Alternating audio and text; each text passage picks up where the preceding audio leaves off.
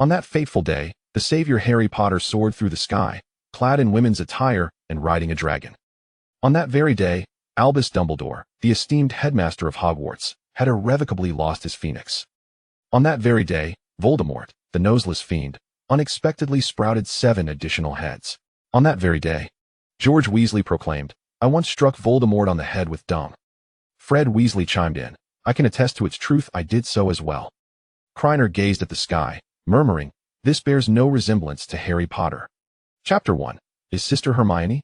In a quaint 2-story house on the outskirts of London, a small girl stealthily ascended the stairs to the 2nd floor. She halted outside the innermost door, pressing her ear against it to listen intently for any sounds within. After a moment of silence, she cautiously opened the door and stepped inside. Observing the boy still nestled in slumber upon the bed, she pouted and whispered, "He's still asleep," as expected. Swiftly shedding her shoes, she adeptly perched herself beside him. "Krena, wake up." Krena was jolted awake by the sudden weight and frowned in annoyance, unwilling to engage, his head tilting as he drifted back to sleep. "Wake up," the little girl insisted, pinching Krener's nose with her fingers. "Hermione, stop it." Krena groggily grasped the little hand that was causing mischief at his nose, finally opening his eyes. "Get up, you're so heavy." Hermione's smile faltered, her lips pursed as if they could support a soy sauce bottle. Krena swallowed hard. Heavy was a taboo among girls. Words like these could lead to trouble. Hermione stood tall, her delicate foot pressing down on Krener's chest, her arms crossed as she glared at him from above. "Am I heavy?" Krena regarded Hermione's fierce expression, which was anything but intimidating.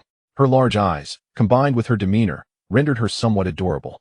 He pursed his lips and earnestly replied, "Not at all." Satisfied, Hermione nodded. Perhaps feeling her pose lacked authority, she shifted her stance, placing her hands on her hips, adopting an air of a commanding elder sister. Gazing at Hermione, Krener's thoughts began to wander. Time had flown by. It had been 2.5 years.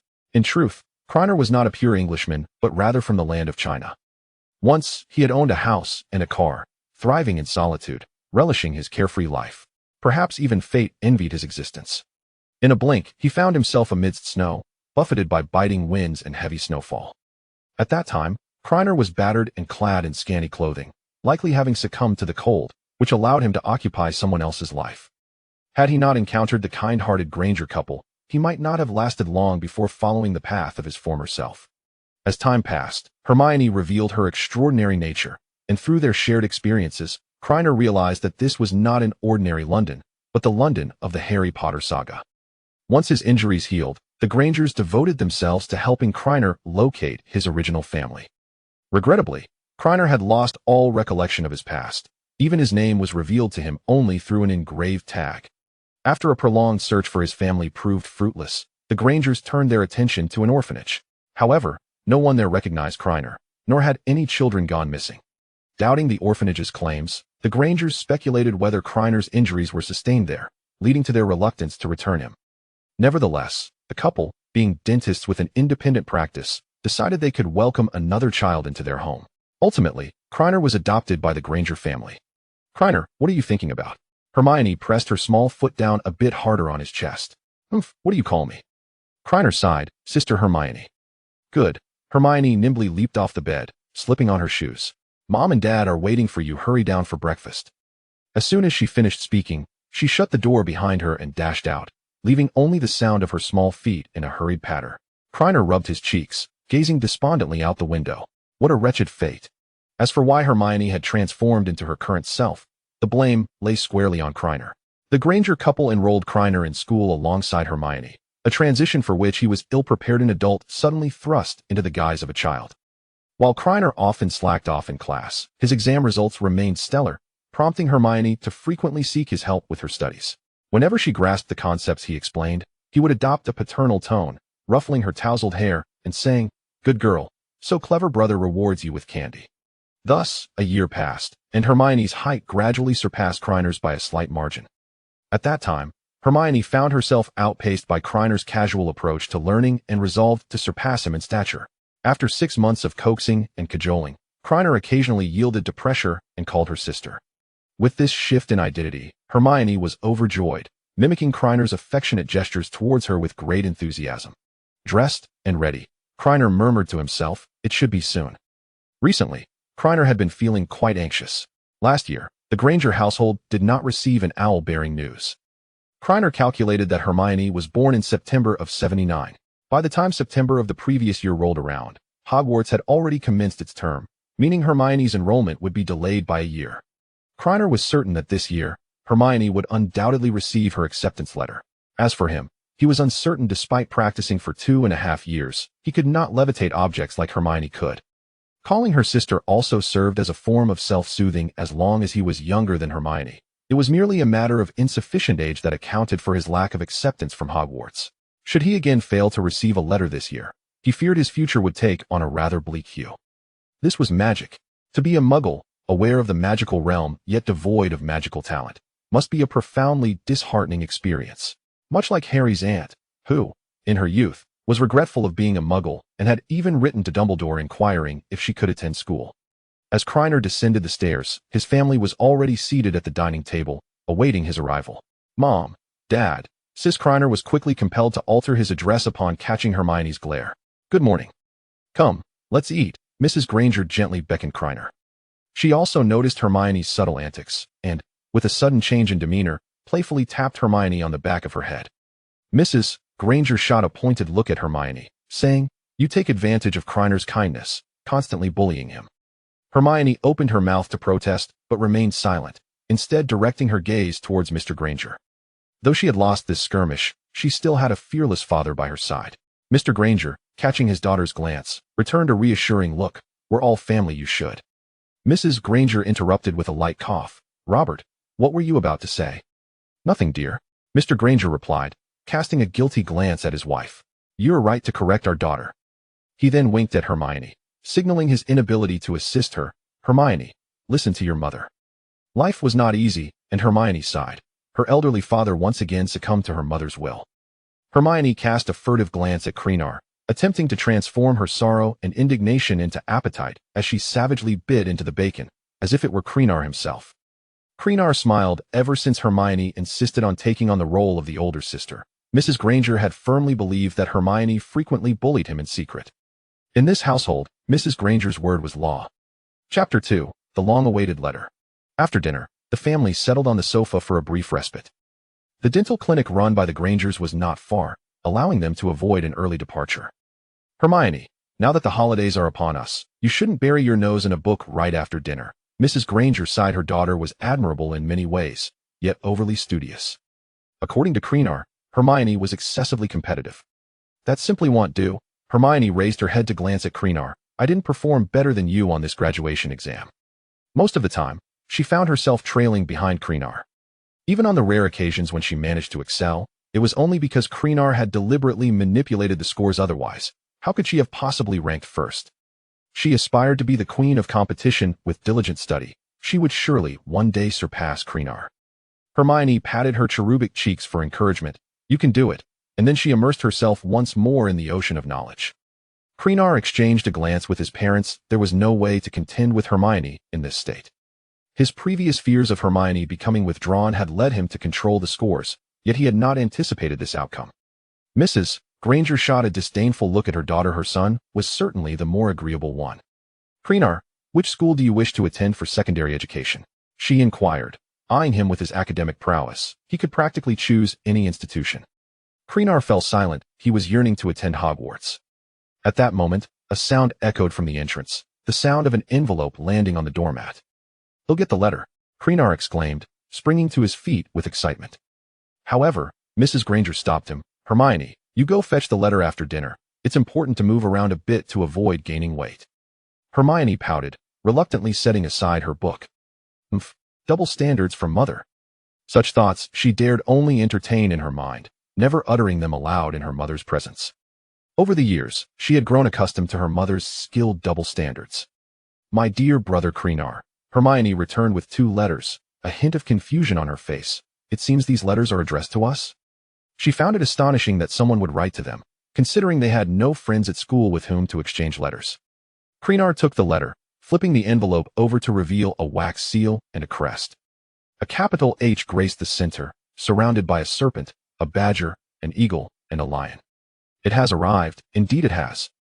"Wow, such heavy parchment. This feels quite nice to the touch." However, Mr. Granger, holding Hermione's letter, observed, "This address is so detailed anyone living on the second floor would know who resides here. Could it be that a criminal is monitoring us?" Mr. Granger glanced at his family, finally turning to his son. "Krena, you seem to have an inkling of who might have sent these letters?" Krena shuddered, excitement soon giving way to contemplation. "I merely thought the wax seal looked quite appealing." He shook the letter in his hand and continued, "Rather than speculate, let us open the letters and see. Hogwarts School of Witchcraft and Wizardry. We await your response by July 31st via owl." "Is this a joke?" Mr. Granger questioned incredulously. "A school of magic? Albus Dumbledore, the great wizard?" The family exchanged glances, momentarily enveloped in silence. "It should be genuine." Krena met their curious gazes, licking his lips before pausing, considering Hermione's previously demonstrated extraordinary abilities. Could this possibly be magic? Upon hearing Krena's words, a strange light flickered in Mr. Granger's eyes. The allure of magic was irresistible, and he appeared even more excited than the two directly involved. Krena could almost predict his father's thoughts, marveling at how men, regardless of age, remain perpetually youthful at heart. "Son, it seems we have never heard you mention this." Mrs. Granger tugged at Krena's arm.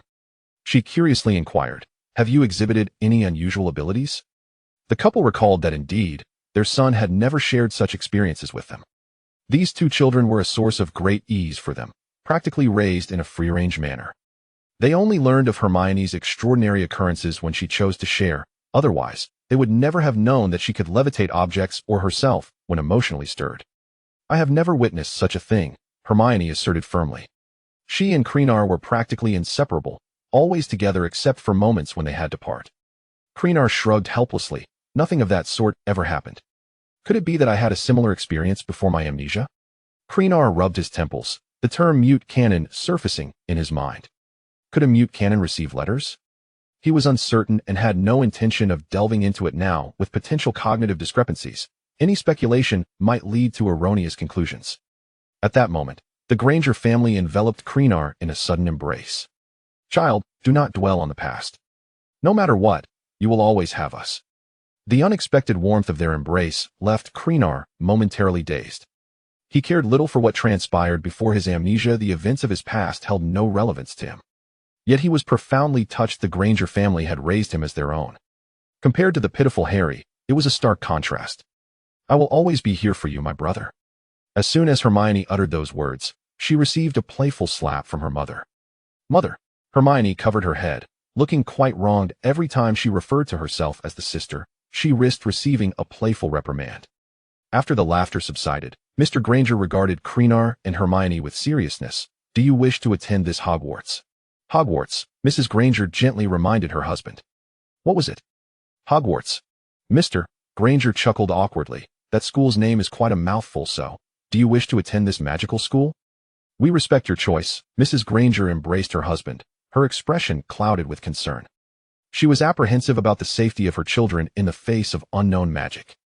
"I want to go." Krena and Hermione responded almost in unison. Mr. Granger patted his wife's shoulder in reassurance. "Then we shall respond to the letter."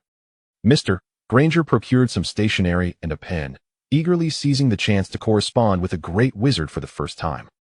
Krena watched the owl depart. A voice echoed in his mind. "Ding." Officially replied to the Hogwarts admission notice. System activation commencing. Ding. System activation successful. Chapter 3. The professor's visit on the following morning, Krena and his family were seated formally on the sofa, dressed impeccably. He occasionally glanced at the clock mounted on the wall, anticipation etched on his face, for not long ago, an owl had delivered a response from Hogwarts. The letter indicated that a professor from Hogwarts would be visiting before 10 o'clock. During the wait, Krena reminisced about his rather rudimentary system, which lacked even a novice's starter pack. This system was a remarkably simple clock-in lottery mechanism. In the magical realm, the system would automatically log attendance, granting points for each location visited. These points could be utilized for a lottery, with prizes classified into 4 tiers: blue, purple, gold, and red. Each draw required 10 points, with no upper limit and a guaranteed minimum. The minimum guarantee came in 2 forms, regular and special. The regular guarantee ensured that every 10th draw would yield a purple tier prize or higher. The special guarantee assured that every 100 draw would result in a red tier reward. In cases where the regular and special guarantees overlapped, the special guarantee would take precedence. As the hour approached 10, Krena and Hermione remained relatively calm, while their father began to exhibit signs of nervousness. "Do you think I look appropriate?" Mr. Granger adjusted the hem of his attire. "Will I seem impolite dressed like this?" "My dear," Mrs. Granger reassured him, clasping his hand and leaning in to plant a kiss on his cheek. "You look very formal and quite handsome." Krena and Hermione exchanged glances, cringing at the Grangers' affectionate display, which seemed to occur with alarming regularity. Nevertheless, the effect was palpable as Mr. Granger's earlier tension began to dissipate. "Do you think the esteemed wizard mentioned in the letter, Professor Albus Dumbledore, will be the one visiting us?" Hermione inquired, her curiosity piqued by her profound impression of Dumbledore, whose titles in the letter were indeed awe-inspiring. "You yourself stated that he is a great wizard and a headmaster. How could he possibly visit in person? Wouldn't that be beneath him?" Krena recalled that since Dumbledore had assumed the role of headmaster, he had not personally welcomed any new students. Even Harry Potter had not been greeted by Dumbledore himself. The professor likely visiting them would be the diligent Minerva McGonagall. "Do teachers from the school often appear at one's home unexpectedly?" Hermione pressed on. Krena pondered for a moment. Perhaps they would ring the doorbell. No sooner had he spoken than the clock struck 10, coinciding with the sound of the doorbell. The family exchanged incredulous glances at Krena before hurriedly making their way to the entrance. They straightened their attire at the door before opening it. Standing outside was a tall figure clad in a striking emerald green robe adorned with a checkered pattern, topped with a slightly askew-pointed hat. Her face bore the marks of time, and upon closer inspection, she wore a rather stern expression. "Greetings, I am Professor Minerva McGonagall from Hogwarts School of Witchcraft and Wizardry." McGonagall was the first to greet them. "Good day, I am Robert Granger," Mr. Granger warmly introduced, "and beside me is my wife, Jean Granger." As he spoke, he stepped aside to allow McGonagall to enter. "Please do come in." At the doorway, McGonagall was taken aback by the family's exuberance. She wondered if there might be a trap hidden beneath such warmth. Over the years, she had welcomed countless new students, and many parents had regarded her with suspicion, perceiving her as a charlatan. Before revealing any magic, some individuals had even resorted to biting sarcasm. In previous years, she had encountered overly enthusiastic families, only to find herself surrounded by a group of Muggle aurors the moment she sat down. McGonagall remained cautious, unwilling to relive that experience. "Mr. Granger, you may call me Professor McGonagall. Here, at Hogwarts, we refer to one another as Professor," she stated. Mr. Granger chuckled awkwardly, recalling that in her letter, she had identified herself as Deputy Headmistress. He had not anticipated that Hogwarts staff would only be addressed as Professor.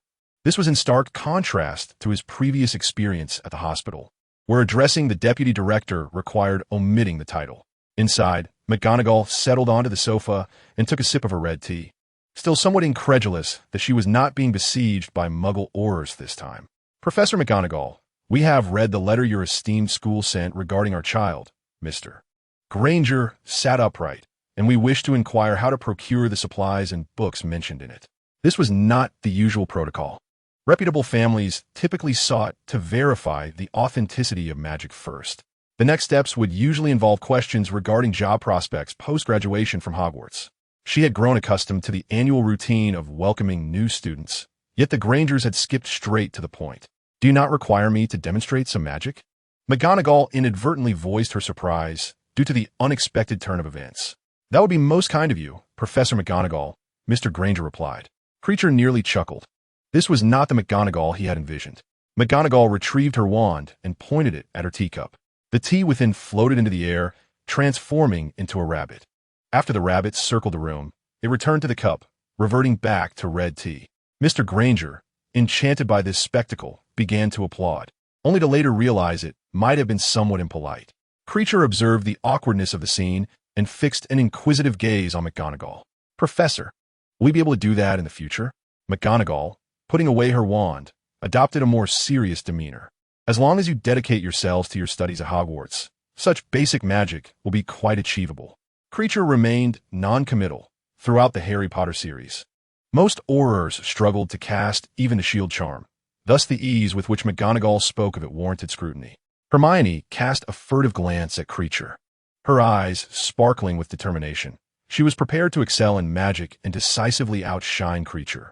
She was somewhat impatient and inquired of Professor McGonagall how to procure equipment and books. McGonagall replied, "These items can be purchased in London, provided you know the way." "Professor McGonagall, will you take us there in a flash?" Hermione asked curiously. After a brief silence, McGonagall responded, "Do we have a car? If not, we shall have to take the subway." Hermione was taken aback. This was not at all what she had envisioned, lacking any semblance of magic.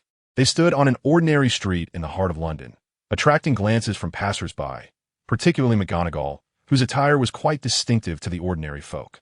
"This is the Leaky Cauldron," McGonagall indicated towards a dingy, narrow entrance, "and you will need to come here on your own in the forthcoming terms." Chapter 4. Hermione. "Do you wish to rob Gringotts?" Mr. Granger asked, puzzled. "Did you see this Leaky Cauldron?" Mrs. Granger wore a similar expression of confusion, having only noticed a large bookstore and a record shop. "I can see the pub," Hermione remarked, uncertain why her parents could not. She pointed out the direction of the Leaky Cauldron to them. "Non-magical individuals cannot see the Leaky Cauldron," McGonagall explained. Since the enactment of the International Statute of Wizarding Secrecy in 1692, the pub has been magically concealed to prevent muggles from discovering it, thereby averting a series of complications. Mr. Granger nodded in understanding, initially thinking the term muggle bore some negative connotation. "How shall my wife and I enter if we cannot see it?" "Your children will guide you inside," she replied. Clenching their children as hands, they approached the entrance of the Leaky Cauldron, where a crooked sign hung precariously. "Ding. Successfully checked in at the Leaky Cauldron, 10 points. Kreacher's eyes lit up. It seemed the pub was worth a chance at a reward. Noticing Kreacher's expression, McGonagall assumed he was impressed by the pub's interior, thinking it rather nice. Established in the early 16th century, the Leaky Cauldron boasts a history of 400 years, being a favored establishment among wizards in London. Kreacher redirected his attention to the interior of the pub, which was remarkably spacious. The combined area of the bookstore and record shop outside paled in comparison. The pub was well lit, with wizards clustered together enjoying drinks. Some were dressed in suits, while others, much like McGonagall, donned robes and top hats. McGonagall led them through the crowd, greeting the pub owner, Tom, as they passed the bar. They arrived at the pub's courtyard, surrounded by walls, where only a trash bin and some weeds could be seen. "Look here, young Grangers." McGonagall once again retrieved her wand, counting 3 bricks upward from the position of the trash bin, then 2 bricks to the right. She tapped the last brick 3 times with her wand, instructing everyone to step back. Krena inquired Professor McGonagall, "What if the trash bin were to be removed?" "There is no need for concern," she replied. "It has been enchanted. Even if the magic were to fail, you could always seek out Tom, the pub owner." The tapped brick began to tremble, silencing the crowd as they focused intently on it. The trembling intensified, and soon it began to shift, revealing a small hole that gradually widened with time.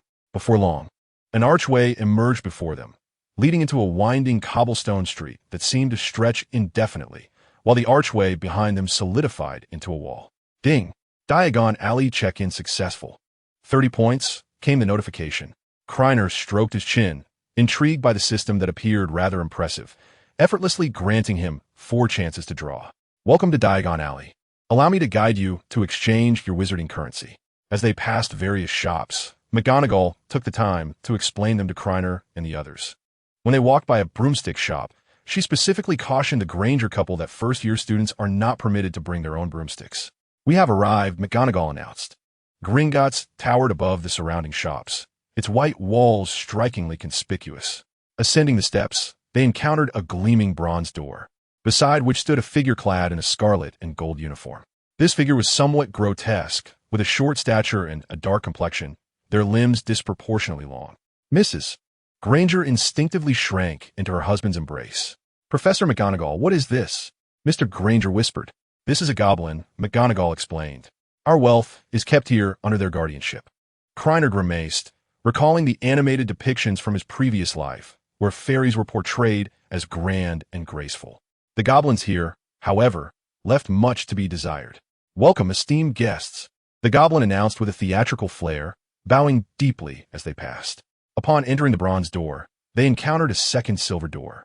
Inscribed upon it were words warning against the folly of robbery, suggesting that what one might steal could be not wealth but dire consequences. "Hermione," Krena whispered, pulling her close. Look at this inscription. Hermione gazed at him, puzzled. What about the inscription? She asked. Krena glanced around, ensuring their parents and McGonagall were oblivious to their conversation. Are you contemplating robbing Gringotts?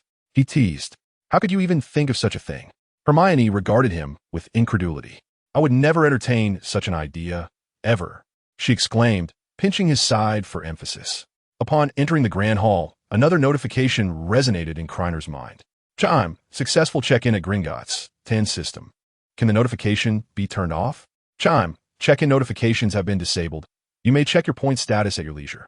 Indeed, as he had surmised, entering a shop would trigger a successful check-in notification. Krena let out a sigh of relief. Fortunately, this notification could be silenced, otherwise, wandering through Diagon Alley would be inundated with incessant chimes. Gazing around, the Grand Hall of Gringotts was adorned with numerous doors. Several goblins were guiding wizards in and out of these entrances, presumably leading to private vaults. A group of them arrived at the central counter of the hall. This was a large, square counter, behind which sat approximately 100 goblins. Some were weighing coins on bronze scales, while others inspected gemstones for authenticity with magnifying glasses. Professor McGonagall led them to an unoccupied counter.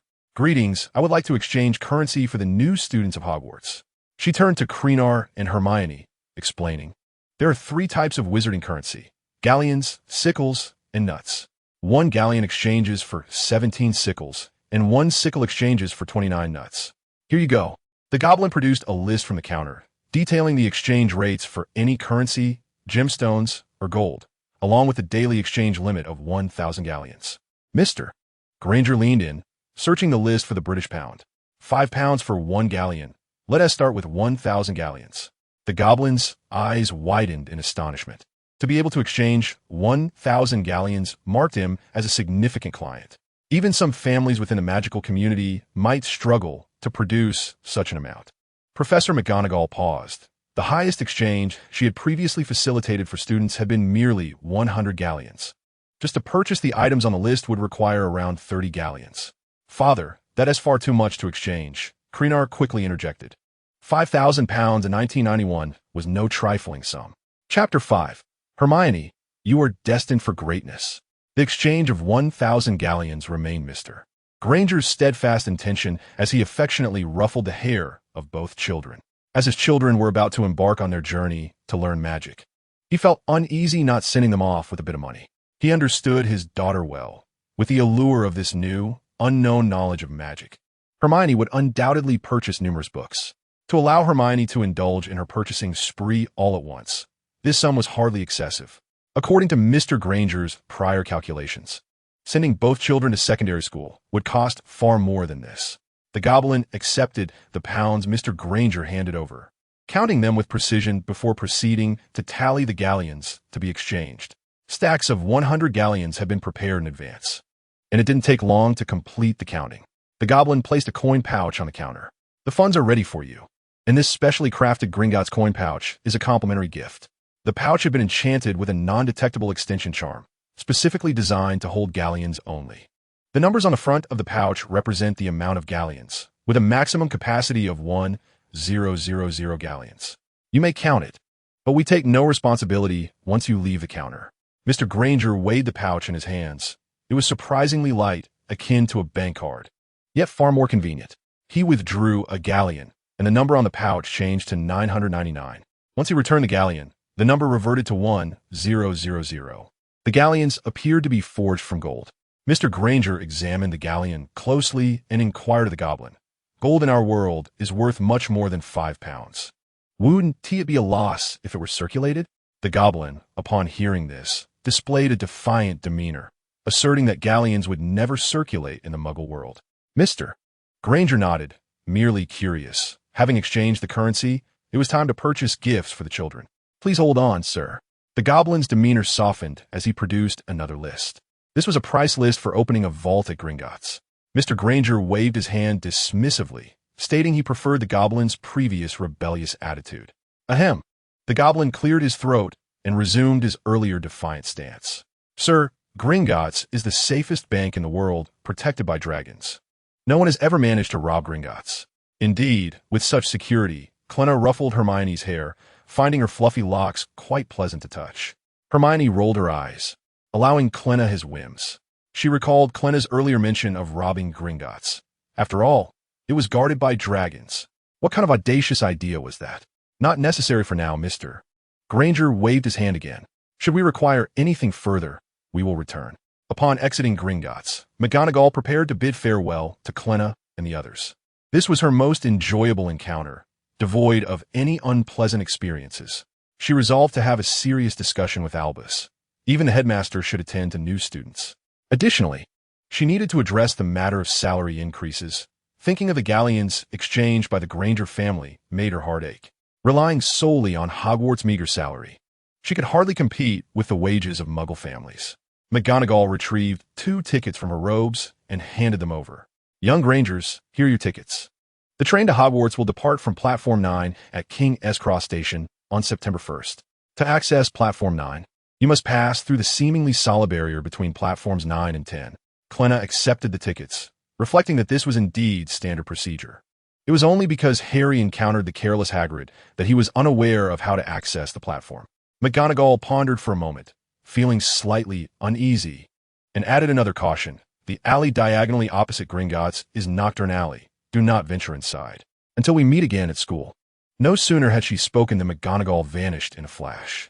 Why didn't we just swoosh over here earlier? Hermione pouted, murmuring, we couldn't even experience the joy of magic. Children, Mr. Granger inquired, what shall we purchase first? Wands, books, exclaimed Krena and Hermione in unison after exchanging glances. Books, wands. The Granger couple strolled hand in hand, their faces alight with smiles. Hermione shot a glare at Krena, thinking how he lacked even a shred of intuition, making her the subject of her parents' amusement.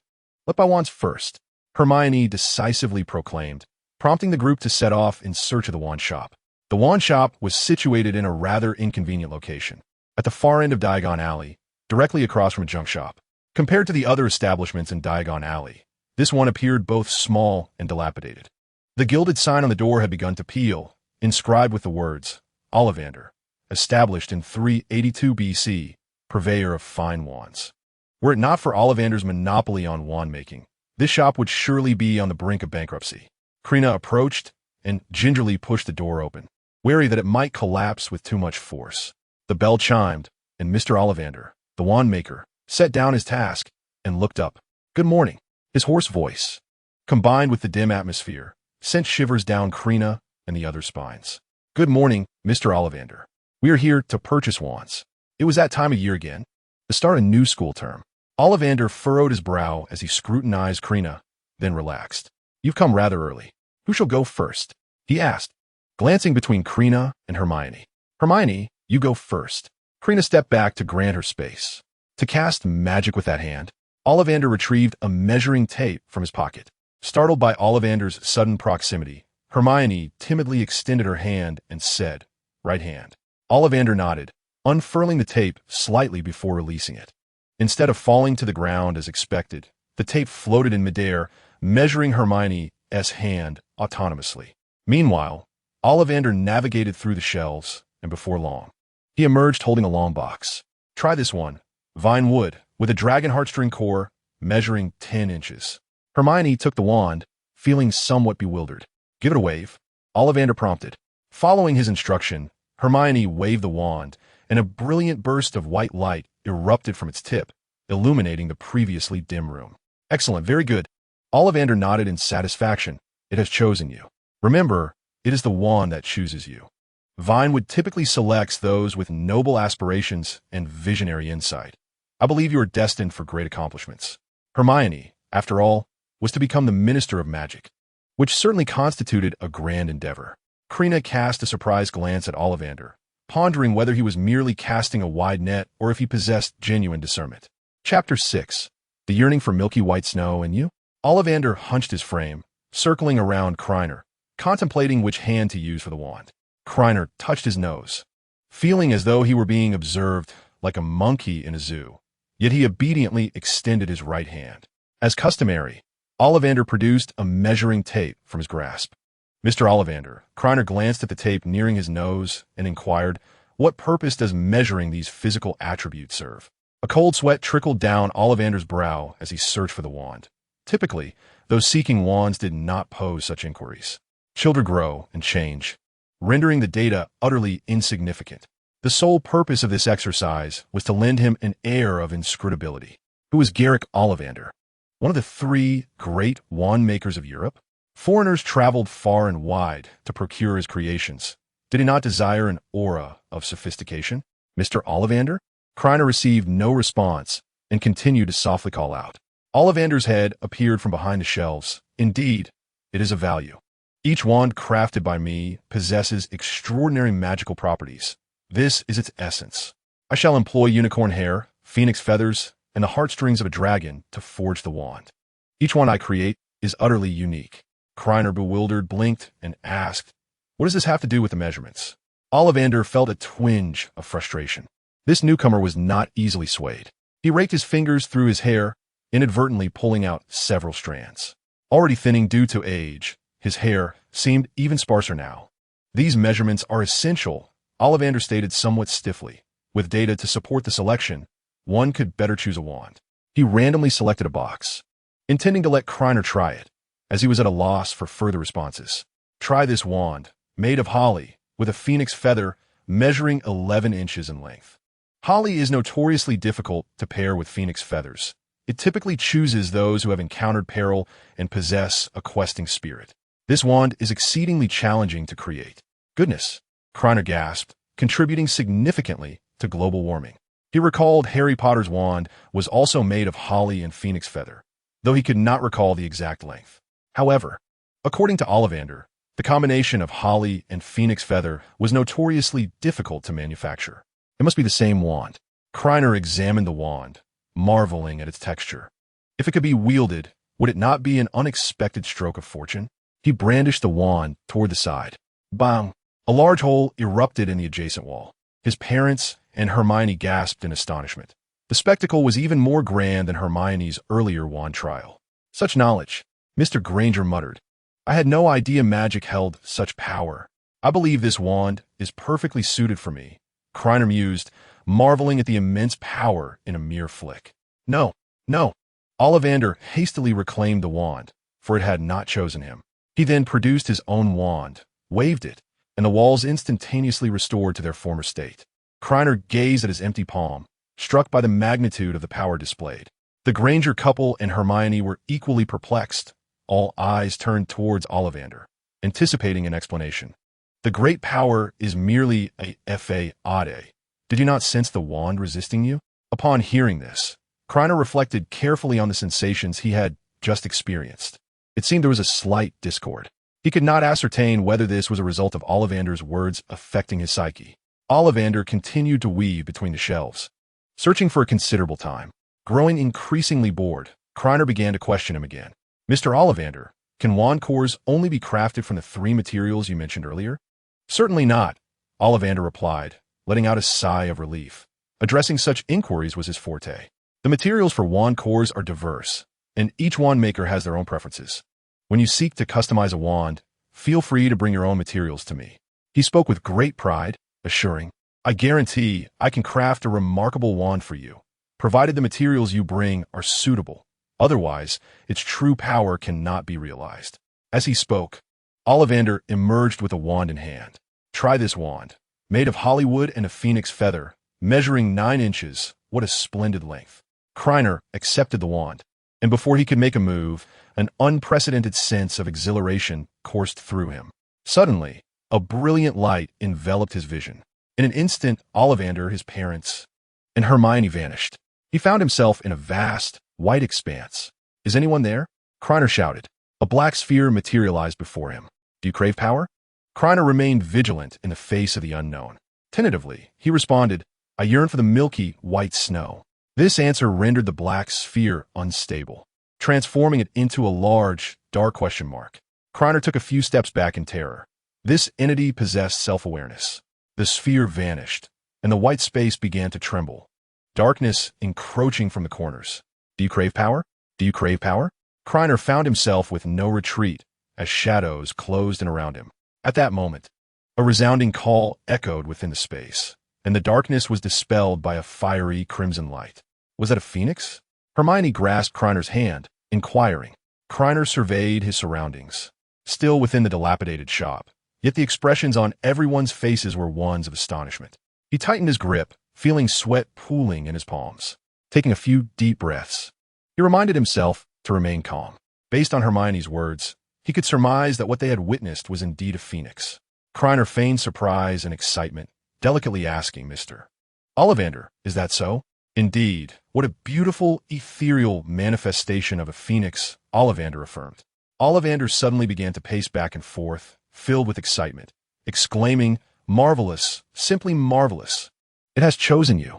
He fixed his gaze upon Krena, stating the cold sweater would possess his remarkable elasticity, particularly suited for transfiguration.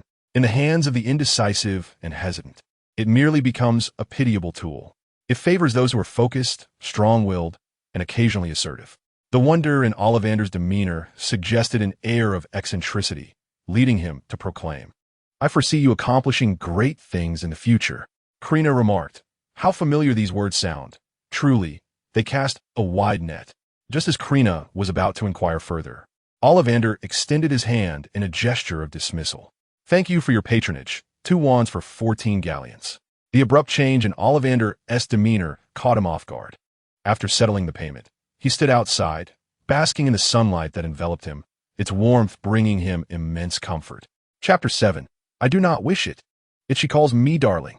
As Krena and his family made their way home, they passed by the leaky cauldron, adjacent to Madame Malkin's robes for all occasions. Custom garments required some time. After measuring their physical dimensions, they hurried to the leaky cauldron. Hermione was eager to purchase a plethora of books. The bookstore boasted 2 levels, with the staircase to the upper floor conveniently located beside the entrance. Rows of bookshelves overflowed with volumes, some even stacked high upon the floor, reaching towards the ceiling. Such was the magic of this world, as spells made retrieving books an effortless task. Krena and Hermione divided their tasks. He sought the required books from the Hogwarts list, while Hermione selected those she wished to purchase independently. Clutching the list, he navigated through the shelves. The leaky cauldron housed an array of peculiar tomes, some as large as paving stones, others diminutive enough to resemble postage stamps. In a corner, a cage contained a book titled The Monster Book of Monsters, which bared its teeth menacingly. Krena, intrigued, approached to take a closer look, pondering the delightful chaos that would ensue when Hagrid became a professor. He found the organization of the bookstore rather perplexing. Every year, Hogwarts students procured their texts here. It was baffling that the store had not preemptively categorized the necessary volumes. After an extensive search, Krena finally gathered all the required books. He returned to the counter, cradling 2 sets of volumes, where his parents awaited. Several books were already piled upon the counter. Is Hermione still selecting books? Krena inquired of his father. Indeed, all of these are her selections, Mr. Granger replied, patting the stack of books on the counter, then gesturing towards Hermione. She is still over there, browsing. Krena followed his father's gaze and spotted Hermione's petite frame beside the bookshelf. She cradled numerous volumes in her arms and occasionally retrieved more from the shelves. She has always been this way, Krena chuckled softly. It seemed that purchasing books would require the prowess of their Hermione, who was determined to outshine her fellow witches and wizards even before entering Hogwarts.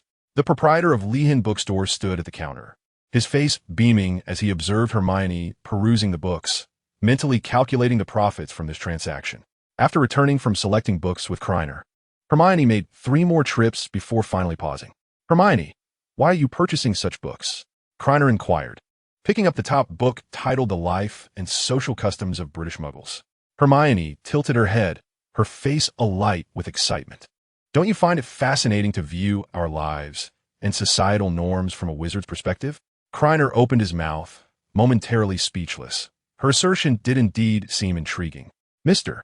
Granger's decision to exchange 1,000 galleons was justified, as Hermione alone had spent 435 galleons on books.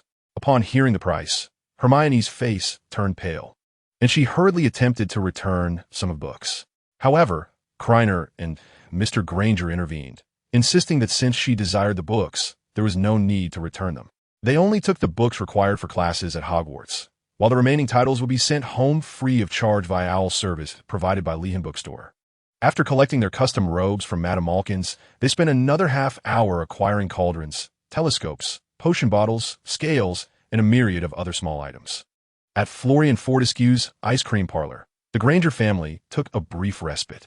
Mrs. Granger meticulously cross-referenced her list with the items already purchased to ensure nothing was overlooked. We need not purchase a broomstick. We can wait until next year. Children, aside from a pet, we have acquired everything else. Hermione scooped a spoonful of ice cream into her mouth, relishing its icy sweetness. I've already bought too many books. I can forego the pet. Mrs. Granger turned her gaze toward Krena. Son, what pet do you wish to acquire? I see the list mentions an owl, a cat, or a toad. Krena had no desire for a pet. An owl could be borrowed from a school. Why spend money when one can obtain it for free? As for a cat, Hermione will eventually have one, so it would be as if I had a cat too. And a toad is simply too unattractive to consider. I'll pass, Krena concluded, but his parents and Hermione remained silent, staring at him with a resolute expression that conveyed a determination to purchase something. Really, there's no need to buy one. With a sigh, Krena raised his hands in surrender. All right, let's go take a look. If nothing appeals to me, I truly won't buy anything. Don't worry, dear brother. We will find you a pet, Hermione reassured, ruffling Krener's hair. Slap. Mrs. Granger's timely reprimand was never late. Enjoy your ice cream. Krena raised an eyebrow at Hermione, questioning why she continued to indulge in this routine of playful punishment. In Diagon Alley, there were only 2 pet shops, the Elop's Owl Emporium and the Magical Menagerie. They first visited the owl shop, which was just 2 doors down from the ice cream parlor. The dimly lit interior resembled nighttime, tailored to accommodate the nocturnal nature of the owls. The owl specialty shop is truly unique, boasting a remarkable variety of owls, including the horn owl, grass owl, brownwood owl, and snowy owl. Krena strolled around the establishment, yet none of the owls captured his fancy. Just as he prepared to depart, a sweet and melodious voice reached his ears, captivating and delightful. Darling, take a look at me. Don't leave. Confused, Krena glanced around. It was nearly noon, and they were the only patrons in the shop. The shopkeeper was male, and Hermione would certainly not utter such words, nor would she refer to him as darling. Puzzled, Krena scratched his head, wondering if fatigue had induced auditory hallucinations.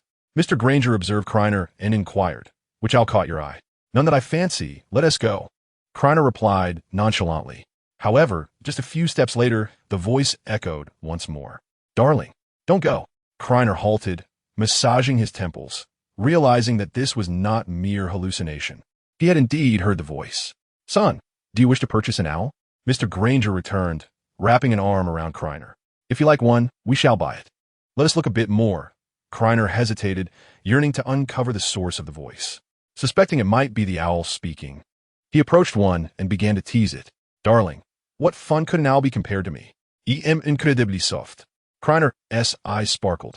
Such enchanting words emanated from this creature. Nevertheless, he found himself even more bewildered. If it was not the owl, then what else could exist in this owl shop? As he scrutinized his surroundings, he noticed a glass box not far from his feet, seemingly containing something. The dimness of the owl shop concealed it from view unless one looked closely. He crouched down to inspect it and discovered a small, emerald green snake within the box. "Darling, do you think I'm beautiful?" Chapter 8. Mother, have you seen my socks? Are there owls on the floor too? The Grangers and Hermione crouched beside Krena. "It's a snake," Mr. Granger remarked, losing interest upon seeing it.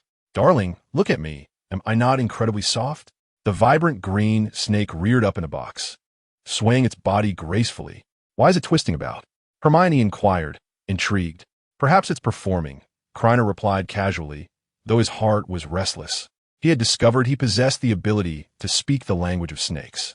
This was intriguing, a mysterious black sphere, the snake language. What other secrets lay hidden within his being? Krena pressed his finger against the glass, and the little snake mirrored his action. "Darling, come closer. Don't you think I'm beautiful?"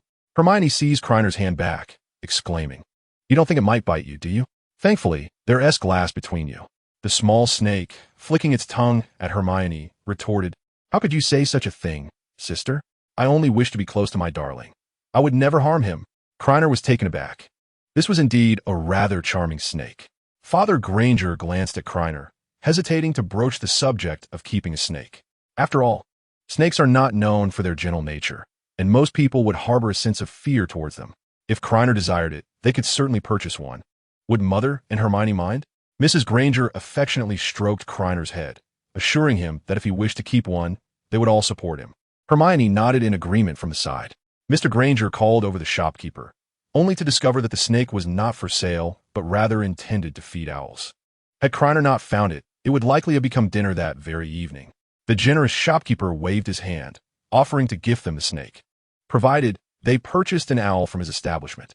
After hearing his father negotiate with the shopkeeper, Krener eagerly opened the glass enclosure and reached inside. The vibrant green serpent coiled around his hand, settling comfortably in his palm. "Your hand is so warm. I don't want to leave," it seemed to convey. As the shopkeeper approached to assist them in retrieving the snake, he was taken aback by Krener's actions and stepped back in alarm. "Goodness, that's a bamboo viper. And it's venomous," he exclaimed, pointing nervously at Krener. "Wizards are still human. A bite from a venomous snake without timely treatment can be fatal. Son, quickly, get rid of the snake," Mr. Granger urged as he moved closer, his hands poised to catch the snake, determined to protect his child even at personal risk. "It's all right, Dad," Krener reassured him. "Little Ching is very well behaved." He had just named the snake Little Ching, and he was quite fond of the name. He extended his other hand beside Little Ching's head, and to his delight, the snake rubbed against his fingers, showing no signs of aggression. "Oh, how sweet. Little Ching is such a lovely name. I really like it," he exclaimed joyfully. The shopkeeper, regaining his composure, remarked, "You're quite the brave one, handling a venomous snake with your bare hands." "But that doesn't seem very safe," Mr. Granger replied, still uncertain. To reassure his parents, Krener placed Little Ching on the counter, playfully engaging with it. "See, Little Ching has a very gentle disposition," he declared as the snake wriggled and nudged against his fingers. A group of onlookers regarded Krener with puzzled expressions, uncertain whether it was the snake that was unusual, Krener himself, or perhaps the magical world they inhabited that was amiss. Observing that his parents were no longer anxious, Krener lifted Little Ching and wrapped it around his wrist. The snake seemed to understand him intuitively, coiling around his arm comfortably. He tested the movement of his wrist, finding that Little Ching did not hinder his mobility. Upon returning home, Krener retired to his bedroom to review the day's adventures. During their visit to Diagon Alley, he had refrained from checking in at every shop, as it might have appeared peculiar. After all, there would be ample opportunities to do so in the future. Even so, Krena today amassed 110 points, just enough to embark on a series of 10 draws. Before the lottery, the sense of ritual must be fully embraced. Krena made a point to wash his face, almost as if he were to burn incense in reverence. With everything prepared, he charged forth, exclaiming, "System, lottery!" A panel materialized in his mind, featuring a solitary treasure chest and 2 buttons beneath it, one for a single draw and the other for 10 consecutive draws. Krena decisively chose the latter. Instantly, the interface transformed, immersing him in an endless expanse of starlit skies with twinkling stars all around. Beams of light surged towards the treasure chest from the far reaches of the cosmos. And Krena murmured to himself in anticipation. "Blue, blue, still blue, purple." Something felt amiss. Krena pinched his thigh. He was inexplicably thrilled by the mere guarantee of a 10 draw. He caressed his cheek, realizing that his European heritage seemed to offer no real advantage. The treasure chest opened automatically, radiating brilliance as the rewards were revealed one by one. Krena inspected his haul, a pack of spicy strips, a bag of cockroaches, and a book titled The Love-Hate Relationship of Dumbledore and Grindelwald. His gaze grew increasingly vacant. Was this it? The gossip might be somewhat intriguing, but ultimately pointless. Could he truly wield this book to confront Dumbledore? Surely, Dumbledore would confiscate it and calmly cast a memory-erasing spell on him. Krena exhaled deeply and turned his attention to the purple reward. The sight nearly made him choke with disbelief. The prize was none other than a pair of socks recently discarded by Hermione. He collapsed onto his bed, eyes vacant and spirit crushed. With his points nearly exhausted, this was the best he could muster. The sole purple item was merely a pair of socks. What use could they possibly serve? He fixated on the remaining 10 points, his eyes slightly reddening as he fervently wished for another chance to draw, hoping for something worthwhile. However, rationality soon prevailed. Today felt shrouded in darkness. There must be a traitor. Cease all transactions. Krena composed himself, adjusted his disheveled clothing, and descended the stairs. With his parents absent, he found Hermione sitting cross-legged on the sofa, engrossed in a freshly acquired book on magic. Krena cast a glance at Hermione's bare feet, confirming that she indeed wore no socks. Heaven bear witness. He was merely led astray by the dogged system, indulging in curiosity. Hermione glanced up at Krena before returning to her reading, assuming he would head straight to bed upon his return. "Where are Mom and Dad?" Krena inquired as he settled beside her. "They went grocery shopping to celebrate our admission to magic school," Hermione replied, pausing momentarily before continuing. "Chinese cuisine." Chinese cuisine? That was a realm only Krena could navigate. When he first arrived, he struggled to adapt to the local fare. Those familiar with British cuisine understood the struggle. Thus, he ventured out to procure ingredients to cook for himself, resulting in an uncontrollable culinary adventure. Madame Granger endeavored to learn the art of cooking, yet the flavors she produced always fell slightly short. Eventually, the three of them concocted various excuses to have Krena prepare Chinese cuisine. Krena, gazing at Hermione, inquired, "Is this truly a celebration, or do you merely wish to indulge in a meal?" Hermione, covering her mouth, chuckled lightly. "It's all the same. After all, my mother never quite gets it right." "You are peculiar." Hermione's cheeks flushed rapidly, resembling ripened apples. She sensed something cool brushing against her foot. Krena felt a sudden panic. Could it be that Hermione was aware of the socks she had just discarded? "What is wrong with me?" He feigned innocence, spreading his hands. Hermione stared in disbelief. If Krener's hands were right there, then what was the source of the sensation on her foot? She glanced down, startled, and quickly recoiled, realizing that it was not Krener's hand, but rather the head of little Ching. "Darling, I didn't anticipate this. I merely wished to be close to my sister. I didn't foresee that she would be so frightened by me. Woe is me, it's all my fault." Krener then comprehended the situation. Mischievous little Ching was at play. He irritably grasped Ching by her serpentine head and lifted her up. "Be gentle, that hurts." He paid no heed to her protests and delivered a playful tap to her head with his other hand. Krener fixed his gaze on Ching for a moment, muttering to himself, "How dare you disobey and frighten others? Perhaps I should return you to the owl shop owner." Little Ching shivered at the thought of that dreadful place. Having witnessed her companions being consumed as mere snacks by the owls, their crunch echoing in her memory. Rapidly flicking her tongue, her face bore an expression of grievance, tears welling in her eyes. "Darling, I was wrong. I promise I won't do it again. Please, don't send me back." Observing that Ching had learned to be afraid, Krener extended his hand to gently soothe her. A little fright was necessary.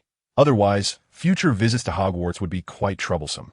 Before long, Ching wriggled comfortably, and Krener set her back on his wrist. "I will be good," she promised, licking Krener's wrist with her tongue before coiling around it. Krener found himself in a peculiar position, having to both reprimand Ching and comfort Hermione. When the Granger couple returned from their grocery shopping, they found Krener and Hermione playing with little Ching. Intrigued, they were eager to join in. Little Ching, quite astute, had understood Hermione's words back at the owl shop. She recognized that the Granger couple and Hermione were Krener's closest companions.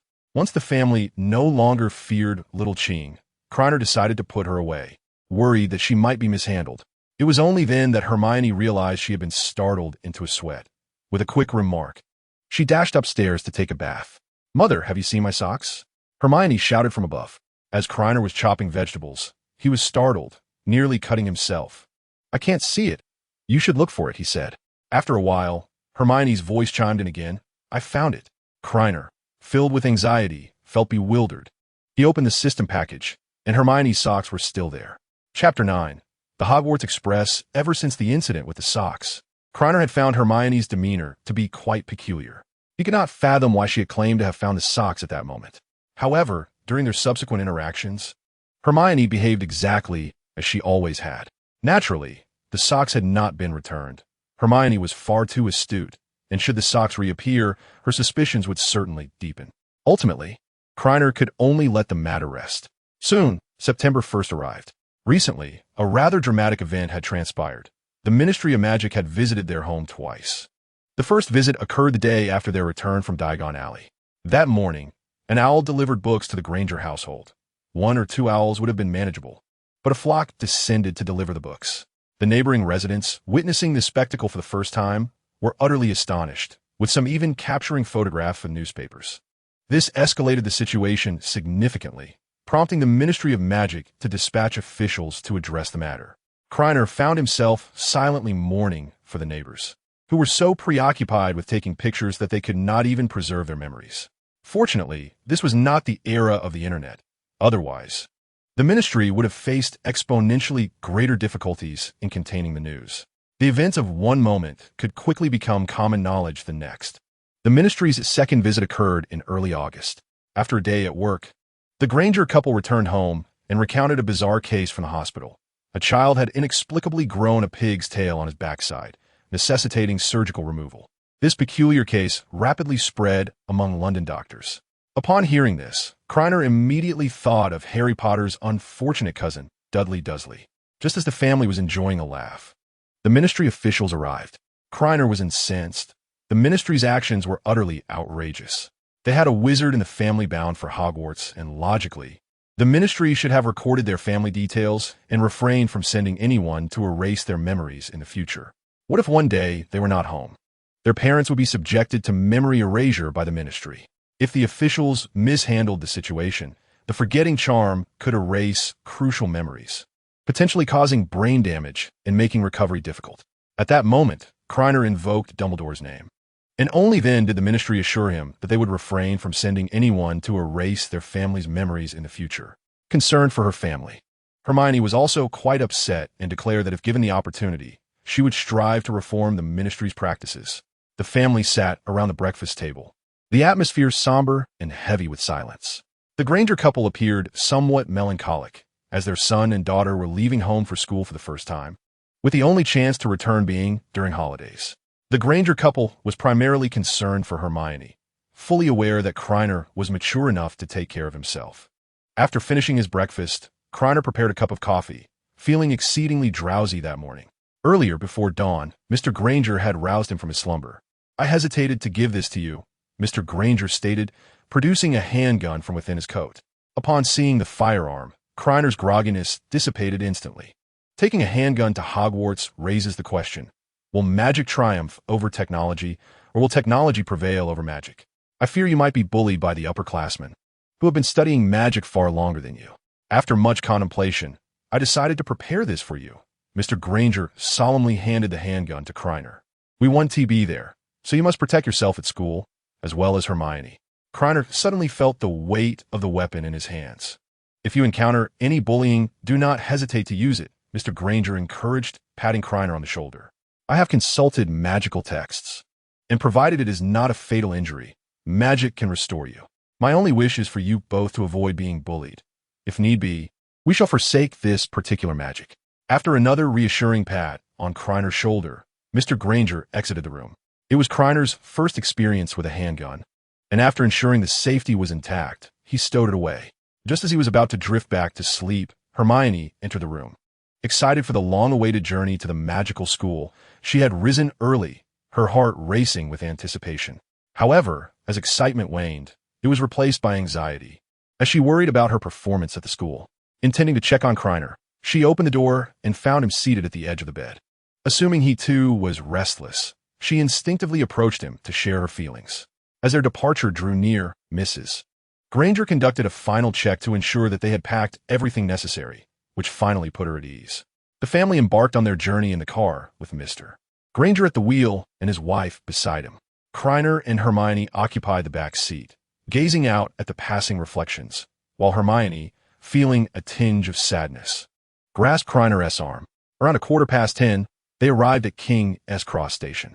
On the platform, they located the barrier between platforms 9 and 10, yet refrained from entering directly, as those devoid of magical ability could not pass through.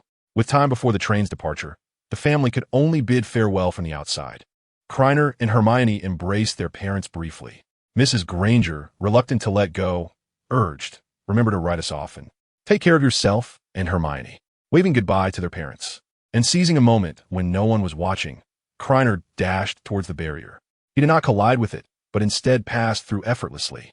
Beyond the barrier lay a wrought iron archway, with a sign overhead reading, Platform 9.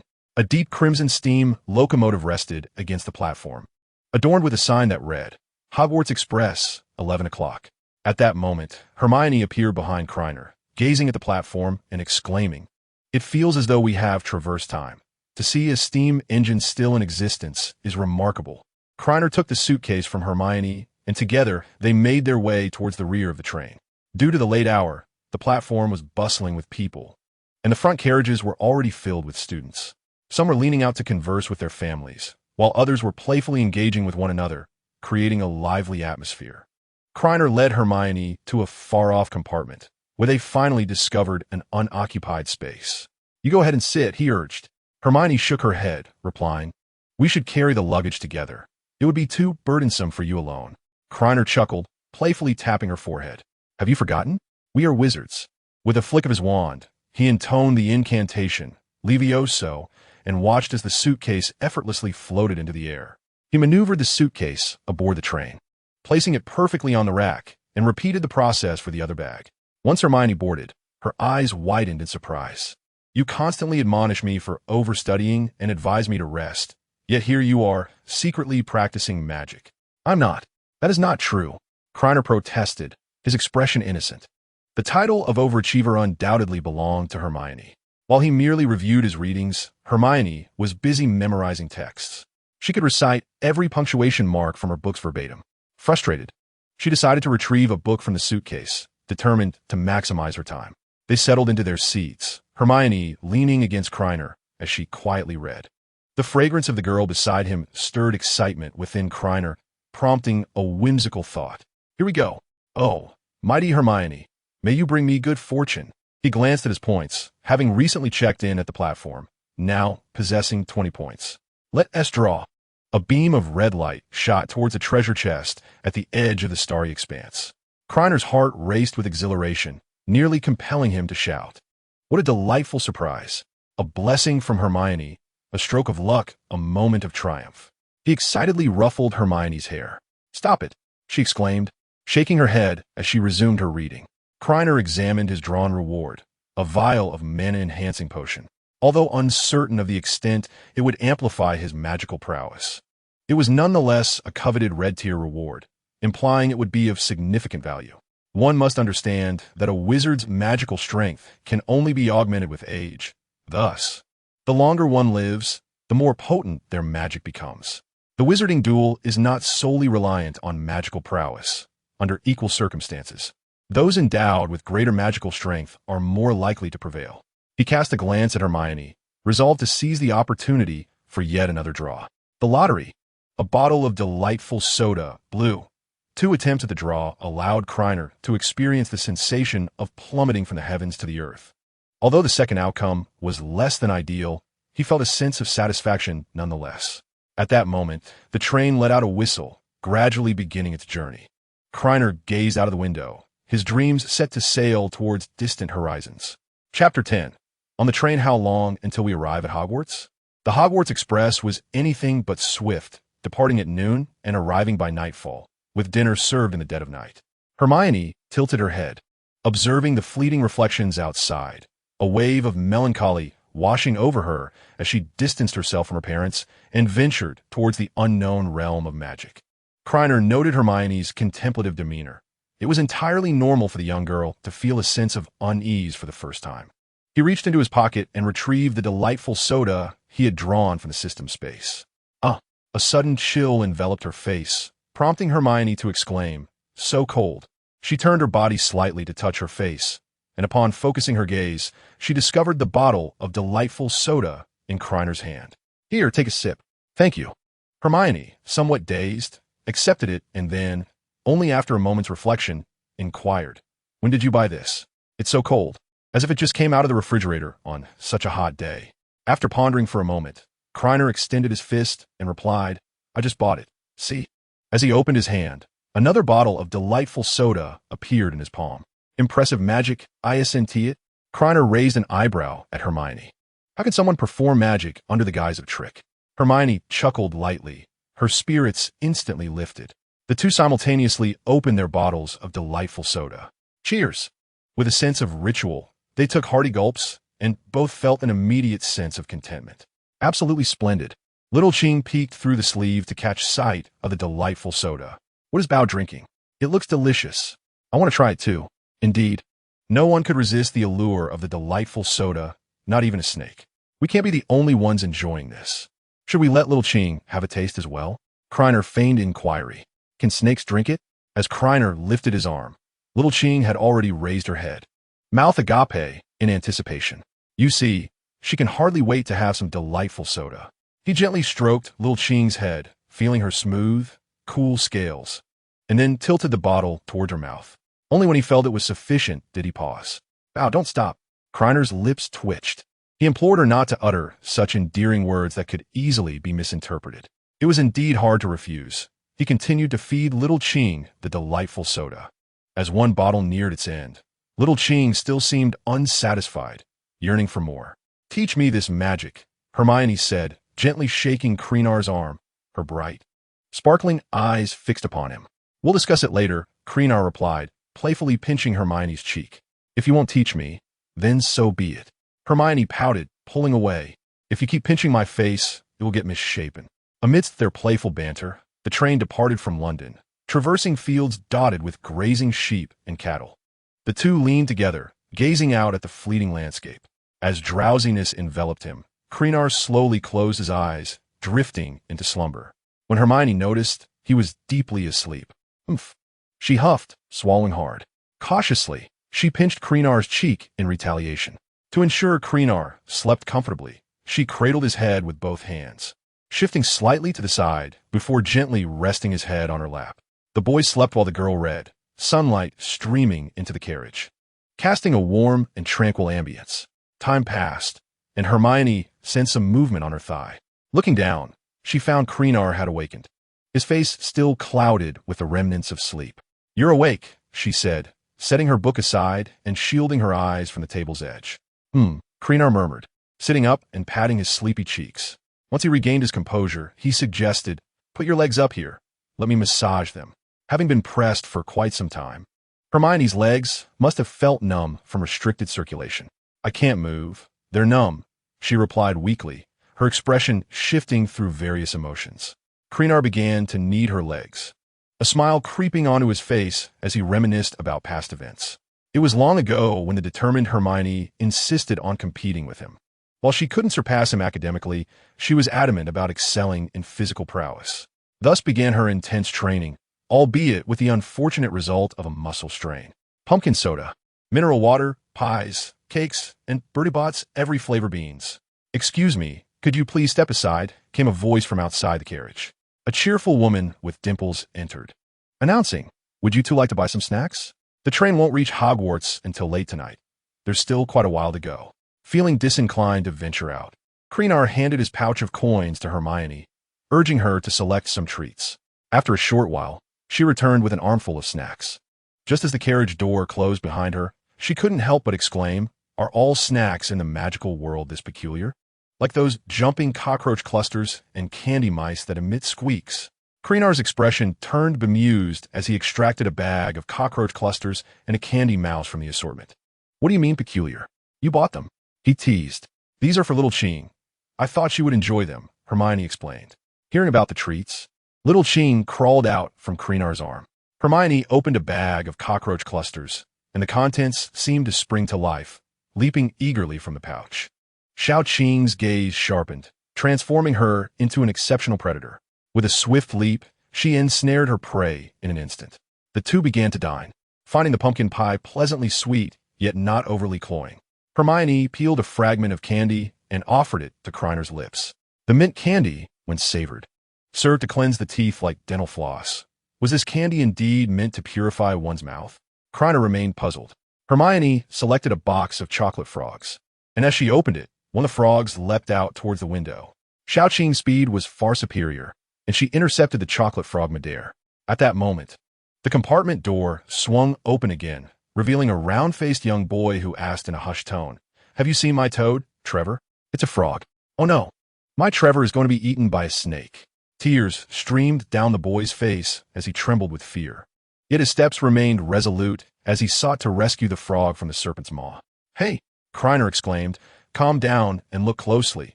This is merely a chocolate frog. The boy wiped his tears, his eyes reddening as he scrutinized the situation, finally realizing that what Xiao Qing had captured was indeed a chocolate frog. He then understood that he was far from the snake, and hurriedly retreated to the doorway. Em neville lonbatem. I'm looking for my toad, Trevor. Have you seen it? Krena and Hermione shook their heads. Neville's face fell. Sorry to disturb you, but I must continue searching for Trevor. Wait. Just as Neville was about to leave the compartment, Hermione spoke up. You can ask a senior student to use the summoning charm. Chapter 11. Hogwarts. What are you looking at? Krena inquired, glancing at the card within the chocolate frog. He shook the card in his hand, revealing a wizard clad in a suit and thick glasses. Bertie Bott, born in 1935, was the inventor of Bertie Bott's every flavor beans, a Hogwarts alumnus. He devoted his life to confectionery creation, albeit with poor sales. During an experiment to invent a new candy, he inadvertently included his own smelly sock. Driven by curiosity, he tasted the candy that bore the flavor of his sock and experienced a revelation. Every bite was an adventure. He adopted this strategy to market his candies, naming them Bertie Bott's every flavor beans. From that moment, Bertie Bott became a celebrated figure on chocolate frog cards. Hermione found the concept of every flavor beans intriguing. She picked up an unopened bag of them, suggesting, "Let us see who gets the worst flavor. Let us compare." Hermione quickly drew a bean from the bag. Ugh, Krena chuckled mischievously. What flavor is it? Hermione hastily took a sip of her soda, rotten egg flavor. Your turn. Mine will surely be delightful, Krena declared, reaching for a bean and popping it into his mouth. Hey, it's watermelon flavor. Hermione, with a competitive spirit, insisted, "Let us go again." Ugh, Hermione. This time I got mint flavor. Once more. Ugh, ha. Krena clutched his belly, laughing heartily. What a stroke of misfortune this is. Bang. Hermione suddenly slammed her hand on the table, casting a sidelong glance at Krena with a smirk. My dear brother Krena, she said, stuffing an entire bag of Bertie Bott's every flavor beans into his lap. Eat. This remaining bag is all yours. You must finish it before we disembark. Krena raised an eyebrow, bemused. Oh, woman, are you jesting? The sky had turned completely dark, a deep purple expanse above a landscape of hills and woods. In 5 minutes, the train will arrive at Hogwarts. Please leave your luggage on board, and we shall ensure it reaches the school, announced the conductor. It was then that Krena and Hermione remembered to don their black school robes. Just as they slipped on their robes, the train began to slow, finally coming to a halt. The aisle of the train was packed with young wizards, jostling one another as they hurried towards the doors. As the throng of students began to thin, Krena and Hermione made their way out of the carriage. First-year students, over here, look this way, called Rubius Hagrid, the keeper of keys and grounds at Hogwarts. He held an old oil lamp aloft, its light illuminating the heads of the little wizards below. Following the beam of light, one could see Hagrid's towering stature, his unkempt beard and hair tangled together. He's quite tall. Is he a giant? Hermione whispered to Krena, standing beside him. He must just be very tall, Krena replied nonchalantly. Hagrid was a half-giant, a secret he had concealed for many years, not meant to be disclosed by Krena. Have all the first-year students disembarked? Hagrid boomed, his gaze sweeping across the young wizards before he joyfully exclaimed, Harry, come here, stand by me. At the mention of Harry, whispers rippled through the crowd. Harry? The famous Harry Potter? He has truly come to Hogwarts? They had heard tales on the train, initially dismissing them as mere rumors. Not far from Krena, a confident blonde boy with a slick-back hairstyle remarked, Potter, you say? I believe he will become a very good friend of mine. After waiting on the platform for a moment, Hagrid raised his voice once more. First-year students, follow me. I will lead you to Hogwarts. Move slowly and watch your step. Krena took Hermione's hand, proceeding cautiously. They descended a steep, narrow path flanked by dark, dense woods. The path seemed interminable, with Hagrid occasionally pausing to check for any straggling newcomers. At a bend, Hagrid turned back, encouraging them loudly, just around this corner. You will catch your first glimpse of Hogwarts. I assure you, that moment will be etched in your memory for a lifetime. The young wizards quickened their pace, and as they rounded the corner, the narrow path opened into a breathtaking vista. Before them lay a dark lake, and across its expanse rose a magnificent castle atop a towering hill, its spires reaching skyward, and its windows twinkling under the starlit sky. Krena gazed at Hogwarts Castle, his eyes shimmering with excitement. Hogwarts. First-year students, do not linger. There will be ample time for you to explore later. Hagrid stood at the water's edge, gesturing toward the pairs of small boats moored nearby. Everyone, please board swiftly. Each boat accommodates a maximum of 4 individuals. Krena found a boat and climbed aboard, subsequently assisting Hermione to join him. The number of young wizards on the shore dwindled as they began to search for toads on the train. Neville Longbottom was flitting about like a headless fly. Eventually, he jogged to Krena's boat, nervously inquiring, "May I join you?" Krena surveyed the surroundings. Few boats were filled to capacity, suggesting that the seated occupants were likely acquaintances. "Come aboard," he replied. "Thank you," Neville said, cradling the toad in his hands. "Following your advice, I sought out an upperclassman and immediately found my Trevor." Suddenly, he recalled the emerald green snake he had seen in the compartment earlier that afternoon, and his complexion turned pale. "Your snake won't bite.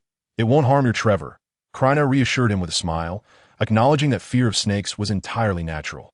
Neville scratched his head awkwardly, apologizing. "I truly regret mistaking a chocolate frog for Trevor. I was quite anxious because he is very important to me." "No worries, Mr. Longbottom. It's all in the past now. I am Krena Granger, and this beside me is Hermione Granger. You may call me Neville. Have we all boarded?" Hagrid scanned the area, confirming the absence of stragglers before climbing into a boat himself. Well then, Hagrid paused to stir the spirits of the young wizards. "Let's set off." The small boats glided across the mirror-like surface of the lake. Silence enveloped the group as they gazed up at the towering castle that soared into the clouds. The closer they drew to the cliff, the more magnificent it appeared. As the first batch of boats approached the precipice, Hagrid called out, "Everyone, duck." The boats carried them through creeping ivy to a hidden, expansive entrance, presumably beneath the castle. They proceeded in darkness, but fortunately, the boats navigated themselves, ultimately arriving at a subterranean dock. Disembarking, they ascended through a tunnel carved into the rock, and, after a series of twists and turns, they finally stood before a massive oak door. "Is everyone here?" Hagrid raised his enormous fist and knocked 3 times upon the castle's entrance. Chapter 12. Draco Malfoy casts a glance at Potter truly. He is a man capable of performing the physical Alohomora. The door echoed with the sound of Hagrid's mighty knocks. However, the Hogwarts gates remained closed, and an unsettling silence blanketed the scene. Hagrid, perceiving that the professors within had perhaps not heard, rolled up his sleeves and knocked more forcefully. At that moment, the door was pulled open by McGonagall, her pupils dilated and her face etched with terror. The usual stern demeanor completely vanished. Hagrid, with his fist perilously close to her nose, caused McGonagall to swallow hard. If the door were to open a mere quarter of a second late, she would become the first professor in Hogwarts history to lack a nose. Hagrid, his face flushed and his hands tucked behind his back, lowered his gaze to the tips of his shoes and quietly said, "Professor McGonagall, the first-year students are all here." McGonagall exhaled a heavy breath, her rapidly beating heart gradually calming. "Thank you, Hagrid. The Hogwarts entrance requires a magical renovation. The current door must be knocked upon. Lacking any semblance of enchantment, it is imperative to add a password for entry. However, the foremost priority now lies with the newly arrived young wizards. First years, follow me."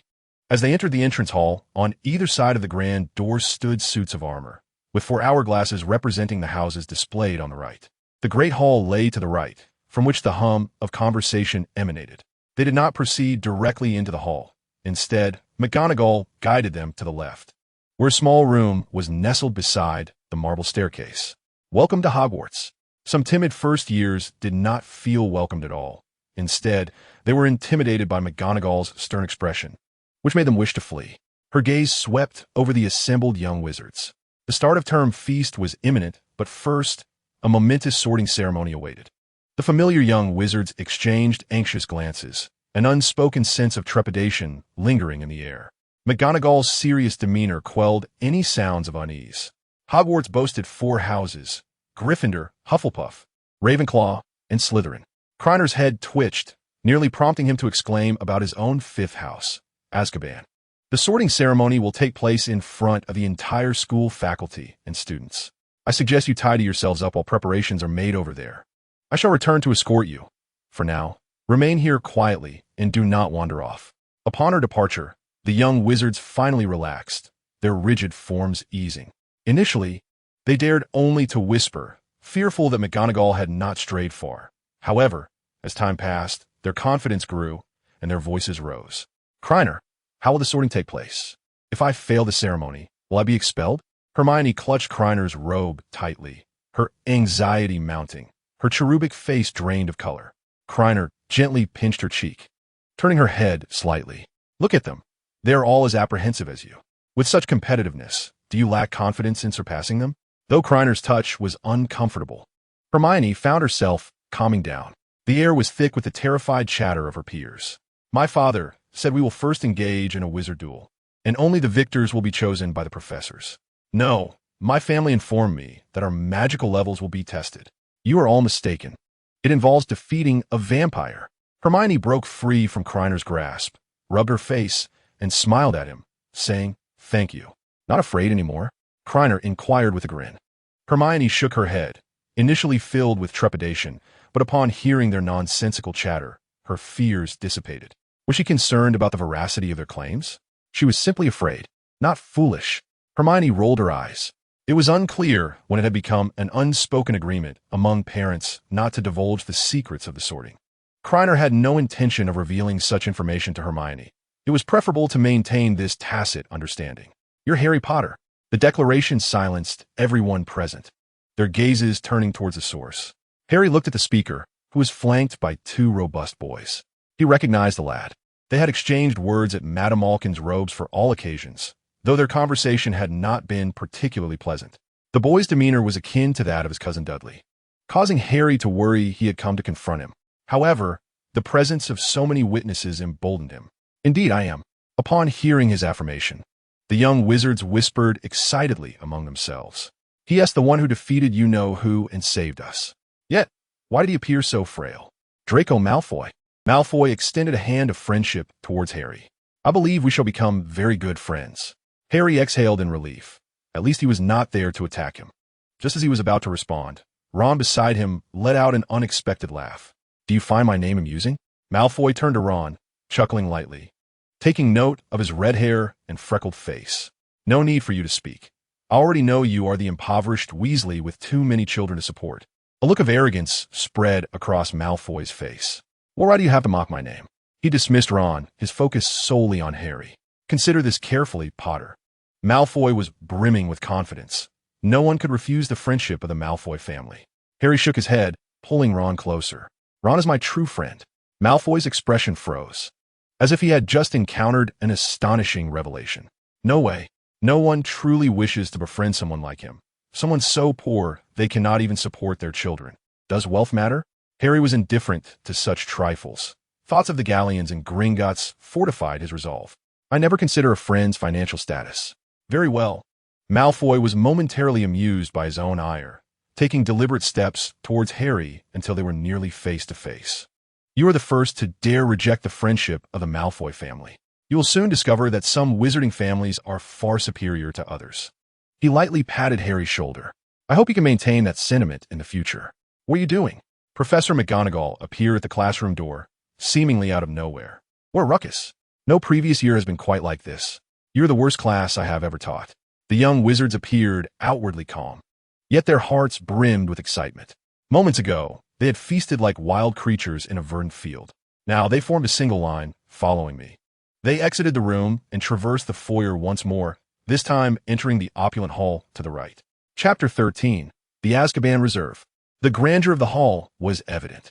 Students from other years were already seated around 4 long tables. Look above, how splendid. Hermione tugged at Kriner, who was walking ahead. He glanced up to see the velvety black ceiling twinkling with countless stars, a sight that made it difficult to believe they were indoors. Professor McGonagall retrieved a stool and placed it on the stairs in front of the faculty seats. Then, from her robes, she produced a tattered and soiled wizard's hat, placing it atop the stool. All eyes in the hall were fixed upon the hat, which began to stir and split open, forming a wide seam resembling a mouth. You may find me quite unattractive, the hat began to sing, but do not judge by appearances. If you can find me. After completing its song, the hat performed a backflip from the stool and bowed to each of the 4 tables. I am the Hogwarts sorting hat, skilled in song and dance. The older students at the long tables clapped enthusiastically, shouting, "Sorting hat." It seemed that the sorting ceremony involved donning this very hat. Hermione leaned closer, asking Kriner, "Which house do you wish to join?" After a moment of contemplation, Kriner replied, "Gryffindor, I suppose." Not for any other reason than I prefer elevated living conditions. Ravenclaw's dormitory requires an intelligence test to enter, which is rather cumbersome. Compared to that, Gryffindor seems more appealing, especially since it's near the room of requirement. Hermione nodded, mentally noting Gryffindor. Everyone, please be quiet. McGonagall returned to the stool, holding a scroll of parchment. When I call your name, step forward, Don Hat, and await your house assignment. Hannah Abbott. Krena scanned the surrounding students. Reliable Hannah would never be late. A girl with golden pigtails stumbled onto the stage, donned the hat, and after a moment, the hat proclaimed loudly, Hufflepuff. The Hufflepuffs erupted in applause and cheers. The order of the Hogwarts houses was determined alphabetically by surname, and in cases of ties, by first name.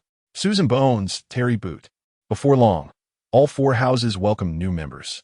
Hermione Granger. Taking a deep breath, Hermione sprinted to the stool. As soon as the hat was placed upon her head, it exclaimed, Gryffindor. Hermione beamed at Krena, elated to have been sorted into Gryffindor. Krena Granger. Krena strode towards the stage, while Hermione waved at him from the side, gesturing towards the empty seat beside her. As soon as the hat touched Krener's head, it emitted a terrified shriek. Azkaban. Krena was taken aback, glancing at the audience whose expressions remained unchanged. This indicated that the hat's cry of Azkaban was something only he could hear. Do not speak nonsense. I shall accuse you of defamation. I wish to join Gryffindor. The hat, undeterred, replied, The terror within is truly frightening. Slytherin is the house best suited for you. Krena paused, perplexed by the term internal terror. Suddenly, a surge of rage coursed through him, his mind consumed by indignation. Should you dare to place me in Slytherin, I assure you, the Sorting Hat shall cease to exist at Hogwarts henceforth. The hat fell silent for a moment, meekly mumbling, I indeed do not err. You ought to be in Slytherin, though I respect your choice. Krena gradually regained his composure, sensing a peculiar shift within himself. At that moment, it felt as if he were not himself. For how could he have uttered such a foolish threat towards the Sorting Hat? Wait, let's not rush the sorting. I apologize for my earlier outburst. I was a bit overzealous. The hat, intrigued, inquired, Do you concur with my assessment and intend to join Slytherin? Krena paused briefly before asking, Is it true that only half-bloods and pure-bloods can enter Slytherin? You threatened me moments ago, and now seek my counsel? The hat huffed in a rather proud manner before explaining, Slytherin only admits half-bloods or pure-bloods, as decreed by the illustrious Salazar Slytherin. Thank you. Now, let us proceed with the sorting Gryffindor. A smile crept onto Krener's face, surprised to discover his lineage might indeed be that of a pure-blood or half-blood. The hat promptly declared Gryffindor. Despite the prior apology, the hat still felt like a child reluctant to remain atop Krener's head. Krena settled beside Hermione, who eagerly grasped his arm and exclaimed, You scare me to death. You were up there for 4 minutes and 45 seconds. I thought you might be placed in another house. The precision of 4 minutes and 45 seconds made Krener's heart feel as if it were being squeezed by a hand. He smiled and affectionately ruffled Hermione's hair, assuring her that he would certainly be in the same house as her. As they conversed, the sorting approached its conclusion. Once the last student was sorted into Slytherin, Dumbledore rose, extending his arms towards the students, beaming with joy. Welcome, new students to Hogwarts.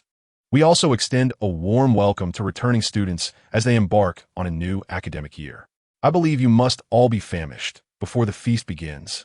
Allow me to share a few words. Fool, crybaby, rubbish, twist. With that, the long tables were instantly laden with food. Roast beef, roasted chicken, lamb chops, and sausages. As Hermione savored her steak, she could not shake her curiosity. Do you understand the meaning of those phrases? I suspect they represent the qualities of the 4 houses. Krena replied, The intellect of Ravenclaw, the bravery of Gryffindor, the purity of Slytherin, and the diligence of Hufflepuff. After a moment of contemplation, Krena continued, Or perhaps one could say that Ravenclaw perceives the members of other houses as fools, while Gryffindor views them as weeping infants, and so forth.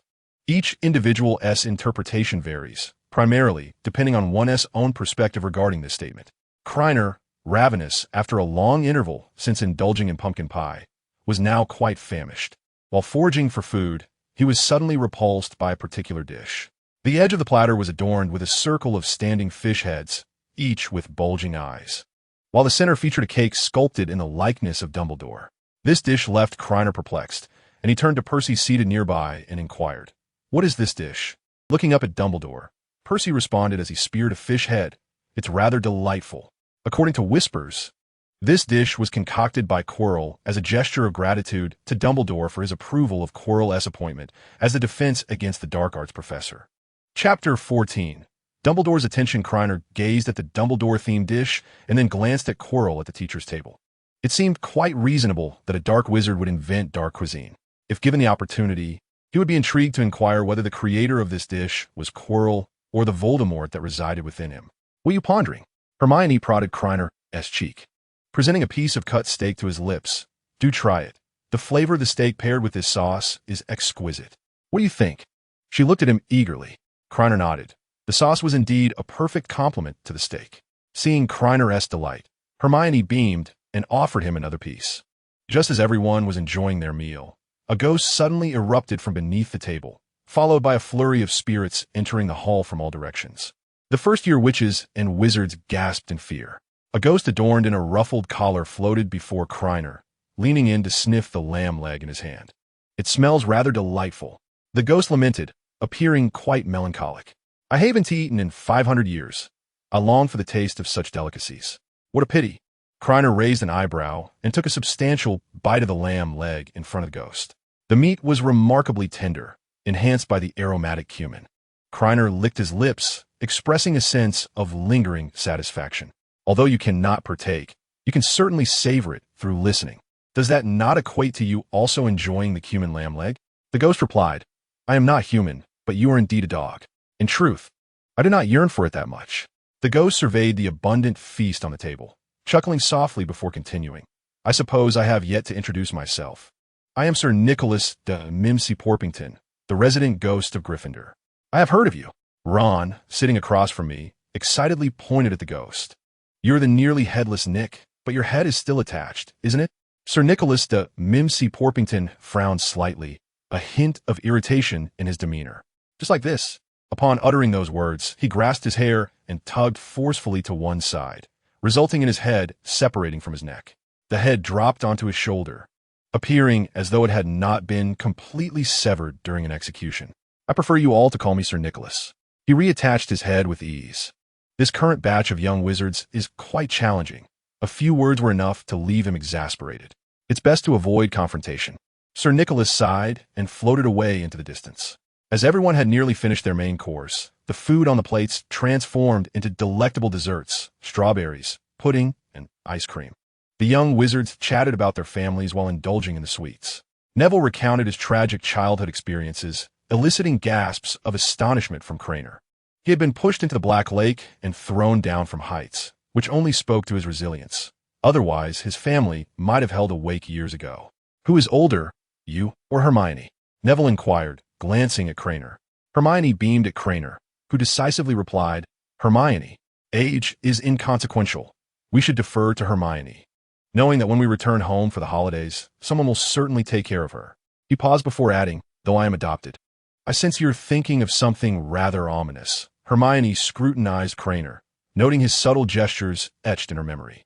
"Not at all. I simply recalled something amusing," Krener retorted, turning his gaze elsewhere, inadvertently locking eyes with Dumbledore. He noticed the headmaster observing him, a gentle smile gracing Dumbledore's face, his blue eyes radiating warmth.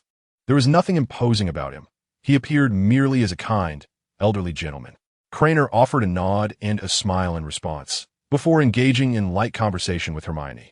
The fact that Dumbledore chose to focus on him rather than Harry piqued his curiosity. For a while, Krener continued to eat fruit with his fork, his belly round and full, to the point where he felt as though the food might rise to his throat, prompting him to cease his actions. Although uncomfortably stuffed, he confirmed through the fork's reflection that Dumbledore was indeed paying attention to him. Surely, a figure of such stature would not bestow attention upon someone without reason. Many referred to Dumbledore as an old bee, a white wizard. Krener held no particular opinion on this, for one's perspective is often influenced by their circumstances. Dumbledore's scrutiny did not instill fear. Rather, it ignited a desire to uncover the truth. It was akin to solving a mystery, intensely intriguing. After a while, the desserts on the plates vanished, and no new food emerged. Dumbledore rose to his feet, and a hush fell over the crowd as they turned their attention to him. I understood that, after feasting to their heart's content, everyone was eager to retreat to their dormitories for some well-deserved rest. However, there were several important reminders I needed to convey. First-year students, please take heed. It is strictly forbidden for any student to enter the forest beyond the grounds. Dumbledore's gaze shifted towards the Weasley twins, and he reminded the upperclassmen to keep this in mind as well. This rule had been firmly established, and one could hardly claim to have attended Hogwarts without a venture into the Forbidden Forest.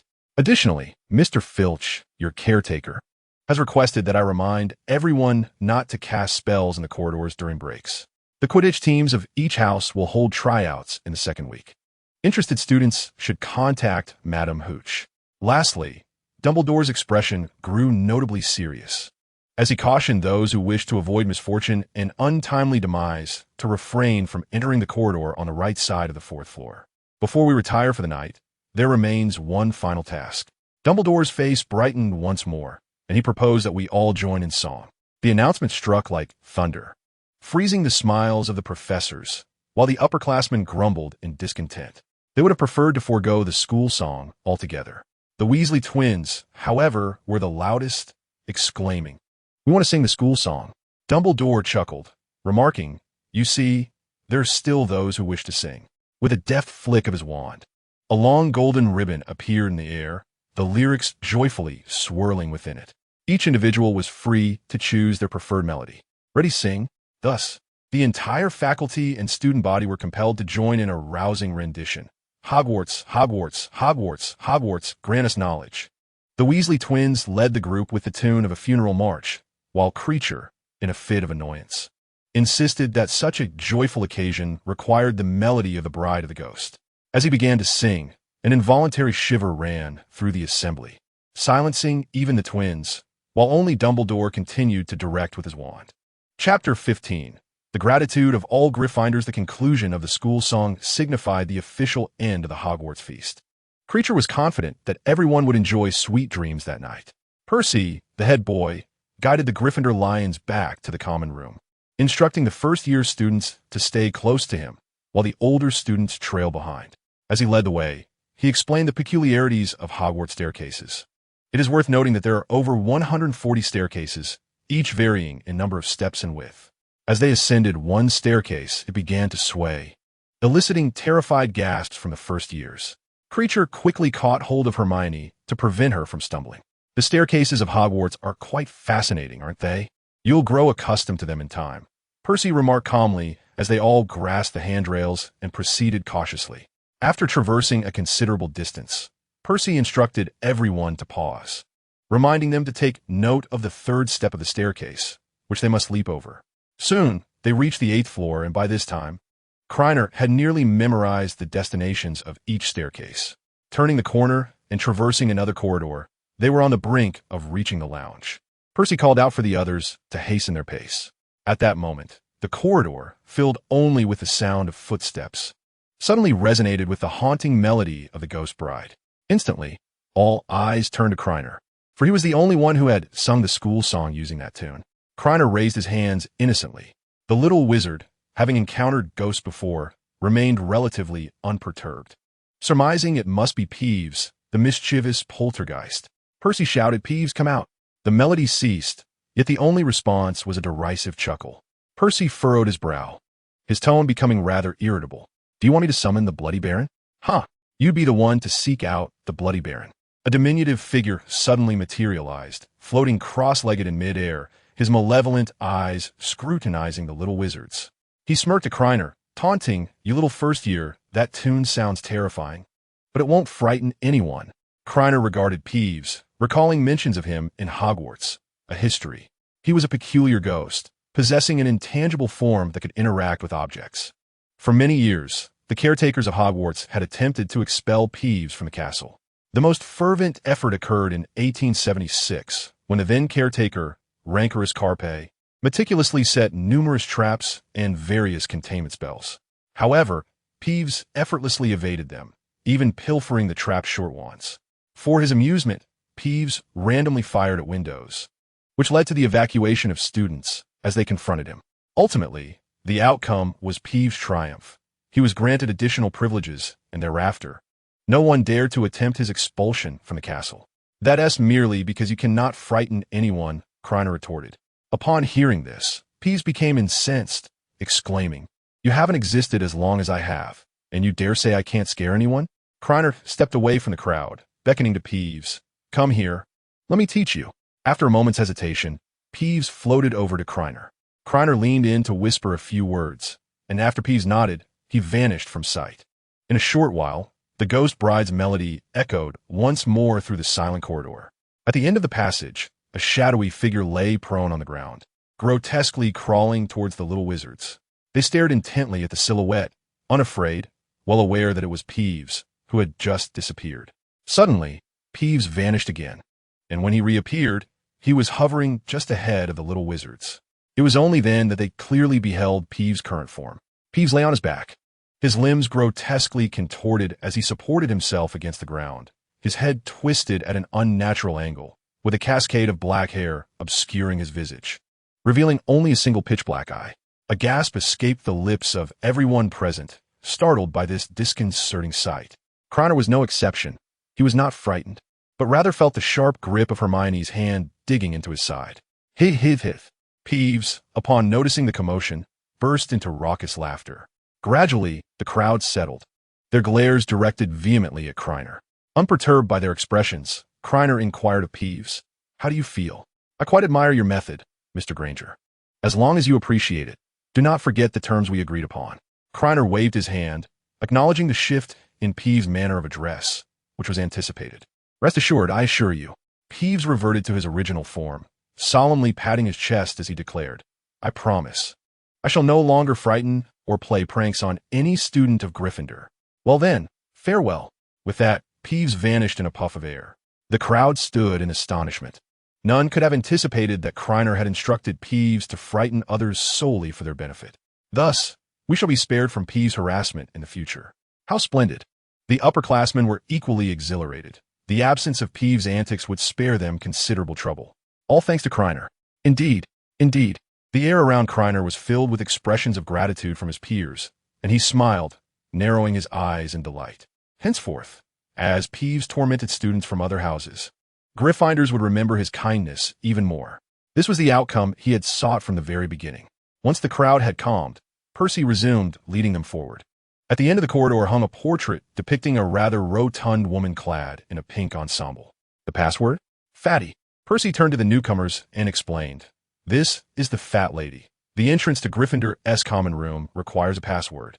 The password will be communicated to everyone, and if forgotten, the Fat Lady will not permit entry." The figure in the portrait gestured invitingly. Subsequently, the entire portrait swayed forward, revealing a circular entrance. One by one, they crawled through the opening, entering Gryffindor's common room. It was a spacious, circular lounge adorned with plush armchairs, tables, and a large bulletin board, which, due to the commencement of the school year, was devoid of any notices. The walls were decorated with tapestries of vibrant crimson, depicting numerous wizards and witches, alongside various creatures. One wall was dominated by a grand fireplace. At the innermost part of the room was a spiral staircase, leading to two doors that opened to the boys' and girls' dormitories, respectively. Percy ushered them through the entrance, casting a lingering glance at Krena as he departed. In a dormitory housing 5 individuals, Krena found himself surrounded by renowned roommates: the savior Harry Potter, the swordmaster of Gryffindor Neville Longbottom, the explosive genius Seamus Finnegan, and Ron Weasley. Chapter 16. Seeds and Intimidation. Krena, you are truly remarkable, Ron exclaimed, plopping down onto his bed with enthusiasm. The expressions on my brothers' faces at that moment were simply priceless. Not only were Ron's 3 brothers affected, but the reactions of all present were keenly observed by Krena. The thoughts of young wizards were almost inscribed upon their faces. A moment's reflection would reveal profound insights. Percy, eager for authority, had just assumed the role of prefect, yet he already aspired to the position of student council president in 2 years. Addressing Peeves' pranks on students would greatly aid his future advancement. Krena's approach had embarrassed Percy, but it also opened his eyes to alternative solutions. Percy undoubtedly wished to assist the other 3 houses with their issues, yet that was a futile endeavor. Peeves existed solely to create chaos. How could he ever agree to obstruct his own mischief? As for the twins, George and Fred, their intentions were pure, solely focused on pranks. Krena's ingenious ideas resonated well with them. Krena chuckled modestly while searching for his bed, which was located at the far end of the dormitory, a position he cherished.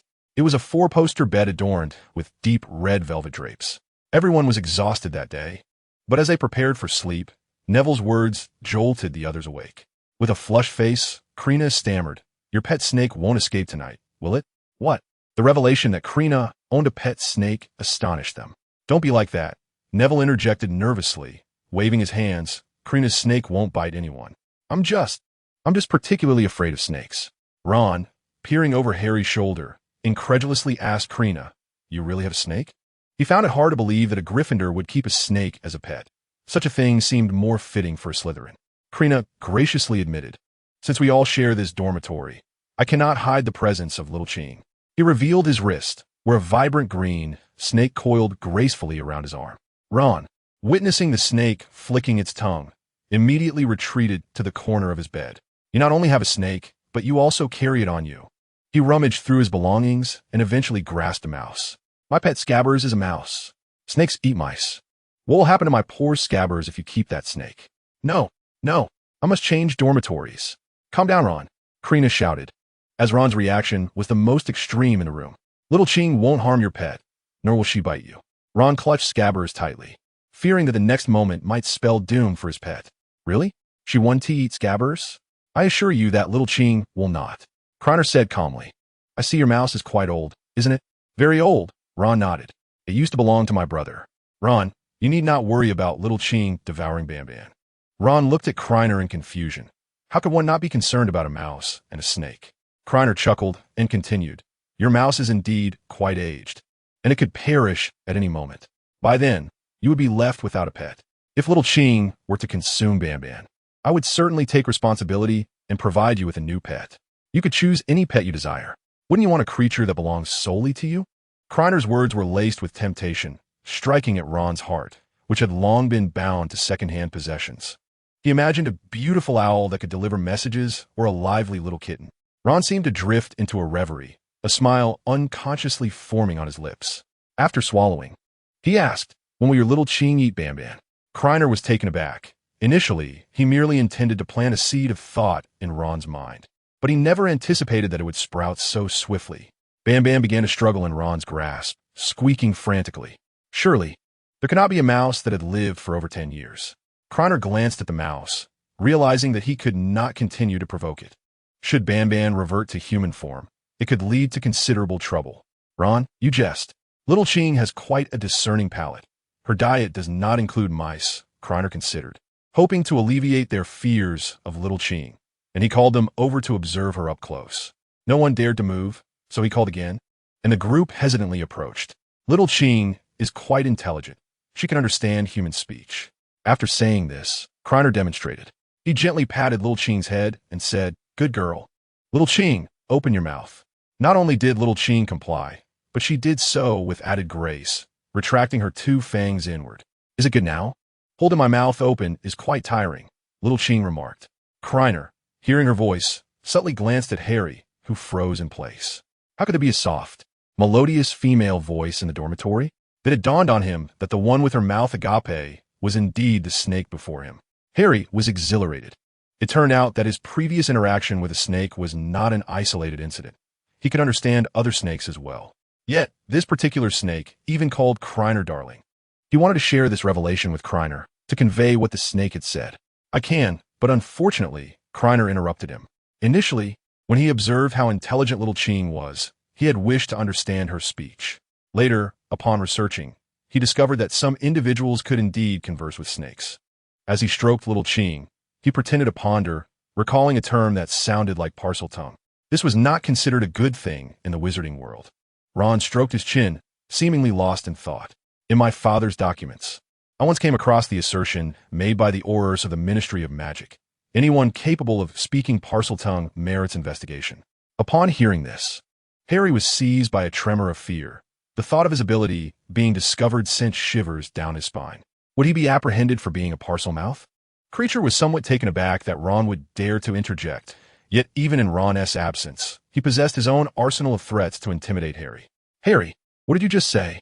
Creature asked, his expression one of incredulity. "You can what?" Harry's mind raced, and he resolved to conceal his ability at all costs. "May I touch the little snake?" he inquired. The little snake dislikes being touched. The serpent regarded Harry with a chilling stare, revealing its venomous fangs. "I can only be touched by my master and his family." Harry, terrified, collapsed onto the ground, awkwardly exclaiming, "I'm just so tired. I lost my balance." Creature helped Harry to his feet, feeling quite pleased that Harry was indeed frightened enough to keep his secret hidden. "Indeed, it is rather late. Let us all retire for the night." Chapter 17.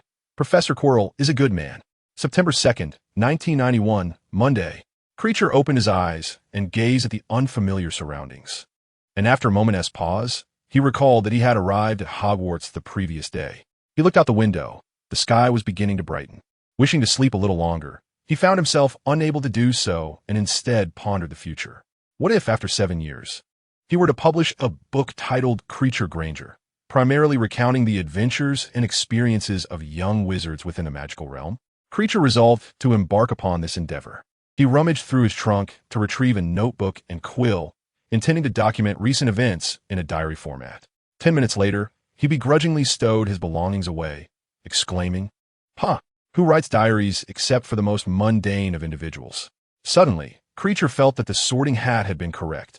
He was inherently a Slytherin. He chuckled softly to himself. One wouldn't entertain such ludicrous thoughts if they possessed even a morsel of sense. Despite abandoning his literary aspirations, he found himself contemplating the Philosopher's Stone, with its legendary ability to transmute base metal into gold and to fulfill numerous small ambitions. The pursuit of the Philosopher's Stone was fraught with difficulty, as it had garnered the attention of both Dumbledore and Voldemort. Creature dispelled these thoughts from his mind and decided against lingering in bed any longer. After dressing, he exited the dormitory and spotted Hermione seated on a sofa, gazing at him. A smile instantly graced his face. "Good morning, Hermione." "Good morning," she replied, stifling a yawn with her hand. "If you're that tired, why not sleep a bit longer?" Creature approached her and affectionately ruffled her hair. "I had a nightmare. It's all your fault," Hermione retorted, casting him an exasperated glance. "I dreamt that Professor McGonagall posed a question to me, and I couldn't answer it, but you did. Is that all?" Creature asked, raising an eyebrow. Hermione's eyes widened in horror. "Don't you think that's terrifying? Isn't that quite common?" Creature shrugged innocently. "It's different."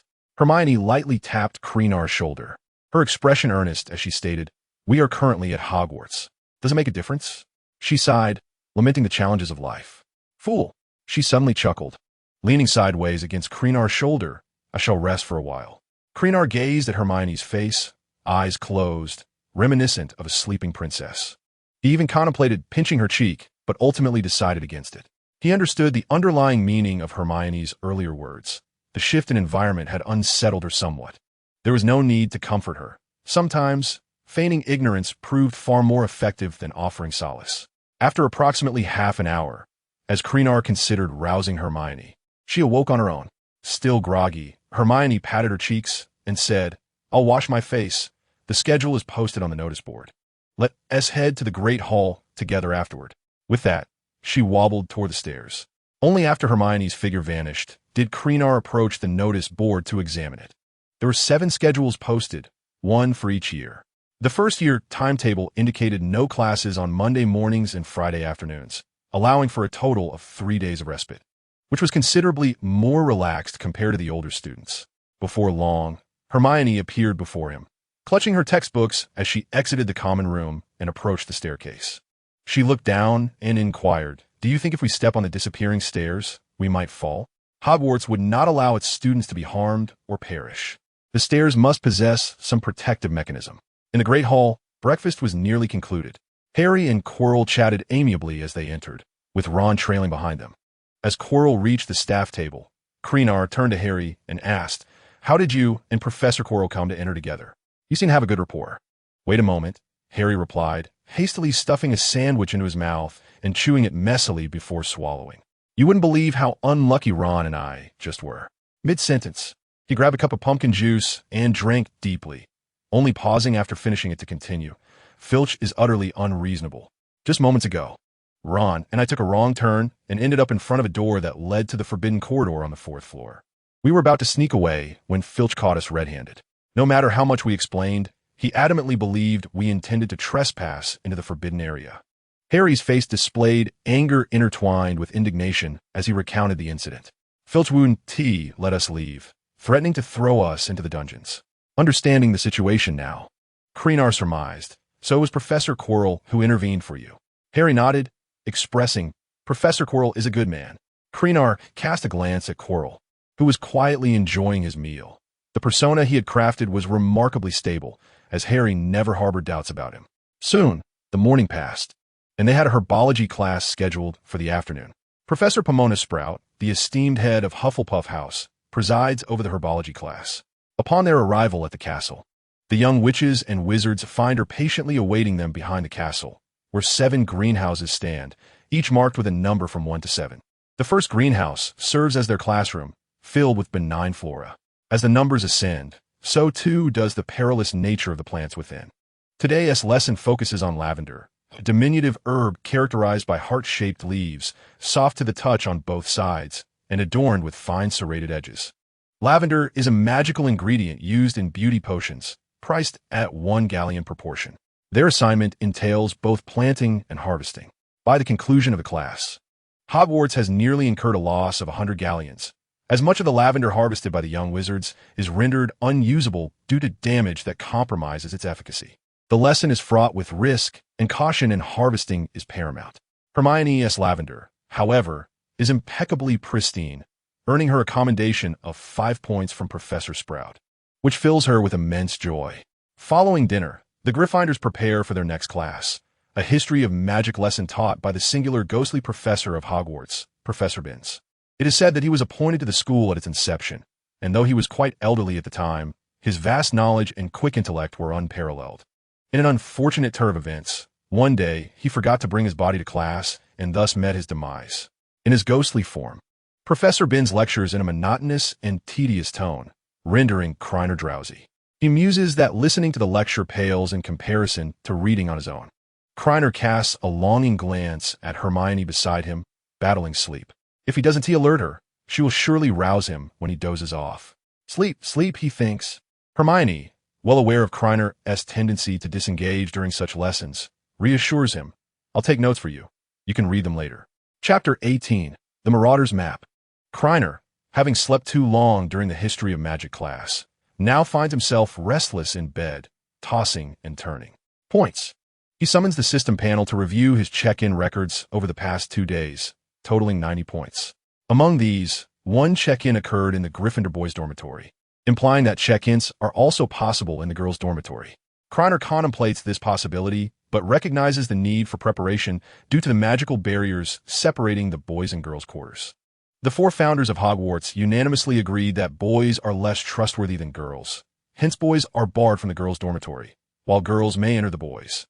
Krena also inspects his lottery records, having entered a total of 12 drawings, with 8 more required to qualify for a guaranteed prize. With sufficient points accrued, he begins to draw again. Alas, fortune seems not to favor him today. In the previous 7 attempts, he had failed to obtain any worthwhile rewards, leaving him with nothing but snacks.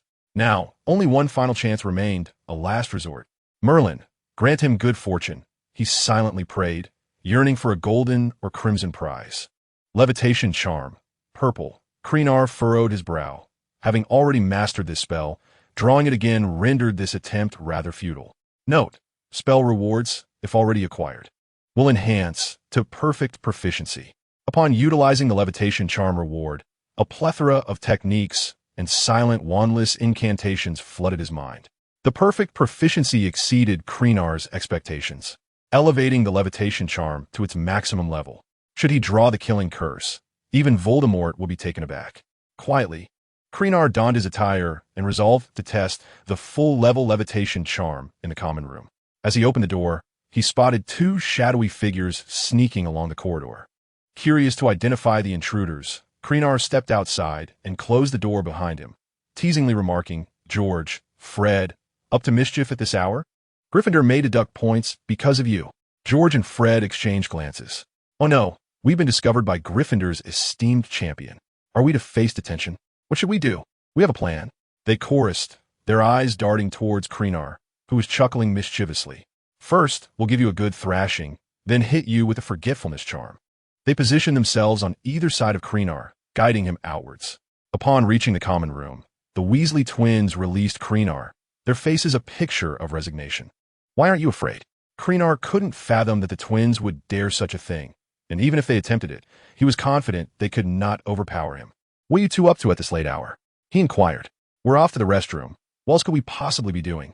George and Fred replied with expressions that betrayed no hint of deception. Krena clicked his tongue, thinking they deserved an Oscar for their performance.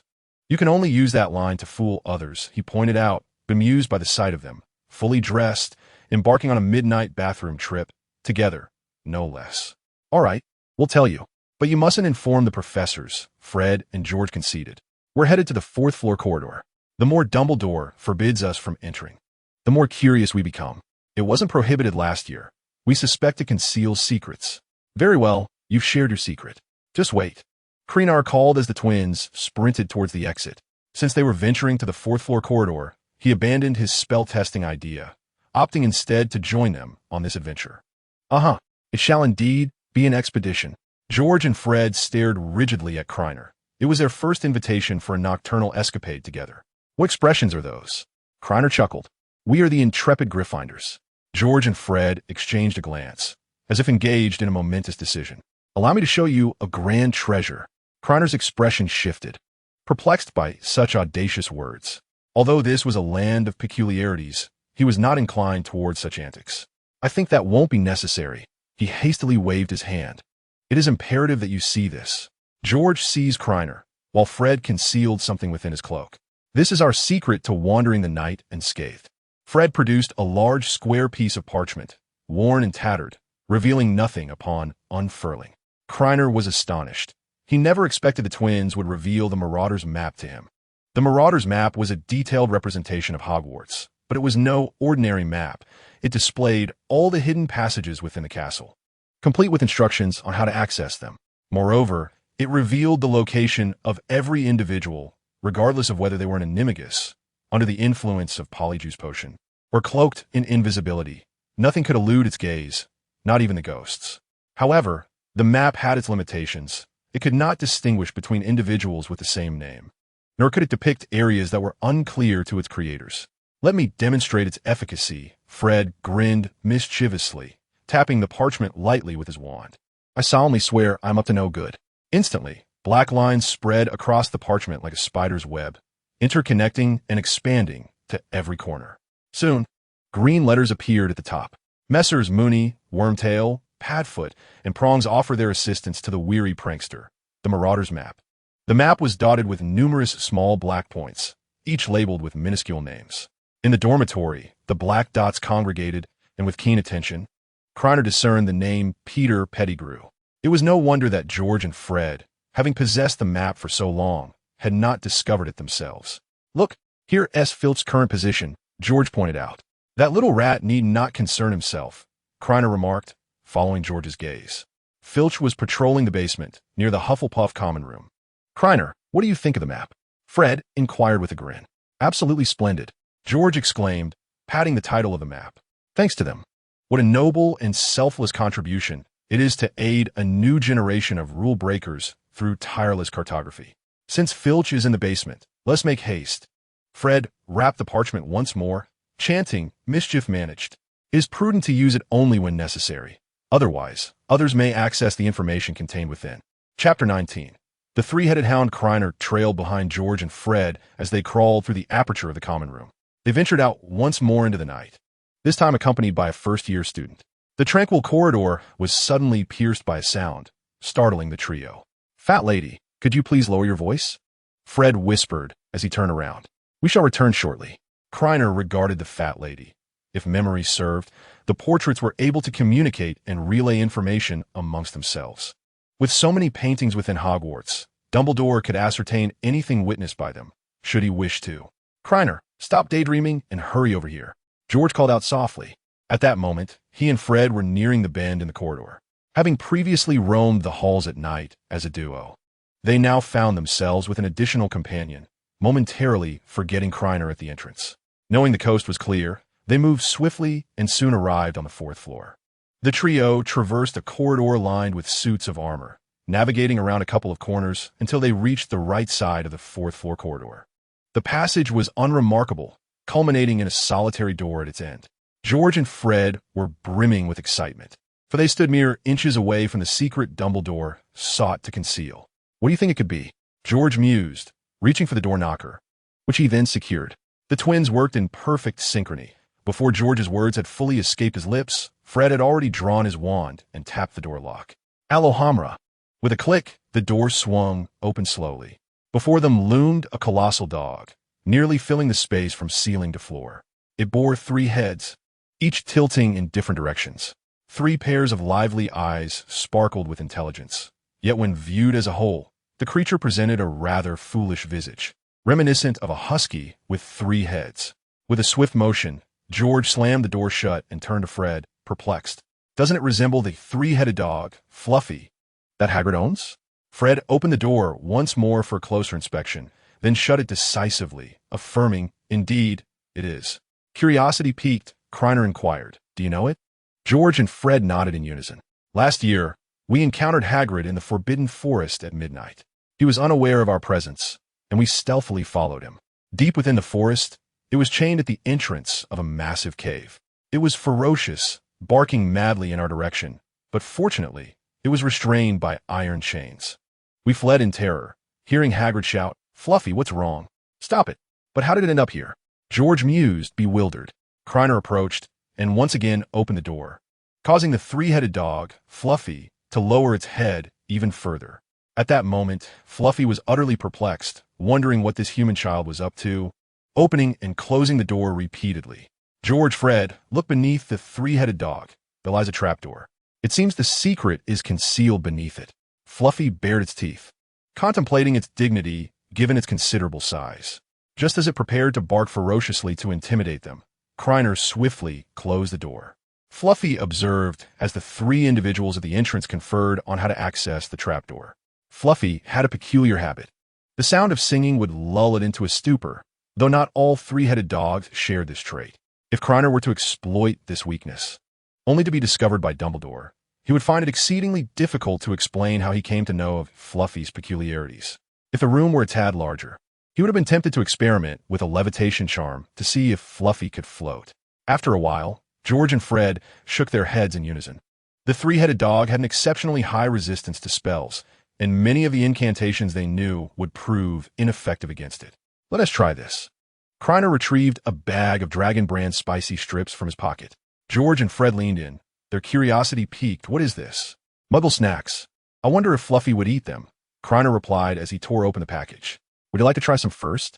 They lifted the spicy strips to their noses, ultimately taking a small bite. Spicy, spicy. They fanned their mouths with their hands. It was indeed hot, but surprisingly enjoyable. After exclaiming this, George promptly stuffed the spicy strip into his mouth, and Fred followed suit. Krena, feeling nostalgic about the flavor, indulged in one as well, but reminded himself that he needed to use the spicy strips to entice the 3-headed dog, or he would have devoured the entire bag. We can't eat any more, he declared, meeting the twins' expectant gazes. It was not that Krena was unwilling to share. Rather, he had won only 1 bag of spicy strips from a total of 20 lottery attempts. George and Fred exchanged glances and sighed in unison. The moment Krena flung open the door, he tossed out all the spicy strips he held. Fluffy could only feast on the spicy strips by turning around. As Fluffy moved to seize the strips, a smile crept across Krener's face. He beckoned the twins to join him inside, but as they approached the trapdoor, Fluffy slowly turned around, glaring menacingly at them. The trio reluctantly retreated from the room, realizing that today they would not be able to explore beneath the trapdoor and would have to return the way they came. The following day, Krena was awakened by Harry's voice, as it was impossible to forget given they had herbology class that morning. Today's lesson on plants was far more intriguing than yesterday's, focusing on a magical plant known as the bubble pod. The plump, pink pods contained shimmering beans that, upon contact with solid objects, would instantly bloom into beautiful flowers. The lesson left Professor Sprout exasperated, as only a few bubble beans had been planted, resulting in a greenhouse filled with flowers. After class, the wizards were eager to attend the next event, yet each bore a joyful smile.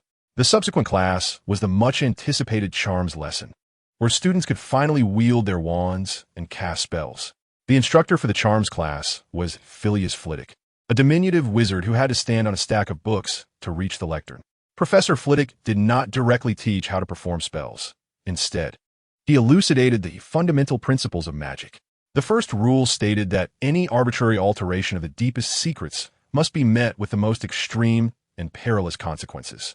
The deepest secrets refer to the origins of life and the essence of self.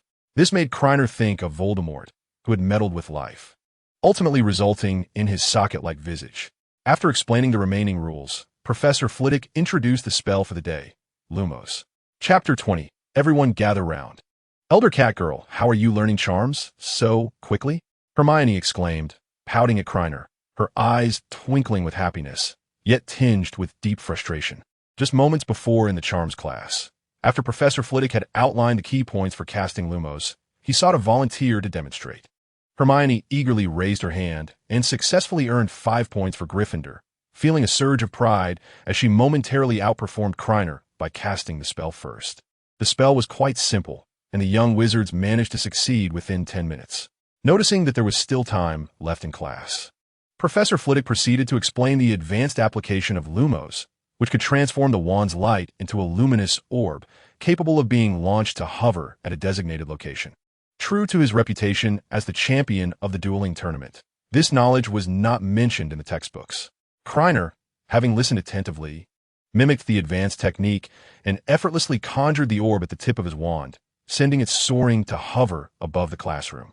The brilliance of the light momentarily dazzled everyone present. However, it was not severe, and soon the young wizards could see the classroom clearly again. Professor Flitwick was unfazed by the brief chaos caused by Krena and excitedly awarded Gryffindor an additional 10 points. By the end of the lesson, no one else had successfully executed the advanced version of Lumos. Perhaps it's a matter of innate talent, Krena smiled broadly. Before enrolling, he had already discerned his considerable aptitude, as he could perform spells after merely glancing at their descriptions in the book. There was no need for practice. It was merely a gift from fate. Hermione sighed in frustration, wishing to regain her position, but failing once more. You're still smiling. Hermione spoke with a hint of irritation, exclaiming that after relentless studying, she realized that hard work was rendered insignificant in the face of innate talent. Oftentimes, effort culminated not in success, but in despair. Krena cast a glance at Hermione, the potency of her bitter words palpable, as the nearby young wizards were compelled to consume this noxious brew of negativity with grim faces. All right, let us eat. We have a transfiguration class soon. Suddenly, Hermione shifted the topic, no longer fixated on their earlier dispute. It was not her intention to compete with Krena. Rather, she was worried about the widening chasm between them in the future. Krena handed Hermione a chicken leg, and the two of them ate in silence. The transfiguration classroom was located on the first floor, sparing them the arduous trek they had endured that morning. With time still on their side, most young wizards were reluctant to arrive at the classroom so early. Hermione tugged Krena to sit in the front row, her eyes sparkling as she pointed at the teacher's desk, exclaiming, Look, there's a little kitten. Krena replied, How dare you call a mature feline a little kitten? I adore it. Let's go and pet the cat together. Is that wise? Hermione hesitated, feeling tempted. The adorable tabby would be a delight to hold. This must be the professor's cat. If she discovers us petting it, might we face reprimand? Krena's eyes darted, sensing Hermione's eagerness to engage with the cat. He needed a scheme to entice her further. Why not? The professor left the cat here. Surely she wouldn't mind us petting it. Besides, we're not in class yet. He affectionately ruffled Hermione's hair while subtly maneuvering under the desk. Look here, a cat toy. Krena feigned surprise.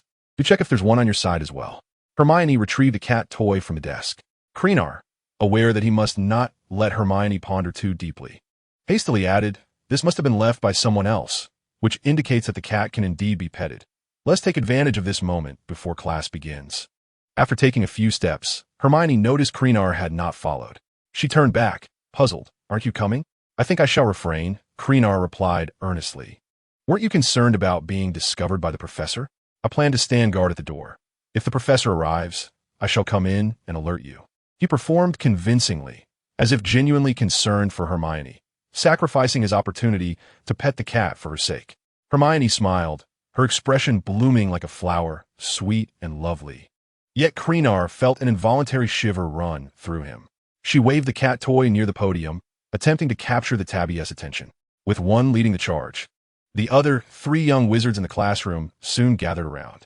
However, no matter how they coaxed, the tabby maintained a disdainful demeanor, skillfully evading any attempts to touch it. Despite this, their delight was unbridled. The cat's quirky personality was undeniably charming. Krena chuckled, recalling that their earlier conversation had surely been overheard by Professor McGonagall. Yet, how could he know that the tabby cat was none other than Professor McGonagall? Moreover, having transformed into a cat, one must accept the inherent risks of engaging in feline antics. Krena approached the classroom door, leaning against the wall. His palm opened to reveal a handful of recently plucked hairs.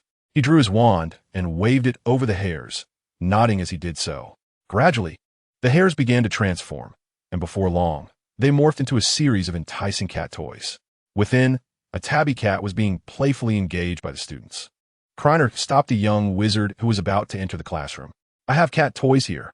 Would you like to join in the fun?" he inquired. The young wizards eagerly accepted, for who could resist the charm of an adorable tabby cat? "Krena, why are you lingering at the door instead of entering?" Harry, Ron, and Neville approached the entrance together. "I'm out here, spreading warmth," Krena replied, shaking the cat toys in his hand. He then shared the happenings inside, ultimately asking, "Shall we go see the cat?" The trio took 3 cat toys and moved closer to the classroom. Krena peered inside, where the area around the teacher's desk was bustling with students, their laughter intermingling with the jingling of the cat toys, creating a cacophony of sound. With so many people teasing the tabby cat, it might get agitated. In his eagerness to spread warmth, he had momentarily lost track of the crowd. At that moment, the tabby cat leaped up, soaring above the throng, its form elongating in mid-air, ultimately transforming into a person.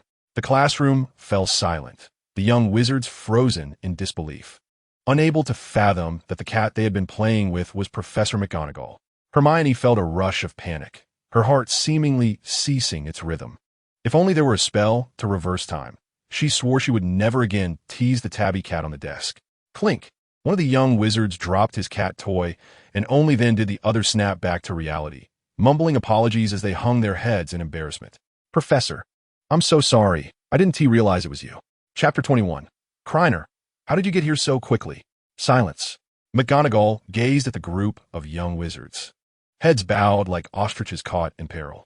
Now they all knew fear, after having shaken the toys with such enthusiasm moments before. The corners of McGonagall's eyes twitched occasionally, revealing that she was not truly angry, but rather exasperated by the situation. At that moment, the bell rang for class. "Class is starting. Everyone, please return to your seats." Upon hearing this, the young wizards let out a collective sigh of relief, believing the ordeal had passed. Wait a moment. Just as they prepared to leave, McGonagall's voice rang out again, causing their briefly relaxed hearts to race once more. After a brief pause, she instructed, "Please place the cat toys on the teacher's desk." One by one, the young wizards complied, placing their toys atop the desk before returning to their seats. Seizing the opportunity, Krena stealthily slipped into the classroom. That was utterly terrifying. Hermione shielded her face with a book, tilting her head slightly as she whispered, "That cat is actually Professor McGonagall." Krena stifled a laugh, momentarily at a loss for words. Bang! Bang! McGonagall ascended the podium and rapped her knuckles on the desk, her piercing gaze sweeping across all present. Ultimately, her eyes settled on Krena. "Mr. Krena, how might one revert a transformed object to its original state?" Krena, his face flushed with embarrassment, replied candidly, "One could employ the reversal charm." A commendable response, McGonagall acknowledged with a nod. She picked up a cat teaser and, with a flick of her wand, transformed it before everyone's eyes into a strand of hair. Gasps of astonishment erupted from the young witches and wizards, their faces a canvas of disbelief as they exchanged whispers. Someone shouted, "That's the teaser he gave us." A wave of indignation washed over the crowd, and they turned their ire towards Krena. Hermione's face was a portrait of concern. The moment the teaser morphed into hair, realization dawned upon her. The notion of a teaser left by someone prior was a ruse. Reflecting back, She recalled the distinctive patterns around the tabby cat's eyes, resembling a pair of spectacles.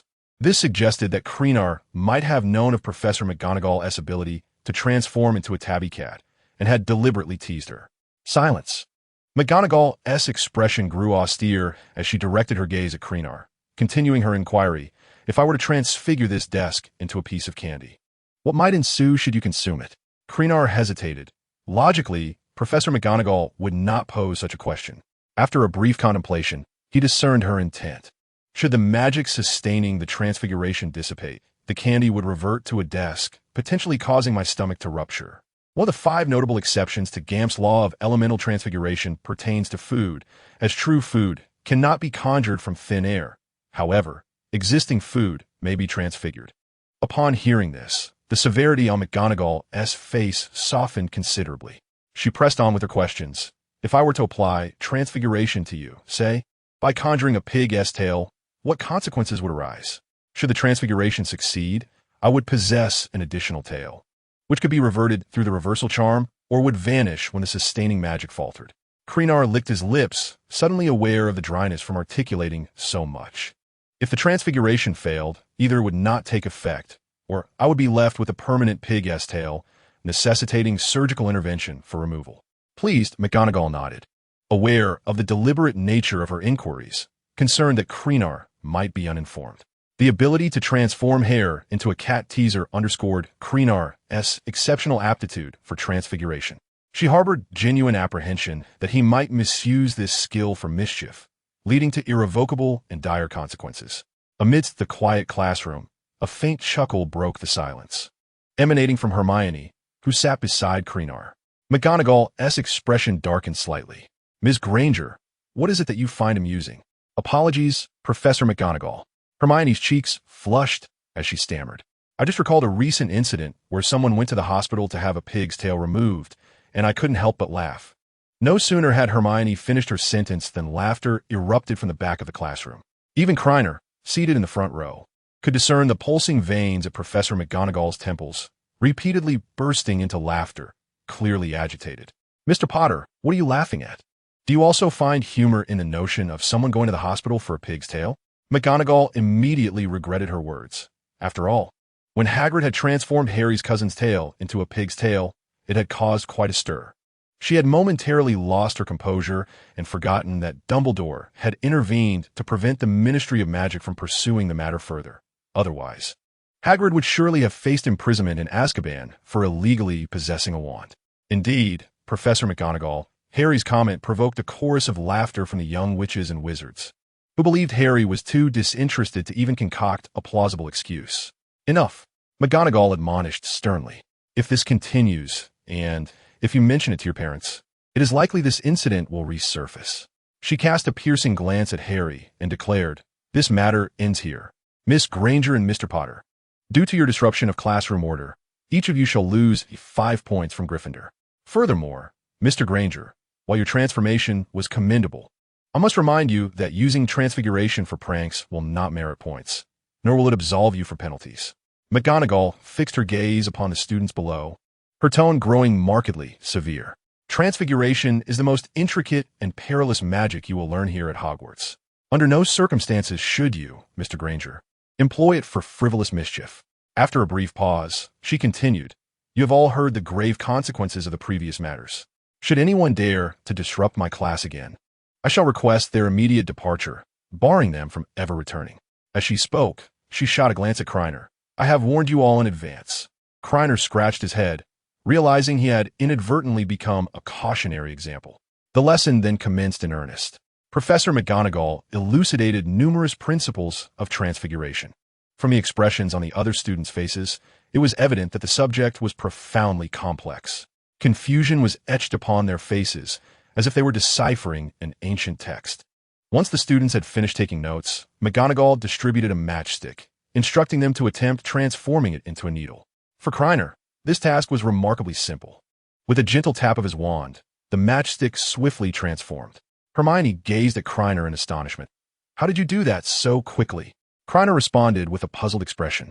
McGonagall, witnessing this moment, allowed a rare smile to grace her features, providing a valid reason to award Gryffindor some points. Mr. Granger, very well done. Gryffindor earns 5 points. Chapter 22. Beautiful Eyes. Ugly Face, September 6th, 1991, Friday. Time flies swiftly. It has been nearly a week since their arrival at Hogwarts. All first-year courses have been nearly covered by Krena, with the defense against the dark arts class particularly repulsive to him. The classroom reeked of garlic, and even Quirrell exuded an odd stench. Once a professor of Muggle studies, Quirrell had undergone a dramatic transformation after a year of travel. It is perplexing to ponder the extent of Voldemort's affliction, which has compelled Quirrell to disguise himself in such a manner. It is difficult not to feel a sense of curiosity or suspicion towards Quirrell. This morning, as Krena entered the Great Hall, a throng of young wizards turned their gaze upon him. In just a few days, he had become the center of attention among the younger wizards, second only to Harry. The Gryffindor students regarded him with admiration, while those from other houses glared at him with disdain. Following the Transfiguration class, it became common knowledge that Krena had single-handedly convinced students from 2 houses to engage in mischief with McGonagall's tabby cat. This incident had become a topic of amusement among the young wizards, as Krena had accomplished what others dared not even imagine. The only casualty was Professor McGonagall herself.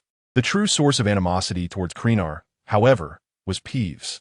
After a few days, students from other houses found themselves tormented. They dreaded attending evening classes, fearing that Peeves might suddenly appear from some dark corner of the castle. Previously, Peeves had only thrown paper wads, splashed water, or snatched books. But now their mental well-being was at stake. Ultimately, rumors could not be contained. Krena's teaching of Peeves to frighten others was no secret, and it was soon uncovered by the inquisitive students of other houses. Among them were certainly those with keen intellect, eager to replicate his methods. The outcome was predictable. It is important to note that Krena possessed decades of experience with terrifying elements, and it was clear whom Peeves would choose to target. Their gazes were as fierce as if they wished to devour him. Hermione tugged at Krena's wizarding robes and spoke softly.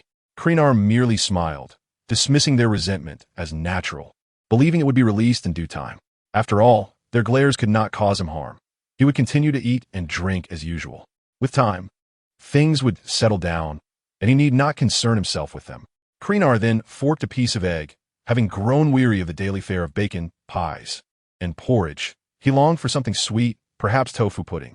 While contemplating whether to visit the kitchen and teach the house elves how to prepare Chinese cuisine, he became distracted and bit his tongue. Ouch! He gasped in pain. What happened? Hermione asked with a concerned expression. I bit my tongue. Hermione cupped Krena's face in her hands, turning his head towards her. Open your mouth. Let me take a look. A gentle chill brushed against Krena's face, causing his mind to feel somewhat sluggish, instinctively prompting him to part his lips. Are you foolish? Hermione chuckled softly. If you don't stick out your tongue, how can I see? Krena responded with a simple, oh, obediently extending his tongue. Hermione leaned forward to take a closer look. There was a slight mark, but it was not very noticeable. As Krena observed Hermione puffing her cheeks to blow air, he found himself momentarily entranced, a rare blush creeping onto his cheeks. Does it still hurt? Hermione inquired earnestly, her eyes meeting Krena's. The glimmering pools of her gaze made him swallow hard. No, it doesn't hurt anymore. At that moment, Fred and George were nearby, whistling away.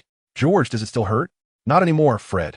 Krena thought to himself how transparently the 2 brothers were teasing him. Hermione felt her cheeks heat up. She and T sensed anything amiss while it was happening.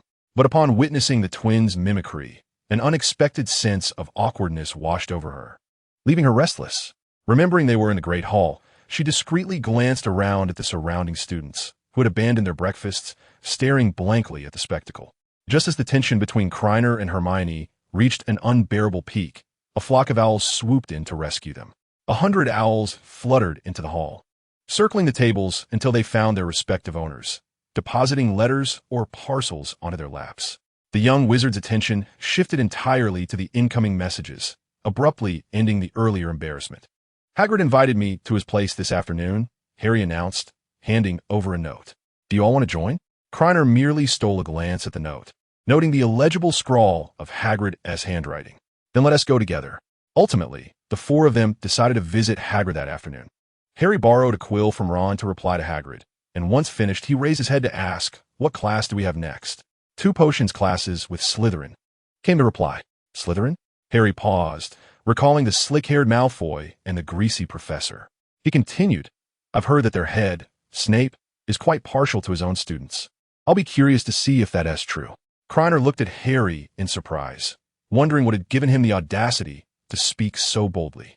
He suspected that it wouldn't be long before Professor Snape would make Harry question his life choices.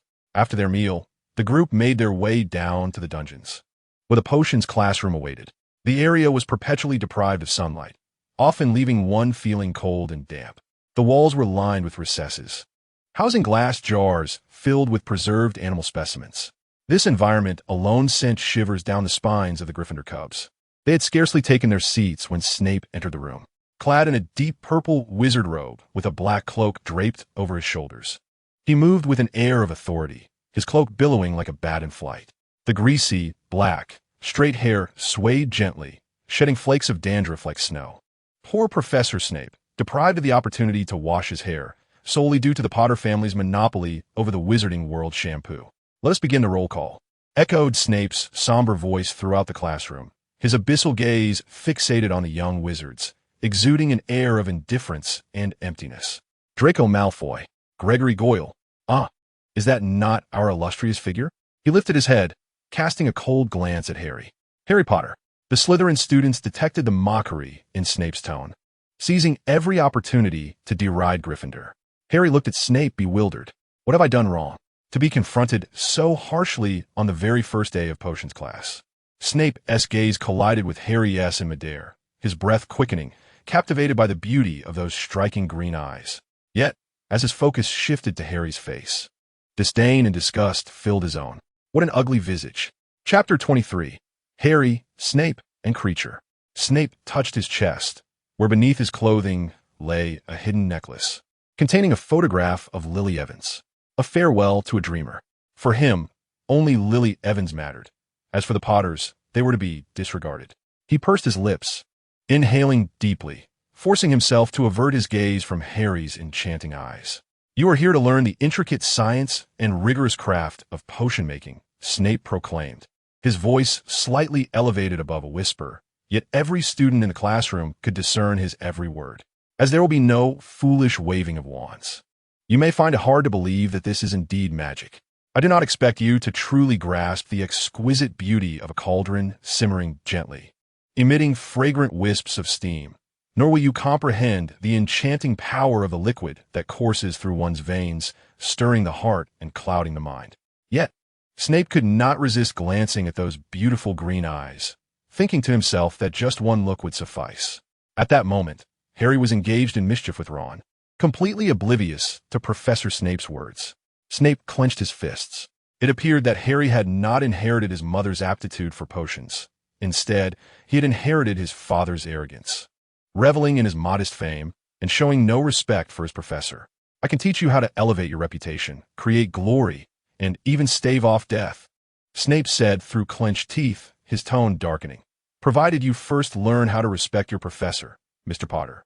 Suddenly called upon, Harry froze in place, panic rising within him. What would I obtain if I added powdered daffodil root to the wormwood infusion? Harry stammered, what powder? Wormwood what? In his nervousness, Harry failed to catch the question posed by Professor Snape, stealing a glance at Ron, who wore an equally perplexed expression. Hermione raised her hand halfway, only to have it pressed down by Krena. Why insert the bitter feud between Professor Snape and Harry? It would be far more delightful to simply watch the drama unfold. Harry timidly remarked, I didn't quite catch what the question was. The words Snape wished to utter were choked in his throat, and this feeling of being caught in limbo was profoundly uncomfortable for him. He approached Harry step by step, reiterating the question along the way. I do not know, Professor. TSK. What difference does it make whether one hears the question clearly or not? Snape sneered. Evidently, your reputation does not encompass all. You cannot even respond to such a simple inquiry. Harry bit his lip, gazing intently at Professor Snape, questioning what constituted a simple question. This inquiry was evidently beyond the syllabus. During his time at the Dursleys, he had perused magical potions and elixirs, and this matter had not been mentioned in the initial chapters. Snape turned and said, Mr. Granger, you may provide him with the answer. Krena? Quietly enjoying the show, he was inexplicably drawn into it. The combination of powdered daffodil root and mugwort infusion could concoct a potent sleeping draught, also known as the elixir of life. After Krena spoke, he calmly regarded Professor Snape, sensing something amiss. Snape's gaze should have been solely upon Harry. Moreover, he had had no prior interactions with Snape. It would have been far more fitting to question Ron if Snape intended to demonstrate Harry's inadequacy through the answers provided. Then choosing Hermione, who had just raised her hand halfway, would have been far more appropriate. What could have compelled Professor Snape to select someone so ill-suited as himself instead of the two more fitting candidates? Suddenly, a vision of Albus Dumbledore, with his flowing silver hair and gentle demeanor, surfaced in Krena's mind. Indeed, Snape found it perplexing that Dumbledore would draw his attention to Krena Granger, who seemed merely to be a bright, somewhat talented young wizard of Muggle origin. He dismissed Krena and continued addressing Harry. "Let us attempt this once more, Potter. I require a piece of bezoar. Where shall you procure it?" Harry pressed his lips together, pondering the bezoar. The toilet, perhaps? Just as he was about to give up and admit ignorance, a glimmer of inspiration struck within the stomach of a goat. Snape snorted derisively and then turned, waving his hand, incinerating a floating note in midair. "Mr. Granger, do not let your talents lead you to underestimate the world. Do not assume that no one has noticed your actions. Every spell cast leaves traces of magical residue." "I apologize, Professor. I was wrong." Krena promptly admitted his fault, achieving his objective. Though it appeared he was assisting Harry, he was, in fact, probing Snape's boundaries and deliberately revealing his ability to perform the levitation charm wandlessly and silently. "It seems your reputation holds some merit. At least someone has offered you a warning." Snape continued to mockingly taunt. "Let us proceed. This time, I shall pose a simpler question to the illustrious you." Harry's face flushed crimson, filled with indignation as he realized he was being targeted. The hatred gleaming in Professor Snape's eyes made it clear that this was not merely a consequence of his mischievous antics. "Potter, elucidate the distinction between monkshood and wolfsbane," he demanded. Deeply wounded by Snape's disdain and derision, Harry felt an overwhelming sense of frustration, desperately trying to recall the text he had previously read. The more he strained to remember, the more he felt his mind was a blank slate, as if he had never perused 1,000 magical herbs and fungi or magical draughts and potions. Convinced he could not conjure an answer, he decided to take a wild guess, reasoning that since they were both referred to as wolfsbane, he replied, "There is no difference." Snape's eye twitched ominously, his expression darkening instantaneously, extinguishing any desire to further torment Harry. "Why don't you record the previous question and answer?" he barked. He continued, "Potter, due to your inattentiveness and blatant disrespect towards your professor, Gryffindor loses 5 points." Although Harry had lost points, he felt a sense of satisfaction at having witnessed Snape's expression, akin to that of a fly caught mid-bite. "Mr. Granger, you too shall suffer for aiding your classmate in cheating." Gryffindor loses another 5 points. Hermione immediately rose, her voice brimming with agitation. "Professor, that is unjust." Kreacher was not penalized for answering the question incorrectly. "Sit down," Snape thundered. "Due to your insolence, Gryffindor loses 5 more points." Kreacher, wishing to interject on Hermione's behalf, shook his head at her. In that moment, Professor Snape resembled a snake poised to devour Harry, only to find himself choked by his own malice. Chapter 24. Hagrid's hut. Snape did not solely focus on tormenting Harry. He also remembered his role as an instructor. Thus, their first potions class officially commenced. The Gryffindor cubs fidgeted restlessly, for within a brief span, Professor Snape had deducted 15 points, instilling fear that they might be the next to suffer a penalty.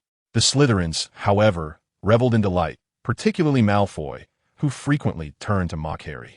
In this lesson, Snape taught them the art of brewing a potion to cure scabies. His teaching method was as straightforward and devoid of embellishment as his disdain for Harry. He scribbled all the key points on the blackboard, instructing the students to record them independently. While expeditious, the content lacked any hint of compromise. Some key points he wrote contradicted the textbook. However, this was not an error on Snape's part, but rather a reflection of his own modified approach. Once they had completed their notes, Professor Snape divided them into pairs to brew their potions. Kreacher was paired with Hermione. The potion for curing scabies required 4 primary ingredients: dried nettles, hedgehog spines, snake venom, and horn slug. Brewing potions is indeed a meticulous endeavor. where each ingredient must be measured with utmost precision.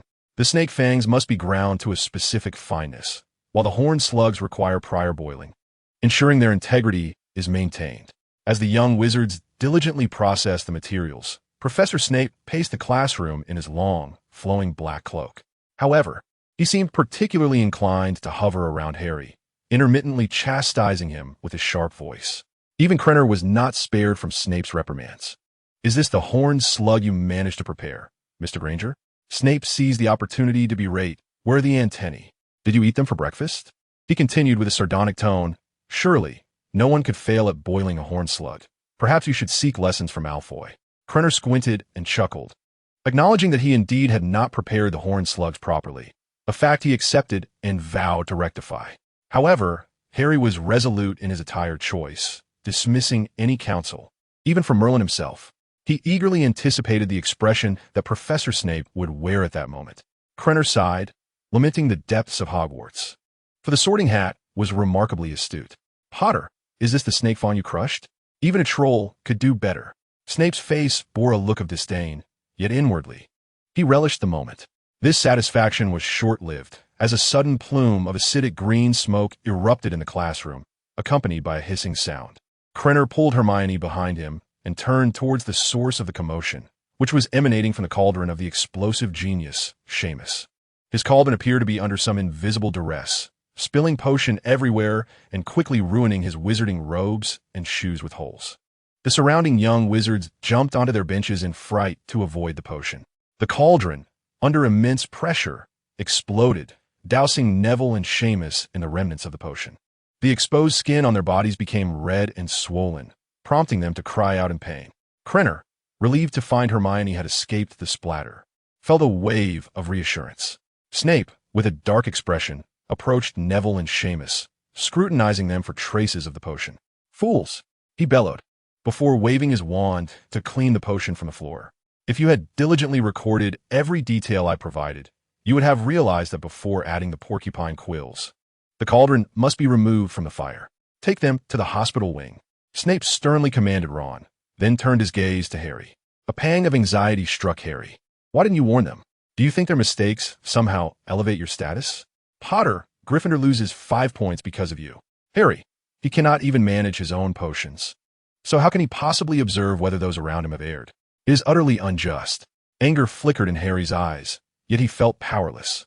He was certain that if he voiced his protests, Professor Snape would indisputably deduct more points from him. An hour later, the young wizards welcomed the end of class. The Gryffindor Lions were mentally and physically exhausted, nearly crawling out of the underground classroom. Once Krena and the others emerged from the depths, Harry dared to vocalize his discontent, exclaiming that Snape was utterly unreasonable, deducting more points in a single day than he had in an entire week. "Perhaps he caught us speaking earlier," Ron said despondently, adding that Snape, being inherently biased towards Slytherin, would certainly target them. Harry asserted with conviction, "This is definitely not due to our conversation. Snape harbors animosity towards me." "Then why does he hate you?" Ron shrugged, believing that Harry was mistaken in his perception. "I do not know," Harry replied, unable to fathom Snape's reasons for disdain, his expression heavy with frustration. Krena cast a glance at Harry, pondering the unresolved grievances of past lives that he could not possibly comprehend. Nevertheless, Harry seemed destined to bear this burden. For after all, the sins of the father are inherited by the son. Years ago, Snape, under the moniker of the Half-Blood Prince, had devised the Sectum Semper curse, only to be defeated by James Potter wielding that very spell, a cruel blow to him. That year, on that day beneath that tree, Snape was left hanging upside down, his humiliation witnessed by Lily. In that era, wizards did not wear trousers beneath their robes. Had Snape been exceptionally gifted, would have been James Potter and his cohorts who faced such a merciless defeat? Krena shook his head, dispelling the troubling thoughts that had crept into his mind, as if he had inadvertently stumbled upon a great secret. "Do not be disheartened, Harry," he said, patting Harry on the shoulder with a grin. "We have 7 more years of this ahead of us." Harry forced a smile that was more painful than tears, muttering, "Thank you for the reminder. It is infuriating." Hermione pouted, expressing that while Snape could deduct points from her, he must not treat Krena in such a manner. Krena gently patted Hermione's head, soothing the irate little lioness. Around 2 o'clock in the afternoon, Krena and the others departed the castle to visit Hagrid's abode. Hagrid's house stood at the edge of the Forbidden Forest, constructed from stone and timber, with a crossbow and a pair of rubber boots resting by the front door. Upon reaching the entrance, Harry knocked.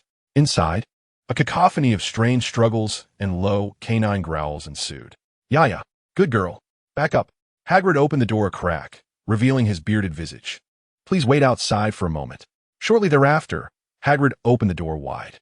"Good afternoon, Harry and little ones." He beamed, a smile lighting up his face. "Good afternoon. Hagrid, come in."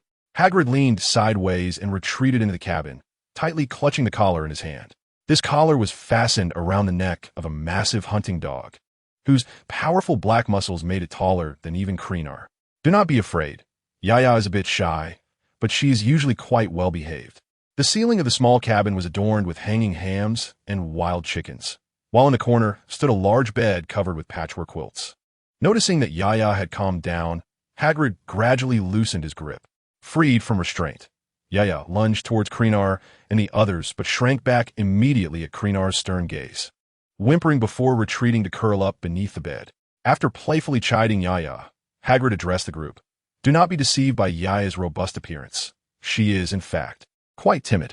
Once they settled around the small wooden table, Harry introduced everyone to Hagrid. When he mentioned Ron, Hagrid remarked, "I hope you do not share the same penchant for venturing into the Forbidden Forest as your two brothers. I expended considerable effort to keep them out." Ron chuckled awkwardly, considering the potential dangers lurking within the forest, werewolves, spiders, and the like, which made the prospect of entering it all the more terrifying. Hagrid served them tea and poured water into cups, then brought forth a platter of rock cakes. "Do not be shy. Do give them a try." Krena scrutinized the rock cake in his hands, aware that most of Hagrid's culinary creations were rather dubious. However, curiosity got the better of him, and he decided to sample the rock cake, nearly risking his teeth in the process. "So how is it? Delicious?" Hagrid asked, his face alight with anticipation. An awkward silence ensued. The rock cake was not an original creation of Hagrid's. Similar ones could be found for sale elsewhere. Those pastries had a hard crust with a delightful crunch, whereas Hagrid's rock cakes resembled actual stones. Harry raised his intact rock cake, which bore only the faintest bite mark, and declared, "It's delightful, Hagrid." Oblivious to the fact that Harry still held an entire rock cake, the jovial Hagrid beamed at this praise. Harry, concerned that Hagrid might continue to urge him to eat more, quickly began recounting the events of the past week. Seizing the moment, Hermione discreetly handed her half-eaten rock cake to Krena. Krena chuckled softly, unable to resist the pitiful expression on her face. However, he found a rock cake too tough to bite into. Reflecting on how snakes consume their prey without needing to chew, he placed the rock cake near Little Green's mouth. Little Green flicked her tongue and turned her head away, as if to say, "If you want me to perish, just say so. There is no need for this." Amidst his conversation with Hagrid, Harry suddenly burst into laughter. "What are you laughing at, Harry?" Krena inquired, a smirk on his face. Harry, recalling Snape's exasperated expression, found it amusing. Krena raised an eyebrow, enjoying the spectacle of Harry concocting a clumsy excuse, which he found quite entertaining. Harry promptly shifted the topic, glancing towards Hagrid and inquiring, "Hagrid, I feel as though Snape harbors a deep resentment towards me." "Hagrid, you ought to refer to him as Professor Snape," Hagrid replied, his gaze flickering away from Harry's. "Why would he harbor hatred for you? There is no reason for it." "Then why do you avoid looking at me?"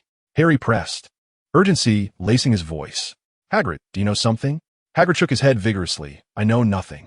By the way, Ron, how is Charlie faring in his work over there?" Observing Hagrid's demeanor, Harry decided to abandon his line of questioning. Krena smiled faintly, draping an arm over Harry's shoulder, whispering, "I do have a few speculations." "What are they?" "Do tell," Harry urged eagerly. Feigning mystery, Krena shook his head, and after a moment of silence, he continued, "Do not rush me. They are merely conjectures. Let us wait for next week's potions class to see how things unfold. I need to verify my assumptions. You must inform me then." Though Harry initially harbored some skepticism, Hagrid's recent reactions ignited a spark of curiosity within him. He yearned to uncover the reasons behind Professor Snape's animosity. A glimmer of delight flickered in Krener's eyes. Harry had bitten the bait. Once the hook was firmly set, the time would come for Harry to don a disguise. While Harry listened to Hagrid and Ron's conversation, Hermione stealthily approached. "Are you plotting something against Harry?" she inquired, her interest piqued. Having spent considerable time with Krena, she could discern his every intention. Krena leaned in to whisper something in Hermione's ear. Her eyes widened in disbelief. How could that be possible? Harry, Ron, and Hagrid turned their attention towards them. What? Possible? Hermione, awkwardly chuckling, waved her hands dismissively. It's nothing. The group regarded her with mild suspicion, but soon resumed their chatter. Exhaling deeply, Hermione's cheeks flushed crimson. I can't believe it. That can't be true. Let's make a wager. Whoever wins gets to make a request. Agreed. Hermione extended her small hand, initiating a pinky promise. Her face beamed with excitement. Whether she won or lost, she felt no disadvantage. If victorious, she could make a request of Krena, and if she lost, she would witness Harry in a dress. Deep down, she secretly hoped for defeat, as that would mean seeing Harry in feminine attire.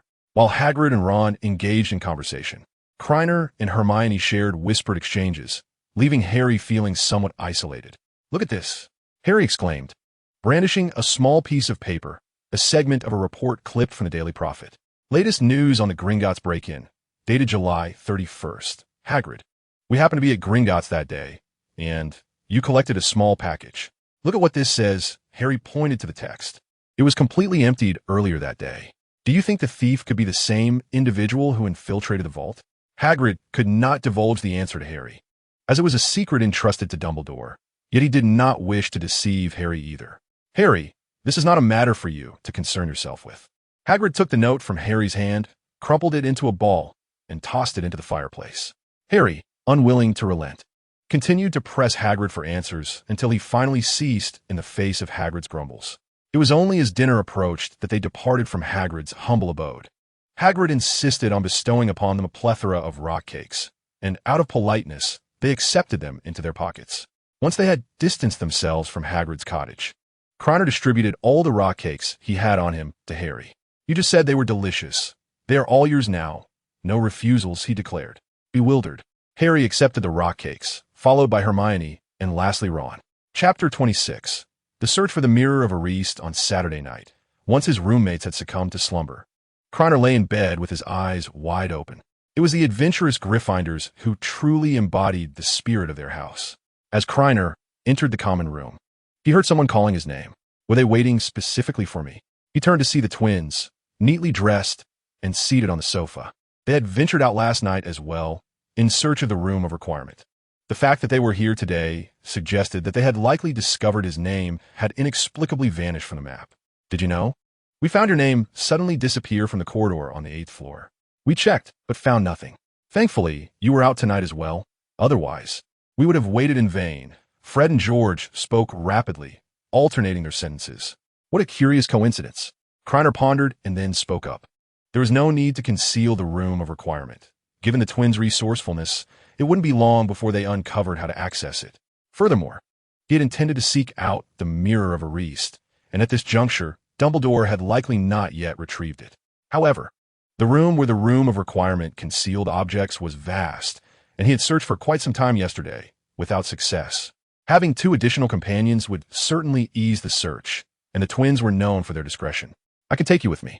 George and Fred eagerly grasped Krener's hand. Really? That is splendid. Krena struggled to free his hand from their grasp, feeling flustered at being held by 2 boys in the dead of night. The twins exchanged glances, and then Fred produced the Marauders map, pressing it into Krener's hand. Though they spoke no words, Krena understood their intent, a reciprocal gesture. The Marauders map was indeed impressive, but in Krener's hands, it held little utility, even less than the twins' usual inventive trinkets.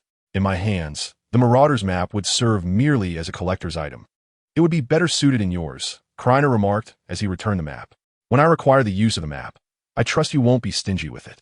Rather than merely providing me with a map of opportunities, let us embark on a grand endeavor together, striving for greatness and once again achieving brilliance. When Krena encountered the twins last night, he contemplated investing in them. After all, why not profit from wealth? Previously, there had been no suitable entry point. But now the moment to express this has arrived perfectly. I am willing to invest a sum to support your innovative creations, and we can mutually share any promising ideas. Moreover, should you encounter technical challenges, I believe I can offer some assistance as well. Upon finishing his statement, Krena extended his hands and beckoned, causing all the surrounding tables and chairs to float in midair. In the astonished eyes of George and Fred, he returned the levitating objects to their original positions. Krena had not been practicing magic for long. His most impressive feats were the levitation spell enhanced by the system and his transfiguration abilities. After contemplation, he felt that the silent and wandless magic was even more astonishing. It was not merely a display. It resembled the art of negotiating financing. One must always present a vision that is both appealing and substantial to entice others to part with their gold. Although he belonged to the side providing funds, the nature of the endeavor remained the same, wandless and silent. George exclaimed, "Krena, you hardly seem like a newcomer to our school. By comparison, one might say we were akin to infants in our first year." A glimmer of inspiration passed between George and Fred. They had previously harbored many excellent ideas, regrettably hindered by a lack of funding. Their frequent escapades into the Forbidden Forest were not solely for adventure, but also to gather materials for sale. For instance, Unicorn Tail Hair could fetch 10 galleons per bag at the apothecary in Diagon Alley. Though their resale price would not be as high, it still constituted a considerable sum for them. Naturally, they welcomed such a splendid proposal. After a brief discussion of the details, Krena agreed to provide 200 galleons initially, along with technical support.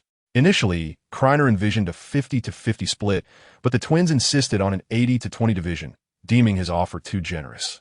Ultimately, they each conceded, settling on a 60-40 arrangement. Krena led them down the corridor on the 8th floor, which was so spacious it seemed to stretch endlessly. One wall displayed a tapestry depicting a giant mercilessly battering a hapless creature. This room, known as the Room of Requirement, could also be referred to as the Room of Coming and Going.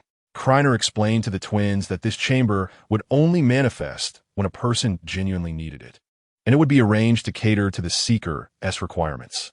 As he paced back and forth before the tapestry, his mind fixated on the thought of needing a place to conceal items. After walking back and forth 3 times in front of the empty wall, a smooth door appeared before him. "Let's enter," Krena declared, pulling the door open and stepping inside. George and Fred followed closely behind. The interior of the room was filled with an eclectic array of items, all hidden away by those who had previously entered. The assortment was quite chaotic. "Are we in a storage room?" George and Fred exclaimed in unison. Krena demonstrated the usage of the Room of Requirement to the duo. The space transformed into a resplendent lavatory, then morphed into a laboratory filled with various brewing potions, and finally reverted to a place suitable for hiding objects. The two, entering for the first time, were utterly astonished. "Blimey, this could serve as our secret hideout. It's perfectly concealed and secure." "Indeed," Krena chuckled. "However, we are here today to seek something." The two regained their serious demeanor and turned to Krena. "We are in search of a rather grand mirror." Krena paused for a moment, reflecting carefully. The mirror was tall, adorned with a golden frame, its base supported by claw-like feet, and the top bore the inscription of Ariste. This mirror had the extraordinary ability to reveal one's innermost, most fervent desires. Krena assigned the twins their search routes and, as they departed, solemnly reminded them, "Keep your curiosity in check.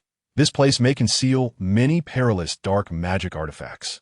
Do not touch anything unfamiliar." Krena ventured into the right-hand corridor, passing by precariously stacked, dilapidated furniture bearing traces of magic, likely hidden here to cover up evidence of miscast spells. The further he delved, the more peculiar the items became, including a gigantic glass jar containing a specimen of a monstrous creature. After a prolonged search, Krena began to doubt whether the mirror of Ariste resided within the Room of Requirement or rather in Dumbledore's office. Chapter 27. Every mirror is the mirror of Ariste Dumbledore was a conundrum, possessing remarkable self-restraint. Yet, upon encountering the Resurrection Stone, that restraint shattered like fragile glass. Given his abilities, he could have easily sensed the stone's issues, yet he fell prey to its allure with ease. The more Krena pondered, the more plausible this seemed. Dumbledore might have gazed into the mirror of Ariste each night before bed, reminiscing about the past. At that moment, George's voice echoed through the room. "Krena, I think I've found it. Come quick and see if this is the one." Before Krena could respond, a bright white light emanated from the other end. A knowing smile spread across Krener's face as he raced toward the light. arriving just in time to find George and Fred standing before the mirror. George, with a puzzled expression, inquired, "Did we find the wrong mirror? It doesn't seem as magical as you described. All I see is myself." Krena scrutinized the mirror before him, identical to his recollections. "You must be standing in the wrong position. Only the person in the center can see the vision they most wish to behold. Fred, step aside." Once Fred moved away, George glanced at the mirror and remarked, "There's still no change. You two should switch places. There's only me in the mirror." Listening to Fred's response, Krena fell into contemplation, then sighed heavily. Ever since Fred's passing, every mirror George gazed into became the mirror of a Reist, revealing not himself but the other. Both George and Fred simultaneously displayed expressions of panic, pointing at each other. "George, Fred, how is it that your deepest desire is me? We are but brothers." Ahem. The antics of these two siblings nearly choked Krena on his own saliva. "Enough of your jesting. Come out so I can take a look." He approached the mirror of a Reist and stood before it, where a lavish banquet unfolded within its depths. It was a celebration held by the Grangers on the night they successfully adopted him. A smile involuntarily crept across Krena's face. Arriving in this unfamiliar world and encountering such a kind family as the Grangers was indeed his fortune and happiness. Dumbledore's scrutiny piqued his curiosity. What could have drawn Dumbledore's attention? Krena bore a mysterious black orb and spoke Parseltone, suggesting a lineage of significance. To Krena's knowledge, only a select few were linked to Parseltone. Voldemort, Dumbledore, Grindelwald, or the Gaunt family. Krena sought the mirror of a Reist also to uncover the identities of his birth parents. It was known that Harry, before gazing into the mirror, had never seen his parents' faces, yet the mirror revealed them directly. Krena thought to leverage this ability in hopes of discovering his own lineage. Though his objective remained unmet, he found solace in the endeavor. "What did you see?" George inquired from his side. Krena replied slowly, "I saw family." Suddenly, a small green creature burst forth from his sleeve, hissing at the surroundings. "What is this unfamiliar scent?" Krena wondered, momentarily startled, yet swift in his actions. He gently stroked the creature's head, saying, "Why have you come out? Are you hungry?" "Unfortunately, there is nothing to eat right now. You shall be fed in the morning."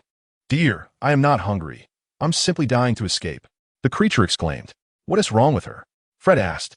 "She seems to be famished," Krena replied, continuing to pet the small creature.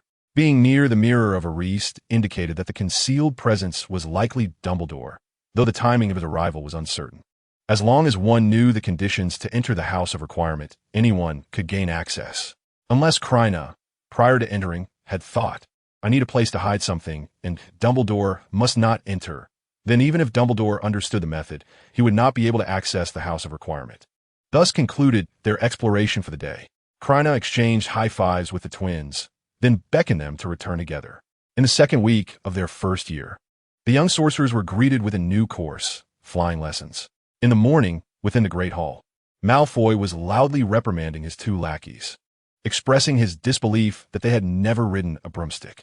"I truly feel embarrassed for you," he sighed. "You should have told me earlier. I would have taken you flying. You can ride however you wish at Malfoy Manor, where no one dares to interfere." He boasted about his own prowess, recalling how long ago he had mastered the broomstick with speed and stability. Patting his companions on the shoulder, he reassured them, "You need not worry. I shall teach you to fly this afternoon. Flying is quite simple." He tilted his head as if lost in recollection. "The first time I rode a broom, I nearly collided with a Muggle helicopter, but my talents saved me just in time." After sharing this, Malfoy cast a furtive glance at Harry, who was eavesdropping, and felt a surge of pride. Doomed, Harry thought, feeling despondent at the prospect of making a fool of himself in the afternoon's flying lesson, only to be mercilessly mocked by Malfoy. Ron scoffed. "Malfoy's all talk. He's probably just boasting. You shouldn't pay him any mind." "You could borrow a copy of The Wonderful World of Quidditch," Hermione suggested, showing Harry the cover of the book she held, which contained many flying techniques. Before she could finish, Krena snatched the book from her hands. "What are you doing? I need to memorize this before the afternoon." "I've hardly made any progress," Hermione protested. Krena pinched her cheek playfully, saying, "You're too tense. It doesn't matter whether you memorize it or not." However, Hermione, still feeling the pinch, broke free and continued. "I'm afraid I won't fly well. Here, have a sweet. It will help you relax," Krena said, offering her a candy from the table. Hermione sighed in resignation, knowing that with Krener's interference, she would not be able to study the book today. She opened her mouth to take the candy, her soft lips brushing against Krener's fingertips. He recoiled in distaste, wiping his finger on her clothing, which made Hermione glare at him angrily. "What do you mean by that look?" she demanded, extending her small hand toward his waist. Krener quickly grasped her hand, exclaiming, "I was wrong. Look, an owl is coming." Hermione retracted her hand, shooting Krener an adorable eye roll.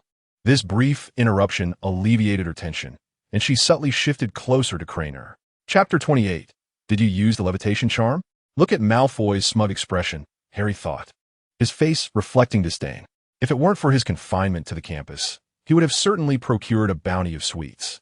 The rivalry between Malfoy and Harry was a constant back and forth of spying on one another. An owl swooped toward Krener and the others, just as it passed over Neville's head. Another owl chased it down. The package fell directly onto Neville's head with a resounding thud, a sight that looked quite painful. The package fell onto the dining table, toppling Neville's porridge. Neville, covered in the sticky mess, held his head with both hands, his eyes glistening with tears. The little lions around him laughed heartily, having witnessed many misfortunes, but none quite like this. Joy built upon another's suffering is a joy magnified. Krena promptly cleaned Neville's clothes and the package. This charm proved quite useful in daily life, yet it could also serve as a playful prank. When directed at a person, it would cause them to expel pink bubbles. "Thank you, Krena," Neville said, rubbing his head. Once the pain subsided, his gaze was drawn to the package. It was a memory orb. He held up a large glass sphere for everyone to see, filled with swirling white mist. "Grandma knows my memory is poor, and the memory orb helps remind me if I've forgotten something. If it turns red, it means I've forgotten something." Neville's cherubic face fell instantly as the orb glowed a vivid red. What could he have forgotten? Neville's forgetfulness was not an inherent trait. He had witnessed his parents being driven mad by 4 Death Eaters using the Cruciatus curse. Augusta Longbottom, Neville's grandmother, cast a flawed forgetting charm to spare him from the torment of such painful memories, resulting in damage to his mind. Otherwise, he wouldn't be so prone to forgetfulness. Krena interjected, "You must have forgotten to wear your wizarding robe." Neville looked around in confusion before glancing down at his attire. A look of realization dawned on his face as the memory orb reverted to white. Indeed, he chuckled sheepishly. Krena borrowed the memory orb from Neville. Finding that the mist had not changed color, he had forgotten nothing. The memory orb felt somewhat superfluous, tasteless yet regrettable to discard. It merely indicated that something was forgotten, but could not specify what. If it could be improved, the memory orb would be invaluable among students and professionals alike. At that moment, Malfoy suddenly lunged forward, snatching the memory orb from Krena's grasp. Krena was taken aback, bewildered by this audacious act. Who gave him the audacity to provoke Krena instead of Harry? Was a lion not fierce enough to avoid being mistaken for a sickly cat? Harry and Ron sprang to their feet, eager to confront Malfoy, seizing the opportunity. Malfoy felt the memory orb tremble in his hand, and as he looked down, it shot straight up, colliding with his forehead. He staggered back, one hand rubbing his pained brow, filled with dread at the orb's unexpected flight. The memory orb elegantly traced 2 letters in the air. At last, the memory ball soared back into Krener's hands. It was only then that Malfoy realized who was behind the mischief. Fueled by anger, he attempted to charge at Krener, only to be intercepted by Harry and Ron. Due to the angle of her arrival, Professor McGonagall only witnessed the memory ball flying into Krener's grasp, an exceptionally skilled levitation charm. Regrettably, this is not in Charms class, or Professor Flitwick would undoubtedly award you extra points, McGonagall remarked, turning her attention to the 3 at odds. What transpired? Malfoy attempted to snatch the memory ball from Krener. Harry promptly replied. Malfoy wore a grim expression, secretly lamenting that their head of house, Professor Snape, was not present. Otherwise, he was certain he would be sprawled on the ground, wailing. "Just wait and see," Malfoy hissed through clenched teeth, before turning on his heel and departing without a moment's pause. Once Professor McGonagall also took her leave, Harry and Ron burst into laughter, while Malfoy's countenance darkened considerably at the Slytherin table. At 3:30, Krener and the others hurriedly exited the castle, making their way to the grounds. They were fortunate. Their first flying lesson coincided with splendid weather. A gentle breeze caressed their cheeks, bringing with it a refreshing blend of grass and earth, inducing a profound sense of comfort. On the opposite side of the lawn lay the forbidden forest, where the distant trees swayed ominously in the wind. Slytherin students were already assembled, having no need to rush. As Gryffindors, they still had to ascend to the 8th floor to return their books before descending to the grounds.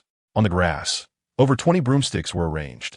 Each broom bore the marks of countless hands that had gripped its handle, now worn and polished. George and Fred had previously complained about the antiquated brooms at Hogwarts, which trembled in the air and often veered off course. Before long, Rolanda Hooch approached the group of young wizards. With her short gray hair and yellow eyes resembling those of an eagle, she commanded attention. "What are you all waiting for?" Hooch called sharply. "Everyone, go and collect a broom." Noticing the students still dawdling, she hastily urged, "Hurry, hurry. Time is of the essence." Krena quickly dashed over to select 2 brooms that appeared reasonably well kept, handing one to Hermione. Harry and the others were slower to react. By the time they reached the brooms, only the less desirable ones remained. Hooch lined up the wizards from both houses, standing at the forefront as she instructed. "Now place your brooms on the ground to your right." The young wizards complied in unison. "Now extend your right hand and hover it above the broom handle," Hooch bellowed.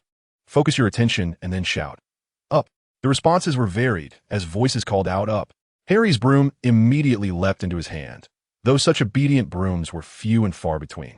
Malfoy's broom being one of them. Despite his earlier bravado, his talent was indeed commendable. "It appears that your broomstick is not heeding your commands." Hermione regarded Krena with a playful smile. Just moments ago, Krena had shouted for the broom to rise, yet it remained motionless on the ground. "Oomph," Krena called out again. But the result was the same. "Can't even manage a broomstick?" he muttered in frustration. "Up." As soon as the words left his lips, the broom obediently soared into his grasp. Hermione, taken aback, remarked, "Did you use the levitation charm?" Krena said nothing, merely twitching the corner of his eye. Chapter 29. Chilo is up to something. Hawk surveyed the area, and as all the young wizards successfully summoned their broomsticks, she began instructing them on how to mount without slipping off. In truth, among all present, only Krena had failed to summon his broom. After Hermione called out his failure, he reluctantly set the broom down and attempted once more to lift it. However, even Neville, who had struggled just like Krena, managed to summon his previously inert broom. With a sigh of resignation, Krena conceded that if the flying broom refused to cooperate, he still had the levitation charm at his disposal. A semblance of effort would suffice to pass the lesson. Hawk walked between the 2 rows, correcting the young wizard's grip. Malfoy, who had boasted earlier, received continuous reprimands from Hawk, his face flushing red from embarrassment. The sound of his humiliation drew laughter from Harry and Ron. If there had been a crack in the ground, Malfoy would surely have wished to disappear into it. "Very well." Hawk clapped her hands, commanding everyone's attention. "Now you may attempt to fly." Producing a whistle, she instructed, "When you hear the whistle, push off the ground with your legs and remember to exert yourself. I must warn you in advance." With a piercing gaze, she surveyed the group, her voice firm. "I do not permit you to soar away. You may only rise a few feet, leaning slightly forward before descending vertically back to the ground. Hold tightly to your brooms, and now listen for my whistle. 3, 2, 1. As the whistle sounded, all the young wizards pushed off vigorously from the ground. Harry was the first to lift off, followed closely by Malfoy. Most of the others hopped like frogs in place. It must be said that the flying abilities of these 2 were quite impressive. One by one, the young wizards began to ascend. Once Hermione took to the air, Krena ceased his attempts. He opted to relax. After all, the levitation charm was a perfectly fine alternative. His broom carried him steadily upward until he reached the same altitude as Hermione. She smiled at him, saying, "It seems fate has not opened all the doors of talent for you." Krena shrugged nonchalantly, stating, "See, I don't even need to hold the broom. This isn't too bad." It is worth noting that the difference in effect between using the levitation charm and flying on a broomstick is quite pronounced. The former is much slower. You should hold onto your broom tightly. Be careful not to fall, Hermione cautioned anxiously. "Rest assured, all will be well." Although Krena uttered these words, his hands faithfully gripped the broomstick. At that moment, the broom beneath him began to sway erratically, propelling him to great heights. "Goodness!" Huichi exclaimed, "Classmate, come down quickly." Yet, Krena could not hear Ms. Huichi's voice as the broom ascended further, accompanied only by the howling wind. The broom had slipped from his control, and the levitation charm had lost its efficacy. All other students come down immediately, Huichi shouted anxiously. However, Hermione did not heed Huichi's instructions. Instead, she lifted her broom and soared towards Krena. A figure swiftly zipped past Hermione. It was Harry. In no time, he reached Krena's side. The broom was shaking violently, attempting to throw him off. "Hey, Harry, how did you get up here?" Krena asked, bewildered. "I came to rescue you," Harry replied, taken aback by Krena's demeanor, as if he were not in need of saving. Though the turbulence was somewhat uncomfortable, the view was splendid, offering a panoramic glimpse of the majestic castle. Krena felt confident that he would be safe, and he was grateful for Harry's presence. This made him somewhat hesitant to continue teasing Harry about wearing women's clothing. Hermione, who had been trailing behind, soon arrived by Krena's side. "Are you all right?" she inquired. "Don't worry," Krena assured her with a smile, suspecting that the broom had experienced some malfunction. He wondered if there might be a conflict between the levitation charm and the broom, causing it to go haywire. As the trio conversed, the broom suddenly veered towards the castle. Harry reacted swiftly, closely following Krena. As they approached the castle, Krena's broom made a sharp turn, and Harry, unwilling to be outdone, skillfully maneuvered to avoid colliding with the castle. The broom then redirected towards the edge of the lawn, hurtling towards the oncoming Harry. With no time to evade, Harry was knocked off the broom. Krena jumped down as well, grasping Harry's arm. After a rapid descent, Krena employed the levitation charm to gently lower them both. When they were at the height of the 4th floor, Krena glanced over to find the window devoid of any figures. The moment he had glimpsed Quirrell, everything had become clear. There was no broom malfunction. Quirrell was the one causing the trouble. If trouble was to be had, why involve him? It was an utterly senseless predicament, all thanks to Harry. The idea of having Harry don women's clothing must be arranged. Once safely on the ground, Krena patted Harry's shoulder enthusiastically. "So how does it feel? Exciting? Isn't it? Ouch! Take it easy," Harry replied, rubbing his shoulder. He recalled the moment of falling, when it felt as if his heart might leap from his chest. It was indeed thrilling, yet he had no desire to experience a high-altitude drop again. Harry stamped his feet on the ground, finding solace in the solid earth beneath him. Hermione suddenly rushed forward, embracing Krena and murmuring, "You scare me to death."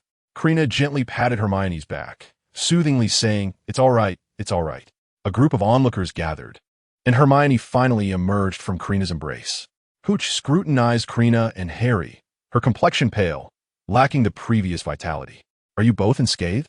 "We are both fine," Krena confirmed, bouncing on the spot to demonstrate her lack of injury, though Harry's broom had been shattered and mine had vanished into the forbidden forest.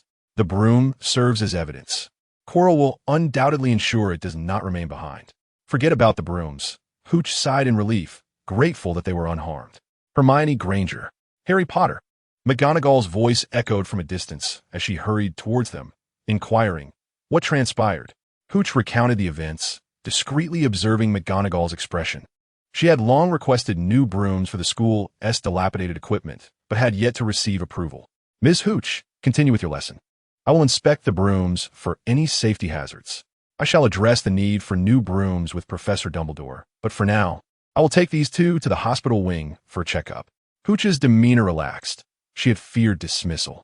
Her role at Hogwarts involved teaching first years how to fly and serving as a Quidditch referee. The benefits were ample, and the work was relatively easy. Losing this job would make it difficult to find another like it. Chapter 30. The gullible Malfoy and McGonagall escorted the two to the hospital wing on the 2nd floor of the castle. Madame Pomfrey examined them and assured they could eat and drink as needed. Those unfamiliar with Pomfrey might be alarmed, assuming they had contracted some incurable ailment. After the examination, McGonagall took Harry aside. Krena realized this was due to McGonagall's recognition of Harry's flying talent, intending to invite him to join the Gryffindor Quidditch team.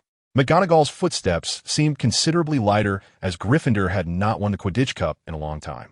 When Harry and Krena reunited at dinner, Harry recounted his experience after being taken away by McGonagall. Krena blinked, feigning ignorance of Harry's expectant expression, choosing to ignore the performance he was putting on. Meanwhile, Ron, forgetting the pie in his hand, gaped at Harry, his eyes filled with envy. To be a seeker, how incredible. First years aren't allowed to join the house team. After taking a bite of his pie, he continued, I bet you're the youngest player on the team in many years. Wood told me it's been a century. Upon finishing his statement, Harry indulged in the feast, his thrilling afternoon having left him famished. You must not share this with anyone. Wood wants it kept a secret. Not long after Harry's words had faded, Malfoy swaggered over, flanked by Crabbe and Goyle. I challenge you to a wizard duel. Malfoy's face flushed crimson, his fists clenched tightly. Granger, he growled through gritted teeth, recalling the last time he had been so blatantly disregarded. Krena twitched at the mention of his name. It was astonishing that Malfoy sought him out for a duel. Harry was right there. He discreetly indicated to Malfoy that he had misidentified his opponent. I am not here to confront Potter, but to duel you, a face-off at midnight tonight. Krena could scarcely believe his ears.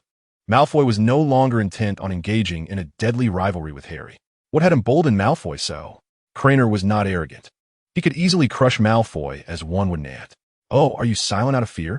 Malfoy mocked. I never imagined you to be such a coward. Afraid to engage in a wizard duel. How dull.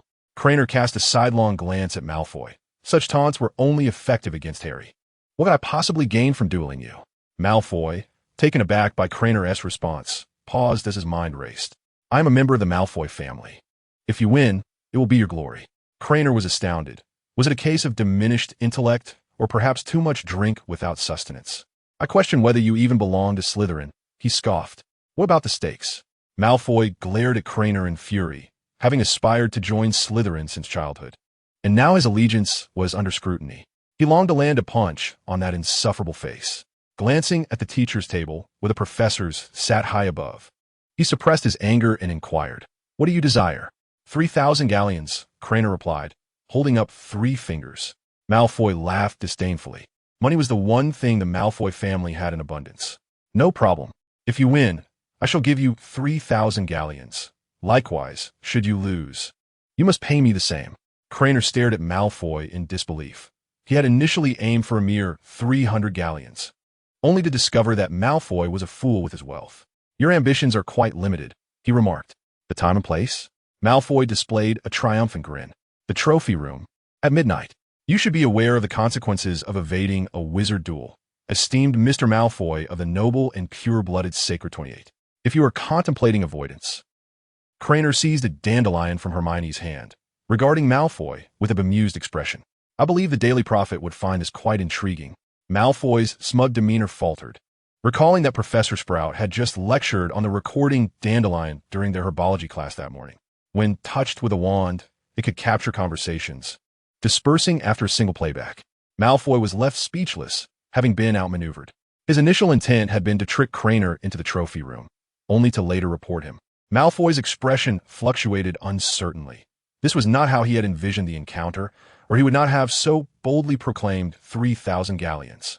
Should his father discover this, he would undoubtedly break his legs. The Malfoy family places utmost importance on commitments. Malfoy, now left with no choice, could only assert that the matter was settled.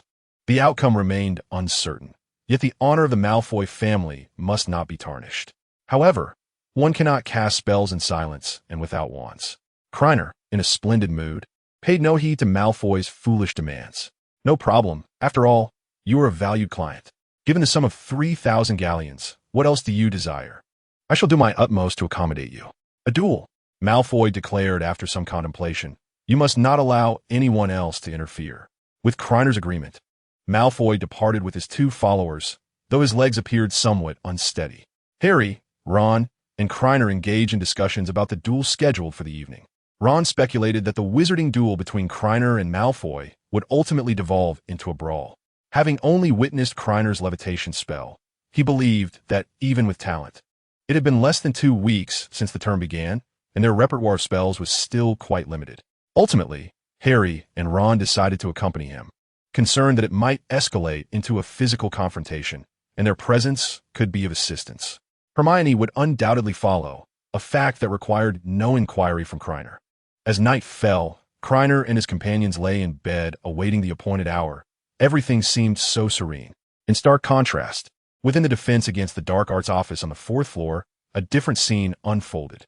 Quirrell knelt on the ground, trembling, his headscarf removed, revealing a grotesque visage on his bald crown. His pale face bore a pair of crimson eyes and nostrils as slender as a serpent's. Quirinus Quirrell, whispered Voldemort. You profess to be clever, yet engage in foolishness. Master, Quirrell stammered. Voldemort paused momentarily. Do you not don this guise to seek Dumbledore's assistance? Quirrell shivered, replying haltingly. Master, this is all to better conceal my intentions, to aid you in obtaining the Philosopher's Stone. Such trivial schemes are of no use to me. Causing the broom to go out of control today was merely an attempt to attract attention. Futile, do not engage in meaningless antics. Voldemort's complexion grew even paler. From a moment you were employed, Dumbledore has already deduced everything. Can you fathom why he does not come to your aid? Quirrell, clutching his head, fainted from the pain, as Voldemort slowly closed his eyes. Chapter 31. Malfoy's Self-Destruction. It was 11:30. Ron whispered, It's time for us to depart. Krena and his companions donned their garments, grasped their wands, and stealthily traversed the room, descending the spiral staircase. Hermione had been waiting in the common room. Krena nodded at her. Let us proceed. Familiar with the corridors of Hogwarts, Krena guided the trio swiftly to the 4th floor. Fortune favored them, as they encountered no sign of Filch along the way. They entered the display room, which was quite bright, illuminated by the moonlight streaming through the windows. Rows of crystal glass cabinets sparkled under the moon's glow, showcasing trophies, medals, and statues that gleamed with silver and gold. Harry, come look at this, Krena said, pointing to a glass cabinet. It seems your flying talent is inherited from your father. Harry stared vacantly at the golden Quidditch cup inside, inscribed with the words, Chaser James Potter. He was utterly unaware of the passage of time. In a hushed voice, Harry inquired, Do you think Malfoy is too scared to come? He will come, Krena replied confidently. If Malfoy shows up, he'll only endure a beating and lose 3,000 galleons. If he chooses to evade the wizard duel, the Malfoy family will suffer far greater losses. As the clock approached midnight, Malfoy entered with 2 lackeys. You all took your sweet time, Harry remarked. We were beginning to wonder if you were afraid. Winners often arrive last, Malfoy retorted with a snort, casting an angry glare at Krena. You will regret challenging me to a wizard duel. Krena was slightly taken aback, pondering what had instilled such confidence in Malfoy.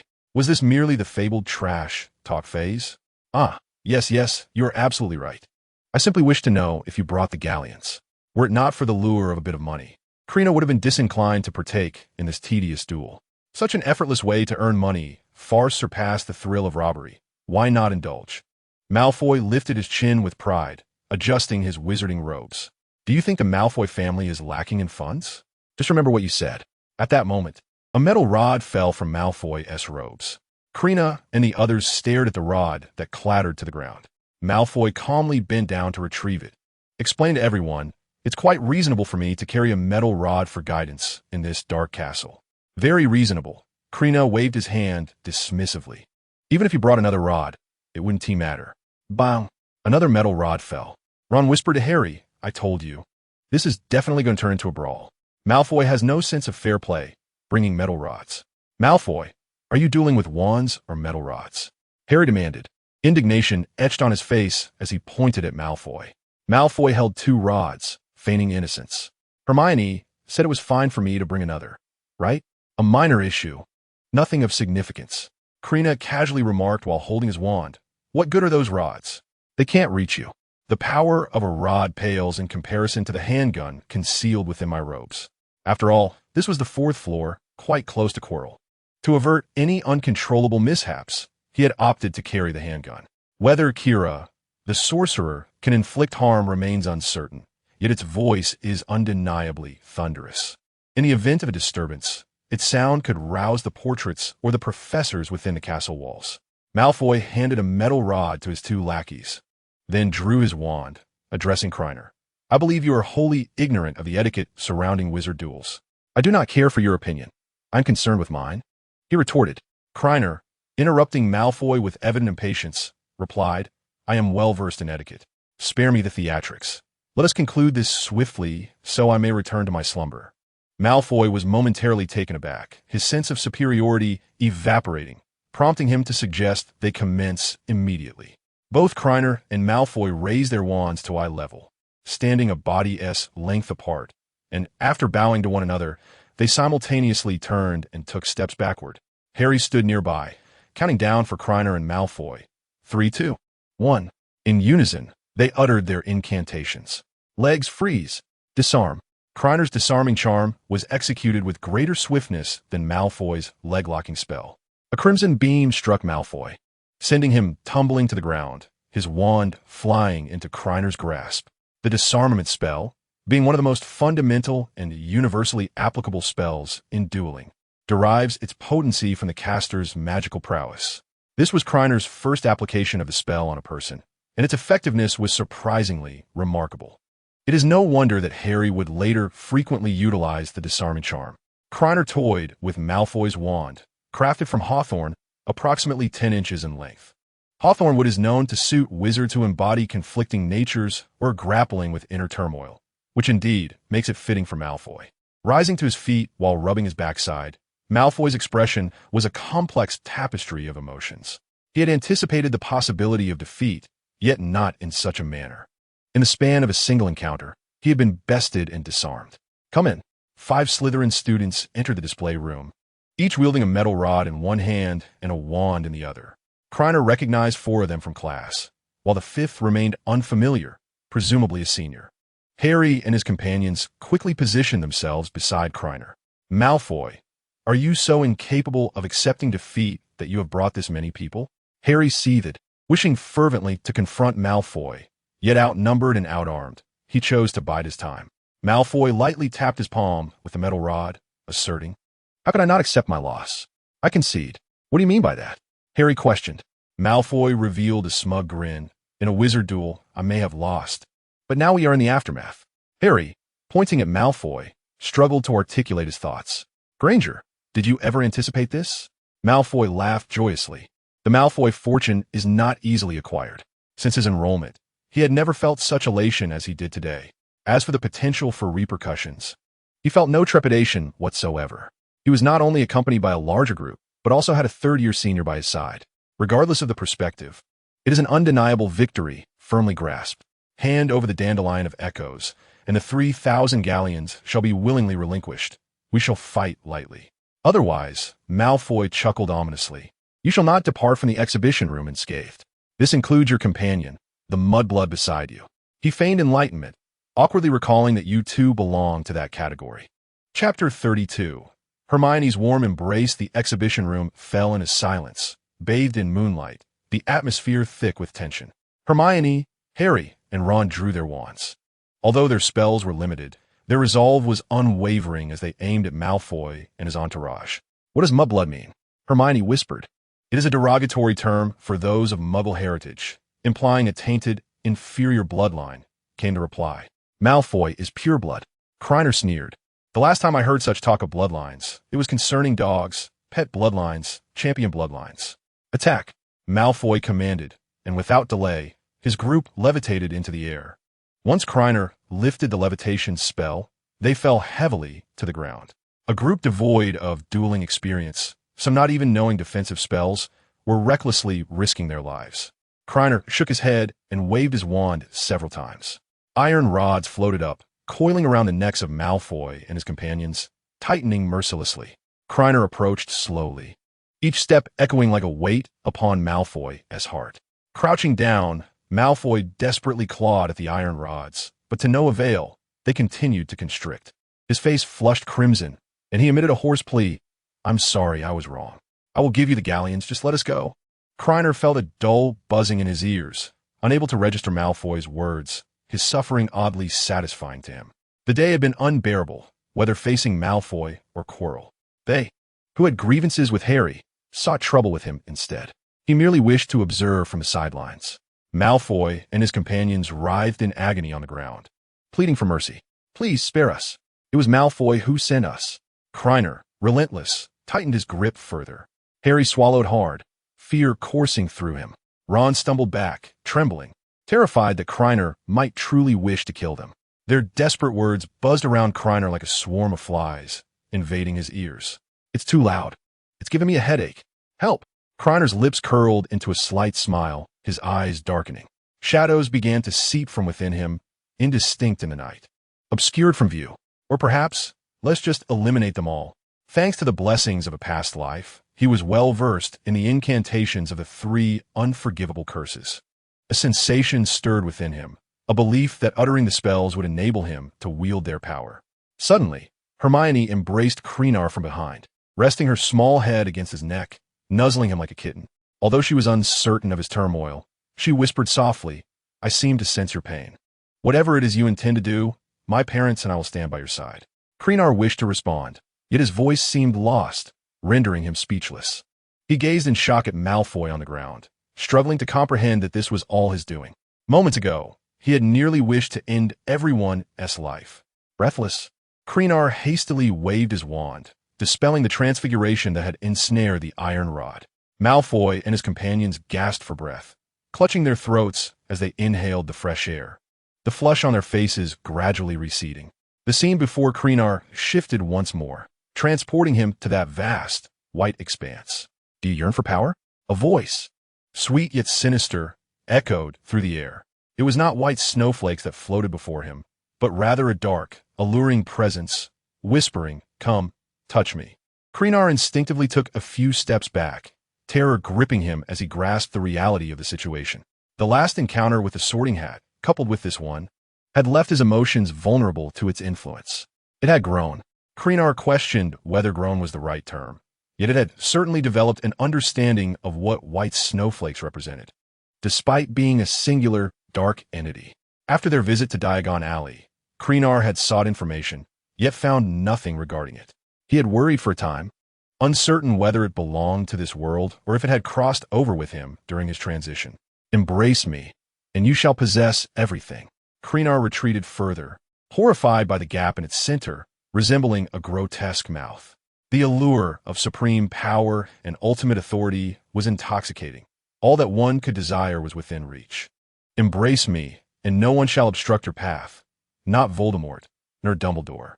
Though the words stirred a sense of longing, they primarily instilled within Krena an overwhelming fear.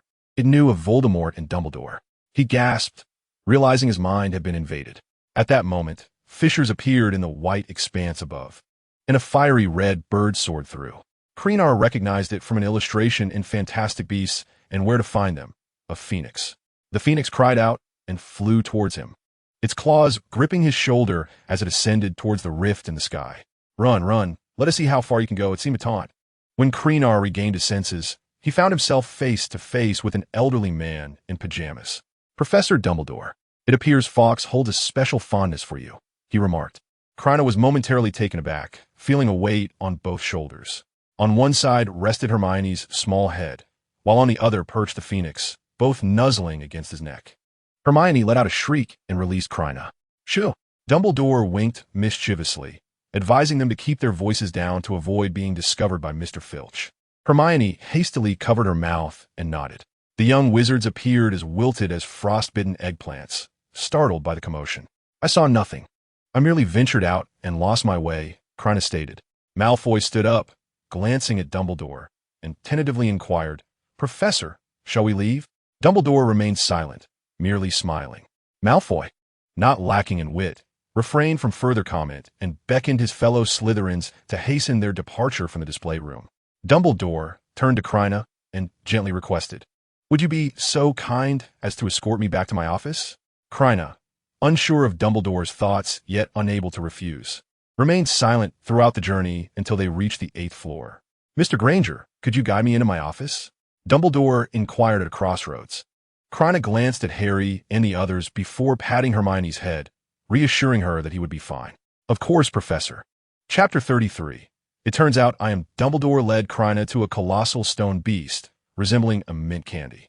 "The password is a reflection of my old age. My fondness for sweets has led me to use them as passwords, such as cockroach cluster or fizzing Wisby." Dumbledore seemed to ramble on, as if deliberately seeking conversation. Suddenly, he seemed to recall something important. "Do be sure not to tell anyone, especially the Weasley twins. I fear they may take advantage of my absence to explore my office." Krena was initially taken aback, but soon realized that Dumbledore was hinting at him. If he truly wished for discretion, he needn't have uttered those initial words.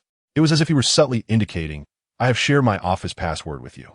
Feel free to visit any time." The The connection with the twins was also evident, confirming that it was indeed Dumbledore who had been at the fabled room of requirement. Krena observed Dumbledore, who seemed unfazed by the small secrets he held. Thus, Krena felt no need for concern. He smiled politely and nodded. I assure you, I will not speak of it. In that moment, the stone beast appeared to come to life, stepping aside to reveal a stone wall behind it. The wall split in two, unveiling a spiraling staircase that ascended slowly, akin to an escalator. As the two stepped onto the staircase, the wall seamlessly closed behind them, and they began their ascent in a gentle spiral. At the top of the staircase stood a shimmering oak door, adorned with a bronze knocker in the shape of a griffin. The office is a spacious and exquisite circular chamber, adorned with portraits of past headmasters, who appear to be peacefully slumbering within their frames, some even snoring softly. Dumbledore took his seat at the desk, which was cluttered with peculiar silver instruments. Please sit down, he invited. Krena nodded and settled into a chair opposite Dumbledore. Would you care for a pile of cockroaches? Dumbledore inquired, retrieving a mound from a large basin nearby and placing it into his mouth. I shall pass, thank you. Can I have some, dear? Xiaoqing emerged from Krener's sleeve, flicking her tongue towards the mound of cockroaches. Xiaoqing, what is wrong? Krener gently stroked Xiaoqing's head, feigning ignorance. He turned to Dumbledore, explaining, This is my pet, Xiaoqing. She is remarkably intelligent. It seems she is rather playful, and the novelty of this new environment piques her curiosity. Dumbledore chuckled softly, his crescent-shaped glasses glinting, clearly amused by Xiaoqing's interest in the cockroaches. Is that so? Krena remarked, placing the mound near Xiaoqing's mouth. After she consumed some, he added, Professor, you truly are impressive. You could predict that. It is not mere conjecture, Dumbledore replied, slowly shaking his head. With age comes the acquisition of knowledge. Krena placed Xiaoqing on the table, allowing her to indulge. Thank you, dear. You are the best, Xiaoqing exclaimed joyfully as she lunged towards the pile of cockroaches. Professor, does Xiaoqing speak through her tongue? What has she said? Krena gazed at Dumbledore, his face alight with curiosity. Well, Dumbledore hesitated, pondering how to translate this for the elderly. Xiaoqing has quite the personality. She is fond of you. Krena chose not to press further, conceding, Indeed, Xiaoqing is very well behaved, and I am quite fond of her too. Dumbledore fell silent for a moment, his demeanor growing solemn. With his hands clasped beneath his chin, he gazed steadily at Krena. Do you have something you wish to discuss? Krena inhaled deeply, finally arriving at the formal question-and-answer segment. After a moment of contemplation, he began to describe the enigmatic little black sphere to Dumbledore. Krena felt utterly powerless against the sphere as it affected his emotions. Should it harm Hermione or his parents, he would be tormented for life. This matter needed to be conveyed to Dumbledore. With his extensive knowledge, Dumbledore was likely to recognize what it was, even if he did not. Seeking Dumbledore's guidance on how to remain unaffected was paramount. I'm glad you have chosen to confide in me, Dumbledore replied gravely. What you possess is likely a manifestation of Mors Mordra. Krener's expression betrayed his surprise. You believe this is Mors Mordra? I am quite certain it is, Dumbledore affirmed. Krena pressed his lips together, astonished that Dumbledore used such a definitive term. The environment in which Mors Mordra is formed is quite unique. Young wizards, in their attempts to evade misfortune, harbor a loathing for their own magic and consciously endeavor to suppress it, thus generating a dark parasitic magical force. Those who are silently parasitized are referred to as the Silent Ones, and instances of survival beyond the age of 10 are exceedingly rare. Krena had previously harbored doubts regarding the Silent One, as its former incarnation bore numerous wounds and succumbed to the cold and the snow. It is highly probable that it suffered both physical and psychological abuse, which stifled its magical abilities. However, after conducting his research, he found that the Silent One did not align with his findings.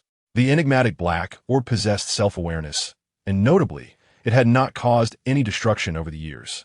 Prior to receiving the letter from Hogwarts, he had questioned whether he might be a wizard. It seems you're familiar with what a Silent One is. Thus I need not elaborate further, Dumbledore stated calmly. The Silent One within you is unique. It possesses self-awareness, yet it is undeniably a Silent One. The absence of such a Silent One in the past does not imply that it cannot or will not manifest. Krena exhaled a heavy sigh. The Silent One was akin to a premature death. Although he had survived past 10 years, who could say how much longer he might endure? Is it possible to extricate it? Regrettably, it is too late, Dumbledore murmured, bowing his head in apology. Krena stared in shock, failing to grasp Dumbledore's subsequent words. Otherwise, he would have surely harbored doubts. Soon, he composed himself, for there are always more solutions than difficulties, especially with a system at his disposal. Is there a way to prevent it from affecting my emotions? Dumbledore furrowed his brow, clearly troubled by the question. Within you reside two forms of magic, the dark magic of the Silent One and your own innate magic. Previously, they coexisted harmoniously. I suspect this was due to a state of balance. However, upon wielding your wand, that equilibrium was disrupted. This explains why, after selecting your wand, you entered the realm inhabited by the Silent One. I understand now, Krena said with newfound clarity. If my magic surpasses that of the Silent One, then I shall not be influenced by it. Very astute, Dumbledore replied in a soft voice. Under normal circumstances, a wizard's magical power increases with age. Yet your growth has not kept pace with that of the Silent One. Hearing this reassured Krena greatly. He was a man with a plan, and within his system was precisely the potion to enhance his magic. Fortunate Hermione was surely watching over him at that moment. Chapter 34. The Elder Wand for me? A moment of silence enveloped the office as Krena and Dumbledore exchanged wide-eyed glances. After a moment's contemplation, Krena ventured to inquire, "What did you mean by special circumstances?" Dumbledore regarded Krena thoughtfully, recalling his youth when he and Grindelwald were irresistibly drawn to one another. In pursuit of their shared ambition, they sought to acquire even greater magical power. Thus, they embarked on a quest for the Deathly Hallows and the exploration of ancient magical relics. Although their power was significantly amplified in the end, they also lost much more. It is truly remarkable, and quite commendable, that someone of your age can remain composed upon hearing such matters. Anyone who hears such news, knowing that their time is limited, cannot remain composed. However, Dumbledore is capable of such calmness. Krena, too, maintains his composure due to his system and his understanding of how to suppress the silent threat. He smiled gently and said, "Losing one's composure does not resolve problems. There are always more solutions than difficulties." Dumbledore offered a soft smile, gazing at Krena for an extended moment, as if he had made a significant decision. "Have you read the tale of the three brothers from the Tales of Beedle the Bard?" Thanks to Thestral's fortune, she had purchased numerous books, allowing Krena to finish the entire collection. Once upon a time, three brothers sought to cross a river, using their magic to construct a bridge.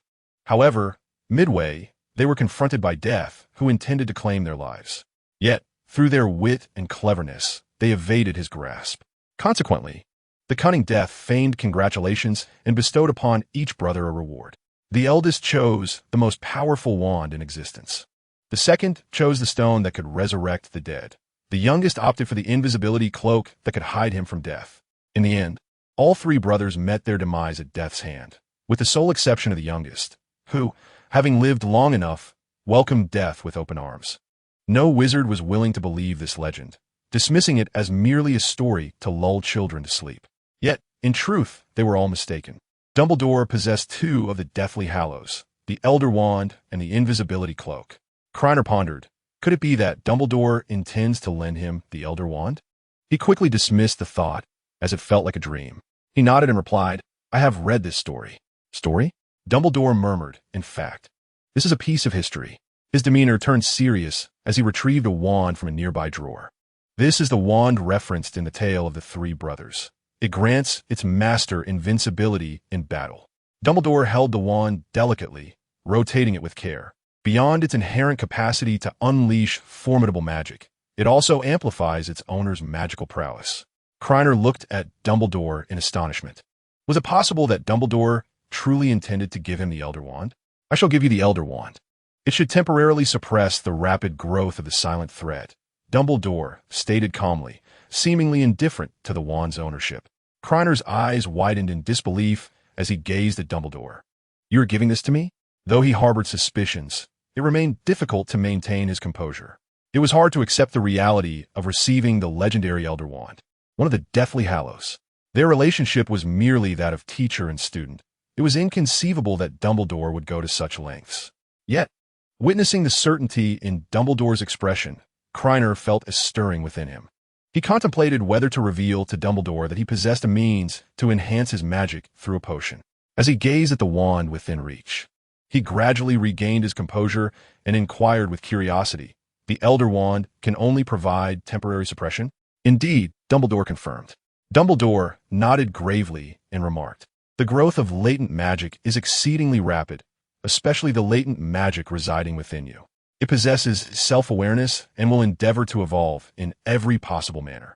The Elder Wand merely serves to diminish the gap in your magical prowess." "Professor, I have a query. If the Elder Wand were to come to the attention of other wizards, it would undoubtedly incite a frenzy of desire. Why then would such a precious artifact be bestowed upon me? As you have indicated, it is merely an object, no matter how valuable. It pales in comparison to the sanctity of a living soul." This reasoning struck Krena as quintessentially Dumbledore, reminiscent of his intent to save Malfoy in the narrative. Nevertheless, Krena, since there must be other motivations at play, tentatively, he inquired, "Is there no other reason?" Dumbledore mischievously winked. "Life is of paramount importance, is it not?" Krena nodded, understanding that further inquiries would yield no additional insights from Dumbledore. "Let us engage in a duel. I recall your disarming spell is quite proficient," Dumbledore added, elucidating that only the victor in their duel could lay claim to the Elder Wand. Krena cast a sidelong glance at Dumbledore, pondering how long he had been observing this spectacle. He was aware of the intricacies surrounding the wand's allegiance. In the narrative's conclusion, the Elder Wand's allegiance did not rest with Snape, as Voldemort's slaying of Snape did not confer upon him the wand's loyalty. This was, after all, a contributing factor to Voldemort's eventual defeat. With Harry's wand in hand, and standing on the left, how could Voldemort possibly prevail? "I refuse," Krena declared. Dumbledore's composure faltered, his face a canvas of astonishment followed by confusion. Krena stifled a chuckle, relishing the rare opportunity to witness such an expressive countenance on the usually sagacious Dumbledore. This decision had not been made lightly. He knew he might not be able to wield the Elder Wand with assurance. The magical realm is fraught with complexities. In encounters with young wizards, Krener's magical aptitude and talent provided him an edge, but against adult wizards, particularly dark sorcerers, the outcome was uncertain. With Voldemort present in the school, any unforeseen circumstance could result in the wand changing hands. The flutter of a butterfly's wings can indeed instigate a tempest.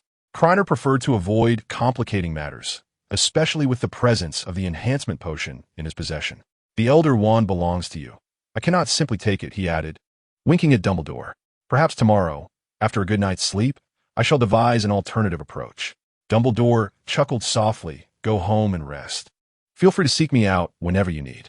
Krena retracted his small phoenix and stood to depart. At that moment, Dumbledore remarked, "It appears Fawkes has taken quite a liking to you.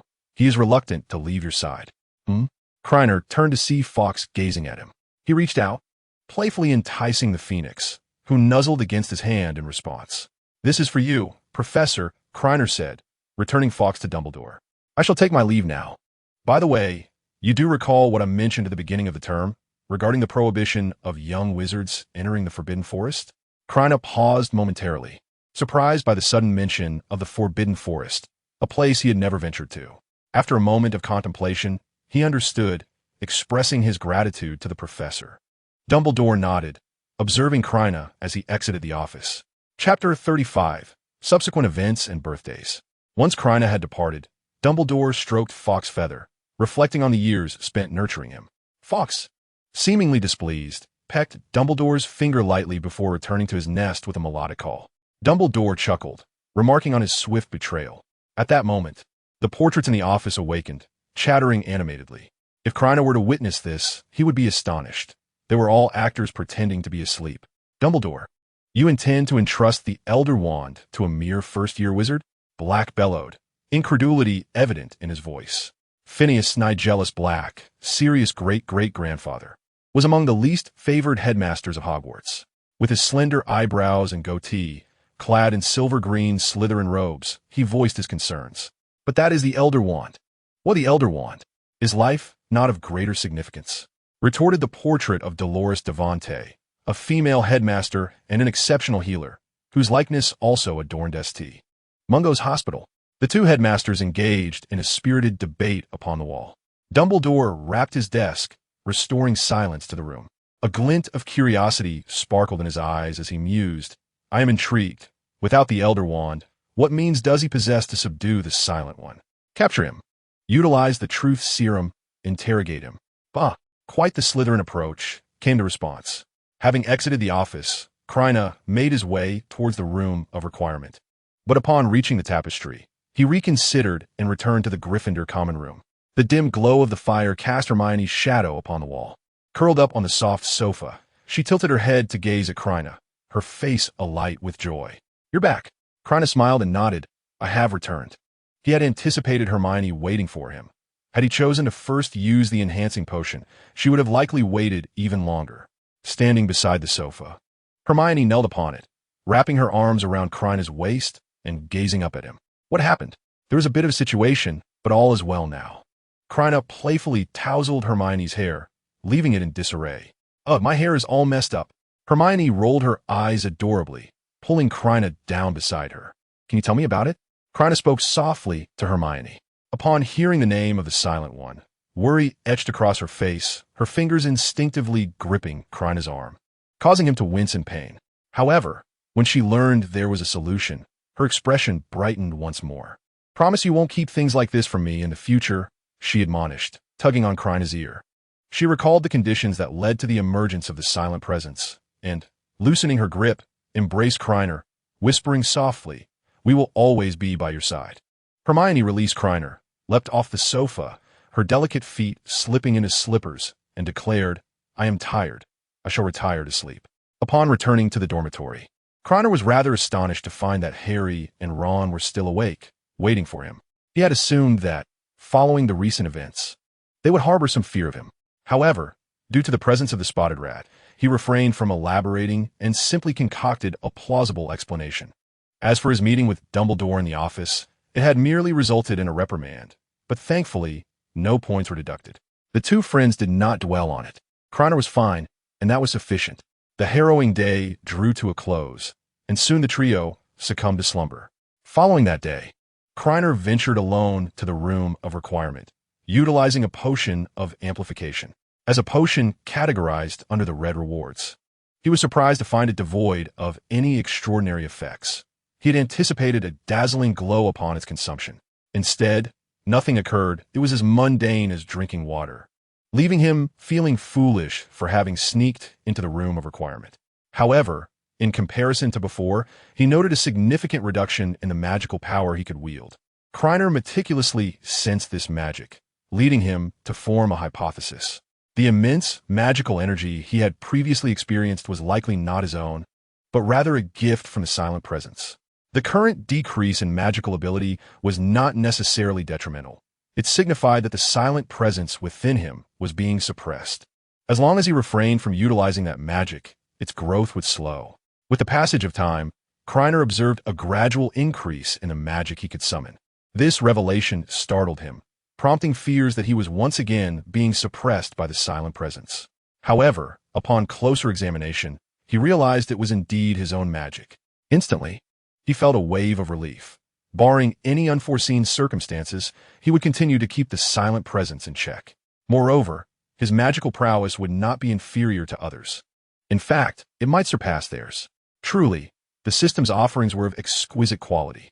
One day, at a corridor's turn, Krena unexpectedly encountered Dumbledore.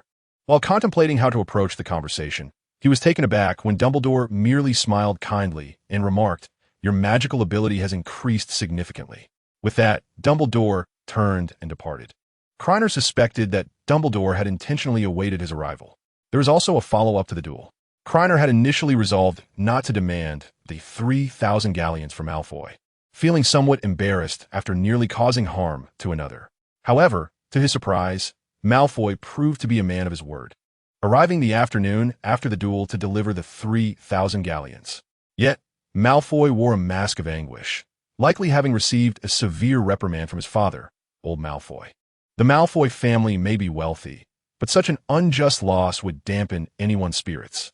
With the galleons offered, refusing to accept them would be tantamount to disregarding Malfoy's dignity.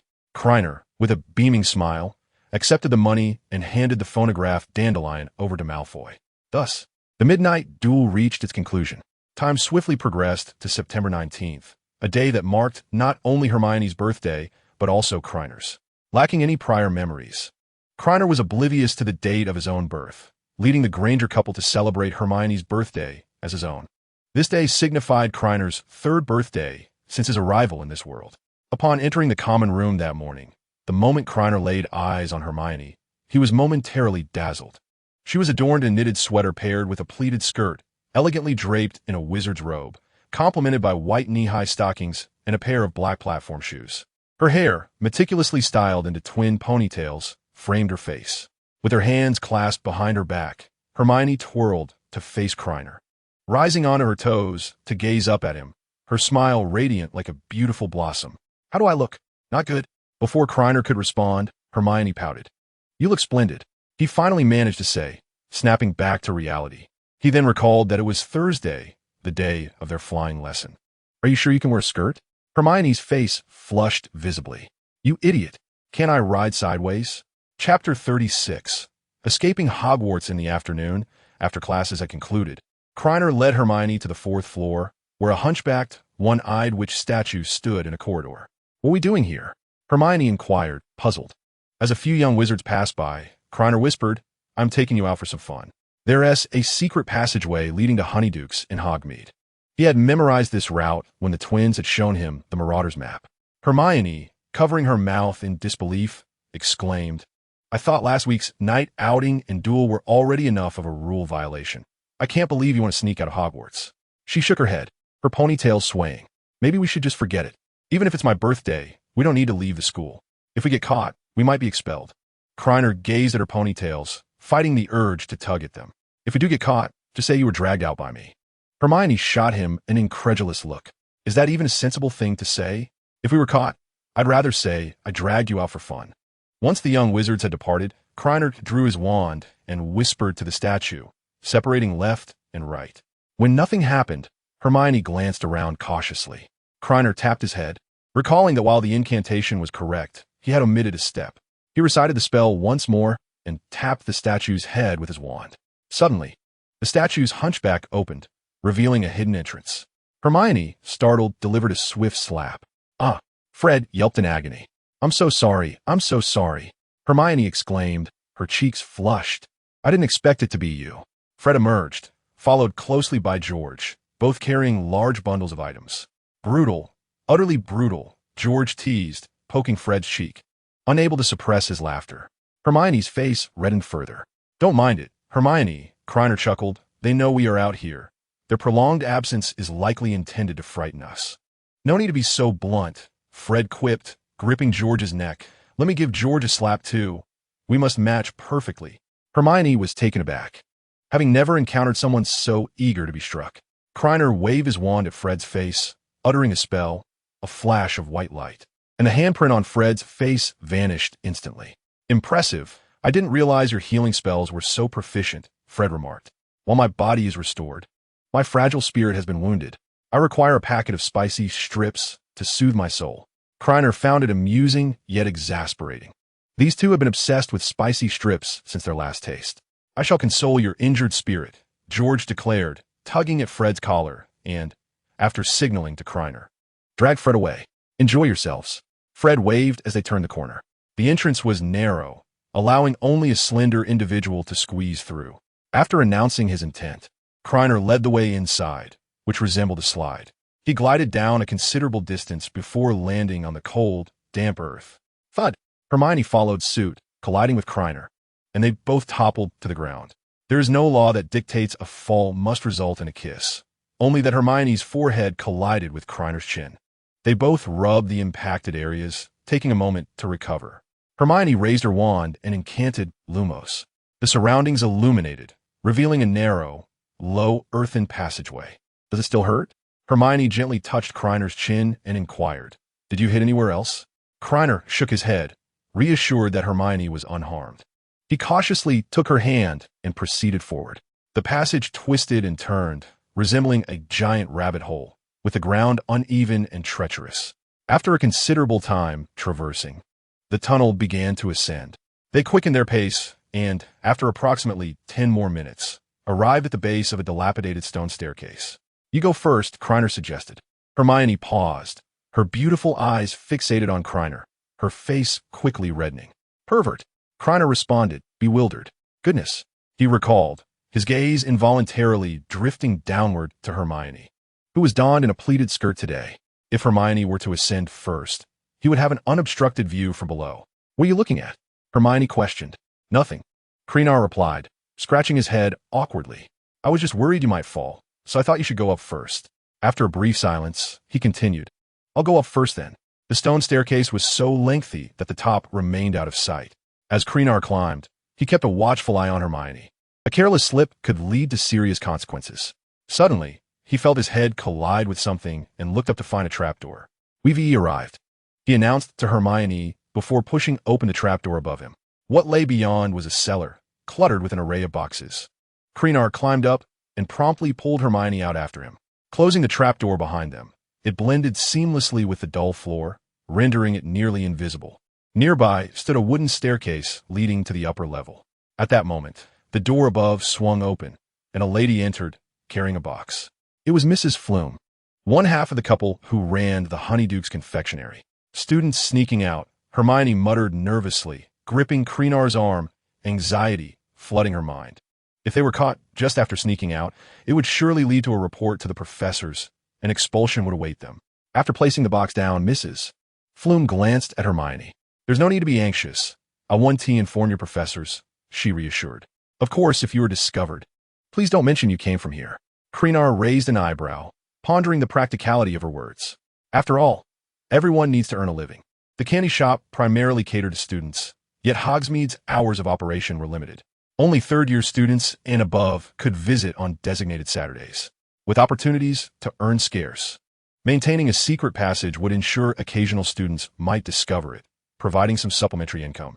Mrs. Flume scrutinized the two of them with mild surprise. "You must be first years, having just enrolled and already daring to sneak out. Truly the spirit of Gryffindor," she remarked. "You may head up the stairs. My husband is watching the shop above." Chapter 37. Happy Birthday. As they ascended the staircase, Hermione whispered, "Should we take off our robes first?" She felt that walking out in them would draw too much attention. "It's fine. In reality, it doesn't make much difference whether we wear them or not. There aren't many in the magical community, and those living near Hogsmeade almost all know each other. Removing the robes is akin to hiding the truth. Anyone from Hogwarts, aside from professors who Haven Tea taught, would recognize them. Moreover, in a village like Hogsmeade, which is entirely wizarding, dark wizards could also be lurking about. They donned their wizard robes as a form of protection, significantly reducing unnecessary troubles. Exiting the cellar and traversing the corridor, they arrived at the shop. The interior was rather desolate, with Mr. Flume lost in thought at the counter. Upon hearing footsteps, he turned, slightly surprised, and remarked, "Ah, students, feel free to select your candies. You may sample them." The walls were lined with shelves, each brimming with an array of confections. In the center of the aisle stood two cabinets. One housed a small fire dragon roasting chestnuts with its flames, while the other was filled with a large bowl of chocolate for self-dipping. The Honeyduke's candy shop also supplied goods to the Hogwarts Express, and much of what Krena beheld was familiar to him. Krena chose an assortment of ordinary candies, devoid of enchantments, and, consequently, lacking any extraordinary effects. The two then hurried to the section dedicated to special candies. For instance, there were explosion-filled soft chews, which produced a mild explosion upon consumption, yet posed no harm, akin to popping candy. There were also candies designed for mischief, such as sour exploding candy, which resembled lollipops but left a burn on the tongue after eating. Krena fed Hermione a pepper imp, and to his amusement, her ears and nose erupted in flames. Under Hermione's seemingly murderous gaze, Krena swallowed hard, stifling his laughter. "Try this," Hermione said, offering Krena a white candy. "How does it taste?" As Krena opened his mouth to respond, his voice transformed into a series of meows. Hermione stifled her laughter, exclaiming, "That sounds just like a little kitten." She then fixated on a candy with transformative properties, consuming it would alter body parts to resemble those of animals. However, this time, Hermione chose to sample one herself rather than offering it to Krena. "Do you notice any changes?" she inquired, tilting her head after consuming the candy. Krener's eyes sparkled, The adorable Hermione appeared even more charming. Her original ears had transformed into a pair of large, fluffy, upright fox ears. "Your ears have become those of a fennec fox," Krena stated, reaching out to touch them. The texture was delightful, thick and soft. Hermione lowered her head, one ear being caressed while the other drooped. She felt her heart race, accompanied by a pleasant sensation in her ears. "Don't touch," she said playfully. Krena bit his lip, struggling to restrain his hands. After all, Hermione was now a fox-eared maiden. "Why don't you bring your ears closer?" Hermione suggested, biting her lip as she glanced at Krena. "Just let me touch them again. I can see how much you enjoy it." Krena took a half-step back, hastily refusing. Hermione's expression quickly shifted, narrowing her eyes at him. They purchased 2 large bags of candy and 1 small bag filled exclusively with Hermione's chosen transformation candies. After settling the payment, Krena inquired, "Sir, may we leave these sweets here for a while? We shall retrieve them when we depart." Mr. Flume, taken aback, remarked, "You possess quite the audacity to venture outside. Most young wizards who sneak out dare only to remain within the shop, purchasing their confections before returning." Krena raised an eyebrow, knowing among the few, there must be a Gemini. "Shall we return then? Let's explore," he suggested. Krena had brought Hermione out with the intent of purchasing a gift. It would be absurd to return without having made a purchase. Upon hearing their decision, Mr. Flume said, "Then let them rest here. Do be cautious outside and avoid encounters with any professors." Krena expressed his gratitude and stepped out of the candy shop with Hermione. The streets were lined with peculiar shops, bustling with activity. Passers-by merely glanced at them in surprise before redirecting their attention. After all, everyone was tacitly aware of the escapade. No one would be so bored as to report them. "Is this Hogsmeade?" Hermione's face radiated excitement. "Where shall we go now?" Krena cast a sidelong glance at her. "Ah, women, with streets to explore, fear of professors dissipates." The duo wandered through Hogsmeade until they reached the elegant wizarding clothing shop, where Hermione tugged Krena inside. "Welcome." The cheerful shop assistant greeted them, her smile warm. "What can I assist you with today?" "We shall peruse on our own," Krena replied. The assistant nodded, guiding them through the sections of garments. In the women's dress area, Krener's eyes landed on a particular dress. What about this one? It would suit Harry perfectly. He felt that since fate had led them here, he could not justify returning without arranging a dress for Harry. Hermione gasped. Harry would agree to wear a dress? "Not quite," Krena shrugged, "but let us buy it for him anyway." "Isn't this one a bit unappealing?" She pondered. Krena reflected for a moment, concluding that aesthetics were secondary. What mattered was that the first time Lily met Snape, she wore a dress of a similar style. Having selected the dress, they meandered to the sock section, which boasted an array of styles, including stockings in black, white, and red. Hermione picked out a pair of white stockings adorned with pink paw prints on the soles. "Are these lovely?" Krena recalled the pair stowed away in his system package and coughed lightly, wondering why she sought his opinion on such a matter. "Oh." Hermione's eyes sparkled as she chuckled, ultimately saying nothing further. By the time they returned to the castle, night had fully descended, and dinner in the great hall had concluded. Krena guided Hermione to the edge of the Black Lake, where he waved his wand, conjuring a table, chairs, candles, and cutlery. With another flick, he enchanted the plates, instantly filling them with an array of food and cake. The food was prepared in advance by the house elves. He merely transferred it over. "Cheers and happy birthday." After indulging in a sumptuous meal, the two exchanged gifts. Although they were already aware of their contents, the sense of ritual was still paramount. Krena raised his wand and sent a beam of light into the sky. Subsequently, splendid fireworks burst forth, illuminating the night. Chapter 38. Dear, your Harry is on delivery. On Friday morning, within the Great Hall, Krena and Hermione received belated birthday wishes from Gryffindor. The news of their birthday celebration and fireworks had spread throughout Gryffindor House. Seizing the moment, Krena distributed the candies he had purchased the previous day. The hall resonated with the joyous laughter of Gryffindor wizards. As breakfast was nearing its end, George and Fred sauntered in, looking rather disheveled. They draped an arm around Krena's shoulders. "You had fun yesterday, but we had a miserable time. We were caught by Professor McGonagall and lost a total of 40 points. We were even assigned to polish trophies in the trophy room. It's all my fault." Krena reassured them, patting the twins' hands. The dazzling fireworks from the previous night had been orchestrated with the twins' assistance. He had deliberately arranged for them to be set off at a distance from the castle to facilitate a quick escape. Unfortunately, The two hapless souls had failed to evade capture, but their selfless contribution allowed him and Hermione to enjoy the entire display in peace. The organization will remember your sacrifice. Krena retrieved 2 bottles of soda, popping candy, and bear-shaped instant noodles from his robe. Aside from the soda, the snacks from the system lottery had already been distributed. The twins chuckled, appreciating the novelty of the treats, even if they were not spicy strips. After the twins departed, Hermione, still shaken, placed a hand on her chest. Do you think the professor will find out it was your fireworks? It wouldn't matter if they did. Krena glanced toward the staff table where Dumbledore was smiling at him. Hogwarts had its hidden rules, as long as one wasn't caught in the act. Knowledge of the event afterward did not constitute a breach of school policy. Hermione was taken aback. This was the first she had heard of such unspoken regulations. On the way to class, Harry lagged a few steps behind, walking beside Krena. Do you remember what we discussed last time? Krena feigned confusion, though he was well aware of what Harry was referring to. It was already the 3rd week, and he was surprised that Harry had restrained himself from inquiring the previous week.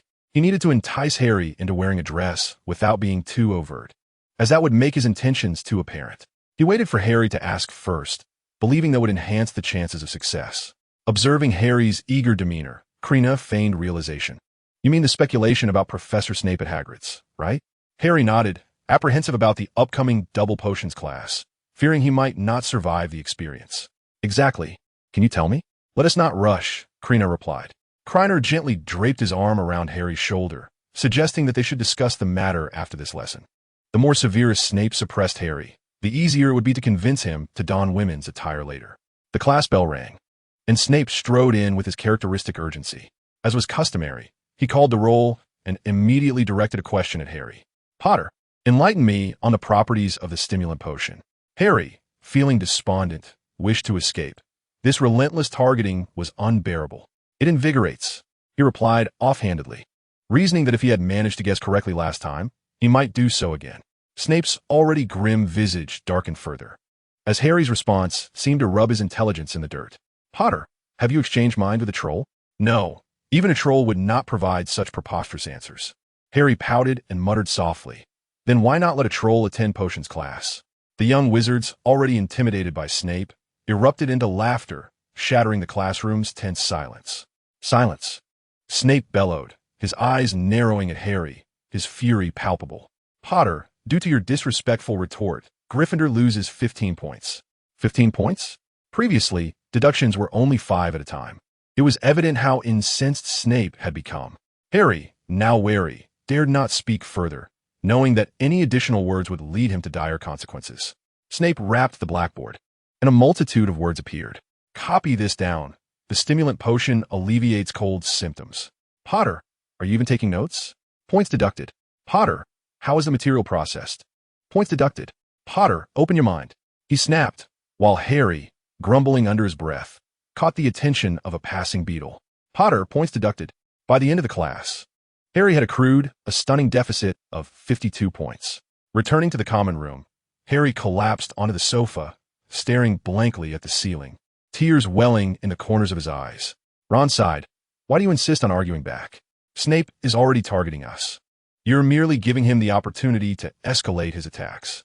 Harry managed a bitter smile and sighed. Just tell me, Krena. TSK, TSK.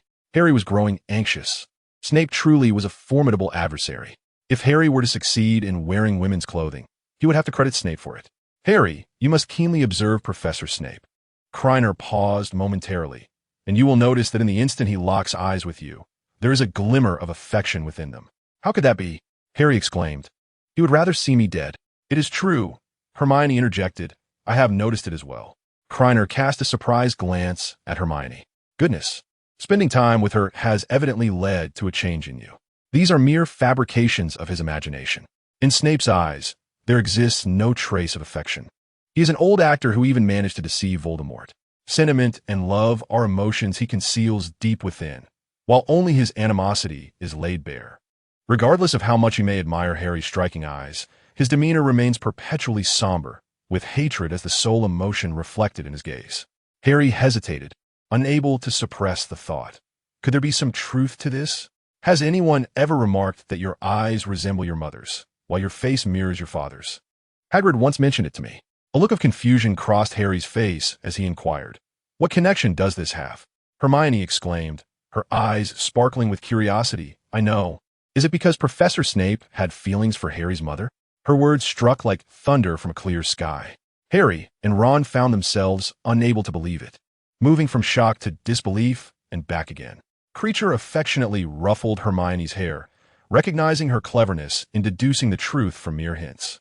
"You can't be jesting with me," Harry said, regaining his composure, suspicion glimmering in his eyes. He would sooner accept that Voldemort had resurrected and invaded Hogwarts than believe that Snape harbored affection for his mother. Kreacher produced a photograph from his wizarding robes depicting Harry's parents together. As Harry gazed at the image, his eyes glistened with emotion, and his doubts began to dissipate. Chapter 39. Harry transforms into adorable Hallie. Harry cradled the photograph to his chest, inhaling deeply to steady his emotions. "Kreacher, where did you procure this photograph?" "I've been investigating for some time and eventually traced your parents to Godric's Hollow," Kreacher replied, patting Harry's shoulder. "Once you know the address, obtaining the photograph is quite simple." Harry remained silent. Despite Kreacher's casual tone, he understood the difficulty of such inquiries. Like him, Kreacher had no prior connections to the magical world that would facilitate such research, let alone procure a photograph. He lifted his gaze to Kreacher, unable to find words, his eyes brimming with gratitude. Kreacher smiled knowingly, saying nothing, as he was well aware. In truth, he scarcely had time to delve into such matters.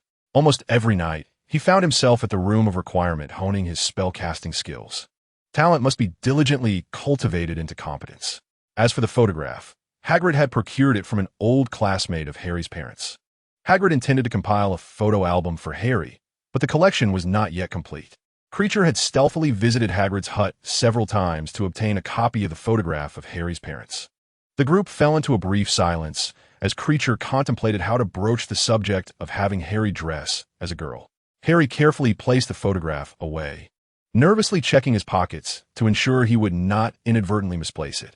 Even so, Snape's hatred for him seemed excessive, akin to a desire to consume him entirely. "This is quite normal," he mused. Krena spoke calmly. "If you were to watch more of those blood-curdling romantic dramas, you would discover that such relationships are fraught with unpleasant conflicts. The burden left by your father rests heavily upon your shoulders." Harry sighed. "It's torture." "Well said. No need to elaborate," he continued, lowering his head in frustration. The thought of enduring such days for another 7 years filled him with despair. Even with the knowledge of why Snape detested him, joy eluded him. These days were truly arduous. Why must there be potions class? Ron attempted to console Harry, yet found himself at a loss for words. Nevertheless, this was indeed a rather filling gossip to digest. Krena chuckled lightly. "It seems Harry has succumbed to drowsiness." As he offered a pillow, he added, "There might yet be a solution." Harry suddenly grew animated, seizing Krener's arm and urgently inquiring, "What solution? Pray tell." Having identified the root of the problem, Krener mused, "Professor Snape should cease his targeting of you. There is even a possibility he might award you points." "That sounds rather exaggerated," Ron interjected, expressing disbelief. "Snape has never awarded points to a Gryffindor." "Consider this," Krener continued unhurriedly. "Is it not true that Professor Snape detests Harry's visage, yet finds his eyes quite appealing? Perhaps if Harry were to don female attire and create a visage reminiscent of his mother, Professor Snape might come to appreciate him." Harry, momentarily caught off guard, found the notion unsettling. Dress as a woman? Preposterous. There is not a shred of sense in that. He stood up in agitation, declaring, "I would sooner leap from this tower than wear women's clothing. Even if Snape were to deduct points to the point of my demise, I would not don such attire." Krener raised an eyebrow, surprised by Harry's fervent reaction. "I find Krener's suggestion rather reasonable." Hermione interjected, "It's clear as day. You thought this method had merit just moments ago." Ron nodded enthusiastically. "The idea of Harry in women's clothing is quite novel. I find it rather appealing." Harry cast a wary glance at Krener and Hermione, while Ron appeared to be merely an amused bystander. After their previous exchange at Hagrid's hut, where he had observed them whispering conspiratorially, doubt began to fester within him. Was it possible these two were conspiring to make him wear women's clothing? Krener gently pulled Harry back onto the sofa, discreetly nudging Hermione with his foot. "Hermione, considering the implications of Harry in women's attire, recognized that such a notion might indeed raise suspicions. "Why are you so agitated?" Krena remarked nonchalantly. "I merely proposed a potentially viable suggestion. The ultimate decision rests with you." Regaining his composure, Harry spoke. "Hearing you say that, I've devised an alternative. Since Snape despises my face, I shall simply conceal it during our next class." "That seems like a plausible plan. We shall certainly give it a try next time." Krena nodded in agreement, saying, "Harry, your mind works remarkably fast." However, inwardly, he chuckled to himself, contemplating the inevitable demise of any attempt. He could easily imagine how Snape would remark that it was merely due to Potter's fame that special treatment was afforded. While others concealed their faces, Harry's was left exposed. Snape's aversion to Harry's father's visage had become instinctual. Without a change of face, he could more easily conjure that image in his mind. Harry regarded Krena with surprise, pondering whether he was overthinking things. Otherwise, why wouldn't Krena offer any counsel? Krena had exerted considerable effort to assist him. If he truly wished to ensnare Harry, he would not have made it so convoluted. The thought left Harry feeling somewhat guilty for doubting such a good friend. He certainly should not have. After their discussions concluded, Harry and Ron headed off to play wizard chess, while Krena and Hermione proceeded to the library to study. As they walked, Hermione inquired, "Did Harry seem suspicious just now?" "Indeed," Krena replied, gently ruffling Hermione's hair. "Sometimes, being overly eager is counterproductive. It's wise to take a step back and allow events to unfold." Hermione nodded thoughtfully.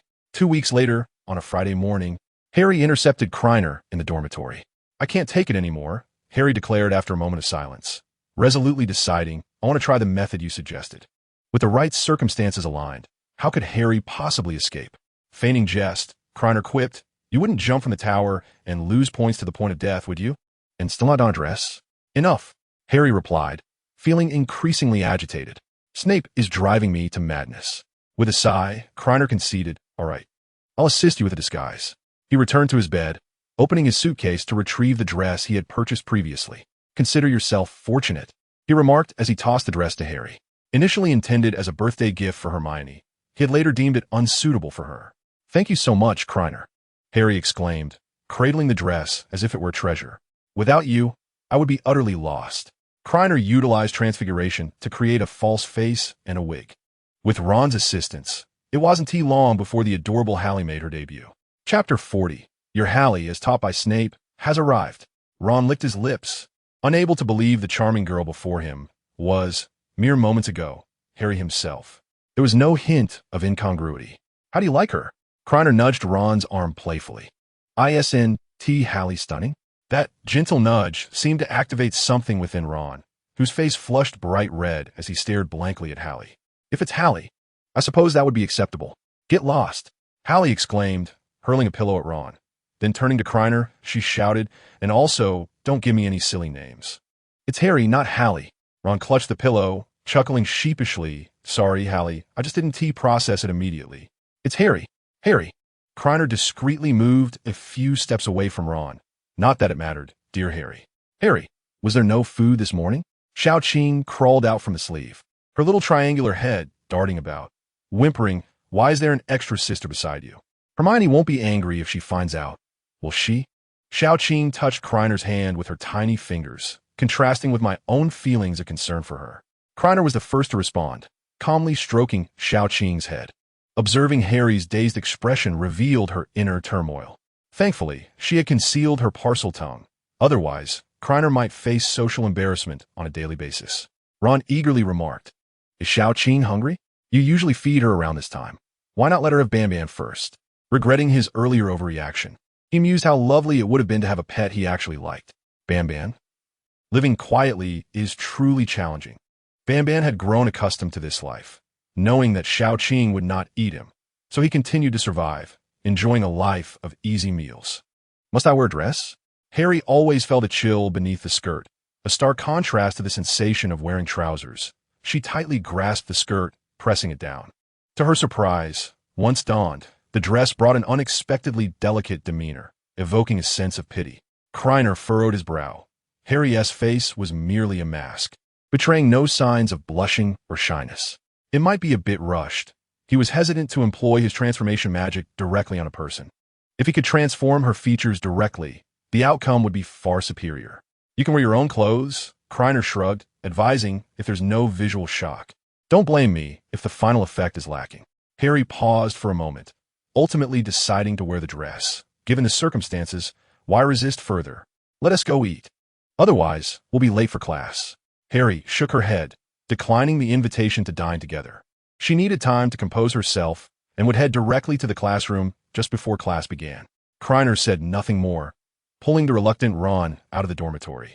Upon arriving at the hall, Hermione had already finished her meal and was engrossed in a book, with a plate full of food beside her. Hermione took Xiao-Qing from Krener's hands, feeding her while inquiring, "Why are you so late today?" "Don't worry, I'll one tea tell your sister." Xiao-Qing munched on the food handed to her by Hermione. Krener glanced at Xiao-Qing, who had a fine bone structure. If Hermione could understand her words, there would surely be an uproar. Helping Harry with her dress took a bit longer. Harry? Harry! Hermione was momentarily stunned, her mind struggling to catch up. She truly had donned female attire, and even changed her name. The belatedly aware Xiao-Qing also realized that there was no new sister, merely Harry being Harry. Swallowing her food, Xiao-Qing felt that the human world was quite complex, her serpent perspective shattered. "You've lost your bet. You may propose any request." Hermione remained unfazed by the outcome of the wager. Instead, she was exhilarated by the prospect of witnessing Harry in women's attire, deeming the loss worthwhile. "Let us postpone the debt for now. I can't think of anything at the moment." Inside the potions classroom, as the class time approached, Malfoy eagerly scanned the surroundings, noting that Harry had yet to arrive. Soon, the professor would grace them with his presence, and Malfoy anticipated another opportunity to witness Harry's torment. The mere thought made him chuckle. Potions class had become a wellspring of joy for him. At that moment, Malfoy inhaled sharply. "Look at that girl by the entrance," he exclaimed, nudging his companion. "When did Gryffindor acquire such a beauty? Have you ever seen her before?" With her flowing red hair, she sat beside Weasley. Was she a member of the Weasley family?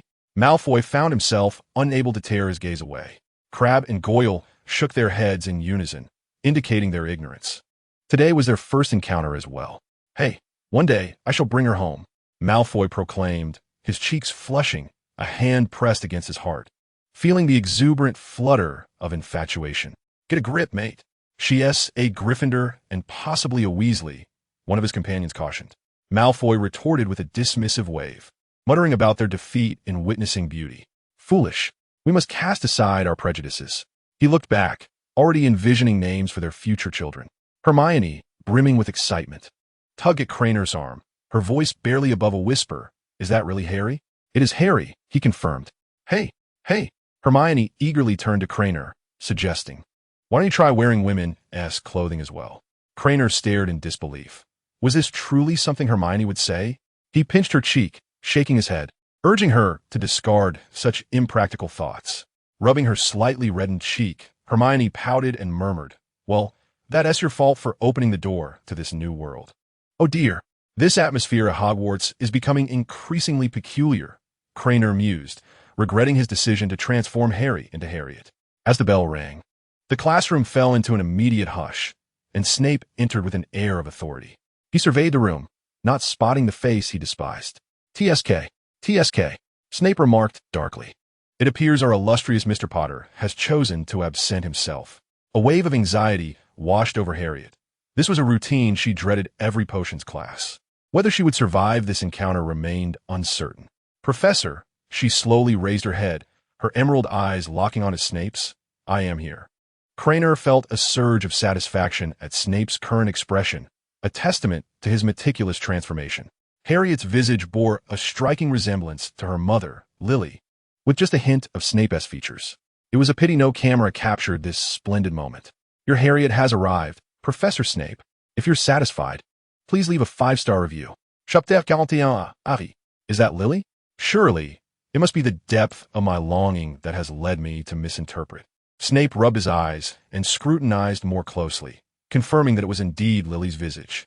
This face he would never, ever forget. Is this a dream? Snape discreetly pinched his thigh.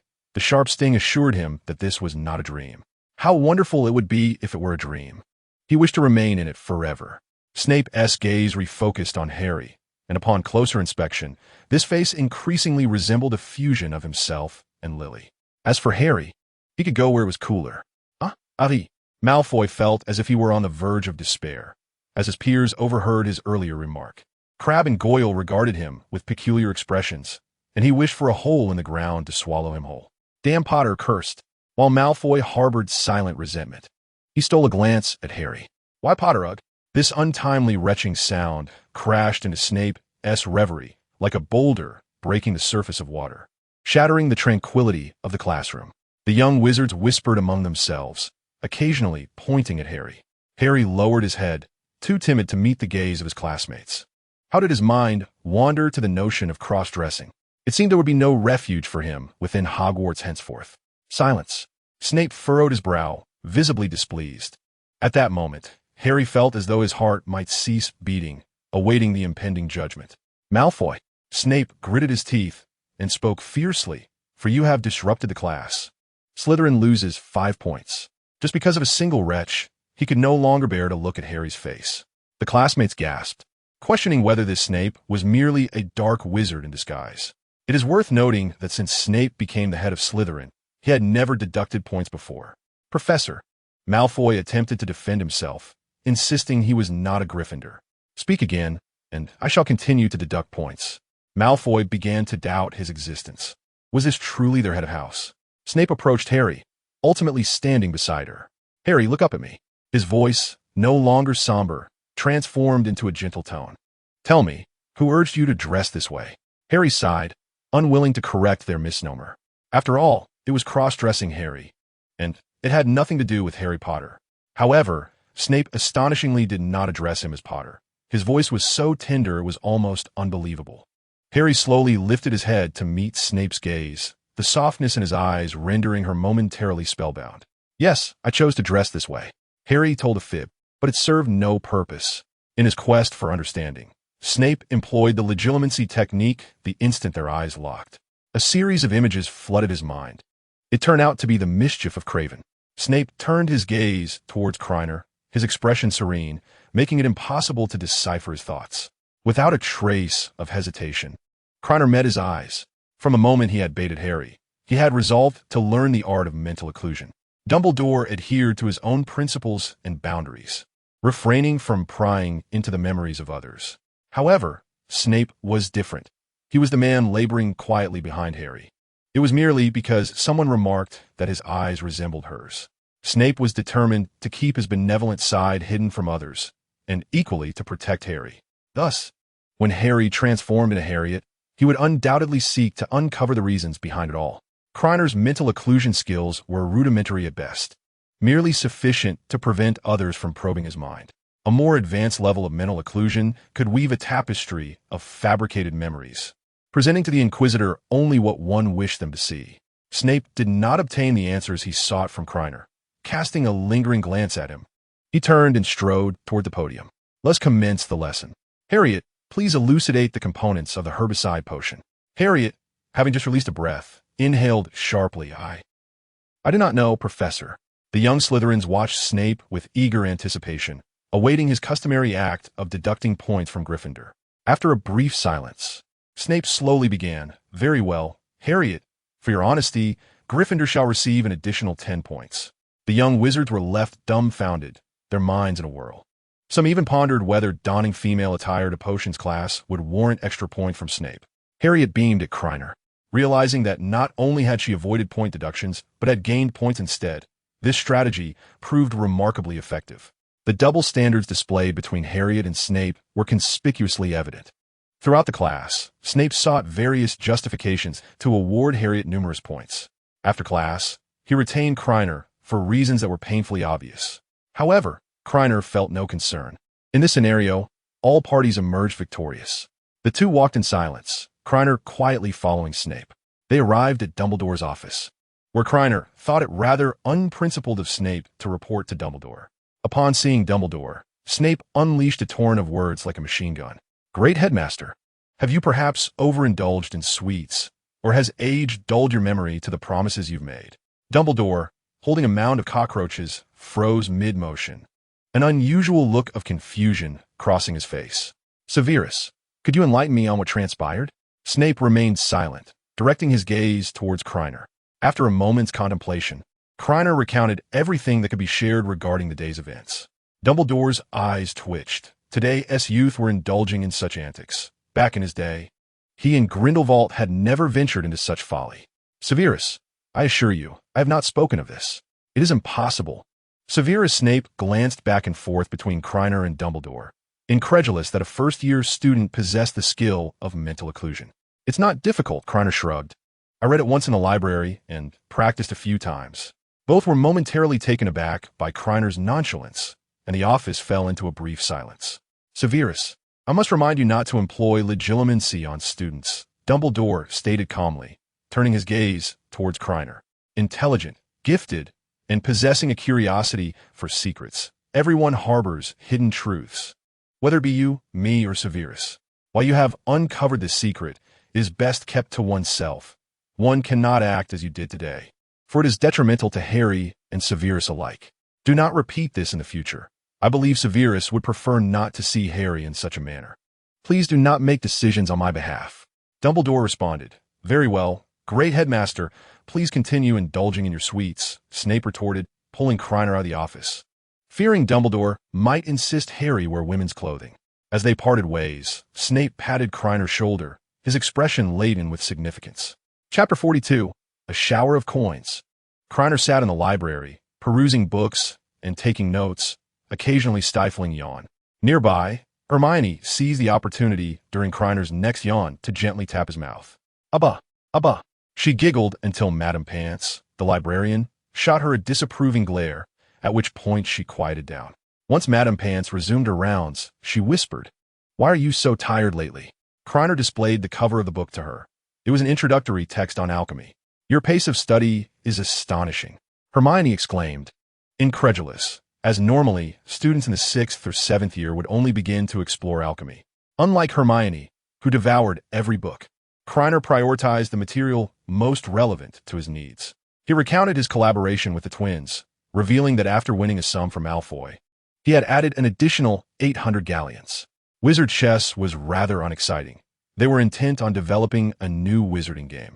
Upon discussion, they realized that creating this game would necessitate knowledge of alchemy, prompting Krena to swiftly catch up in that area. You never told me any of this, Hermione remarked, a hint of disappointment in her voice, evoking memories of her previous isolation at school, always alone with her books while others clustered together, laughing and enjoying each other's company. It was only after meeting Krena that her circumstances began to improve. I thought I had mentioned it, Krena said, affectionately ruffling Hermione's hair. Could you help me with this? I've been struggling with the arrangement and engraving of this spell. Hermione cast a disdainful glance at Krena, but happily accepted the book he offered. She perused her book for a while before comparing it with her notes. The sequence of these two incantations is reversed, Hermione remarked, pointing to the content of her notes. Moreover, these two spells must be interconnected. Krena produced a card along with the tools required for inscribing the incantations and began testing on it. Hermione took up the tools and commenced the engraving. The moment she completed the etching, a flicker emanated from a card. Krena drew his wand and enchanted the card, causing a small spectral dog to leap forth from it. We did it, Krena exclaimed in astonishment. Hermione, having studied the alchemical tome for merely a brief moment, was able to successfully arrange the incantations. Perhaps her innate talent was entirely devoted to alchemy. Isn't Hermione remarkable? She let out a light hum, raising her chin, of course. Now you understand? Indeed, Krena invited her, come help us with this. He was not keen on enduring the trials of alchemy alone. No one is omnipotent, and he was no exception. His flying broom remained grounded, and his alchemical pursuits were languishing. Despite his extensive reading and practice, nothing compared to Hermione's brief, yet effective efforts. In the dead of night, Krena first led Hermione to the room of requirement. The chamber was modest in size, but contained all essentials, with a cluttered workbench brimming with various items. Hermione wore a frown, pondering the wonder of such a place, and was surprised that Krena had only just brought her here. She quickly cast aside her fleeting disappointment and began to explore with curiosity. Before long, the twins arrived. Krena pulled Hermione closer and announced, Hermione has joined our ranks. She will now oversee the alchemical aspect. Welcome, welcome, they exclaimed, celebrating the addition to their little team. George and Fred exchanged glances, and George finally spoke. "Let us adjust the profit sharing. Fred and I shall each allocate a tenth of the profits to Hermione."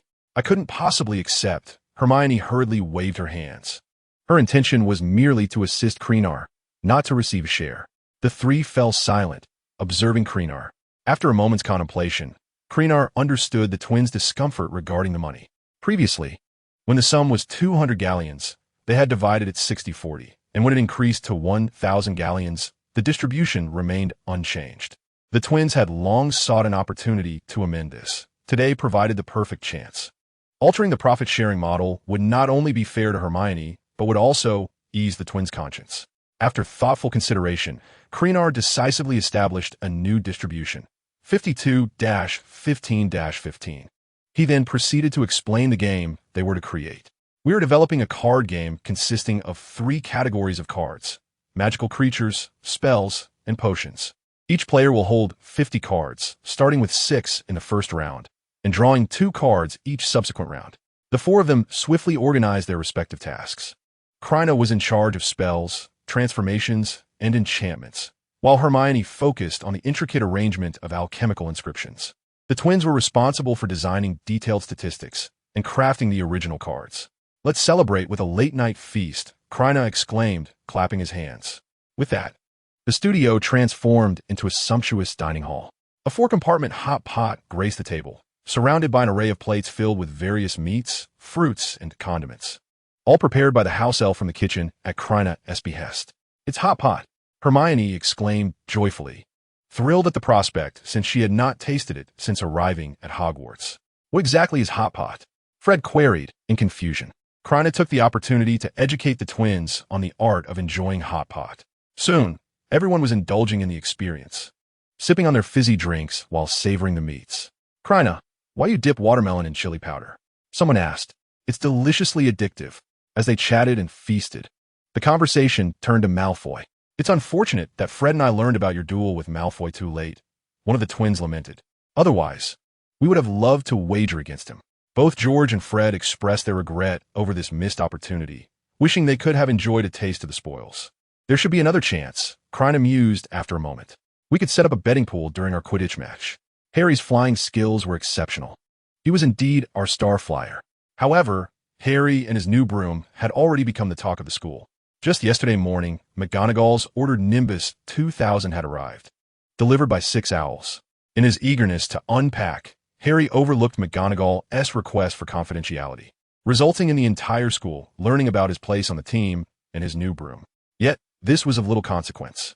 Krena couldn't recall the exact year Gryffindor won the House Cup, as Harry always seemed to encounter trouble that caused him to miss matches.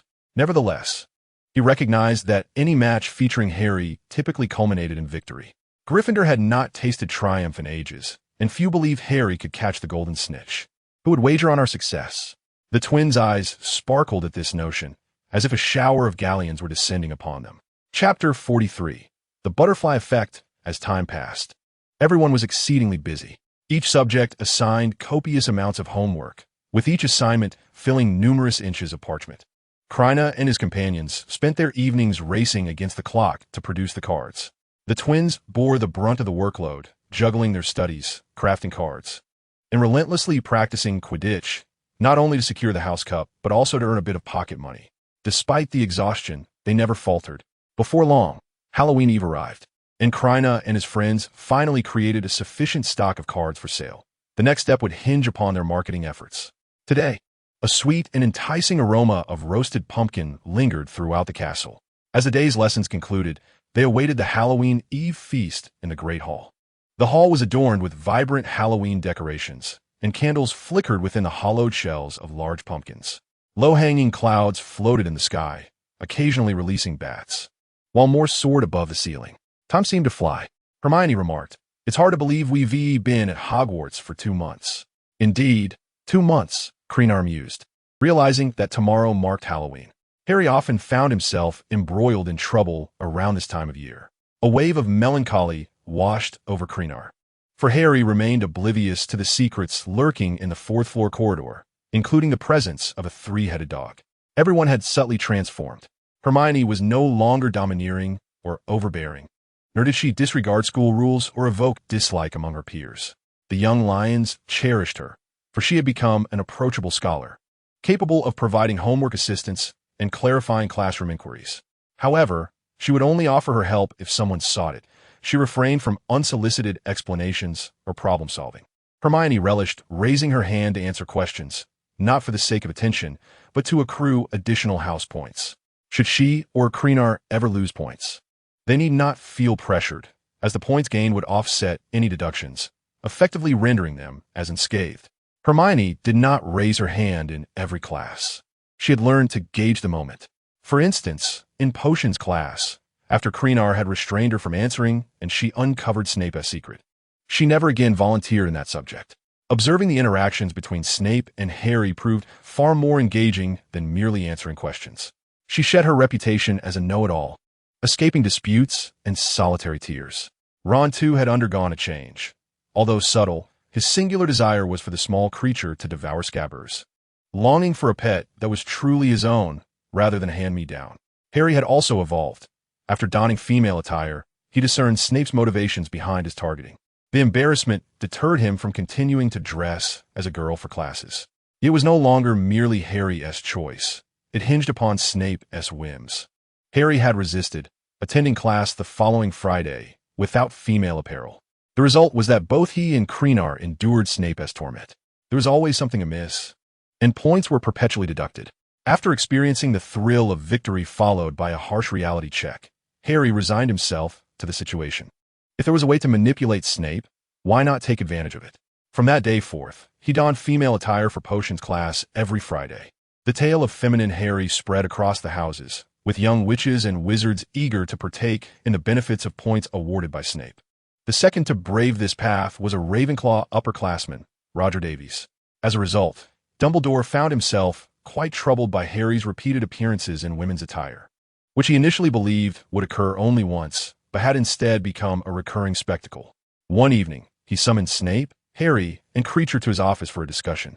Snape, wearing an expression of indifference, remarked, "Great headmaster, have you grown so old that you must relinquish your position? I never suggested that he should attend class in women's clothing. Furthermore, the head of house has the authority to award and deduct points. This is simply how I conduct my classes. If you find it displeasing, you are welcome to dismiss me." The Hogwarts master of retorts left Dumbledore momentarily speechless. "And you?" Dumbledore turned his gaze to Kreacher. Without Kreacher's transformation magic, Harry's attire would be of little significance. "I am merely an emotionless tool," Kreacher said, hands raised in mock innocence. "I could refrain from providing Harry with a mask." "No, that's not an option." Before Dumbledore could utter another word, Harry interjected, "Professor, it was my choice to wear women's clothing." What could Harry do? Weak, pitiable, and helpless. He knew that if he refrained from donning women's attire, Snape would torment him. Kreacher could skip class, facing only point deductions, and Hermione would assist him afterward. But Harry could not afford such a luxury. If he dared to miss Snape's potions class, he would face far worse than losing points. "You three," Dumbledore exclaimed, pointing at them, "leave. I do not wish to be exasperated this early." Snape, reveling in his small victory, appeared rather pleased, declaring that their old headmaster required solitude. The matter of Harry's attire soon faded from concern. In a land of peculiarities, there was little that was unacceptable. Over time, no one cast judgmental glances at Harry, and the initial embarrassment he felt was relegated to the past. However, one aspect that remained particularly distasteful for Harry was the constant mockery from Malfoy. Malfoy, accompanied by two sycophants, swaggered over to Harry's side, exclaiming, "Ah, is this not our illustrious Harry? Why have you not transformed into a lady today, Miss Potter?" Goyle chimed in, "It's not Friday." Harry, weary of the incessant taunts, decided to retaliate. "Malfoy," he feigned bashfulness while raising his voice, "do you fancy me? Or are you simply eager to see me in women's attire? Just say the word, and I shall comply." Having heard similar phrases from Ginny, he had adopted a rather convincing imitation. He succeeded not only in repulsing Malfoy, but also in appalling everyone present. Savoring his triumph, Harry grew increasingly audacious, frequently approaching Malfoy with remarks like, "Malfoy, are you enjoying some sweets? Can I have some?" Or, "Malfoy, are you doing your homework? Would you mind teaching me?" It wasn't until Malfoy began to distance himself from Harry that he finally relented. Thus, a conflict concluded with both sides suffering. Harry and Malfoy were both acutely aware that this was merely a temporary tranquility. The resurgence of conflict hinged solely on who would falter first. Chapter 44. Who is the Wizard Game King? As the Halloween Eve feast commenced, the banquet table was laden with an abundance of food. In keeping with the theme of Halloween, the dishes bore a somewhat eerie appearance, yet their flavors remained as delightful as ever. During the festivities, goblets clinked and laughter resonated, creating a vibrant atmosphere. At that moment, a loud squabble erupted from the Gryffindor table. "Fred, you are mistaken." "George, it is undoubtedly you who is mistaken. This game was won by me." "Nonsense." "Fred, it was I who triumphed." The flamboyant antics and boisterous arguments of the Weasley twins drew the attention of the crowd, who were astonished at the sudden quarrel between two individuals known for their camaraderie. Professor McGonagall, having noticed the commotion at the staff table, intended to intervene, but was halted by Dumbledore's gentle assertion. "Patience, Minerva," Dumbledore remarked calmly. "A feast requires a lively atmosphere, and as long as they are not brawling, what harm is there?" Creature surveyed the reactions within the hall, a knowing smile gracing his lips. This was all by design. It was a calculated effort to promote their invention of the wizard game, and what occasion could be more fitting than the Halloween Eve feast? Dumbledore's intervention had been orchestrated by Creature's prior request. Otherwise, the performance would have been cut short before reaching its climax.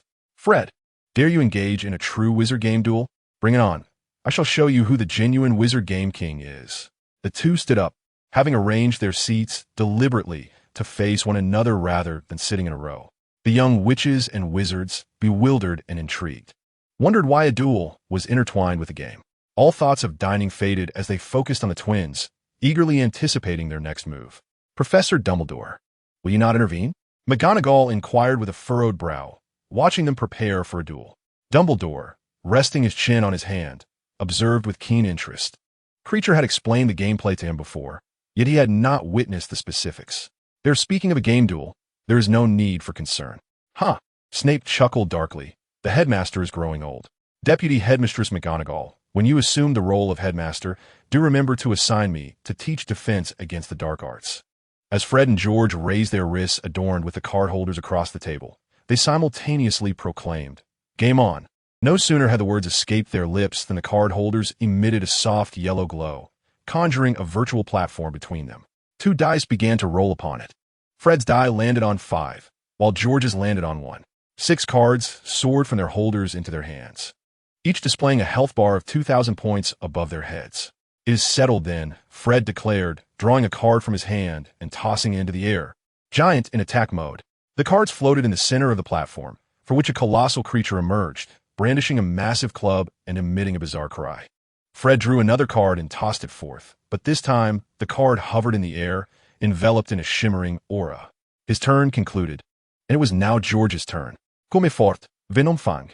A magnificent brass dragon materialized before the onlookers, its spine adorned with a black ridge. Though its horns were not particularly long, it possessed a pair of elongated, protruding fangs. The dragon's arrival jolted the previously dazed young wizard, leaving everyone in awe, especially the older students who had never witnessed such a game in the wizarding world. As George issued his attack command, Fred's previously shielded card activated its effect, a freezing spell.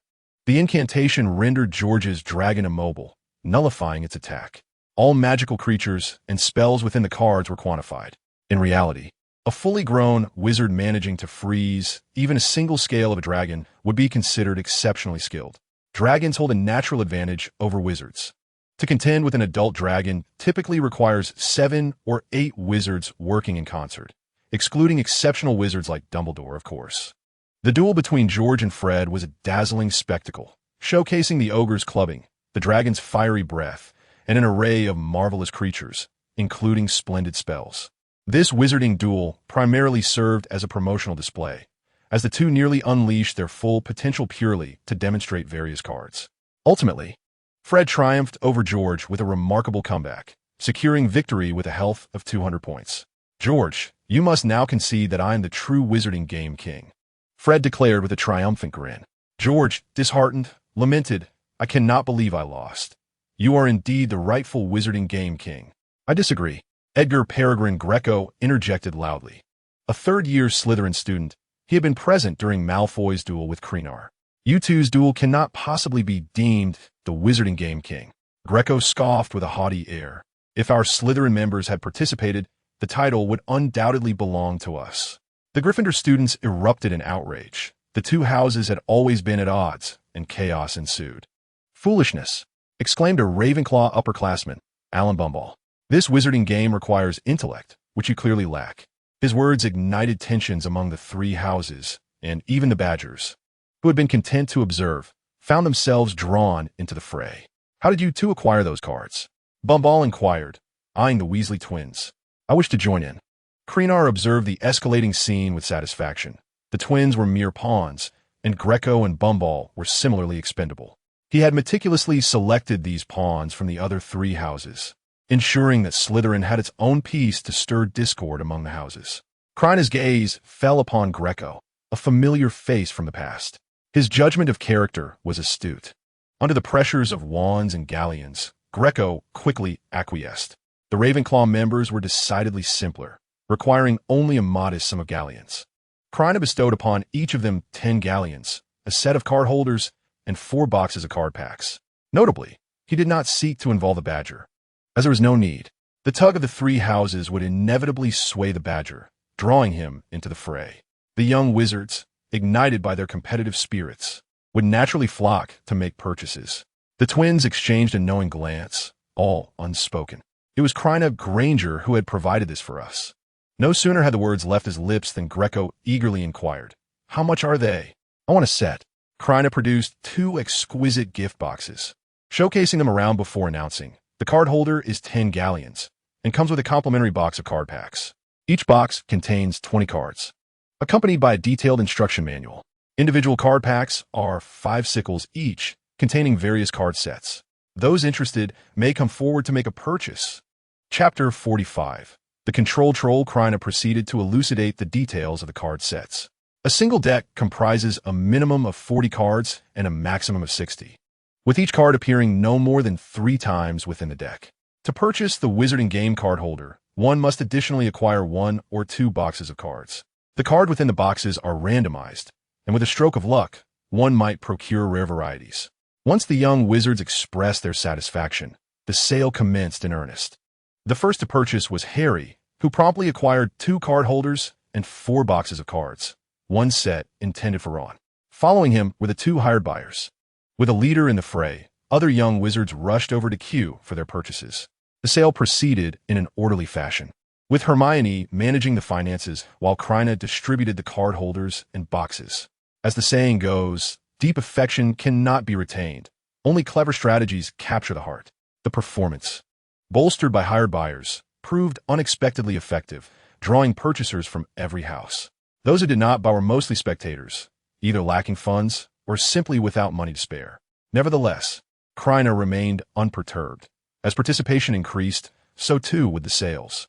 Krena estimated that Hogwarts could yield around 3,000 galleons, not accounting for the expenditures of certain avid players.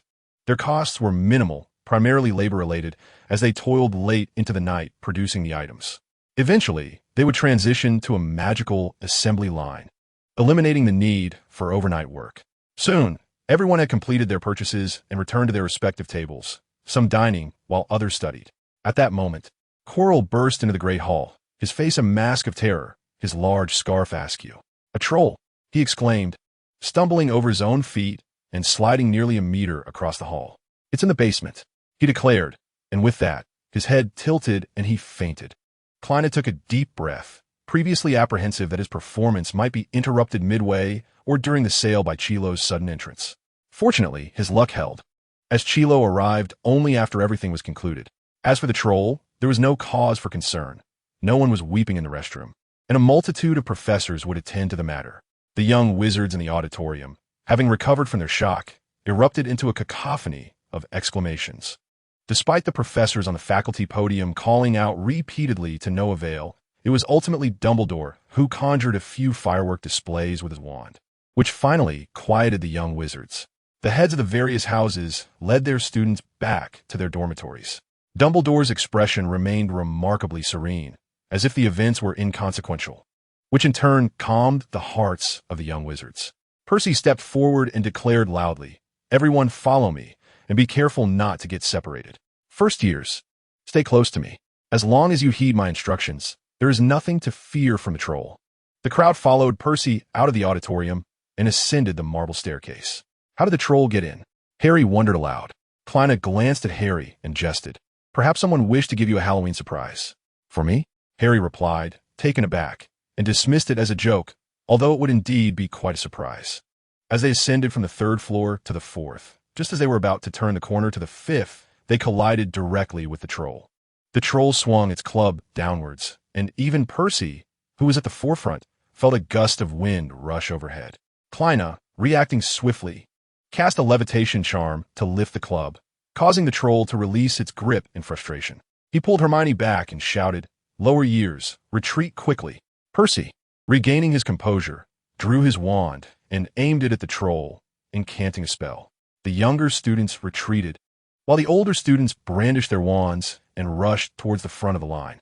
Petrification spells, repulsion charms, and stunning spells all flew toward the troll. Yet these attacks seemed merely to tickle it. The troll, unaffected, swung its massive hands toward them. Seizing the opportunity, Krena dispelled the levitation charm, allowing the club to crash down upon the troll's head. The troll staggered slightly, but remained unfazed. After all, it was classified as a level 4 creature by the Ministry of Magic, standing 12 feet tall and weighing up to a ton, possessing immense strength, thick skin, and high magical resistance. If a simple levitation charm could render it unconscious, it was hardly worthy of such a dangerous classification. Krena waved his wand, transforming the club into an iron cage that ensnared the troll. The creature emitted grunting sounds, its enormous hands pounding against the iron bars, distorting the cage significantly.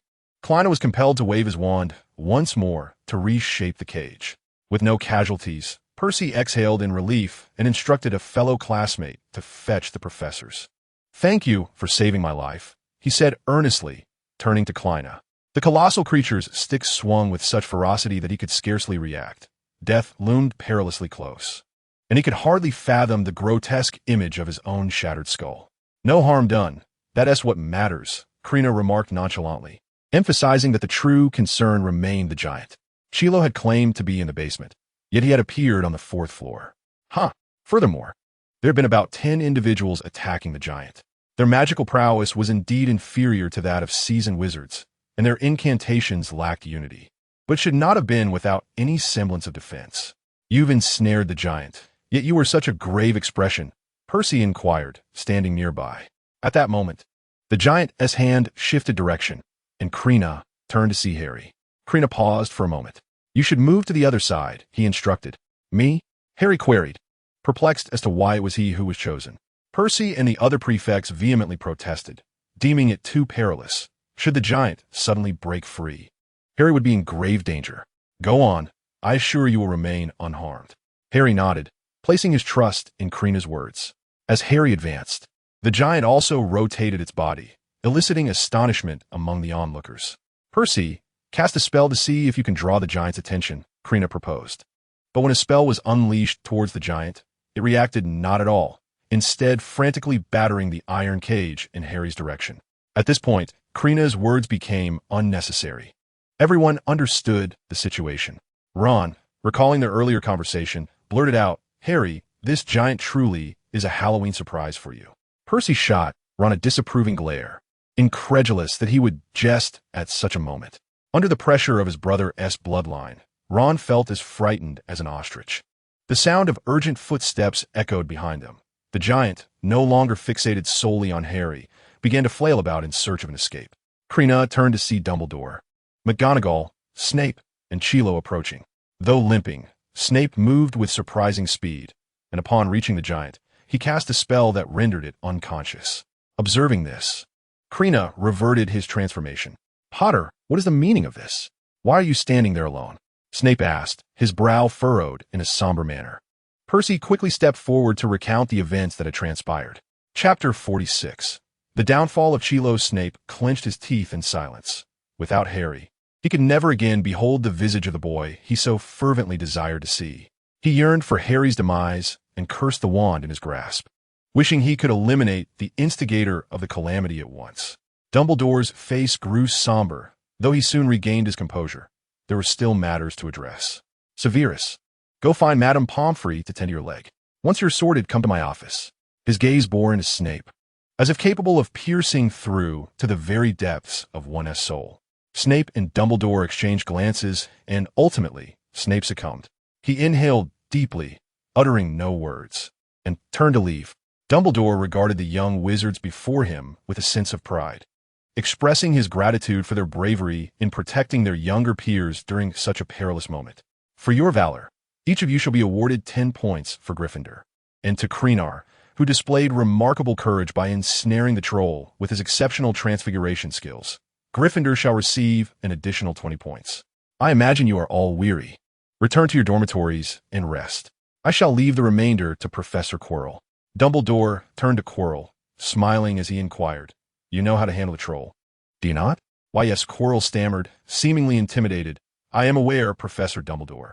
Percy believed this matter should not simply end here, for the troll's target was none other than Harry. I understand, Dumbledore reassured, placing a hand on Percy's shoulder. I will investigate this further. Krena scoffed. All this talk from a 1,000-year-old fox is merely nonsense. If Quirrell had not been present, it might have resulted in serious injuries or worse. McGonagall's lips turned pale, her eyes darting nervously toward Quirrell, knowing that only the students would buy into Dumbledore's reassurances. Once everyone had departed, Quirrell returned the troll to the basement, where ultimately, it was Dumbledore who would confine the creature in a chamber beneath the 4th-floor corridor. Ha ha, came the mocking voice of Voldemort from the back of Quirrell's head. I know precisely what Dumbledore is. He will not save you. Why was the troll on the 4th floor? Why was it fixated solely on Potter? When did you orchestrate these events? Voldemort rasped. I merely helped escalate matters. As you can see, Dumbledore does not care. He has not uttered a word concerning the lives of the students. Quirrell hung his head, for he was indeed knowledgeable in the theory of defense against the dark arts. To transition from a professor of Muggle studies to a defense against the dark arts instructor, he had embarked on a year-long journey around the globe. Gradually, he began to swell with ambition, fantasizing about tracking down Voldemort and believing himself capable of confronting him. Alas, he was gravely mistaken, even in his weakened state. Voldemort was not someone he could face. His very being was under Voldemort's control. He keeps you close merely to uncover the secret of my immortality. Voldemort's voice weakened further. Quirrell, you have no other choice. Based on Dumbledore's current demeanor, it appeared that his mentor had successfully safeguarded his secret of immortality. Now, if Quirrell willingly slaughtered a unicorn, he could derive fleeting power from its blood. Trembling, Quirrell conceded that Voldemort spoke the truth. He had no other options, believing that he could summon the greatest white wizard of the century to save him. Yet again, he was mistaken. Now, he would have to follow Voldemort down a dark path. I understand, my master, Quirrell declared, his eyes now resolute. I shall venture into the Forbidden Forest in search of a unicorn. Do not fret over the curse wrought by the slaughter of unicorns. Once we acquire the Philosopher's Stone, I shall assist you in forging a new body, one far more formidable than the current one. A peculiar light flickered in Master Quirrell's eyes. Before he surrendered his mind and body to Voldemort, he harbored a profound fear of torment. However, he now found himself unexpectedly drawn to the notion that such suffering might bring him solace. His subordinates' prior actions were misguided, and he implored his master to administer punishment. Voldemort, The door to Dumbledore's office was thrust open with great force. If you are too old to fulfill the role of headmaster, you ought to abdicate at once. Severus Snape said darkly. You have me merely watching Quirrell. What purpose does that serve? Why not capture him directly and employ the Veritasrum? Severus, the Veritasrum is not infallible. Dumbledore replied calmly, meeting Snape's gaze. Before your arrival, I visited the Trolls' tribe and gleaned some intriguing information. I did not realize you were versed in the Trolls' tongue. Snape scoffed. What could they possibly retain in those small minds? Acquiring an additional language is never without merit. Dumbledore jested lightly. Should you wish to learn, I would be glad to instruct you. Dumbledore cleared his throat. Please, bear with this loquacious old man. For whom is Quirrell acting? He inquired slowly, observing Snape. Voldemort resides within him. How dare you? Snape exclaimed, his anxiety palpable as he began to pace the office. You are placing Potter in jeopardy. Dumbledore offered a gentle smile, having hesitated to share this information with Snape due to a lingering concern. After all, Harry was not Lily, Their resemblance was merely in their eyes. He had previously doubted whether Snape would exert every effort to protect Harry. The transformation of Harry into a female guise had catalyzed a change in Snape, providing Dumbledore with a moment of affirmation. "I require some time away." "You are mad," Snape retorted incredulously, quickly recovering. "What news have you procured from the troll?" "Do not underestimate anyone or anything. Voldemort, like you, holds trolls in disdain." Dumbledore began to recount the fragmented insights he had gathered. "Quirrell is resisting Voldemort. He seeks to draw my attention. Yet this has inadvertently granted Voldemort an opportunity. You were aware of Quirrell from the outset. You instructed me to monitor him as soon as the term commenced. If I am not mistaken, he desires my rescue." "My error," Dumbledore sighed, shaking his head. "I had presumed he was willingly aligning himself with Voldemort. So you wish to save him?" "Everyone is prone to error, whether I or you." Snape comprehended, momentarily rendered speechless.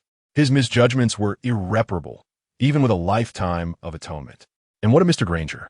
Why did you initially have me observe him?" "I had thought you would refrain from inquiring." Dumbledore winked at Snape. "This I cannot divulge. I made a promise to another, just as I have promised you. During my absence, I kindly ask that you safeguard Harry." Chapter 47.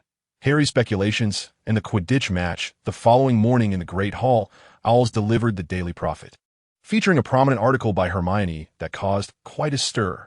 What kept Dumbledore awake at night? What captivated him so deeply? As Hermione penned the article, Krellman interjected, making the sensationalism abundantly clear. The piece was an extensive exposition, primarily aimed at promoting wizarding games and detailing purchasing methods for the general public. Unlike other newspapers, the Daily Prophet wielded significant influence. Krellman invested a considerable sum of galleons to ensure Hermione's promotional article was published. With all preliminary arrangements completed, they awaited the event's escalation, anticipating the prospect of counting their profits with satisfaction. Krellman observed Harry, who appeared ready to speak but hesitated. With a chuckle, Krellman remarked that Harry, now comfortably dining in female attire, had little to be ashamed of, encouraging him to voice his thoughts directly. Harry rolled his eyes. It was Friday, after all, and he couldn't possibly attend potions class on an empty stomach every week. The subject turned serious as he mentioned the troll from the previous night. "Do you know something?" he asked, his demeanor shifting to one of earnestness. "Why did you say the troll was a surprise for me?" Krellman paused, genuinely taken aback. "I was joking," he insisted. "Who knew Quirrell would be so reckless, letting things escalate to this point? You see, you're deep in thought. You must know something," Krellman remarked, his eye twitching slightly. Harry's deductive process was entirely flawed, yet curiously, his conclusion was strikingly accurate. "Honestly, I was just jesting at that moment." Ron leaned closer, whispering, "Do you think it could be Snape?" His leg was injured at the time. "Not Professor Snape," Harry replied, puzzled by Ron's line of reasoning. "He had no motive to harm me, and besides, his injury clearly wasn't caused by the troll." Krellman clicked his tongue, surprised. "Harry, you're actually calling him Professor now. Snape's not targeting me anymore. He even gives me points weekly." Harry mused, suddenly lost in thought. He then quietly suggested, what if it was Professor Quirrell? He was the only one absent from the Great Hall, and the troll's location didn't match his account. Krellman's eyebrows arched in intrigue, quickly understanding that Harry was not lacking in intelligence. In the original narrative, Harry could piece together an almost accurate answer from fragmented information, though he had been misled by Snape at the time, leading him to the wrong suspect. However, circumstances had changed, considering Snape's weekly point allocation to Harry. He wouldn't suspect him any longer. With Snape ruled out, Harry began scrutinizing the other professors. After methodically eliminating possibilities, Quirrell emerged as the most suspicious candidate. After all, it was Professor Quirrell who had rescued them from Filch. Ron was skeptical of Harry's reasoning. Although Quirrell exhibited a hint of neuroticism, he nonetheless seemed like a decent person, lacking any motive to wish harm upon Harry. Indeed, Harry rubbed his temples, acknowledging that these were merely conjectures devoid of evidence. He suddenly touched the scar on his forehead, recalling the pain it had caused during the feast at the start of term. At that time, he had suspected Snape, but now it was evident that this was not the case. What if Quirrell, seated next to Snape, was the true source of his discomfort? With this thought, Harry seemed to grasp Quirrell's potential motives against him, yet he chose not to confide in his friends. He decided to dismiss these troubling thoughts, shaking his head in frustration. He felt a headache brewing and resolved to focus on his meal instead, with classes looming ahead. Ron, with a smirk, remarked on Harry's newfound fondness for potions, lamenting the predicament of being seated next to him. Their banter elicited laughter among the group, while Snape continued to target Gryffindor, shifting his focus to Ron, who sat beside Harry. Such dynamics were well understood among them. As November rolled in, the chill intensified day by day. The mountains surrounding the school were shrouded in a gray haze, blanketed in ice and snow, and the Black Lake had frozen solid. The new Quidditch season was on the horizon. As for the earlier discussions with the twins regarding opening a venture, they collectively decided to abandon the idea. The young wizards' finances had been nearly depleted by their wizarding games, and the few remaining coins were hardly worth their attention. To earn substantial profits from this, they would have to wait for the Quidditch World Cup years down the line. Gryffindor was training vigorously, determined to triumph over Slytherin in the upcoming match. As the pressure mounted on Harry, his anxiety increased as the competition drew near. In an attempt to alleviate his nerves, he perused a book titled The Wonderful World of Quidditch, which only heightened his apprehension. The game featured over 700 foul types, and the position of Seeker was fraught with the most perilous incidents. As Saturday arrived, Harry faced his inaugural match, marred by misfortune. The weather was cold yet clear, a stark contrast to the preceding days of rain and snow. Excited clusters of young wizards buzzed with anticipation for the thrilling Quidditch match ahead.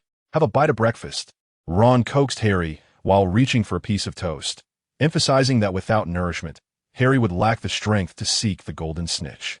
Harry shook his head, pushing Ron's hand away, claiming he had no appetite and felt no hunger. "Then eat when you're hungry," Ron insisted, placing the toast on Harry's plate. "You need to maintain your energy. They will surely guard you closely." Reluctantly, Harry acquiesced and forced himself to consume half a slice of toast. By 11 o'clock, nearly the entire school had congregated at the Quidditch pitch. The arena was surrounded by lofty stands, the seats elevated high above the ground, making it occasionally difficult to discern the match's developments. Hence, many students brought telescopes. Krena escorted Hermione as they navigated the crowded stands, moving slowly amid the throng. The two of them arrived at the highest row and had scarcely settled when Ron, Neville, and Seamus joined them. Not long after, the teams from both houses burst forth, soaring around the pitch before coming to a halt in midair. Krena raised his wand skyward, and a brilliant firework shot up from its tip. The firework exploded, revealing 2 lines of text: "Go Harry, Gryffindor shall prevail." Beneath the words, a vividly animated lion roared thunderously. The Gryffindor students erupted in cheers, chanting along. This spell was well known among the older students, who also began launching fireworks into the sky. The Slytherin students, displeased by the spectacle, followed suit.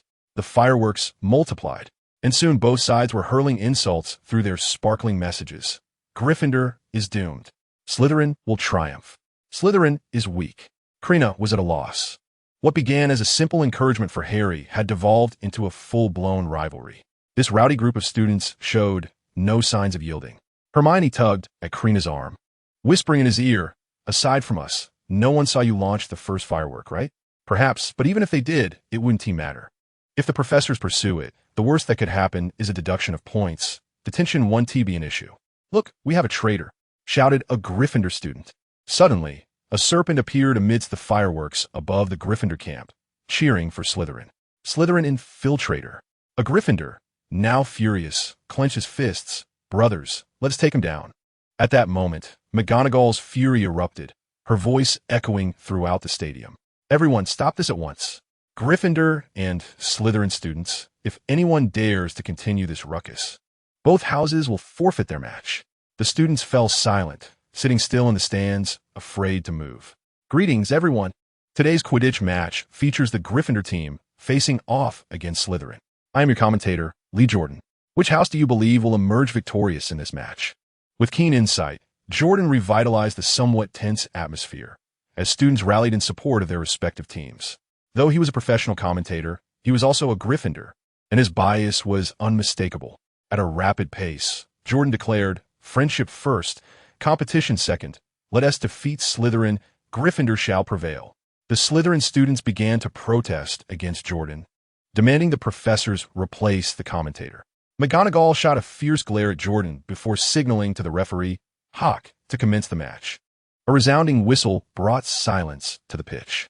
In midair, Huachife cast a glance at Jordan, expressing her hope that everyone would perform to their utmost ability and with style, participating in the match with fairness and integrity. Her countenance was serious as she directed her gaze towards Marcus Flint, the captain of Slytherin, known for his ferocity year after year. The whistle blew once more, and amidst the cheers of the students, the Quidditch match officially commenced. Indeed, Angelina Johnson was remarkable. Right from the start, she seized the quaffle. Jordan exclaimed with excitement, praising her as an outstanding chaser, not only skillful but also charming, a stark contrast to the Slytherin chaser. "Jordan, I beg your pardon, Professor," he replied, embodying the type who would acknowledge a mistake yet remain obstinate. "Oh dear." During the passing sequence, Flint intercepted the quaffle. He surged through the air like a flying behemoth, preparing to score. The ball was destined to miss, and indeed it did, would prove to be the exceptional keeper he was known to be. McGonagall glared at Jordan, warning, "If you do not commentate properly, you might as well not commentate at all." Jordan weakly nodded, realizing he needed a moment to compose himself, lest he be replaced. The quaffle returned to the grasp of the Gryffindor chasers, who adeptly maneuvered, swiftly approaching the Slytherin goal. A brilliant feint turned into a genuine pass, fooling the Slytherin keeper, and the enchanting Angelina scored. Gryffindor earned 10 points. The emotional atmosphere between the houses diverged. Gryffindor erupted in joyous cheers, while Slytherin seethed with anger, their contrasting sounds reverberating in the cold air. With Harry's inclusion and their recent rigorous training, Gryffindor's morale soared, quickly leading Slytherin by 80 points. Gryffindor finally seemed poised to triumph over Slytherin, yet McGonagall felt uneasy, troubled by her commentator's performance. She cast a glance at Jordan, contemplating a change for the next match. Meanwhile, Harry was not idle. He soared high, weaving through the field, his keen eyes surveying the surroundings. Suddenly, Flint charged at Harry with the quaffle. How shameless of Slytherin to collide with the player. "That is a foul." McGonagall, incensed by the malicious assault from Slytherin, refrained from correcting Jordan's choice of words this time. Our young star, Harry Potter, agile as ever, quickly steadied his broom. Jordan continued his commentary. "Miss Wachife has scored a free kick. Slytherin has paid the price for their actions." Flint, unfazed by the foul, even displayed a sinister grin. This was all part of his scheme. In the ensuing tussle, he brutally knocked Angelina off her broom, rendering her unconscious. Gasps erupted from the crowd, while only Slytherin students cheered. There were no rules in Quidditch for sending a player off the field or for substitutes to enter. In the event of injury, the match would continue after the injured player departed. After Flint's pitch was once again intercepted by Wood, he seized the bat of the batter beside him and swung it at the approaching quaffle.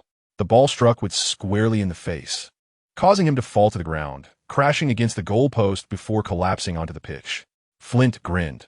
With the goalkeeper incapacitated, the quaffle could be sent flying into the goal at will, and the points lost earlier would soon be reclaimed. The Gryffindor students were in a state of despair. Being non-players, they could only hurl insults at the shameless Slytherins from the sidelines. As Harry observed the score equalizing, he too felt a surge of anxiety. Yet he maintained his composure and diligently searched for the golden snitch. Suddenly, his eyes lit up. He had found it. Just as Harry prepared to soar towards it, his broom began to shake violently beneath him, forcing him to cling tightly to avoid being thrown off. "Look at Harry's broom," Hermione exclaimed, hastily handing over her binoculars.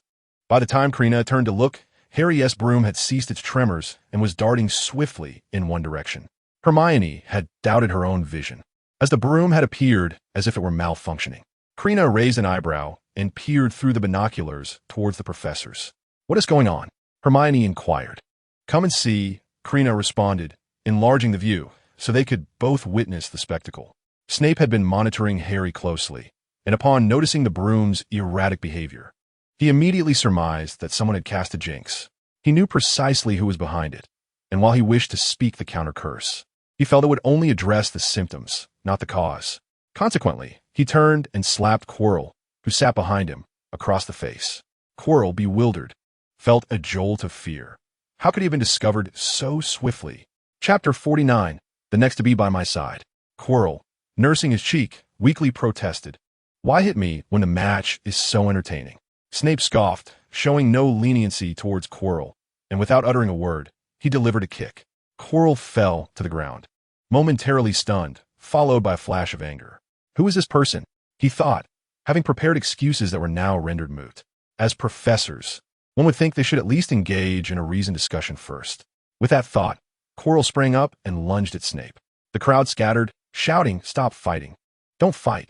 Suddenly, Krena shouted gleefully, "Look, Quirrell has grabbed Professor Snape by the hair," only to have his hands coated in oil. Quirrell then smeared the oil across Snape's face. Hermione was equally excited. This was a rare sight, two professors engaging in a physical altercation without wands. Snape retaliated, attempting to yank the large scarf off Quirrell's head, but failed as Quirrell bit down on his hand.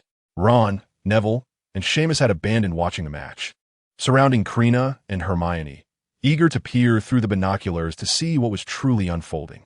The professors engaged in their altercation on the opposite stands, where, without the aid of a telescope, they could only discern indistinct figures. Fortunately, the crowd was captivated by Harry's gallant demeanor, and few noticed the commotion across the way. "Away! Away!" Krena waved his hand, his eyes fixed on the telescope. Such a grand spectacle should not be missed. Listen to our live commentary. Unable to borrow the telescope, Ron inquired, "What's happening now? Who is winning?" Professor Snape had the upper hand, pinning Quirrell beneath him. With every punch thrown, one could almost feel the pain. Quirrell's large scarf remained steadfast upon his head, despite the chaos. Quirrell was in a dire state, his face swollen and teeth scattered. "Oh no! Oh no! Professor Snape has been struck in the groin by Quirrell's knee. The tide of battle has turned." The trio, listening to the commentary, gasped in shock, instinctively shielding themselves, aware of the discomfort without Krena's prompting. The whistle blew on the pitch. It turned out Harry had caught the golden snitch with his mouth. After a few dry heaves, he expelled the snitch, concluding the Quidditch match with Gryffindor leading Slytherin by 120 points. At this moment, Snape and Quirrell, still entangled, tumbled from the stands, landing at Harry's feet. With the snitch clutched in hand, Harry was utterly bewildered by this novel form of celebration. The cheering students abruptly fell silent, only to erupt into even louder gasps. Both professors were battered, especially Quirrell. Had it not been for his iconic large scarf, they would scarcely have recognized him with his face so swollen. Did they just fight? The students suddenly regretted their earnest focus on the Quidditch match, missing this thrilling brawl. Two professors, one of whom was the headmaster, engaged in open combat, an unprecedented event in the history of Hogwarts, surely worthy of being recorded. Snape and Quirrell, indeed. Professor McGonagall seized the loudspeaker from Jordan's hands, her eyes blazing with fury. What on earth is happening? A perfectly good match has devolved into pre-match trash talk, and now a brawl. Snape disregarded McGonagall, casting a cold glance at Quirrell, his face twitching from the pain in his groin. He had never felt the need to explain himself in his life, and, with a pained gait, turned and limped away from the pitch. Quirrell realized the gravity of the situation. With Snape fleeing, all attention would now fall upon him. Whimpering and clutching his swollen cheek, he began to tremble before collapsing heavily to the ground, unconscious. McGonagall's face was stern. "You all behave as though the deputy headmaster lacks authority. Students, quiet down," she commanded, disregarding the fallen Quirrell. "You will exit in an orderly fashion. I shall handle Professor Quirrell." The young wizards, heads hanging low, felt disgraced, having missed a monumental moment. As the stadium began to empty, McGonagall gazed at the fallen Quirrell and sighed, contemplating leaving him there. Yet, she quickly dismissed the thought, realizing she could never act so callously. After the match, Harry, having failed to spot Hagrid's towering form in the stands, gathered his friends and led them to Hagrid's hut to share in the joy of their victory. Hagrid was overjoyed at their arrival, preparing a pot of strong tea for them. Ron, brimming with excitement, recounted the details of the altercation between Snape and Quirrell. "You should have seen Quirrell's face. I hardly recognized him," Harry remarked, perplexed as to how such a confrontation could occur. Ron whispered, "Don't spread this around, but I've heard that Professor Quirrell has a crush on Snape, which was unrequited, and after a year of absence, he returned to Hogwarts. He even stole the position of defense against the dark arts professor from Snape, who had hoped this would be his year. Can you blame Snape for harboring resentment towards Quirrell?" At that moment, Krena nearly choked on his tea, while Ron, thanks to his two older brothers, often had access to inside information to share. Much of this gossip was a mix of truth and fabrication, with some entirely false, as the twins enjoyed pranking Ron. Yet he believed every word. Hermione gently patted Krena on the back, her eyes sparkling with amusement. Take your time. No one is trying to snatch it from you. You don't believe me? The accuracy of this information is 99%. Krena and Hermione nodded vigorously, expressing their firm belief. How could they not? This was a speculation born from the twins' observation of Harry in disguise and Snape's reaction, which was then cleverly woven into a narrative involving Snape and Quirrell. Krena, ever the good-hearted friend, even offered to refine it. You mustn't speak ill of the professors, Hagrid interjected, setting down the teapot. They're all excellent educators at Hogwarts. Ron, filled with indignation, did not see Snape's excellence, recalling how his eyes had widened at the sight of Harry in women's clothing. I warned you not to sit next to Harry in potions class, but you never listen. If Snape is targeting you, you have only yourself to blame. Krena rolled his eyes, thinking it was foolish to court such trouble. Not possible. Ron's sentence was cut short as Harry distanced himself from him, chair and all. Krena, astonished, looked at Ron and realized that the next pair was right beside him. So, what should we call Harry and Ron? Is it they or them? What are you thinking? Ron exclaimed, banging the table. I merely wish for Snape to be displeased. Chapter 50. Hermione and the Three-Headed Dog upon leaving Hagrid's hut. Hermione discreetly inquired of Krena whether Harry's broom had been cursed by Quirrell. Krena was taken aback, having never shared such thoughts with Hermione before. So I was right? Hermione stated, her eyes sparkling with insight. She understood him all too well. On the court, Hermione did not contemplate deeply at first, but upon reflection, she discerned the discrepancies. Harry's broom regained control shortly after losing it, while Krena merely cast a glance at Harry before swiftly redirecting his telescope towards the professor's stand. Coincidentally, Snape was engaged in a scuffle with Quirrell, indicating an undeniable connection between the two events. Moreover, Krena had not referred to Quirrell as a professor, which made the situation all too clear. Krena gently ruffled Hermione's hair, hesitating momentarily before divulging certain matters concerning Quirrell. After all, it was inevitable that she would learn of these affairs, so it was better to disclose them early, allowing Hermione to mentally prepare herself. Hermione felt a surge of indignation. How could such a dangerous individual be allowed within the school premises while the professors remained indifferent? Who could say? Krena chuckled softly. Hermione, in her agitated state, appeared far more endearing than usual. Seizing the opportunity, he handed her a pistol, which left the young girl in a state of prolonged astonishment. In a whimsical moment, Krena inquired, "Would you like to have a dog?" Hermione remained silent, her cheeks flushed as she gazed at Krena, seemingly waiting for something. "Do you want a dog? Why are you looking at me?" Krena teased. He was momentarily taken aback, but quickly regained his composure, playfully pinching her cheek. "Goodness, when did you start reading such peculiar books? I'm curious to pry open your mind to see what you are thinking." He flicked her forehead, clarifying, "I'm in a dog with 3 heads. Hermione covered her head and let out a silly giggle, playfully sticking out her pink tongue. "Who told you not to be clear? What if I get confused from you flicking my head?" In the dead of night, Krena escorted Hermione to the 4th-floor corridor. The moment he opened the door to the Three-Headed Dog, Hermione's eyes sparkled with delight. "So adorable," she exclaimed, eager to reach out, yet recoiling at the sight of the dog baring its fangs. Krena couldn't help but marvel at Hermione's taste in pets, immediately envisioning the cat she would one day adopt, whose face would likely be almost concave. "What do you think? Do you like it?" he asked. Hermione nodded enthusiastically. "I love it. But didn't you say that Hagrid owns Fluffy? How can I keep it?" "We'll speak to Hagrid later and give him a magically modified Harley," Krena suggested, stroking his chin, finding the plan feasible, although it would have to be discussed with Hagrid afterward. "If we whisper this in your ear, it should suffice to establish ownership over the Three-Headed Dog." This approach seemed rather ruthless. Hermione's cheeks flushed with excitement, yet she rationally remarked, "If we tell Hagrid later and he refuses, then we simply keep it." Krena patted Hermione's head. "Of course, I'm aware. Prepare yourself for today, as we will be coming here every night for the next few days." "Understood." A week later, Dumbledore personally announced the punishment for Snape and Quirrell's public brawl, with a notice posted on the announcement board in the hall. No one knows why the punishment was delayed by a week. The outcome seemed trivial, as if they were merely muddling through the situation. It was only later that Quirrell realized Dumbledore had been absent from Hogwarts during this time, causing him to miss a significant opportunity.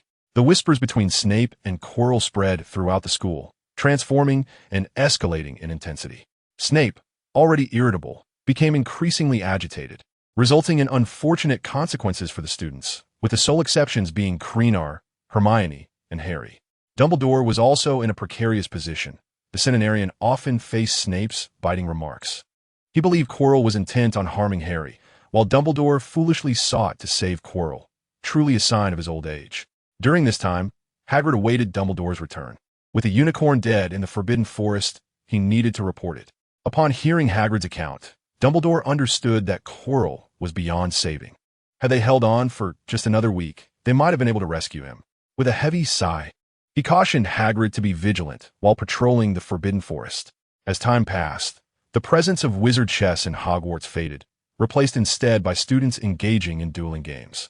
The market within the school had reached saturation, with only a handful of individuals continuing to purchase card packs, hoping to gamble for rare cards. One night, within the room of requirement, Krena, Hermione, and the twins deliberated on the establishment of a shop. They needed to open a storefront. Otherwise, they would face a daily onslaught of owl deliveries during breakfast. These owls brought orders from outside the school, along with a flurry of feathers, which could easily find their way into their meals. Opening a shop and hiring an employee would not require their direct involvement. After comparing Hogsmeade and Diagon Alley, they ultimately decided to set up shop in Diagon Alley first, agreeing to visit together at Christmas to check on their establishment. Once their plans were finalized, George suddenly suggested, "Krena, since you were able to contain a troll, you should be able to manage a three-headed dog as well." The twins had long wished to explore the secrets hidden beneath the three-headed dog's trapdoor. After witnessing Krena's mastery of transfiguration, they were convinced he could handle the creature. Previously, they had been too occupied, either training for Quidditch or crafting cards, but now, with time on their hands, they could finally give it a try. Krena and Hermione exchanged a knowing smile, agreeing that it would be no problem. In truth, even if the twins had not suggested it, he would have invited them along tonight. Otherwise, he would not have arranged to discuss matters today. They were all quite bold, having navigated the Marauders' map without issue, which nearly led to them being discovered by Filch. Fortunately, Peeves appeared to distract him. Alohamra. As the door unlocked, George turned to Krena and said, "I'll open the door. You control it with transfiguration. If it gets out of hand, I'll simply close it." "No need for such complications," Krena replied. Krena patted George, approached the door, grasped the handle, and opened it to let in Hermione. Hermione rolled her eyes and strode in confidently. The twins stood stunned. While the three-headed dog had shed its previously ferocious demeanor, now adorably panting with its tongues lolling out, each head vying to nuzzle Hermione's hand. "How did you manage this? It's utterly astonishing. Did you replace Lu Wei, or did you use a spell to control it?" The twins chimed in unison. Krena smiled and began conversing with them. He had previously played the role of the villain, transforming into a hammer to strike Lu Wei, while Hermione would invariably intervene at critical moments to halt his actions and provide food for Lu Wei. Over the past few days, Lu Wei had become increasingly obedient to Hermione's commands. Chapter 51. Happiness has arrived. Your heart is so dirty, deceiving and ambushing this innocent creature. Although Lu Wei was not human, he truly was a dog. However, the twins, one on each side of Krena, draped their arms over his shoulders and exclaimed, "We really like this. Come on, you two." Krena gently pushed the twins forward into the room, and the moment Lu Wei spotted Krena, all three heads hid behind Hermione's back. "Look at how you frightened Lu Wei," they remarked, noting the stark contrast to the once mighty three-headed Lu Wei. The twins chuckled softly, glancing back and forth between Lu Wei and Krena. It was evident that Lu Wei had developed a significant psychological fear from being beaten, despite Krena's earlier claims of simplicity. The reality of the situation proved to be quite complex. Hagrid's pet care relied on his own ruggedness, unperturbed by pain. Lu Wei's bites were treated as playful antics. Furthermore, Lu Wei's wild, untamed nature compounded Krena's difficulties in taming him. Initially, Lu Wei had been quite fearsome, with a tough hide that seemed impervious to punishment. Lu Wei remained unfazed by Hermione's presence, leading Krena to gradually escalate his methods, ultimately learning the principle of striking with full force. After enduring repeated beatings, only to be healed by spells, Lu Wei eventually learned to fear.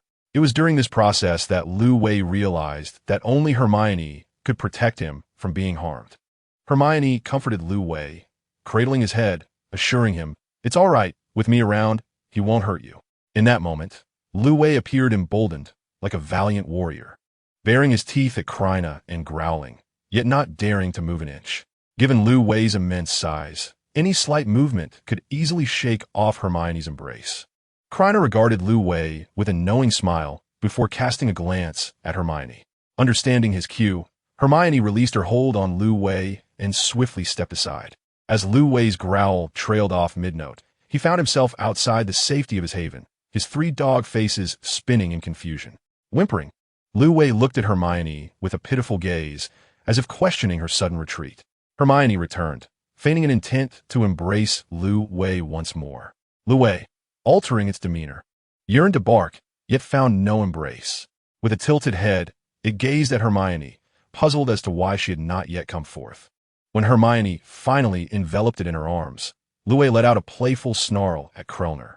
The group erupted in laughter, fully aware of how Lu Wei was amusingly toying with Hermione. She playfully engaged Lu Wei multiple times, and only after their frolic did they cease their antics. As they prepared to open the trapdoor, Lu Wei weakly emerged, attempting to prevent their entry. With someone seeking to descend, a mere symbolic gesture of obstruction would suffice. Krena chuckled, bestowing a playful pat on Lu Wei's head, cautioning it to guard its canine noggin. Having managed to nip Snape was indeed a pinnacle moment in Lu Wei's canine existence. Snape was solely preoccupied with ascertaining whether the Philosopher's Stone had been pilfered. Considering Lu Wei's role as a guardian, he had no intention of harming it, lest he find himself with a multitude of heads to contend with. Quirrell possessed the ability to cast spells silently and without a wand, capable of binding or even slaying trolls, showcasing his formidable prowess. Krena surmised that Quirrell was intent on avoiding the professor's attention. Otherwise, he would not have gone to such lengths to uncover Lu Wei's vulnerabilities. Lu Wei, sensing the situation, graciously stepped aside to reveal the trapdoor. Krena bent down and tugged at the ring on the trapdoor, which creaked open. The group peered into the abyss below, where darkness enveloped everything, and no ladder was visible around the opening. A flicker of light.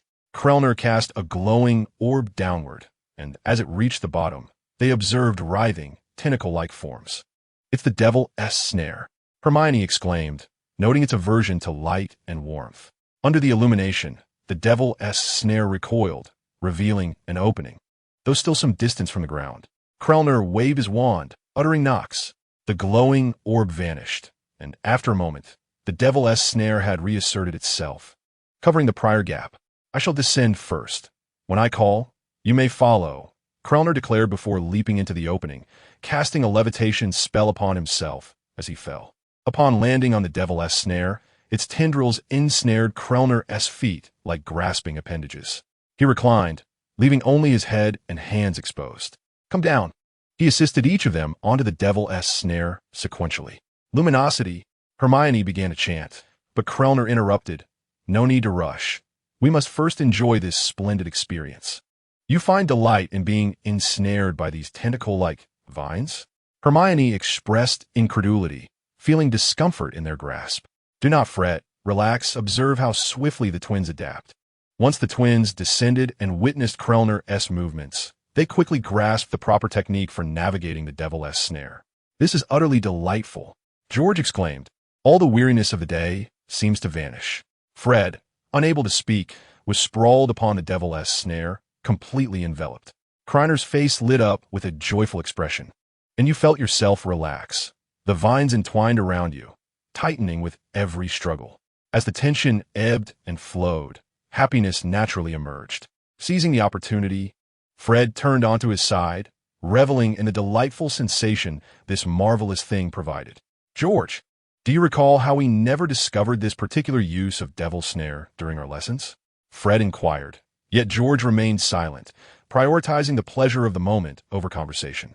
"You ought to blame Professor Sprout," Hermione remarked, recalling the classroom scene where the professor had only utilized a small segment of devil's snare for teaching, while this area was teeming with it. "How infuriating! After 3 years, I've only just begun to appreciate the comfort of devil's snare." Their stay was brief, lasting around 10 minutes, primarily because Hermione struggled to accept the sensation, although she endured it alongside them for that duration. Krena was the first to descend, assisting the others down. The devil's snare hovered at a slight elevation above the ground, and if one descended at the wrong angle, it was easy to land awkwardly or twist an ankle. Upon touching down, The twins' faces flushed, their legs feeling weak and unsteady. Krena shook his head. The twins lacked composure, and a mere massage had rendered them like this. Once the holidays arrive, I plan to take a sprig of devil's snare home to cultivate. Fred chuckled, supporting George. Your mother would murder you, I can guarantee that. Once they had rested sufficiently, they proceeded along the path ahead, with no need to choose directions. For there was only one route to follow. This path wound downward, and the twins, along with Hermione, were filled with excitement, speculating about what lay ahead. Krena sighed inwardly. Feeling like an outsider, he harbored no anticipation for this tiresome narrative. Chapter 52. As if playing a game, the dimly lit path echoed with the sound of footsteps and the gentle drip of water along the walls. Hermione instinctively grasped Krener's hand, recalling how the small snake would often emerge in such moments, causing her to panic and release her grip. She boldly pinched the little snake, feeling a sense of triumph as she smirked inwardly. It could not scare her away now. The young girl's cheeks flushed slightly, though sadly. No one was there to witness it in the darkness. Did you hear any other sounds? Fred asked. Yes, George replied, straining to listen. The sound was faint, a rustling akin to a swarm of mosquitoes flapping their wings. Krena gently squeezed Hermione's small hand, noticing her shudder. Perhaps she was envisioning the scene George described. There's also a clinking sound. It must not be mosquitoes. The group instinctively quickened their pace, hastening toward the source of the light ahead. At the end of the corridor lay a brightly lit room, adorned with a lofty, arched ceiling. Within, countless winged keys fluttered, flapping their wings as they darted about. Before them stood a heavy wooden door, and several individuals approached it. Fred's enthusiasm waned. He had anticipated that these keys might launch an attack on them. In the corner of the room lay a collection of flying broomsticks. George pointed towards them, seemingly wishing for them to discover the correct key. He had thought that the few shabby broomsticks missing from the broom cupboard had been discarded, yet here they were. None among them were fools. They would not suggest using unlocking charms or resorting to brute force to breach the door. Magic is wondrous, yet at times, one must adhere to established protocols. The twins swiftly mounted their broomsticks. Let the keys be entrusted to us, George declared. It was finally their turn to showcase their skills. With that, the two ascended into the air, their eyes scanning the surroundings meticulously in search of a singular key that stood out among the multitude. Krena and Hermione exchanged a glance. Both resigned to the fact that everyone was aware of their limitations. One could not fly, and the other was rather inept at it. It was preferable to remain below and observe the spectacle. Fred, look at that silver key over there. It resembles a doorknob, George said, gesturing to the right. Let's encircle it. As the words left his mouth, the two sprang into action. The key flitted away swiftly, evading their grasp, though a few keys were inadvertently touched, causing them to plummet to the ground. Krena and Hermione approached the fallen keys to examine them. If touching the keys causes them to fall, perhaps we could use a spell to bring them down, Hermione proposed, and without hesitation, she raised her wand and uttered, Reducto. This incantation possesses a unique trait. Under the caster's control, the summoned entities can transform. A flurry of emerald green serpents erupted from the tip of her wand, numbering around 10. Regrettably, none struck a key. Undeterred, she attempted again, this time successfully hitting 2 keys. Krena felt a twitch at the corner of his eye. Hermione's approach resembled that of a Slytherin, for ever since she learned this spell, she had unleashed only serpentine manifestations. Reducto has its limitations. It can only summon living creatures, and he had been striving to modify the spell. The twins' ingenious ideas remained unrealized, leaving him with no choice but to request that the spell be altered to conjure a barrage of dung to assail their targets. Regardless of its efficacy, the primary aim was to evoke disgust. Krena opened his hand to show Hermione the keys he had previously collected. The keys that had fallen, having a time limit, regained their wings and soared back into the air. Only a large-scale offensive spell would prove effective. A young wizard could hardly manage such feats, and thus, they had to rely on their broomsticks to capture the true keys. George and Fred were also in a critical moment, one above and one below. As they cornered the key was now pressed against the wall, and seizing the moment, Fred lunged forward, creating a piercing sound as the key scraped against the wall. He successfully captured it. The two descended quickly, cheers echoing throughout the room. Let us hasten to open the door, Fred urged, shaking the keys he held tightly. Unlike the others, one key bore wings and struggled to flutter away. He inserted it with force. With a click, the lock yielded, and as Fred released his grip, the key escaped, soaring back into the air. The group opened the door, revealing an impenetrable darkness within. Exchanging glances, Krena raised his glowing wand and stepped inside first. Once everyone had entered, the doors slammed shut behind them, and the room was suddenly illuminated. Before them lay an expansive dueling platform, each side adorned with a card holder, one floating in midair, while the one on their side lay quietly on the ground, awaiting someone to don it. "Our wizarding duel has been relocated here," George exclaimed, eager to investigate the cards on the opposite side. However, as he reached the center, he encountered a peculiar barrier that halted their advance. Krena, holding his wand, meticulously sensed the magic coursing through it. It felt similar to the previous challenge, easily breached with a powerful spell.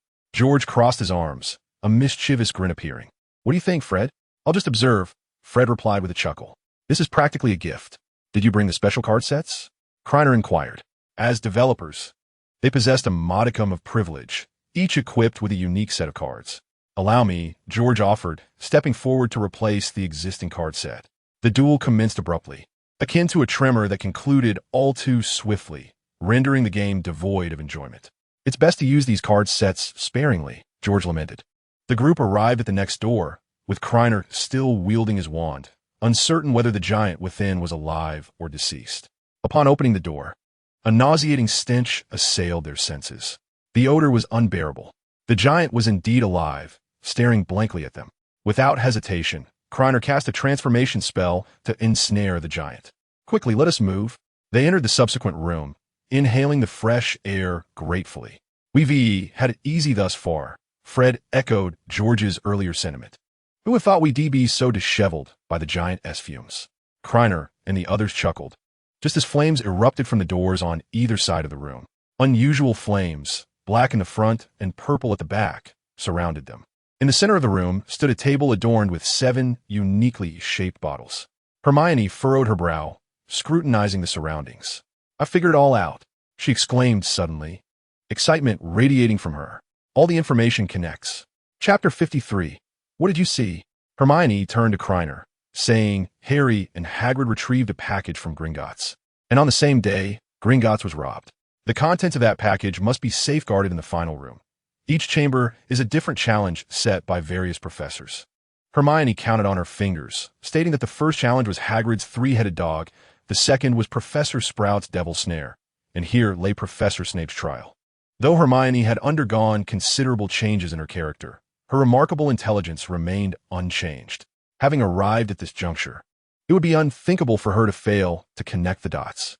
"Previously, you had mentioned to me that something was amiss with Quirrell." As Hermione toyed with a strand of her hair, she speculated that there was a considerable likelihood Quirrell sought to seize the contents of the package. Crowler nodded in agreement, affirming Hermione's array of conjectures. There were certain events that had not transpired. Even if he knew, he could not articulate them to Hermione. Unable to explain how he came upon such knowledge, he had no desire to deceive her. It was far better to remain silent and allow Hermione to discover the truth herself, which would yield a greater sense of accomplishment. The twins, their eyes wide with astonishment, recalled matters that had previously gone unnoticed upon hearing Hermione's deductions. In hindsight, the injury on Professor Snape's leg must have been inflicted by a werewolf. No wonder a troll had appeared in the castle on Halloween Eve. Fred's face displayed a dawning realization as he turned to George beside him and inquired, "Do you recall what Charlie mentioned casually some time ago?" George massaged his temples as he concentrated on the memory. In Charlie's second year at school, Quirrell had taken a year off, returning to complete his studies and subsequently becoming the professor of Muggle studies.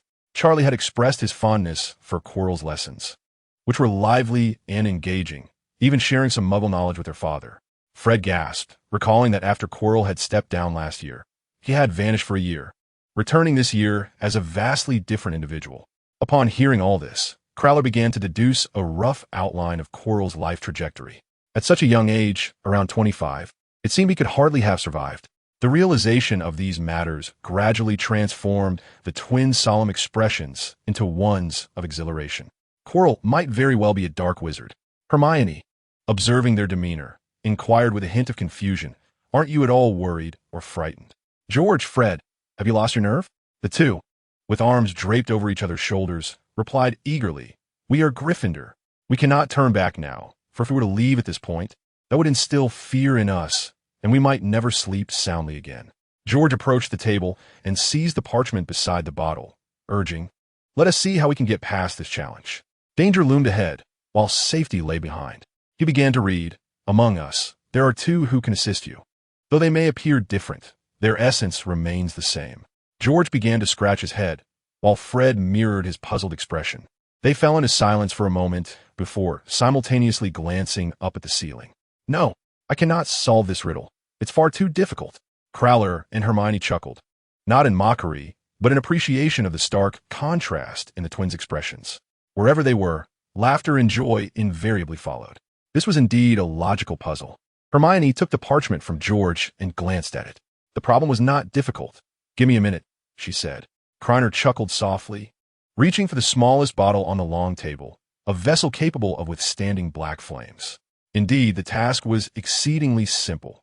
7 bottles in total, 3 containing poison, 2 filled with nettle wine, 1 for advancement, and 1 for retreat. First, by determining the position of the nettle wine from the last clue, it was established that it was the second from the left and the second from the right. Then, based on the first clue, it was deduced that the poison lay to the left of the nettle wine, making the arrangement straightforward. Poison 1, nettle wine, black flame advancement. Poison 2, poison 3, nettle wine, purple flame retreat. Hermione's eyes widened as she stared at Krena, her joy dissipating in an instant. "How'd you do that so quickly?" she exclaimed. Krena was about to swallow his response. Hermione, taken aback, pressed, "What do you mean I didn't try?" Krena was momentarily at a loss for words. George and Fred exchanged glances, and after a brief cough, George remarked, "Since you've figured it out, let us drink." He poured a measure of potion into the air and then handed it to Fred. After consuming it, the twins felt as if they had swallowed ice cubes. An intense chill coursed through them. Fred passed the potion to Krena, saying, "We'll go in first."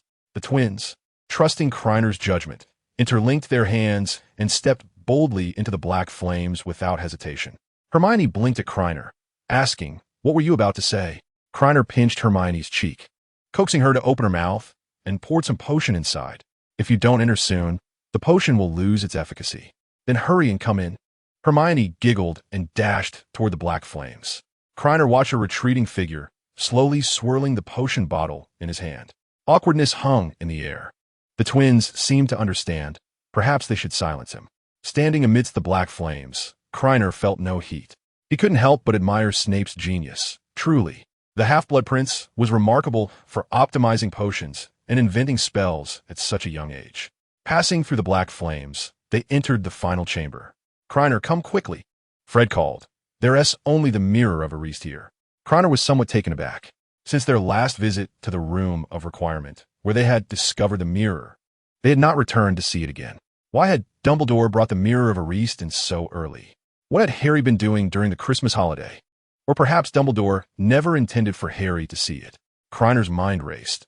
It seemed he would have to rely on memories from his past life. The 3-headed dog, the Philosopher's Stone, Nicholas Flamel. These were pieces of information that Harry should have known after the Quidditch match. Yet now he was entirely in the dark. Given Hagrid's character, if he inadvertently revealed such information, he would surely apologize to Dumbledore. Voldemort's emergence made Dumbledore believe there was a flaw in his teaching methods, which is why he currently focused on providing the right guidance to his students. If Harry seeks to uncover these secrets, Dumbledore would naturally seize the opportunity to challenge him. Much like how Dumbledore had previously nudged Krena towards the Forbidden Forest, a place he has yet to visit. At this moment, Hermione stood in the center of the mirror, likely recalling the incantations the twins had shared with her. "What do you see?" Krena inquired with curiosity. Hermione hastily stepped aside, her cheeks aflame, exclaiming, "I saw nothing." Krena wore a mischievous grin. Given Hermione's demeanor, he found it hard to believe her declaration of ignorance. Stealing a glance at Krena, Hermione quickly diverted her gaze elsewhere.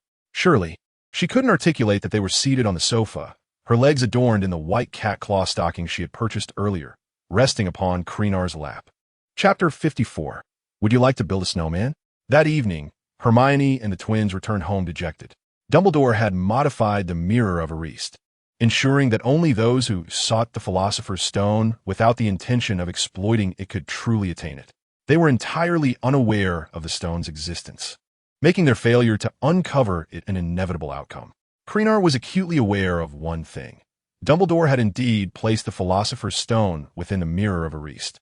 This time, he glimpsed the stone in the mirror, utilizing his transmutation abilities to amass a fortune, which he used to buy Hermione a plethora of stockings adorned with Balenciaga lettering and gradient designs. Sometimes, the situation is marvelously peculiar. Krena and Hermione remained oblivious to what each had witnessed. Emerging from the depths of the Mirror of Ariste, Krena would never admit that it was his own desires that lingered there. It was preposterous, undoubtedly influenced by the prior lottery of the dog system. It had to be so. Krena, much like Voldemort, yearned to exploit the powers of the Philosopher's Stone. For the time being, he found himself unable to circumvent Dumbledore's set rules. The stone could only be observed, not possessed. Following that day, Krena became increasingly occupied, spending his days either attending classes or making his way to the library. After dedicating some time to mastering the disillusionment charm, he began pilfering books from the restricted section, returning to the room of requirement to peruse them. He would use transfiguration to conjure a replica of the original book to disguise its absence. "Why have you suddenly become so driven?" Hermione asked, leaning closer to Krena, gently caressing the dark circles under his eyes that she attributed to his sleepless nights. Krena offered a warm smile. "It's all in preparation for a grand surprise for our dear Professor Quirrell." The incident involving Quirrell's curse had not been forgotten. As a young man of principle, he believed in settling scores. It was merely a matter of time.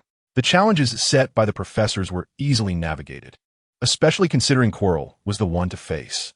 Thus, Krena resolved to add some flair to these trials. To realize these ambitions, a vast knowledge of advanced spells was essential, prompting him to devote countless hours to fervently studying. Hermione did not urge Krena to take a break. Instead, she remained steadfastly by his side.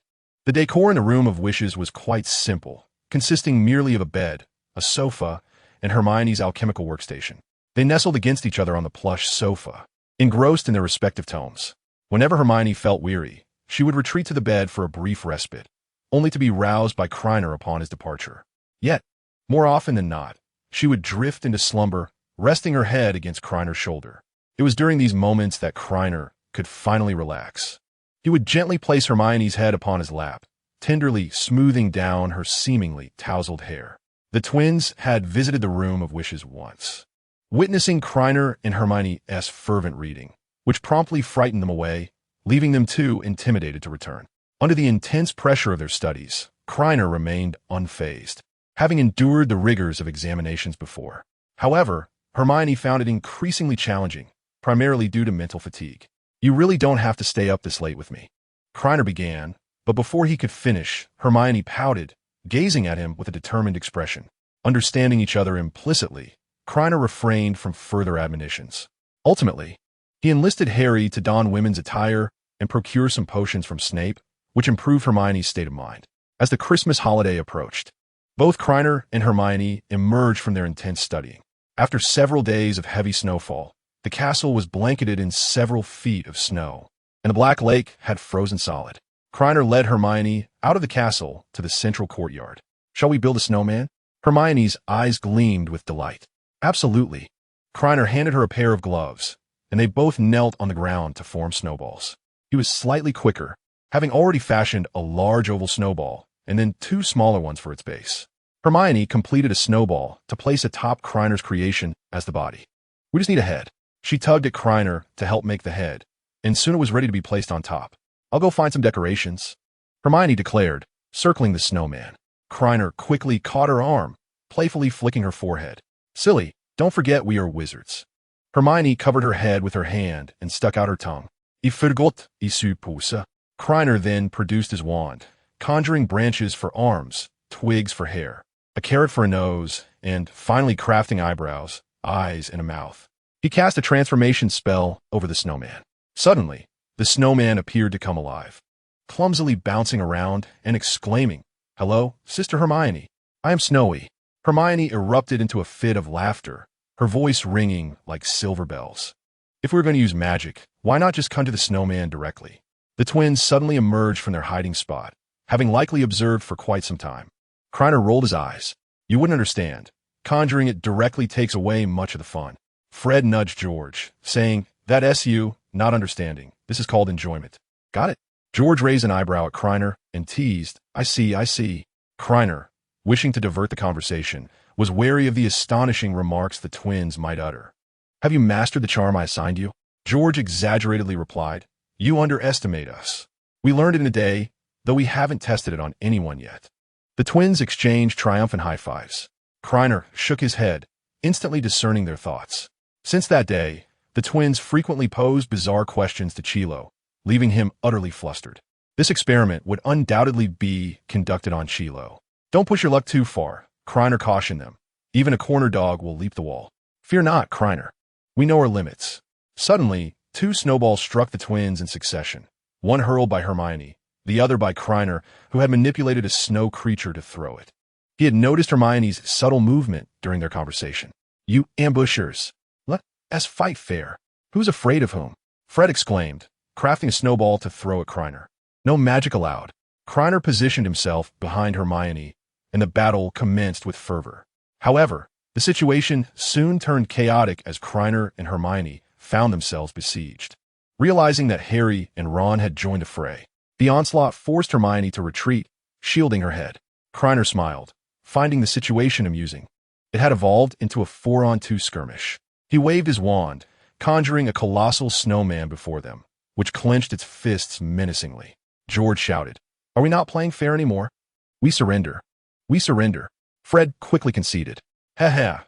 Krena nonchalantly waved his wand. Now, we shall engage in a magical snowball fight. George and Fred, alongside Harry and Ron, were left bewildered, questioning the absurdity of their predicament. What were we doing? Where are we? Weren't we just having a snowball fight? Why summon such a gigantic snowman? Let's not continue this. Krena, someone might get hurt. It's a bit late to back out now, Krena replied as he waved his wand, causing the massive snowman to swing its fists toward George and Fred. Just inches from impact, the snowman's fist exploded, showering the area with snowflakes. Oh no! The twins found themselves completely enveloped in snow, and we can't favor either side. Before Harry and Ron could react, the snowman swiftly pivoted, extending its other intact arm. The snowman took aim, releasing its fist, which hurtled toward Harry and Ron. In a matter of moments, the four of them were transformed into snowmen. George and Fred vigorously shook off the snow clinging to them, much of it seeping into their clothes as they cast drying charms on one another. This is blatant cheating. Coach Fred shivered and conjured flames with his wand to warm himself, and I yearned to learn this skill. Krena shrugged, explaining that it was transfiguration, a subject he could not teach. The twins understood. If it were merely a spell, mastering the incantations and techniques would be relatively straightforward, as it is singular in nature. Transfiguration, however, is different. It cannot be accomplished with a single incantation. Otherwise, it would not be classified as a distinct discipline. Harry and Ron approached, embracing each other, both frozen and stiff. George assisted Harry in drying his clothes. Harry immediately pushed Ron away, as he no longer needed the warmth of companionship. Ron looked on, bewildered, casting a forlorn glance at his two brothers. George and Fred exchanged hesitant glances. After all, the purpose of a younger brother is often to be teased. They had delighted in pranking Ron since childhood, whether by terrifying him with spiders or offering him sour candies that left his tongue ablaze. Moreover, it was all in good fun. Watching Ron's misfortunes was amusing. However, Ron's almost tearful expression tugged at the twins' hearts, prompting them to simultaneously declare, You do it. At that moment, applause resonated from a nearby corner. Quirrell emerged from the shadows, remarking on the impressive transfiguration, noting that he had not achieved such proficiency at their age. His eyes glimmered with admiration. Krena bit her lip, somewhat surprised. Quirrell, now less stammering, revealed an intriguing side. Such use of transfiguration consumes considerable magical energy, Quirrell mused, a slight smile gracing his lips as he scrutinized Krena. Your magical capabilities surpass those of your peers by a significant margin. Quite remarkable. Krena, narrowing her eyes and smiling, replied, Thank you for the compliment, Professor. Inwardly, she pondered Voldemort's intentions. recognizing that intelligent individuals do not engage in actions devoid of benefit. Meanwhile, the twins began to conspire quietly, their understanding palpable with merely a gentle nudge. Stupefied, they exclaimed in unison, brandishing their wands with fervor. A flurry of foul matter erupted from the tips of their wands, swiftly hurtling towards Quirrell. At that moment, Voldemort was besieged by a torrent of indignation. Voldemort, the heir of Slytherin, and being assaulted by excrement? The winds howled, leaving the most capable servant to bear the brunt of the chaos. Quirrell shuddered and turned to flee, hands shielding his head, pleading, "Please, not like this. I am your professor." Two blobs of filth raced through the air, one striking Quirrell's hand and the other colliding with his neck. The sensation made Quirrell forget to protect the back of his head, and as he ran, he gagged while flailing his hands. Thud, thud, thud. The projectiles found their mark, all landing squarely on Quirrell's head. He gasped as he stumbled and fell to the ground. The appearance of McGonagall was remarkably fortuitous, standing there with a fierce glare directed at the twins. "Mr. Weasley and Mr. Weasley, how dare you play pranks on a professor? Each of you will lose 25 points. She stepped back slightly from Quirrell. "Professor Quirrell, I believe it is time for you to tidy up." "I suppose so," Quirrell mumbled, rising with his head bowed, trembling as he made his way out. The wrath of Voldemort sent shivers through Quirrell's very soul. "You fool, why did you let go of my hands?" The onlookers watched Quirrell's retreating figure, unaware of the malice lurking in his eyes. "All of you look down upon me, but once I assist my master in his resurrection, I shall not be scorned by anyone. I will ascend step by step to the pinnacle, becoming Quirrell, the one above all others." Voldemort, bound to Quirrell, perceived all that he felt, secretly deriding him. "You wish to reach the top? What a foolish ambition! Such disgrace must remain hidden from all. The very first act upon my revival will be to eliminate Quirrell, my most loyal and trusted servant, as long as you fulfill my commands. I shall help you realize your dreams." McGonagall departed as well, choosing not to confine the twins, but merely deducting inconsequential points, the implications of which were unmistakable. Kreacher looked at the twins, unsure of what to say. Was it his excessive caution or the twins' recklessness? Though their actions were taken in ignorance, daring to strike at Voldemort's face was a feat unparalleled in history. "Don't worry about us. We will be fine," they whispered, reassured by the presence of professors in the school. Quirrell spoke with unsettling fluency, making it evident to all that something was amiss. The twins' deliberate antics were aimed at diverting Quirrell's attention from Kreacher. Kreacher smiled faintly, committing the entire incident to memory. "Ugh, Harry, are you feeling unwell? Headache? Did you catch a chill?" the twins inquired, each expressing concern. "My scar has been hurting," Harry replied, shaking his head. "It's nothing. I feel much better now." As soon as he finished speaking, the twins exchanged a knowing glance, and Hermione tugged at Kreacher's sleeve. Everyone was aware of who had inflicted that scar and the reason for its pain. Harry understood this too well. Otherwise, he would not have endured it until Quirrell's departure to finally mention his discomfort. "Ron, your teeth are chattering. You can't even speak coherently." It was rather awkward. Everyone nearly forgot about Ron. Kreacher dried his clothes, George conjured a magical flame for warmth, and Fred draped his wizarding robe over him. Ron received an unprecedented level of care. After a considerable time, Ron finally felt revived. He looked at the twins and said, "You really shouldn't have pranked Professor Quirrell. He's a good man. If Mum finds out, you'll be in for scolding." George extinguished the flames, and Fred reclaimed his robe. "Fred, is he truly our brother?" "I believe so." Fred shook his head, lamenting the folly of their foolish brother. Ron remarked that the group had no intention of exchanging information, for the more one knows, the greater the peril. The individuals could be categorized into 3 factions: Krena, Hermione, and the twins, while Harry stood alone. Ron, oblivious to the truth, believed Quirrell to be a benign figure.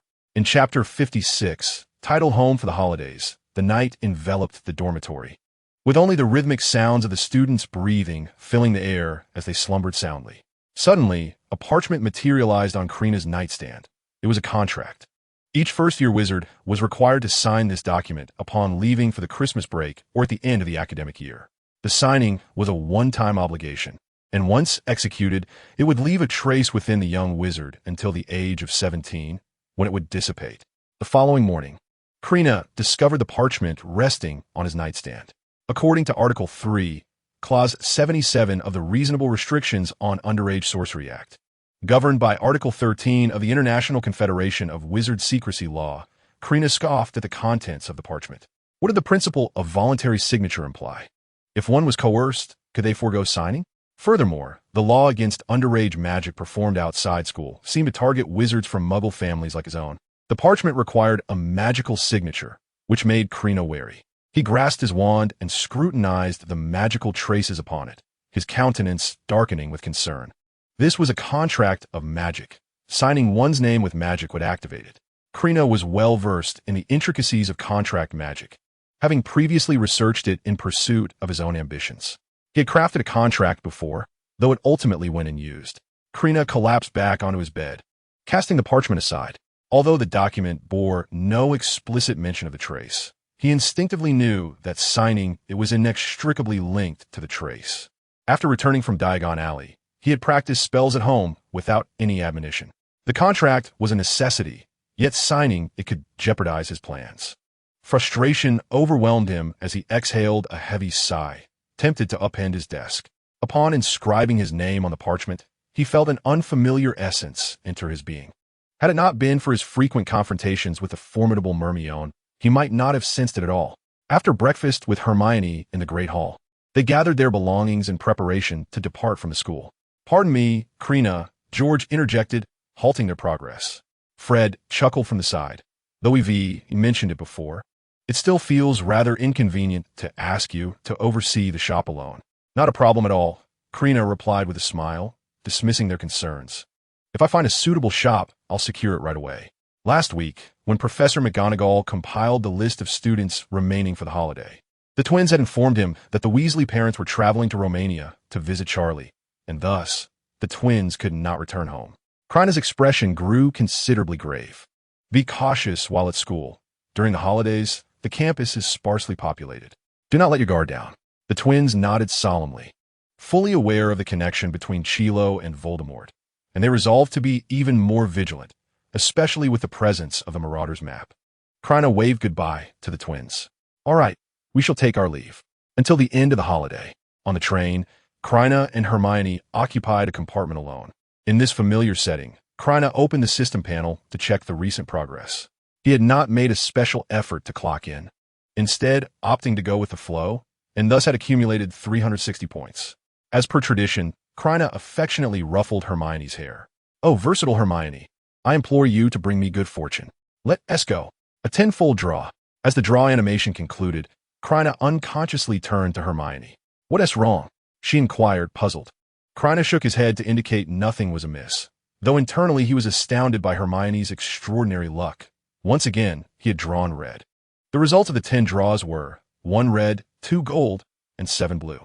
To continue or to halt, this posed a dilemma. Let us take a risk. Perhaps a bicycle can transform into a motorcycle. This time, Hermione did not extend her favor to Krena. The outcome of the 10 draws was 1 purple and 9 blue. It was clear that risking it had led to a rather disappointing result. Suddenly, Hermione stood up, bending over with her hands braced on the table. Krena gently urged her to sit down. "What's the matter?" She had intended to retrieve a book, but inadvertently bumped her knee against the table leg. Tears welled in her eyes from the pain. Krena's eyes twitched slightly. Was it truly this mystical? Just after a draw, Hermione encountered misfortune. "Let me help you," he offered. Hermione lowered her head to wipe her eyes, then placed her slender legs on Krena's lap. As he massaged her legs, he perused the rewards he had drawn. Blood Curse Orc Suppression Potion, red. Voldemort Bat Pet Egg, gold. Maternal Love Spell, gold. Spicy Strips 7, blue. Nimbus 2000, purple. Comic version, blue. Bear Instant Noodles 8, blue. Krena inwardly scoffed. This absurd system had become quite addictive, even presenting a comic version. And what was this about a flying broomstick? He couldn't ride a broomstick and soar through the skies. The Blood Curse Orc referred to a human afflicted by the Blood Curse, an exceedingly malevolent spell. It can be passed down through maternal lineage, allowing the cursed individual to switch between human and animal forms, ultimately descending into complete animalism, erasing all prior memories. The system's red rewards remained sharp. Even the irrevocable blood curse could yield a suppression potion, allowing the curse to revert entirely to human form. The rewards appeared quite promising. Yet only 2 of the gold rewards were of use to Krena. The Voldemort bat, also known as the zombie cloth, is classified by the Ministry of Magic as a level 5 dangerous magical creature. It is remarkably rare, found in tropical regions, though it remains uncertain whether it is an egg-laying species. The pet egg has likely undergone modifications by the system, with the hatching process resembling a master recognition protocol. It requires a continuous infusion of magical energy for 21 days, followed by a repose of 7 days, culminating on the final day with a blood offering for nourishment. The maternal love curse, an unprecedented spell in the realm of magic, allows the afflicted to experience the agony of pregnancy and childbirth within 30 seconds. If the curse persists, the individual will repeatedly endure the entire cycle from conception to delivery, with no distinction made between genders. A product of the system, it is undoubtedly a premium offering.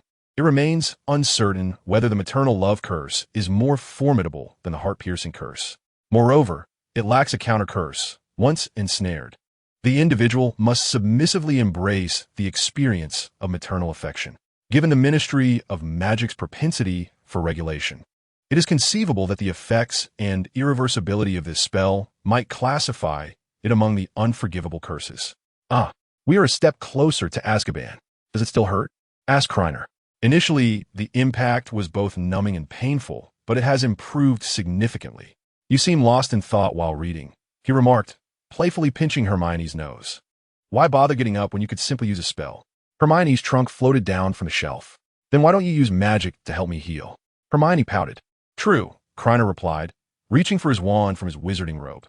Wait, Hermione averted her gaze, murmuring, it's almost healed, just rub it a bit longer.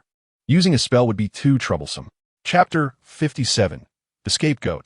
Nymphadora Tonks outside the window lay a landscape blanketed in pristine white snow.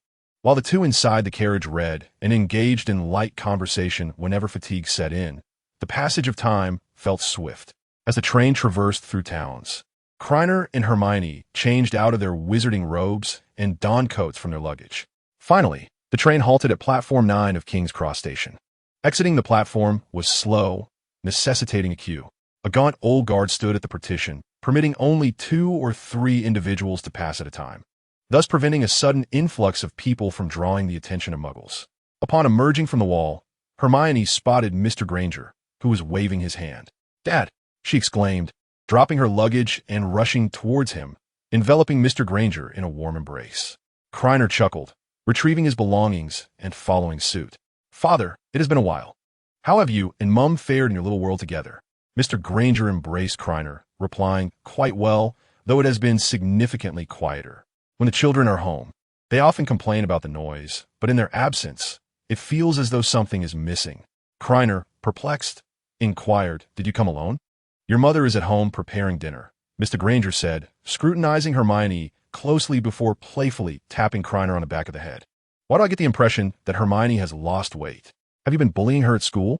Indeed, Hermione chimed in, clutching onto one of Mr. Granger's arms. Dad, let's go. Krena is quite the troublemaker. As Mr. Granger was being pulled away, another hand swiftly seized a suitcase. Hermione turned back, playfully sticking out her tongue and making a face.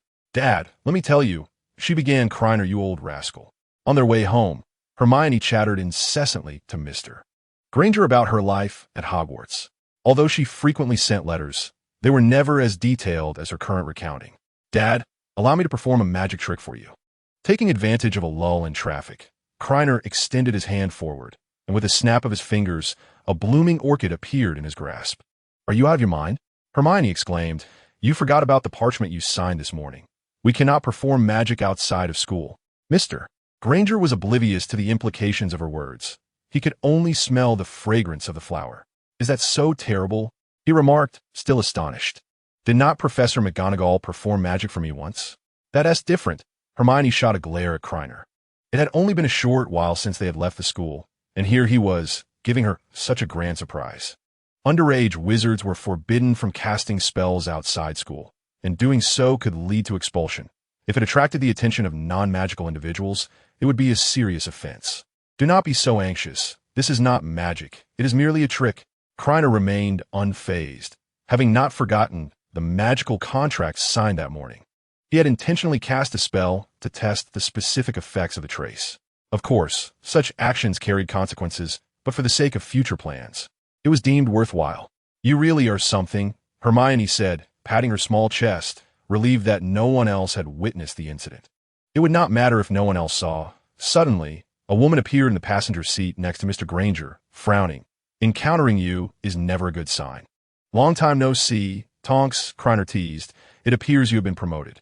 Nymphadora Tonks, a rather unfortunate temporary employee. Krena had met her before the school year commenced due to the issue with Dudley Dursley. They were not supposed to have their memories erased. Yet the Ministry of Magic had sent someone. After a dispute, Krena had to invoke Dumbledore's name for credibility. The ministry official was swayed by Krena, and the matter eventually reached Cornelius Fudge, the Minister of Magic, who had only recently taken office, having stepped in after Dumbledore declined the position. He was reluctant to cause any displeasure to Dumbledore over such a trivial matter. Thus he sent the newly graduated temporary worker Tonks to rectify the oversight. Thanks to you, I wasn't expelled. Instead, I was transferred to the Department for the Regulation and Control of Magical Creatures. Hermione's small face displayed anxiety. So you're already aware of the spell-casting incident. Indeed.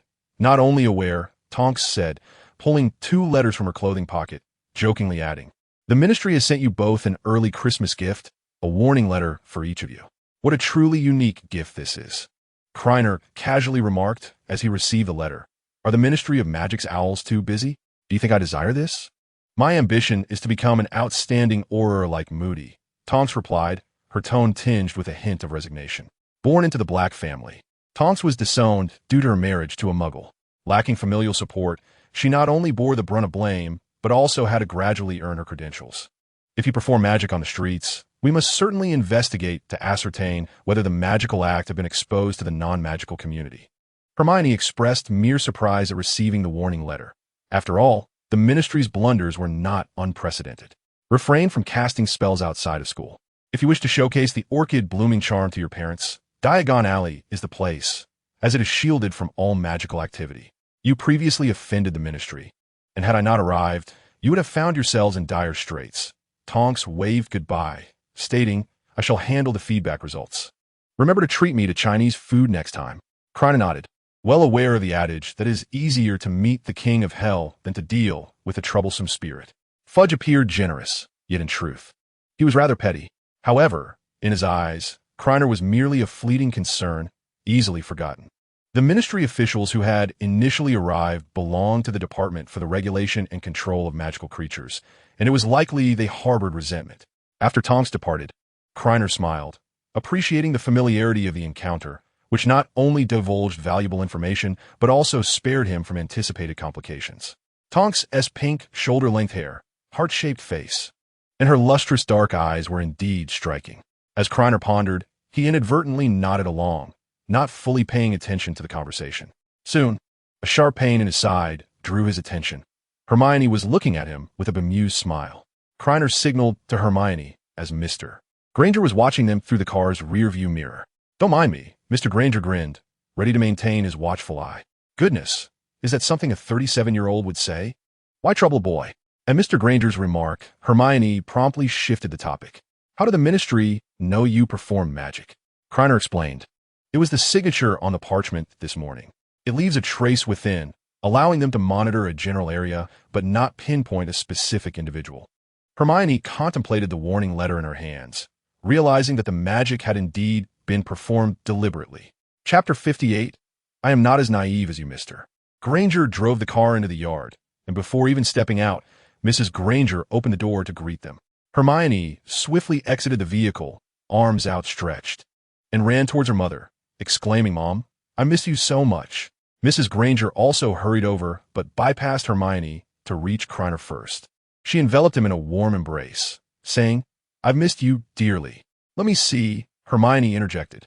Mrs. Granger cupped Krener's face and exclaimed, You've lost weight. Hermione, have you been bullying Krellen at school? Is that something a 37-year-old would say? Why must women make things difficult for girls? Faced with her mother's piercing gaze, Hermione took a deep breath. After all, this was her mother, and she had to endure. What are you standing there for? Mrs. Granger shot a glance at her husband. Hurry up and bring the children's luggage inside. Mr. Granger stomped his foot and saluted, At your service, my dear wife. Amidst laughter, they entered the house, where a delightful aroma wafted through the air. The dining table was laden with delectable dishes that Mrs. Granger had meticulously prepared to welcome her children home. The family settled down and began to eat. Mrs. Granger, noticing that Krellin had not touched his food, asked, "Krellin, why aren't you eating? Is it because you have these at school every day and are craving Chinese food?" "I had planned to make Chinese food," she continued, "but upon considering that it wouldn't be as delicious as yours, I abandoned the idea." "No, that's not it," Krellin stammered, stealing a glance at Hermione. "Usually, I wait for Sister Hermione to finish before I eat. I'll wait a bit longer." Mrs. Granger frowned at Hermione. "Is this how you treat Krellin at school? It's no wonder he indulges you. You've developed quite the habit." She pinched her husband's side. "Don't you have anything to say about your darling daughter?" Indeed. Mr. Granger froze, not daring to lift his head. "Your mother is right." Hermione nearly squinted her eyes into slits, leaning slightly towards Krellin, biting her lip as she whispered, "Don't mess with me." Krellin chuckled. "Take your time. Just eat slowly." He only nibbled on potato chips, carrots, and apple pie, avoiding any meat entirely. "Krellin, don't just eat those. You need to eat more meat. I'm worried about how thin you are." Mrs. Granger used tongs to serve Krellin a bone-in lamb chop. "Thank you, Mom." Krellin cut a small piece of lamb from the chop and offered it to Hermione. "Sister Hermione, try this." Instinctively, Hermione opened her mouth and accepted the lamb, not perceiving any issue with this gesture. During their late-night study sessions in the request room at school, Krellin would often bring out some fruit, feeding her while they studied. "Why aren't you eating?" Hearing her mother's question, Hermione suddenly realized she had fallen for the trick. "Oh no." Sure enough, Krellin's timid voice echoed in her ears, and her expression darkened. "This delicious food is meant for Sister Hermione first. I always feed her at school." Mrs. Granger's hand holding the dinner knife trembled. Bang! She slammed the knife on the table. "Don't you have hands? Can't you feed yourself?" "P.S. Just pretending." Hermione sighed and rolled her eyes at Krellin. "What pretending? He never fed you before school." Madame Granger pointed at Hermione and then at Krena, exclaiming, "Just look for yourself. Krena has slimmed down considerably. All the delectable food must have gone into your mouth." Hermione was taken aback. She genuinely could not perceive where Krena had lost weight. At Hogwarts, besides breakfast, lunch, and dinner, there was also a late-night snack. "Is there something wrong with you?" "Is there?" Hermione couldn't help but pinch Krena's arm. "Could you please eat properly?" I can't. I'm sorry. I was wrong." "Hermione, release my hand." Madame Granger shouted. "If you can't eat, then step aside." Hermione stomped her feet in frustration. Mr. Granger wished to side with his daughter, but his wife's piercing gaze held him captive, and the words he was about to utter swiftly changed. "Your mother is right," he said, waving his hand dismissively. "Come on, off you go." Hermione inhaled deeply, feeling exasperated, yet striving to maintain her composure. "I will eat." The next day, when Krena opened his eyes, the sun was already high in the sky, and it was 2:30 in the afternoon. There was nothing quite like the comfort of sleeping at home, free from the burdens of classes and homework, devoid of trivial concerns and worries. After freshening up and changing his clothes, he descended the stairs. At this hour, his parents were at the clinic, leaving Hermione alone on the sofa, engrossed in a book. "You're awake," Hermione exclaimed, stretching her arms. "I've got something for you to eat." Krena suddenly became alert. "Is it really that good?" He recalled how he had just tricked Hermione the previous night. "You're acting strange." "I'm not as childish as you," Hermione chimed as she bounced over to Krena, leaning in a whisper in his ear. "So, are you going to eat or not?" "Of course." Krena shrugged. "If there's food, why not eat?" "Then wait for me." Hermione replied with a smile. "I'll go prepare it." 20 minutes later, Hermione brought a plate of spaghetti with tomato meat sauce to the table. She sat across from Krena, resting her chin on her hand, silently observing him with a faint smile gracing her lips. "How does it taste?" Krena licked his lips, savoring the flavor. "The tomato is exquisite." Hermione couldn't help but laugh in annoyance. He seemed to derive joy from teasing her. "Is that all?" Krena stood up and ruffled Hermione's hair. "Everything is delicious." "Get ready. We're heading to Diagon Alley," he added, standing at the gate. Krena waved his wand with his right hand, and instantly, a deafening bang echoed. With a creak, a massive, vibrant purple triple-decker bus came to a halt before them. A conductor dressed in a purple uniform hopped off the bus, sporting large, protruding ears and a face dotted with a few blemishes. "Welcome aboard the night bus." an emergency transport service for stranded witches and wizards. Climb aboard, and we can take you anywhere you wish to go. I am the conductor, Stan Shunpike. Anywhere? Hermione inquired with curiosity. Indeed, he affirmed. Sampak proudly declared, you can go anywhere on land, and we shall take you there. Chapter 59, Avada Kedavra. Krena and Hermione boarded the night bus, which was adorned with an eclectic array of chairs, haphazardly crammed together by the windows. Perhaps due to the recent abrupt stop, some wizards tumbled to the ground, while others stood up to dust themselves off. Fortunately, there were 2 connected seats available. Otherwise, Krena and Hermione would have had to consider ascending to the upper deck. Where are you headed? Sampak inquired. The Leaky Cauldron. 1 ticket for 11 sickles. After collecting the fare, Sampak handed the ticket to Krena, exclaiming, you are quite fortunate. He wobbled away, loudly announcing, attention, the next stop is the Leaky Cauldron. Moments latte. With a sudden break, the night bus halted in front of a dilapidated little pub. Krena and Hermione disembarked, closely followed by an elderly couple, who assisted each other as they stepped down. At that moment, the night bus vanished in a flash. Why did he say we were lucky? Hermione asked curiously. The night bus does not follow a specific route. Those who board first arrive first, unless one pays extra. Upon arriving at the back of the Leaky Cauldron, Krena and Hermione noticed the garbage bins that once resided there had mysteriously disappeared. They sought out the pub's owner, Tom. There have been several incidents of missing garbage bins lately, Tom grumbled as he opened the passageway. Don't let me catch the scoundrel responsible. Krena and Hermione exchanged glances, surmising that Tom had offended someone, resulting in this form of retribution. Upon reaching Diagon Alley, they hurried towards Gringotts. Gringotts is the monopolistic institution of the British wizarding world, with vast operations that extend beyond mere banking services. Brokerage is one such service. When a wizard establishes a vault at Gringotts and passes away without a will or any clear heirs, all contents of the vault become the property of Gringotts. Once it is confirmed that no one is entitled to the vault, certain properties and land deeds are sold or rented out.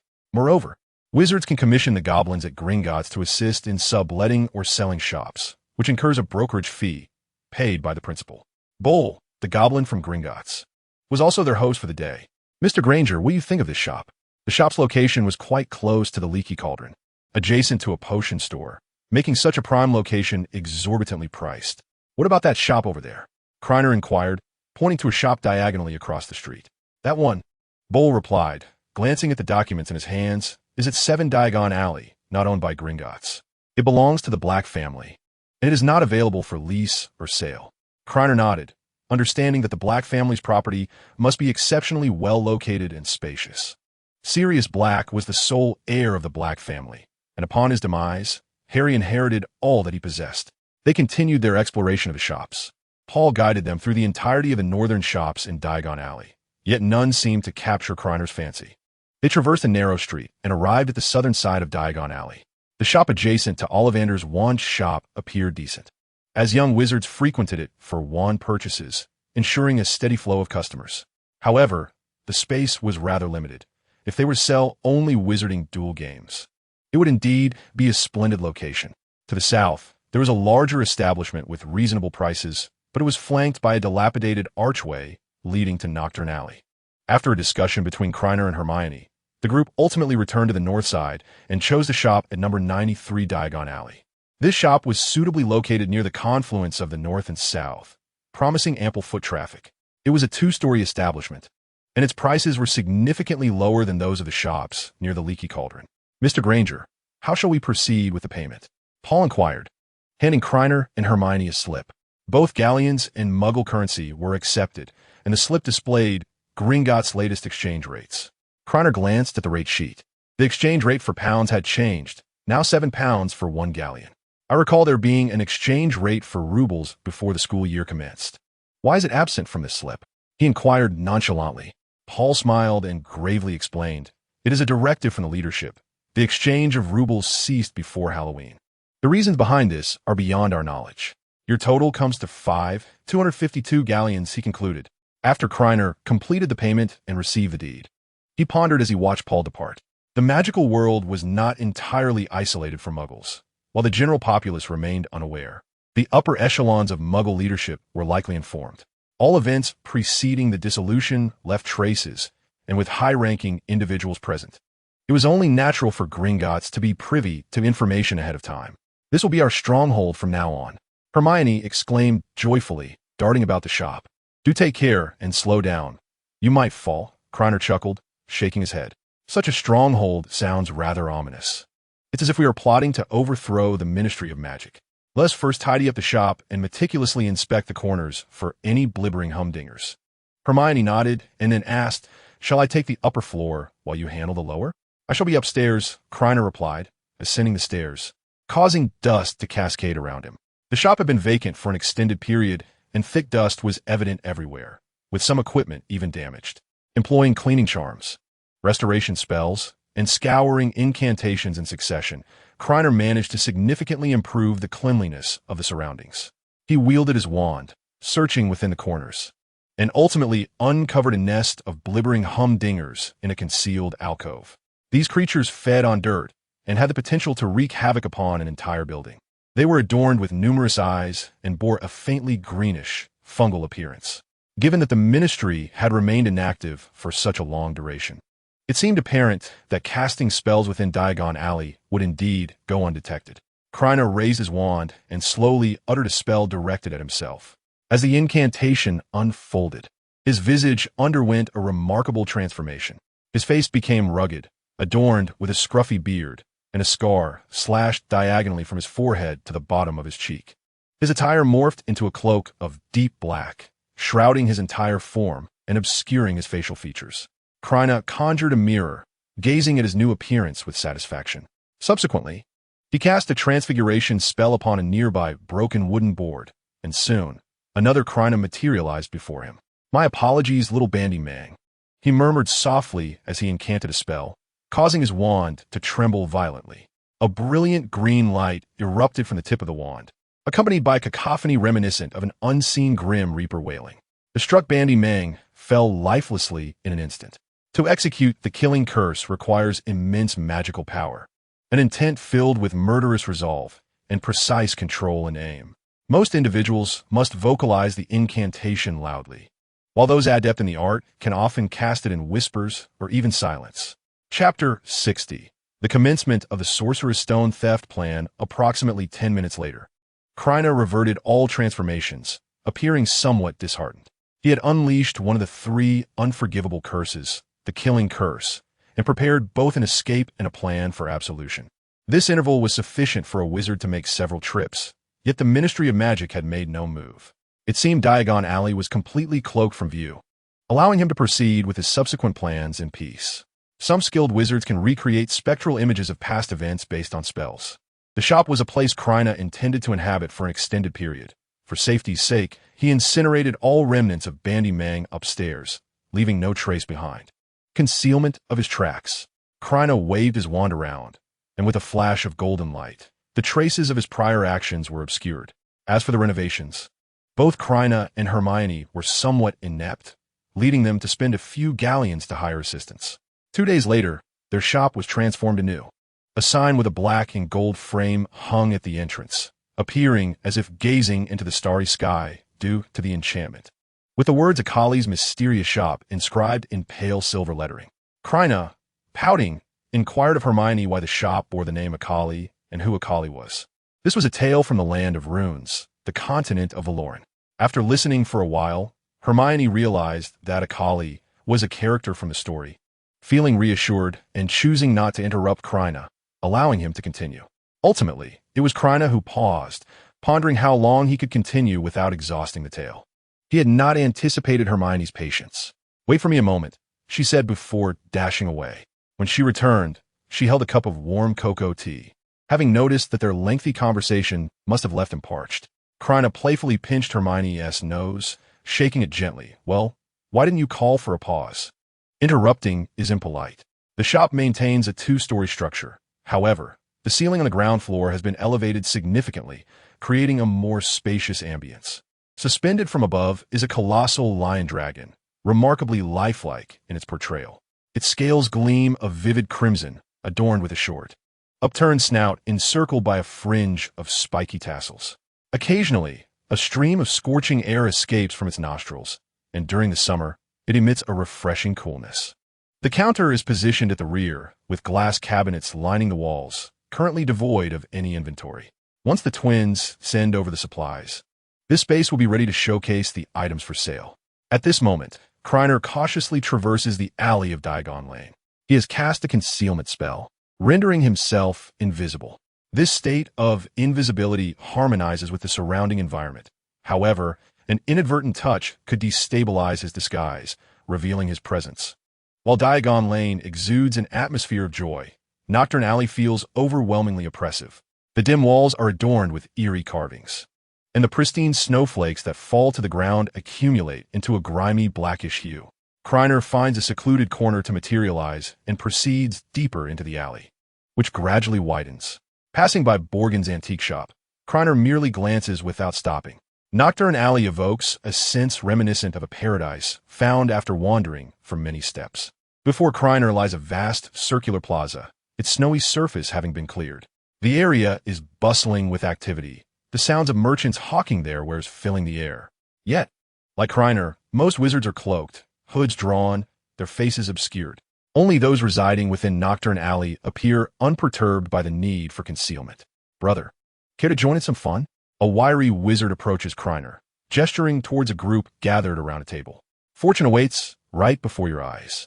Following the direction indicated, Krena observes several individuals engrossed in a game of cards, likely a variant of poker. Want to test your luck? The male wizard rubs his hands together, revealing a set of crooked yellow teeth. If you're not keen, step inside. There's plenty to amuse you. Get lost. Krener's voice emerges with a gruff edge. Anyone who glimpsed his visage would perceive him as a 30-something gnome wizard. The male wizard promptly retracts his smile and returns to the card table. Such are the unwritten rules of Nocturne Alley. Show any sign of weakness, and you invite trouble. Krena scours the plaza for what he needs, and soon finds himself at a stall selling potion ingredients. 3 sprigs of fluxweed, 2 bundles of 2-eared grass, 1 horn of a bicorn, a piece of African tree snake skin, for leeches, and 3 lace wings, he notes. The vendor looks up, regarding Krena with a faint expression. Would you care for some pre-prepared polyjuice potion? The essence of the polyjuice potion diverges fundamentally from Krener's own transfiguration spells.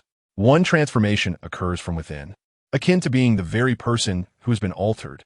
The other pertains to external changes, resembling the application of a shell, regardless of the shape it assumes. The essence within remains unaltered. Thus, those who consume the polyjuice potion are seldom discerned in most instances. Consequently, the polyjuice potion is classified as contraband, and few wizards possess the skill to brew it. Krena remained silent, lost in contemplation.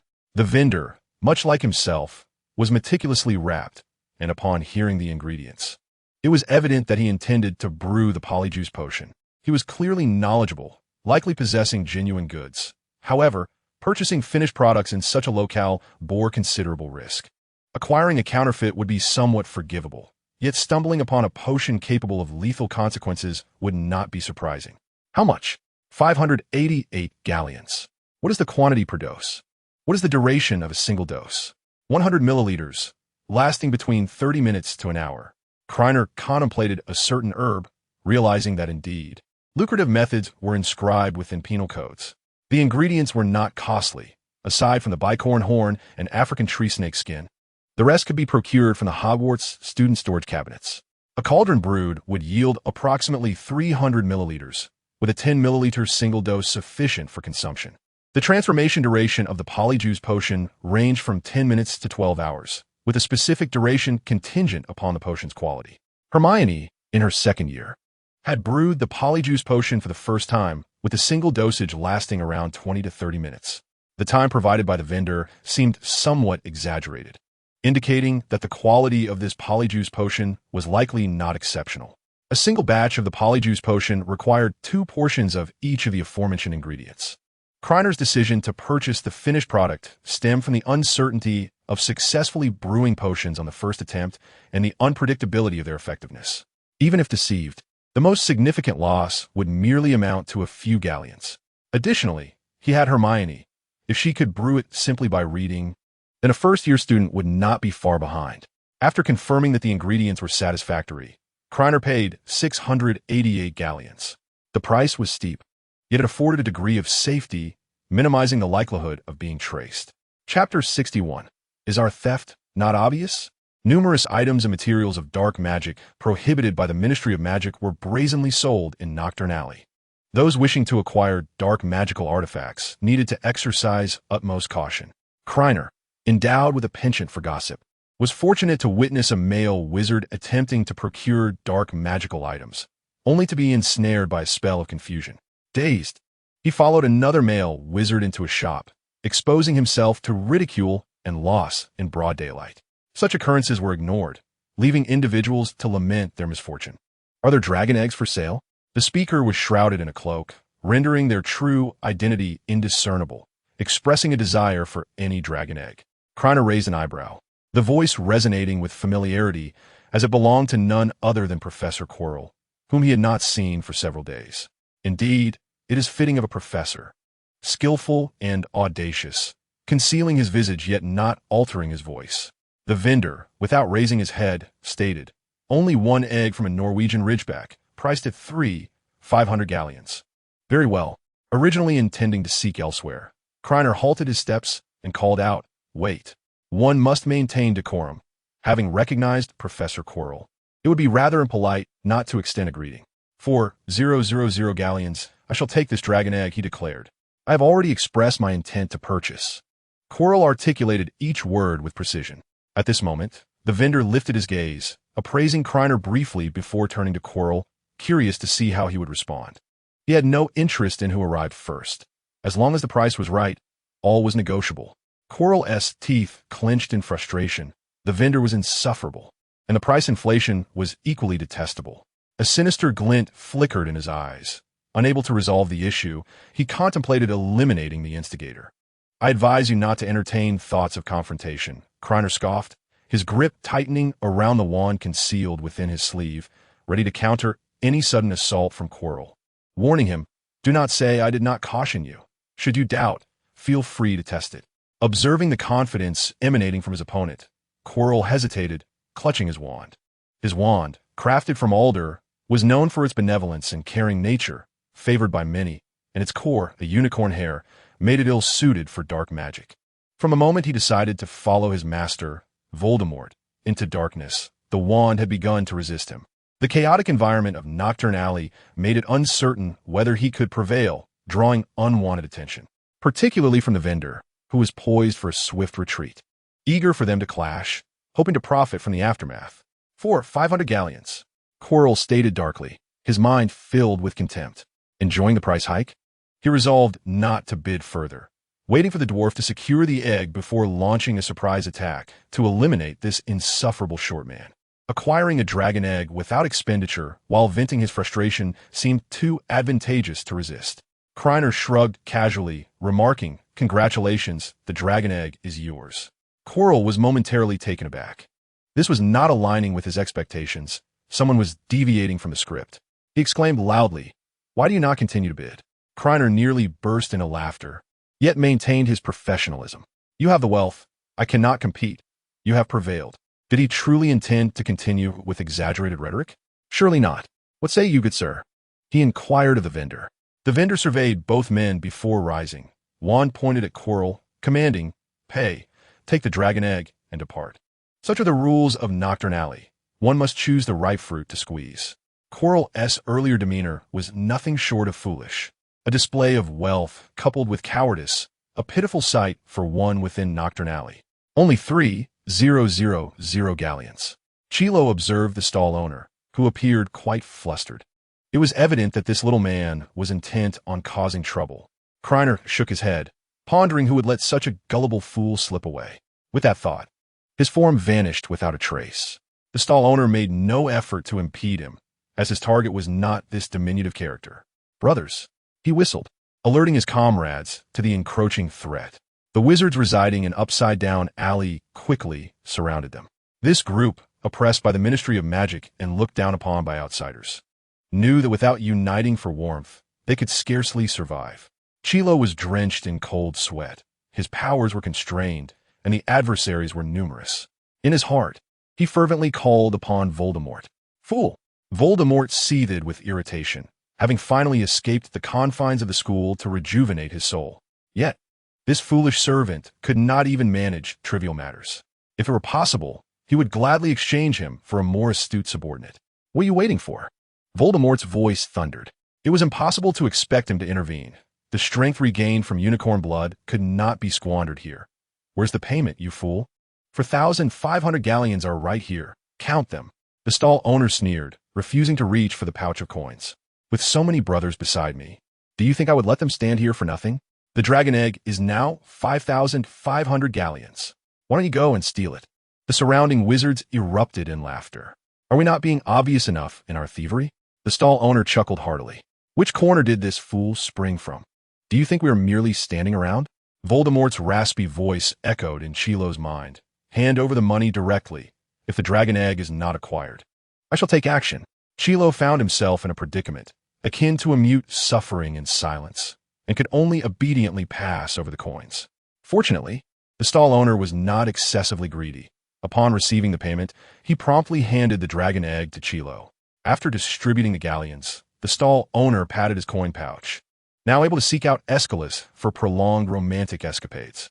I have traveled abroad before and have visited places where dark wizards congregate. I have never encountered such outrageous behavior. Master, upon your resurrection, you must advocate for me. Voldemort could barely muster the energy to respond. He knew Chilo's life story intimately, and those past experiences hardly qualified as travel. A man who could not comprehend the rules was simply a source of embarrassment. However, who could that little man be? Voldemort found it hard to believe that someone would arbitrarily appear to inflate prices. If that individual was not a ruse conjured by the stall owner, it could only mean that Chilo, the fool, had been recognized. Krena, having missed this captivating scene, departed the location immediately after becoming invisible. He had initially intended to explore the other end of Upside Down Alley, where a descending slope awaited, but Chilo's delay thwarted that plan for another time. He did not conceal the events from Hermione, knowing that if he took too long to return, she would grow worried. Upon Krener's return to the shop, Hermione was engaged in conversation with a newly hired employee, Anya Esterville, a recent graduate from Hufflepuff. She previously worked in the Ministry of Magic, but due to her parents being muggles, she often faced undue challenges at her job, leading her to resign without hesitation. Today, by chance, she noticed Hermione was hiring, and with a spirit of experimentation, she successfully secured a position at the Akali Mystical Shop. Chapter 62. Christmas Gifts on Christmas Day. Krena awoke early. After descending the stairs, he made a beeline for the Christmas tree, only to discover that Hermione had risen even earlier, adorned with a red hat and a vibrant crimson dress. Her legs clad in knee-high white stockings, she sat cross-legged on a mat, revealing a glimpse of her alluring charm. Beneath the tree, she was illuminated by the dancing flames in the fireplace, resembling a Christmas elf.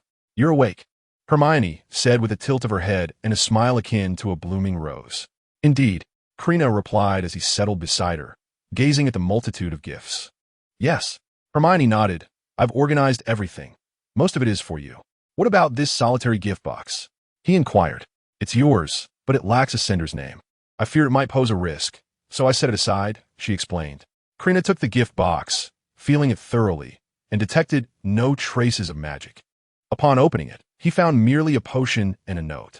A knowing smile crept across his face. To send such a potion anonymously was indeed a display of pride. What is the Felix Felicis? He asked.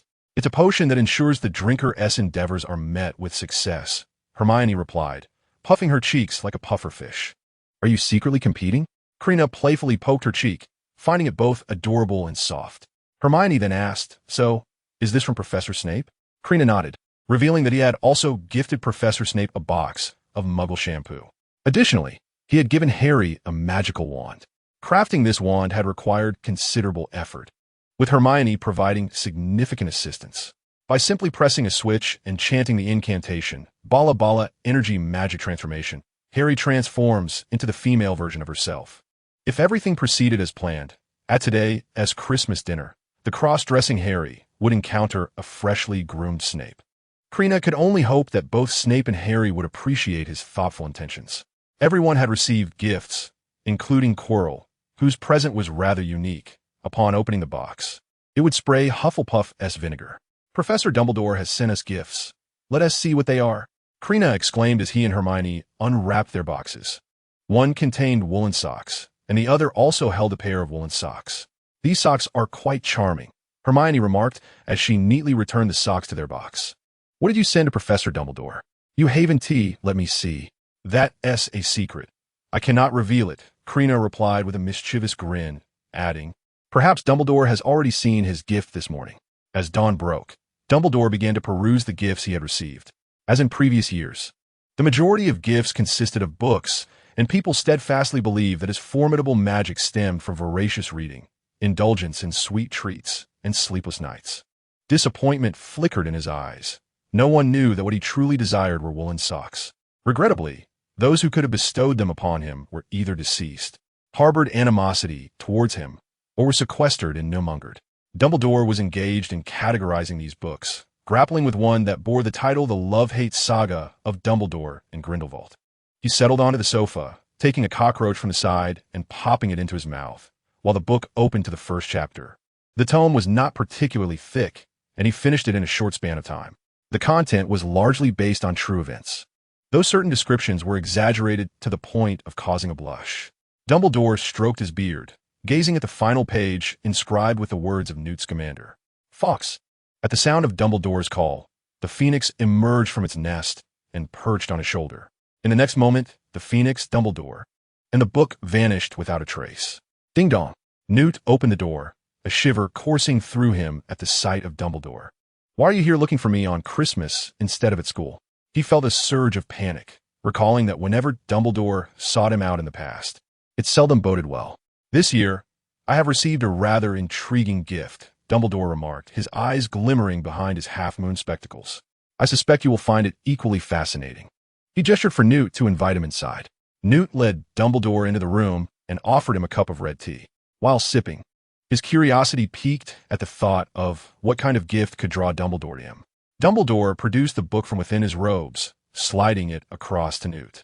With a sudden burst, Newt sprayed his tea, astonishment flooding his face as he exclaimed, How could this be in your possession? Dumbledore, smiling and stroking his beard, replied, Indeed. It is your work. Let me explain. Newt stammered, eager to reach for the book, but Dumbledore's magic was swifter, returning the book to his embrace. You may speak now. Newt lowered his gaze, searching the floor for a crack to hide in. It was undeniably awkward to have the subject of his novel appear at his door. My partner is quite fond of your stories, so, I sealed it away after Tina read it. How did it end up with you? Doubts began to creep into Newt's mind. Had he truly aged to the point of misplacing gifts? How could this happen? He was 16 years Dumbledore's junior. I shan't delay you from celebrating Christmas with your family, Dumbledore said at the threshold, bidding farewell. Once the door closed behind him, a smile graced his face. The gift box bore no name, and Newt's Christmas present remained his office. Ultimately, it mattered not who had sent it, for he cherished the book immensely. Dumbledore's form twisted and vanished, only to reappear in new-mongered. Ah, it is not the one who defeated me, the greatest wizard, Albus Dumbledore, Grindelwald remarked as he gazed at the figure before him. What brings you here this time? Have you resolved that issue with the residual soul? Dumbledore shook his head and spoke slowly. Today is Christmas.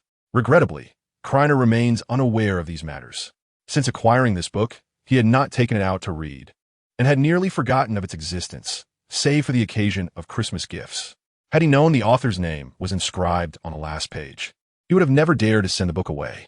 Let us go out shortly to procure some ingredients. Krena nodded in agreement. This holiday is delightful, simply for the prospect of roasting a chicken. The Christmas feast was a collaborative effort between Krena and Mrs. Granger. The table was adorned with oil cakes and steamed shrimp heads, all generously sprinkled with black sesame. After having tasted black sesame, Mrs. Granger's culinary creations bore this unique hallmark.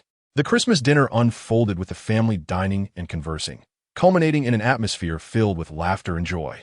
Chapter 63. Hatching the Bat Pet Following Christmas. Krena and Hermione found themselves considerably less occupied.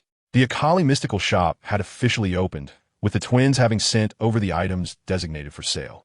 Krena merely needed to set the selling prices, relinquishing the rest to the diligent shop assistant, Tuul.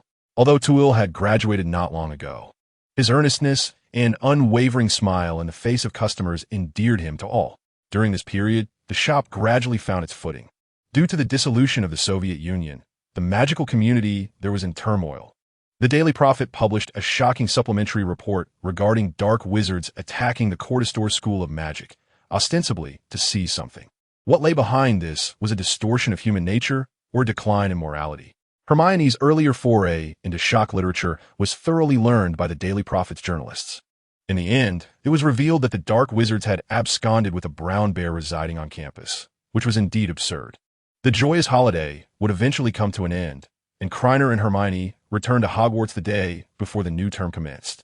Upon seeing Krena, Harry embraced him warmly, expressing his fondness for the Wand of Light, which had greatly enhanced his ability to disguise himself. He recounted how Christmas had been celebrated at school, also mentioning the invisibility cloak. As Krena had previously surmised, Harry's knowledge was limited. Hence he had refrained from exploring the restricted section of a library at night and had never encountered the mirror of Ariste. As the second semester commenced, everyone became engrossed in their respective pursuits. Hermione devoted most of her time to crafting alchemical items, with the room of requirement being further partitioned and forbidding Krena from peeking, claiming it was a surprise. Krena, too, had his own task at hand, to hatch the pet bat egg. The pet egg, dark and lustrous, lacks a hard shell and is exceedingly soft, as if it might be crushed to pulp with the slightest pressure. Once the hatching process commences, it cannot be interrupted. Otherwise, it will become a lifeless egg. The pet egg demands a significant infusion of magical energy, leaving Krena pale and unsteady afterward. The thought of enduring this for 21 days fills him with despair. Similarly, Harry is exceedingly busy as his Quidditch training has commenced. In the first half of the semester, Gryffindor has already secured a victory, and what believes this year holds the greatest promise for championship glory. Under his guidance, Quidditch practice has become remarkably rigorous. Even in the relentless downpour following heavy snowfall, he maintains his fervor, prompting the twins to complain about his obsessive training regimen. In contrast to the busy throng, Ron appears considerably more relaxed, spending his days engaged in wizard dueling games. The wizarding game has flourished. Young wizards sell surplus cards to one another, and stakes are often set before duels, allowing the victor to select a card from the loser's collection. Ron particularly enjoys this betting aspect, as he lacks the means to purchase new cards. He has a penchant for challenging Malfoy to duels. Malfoy, a player who invests heavily, faces Ron, a strategist, resulting in nearly even odds. Regardless of who prevails, their encounters invariably conclude with mutual taunts. As time passes, February 2nd, 1992 arrives, marking the final day for hatching the bat pet egg. Within the room of requirement, Hermione expresses her concerns, having researched the notorious difficulty of the bat. Its cunning lies in stealth. It approaches its target surreptitiously before swiftly enveloping it, leading to suffocation. Ultimately, it waits to consume its victim, leaving no trace behind. The Patronus charm is the only known spell capable of repelling the bat.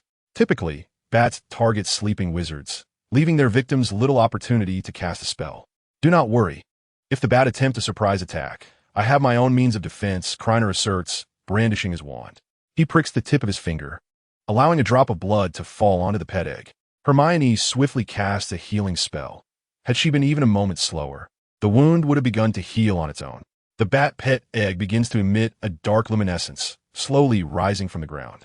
Black threads surge from within the egg, intertwining in the air.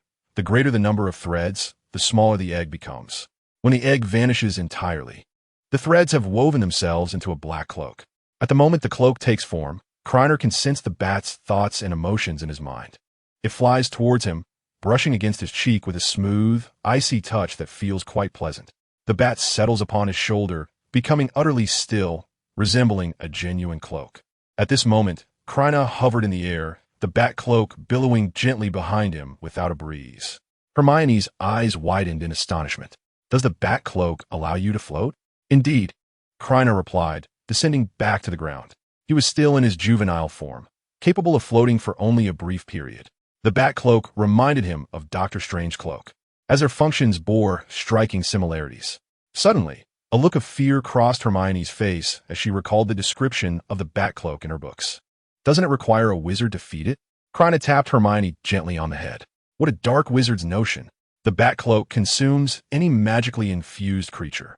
It excels at hiding, and when discovered, it is often in the midst of digesting a freshly devoured wizard. Moreover, it is exceedingly rare, leading to the presumption that it exclusively feeds on wizards. Hermione's cheeks flushed slightly. Who knew the book was incorrect? You now resemble a dark wizard. Even Azkaban beckons you. Krena raised an eyebrow, clearly perceptive of her thoughts. Let us name it, Hermione suggested. How about Little Black? Krena's eyes lit up. Little Green is green, and Little Black is black. Quite fitting.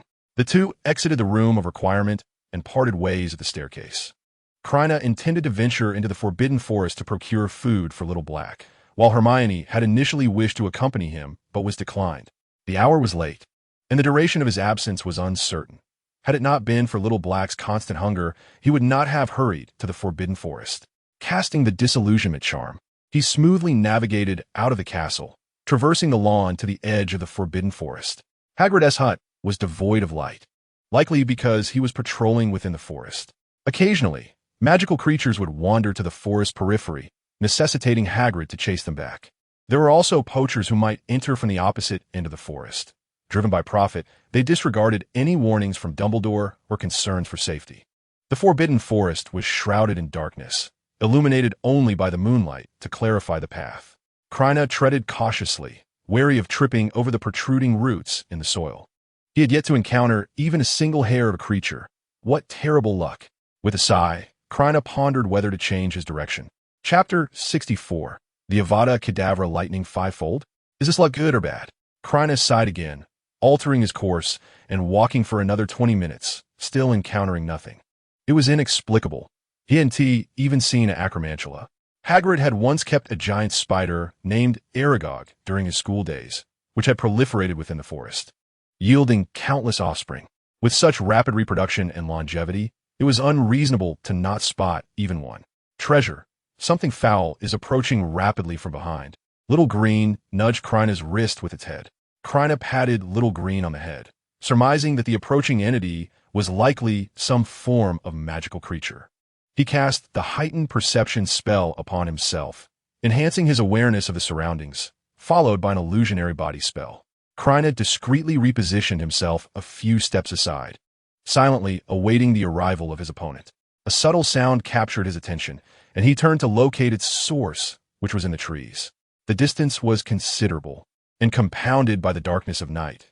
Krena could only discern that it was a humanoid creature. A werewolf? Within a few breaths, it leaped gracefully across the sturdy branches before finally landing where Krena stood.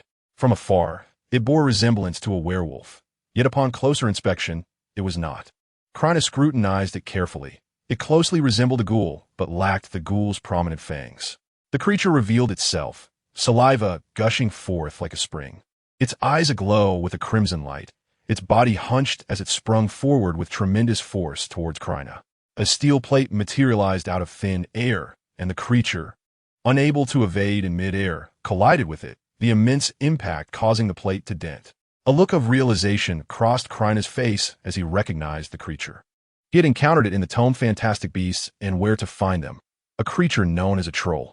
The troll staggered back from the steel plate, shaking its head as if to recover from the blow. All petrify. Full force repel. 2 spells struck the troll. The first was ineffective, while the second merely pushed it back a few steps. Krena raised an eyebrow. The troll possessed a certain resilience, with high magical resistance, swift speed, and great strength.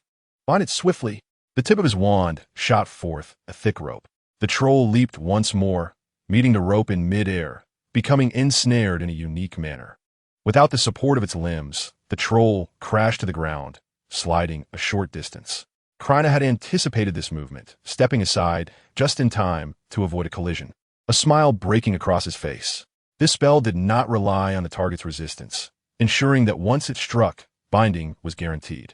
A beam of red light struck the troll, cast with the maternal love spell, which, even against a creature with high magical resistance, proved effective without fail. The troll felt a peculiar sensation in its abdomen, momentarily forgetting to struggle, staring blankly at its belly. In the span of a second, then a minute after 10 seconds, the troll began to writhe in agony, occasionally slamming its head against the ground. After 20 seconds, the effect waned, and the troll's belly returned to normal. Meanwhile, a small black figure, poised to act, swiftly enveloped the troll's head, while Krena cast another binding spell. The rope had snapped during the earlier convulsions.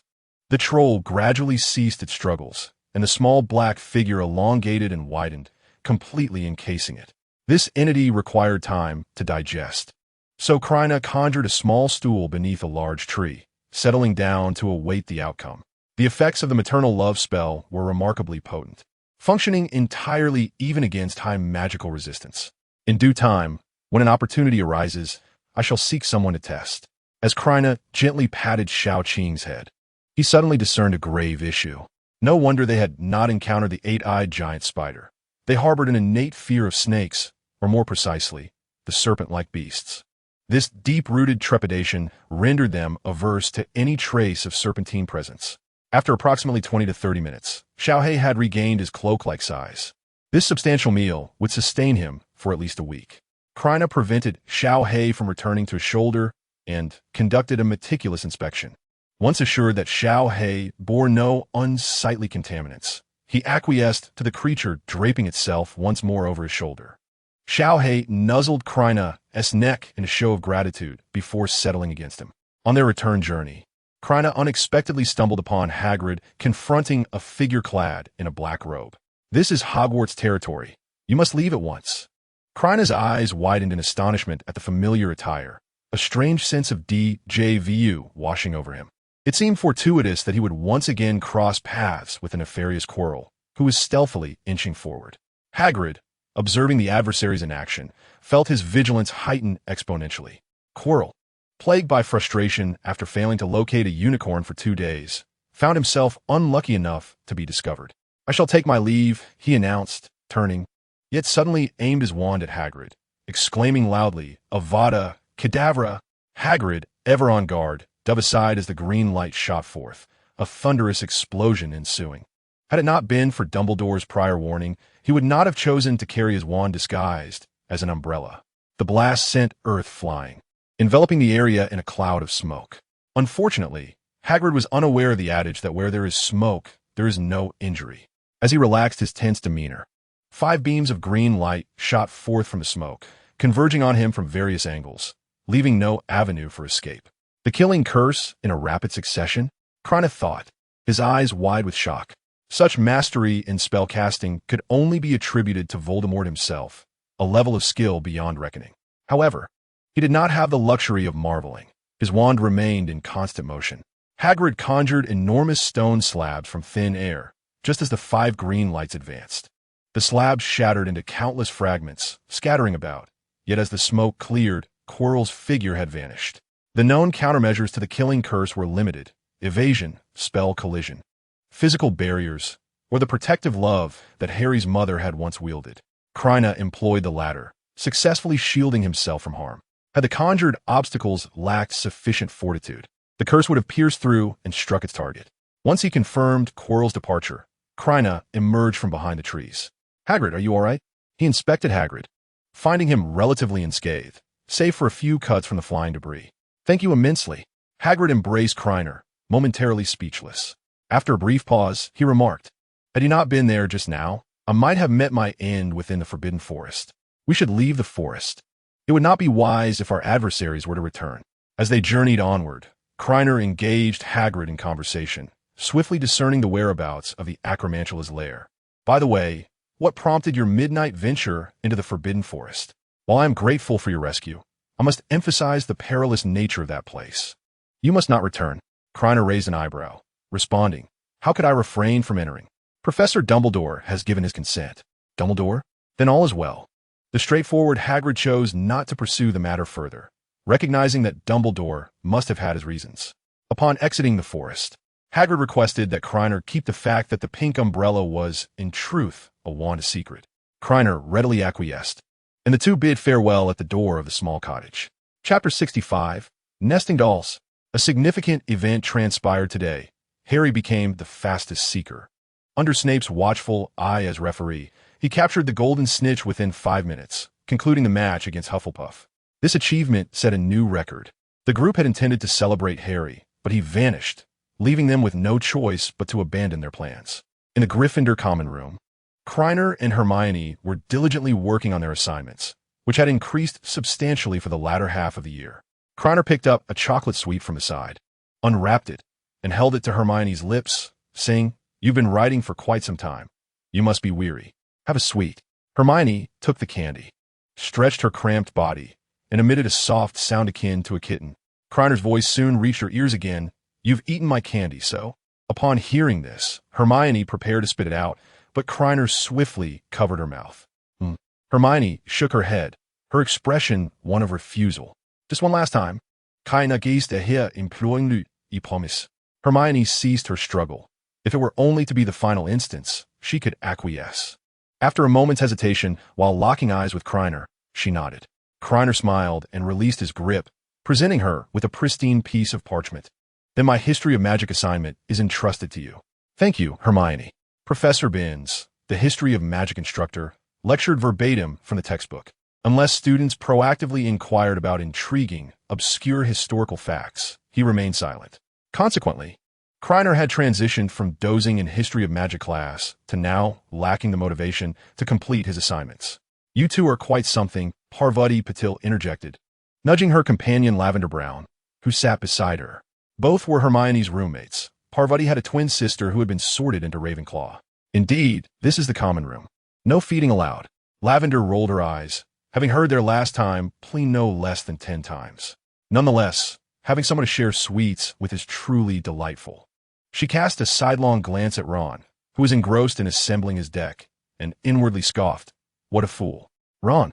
Lavender had abandoned her close friend to rush over to Ron, eager to engage in a wizarding duel. "Splendid." Ron readily agreed, his heart brimming with joy. Had he acquired some fine cards? As per usual, in Ron's mind, if he were to rank those he most desired to duel in wizarding games, Malfoy would undoubtedly claim the top spot, with Lavender firmly in second place. Lavender. Krena gazed out the window, where the withered branches had begun to sprout tender buds. Spring had arrived. From Lavender's attire in the common room and her various accessories, it was evident that she hailed from a wealthy family, likely treated like royalty at home. In Krena's eyes, she was quite a valued customer, though Lavender did not indulge in the game excessively, primarily engaging in it to gift Ron cards through the medium of dueling. Alas, in her youthful ignorance, she was wholly captivated by the allure of gaming. At that moment, Neville tumbled into the common room. His legs were firmly bound together, ensnared by the leg locker curse. He adeptly wriggled and soon managed to stand. Laughter erupted from the gathering, all intrigued by how he had managed to squeeze through the portrait hole and how long he had been trapped to have mastered his recovery so skillfully. "Neville, allow me to assist you with the counter curse." Sidestepping the mirth, Seamus, who was practicing spells nearby, stepped forward, suppressing his laughter as he prepared to wave his wand and recite the incantation. "No, please don't," Neville exclaimed in a loud wail, desperately hopping forward. "I don't want to lose my legs due to an explosion." Seamus's expression promptly soured. "Not every spell I cast results in an explosion. Just watch." Bang! Water erupted from the cup, drenching Seamus like a drenched chicken. The laughter resumed.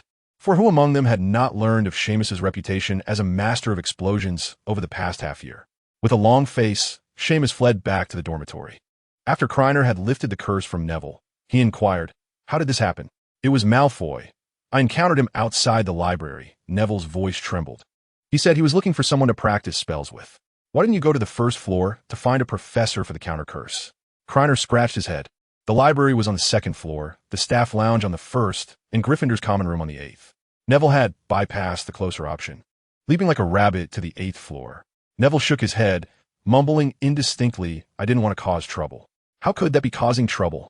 You should have clenched your fist and given Malfoy a good punch right in the nose." Hermione exclaimed, brandishing her fist, her adorable face adopting a fierce expression. Krena looked at Hermione, and her fierce demeanor struck a chord within him. "What are you looking at? Did I say something wrong?" Hermione asked, a hint of confusion in her voice. "You must think the same way," she added. Krena, regaining his composure, nodded in agreement. "Not merely a punch. One that would leave Malfoy as parents unable to recognize their own child. It is impossible. I cannot do it. I simply lack the courage. It seems I am unworthy to remain in Gryffindor." Neville choked out, expressing his gratitude for the spell's undoing before retreating to his dormitory. As Krena observed his desolate figure depart, he was suddenly reminded of the diminutive Peter. How strikingly similar they were, both doubting their own bravery, yet both assigned to Gryffindor by the Sorting Hat. An identical beginning, yet a divergent conclusion. Krena exchanged a glance with Hermione, and neither felt compelled to speak further. They continued to diligently work on their assignments. Before long, Harry appeared in the common room. He glanced at Ron, who was engaged in a wizarding duel with Lavender, before making his way to Krener's side. "Do you remember the little package we discussed with Hagrid last year?" Harry whispered furtively, ensuring no one was eavesdropping. "I have unraveled its mystery." Hermione perked up, having previously pieced together all the information, although she remained uncertain about the final guardian secret. "It is the Philosopher's Stone." Harry's voice lowered, yet could not disguise his excitement. He began recounting how he had observed the clandestine Severus Snape and followed him to overhear a conversation with Quirrell. "Do you know what the Philosopher's Stone is?" Harry inquired, directing his gaze towards the two. "It could transform any metal into pure gold, and it can produce the elixir of life." One of the twins responded from behind Harry. Harry's eyes widened in astonishment. "Did you all hear that?" "Not just that." Fred chimed in, throwing an arm around Harry's shoulders as he glanced at George. "We saw it too." "Harry, when you're tracking someone, you should also be mindful of whether you are being followed," George remarked with a grin. Krener watched the three, thinking to himself how amusingly layered the situation was. Chapter 66, My Young Father. George and Fred exchanged high fives, both sporting mischievous grins. Krener's eyes twitched, knowing the twins as he did. He suspected they had engaged in further antics. "You didn't go and annoy Quirrell again, did you?" "Annoy? I wouldn't exactly call it that." The twins began, speaking in unison. "We followed Quirrell back to the castle courtyard, just as no one was passing by. I was responsible for the spell, while Fred took care of the sack."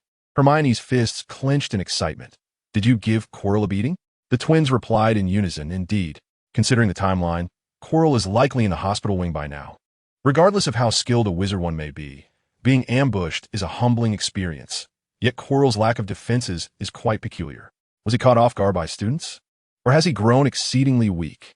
Krener mused, pondering the possibility that Quirrell had indeed become feeble. It appeared that on that fateful night, Quirrell must have fled, as the explosion was so loud it could attract Dumbledore's attention.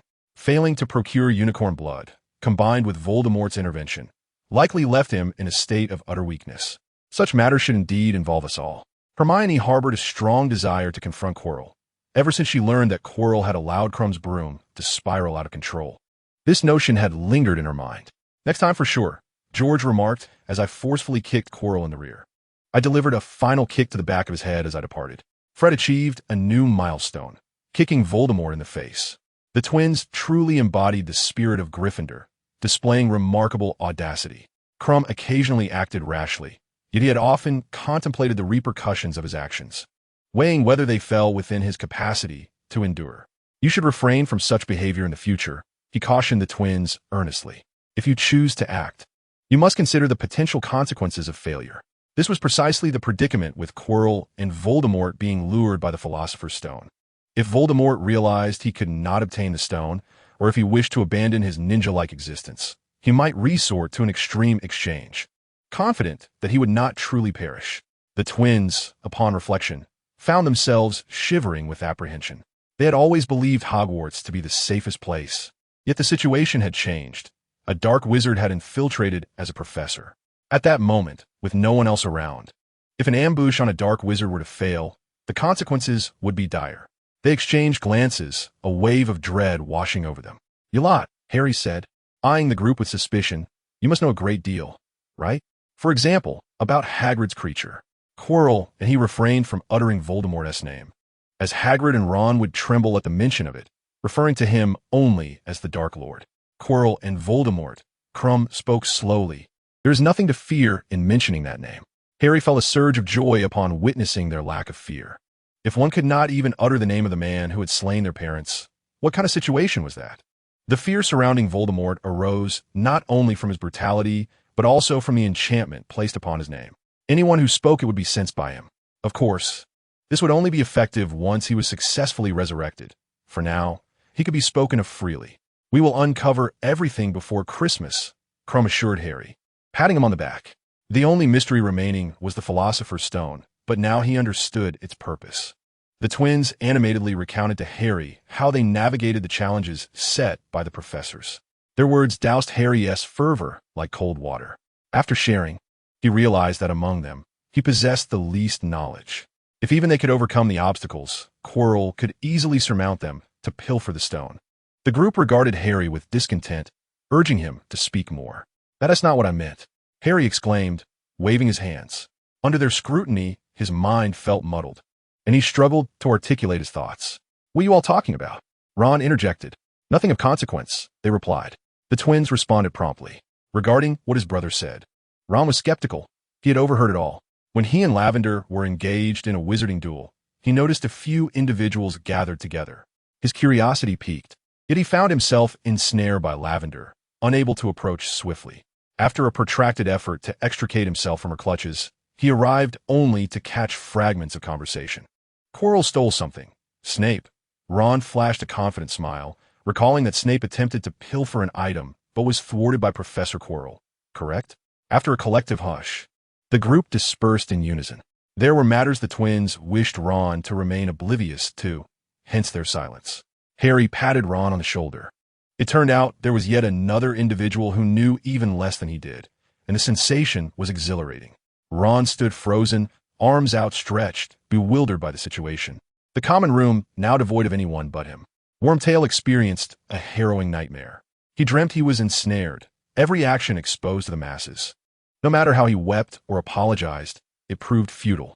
Everyone brandished their wands, grinning menacingly, casting piercing curses upon him. The agony, the spasms were unbearable. "Ah!" Wormtail emitted a terrified scream, awakening in an unfamiliar environment where another individual sat on the sofa, engrossed in a book. He recognized this person as Hermione Granger, Harry Potter's roommate. Wormtail twitched as memories flooded back. This was not a dream. He had transformed into a mouse using his animagus form, resting beside Ron, indulging in pleasant dreams, until this young wizard slapped him awake, leaving him momentarily disoriented. The softening charm, the silencing charm, the Petri ficus totalis came at him in succession. Soon, he found himself stuffed into a pocket, and when his vision cleared, he was in this strange setting. Wormtail had believed it to be mere mischief.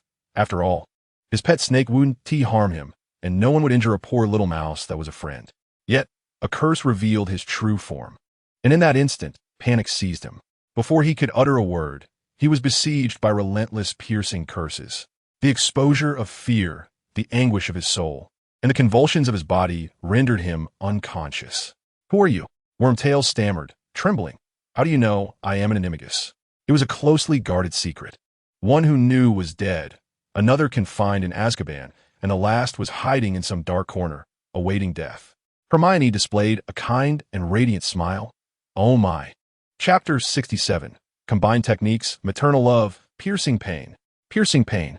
Wormtail's visage contorted as sweat streamed down like a tide. Pain enveloped him, akin to a searing blade stabbing every inch of his skin. His head felt as though it were being sawed back and forth. "Do not fret," Wormtail gasped, his eyes rolling back in agony. "What is it that you wish to know?" He paused for an extensive moment, and then added, "If you wish to inquire, do so. I have endured the Cruciatus curse over 10 times without uttering a single word." Speaking felt as though it had drained him of all his strength, and he was on the brink of madness. What sort of lunatic was this, demanding the Cruciatus curse without asking a single question? Using an unforgivable curse on someone in their first year. Was there no law, no sense of decency? It was reminiscent of Voldemort himself. Krena had no intention of tormenting Wormtail. Rather, he found the effectiveness of his Cruciatus curse to be woefully inadequate. High-level spells necessitated immense willpower. For instance, the killing curse required a profound desire to kill. The Cruciatus curse, in turn, demanded a fervent wish to inflict pain upon another, deriving pleasure from their suffering. Wasn't he that perverse? Krena hardly believed he could derive any joy from it. At best, he could only force the spell to manifest. If Voldemort's Cruciatus curse had a potency of 100, then Krena's barely grazed the passing mark. Lacking in quality, he could only compensate with quantity. Otherwise, how could Wormtail endure more than 10 iterations of the curse? Krena scratched his head with his wand, feigning innocence as he remarked, "The issue is, I have nothing to ask. Crucio." Yet the ineffectiveness of the curse did not equate to a lack of pain. After so many repetitions, Wormtail trembled, too exhausted to even cry out in pain. Krena lounged on the sofa, legs crossed, resting his chin on one hand while the other idly waved his wand. Ron's rat. Scabbers, Wormtail, blinked in confusion. Is there something I need to know? Wormtail was seized by terror. If his name was known, then surely his past deeds were not beyond discovery. He swallowed hard. Since you know my name, you must also know that I was a close friend of Harry's parents. Krena interrupted, a mocking smile gracing his lips. How dare you refer to Harry? A close friend who betrays him to Voldemort for trust? For protection? Wormtail's countenance shifted dramatically as he pleaded. Let me explain. Crucio. Once the effects of the curse subsided, Krena slowly spoke. I did not summon you today to listen to your lengthy lies. If you wish to know something, ask away. I promise to speak the truth, provided you refrain from using the Cruciatus curse again. Krena shook his head, wondering if Wormtail had been rendered foolish by the curse or if he had always been dim-witted, having previously stated that he had no questions. He twirled his wand, reciting the incantation for the maternal love spell. Wormtail was struck by a crimson beam, but felt no pain. What spell is this? He mumbled, lowering his head. What is happening to my stomach? Why is it swelling? Ouch! It hurts! It hurts! It hurts! Wormtail writhed, his lower lip already bloodied from biting. In his agony, he slammed the back of his head against the ground, attempting to distract himself from the torment. It is difficult to articulate the nature of this pain, an experience never before encountered. A sense of sorrow envelopes the heart, accompanied by an overwhelming urge to weep. Despite the agony compelling one to turn and press against the swollen belly, an instinctive protection prevents any harm from befalling it. Why is this so? Krena stroked his chin, pondering whether the 20 seconds of labor pains might be too brief. How do you feel now? The little one whimpered, then burst into inconsolable tears, lamenting the miseries of a life lived in chaos for over 30 years. Krena clicked his tongue, noting how this spell could invoke a sense of repentance. He continued to cast the maternal love spell, this time without interruption. The cycle lasted 2.5 minutes, punctuated by 30-second intervals, before he finally ceased his incantation. The little one rolled his eyes in exasperation, fearing the spell would indeed break him. This enchantment allows one to experience the agony of childbirth and feel the essence of maternal love, does it not? The little one stared blankly, responding with bewildering words. Did you enlarge my belly? Am I giving birth to an adorable little mouse? Am I to become a father? A mother? Mom and dad? Hey! Krena approached, crouching down to pat the little one's cheek. As the little one rambled nonsensically, Krena had no choice but to seal his lips. Seizing the moment when the little one's will was weak, he seized the opportunity to practice the art of memory extraction. This spell had long awaited a worthy subject for practice. He had briefly considered Hermione as a potential partner for this endeavor, but that thought quickly faded. Memories were laid bare, akin to standing exposed before an audience. Krena initially struggled with the technique, memories flitting chaotically between school days and childhood, often interrupted. Finally, after more than 10 minutes, he could smoothly navigate through the little one's memories, as if watching a film unfold in his mind. Ah, there it is, back to normal. Krena noted the little one's recovery and ceased the memory viewing, lifting the spell that sealed his mouth. Demon! The little one shrieked. You are a demon. Whatever. Krena shrugged. I've never claimed to be a good person. Unfazed, he proceeded with his next experiment, recasting the maternal love spell. Not again. The little one gazed at his expanding belly in horror. This is deadly. Krena paid no heed. As soon as the 10 seconds elapsed, he swiftly unleashed a piercing spell, a combination of maternal love and piercing agony. Physical labor, mental torment, a soul-wrenching pain, a triple assault. The little one experienced an overwhelming sensation, as if glimpsing Merlin himself. I'm guilty, I confess. You seek revenge for Harry Potter's parents, do you? Do not torment me intentionally.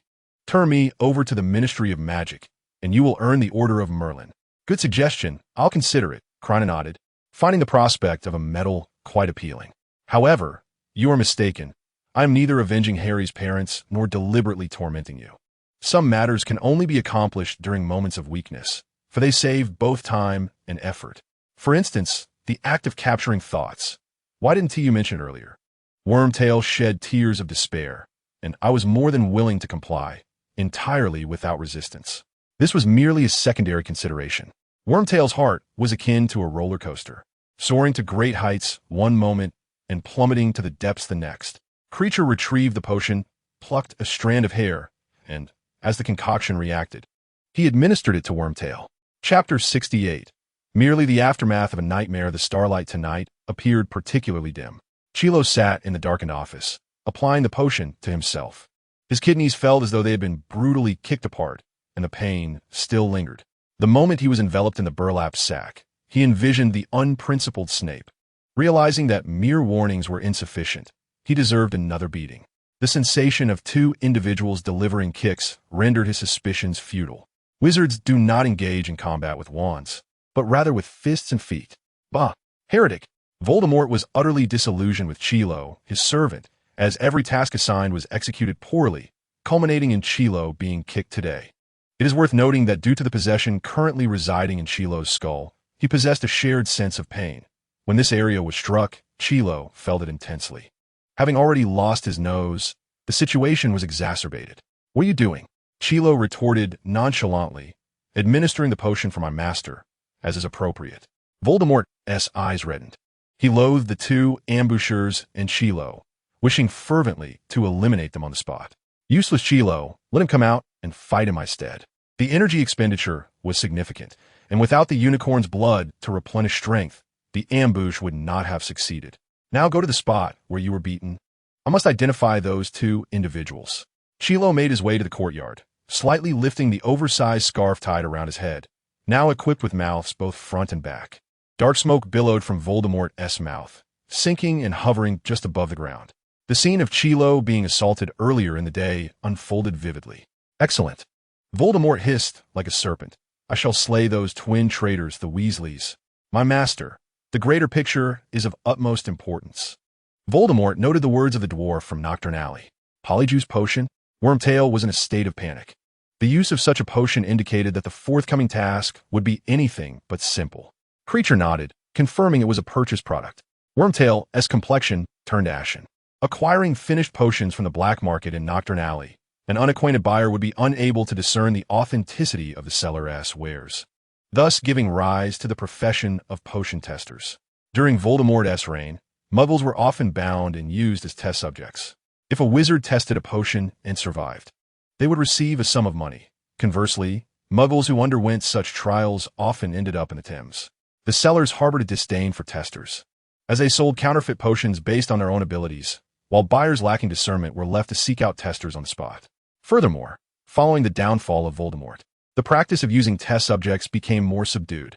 Only those wizards of feeble strength, on the brink of despair, would resort to such measures, merely to procure potions to test once they had been purchased.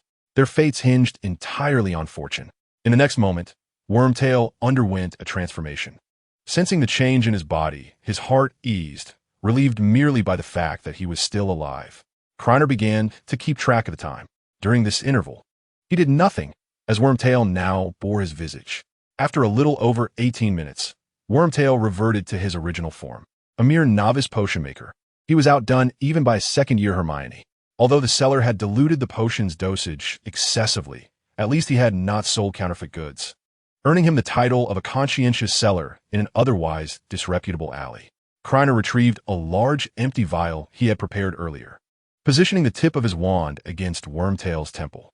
As he twisted and withdrew, a long, silvery strand of memory emerged from the tip. The strand elongated, coiling into a circular form before ultimately snapping. Heart-wrenching. Krena settled back onto the sofa. Was this what you term cooperation? A complete lack of resistance? All spells related to memory extraction must be wielded with utmost caution. Should one lack proficiency or precision, it could result in permanent folly for the subject. A foolish Wormtail was of no use to anyone. The spell Krena had cast was exhausting in itself, and after laboriously drawing out such a lengthy memory, it was frustrating for Wormtail to simply break free. With a quaking Wormtail, a sudden heart-wrenching curse was cast. It was truly terrifying, ignoring the tremors. Krena knew he could not allow Wormtail to regain his faculties for too long. After casting the heart-wrenching curse 7 times consecutively, he approached Wormtail and kicked him, demanding a response if he was still alive. Squeak, squeak, squeak. Krena kicked again, adding another heart-wrenching curse, and Wormtail responded with an unexpected rhythm. Squeak. Heart-wrenching. Krena sighed. If I did not compel you to squeak, what prompts your response? Wormtail gazed vacantly at the ceiling. The effects of the curse had worn off, yet his body still experienced sporadic pain, causing involuntary tremors. A flicker of regret surfaced within him, though it was not for betraying his dear friend Potter. At that time, falling into Voldemort's hands would have led to a fate far worse than his current plight. Rather, he regretted not having allowed Sirius to end his life years ago. Had he done so, he would not be enduring such torment now. This regret lingered only for a fleeting moment, if given the chance. He would prefer to flee.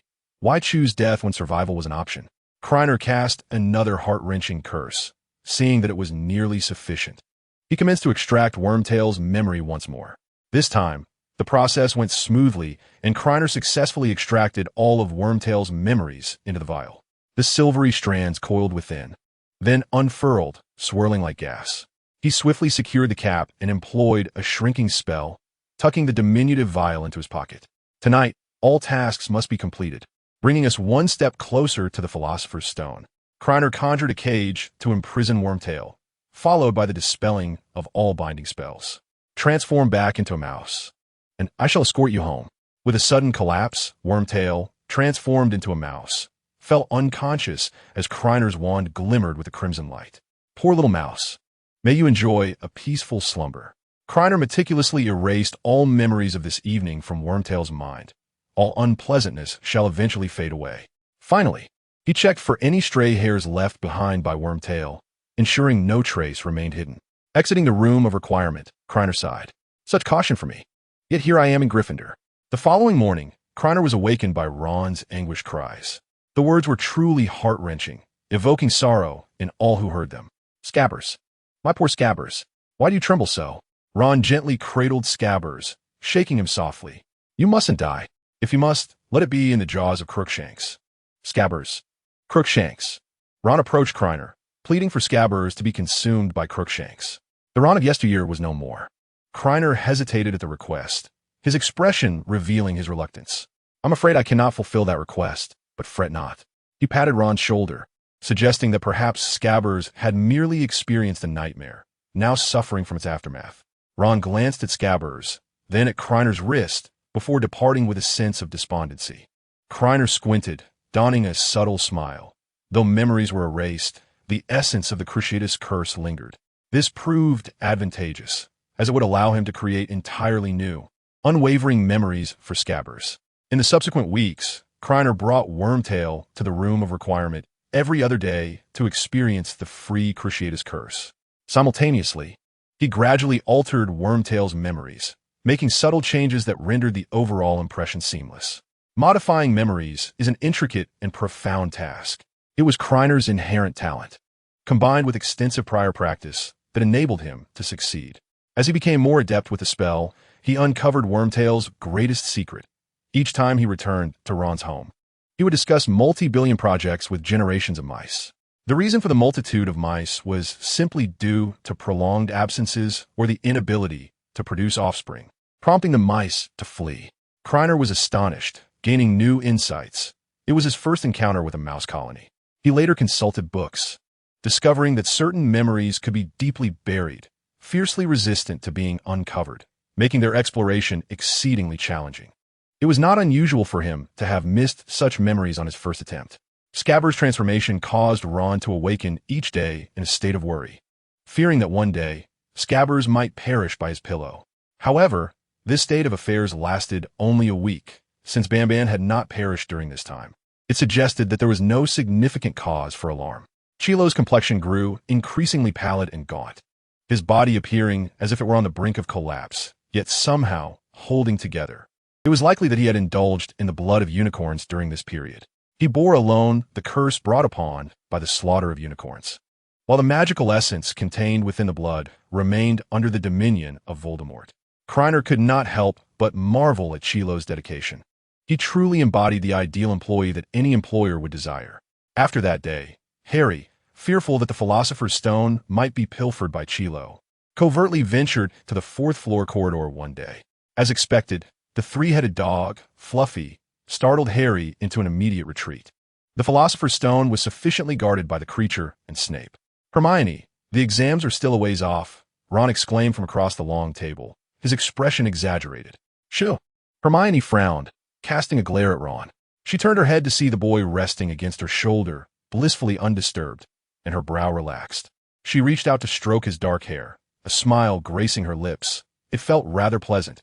No wonder Krena enjoyed patting her head so much.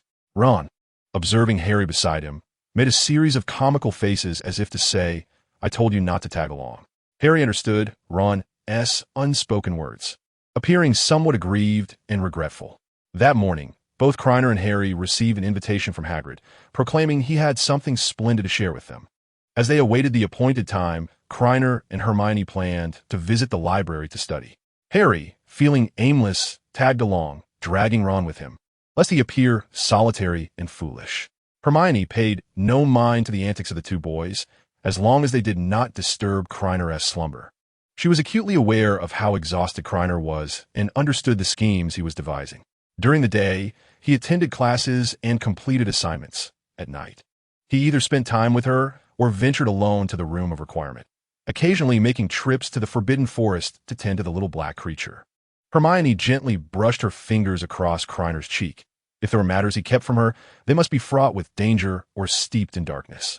Just as he had once acted to protect her from bullying, Krena believed she was oblivious to his actions, yet in truth, she had observed everything closely and etched it deeply in her memory. She yearned to be involved, but she knew that without Krener's strength, her participation would likely hinder rather than help. After an indeterminate period, Harry and Ron heard Hermione's soft voice, indicating that it was nearly time for their rendezvous with Hagrid. They exchanged glances, their faces lighting up with joy. Sitting there felt like being pricked by 1,000 needles, and they were eager to escape the confines of the library. Wake up, Krena, Hermione gently called, extending her hand to pinch his cheek. She couldn't help but chuckle, eager to return the playful gestures Krena had bestowed upon her. As Krena remained in slumber, she pinched his nose. Upon awakening, Krena was greeted by Hermione's soothing smile, which effortlessly dissipated his morning irritability. Are you trying to suffocate me? He jested, tugging at her cheek with both hands. I wouldn't dare. My mother would surely disown me. The group returned the books to the shelf, with Krena gently nudging Hermione out of the library, his hand never straying far from her shoulder, giving it a gentle squeeze. Hermione leaned back slightly, tilting her head to bestow a radiant smile upon Krena. Harry and Ron hastened ahead, for this display was too tender for their hearts to bear.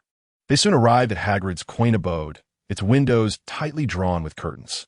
Hagrid's booming voice resonated from within, inquiring as to their identity. Upon learning it was them, he hurriedly flung open the door, only to promptly shut it once they had all entered. The air inside was stiflingly warm. Krena, it was quite a task to summon you, Hagrid remarked, placing a hand on Krena's shoulder. I thought you had no intention of visiting me. Despite Hagrid's rugged exterior and carefree demeanor, he possessed a sensitive heart, treating Krena and his companions not as mere youths but as friends. His repeated invitations to Krena, in an effort to express gratitude, had been consistently declined, leaving him somewhat forlorn. Hagrid, don't take it to heart.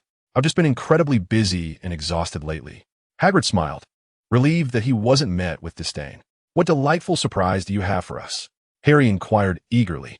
Hagrid turned his gaze towards the fireplace, where a fierce blaze danced. Harry and Ron rushed over to the hearth, where a kettle sat, containing a large, dark egg. Hagrid, are you planning to serve us boiled eggs? Harry asked, teasing. Did you forget to add water? Or has it evaporated? You are mistaken, Harry. Ron interjected with a smug grin. Having previously dismissed Hagrid's endeavors, the tables had now turned. If I'm not mistaken, that must be a dragon egg. Harry, astonished, questioned, how did you acquire it? It must have cost a fortune. I reckon it must be several thousand galleons, Krena mused, lamenting for Quirrell. You are incorrect, Hagrid replied, stroking his unruly beard. I went while drinking in the village last night, playing cards with a stranger. I suspect he was eager to part with the dragon egg, as traveling with it would be quite cumbersome. What will you do once it hatches? Hermione inquired, fully aware of how swiftly dragons grow. It wouldn't be long before the house could no longer accommodate it. Should it be kept in the Forbidden Forest? She pondered but quickly dismissed the idea. Recognizing that it would fly, making it unsuitable for confinement there. We shall see, Hagrid replied, not contemplating the long-term implications as he tended to the fire, humming a cheerful tune. At that moment, a strange noise emanated from a glass window. Chapter 70. Illegal wand ownership. Harry and his companions continued their conversation, oblivious to the faint sound that seemed to have gone unheard. Krena gestured for a few individuals to quiet down before moving to the window to draw back a corner of the curtain. In the distance, a group approached, led by Dumbledore and Cornelius Fudge. Though the content of their conversation remained a mystery, their demeanor suggested a pleasant exchange. "Why are so many people coming?" Hermione inquired. Her curiosity piqued. Krena paused thoughtfully, a sudden realization dawning upon him. Could it be that Quirrell or Voldemort was orchestrating some mischief? "Hagrid, hand me your pink umbrella," he commanded, using a levitation spell to extract a dragon egg from the kettle, transforming it into a rock pie. "Don't just stand there in a daze." He continued in a low voice, "There's no time for explanations. Hurry and fetch it." "Oh," Hagrid responded, nodding in understanding. He approached the bedside, crouching to retrieve an umbrella from the farthest corner beneath the bed. With a flick of his wand, Krena turned the umbrella into another rock pie. Holding both pastries in his hands, he felt a twinge of insecurity and ultimately placed them into a magically enhanced wallet designed for discreet carrying. "Remember, no unnecessary chatter. We are here for tea and conversation," Krena instructed, waving his wand to erase traces within the room, such as the flames in the fireplace and the ambient temperature. Just as Krena and the others settled around the table, a knock echoed from the door. "Hagrid, are you in there?" Dumbledore called out. "Just a moment," Hagrid replied, opening the door with a puzzled expression. "Professor, Minister, what brings you here?" "Good afternoon, Hagrid," Dumbledore greeted, stepping inside. He scanned the room, taking note of Hermione and the others, finally resting his gaze on Krena with a smile, pleased with their unspoken understanding. Only Dumbledore could manage such a subtle signal as a knock at the window. One could only wish that Snape would take a page from this book. Guiding Harry with the Patronus charm, Krena couldn't help but roll his eyes. If he failed to comprehend the situation, it was he who would ultimately find himself in greater trouble. Feigning ignorance and assuming the role of a mere onlooker, watching Dumbledore busily resolve issues seemed rather amusing. Though he could only fantasize about such antics, he could never treat his friends in that manner. Accompanying Fudge into the room was the youthful-looking Dolores Umbridge, clad in pink, along with an unnamed wizard. For additional wizards lingered outside, yet to enter. One could not help but admire the commanding presence of the Minister of Magic, flanked by so many wizards. "Hagrid, why so many visitors? Are the students this idle nowadays?" Fudge inquired rapidly. Hagrid, visibly anxious, replied, "They're here for tea." "You're here too, Harry," Fudge exclaimed, excitement lighting up his features as he pulled Harry to his feet. "How's your time at Hogwarts? If you encounter any insurmountable issues, feel free to write to me."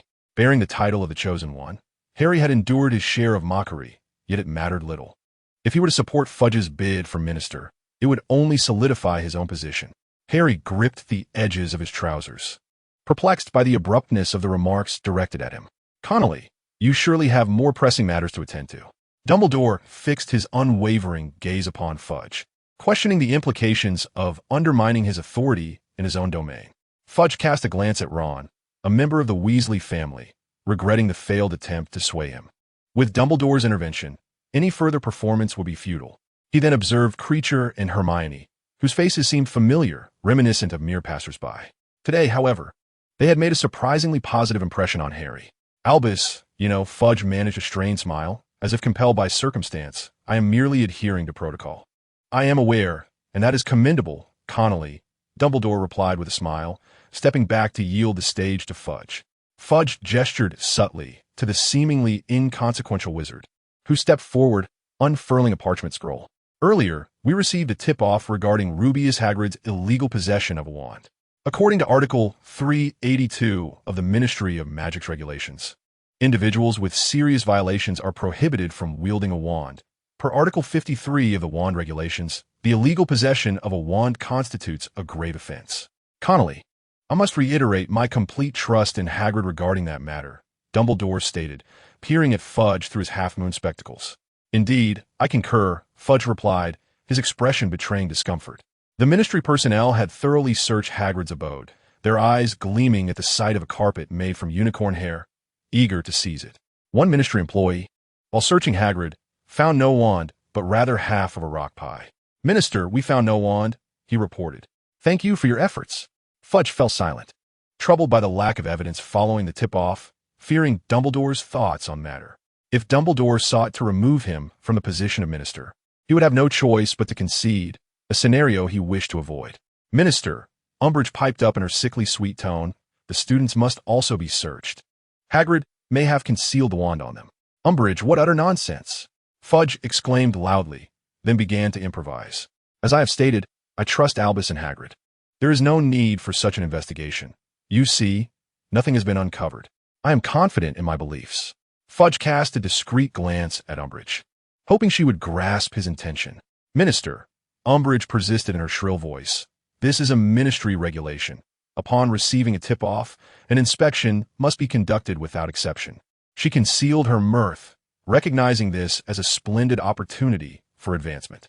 "The timing of these students' appearance is quite inappropriate. The Ministry of Magic possesses the authority to search them." Umbridge stood upright, embodying the essence of justice. Fudge produced a handkerchief to dab at the non-existent perspiration on his forehead. "Albus," he began, but Krena furrowed his brow in response to Dumbledore's presence. He was unafraid of the search, as it merely pertained to the illicit use of the undetectable extension charm, which he could easily attribute to Dumbledore. As for the transfigured rock cakes, only Dumbledore among those present could revert them to their original state. It was not arrogance. In the realm of transfiguration, the individuals from the ministry were quite inept. Upon noticing Krena's expression, Dumbledore understood and asserted firmly, "Cornelius, I must remind you that the children merely came for tea and conversation. Your actions are not in accordance with protocol." Fudge stepped back momentarily before quickly returning, feigning a glare at Umbridge.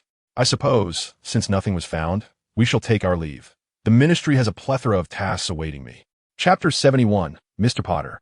"You wouldn't want this matter to become public knowledge, would you?" Dumbledore escorted Fudge and the others out, extending his hand behind him in a gesture of farewell. Krena chuckled helplessly. This old man, though astute, sometimes behaved like a child. Once Dumbledore and the others had departed, Krena turned to Hagrid and said, "The letter of complaint was not my doing. With a mouth meant for speech, some matters ought to be clarified directly." He feared Hagrid might misunderstand and create unnecessary complications. Hagrid clapped Krena on the shoulder, saying, "Of course, I know you wouldn't do such a thing." Krena winced slightly. Hagrid's fondness for shoulder pats often overlooked his own considerable size and strength. Although he moderated his strength, it still stung. "I believe in you, just as I believe in Professor Dumbledore." Krena glanced at Hagrid, feeling honored to be compared to Dumbledore. In Hagrid's heart, Dumbledore represented nearly everything, embodying unconditional trust. "Are you hiding something from us?" Harry asked, eyeing Krena and Hagrid with suspicion. Hagrid stiffly replied, "Harry, this is not something you should concern yourself with." He did not wish for Harry to learn of that evening's events. What if his curiosity led him into danger? "Hurry up and take out the dragon egg. It cannot be without high temperatures for long," Hagrid urged, his anticipation palpable. He took the dragon egg and arranged the room as it had been. "When will the dragon egg be ready?" Harry inquired eagerly, his gaze fixed on the egg in the pot, longing to experience the taste of the dragon egg, his first encounter. Hagrid and Ron appeared perplexed, while Hermione looked equally confused. To be fair, Krena was also quite curious about the flavor of the dragon egg, if given the chance. He might consider acquiring one for himself. Dumbledore had spoken of 12 uses for dragon's blood, one of which was culinary. The blood of the dragon possesses magical properties, and once it solidifies, it can be consumed directly, reputedly boasting a delightful flavor. Hagrid, resting his forehead in thought, explained, "Harry, this is not the process of preparing dragon eggs, but rather the incubation of dragon eggs." Ron interjected, "So after all that I said, you didn't absorb a single word?" Harry defended himself. "Of course I was listening." He reflected carefully, realizing that his eagerness to taste the dragon egg might have caused him to subconsciously translate Ron's words. After all, it was a dragon egg, an enormous one. It must taste exquisite. The following morning, on their way to class, Ron began persuading Harry to skip the lesson. Hagrid had mentioned the previous day that the fire dragon would likely hatch today. Consider this. How many times in your life will you witness a fire dragon emerging from its shell? Harry shielded his face with his hand, feeling as if he were a celebrity declining an invitation. I can imagine a fire dragon hatching just as easily as a chick. Besides, we can't eat the dragon egg. What is there to be excited about? Unable to sway Harry, Ron decided to shift his focus to Krena. Yet before he could utter a word, Hermione's fierce glare deterred him. Hermione scoffed inwardly. I've never allowed Krena to skip class. Do you think I'd let you take away Krena's first opportunity to do so? You must still be half asleep. Harry, perhaps you should reconsider. After all, is a fire dragon, Ron urged. Enough, Ron. Harry cautioned softly. Malfoy is just up ahead. He observed Malfoy for a moment, noting how he seemed to slow his pace, likely eavesdropping on their conversation. Ron quieted, but not for long. During herbology, he continually tempted Harry to sneak out with him, fearing that attending class would cause him to miss the moment the dragon hatched. Finally, enduring until the end of the lesson, Ron dashed out of the greenhouse as if released from a leash. By the time Krena and the others arrived at the hut, Hagrid and Ron were already seated inside, their eyes fixed on the dragon egg. The egg lay on the table, and the little fire dragon inside was persistently prodding, attempting to break through its hard shell. Krena waved his wand a few times, drawing the curtains over the windows. They could watch the dragon egg openly, unafraid of prying eyes. He had noticed Malfoy trailing them, and even his clumsy attempts at stealth did not require a reminder from his friend. Come quickly, it won't be long now, Hagrid called to them, as a long crack appeared on the egg's surface. The three hurriedly gathered around, their gazes glued to the dragon egg. At that moment, the door was blown open with a resounding crash, revealing Malfoy standing outside, wand in hand. Krena was taken aback, completely unprepared for Malfoy's brazen entrance. What audacity! Is a false Slytherin truly a Gryffindor? Or has Malfoy begun to soften? Malfoy strolled in, smirking. Look what I've discovered. A dragon egg. TSK, TSK. You lot are illegally raising fire dragons. He gazed at Harry with a smirk. Mr. Potter, you wouldn't want this matter to become public, would you? What do you want? Harry questioned with a cold expression.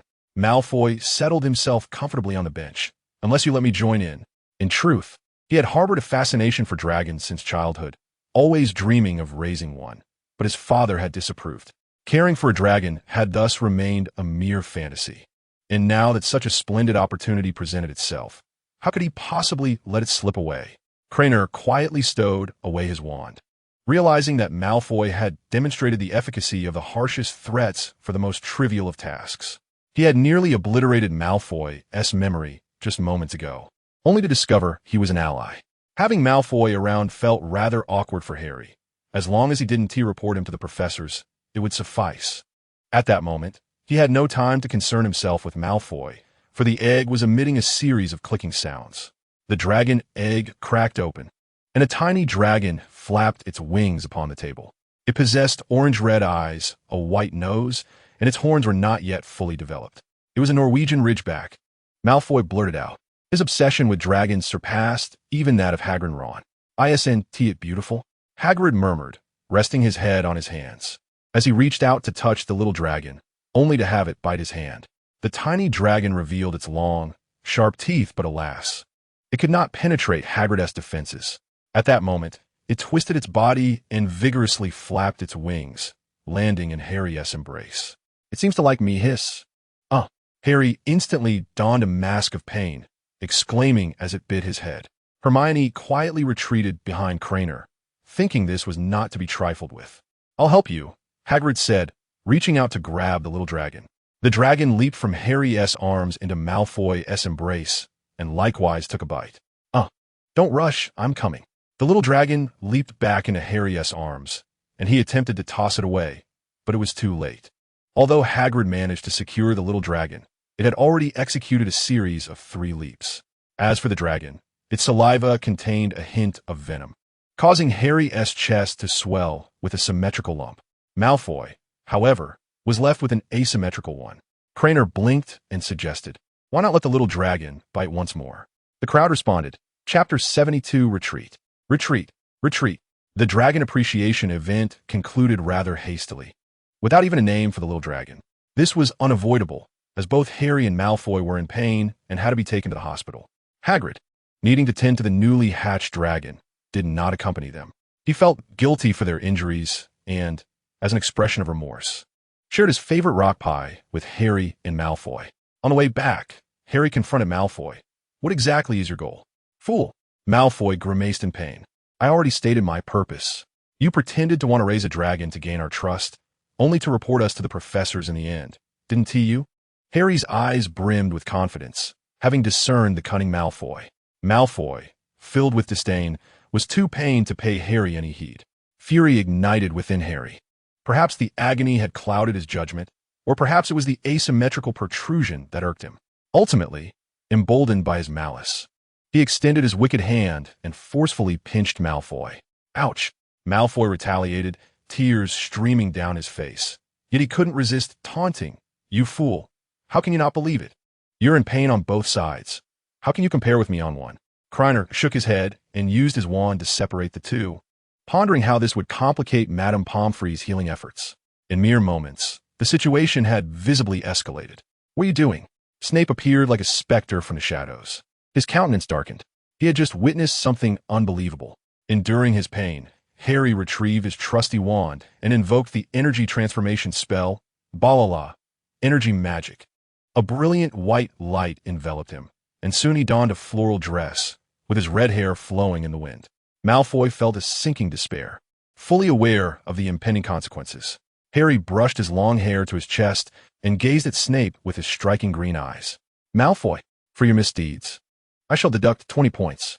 Snape intoned darkly, then turned to Harry with a smile. Hallie, for your intervention against a fellow student's wrongdoing, I shall award you 20 points. Ever since Malfoy had learned to keep his distance from the female version of Harry, they had seldom witnessed Snape's swift change of expression, a sight that was nostalgically amusing. The contrast of Snape's expressions was highly entertaining, and Krena and the others struggled to suppress their laughter, for in such moments, those who laughed would find themselves in trouble, a lesson well learned by Ron. Hallie, Snape conjured a stretcher with his wand and gently urged, please lie down. I shall escort you to the infirmary. As Harry reclined, Malfoy trudged along, and the group made their way to the hospital wing on the second floor of the castle. Snape's grim visage warded off curious onlookers along the way. Good heavens! Madame Pomfrey exclaimed, her eyes wide with alarm. Professor Snape, what have you done to the student? If you wish to avoid advanced potions, I suggest you continue, Snape replied, his tone laced with sarcasm. She made a gesture of exasperation, knowing that some potions could only be brewed by Snape. He grunted softly. He would never engage in anything peculiar with the female version of Harry. Never. The female Harry represented the pristine sky, a solace for the soul, and a cherished memory of Lily. Observing the two vivid claw marks on Harry's injury, Pomfrey dared not inquire further, her imagination spinning a 1,000-word essay in silence. Snape glanced at the wound and immediately recognized it as the bite of a fire dragon. After a moment of contemplation, he cursed the wretched Hagrid and allowed his thoughts to wander. Did Harry have an affinity for fire dragons? Perhaps he should find a way to procure one as a gift for her. The challenges of adulthood are indeed formidable. Perhaps it would be wiser to acquire a dragon egg and nurture it from the moment of hatching. After administering his potion, Pomfrey waited patiently until Malfoy emerged, requesting assistance with a similar wound, marked by identical crimson claw prints. Pomfrey's internal monologue expanded into an extensive narrative, filled with anxiety over the possibility of Snape silencing him. A week's hospitalization was necessary for observation. Snape waved his wand, relocating Malfoy from the adjacent bed, before hastily departing, perhaps to concoct a potion that would facilitate Harry's swift recovery. Malfoy sighed, pondering how long it would take for Snape to see through the charms of a female version of Harry. Creature and a few others kept Harry company for a time before bidding farewell, leaving only Harry and Malfoy in the hospital wing. The two seemed to share a silent understanding, simultaneously gazing at one another, both wearing expressions akin to that of having ingested a fly. Harry turned away, presenting his back to Malfoy, feeling a deep sense of frustration.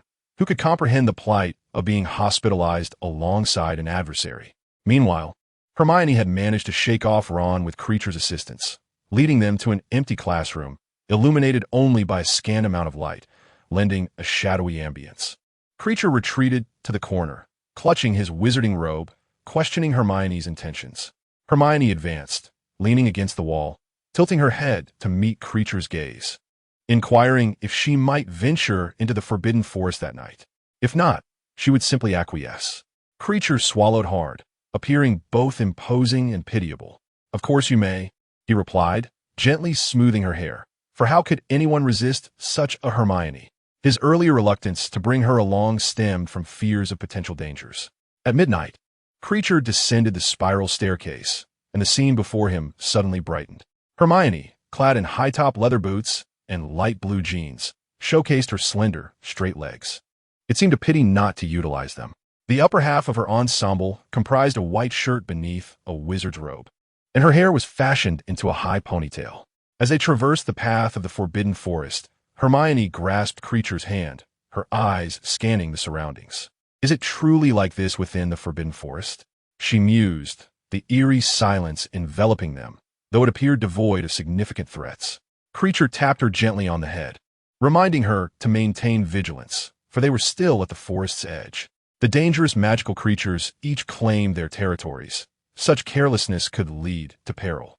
"Oh," Hermione said, rubbing her head while stealing glances at Creature. "It is precisely your presence that keeps me from being overly cautious." "Retreat, retreat, retreat, fool!" exclaimed a Chinese-speaking land mole. The land mole, a level 3 magical creature, bore a striking resemblance to a ferret, albeit significantly larger. It stood upright, stomping its feet, pointing at them while repeating its words. Creature interjected, and Hermione, holding his hand, remarked, "I understand the latter part. It said we are adorable." I had no idea the land mole could offer compliments. The book stated that its intelligence was so low that it could only utter brief insults. Krena felt a bit awkward. When he first traversed here, he was quite unaccustomed and would occasionally let slip a few phrases of national essence. Little Hermione, intrigued by their meaning, pressed for explanations, but he could only resort to a playful misinterpretation as adorably foolish. In Chapter 73, Hermione exclaimed, "You scoundrel, where are you looking?" The earth ferret, unperturbed by their presence, did not flee as Krena approached. It continued to curse angrily, and he seized the little creature by the scruff of its neck, which was quite fearsome. Attempting to bite Krena, it was, however, unable to reach him. Its fur was remarkably soft. Hermione gently stroked the ferret's head, then playfully scratched its chin. The ferret's limbs collapsed in comfort, its head tilting as it continued to grumble. After a brief period of playful interaction, Krena released the earth ferret. Despite its foul language, it uttered expressions that evoked nostalgia, a peculiar encounter with a familiar spirit in a foreign land. "How do you suppose it came to be here?" Krena pondered uncertainly. Perhaps it was left behind by some careless poacher. The two continued onward, meandering without a fixed path, etching marks on the trees to avoid becoming lost in the Forbidden Forest. Getting lost and discovered by the professors while wandering the Forbidden Forest would be utterly humiliating. Perhaps due to Hermione's exceptional luck, they soon discovered a unicorn drinking from a stream. Despite his many visits to the Forbidden Forest, Krena had never encountered a unicorn before. "How beautiful it is!" Hermione murmured in awe. The inherent silence of the Forbidden Forest amplified her soft exclamation, catching the unicorn's attention. Yet rather than fleeing, it approached Krena and Hermione, circling around them. With its pure white coat and long horn, it was an adult unicorn. Krena reached out to touch it, but the unicorn deftly evaded his hand. In its youth, a unicorn's coat is purely golden. Around the age of 2, it turns silver, and by 4, it develops its horn. At 7, it reaches adulthood, and its fur becomes snowy white. "You've forgotten," Hermione chuckled, as the unicorn nuzzled against her chest, clearly more inclined to approach a witch. Krena contemplated how to circumvent the curse of slaying unicorns. There seemed to be no solution. Perhaps he could consider severing the unicorn's horn, which could fetch 21 galleons in Diagon Alley. Just then, the unicorn emitted a fearful cry, burying its head beneath Hermione's arm. "You frightened it." She gently nudged Krena, though her smile remained undiminished. "How could I possibly frighten it, being so kind?" he retorted playfully, sticking out his tongue. It was curious how one could express anger toward the unicorn while simultaneously tightening their grip on Krena's hand. "Is it inviting me to mount?" Hermione gasped in astonishment as the unicorn turned sideways before her, bending its front legs into a half-kneel on the ground. She glanced at Hermione and nodded, as if providing an answer. Krena, slightly surprised, assisted Hermione in mounting the unicorn. The unicorn galloped in circles nearby, carrying Hermione as she emitted a silvery, bell-like laughter. her arms outstretched to embrace the cool breeze of the forbidden forest at night. After several laps, the unicorn gently set Hermione down beside Krena before vanishing into the depths of the forest. Hermione, gripping Krena's arm, exclaimed with delight. This was simply marvelous. Krena, with a fond smile, ruffled Hermione's hair, pondering whether it was merely luck on Hermione's part or the unicorn's amiable disposition. Though unicorns are known for their gentle nature, few have the privilege of riding them, as they typically resist anyone who wishes to mount. Let us proceed. We must gather food for Little Black, Krena declared as he led Hermione around the periphery of the acromantula nest, mindful of the potential danger of being surrounded by a swarm. After all, there were thousands of them. He gave Hermione's hand a gentle shake, and she instantly understood. Suddenly, they dashed forward, and a massive, dome-shaped web appeared in their original position. Krena swiftly turned and cast a binding spell upward. It must be said, this incantation proves to be remarkably effective. Regardless of one's magical resistance, it ensnares all, though its drawback lies in the strength of larger creatures that may break free. Little Black and Krena worked in perfect harmony, wrapping the acromantula before it could descend from the air. At that moment, even the mightiest force was rendered ineffective. Hermione's expression turned peculiar. Although she had learned about Little Black's feeding habits from books, witnessing it firsthand sent a shiver down her spine. "Are you frightened?" Krena teased. "Who is scared? Not I," Hermione retorted, puffing out her chest. "It is merely the cold wind that made me shiver." Indeed, Krena replied, playfully pinching her cheek. "It is entirely due to this frigid breeze." Hermione puffed her cheeks, insisting exactly, "I'm not afraid." As they chatted, time flew by. Approximately half an hour later, Little Black had finished digesting and returned to Krena's side. Little Black had made significant progress. In the past, it took over an hour to digest an acromantula. "Run!" A figure approached them from the distance. Though far away, Krena could only discern two basketball-sized orbs bobbing like waves in the sea. It was a centaur. Since 1811, centaurs have met the definition of humans and should have been referred to as centaurs. However, they preferred not to share the identity of human with beings like harpies and vampires, thus requesting the Ministry of Magic to classify them as beasts. Hence, they have always been called centaurs. With the body of a horse and the torso, arms, and head of a human, as the centaur drew closer, Krena could see her features more clearly. She had a dark coat and white mane, revealing not only a strong presence but also striking beauty. In summation, great beauty encompasses all. A human-like foal.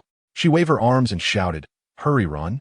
Krena glanced back and observed a carpet-like object gliding close to the ground, pursuing the centaur. Upon closer inspection, it was not a bat, but rather his esteemed professor, Quirrell. What unfortunate luck it was. Every time Quirrell engaged in nefarious deeds, he seemed to cross paths with Krena. He gave a gentle pat to the small black creature and then wrapped his arm around Hermione's waist. The two were swiftly lifted into the air by the creature, during which Krena seized the moment to cast an explosive spell. He aimed to create a loud commotion, hoping Quirrell would flee this time, preferring to avoid confrontation if possible. Feeling uneasy, Krena unleashed a fire spell upon a large tree, which ignited instantaneously. As the smoke from the explosion dissipated, Quirrell was, as anticipated, nowhere to be seen. Krena clicked his tongue. It was clear Quirrell was exceedingly fearful of being discovered by Dumbledore, displaying remarkable eagerness to flee. With a firm incantation, the flames vanished as if they had never existed, leaving only the charred remnants of the tree as evidence of the fire's existence. Krena cast a perception charm upon himself. In the darkness, a stealthy attack would be perilous. They landed on the ground, and the centaur approached with a clatter of hooves. "Thank you, little human foal," she said. "No need for thanks," Krena replied, looking at her. Suddenly, Hermione tugged on his ear. Her teeth clenched as she whispered, "You pervert! Where are you looking?" Krena chuckled awkwardly. It was unintentional, but the attraction was undeniable. His mind urged him to look away, yet his eyes betrayed his intentions. Chapter 74. The Blessing of the Unicorn. Hermione exhibited a rather hypocritical stance. While she forbade Krena from gazing, she herself was fixated on the centaur, only to glance back at her own figure. The disparity was rather striking. A bite from a baby dragon could lead to growth, yet Krena's mouth possessed no such ability. Ugh, ugh, ugh. Hermione, blushing, attempted to dispel her peculiar thoughts, even giving Krena a light kick in her embarrassment, though she was reluctant to exert much force. This left Krena utterly perplexed. He had not even looked, yet still found himself on the receiving end of a kick. The centaur, with her hooves clattering, introduced herself. "I am Lily, and you?" Krena and Hermione exchanged glances, realizing they were in the presence of a name that could easily enchant Snape. Krena introduced himself to Lily and then inquired, "What was that creature that was pursuing you just now?" Not wishing to be too blunt, he opted for a more delicate description, feeling somewhat apologetic towards the esteemed Professor Quirrell. "That is a terrifying being, exuding an aura of malevolence," Lily replied, her eyes reflecting profound fear. "I inadvertently discovered he was feeding on the blood of unicorns." Krena asked, "Did you see his face?" Lily shook her head, clearly shaken. "I was so frightened. Had I known, I would have heeded Uncle Ferenza's advice." "That is fortunate. Had you seen him, Quirrell would likely have ambushed you." "What did Uncle Ferenza say?" Lily exhibited no suspicion, answering every inquiry without reservation. However, her recollections were scant, as if she had retained none of the critical details. "You are quite remarkable. Might you accompany me?" she implored, tears cascading down her face as her forehooves fidgeted restlessly. "My friend lies there, and I wish to lay its family to rest." She paused to wipe her tears, her countenance resolute. "I apologize. I was overwhelmed with fear earlier. You have rescued me, and despite your prowess, it is unjust to expose you to further peril, especially considering your youth. I am no longer the person I once was. I have matured and can venture forth alone. Do you know how to ride? Come, mount me."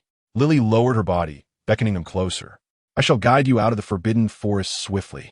Krena chuckled at Lily's earnestness, finding her somewhat naive and incessantly chattering. Initially, he had intended to decline. After all, this was a formidable bear, and such circumstances called for caution. Moreover, his esteemed Professor Chilo might still be in that vicinity, and it was prudent to avoid unnecessary engagements. However, upon hearing Lily's subsequent words, he reconsidered.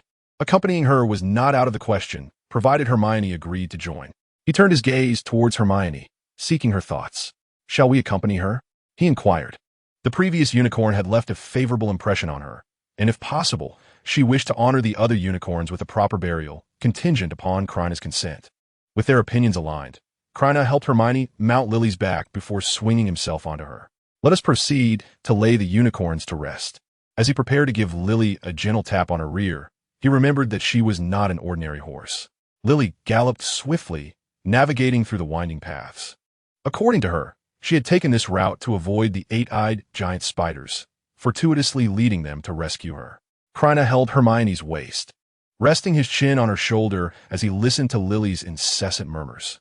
While one might consider Lily simple-minded, it was perhaps more accurate to describe her as innocent. Upon reaching their destination, Lily abruptly halted, forgetting the two passengers upon her back. Hermione gasped. "I'm so sorry," Lily exclaimed, her apologies flowing forth. Krena and Hermione paid little mind to her blunder, as they were both taken aback by the sight before them. Beneath the towering trees lay the lifeless forms of three unicorns, a profoundly tragic scene. Their elongated legs remained in the awkward position they had fallen, unnaturally extended. Two of the unicorns exhibited signs of decay, while the third appeared to have died not long ago, its broken horn stained with fresh crimson blood. The unicorn's silvery blood dripped onto the dark, muddy ground, resembling scattered pearls. They were a family, Lily choked out, her voice breaking. "Not long ago, I was playing with Julian." Julian, the little unicorn, was once meant to boast a resplendent golden form, now withered and yellowed like fallen leaves. Observe the scars upon its legs. Hermione tugged at Krena's hand, and after a moment of silence, sorrowfully remarked, "It is the very unicorn we encountered earlier." The scar was evident. They had merely glanced at it, for injuries are commonplace in the Forbidden Forest. Little did they expect to meet this unicorn again under such tragic circumstances. Krena squeezed Hermione's hand in a gesture of consolation, and as if on cue, traces began to materialize. A golden light fell, revealing a dark figure cloaked in shadow, its face obscured. Suddenly, a unicorn leapt forth from the shadows, fiercely thrusting its horn into Quirrell's posterior. Quirrell yelped in surprise, leaping 3 feet into the air, followed by a flash of green light. Krena ceased his incantation, realizing the unfolding events were as he had surmised. This unicorn had come seeking vengeance. Hermione turned and embraced Krena, burying her head in his shoulder. Though wounded by humanity and bereft of her mate and offspring, she remained pure of heart. It was likely that the unicorn, before encountering Krena and Hermione, had already resigned itself to its fate, knowingly facing its adversary. No wonder it had allowed Hermione to ride upon its back. Krena remained silent for a long while before sighing deeply and conjuring 3 shovels with his wand. Together, they dug a grave, interring the unicorn in the beloved earth. The gravestone bore no name, simply inscribed with the unicorn family.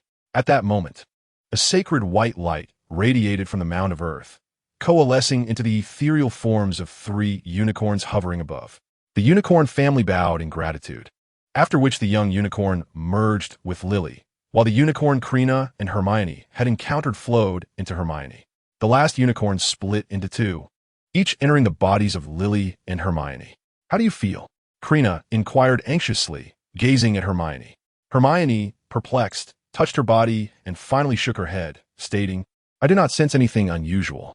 Lily bowed to the grave, expressing her thanks. She turned to Krena and Hermione, assuring them, "Do not worry. This is the blessing of the unicorn." Krena wondered, "Why have I not received it?" It had been a century since anyone had been bestowed with a unicorn's blessing, and all recorded instances pertained to pure maidens. Krena? This. Chapter 75. Transforming the challenge with Hermione after a brief moment of astonishment. Krena regained his composure. He was, after all, a living being, not a god devoid of desires. The collective effort to excavate the grave and enter the unicorn left him bewildered at his lack of blessing. He inquired of Lily regarding the effects of the unicorn's blessing. In response, Lily pondered intently for an extended period, but could articulate nothing definitive, only knowing that the ethereal form merging with one's body constituted the blessing. As Lily escorted them back, Krena utilized his magical abilities to examine Hermione's body, discovering no anomalies. Upon exiting the forbidden forest, Hagrid's hut remained aglow, evidently disturbed by the antics of the small dragon, rendering him sleepless. It must be Quirrell, thought Hermione, aside from him. She could not conceive of anyone else causing mischief at Hogwarts. Krena affectionately patted Hermione's head. Just moments ago, they had been frolicking with the unicorn, and now the news of its demise was simply unbearable. "Shall I take you to annoy Quirrell?" Hermione pondered for a moment before her eyes sparkled with realization. "You mentioned wanting to surprise Quirrell by rearranging the obstacles. I assumed you had already done so." "I did visit once," Krena replied with a shrug, "but merely to check if the potions we had previously consumed were replenished. The professors regard the Philosopher's Stone with utmost seriousness. They must have refilled the potions." "Alas, you are mistaken.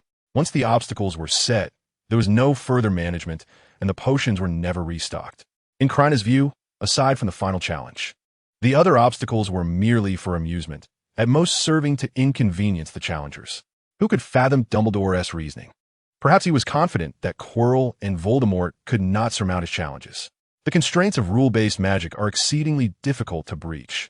However, one may seek out loopholes. Many places employ rule-based magic, such as the Mirror of Ariste, transformed by Dumbledore, the Goblet of Fire from the Triwizard Tournament, and the cave housing the Horcruxes. In the original text, Quirrell, Voldemort, passed through flames. Why leave behind a potion sufficient for only one to pass? That vial of potion, initially shared among Krena and his companions, still had remnants remaining. It was merely a ploy to circumvent Dumbledore's regulations through Harry.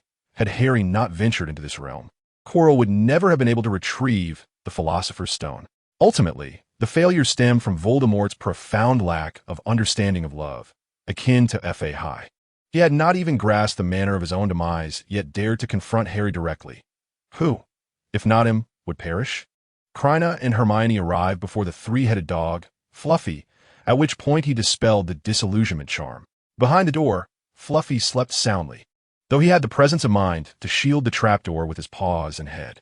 "Wake up, stop sleeping," Krena urged, crouching beside the slumbering beast. Fluffy, groggily opening his eyes, startled at the sight of Krena, shuddering in fright. It's all right. Hermione gently stroked the center head of Fluffy. "Be good. Move aside a bit. We need to descend." Realizing it was Hermione, Fluffy's tense nerves relaxed, reassured that he would not face punishment today. He shifted aside, while the other two heads eagerly sought her affection, vying for the second position, leading to a playful collision of heads. Krena leaped down first, and, after contemplating, Hermione affectionately patted each of the three dog heads before following him into the depths below. The three heads of Lu Wei gazed at one another, with the central head receiving the most caresses, which prompted a renewed skirmish among them. The duo descended from the devil's net to the ground, navigating the terrain with practiced ease.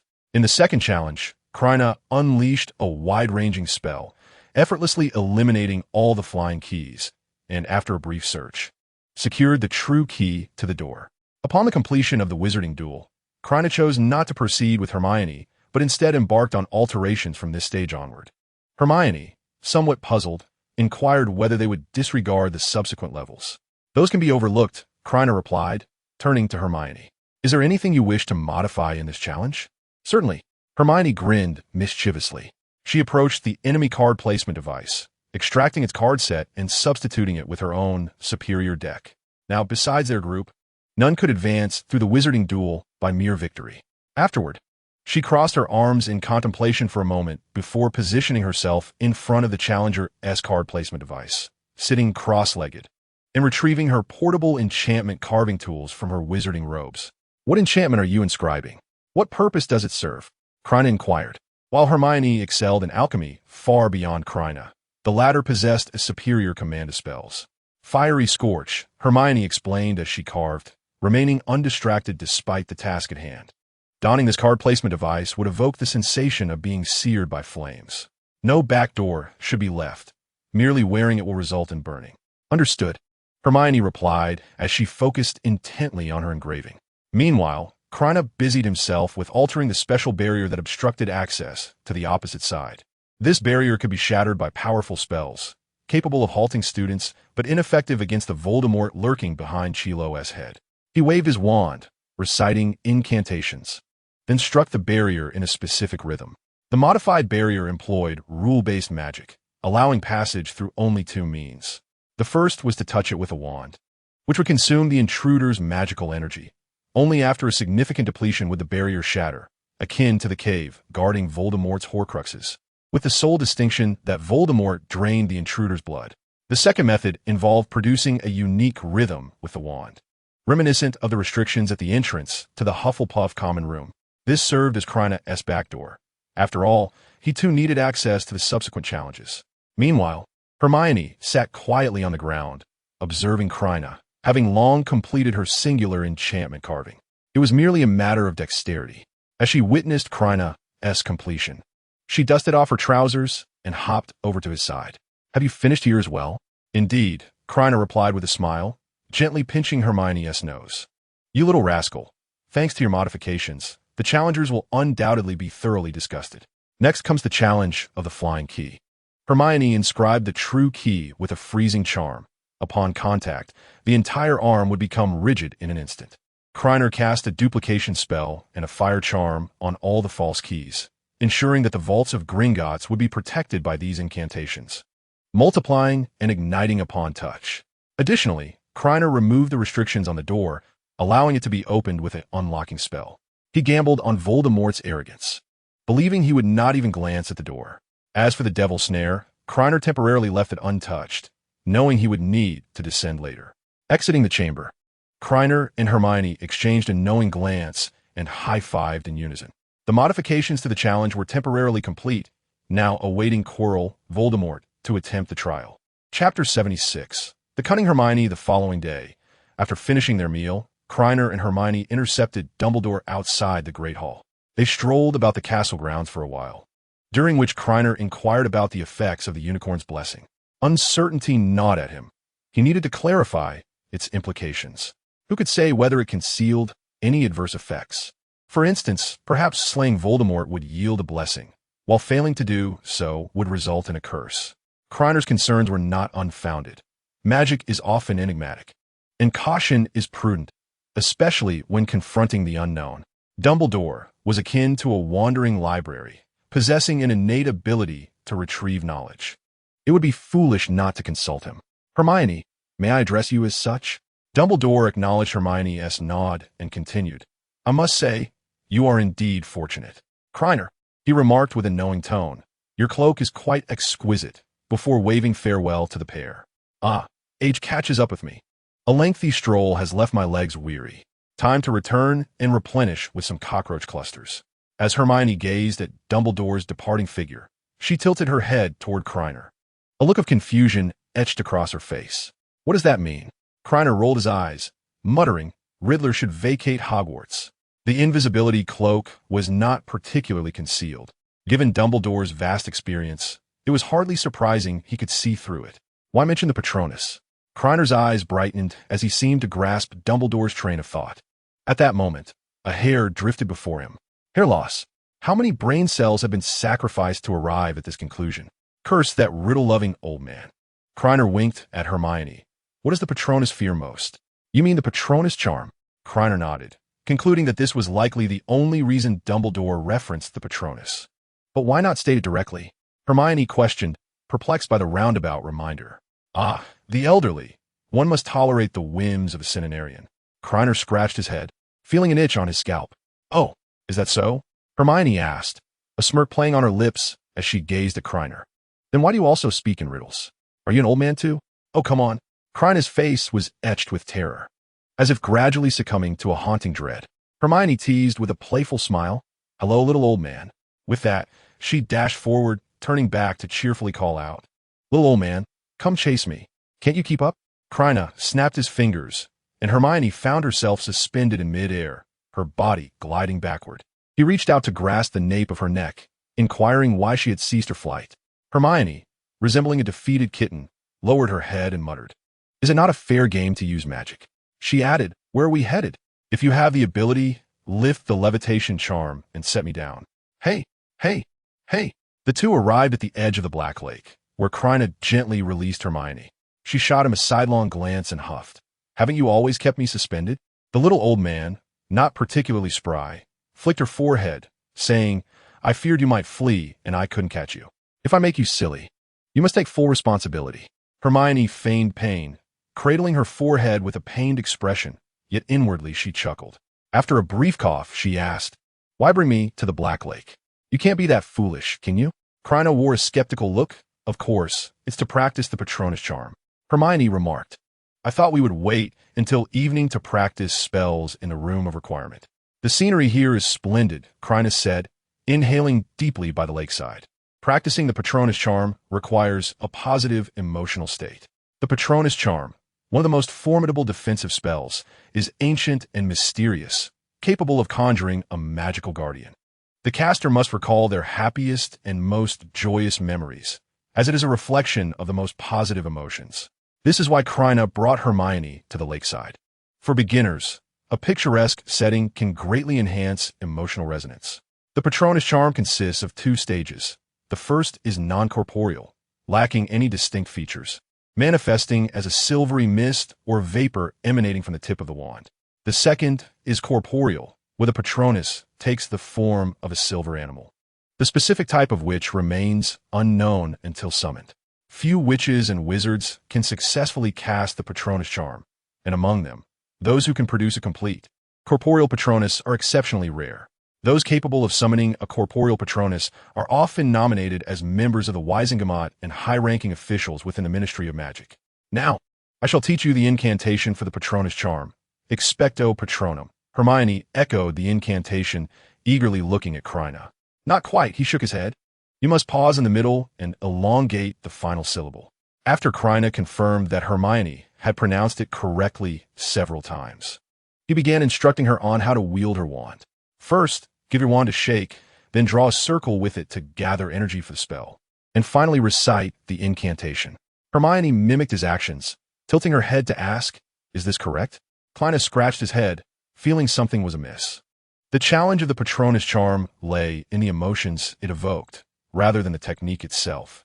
You could just stand there and say it's wrong, Hermione huffed, stamping her foot and pouting in frustration. Why don't you come over and show me how it's done? Krena moved behind Hermione, raising an eyebrow as he took her hand, guiding her to wave her wand.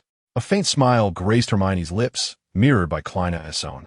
After a little more than 10 minutes, Hermione leaned her head against Krena's shoulder, declaring, All right, I got it. She turned slightly, tucking her arms behind her back and shaking them out. I'm a bit tired after holding it for so long. Now, why don't you give the Patronus charm a try? Krena nodded in agreement. Many spells he had merely memorized without practicing due to time constraints. The Patronus charm would be his first attempt. He recalled a long-ago moment when Hermione had cried, her nose bubbling with tears, and he felt a pang of sympathy mixed with amusement, unable to suppress a chuckle. Hermione fixed her gaze on Krena. I have a feeling you're thinking something rather rude. How could that be? Krena retorted playfully. Expecto Patronum. The tip of his wand erupted with white mist, coalescing in the air into a magnificent silver serpent, its scales distinct and pronounced. The serpent glided through the air, occasionally opening its massive jaws. Indeed, it's still a snake, Krena remarked, clicking his tongue before waving his wand, causing the serpent to vanish. Hermione stood in awe, profoundly impacted by the vision of the serpent. Chapter 77. Who gave you the courage to threaten Snape? Krena nudged Hermione. Are you in shock? I've never seen such a beautiful serpent, she replied, somewhat hopeful that her Patronus might also take the form of a giant python. Huh, woman. A small green snake coiled around Krena's hand, flicking its tongue at Hermione. What do you know? Is it because I praised another snake? Hermione inquired, gently rubbing the little snake's head, asserting that it was indeed the most beautiful. Whimper. Of course. The little snake turned towards Krena, asking, darling, who do you think is prettier, me or my sister? Krena narrowed his eyes into crescent shapes, playfully teasing the little snake while feigning ignorance of its words. Relieved that Hermione could not comprehend them either. Speaking of which, I seem to have a peculiar affinity for snakes, Krena mused. Let us give the Patronus charm a try and see if it can be successfully cast. He advised Hermione, remember to focus and channel your joyful emotions. Hermione made a face, playfully replying, got it, you tedious old man. Facing the Black Lake, she raised her wand without hesitation and exclaimed, Expecto Patronum. White mist poured from the tip of her wand, slowly forming an ethereal shape that resembled a snake, but ultimately transformed into a silver unicorn. The Patronus lasted but a fleeting moment, vanishing from sight after roughly 2.5 seconds. Hermione supported herself with her hands on her thighs, her complexion appearing somewhat pale. Krena hurried to assist her in sitting down, gently wiping the sweat from her forehead with the sleeve of his wizard's robe. How do you feel? He inquired, examining Hermione, who had merely overexerted her magical energy. Taking a few deep breaths, Hermione slowly replied, I am utterly exhausted. How is it that you do not feel as fatigued as I do? Krena stroked Hermione's head, acutely aware of the vast disparity in their magical powers, especially since Hermione had materialized a tangible form, resulting in greater depletion of her energy. You did remarkably well. I never anticipated you would succeed on your first attempt, Krena remarked with a smile, offering her a shoulder to lean against for a moment of respite.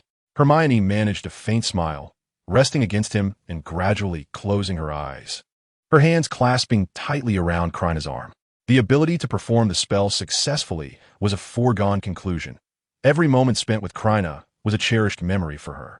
Before long, she succumbed to slumber, her breathing becoming steady. Krena gently rearranged the hair that fell across her forehead, a smile lingering at the corners of his mouth. The azure sky and the gentle breeze enveloped them. So this is the blessing of the unicorn, Krena murmured softly, his gaze becoming somewhat distant. The concept of bloodline power had initially sparked Krena's thoughts of Simon when he first encountered it in books. Was there an explosive bloodline? For how else could one cause an explosion with any spell? In his earlier days, Krena, lacking sufficient knowledge, held a dismissive view of the pure-blood wizarding lineage. After all, he had once lived by the adage that nobility and power were not merely a matter of birth.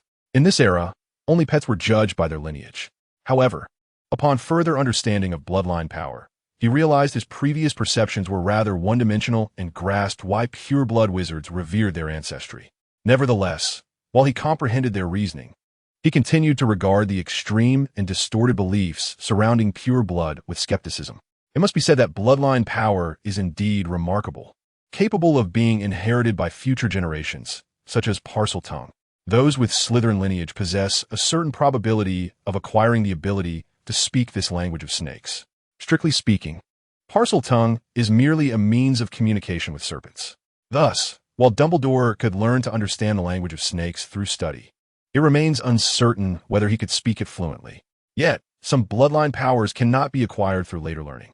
The most renowned example is the bloodline of the Dumbledore family, rumored to be imbued with the power of the Phoenix, which explains why Dumbledore earned the favor of such a creature, with his Patronus taking the form of a phoenix as well.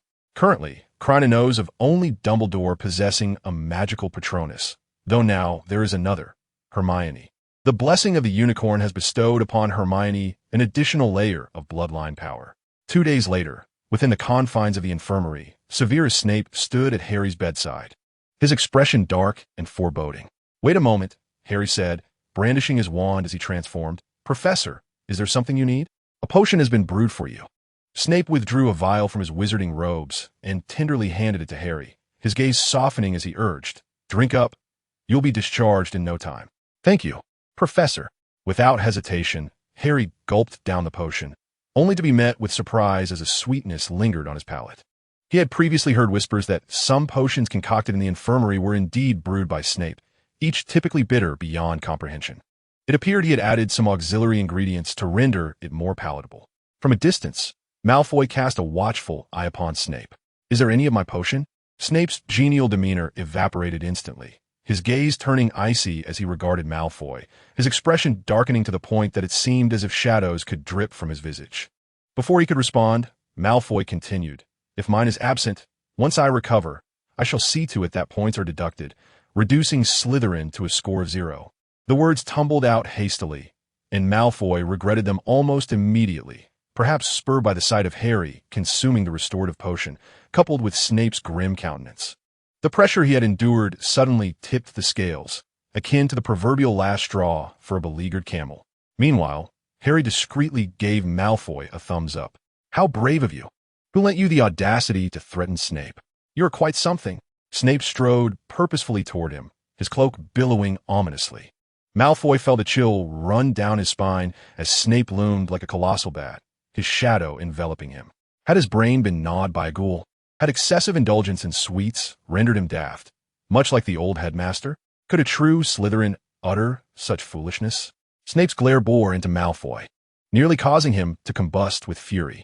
Surely, even a most battered mind could deduce that he did not brew a single potion in isolation. To his astonishment, Malfoy had resorted to such self-destructive threats.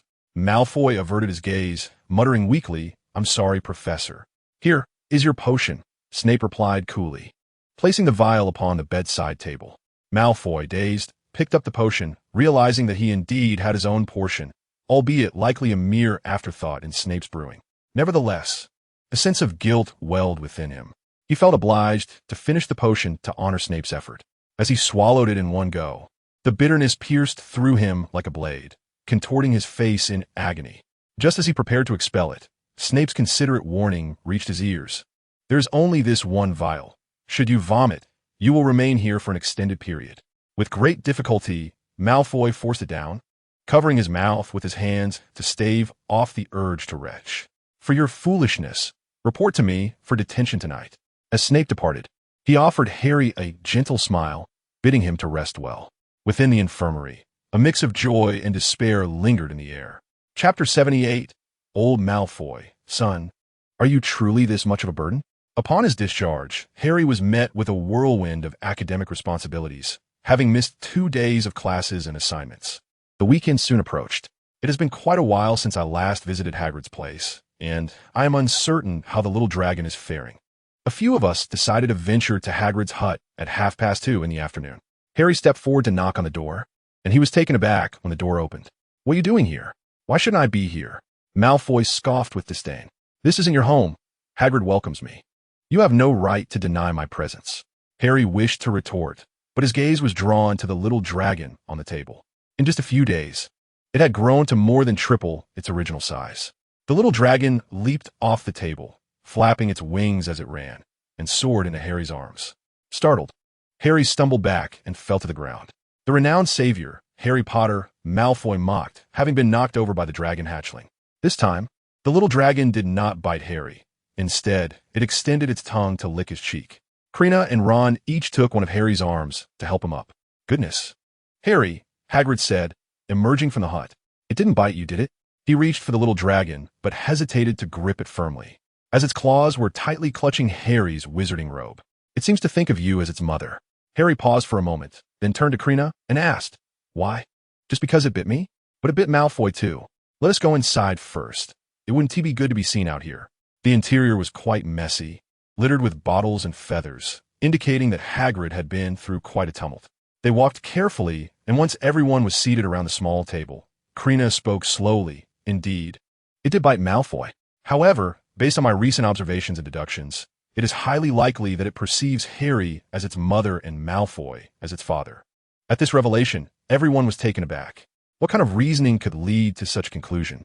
Harry and Malfoy exchanged glances, both displaying expressions of disdain as they turned to Krena in unison, declaring, "Impossible, absolutely impossible."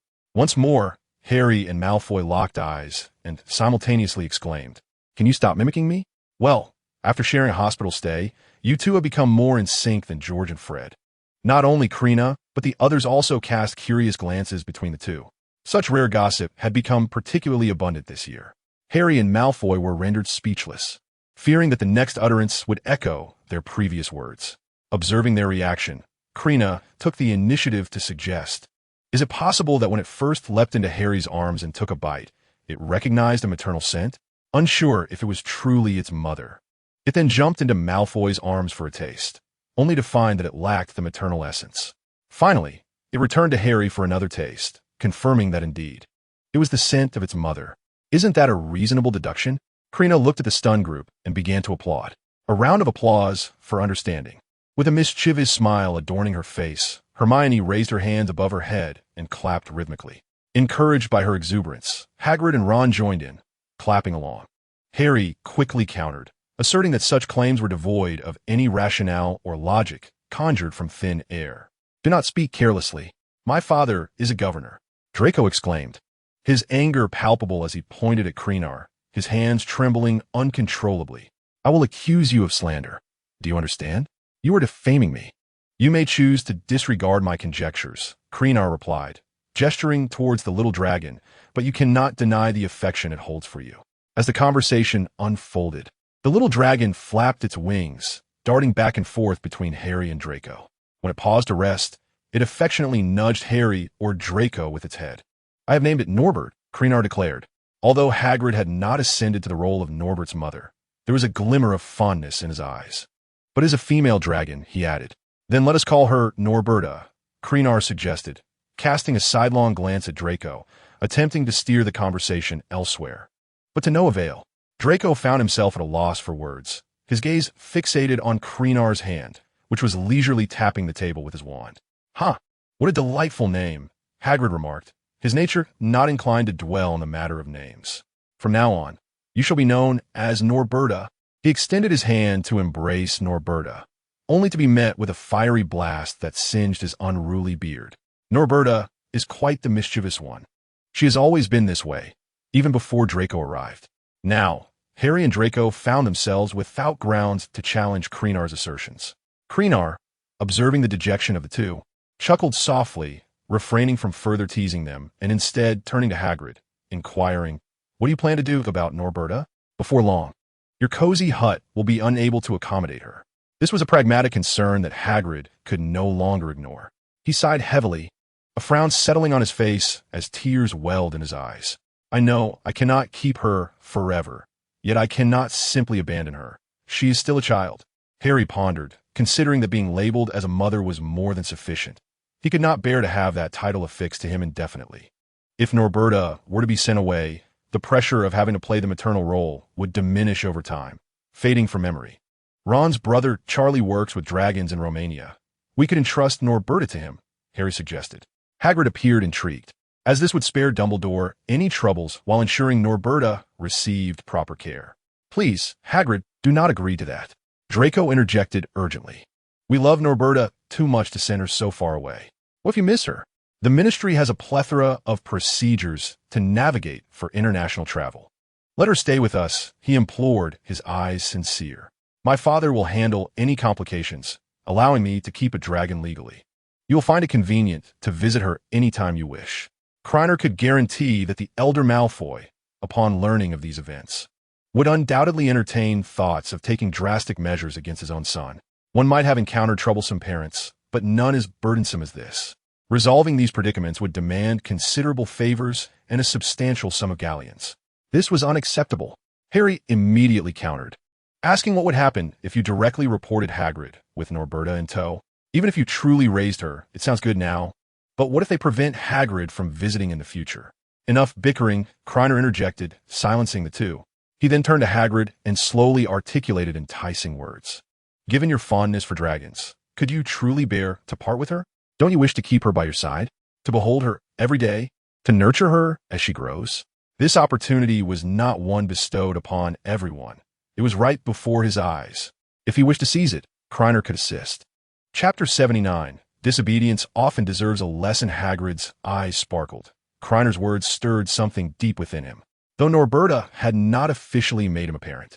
The prospect of raising her and watching her flourish was undeniably appealing. Among the suggestions presented to him, Krener's proposal stood out as the most enticing. However, a flicker of hesitation remained.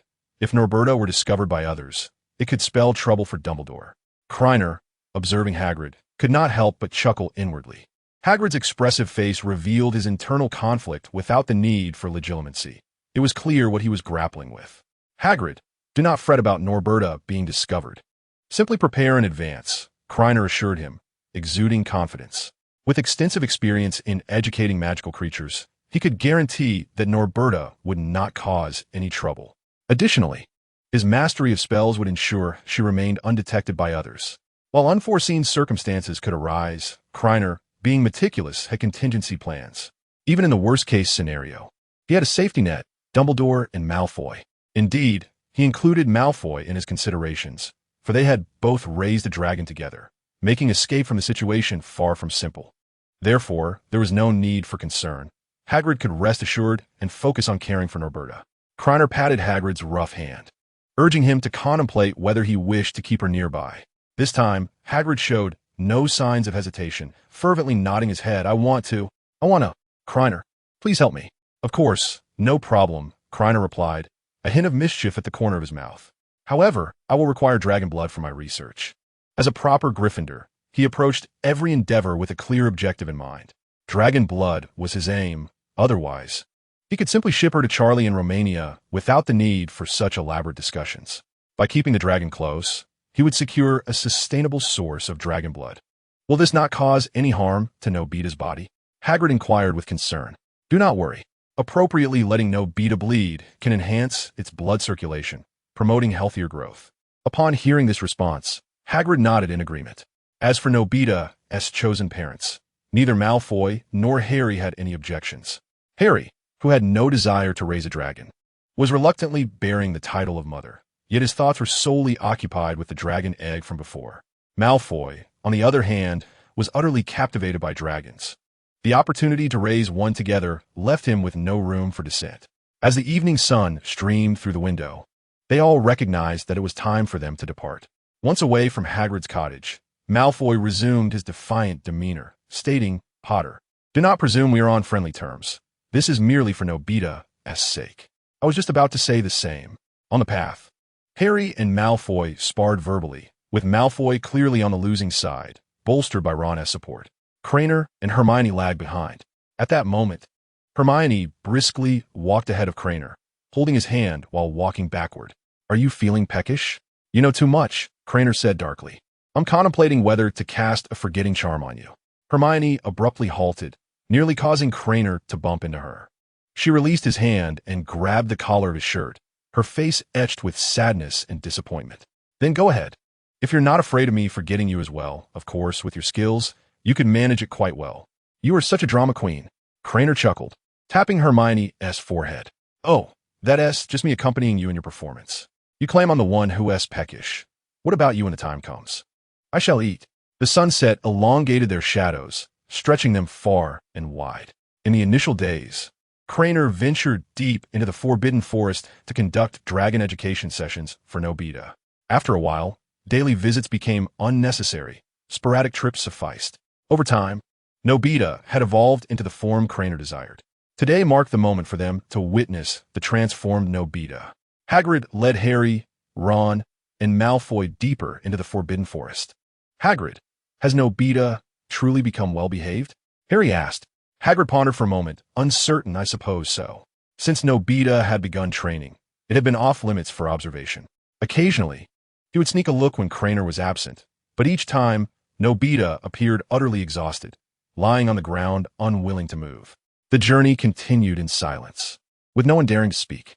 After approximately half an hour, Ron could no longer contain himself and asked, "How much longer must we walk?" The weather was not as favorable as it had been previously, and with their limited spell repertoire and Hagrid's inability to cast spells, they could only trudge onward, wearied. Half an hour elapsed, and Hagrid pointed ahead, exclaiming, "Look, there it is. If I had known it was this far, we should have taken the flying broomsticks." Ron muttered. Before them lay a vast clearing, the original trees felled by Krena, who had used magic to create a large wooden hollow for Norberta. The ground was layered with dirt and stones, appearing from behind like a small hillock. Krena had indeed exerted considerable effort to prevent Norberta from setting fire to the Forbidden Forest or escaping. Where are the others? Hagrid wondered, scratching his head in confusion. At that moment, a dragon's roar echoed through the sky, followed closely by Krener's shout. "Hagrid, up there!" The group looked up to see Krena and Hermione spiraling through the air on Norberta. Norberta descended gently, and Krena assisted Hermione down. Feeling her legs slightly weak from the exhilarating flight, Hermione noted that despite the long absence, Norberta recognized Draco and Harry instantly. The corners of Norberta's wings served as supports akin to forelegs. When upright, only the hind legs and wings remained. It crawled towards the group, lowering itself to nuzzle Harry, Draco, and Hagrid in turn. As for Ron, it seemed he was of no acquaintance. "So, isn't Norberta well-behaved now?" Krena remarked, tossing a chicken into Norberta's mouth. Draco's eyes widened in astonishment, envious of Krener's ability to train Norberta so obediently. He expressed a desire to learn. "How did you do that? Teach me. It's a secret." Krena chuckled. "Children often misbehave out of sheer stubbornness. Would you like to take a flight?" The group felt a surge of excitement, tempered by apprehension, as they were not as adept as Krena at self-preservation in the event of a fall. "Rest assured, it's perfectly safe. Even if you do fall, I can protect you." Chapter 80. Instructor, I truly wish to learn dragon taming.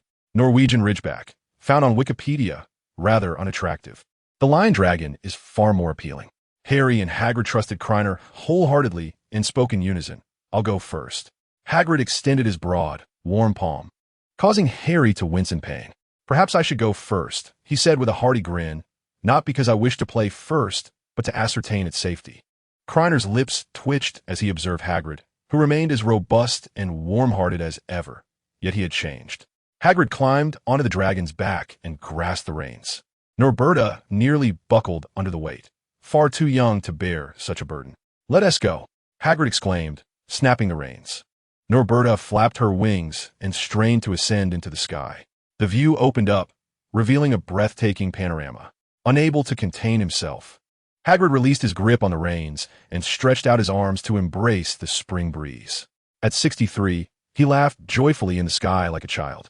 Previously, he had soared through the skies on a modified motorcycle gifted by Sirius Black. However, the experiences offered by the two were distinctly different. Moreover, upon learning that Sirius had betrayed Harry's parents, he set the enchanted motorcycle aside, never to ride it again.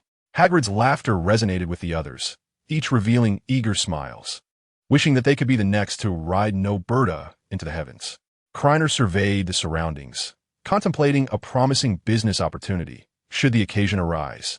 Launching a dragon-riding venture might be advantageous, charging 10 galleons for a 10-minute ride per person, and 52 galleons for a couple's tandem flight. It was only natural that the price for showcasing affection would be slightly higher. While Krena pondered, Norberta descended voluntarily, having nearly reached her limit under Hagrid's weight. Considering she was still under a year old, the sensation was exhilarating. Hagrid stroked his magically grown beard, his face reflecting a lingering sense of delight. Krena fed Norberta nearly half a barrel of cocktails, allowing her a brief respite before they were to ascend 3 more times. While they waited, Hagrid and the others surrounded Norberta, chattering animatedly. Krena distanced himself with Hermione, conjuring a carpet to sit upon. "Hey, look," Krena nudged Hermione with a shoulder. Doesn't Harry's pair of glowing green eyes resemble someone contemplating which part of Noberta would be the most delectable? Hermione gasped, covered her mouth with her hands. It really does. Right? Krena yawned, pondering how he had never noticed Harry's peculiarities before. He must be quite exhausted lately. Hermione tilted her head, concern etched on her face, patting her thigh. You can borrow my lap to rest for a bit. Her words sounded familiar. Jean's uncomfortable 0 stars. Krena reclined, directly facing Hermione's visage. Your eyes betray you. Hermione gently pinched Krener's cheeks. They tell me something is amiss. I'm not. I haven tea. Don't be ridiculous. Krena shut his eyes. Hermione's beautiful gaze remained fixed, her hand moving to apply gentle pressure to Krener's head. 5th-year students, 7th-year students, none of them are as worn out as you. At Hogwarts, 5th-year students faced the ordinary wizarding level examinations, while 7th-year students prepared for the ultimate wizarding exams. 2 significant hurdles in their academic journeys. Their mental strain surpasses mine. Krena muttered softly, it's almost over. Only you would say that. Hermione replied with a mix of exasperation and affection. Time slipped away as Krena relished Hermione's massage, only to be startled by a commotion nearby. Why should you go first? My father is a board member. I should go first. Krena sighed in disbelief. Those two seemed to be arguing over who would ride the dragon first. Harry scoffed. What else can you say besides mentioning your father? I could claim to be Noberta's father. Do you dare admit you are a mother? The words were thrust into Harry's mouth like a fly, inducing a sense of revulsion. There was an inkling of familiarity to this tactic. Harry recalled that it was almost identical to the way he used to vex Malfoy. Malfoy, filled with arrogance, proclaimed, Since you have nothing to say, I shall take the lead. While you squabble, someone has made off with the prize. Krena loudly reminded them. Harry and Malfoy exchanged a moment of surprise before turning their gaze towards Noberta, where they found Ron already seated atop, one hand grasping the reins while the other waved enthusiastically at them. Take your time deciding who goes first. There's no rush. As his words faded, Noberta took to the skies once more. Half an hour later, both Harry and Malfoy successfully completed their flying experience. After a brief respite, Noberta effortlessly carried the 3 children aloft. Krena, akin to a nefarious capitalist, not only exploited Noberta's services, but also sought to extract its blood. In a small wooden cave, only Krena and Noberta remained. Initially, Noberta was too young for blood extraction, and training had to be conducted with caution to avoid rebellion during that period. Thus, the procedure had been postponed until now. Krena held a small wooden bucket in one hand and a wand in the other, scrutinizing Noberta to determine the optimal location for the extraction. Eventually, he found a suitable spot, and the tip of his wand began to emit a yellow glow. It will only take a moment, he reassured as he glided the wand over Noberta's hind leg. Noberta lay there without resistance, as Krena collected enough dragon blood. He cast a healing spell to mend the wound. Excellent, he exclaimed, patting Noberta, while leaving behind numerous buckets of cocktails and several live chickens. Coach, I truly wish to learn dragon taming. As Krena exited the wooden cave, he was intercepted by Malfoy, who insisted, I can pay 1,000 galleons. You won't be able to learn. If you don't teach me, how will you know I can't? Krena rolled his eyes, pondering what there was to teach. Would it be the grandeur of maternal love experienced by Noberta, or the precision of transfiguration to achieve a targeted strike? Having departed from the Forbidden Forest, they missed the school lunch and instead set about a picnic beside Hagrid's hut. Hagrid took Harry and Ron to the Black Lake to fish, while Malfoy went to the second greenhouse to gather fish mint. Some healing potions require the inclusion of fish mint, but it could also be enjoyed in a salad. Krena and Hermione prepared a marinade, as this was abundantly available in Hagrid's vicinity.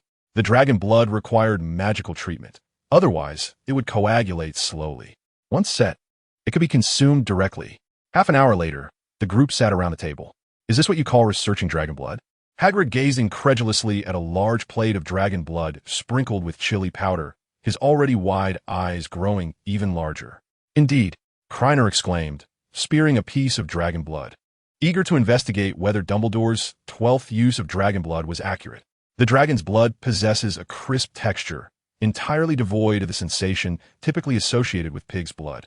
With each bite, one can experience a delightful burst of unique granularity, and once swallowed, a warm sensation permeates the body. Ultimately, Hagrid consumed the most dragon's blood, while Harry was tasked with licking the plate clean. The taste of the fish mint was unpalatable to them, leaving it solely to Krena. Ron entertained them by demonstrating how to devour a chicken leg in one swift motion. Chapter 81. An invitation from Lily Nobita behaved like a well-mannered child, causing no trouble whatsoever. With such a splendid fire dragon at hand, Krena certainly did not forget the twins. Everyone adored it, as it not only alleviated stress by taking them soaring into the skies, but also provided delicious dragon's blood. The moment the twins witnessed the fire dragon carrying a person aloft, they were struck by thoughts akin to those of Krena. However, opportunities for implementation were scarce, and the obstacles formidable. As the days passed, drawing ever closer to the examinations, Hogwarts remained a lively scene, filled with students engaged in wizarding duels. Krena had previously informed the twins that following the end-of-year feast, a Hogwarts Wizarding Duel Cup would be held. The top 3 contestants would receive 210 galleons, 140 galleons, and 70 galleons respectively. While the prizes might seem modest when viewed in isolation, for most students, this amounted to a significant sum. Moreover, the total prize pool of 420 galleons was noteworthy, especially considering that the Daily Prophet's grand prize was only 700 galleons. Students were now more fervent than ever in their participation in wizarding duels, particularly with exams looming, raising the question of whether professors would intervene. Krena and Hermione bent low as they navigated through the throngs of students engaged in dueling. Of course not, Krena shrugged. For such a large-scale event at Hogwarts, Dumbledore's approval was essential. If Dumbledore disapproved, the event would either not occur or be conducted in secrecy, rather than being openly publicized as it was now. This did not disrupt the professor's regular teaching. Those who understood the need to study would do so, and even without the wizarding duels, other forms of entertainment were available. Krena, Hermione, Hagrid called from a distance, waving them over. He led them to a secluded spot, curiosity etched on his face. When did you meet the centaurs? Upon hearing the mention of centaurs, Hermione instinctively looked down at her feet. What is it? Krena paused before inquiring. Is there a centaur looking for you? Hagrid nodded. Yesterday, while patrolling the Forbidden Forest, I encountered Firenze. He asked me to deliver a message to you. The envelope was a deep yellow, its edges adorned with an illustration of green grass, and sealed with wax depicting a centaur drawing a bow, exuding a wild essence. You may read the letter yourselves. I must take my leave now, as Nobita has been eating more than ever. Krena waved with a smile. Thank you, Hagrid. 2 individuals made their way to the courtyard and settled upon a stone bench. Krena handed one of the letters to Hermione, declaring, "This one is yours." Upon opening the envelope, he discovered it contained a missive from Lily, inviting him to join the Centaur clan for an evening gathering. The 2 exchanged glances, affirming that both had received invitations. Hermione tilted her head and remarked, I recall that centaurs have a penchant for alcohol, do they not? I shall venture outside shortly to procure some wine as a gift. Krena was puzzled as to why they had been invited to an internal centaur celebration. Considering that some among them harbored disdain for humans, an unpleasant incident could arise. After dinner, Krena and Hermione dashed out of the castle. The centaur gathering was set for midnight, thus they could not sneak out as they had done before, waiting for everyone to slumber. Instead, they took refuge in Hagrid's hut, engaging in conversation with him. As the clock approached 10, the trio made their way to the Forbidden Forest, parting ways with Hagrid after a short distance, as he needed to patrol the area in a different direction. Following the path indicated in the letter, it was not long before they encountered Lily, who had come to greet them. After a long absence, her white hair and the silvery sheen of her horse's coat were striking. Krena, Hermione, Lily galloped toward them, embracing each in turn. Krena felt the weight of her greeting, regretting his shorter stature. Come, hop on. The journey is rather long, and we can converse as we go. With a glance at the 2 centaurs nearby, Krena hesitated momentarily before mounting the horse, promptly pulling Hermione up behind him. The moonlight was resplendent, and the stars shone brightly. They raced through the Forbidden Forest, occasionally obscured by clouds that veiled the moon's glow. This is my uncle, Firenze, whom I mentioned before. Firenze, with his platinum hair and striking sapphire blue eyes, spoke in a measured tone. Thank you for rescuing my wayward niece. The other centaur was Bane. Krena glanced over to find Bane smiling at him, his dark mane exuding an air of wild pride. If memory served correctly, the The proud Bane despised the sight of humans riding on their backs, as it rendered them akin to mere mules. Krena returned a composed smile, harboring a hint of caution. For Bane's demeanor seemed slightly off. It was known that Hermione, Harry, and Ron had all begun with their own distinct personalities, and deviations often arose through their interactions with one another. However, Bane was different. This was their first encounter. Should his character shift stem from the rescue of Lily? It was a possibility, albeit not a highly likely one. While Lily referred to Firenze as her uncle, she did not bestow any title upon Bane. The centaurs were adept in astrological divination, perhaps gleaning insights from the stars themselves. Krena kept a vigilant eye and no longer dwelled on these matters, confident that the truth would eventually reveal itself. The centaur tribe was still a considerable distance away, and throughout the journey, he spoke little, mostly listening to the conversations between Hermione and Lily. After approximately an hour of travel, they finally arrived at the centaurs' encampment. The settlement was modest, easily observable, consisting of only 40 or 50 centaurs. The dwellings were constructed from thick tree trunks and dry grass, all arranged in a grand circular formation. At the center blazed a colossal bonfire, presenting a scene reminiscent of ancient times. As Krena and Hermione dismounted from Lily, the surrounding centaurs regarded them with curious glances. At that moment, an elderly centaur approached them with measured strides. "I am profoundly grateful for your earlier rescue of my granddaughter," the venerable centaur said. His eyes filled with appreciation as he regarded Krena and Hermione. "You may call me Oka. I should have expressed my gratitude sooner, but with our annual Starfire Festival approaching, I chose to wait until now. Your words are far too gracious." Krena chuckled lightly. "We are honored to partake in the Starfire Festival. It has bestowed upon us a most extraordinary experience." He retrieved 3 wooden boxes from his enchanted pouch, each containing 20 bottles of wine. "I have heard of your fondness for libations. These are my humble gifts for your invitation." The centaurs prepared everything, arranging 4 long tables around the bonfire, leaving ample space in the center. The tables were laden with whole cuts of beef and lamb, alongside an abundance of beverages. As everyone took their seats, the centaurs settled with their hind legs firmly on the ground, their forelegs bent at the knees. The centaurs' upright postures appeared varied, resembling a rugged mountain range when viewed from different angles, showcasing a diversity of heights and shapes. To Kleina's left sat Oka, the chief of the centaur tribe, while Hermione and Lily occupied the right. "Come, Krena, let's share a drink," Oka smiled, raising his goblet in a toast, once again expressing gratitude for saving his mischievous granddaughter. Among the centaur kin, there is no notion of underage drinking. As long as one can run and leap, one is deemed fit to partake in spirits. Krena lifted his goblet in acknowledgement, stealing a glance at Oka, whose demeanor while drinking betrayed no signs of age, truly a testament to the rugged nature of the centaurs. "This is our own brew, with a rather high alcohol content. What do you think?" "Quite splendid." This marked Kleina's inaugural experience with alcohol, and while the taste was delightful, it was potent. He discreetly flicked his hand beneath the table 3 times, causing his wand, which had been tightly coiled by the petite chain in his sleeve, to slip into his grasp. Silently uttering the spell to counteract intoxication, the wine he had just consumed flowed from the tip of his wand. He nudged the wand, and Sheen deftly rewrapped it back into his sleeve. Beside him, Hermione noticed Kleina's subtle maneuver and stifled a laugh, helping to shield his actions. A few centaurs performed various acts around the bonfire. Starshine, Venus, Jupiter, Mercury, Mars, Saturn, seeking mysteries. They joined hands, moving in rhythm, dancing around the bonfire. The scene was lively, with numerous centaurs feasting on meat and challenging each other to drink. With such a capacity for alcohol, some of us centaurs are no match for your drinking prowess. Oka laughed heartily, showing no signs of intoxication. "It's my first time drinking. Your wine must be exquisite, for I find it impossible to become inebriated." Krena amused silently, grateful for the competitive spirit that had led him to read extensively, otherwise relying solely on standard spellbooks. He would never have mastered such esoteric potions for sobering up.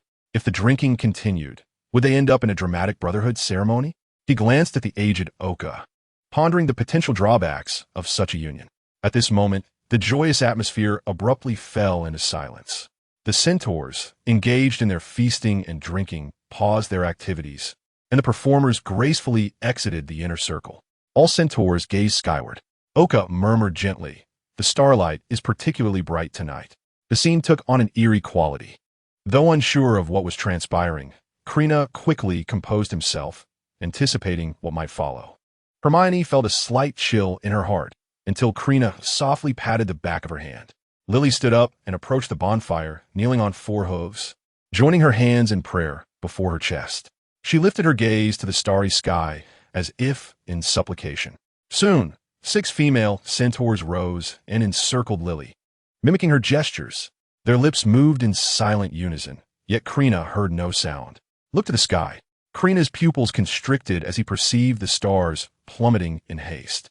He blinked, and the stars remained aloft, albeit exceptionally radiant.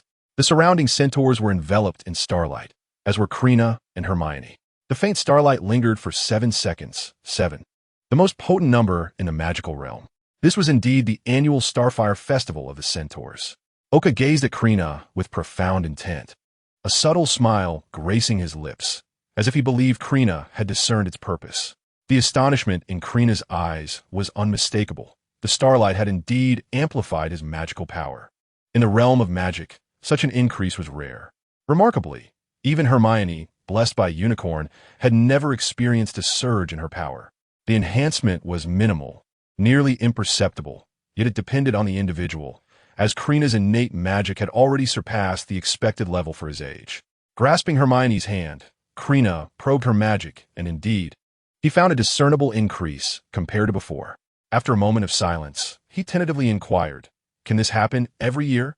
Oka did not shy away from the delicate question, explaining that the effect was particularly pronounced the first time, with subsequent occurrences being negligible. In that case, it is rather ordinary. If such growth were to persist annually, over the span of 10, 20, or even 50 years, the cumulative effect would be rather daunting. It is due to your salvation of Lily that we have permitted your participation in the Starfire Gala. Oka's expression turned grave as he expressed his hope that you would safeguard the secrets of our Centaur clan. We have never attended any Starfire Gala. Krena and Oka exchanged glances, sharing a laugh. "Come, let us continue to drink." Oka raised his glass. Yet, as Krena sipped his drink, his mind wandered elsewhere. For adult wizards, the magical enhancement gained from the Starfire Gala would be nearly negligible, akin to Krena's experience. Nevertheless, no one would disdain a slight increase in their magical prowess, as even the smallest mosquito is still a morsel of flesh. Wizards are aware that knowledge of the Starfire Gala would inevitably incite turmoil, a foregone conclusion. Yet, as it stands, the centaurs remain undisturbed, indicating their success in keeping this secret under wraps. The mere act of saving Lily should not compel them to reveal such a secret without significant risk. This disparity suggests there must be other motivations at play. Otherwise, the invitation would not have been delayed until now. "Everyone, prepare yourselves." A centaur rushed in, urgency evident in her demeanor. "She has returned." Before the words had fully left her lips, the centaurs sprang into action, each seizing large nets and torches. The forest was alive with rustling sounds. A centaur shouted, "Be vigilant. Do not get ensnared." A massive green serpent's head emerged from behind the trees. Krena furrowed his brow at the sight of the python, pondering how it knew his name. The centaur called out, "Prepare." "Wait." Little Black soared ahead with Krena, brandishing his wand. The net in the centaur's hands took flight, morphing to ensnare the green python directly. "Do not harm her." Oka galloped over, insisting that it would suffice to drive her away. As Krena landed on the ground, he turned to Oka and inquired, "What is happening?" "Her name is Nagini. She is a blood-cursed beast." Dumbledore bestowed the Elder Wand, the Phoenix's favor, and in silence, she speaks Parseltongue, knowing his name. Krena gripped his wand tightly, and after a storm of thoughts, everything began to connect. However, this conjecture seemed far-fetched. Based on the timeline, it could not be valid. Yet it remained the most plausible explanation. Chapter 83. The performance that moved Dumbledore to tears after the initial shock. Krena quickly regained his composure. It was merely a startling hypothesis, devoid of any memories from a previous life. All he possessed were his own memories. Even if his conjecture proved accurate, it could not stir any tumult within him. 2 years prior, Nagini had taken residence in this forest, initially remaining undisturbed. She was exceedingly kind. Oka slowly elaborated, She had informed us that she was a blood-cursed beast, and at that time, she could still control her transformations. In the past 6 months, she has increasingly lost control over her transformation and gradually succumbed to the instincts of the beast within. If she were to fully devolve into a creature of the wild. Oka sighed, leaving his thoughts unvoiced.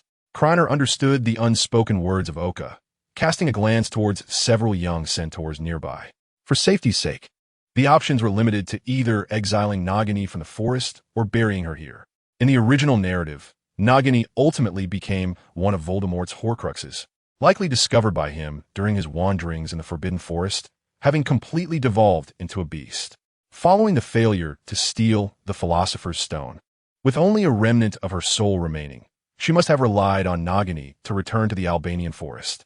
Krena crossed his arms, tapping his wand against his shoulder. He knew intervention was necessary, especially since he possessed a potion to suppress the blood curse afflicting the beastmen. His gaze fixed upon Nagini, who was still struggling in the net. The fact that she refrained from consuming centaurs and remembered his name indicated that she had not yet completely succumbed to her primal nature. As Krena approached and crouched down, Nagini ceased her struggles, gazing at him while flicking her tongue. At that moment, the curious little snake, Xiao-Qing, poked her head out, tilting her head and inquiring, "Do you recognize this, sister? Why does she keep calling your name?" Krena, with a frown, flicked Xiao-Qing gently, realizing that she called everyone sister, which likely indicated some accuracy. He sighed, feeling a pang of emotion, yet he was no longer the same person. Shielded by the darkness and his wizarding robes, he discreetly administered the potion to Nagini. Soon after, she writhed on the ground in pain. Hermione, concerned, stepped forward, attempting to pull Krena back a bit. "It's fine," Krena reassured her, calmly observing the scene. Before long, Nagini lost consciousness without regaining her human form. After checking for any issues, Krena stood and addressed Oka. "May I take her with me? This way, she won't trouble you again." Oka, with uncertainty, questioned, "You won tea?" Krena paused, realizing Oka's assumptions. After all, he had been the one to come into close contact with Nagini, who had struggled painfully before falling silent. "You are overthinking it. She is still alive," he replied, maintaining his calm gaze on Oka. "I intend to bring her to Hogwarts for Professor Dumbledore to examine. Perhaps he will have a solution. In that case, I can arrange for my kin to escort you back." Just as Krena was about to agree, he suddenly recalled something and said, "Please wait a moment." If his conjecture was correct, he should indeed be able to accomplish this. Taking a deep breath, he focused his mind and slowly raised his wand. A flash of red light sparked at the tip, igniting flames in the air. From the fire, Fawkes the Phoenix emerged. "This is not Professor Dumbledore's Phoenix," Hermione gasped, covering her mouth in astonishment. "How did you manage that?" Fawkes landed on Krener's shoulder, affectionately nuzzling his cheek. Krena rubbed his temples, a headache forming as he contemplated the implications of his hypothesis. In his haste, he had summoned the Phoenix without due caution, leaving him in a precarious position to explain himself to Dumbledore. "I am at a loss," he admitted, casting a meaningful glance towards Hermione, who responded with a knowing blink. He then tilted his head toward Fawkes, inquiring, "Can you take us back?" Fawkes nodded in affirmation. Observing this, Krena bid farewell to Oka and Lily. "The Centaur tribe welcomes your visit at any time. Thank you for your hospitality." As his words faded, Krena adopted an unusual posture, touching both Nagini and Hermione before they vanished in a burst of flames. 2 hours later, the rhythmic sound of hooves echoed from the Centaur tribe. The flames illuminated the formation of centaurs, all clad in uniform attire, brandishing shields, swords at their hips, and longbows slung across their backs. The chief stepped forward, respectfully addressing Oka. "Elder, we have been sent to escort Lily home." The centaurs watched as Lily departed. A prophecy lingered on Bane's lips, but he hesitated. "Do we truly need to?" His words were abruptly cut short by a stern glare from Oka. Bright sparks herald the tumultuous times ahead, Professor Dumbledore. Krena greeted with a cheerful demeanor, casually settling onto the sofa, still indulging in a pile of cockroaches at such a late hour. "You're already aware?" Dumbledore's smile faltered slightly, his gaze fixated on the still serpentine form of Nagini. "Awareness of what?" Krena feigned ignorance, then responded with a grin. "Professor Dumbledore, how did you know we wished to return, and even sent a phoenix to retrieve us?" Hermione, clearly grasping Krena's earlier glance, exclaimed in alarm, "Professor, have you been monitoring us all along?" Dumbledore remained enigmatic. Krena had to play the fool. Otherwise, some matters would remain inexplicable, especially how Dumbledore had knowledge of events from half a century prior. While it was widely known that Dumbledore had vanquished Grindelwald, few recognized that it was Newt Scamander who first captured him. And how did you manage to bring Nagini here? Dumbledore peered over his half-moon spectacles at Krena, a subtle smile playing at the corners of his mouth. This matter, Krena began, realization dawning. Nagini, call my name. And, coupled with your previous hint directing me to the Forbidden Forest, I wondered if there was a connection. Surely, Professor, you must know something? Having previously concealed the truth, he now revealed his ability to speak Parseltongue, perfectly timed. At that moment, Nagini transformed from her serpentine form back into her human guise, awakening from her unconscious state. Krena scratched his head, somewhat bewildered, as Nagini now bore the visage of a woman in her 30s to 40s. Nagini surveyed her surroundings in confusion until her gaze landed on Krena. You, she exclaimed incredulously, rubbing her eyes in disbelief. Krena, her expression soured, turning to glare at Dumbledore. Did you tell him everything? I said nothing, Nagini. Please calm yourself, Dumbledore replied with a forced smile, marveling at the wonders of magic. You still retain your youthful appearance. How can I remain calm? Nagini suddenly recalled the events that transpired in the Forbidden Forest, as if Krena had fed her something. Upon sensing her body, she realized the curse of the blood magic had dissipated. This was a hex that even Dumbledore could not resolve. Had she encountered that individual? With a face full of indignation, she exclaimed, if you hadn't said anything, how would I be here? And how would he be here? You promised to keep a secret. Dumbledore, feeling quite aggrieved, had merely offered a hint and had not divulged anything else, despite having consumed a few cockroaches to calm his nerves. Chapter 84. Hermione, you truly are quite the old man. The office fell momentarily silent, with everyone exchanging glances of disbelief. Krena, you are Nagini's son, Dumbledore remarked, winking at Nagini. I have finally revealed it. Krena was left speechless, pinching his thumb and forefinger. Feeling genuine pain, this was no dream. Old Dumbledore, how could you suddenly lay it all bare? Dumbledore's straightforwardness was purely to satisfy his old man's curiosity and mischievous tendencies. He scrutinized Krena, noting that his expression did not convey prior knowledge. A peculiar misunderstanding formed between the two. Mother, Dumbledore, who had been lost in thought, was drawn to the sound. The three turned their gazes toward Hermione. What I mean is, she fidgeted, feeling embarrassed. I was surprised to discover she is Krena's mother. Satisfaction gleamed in Nagini's eyes as she let out a soft chuckle. Although it was a bit premature, there was no harm in calling out early. Krena thought to himself, just as expected, given Nagini's immediate recognition of him in the Forbidden Forest. There had been suspicions that Nagini had previously observed his life. At that moment, Hermione's face had turned as red as a ripe apple, and she looked at Krena with a pleading gaze. Krena was tempted to tease Hermione further, as such an expression was a rare sight, but now was not the right time. From your conversation, it seems you were intentionally concealing the truth from me. He lowered his head in silence for a moment before slowly raising it, his eyes reflecting a classic fan-shaped expression. I did not possess the memories of my past. Can you tell me why I was abandoned? The Oscar statuette was something Krena believed he deserved. I never intended to abandon you, Nagini quickly clarified. I merely wished for you to experience life with normal parental companionship. Hermione immediately countered, that's a lie. At that moment, she resembled an enraged lion, haunted by the image of Krena's battered form, which she could never forget. Krena fell into a deep silence, at a loss for words. If that were the case, how had he acquired those injuries? Why had he been scantily clad, wandering in the biting cold of the snowy landscape? Nagini bowed her head, wiping away tears, softly sobbing. This matter is not as you perceive it. Dumbledore rested his chin on his crossed hands and let out a slow sigh. The situation was rather intricate, with unforeseen developments unfolding along the way. To speak plainly might be to risk Krena's inability to accept it. Even he found it utterly bewildering. As I mentioned before, magic is wondrous, and there are matters that elude even my understanding. After a moment of contemplation, he began to speak. I believe you're somewhat familiar with blood curses and blood curse beasts, are you not? Krena nodded, having sneaked into the restricted section, managing to evade Filch. Yet not Dumbledore. Shall we leave it at that? Nagini lifted her head, her eyes swollen. Though reluctant to speak now, he would inevitably come to learn the truth. Dumbledore's gaze swept over Nagini and Krena.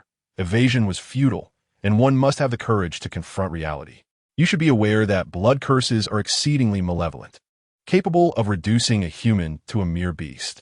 However, they can also cause the afflicted's exterior to age at a slower pace, though the body's functions do not similarly decelerate, meaning your mother's actual age would be considerably greater. Upon witnessing the moment Nagini reverted to her human form, Krena began to form some conjectures, yet the main event was about to unfold. What connection does this hold? He feigned ignorance. Your mother met your father in 1927. She is now 87 years old, and your father passed away in 1932. Dumbledore chose not to speak further, but instead gazed calmly at Krena. Having laid some groundwork to facilitate acceptance, Krena inhaled deeply. This timeline was even earlier than he had surmised, and his shock stemmed from the temporal context. It was worth noting that at that time, Voldemort was merely 6 years old, an alarming thought, as he could easily have been one of his peers. So, I'm already in my 60s? Indeed, you are quite the little old man. Hermione playfully bit her delicate tongue, astonished that her previous jest had turned out to be prophetic. That cannot be calculated so simply. Dumbledore reached for a handful of cockroach clusters, needing some sweets to soothe the tension. It was astonishing how resilient children were nowadays. Krena felt a jolt in his heart. Could it be that he was gestated for decades? That was more terrifying than Nezia's tale.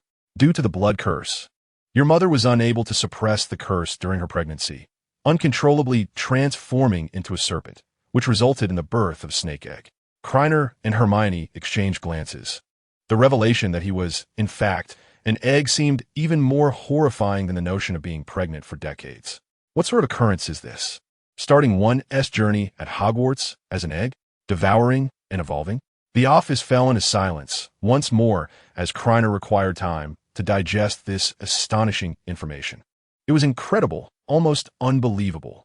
What transpired afterward? Dumbledore first glanced at Hermione, whose expression had completely unraveled.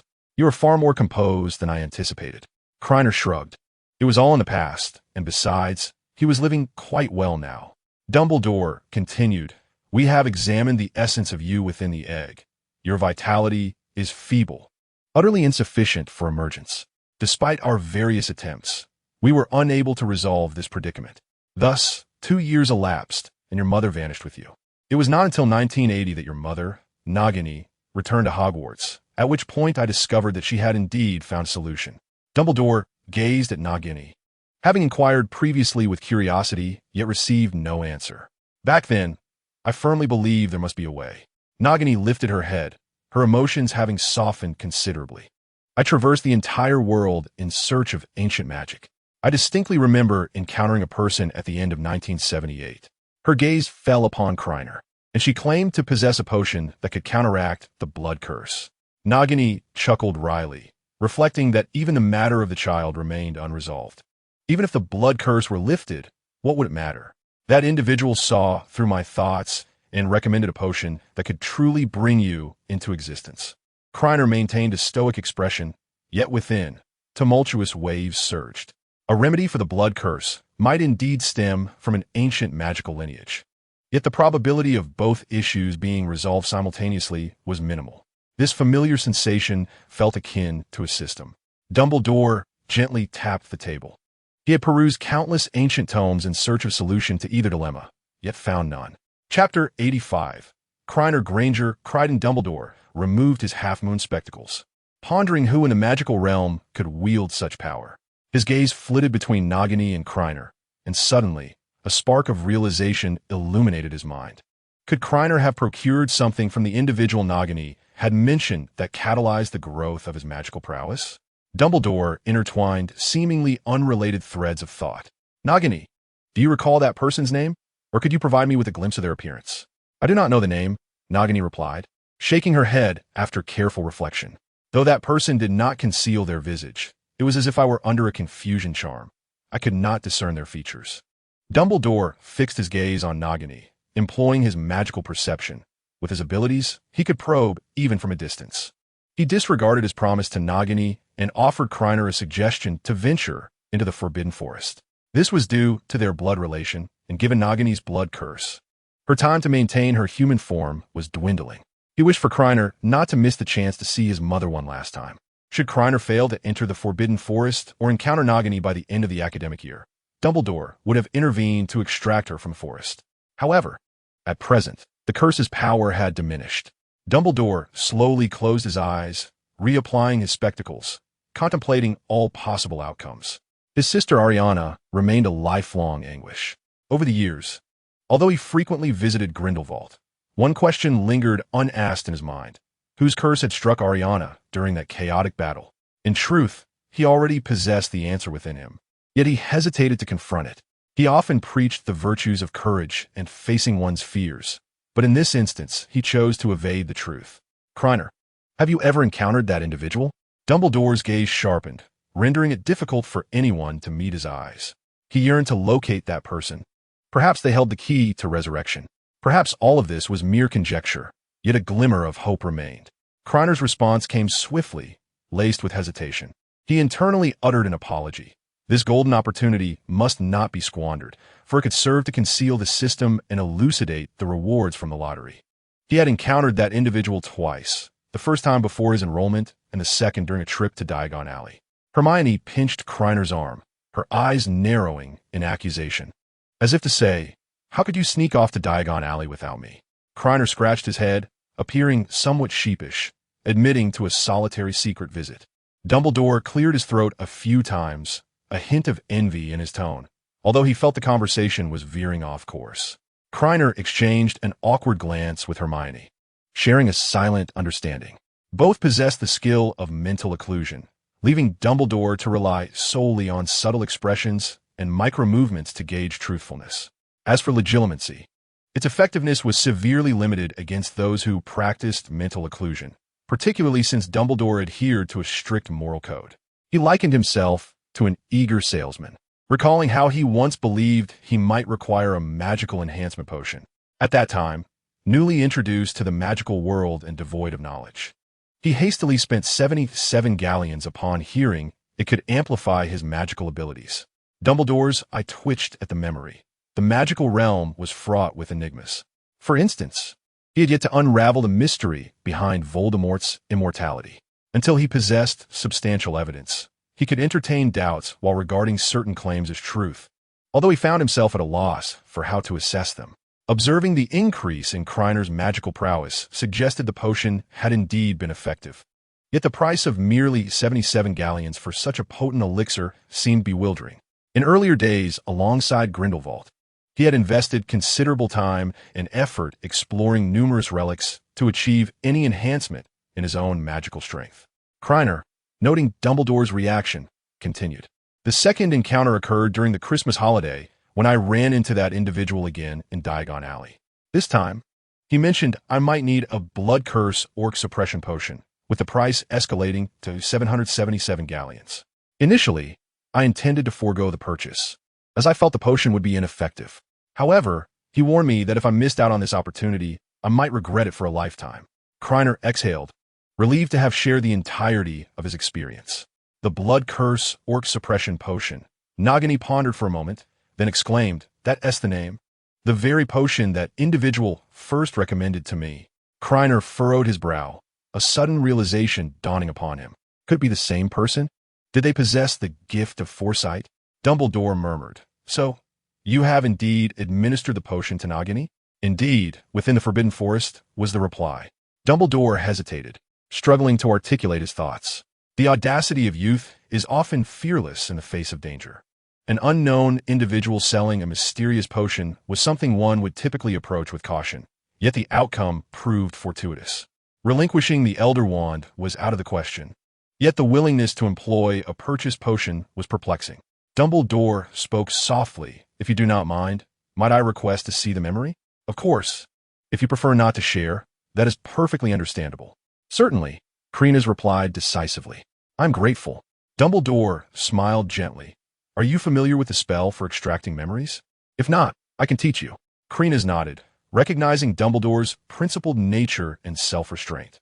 The autonomy of the situation lay entirely in his hands. He withdrew his wand and extracted the fabricated memory, asking, "Where should I place it?" In the pensive, Dumbledore gestured. A nearby black cabinet opened, and a shallow stone basin floated forth. Ancient runes adorned the basin's edge, and Hermione's eyes sparkled with curiosity as she leaned in to study it. To store and probe. That is ancient runic, Dumbledore elucidated. To attain profound mastery in alchemy, spellcraft, or transfiguration, one must first grasp the intricacies of runic language. He stroked his beard, appearing quite pleased. Introducing Hermione to his old friend, Nick, seemed a splendid idea. Krena's placed the memory from his wand into the pensieve, followed by a second recollection. Dumbledore lowered his head into the basin, emerging shortly thereafter. The visage of the individual remained entirely obscured, and no immediate issues were discerned. After a moment's contemplation, he resolved to set the matter aside, regardless of the authenticity of the memory. Observing this, Krena spoke up, "Professor, your queries have been addressed. Yet I find myself with lingering uncertainties awaiting clarification. For instance, who is my father, if I am to have the companionship of normal parents? Why do I find myself battered and alone in the snow?" "Your father is Aurelius Dumbledore," Dumbledore replied, blinking. "However, he prefers to be addressed as Credence. It is under that name he met your mother, Nagini." Krena's raised an eyebrow. When considered closely, his name had indeed grown quite lengthy. Krena's Granger Credence Dumbledore. Chapter 86. Born on the same day, month, year. "Your father is the son of my brother, Aberforth Dumbledore." Hermione had assumed Krena's birth was merely a complicated affair. Yet she was taken aback by the magnitude of his lineage. Reflecting on the implications, it dawned on her that Krena's might very well have moved away from home. Hermione pressed her lips together, her disappointment and sorrow palpable, unable to conceal her feelings. This was unlike before.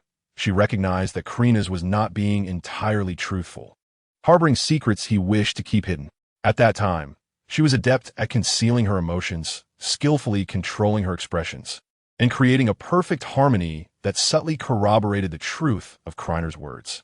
Hermione paused momentarily, her earlier despondency and sorrow evaporating, replaced by a smile at the corners of her mouth, as a warm sensation enveloped her hand. It was Krena's touch. After a brief contemplation, Krena inquired, "What transpired next?" Dumbledore turned his gaze towards Nagini, his pale blue eyes shimmering with wisdom, suggesting that it would be more fitting for Nagini to recount the events. Due to the blood curse, Nagini sighed, explaining that upon falling asleep, she would involuntarily transform into her serpentine form, and for an extended period after awakening, she could not revert back. Moreover, her memories as a human would gradually fade while in her snake form, and if one day those human memories vanished entirely, she might unwittingly cause you harm. Slowly, Nagini closed her eyes, covering her face with her hands, and after a moment of silence, she spoke again. "If others were to discover you have such a mother, with such a background, how would they perceive you? I will tell you," she continued, her eyes reddening. "Everyone would regard you with strange looks, as though you were a lesser being. Even if the secret were kept well, what about you? How would you view yourself? And how would you perceive me?" Tears streamed down Nagini's face as her voice grew hoarse and filled with despair, as if venting the injustice of fate. The blood curse had not only inflicted suffering upon her, but it also forced her to perform in a circus, showcasing the transformation between human and serpent. After finally encountering the one she loved, he ultimately left her. The child born from this union was also a result of abnormal circumstances, leading to over 40 years of solitary travels in search of a remedy. At last, the child returned to normalcy, yet the blood curse once again wrought pain, preventing her from accompanying her child as they grew. She was bewildered, often pondering why such misfortune seemed solely fixated upon her. Hermione had long since embraced Nagini, realizing that words of comfort paled in comparison to the warmth of an embrace. Krena inhaled deeply, recognizing that from an adult's perspective, Nagini's actions and choices were entirely justified and correct. However, viewing it through the lens of a child's innocence, it would be exceedingly difficult to accept all of this. Krena conjured some tissues and handed them to Nagini, saying, "Mother, it has all passed. It is all right now." "What did you call me?" Nagini asked, lifting her head with a hint of uncertainty, doubting whether her sorrow had conjured an auditory illusion. "Mother," Krena replied with a gentle smile, tenderly wiping away Nagini's tears with the tissue. Nagini smiled, yet tears continued to flow unabated. She embraced Krena and Hermione, weeping openly, releasing years of pent-up sorrow. The sound of her cries persisted for a long while, undisturbed in the office, while the portraits on the walls silently observed, savoring the unfolding drama. "It is all over. Everything has improved," Nagini said, wiping her tears and smiling joyfully, feeling as though no day in the past had brought her as much happiness as today. She wished to speak further, yet was preempted by Dumbledore, who said gently, "I believe you could benefit from a moment's respite. Allow me to continue." His soothing voice seemed to calm the tumult within. "Your mother desired for you to grow up in a household with normal parents, nurturing your health and happiness." In 1979, Voldemort was at the zenith of his power. London was perilous. After much contemplation, Nagini entrusted you to the André family, who resided in Paris. Dumbledore's benevolent smile appeared as he recalled. "After 1981, we visited you, and you were thriving." Krena, somewhat perplexed, pondered why, if life had been so splendid, he found himself in such a state of disarray. He refrained from interrupting Dumbledore, patiently awaiting the continuation. It was not until July 31st, 1988, that a catastrophic explosion occurred at the André residence. By the time he learned of this calamity, it was already late August. Within the charred remnants of the home lay only the scorched bodies of the André couple, while you had vanished without a trace. Dumbledore had investigated the matter, but by the time he received news, considerable time had elapsed, compounded by the fact that Mrs. André was a witch. The French Ministry of Magic had already intervened, making it exceedingly difficult for him to obtain any substantial leads. In June of 1989, I discovered your name, Krena Granger, inscribed in the Book of Admission. Hermione had been born not long before, and her name was recorded seamlessly, while yours had been added later. The familiar name, the same surname, recorded at different times, yet entering the same year of enrollment. Dumbledore playfully winked, noting that such an assemblage of circumstances warranted attention, did it not? Hermione, beside him, counted on her fingers to clarify the timeline. With astonishment, she exclaimed, "Professor, does this mean even you are unaware of why Krena was found battered in the snow?" Dumbledore hesitated, slowly shaking his head. "I'm truly sorry. During my investigation, I uncovered some information. The Ministry had not intervened. Yet the initial sight of Krener's appearance bore traces that had been magically erased. The lead ended there, lacking significant information, and revealing it would only add to their distress. The obscurity surrounding these events suggests there will undoubtedly be further developments." Dumbledore harbored a foreboding sense that the magical realm might descend into greater chaos than before. Krena massaged his temples, feeling a headache building. The entire situation was convoluted and hinted at peculiarities. He had been rescued by the Grangers in January 1989, leaving a 5-month gap unaccounted for. As for the memories he had lost, he had long since attempted to investigate, regrettably to no avail. If it were merely amnesia or memories erased by a curse. Given his current proficiency in memory charms, he could easily restore them. Yet, it felt as though he had been formatted, returned to factory settings. The reasons behind his injuries and the swift emergence of his affliction remained a mystery. Such matters must be momentarily disregarded. He cast a glance towards Nagini, posing one final question. "On which day does my birthday fall? September 19th, 1932, or September 19th, 1979? One marks the moment of the serpent's egg's birth, while the other signifies when Krena emerged from that very egg." Krena and Hermione exchanged a fleeting glance. Perhaps it was somewhat unconventional. It could be deemed a shared birthday nonetheless. Chapter 87. Quirrell's Nose and the Commencement of Examinations following that fateful night. Krena not only acquired 3 blood relatives, but also gained a formidable ally. It was akin to a young calf visiting family. Nagini did not linger at Hogwarts for long, heading directly to the Hog's Head Inn in Hogsmeade that very night. Krena too ventured outside the school, meeting his grandfather, Aberforth Dumbledore. There was little else of note. Life resumed its usual rhythm, filled with meals, slumber, and the occasional escapade. Dumbledore had been residing within the school recently, and with Quirrell remaining inactive, Krena patiently awaited his opportunity. As a diligent and respectful student, it was imperative for him to personally bid farewell to Quirrell. In the week leading up to the exams, within the Great Hall, Harry was lamenting Wood's lack of sportsmanship. The exams approached, yet Wood remained relentless, demanding practice 3 times a week. Harry appeared despondent, visibly worn down by Wood's demands, yearning for it all to conclude swiftly. "You chose to join the Quidditch team Krena quipped, reveling in the schadenfreude derived from Harry's plight. Hang in there. Ron encouraged Harry. Only one match left. If you win, you'll be the hero of Gryffindor. This statement was not without merit. Whether facing Slytherin in the first match or Hufflepuff in the second, Harry had consistently risen to the occasion. By then, I'll be utterly exhausted. Our match against Ravenclaw is scheduled after the exams, Harry remarked, before suddenly feeling a sharp pain in his forehead scar. Instinctively, he covered it with his hand, but quickly withdrew it. The sensation was akin to a needle prick. Quirrell must be nearby.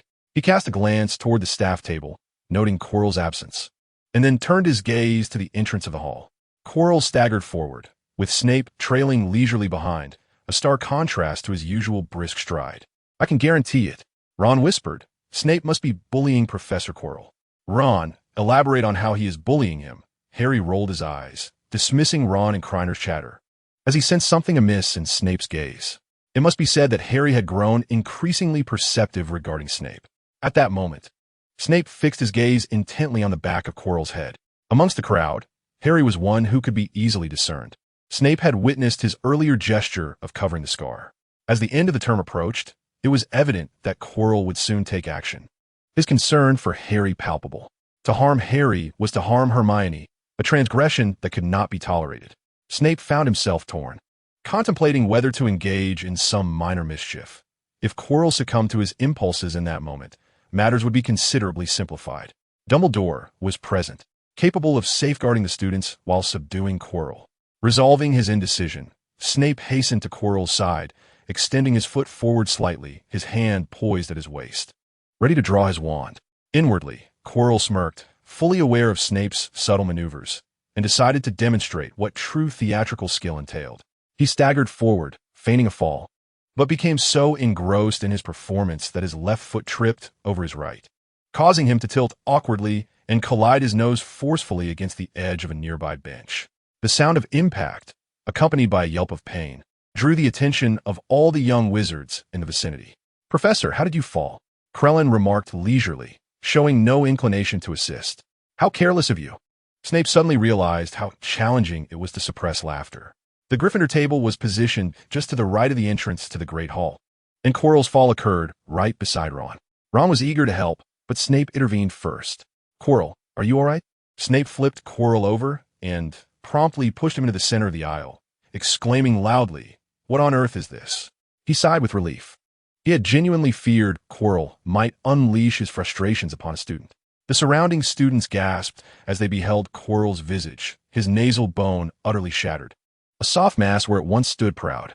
An ordinary collision would not have resulted in such devastation. Krellin seized the moment, employing transfiguration to make a few subtle adjustments. It was somewhat unfortunate that Quirrell's nose did not cave in completely. Krellin and Snape exchanged glances, their unspoken thoughts clear. Snape, what a ruthless strike. Krellin, such poor acting. Dumbledore descended from the staff table, casting an irritable glance at Krellin and Snape. It seemed he would need to intervene to resolve the situation. Silently grateful for the sweet treats he had consumed to soothe his nerves. Professor Quirrell, he said gently, bending down and adjusting his robes, this appears quite serious. You should visit the hospital wing. His demeanor seemed caring, yet he was unwilling to offer even a hand to help. Thank you for your concern. Quirrell stammered as he struggled to sit up, trembling as he reached for his nose. My nose, do not worry. Madame Pomfrey will see to your recovery. Very well. Let us go. Krellin watched Quirrell's retreating figure, clicking his tongue in disbelief at how far he would go for the Sorceress Stone. Quirrell was indeed a warrior, daring to confront the bleakness of life, unflinchingly facing the bloodshed that accompanied it. A week swiftly passed, and the examinations commenced. The first-year students would endure 2 days of testing. The first day was dedicated to practical examinations. In the morning, charms and transfiguration. In the afternoon, potions. Flitwick had everyone lining up at the classroom door, calling out names one by one to enter. Hermione Granger. Hermione emerged swiftly, her face aglow with a radiant smile. Good luck. The next should be you. No sooner had she spoken than Flitwick's voice echoed from within the classroom. The examination was rather straightforward, merely requiring a pineapple to perform a tap dance across a desk. Any deviation in distance or irregularity in the dance would incur a penalty in points. After Krena exited, He joined Hermione on their way to the transfiguration classroom. A sign that morphed at the entrance indicated who would enter for the examination. Minerva McGonagall. McGonagall nodded. For Krena was her most treasured student, albeit occasionally a bit mischievous. This exam should be a breeze for you. All you need to do is transform a mouse into a snuff box. The more exquisite, the better. With a flick of his wand, Krena transformed the mouse into a snuff box adorned with an engraving of Hermione's likeness. Have you conversed with Miss Granger recently? A smile graced McGonagall's face as she engraved Krena's likeness onto the snuff box. In the afternoon, during the potions examination, students from the 4 houses brewed forgetfulness potion together in the Great Hall. Harry brazenly cheated by disguising himself in female attire. Even if he concocted a potion lethal enough to kill, he would likely receive full marks. The next day, written exams were held collectively in the Great Hall. The teachers provided them with newly enchanted quills specifically for the tests, each imbued with an anti-cheating charm. The morning was dedicated to defense against the dark arts, followed by herbology and history of magic in the afternoon, each subject lasting an hour. At 3:30 in the afternoon, Krena and the others ventured outside into the sunlit grounds. Chapter 88. The plan commences at last. The exams were over. Krena stretched lazily, inhaling the fresh air. I hope you all achieve splendid results. He looked at Harry and Ron with a twinkle in his eye, knowing that these two rarely applied themselves and typically relied on last-minute efforts. I feel utterly abandoned by you two, Ron lamented, displaying a grimace. I'm sure I'll be at the bottom, especially in potions. My grades will be dismal. Cheer up. Harry patted Ron's shoulder, offering a teasing consolation to his dear friend. You'll only learn how poorly you did in a week. Ron rolled his eyes and playfully punched Harry, the two engaging in a light-hearted scuffle as they moved ahead. This time, Hermione tugged at Krena's collar, leaning closer to whisper, I can definitely surpass you this time. I'm certain of it.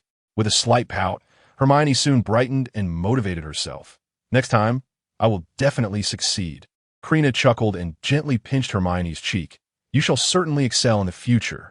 With no specific destination in mind, the group strolled along the path. As they walked, they arrived at the edge of the Black Lake, where the twins were also present. Are you planning to catch it for a roast? Krena inquired, observing them fiddling with the tentacles of a large squid, basking in the sunlight. The sight of it made you want to consume it. How cruel! George exclaimed dramatically. What do you think, Fred? You are absolutely right. It is indeed cruel. Fred replied, extending his sinful hands to seize the colossal squid. Will you handle it?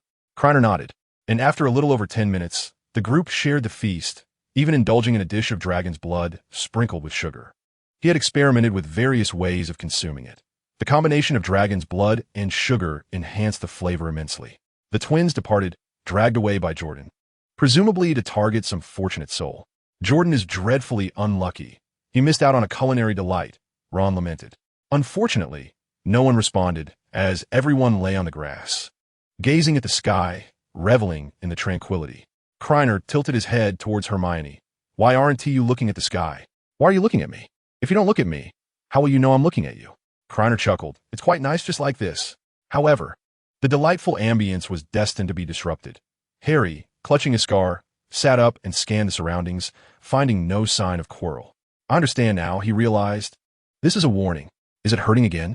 You really should see Pomfrey, Ron advised, observing Harry's pallor. I'm not ill, Harry asserted confidently, explaining that the swelling pain in his scar was distinctly different from the previous sharp twinges. This must be a warning. Something dangerous is surely on the horizon. Ron hesitated, then continued to urge him, we should visit the hospital wing. I told you I'm not sick. Perhaps I just need more rest. Noticing Ron's skeptical expression, Harry grew weary of further explanation. He was acutely aware that the prickling sensation indicated Quirrell's proximity, while the swelling was likely a forewarning. Think about it carefully, he said, taking a deep breath. Hagrid mentioned his fondness for dragons, and lo and behold, he acquired a dragon egg. The odds are peculiar. To randomly encounter a stranger with a dragon egg in their pocket, we must seek out Hagrid. Harry was delighted to see Krena and Hermione already on their feet. Feeling validated in his words, Ron had yet to grasp the full picture and was unable to contribute.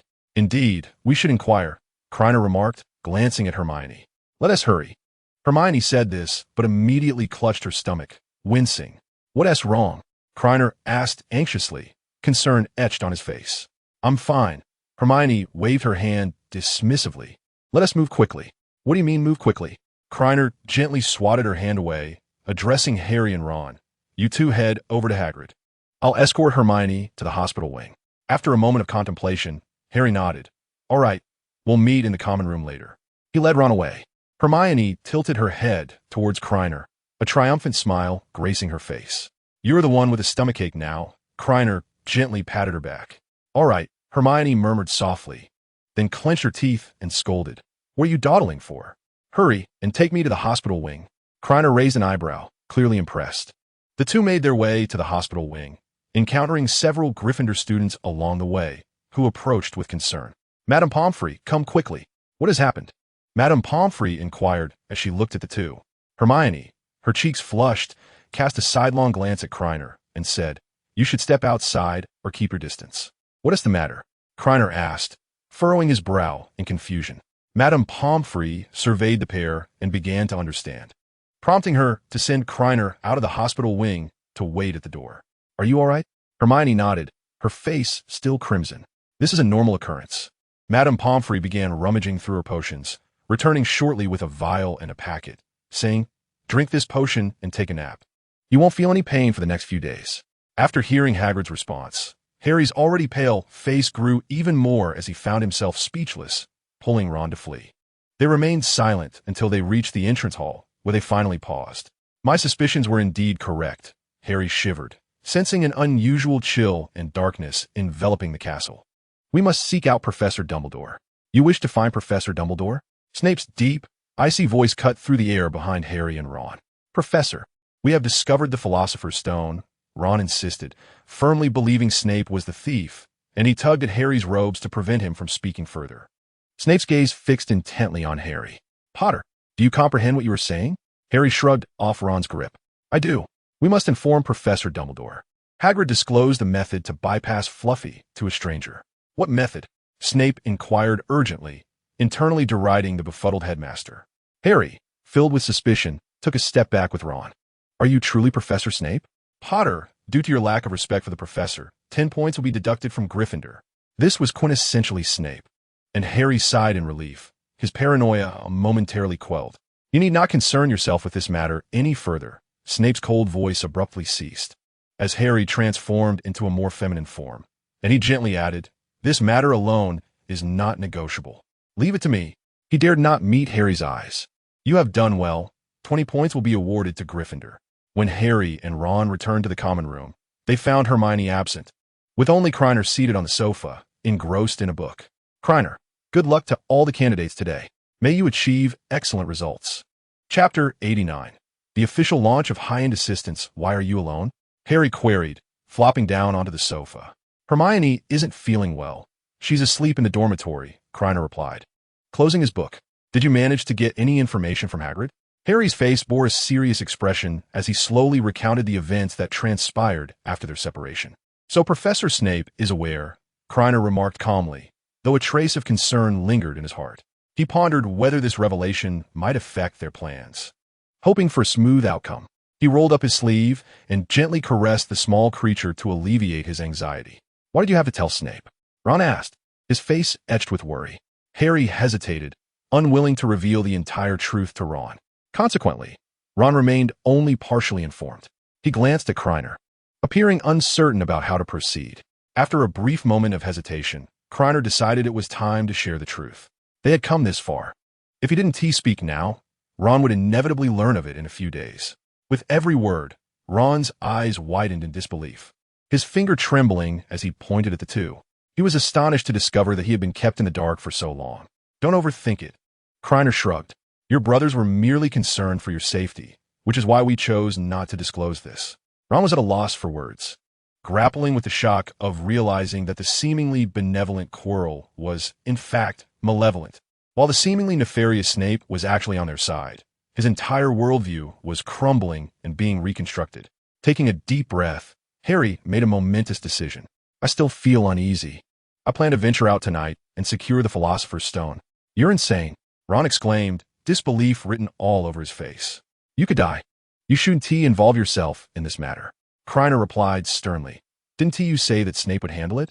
Besides, I've increased the difficulty of the obstacles. You wouldn't be able to get through." While they deliberated, Quirrell had already begun his machinations. "Rest assured, my master, I have thoroughly examined all the obstacles. The Philosopher's Stone is within easy reach, and your resurrection is imminent." Quirrell's face radiated excitement at the prospect of Voldemort's return, which would free him from his frail body and hideous visage. After his nose had shattered that day, he had refrained from visiting the infirmary, fearing it was part of a cunning trap, worried that Snape might tamper with his potions. Thus, he opted to use spells for his treatment. But due to the curse and weakness brought on by unicorn blood, his attempts failed, resulting in the permanent loss of his nasal structure. "My loyal servant, I shall remember all that you have done," Voldemort said with a sinister smile. "Once I possess the Philosopher's Stone, I will avenge you. We shall wreak havoc at Hogwarts, sparing neither Weasley nor Granger." Quirrell envisioned such scenes in his mind, a strange smile gracing his face, anticipating Dumbledore's surprise upon his return. He opened the door to the room containing Fluffy, and the harp in his hands began to play a soft melody. Fluffy squinted and wobbled as he collapsed to the floor. "Foolish beast." Quirrell kicked Fluffy's head. "As foolish as your master, Hagrid." Without delay, he opened the trapdoor and jumped down. Just as he was about to land, Fluffy suddenly bit down on his shoulder. Before he could mount any resistance, Luwei released his grip and deftly closed the trapdoor with his claws. He lay down once more, 3 heads and 6 eyes gleaming with keen intelligence. Chilo writhed in agony upon the devil's snare, his body contorting like a maggot, cursing Hagrid, "That scoundrel. He deceived me." Hagrid could not possibly devise such a cunning scheme.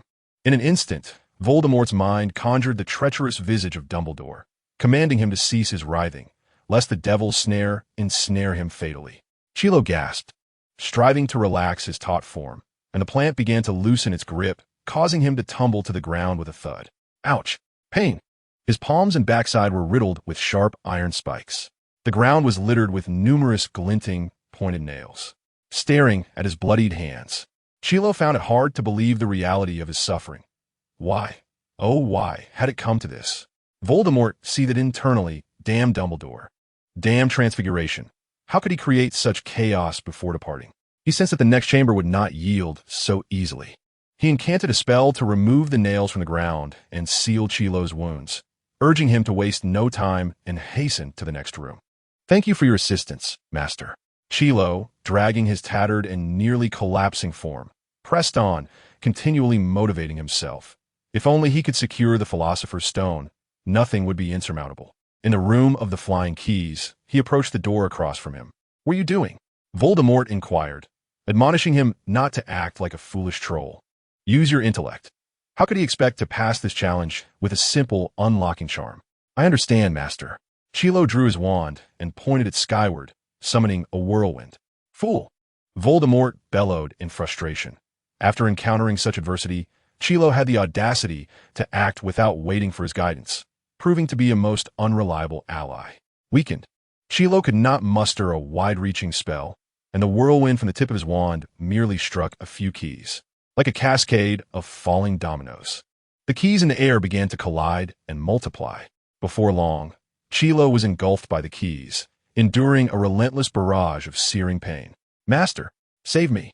Voldemort cursed inwardly, yet recited the spell with unwavering fidelity, unleashing a powerful incantation that obliterated all the false keys, leaving only a single genuine key behind. Chilo, shaken, grimaced from the pain. "Imbecile!" Voldemort scolded once more, chastising him for contemplating direct contact with the keys using the levitation charm. Upon opening the door, Voldemort made a startling discovery. The door bore no protective enchantment against unlocking spells. In the next chamber, Voldemort urged him to inspect the door across the room. However, Voldemort's ire interrupted Chilo, stating, "That was then, and this is now. Can they be compared?"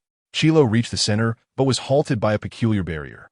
After sensing for a moment, Voldemort instructed, "Engage in a wizarding duel game." 5 minutes later, Chilo was left in anguish, tears streaming down his face as his wrists felt as though they were being seared, and he faced consecutive failures. In the first round, he was struck down immediately by the killing curse, losing all his health. In the second round, victory seemed within reach, only to be thwarted by the sealing of his left hand, right foot, right foot, and even the ceiling of Dumbledore, leaving him once more devoid of life. Voldemort was deeply disappointed, and the consequences were dire. Chilo, it is time for you to sacrifice everything. Let your soul depart. The barrier would absorb a vast amount of magical power, yet the weakened Chilo lacked such energy to be drawn upon. However, Voldemort possessed a method to convert Chilo's life force into magical energy. Consequently, Chilo was cast offline by Voldemort, paving the way for a high-level substitute. The giant was slain, and when it came to the potion challenge, Voldemort couldn't be bothered to even glance, simply casting a spell through the flames. Chapter 90. How could such trash be of any use? In the Gryffindor common room, only Krena, Harry, and Ron remained. I'll go fetch the invisibility cloak. Harry swiftly ascended the spiral staircase, ensuring the other two did not wait long before he returned promptly, declaring, "We can set off now." Wait a moment. Krena touched his left wrist, needing a bit more time. Draw your wand. Harry hesitated for a moment, then realized that in the presence of such a dangerous individual, it was indeed wise to prepare in advance. "I am ready," he proclaimed, though he stood frozen, merely because Krena was pointing his wand at him. What's going on? Ron stood nearby, utterly perplexed. "Krena, are you aiming at the wrong person?" No, you needn't point it at me." After some contemplation, Krena slowly responded, "I still believe it is too perilous for you to proceed. If you can overcome me, then you may go." "What are you joking about? How could I possibly defeat you?" Suddenly, Harry raised his wand, his legs frozen in place. He displayed a hint of pride. While he might not win, he could certainly attempt a sneak attack. Armor protection. The spell Harry cast struck a transparent shield, creating ripples. Krena continued incanting, "Bind swiftly." Thick ropes ensnared both Harry and Ron. "Why am I tied up too?" Ron asked in confusion, wondering what had transpired throughout the night. Harry wore a dejected expression. "Did you not say we were friends? Did you not pledge to assist me?" "Precisely because we are friends," Krena replied, sinking back into the sofa, his face pale in the dim light as he lowered his head, ensuring no one noticed. A single spell had ensnared both individuals, a significant challenge. Yet he was grateful for the special training he had undergone. "For your safety, I do not wish for you to go." Krena's expression shifted multiple times. It was astonishing how well he could feign sincerity. After all, he was Krena, a master of deception. Harry and Ron never doubted that the Krena before them was a mere fade. The portraits within the common room transmitted messages. She dared not make any movements, yet silently prayed within her heart. Not long ago, within the final chamber guarding the Philosopher's Stone, two beams of green light collided, resulting in an explosion. As the smoke dissipated, both individuals emerged unscathed. Upon glimpsing the figure within, Voldemort instinctively believed it to be Dumbledore. However, a moment's reflection revealed the incongruity. Dumbledore would never employ such lethal curses, and moreover, at this juncture, Dumbledore could not return. The two locked eyes, each startled by the other's countenance. Kriner's visage was so grotesque that Voldemort and Quirrell's faces were pressed together, their features grotesquely intertwined, especially the noses, with Voldemort's sunken nasal cavity juxtaposed against Quirrell's flaccid one. "It's you, the little one," Voldemort exclaimed in astonishment, recognizing the individual he had encountered in Knockturn Alley, realizing that the earlier manipulations had indeed been calculated. "You were the one who altered the previous chambers?" "Precisely," Kriner replied, a smile creeping across his face, though the hideous scar etched upon it lent a terrifying aspect to his expression. "Given your scarred appearance, it certainly seems you've been enjoying yourself."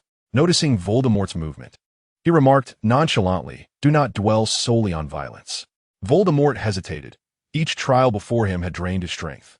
His opponent's prowess was formidable, and given his current condition, engaging in combat would serve neither party well. Unless absolutely necessary, he preferred to avoid confrontation. Why choose to confront a weakened remnant when he could escape Hogwarts with his own corporeal form? "Have you obtained the Philosopher's Stone?" Kriner shook his head and gestured for Voldemort to come closer. "Let's take a look together." He stepped aside, retreating a few paces. "I advise you not to entertain thoughts of ambush." Voldemort approached the Mirror of Erist with caution, warning, "Do not blame me for the consequences. If you doubt, feel free to test it." He returned the words Kriner had once uttered in Knockturn Alley, fully aware that should a conflict arise, the worst outcome would be mutual destruction. After all, he would not truly perish. Kriner chuckled softly, pointing towards the Mirror of Erist, retreating 2 more steps. What do you see? I have acquired the Philosopher's Stone, Voldemort replied with a dark chuckle. Dumbledore's little tricks, I presume you've discerned them. How vexing indeed. Even you, Voldemort, cannot extract such a triviality. Krena mocked. Fortunately, I was prepared and capable of retrieving the stone. Voldemort raised his wand, realizing that his adversary not only recognized him, but had also come equipped with significant knowledge. Are you one of his followers? No, wait, you hesitated. Who exactly are you? Do not be alarmed. Do you still desire the Philosopher's Stone? Krena spoke with an air of nonchalance, contemplating the individual Voldemort had mentioned. I have come to propose a collaboration. I know you may not believe me. First, allow me to retrieve the stone, and then we can discuss. Voldemort scrutinized Krena, hoping to glean insights from his gaze, yet found nothing discernible. He silently shifted a few steps to the side. Krena revealed a faint smile as he slowly approached the Mirror of Eris, declaring, "Allow me to demonstrate how I extracted the Philosopher's Stone." With that, he retrieved a prepared item from his pocket. A Muggle weapon? It hardly seemed so, yet Voldemort's mocking laughter echoed, questioning the usefulness of such a trivial object. Partially correct. Krena suddenly aimed the water gun at Voldemort and pulled the trigger, asserting that even trivial items could serve a grand purpose. What is this? Voldemort inquired, wiping the red liquid from his face. Attempting to retaliate, he found his magical power suppressed and was seized by excruciating pain, emitting a cry of anguish and defiance. Krena smiled as he emptied the contents of the water gun. The red liquid, remarkably effective against Voldemort, was indeed Harry's blood.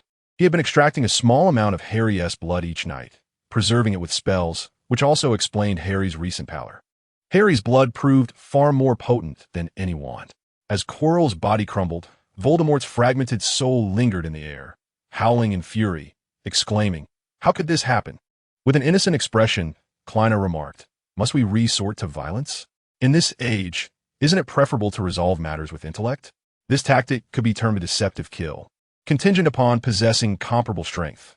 Otherwise, Voldemort would never engage in amicable discourse. I look forward to our next encounter.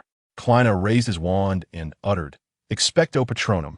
He chose not to conjure a corporeal Patronus.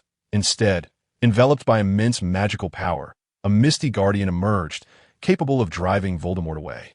"Little one, I shall remember you. I will return." Chapter 91. The Philosopher's Stone secured, feigning nostalgia for the esteemed Professor Quirrell. Krena bent to retrieve Quirrell's wand. Previously, the Philosopher's Stone could not be extracted, but now was the opportune moment. At that time, Voldemort would never have relaxed his vigilance or allowed him to approach with ease. He moved to the corner of the room and waved his wand, causing a figure to materialize. It was the unconscious Harry Potter. However, it was actually the transformed Wormtail under the effects of the Polyjuice Potion. This had originally been a contingency plan to deceive Voldemort, now rendered unnecessary. He lifted the magical restraints from Wormtail, and soon, the latter slowly opened his eyes. Harry Potter, the Philosopher's Stone. Wormtail's previously vacant gaze transformed into one of hostility upon seeing Krena. "I will never allow you to harm my good friend's son, Harry Potter." Mimicking Voldemort, Krena emitted a chilling laugh, having successfully altered the memories. It resembled the time Voldemort modified the memories of his uncle, Morfingaunt, compelling him to take the blame for murder. The only distinction was that while Voldemort had merely modified certain memories, Krena had rewritten Wormtail's entire life narrative. Memories shape character. Wormtail now bore a new persona, brave and righteous, a true Gryffindor. He is the hero who subdued the illustrious Sirius Black, silently safeguarding Harry in the guise of an animagus. He discerned the malevolent intentions directed toward Harry, as someone sought to steal the Philosopher's Stone. "You shall not obtain the Philosopher's Stone," Wormtail declared with fervor. "Dumbledore will apprehend you, and you shall be confined to Azkaban." Creature raised an eyebrow. "The true villain is I." He employed the levitation charm to draw Wormtail before the Mirror of Eris. "What do you see? Why do I appear as Harry?" Wormtail queried, stroking his cheeks. "Polyjuice Potion, perhaps?" "Enough of your prattle. What do you see?" Wormtail scrutinized the mirror, where his own reflection, rather than Harry's, emerged. The Wormtail within the mirror smiled, reaching into his pocket to retrieve a vivid red stone. Moments later, the reflection of Wormtail blinked and returned the stone to his pocket. He felt the weight of the stone, realizing that the Philosopher's Stone now lay with him. I see you imprisoned in Azkaban, with the crowd cheering for me, and Dumbledore bestowing upon me the Order of Merlin. Kreacher smiled, aware of his success. The thoroughly altered memory of Wormtail perfectly aligned with the conditions set by Dumbledore. A rather splendid fantasy. May you enjoy your dreams. With a spell, he rendered Wormtail unconscious and subsequently extracted the Philosopher's Stone from him, a vivid, irregular gem brimming with magical energy. It was time to restore Wormtail's true memories. This operation proved far simpler, merely erasing the existing memories and reinstating the previously preserved ones. As he completed his tasks and prepared to depart, Severus Snape barged in. Kreacher reacted swiftly, using the levitation charm to shield the transformed Wormtail behind him. His wand poised at Wormtail's throat. "Who are you? Release Potter at once." Kreacher revealed his scarred visage, feeling a twinge of headache. How could Snape have arrived? "Is that not Severus Snape?" He replied in a low tone. "It seems you care for him." Snape tightened his grip on his wand, scrutinizing the scene for an advantageous angle. "He is my student. I treat every student equally." Such words were flawlessly uttered. Kreacher remained impassive, with Snape's presence. The plan required slight adjustment. This was, after all, his territory, and he had no desire to inflict harm here. "You shall cast the stunning spell upon yourself. I will spare you. Why should I trust you?" Snape swallowed the unfinished words. The adversary's wand emitted a green light, and if he continued speaking, Harry's life might be in jeopardy. "I hope you can deliver on your promise." Though he wished to stall for time, he had no choice but to heed the other's instructions. This was his domain. He merely wished to depart swiftly. Snape gazed deeply at Kreacher, vowing to etch this countenance into his memory, then aimed his wand at himself and uttered the stunning spell. Krena watched as Snape collapsed, casting another fainting spell to ensure his tranquility. What a series of twists and turns. Fortunately, he had not transformed Wormtail back into a rat earlier. Otherwise, complications would have ensued. Krena left a mark within the room before stealthily departing. In the Gryffindor common room, Harry sighed as he observed Ron, who was too close for comfort. If he could have extricated himself, he would have done so already. Ron, looking disheartened, felt that it would suffice to bind the main culprit, Harry. If Harry couldn't go, neither would he venture forth alone. Krena. Harry's face bore determination. He insisted. "Let me go. I must go today." He continued, "You know this matter pertains to Voldemort. What if he acquires the Philosopher's Stone? Consider how he acted in the past. He would not spare me." Harry exhaled, continuing, "By that time, I might be dead. It would merely be a matter of timing." Hermione, feigning contemplation, felt anxious. Given the hour, what was Krena? At that moment, a burning sensation coursed through her left wrist. She knew Krena had returned. "All right," she said, dispelling the spell with a hint of resignation. "You've successfully persuaded me."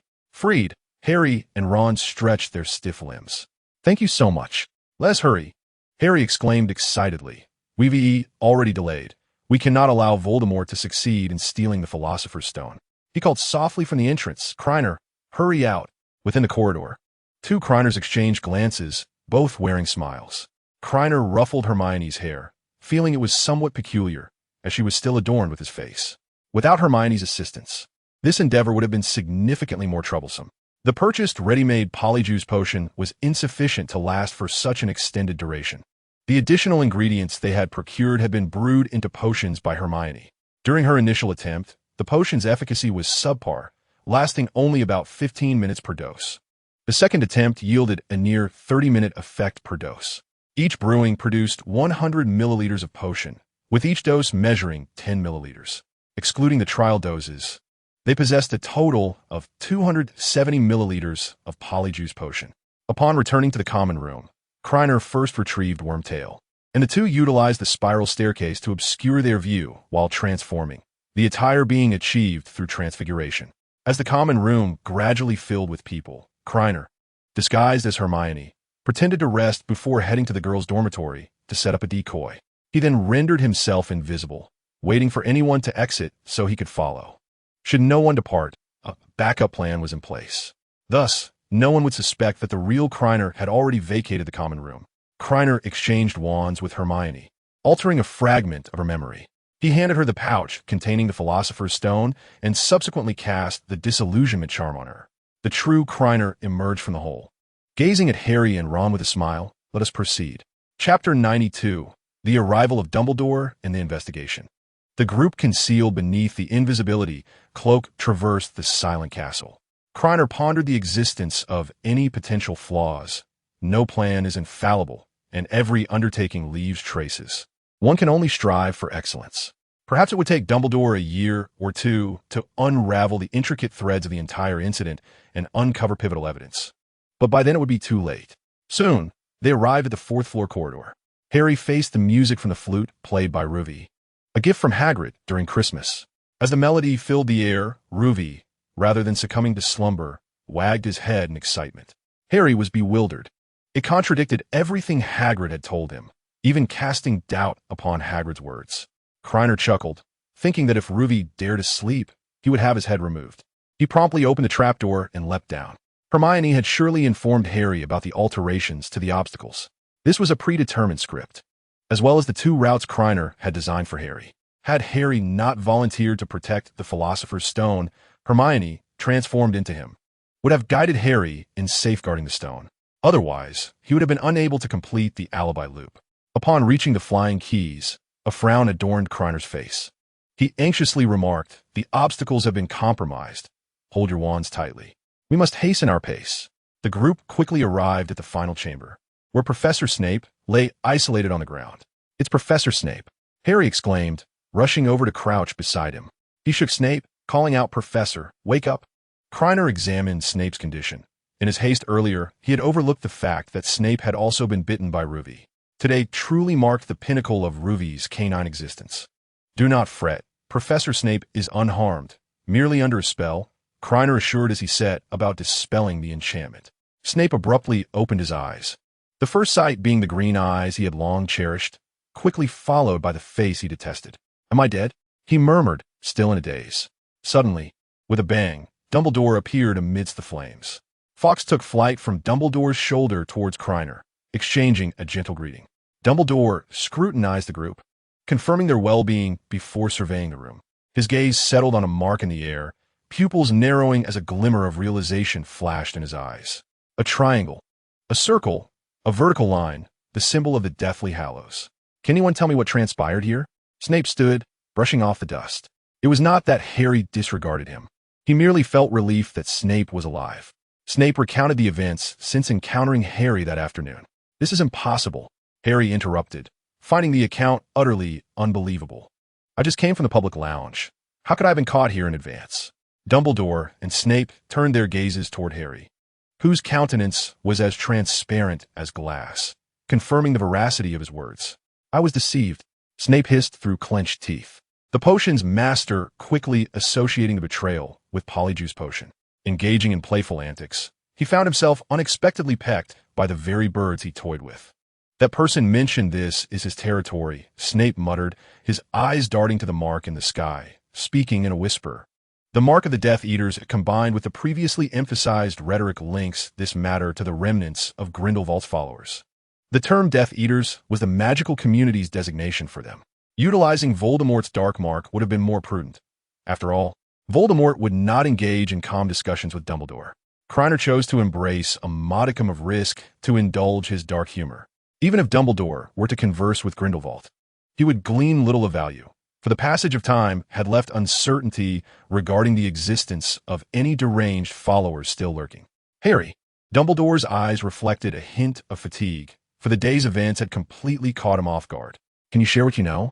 "Of course, Professor," Harry replied, contemplating for a moment before recounting the information he possessed. He omitted details about the dragon, merely stating that Hagrid had been drinking with a stranger and, in his inebriation, revealed the vulnerabilities of the Triwizard Tournament. "Professor, may I ask, was the Philosopher's Stone stolen?" After summoning the Mirror of Ariste for inspection, Dumbledore responded calmly, "I believe so." "Did you make adjustments to the safeguards?" Krena nodded, stating, "Upon learning that these protections were established to guard the Philosopher's Stone, I enhanced them, particularly the challenge involving the flying keys." Dumbledore's spirits lifted considerably. Sensing Krener's despondency, he offered words of comfort. "This is not your fault.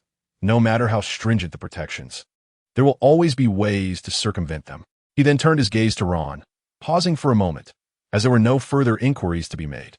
I must commend your unwavering bravery and extraordinary courage. Each of you has earned Gryffindor 50 points. With a smile directed at Krena and the others, Dumbledore continued. It is quite late now. You should return to your dormitory for a well-deserved rest.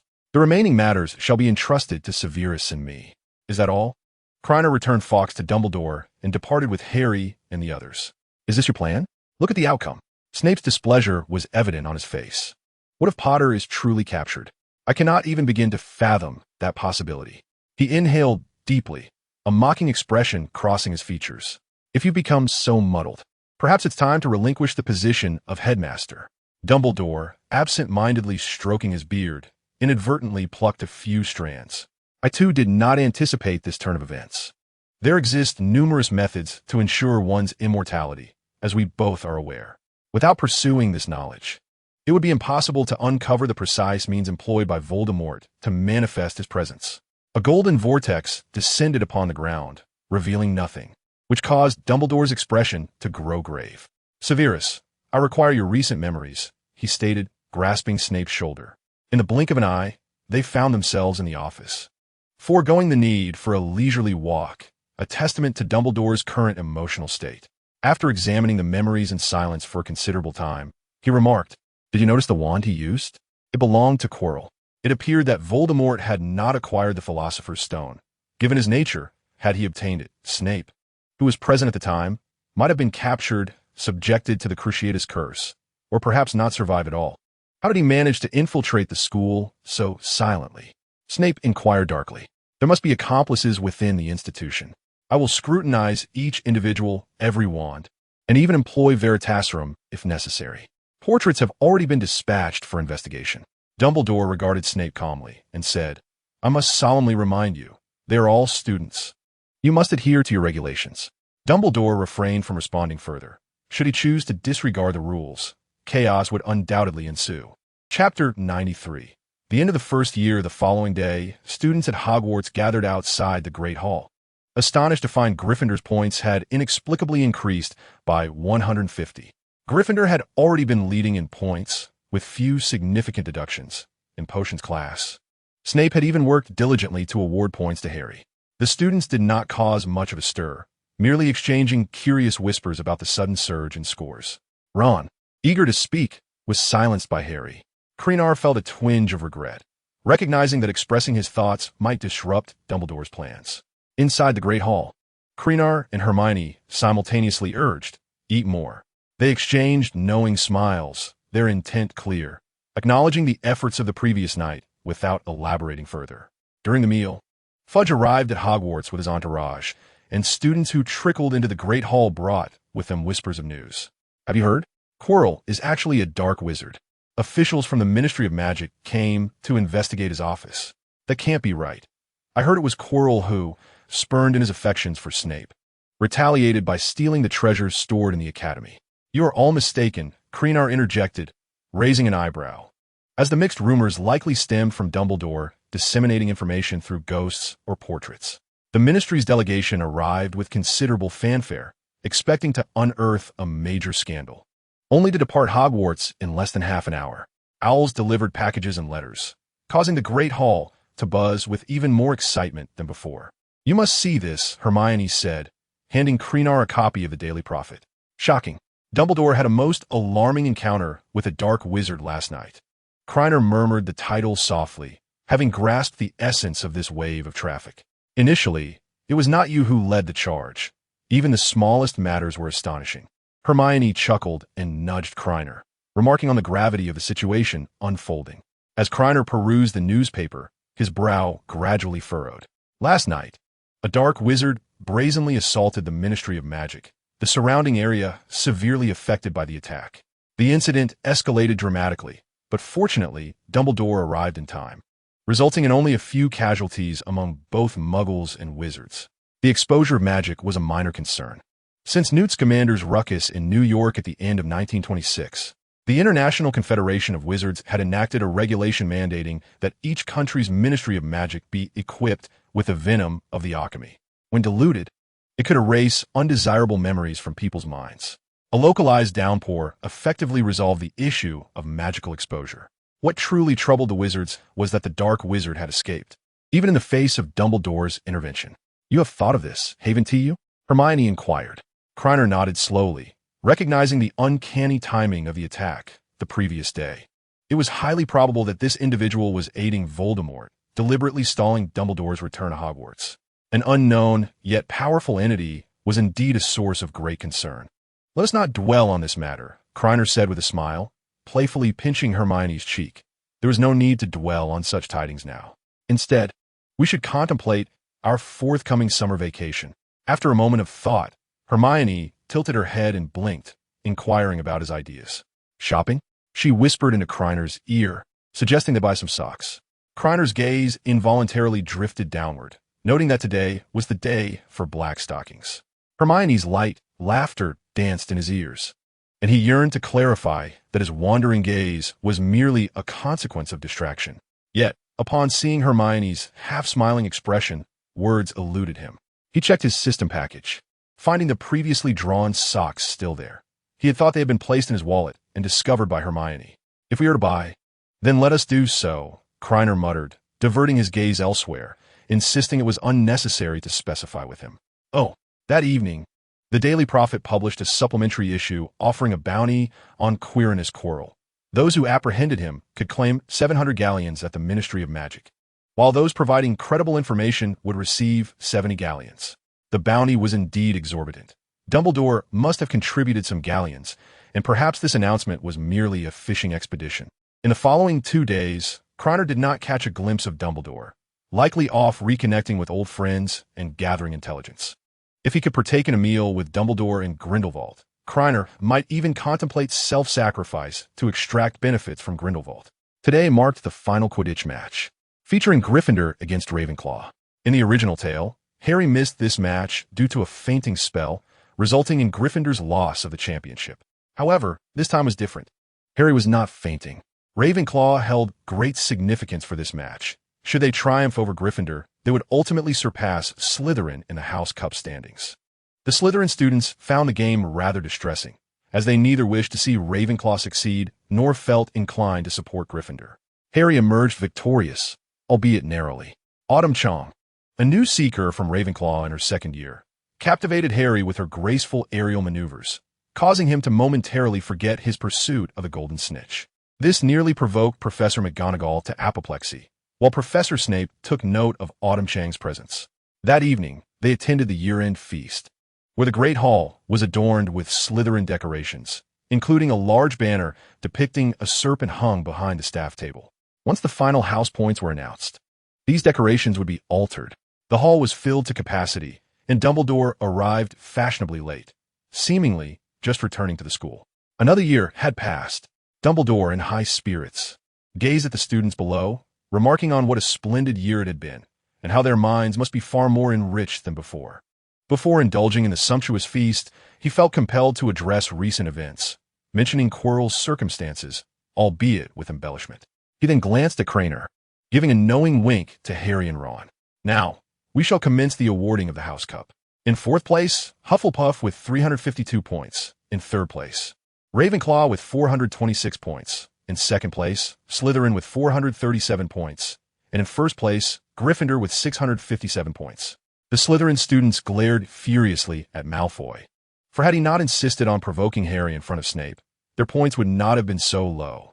Unable to tolerate their third-place standing, Snape spent the final moments concocting various excuses to award Slytherin additional points. A thunderous applause erupted from the Gryffindor table, the noise nearly lifting the ceiling as Dumbledore clapped his hands. The hall's decorations transformed into Gryffindor colors. The serpent banner vanished, replaced by a majestic Gryffindor lion. Chapter 94. Are they trying to drive me away? Dumbledore's wicked sense of humor was truly unparalleled. The year-end feast lacked the customary gaze towards Dumbledore, yet there was a newfound admiration for Quirrell. He had the audacity to claim that he hoped he would remember the consequences Quirrell faced, and to avoid straying onto the wrong path. A few days after the feast, their examination results were released. Harry and Ron had indeed crammed at the last minute, managing to pass with respectable scores. Hermione secured the top position in their year, closely followed by Krena. She had successfully pinned him down, yet her joy was somewhat muted, as it was a result of leniency. Under normal circumstances, it should have been he who had her at his mercy. The days at the academy had come to an end. On the morning of their departure, the wardrobe was emptied and all belongings were packed into suitcases. The work of house elves who had come to tidy up while they slept. Each student received a notice prohibiting the use of magic during the holiday. Harry and Ron did not return home for Christmas. Thus they entered into a separate pact. Outside the castle, Hagrid awaited them, tasked with guiding the students onto the boats that would ferry them across the lake to Hogsmeade Station. Hagrid embraced each of them in turn, and finally, he produced a beautifully crafted album from his coat and handed it to Harry. A sense of anticipation filled Harry as he gently opened the album, his hands trembling slightly. It was filled with moving photographs of his parents, smiling, waving, embracing. "Thank you, Hagrid," Harry exclaimed, his voice choked with emotion as he embraced him. The group boarded the train, leaning out the window to wave goodbye to Hagrid. The slow train departed with a mournful whistle until Hogsmeade Station faded from view. Harry gazed out of the carriage, unable to tear his eyes away even as a figure passed by. "Do you think Cho Chang is beautiful?" Harry nodded, then quickly realized the implications of his words. Hastily clarifying, "I didn't mean it that way. I was just saying." He flushed as he realized how it sounded, looking flustered. "What do you mean?" came the teasing response. Harry pondered seriously. "Don't you think she's lovely? The way she wears her hair in a braid on the Quidditch pitch is so neat. And she's quite skilled." This left Krena at a loss for words, while Hermione leaned in, her eyes sparkling with curiosity. Naturally, Cho's flying skills were impressive. She had joined the team in her second year. Draco Malfoy, on the other hand, was the type who relied on a bit of talent combined with significant resources to secure a place on the team as a starter by second year. "What's the point of just staring?" Krena raised an eyebrow at Harry. "You don't even have the courage to say hello. What if she passes by the next carriage? And someone else strikes up a conversation? They could be chatting happily while you cower on the sidelines." No, that's a terrifying thought." Harry waved his hands dismissively, then sighed. "Even if I did say hello, what would I say next? Find common ground, discuss shared interests. You must know how to engage appropriately." Suddenly enlightened, Harry exclaimed, "You mean Quidditch? So why are you still sitting here?" He clenched his fists, rallying himself, and resolutely stepped out of the carriage. "You seem to understand quite a bit." Hermione whispered to Krena, "Why not share some tips with me?" Krena froze, his mind racing to figure out what to do. He suddenly turned to Hermione, grabbing her cheek playfully. "You've changed. Tell me, who do you want to test your skills on?" Hermione, taken aback, responded, "What? That's not fair." She swatted his hand away and lifted his chin with a smirk. "What do you think?" Ron coughed awkwardly, glancing at the two with a hint of discomfort, suggesting, "Should I leave?" Hermione's cheeks flushed slightly as she momentarily forgot that another person occupied the compartment. It was a mixed bag of emotions. At least Krellin had dodged a bullet. The strange atmosphere unsettled Ron, prompting him to stiffly inquire, "What do you think Harry is up to right now?" "Who knows?" At this hour, Cedric Diggory should still be unfamiliar with Cho Chang. Regardless, Harry had been taught the methods. Whether he could successfully engage her depended on his own skills. "You're right." Harry pushed the compartment door open, his face clouded with worry.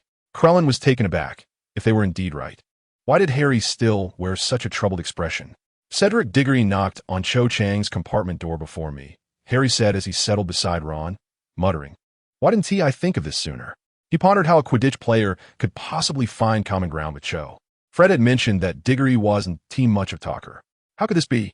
In his third year, Cedric was currently serving as a beater, and it wouldn't be until his fifth year that he would rise to captain and seeker. Krellin scratched his head, sensing that Harry seemed a bit out of sorts. If he had truly lost his wits, it would be a shame. The others offered a few words of encouragement, but Harry remained somewhat dazed, leaving them with no choice but to allow him to cope alone. Krellin cast a glance at Hermione, checking the system points, which hadn't changed significantly. After some thought, he decided against the lottery. Focusing solely on Hermione would surely lead to a frenzy. By noon, Harry had regained his composure, purchasing an abundance of snacks, asserting that eating was the only distraction from other thoughts. "You all should come to my house during the summer," Ron invited. "I'll send an owl with the details." Harry grew pensive, dreading the thought of facing his aunt and uncle again, wishing Ron would invite him sooner. "I will definitely come," Krellin assured. He needed to modify a Harley for Hagrid, a task that would require a certain degree of illicit maneuvering. After much deliberation, He concluded that it would be best to do the modifications near the Weasley residence. Upon leaving the platform, the group exchanged farewells with Mr. Granger arriving to pick up Krellin and Hermione. Nagini had wished to accompany Krellin, but, after discussion, decided against it, wanting to allow the Grangers some time to process the news.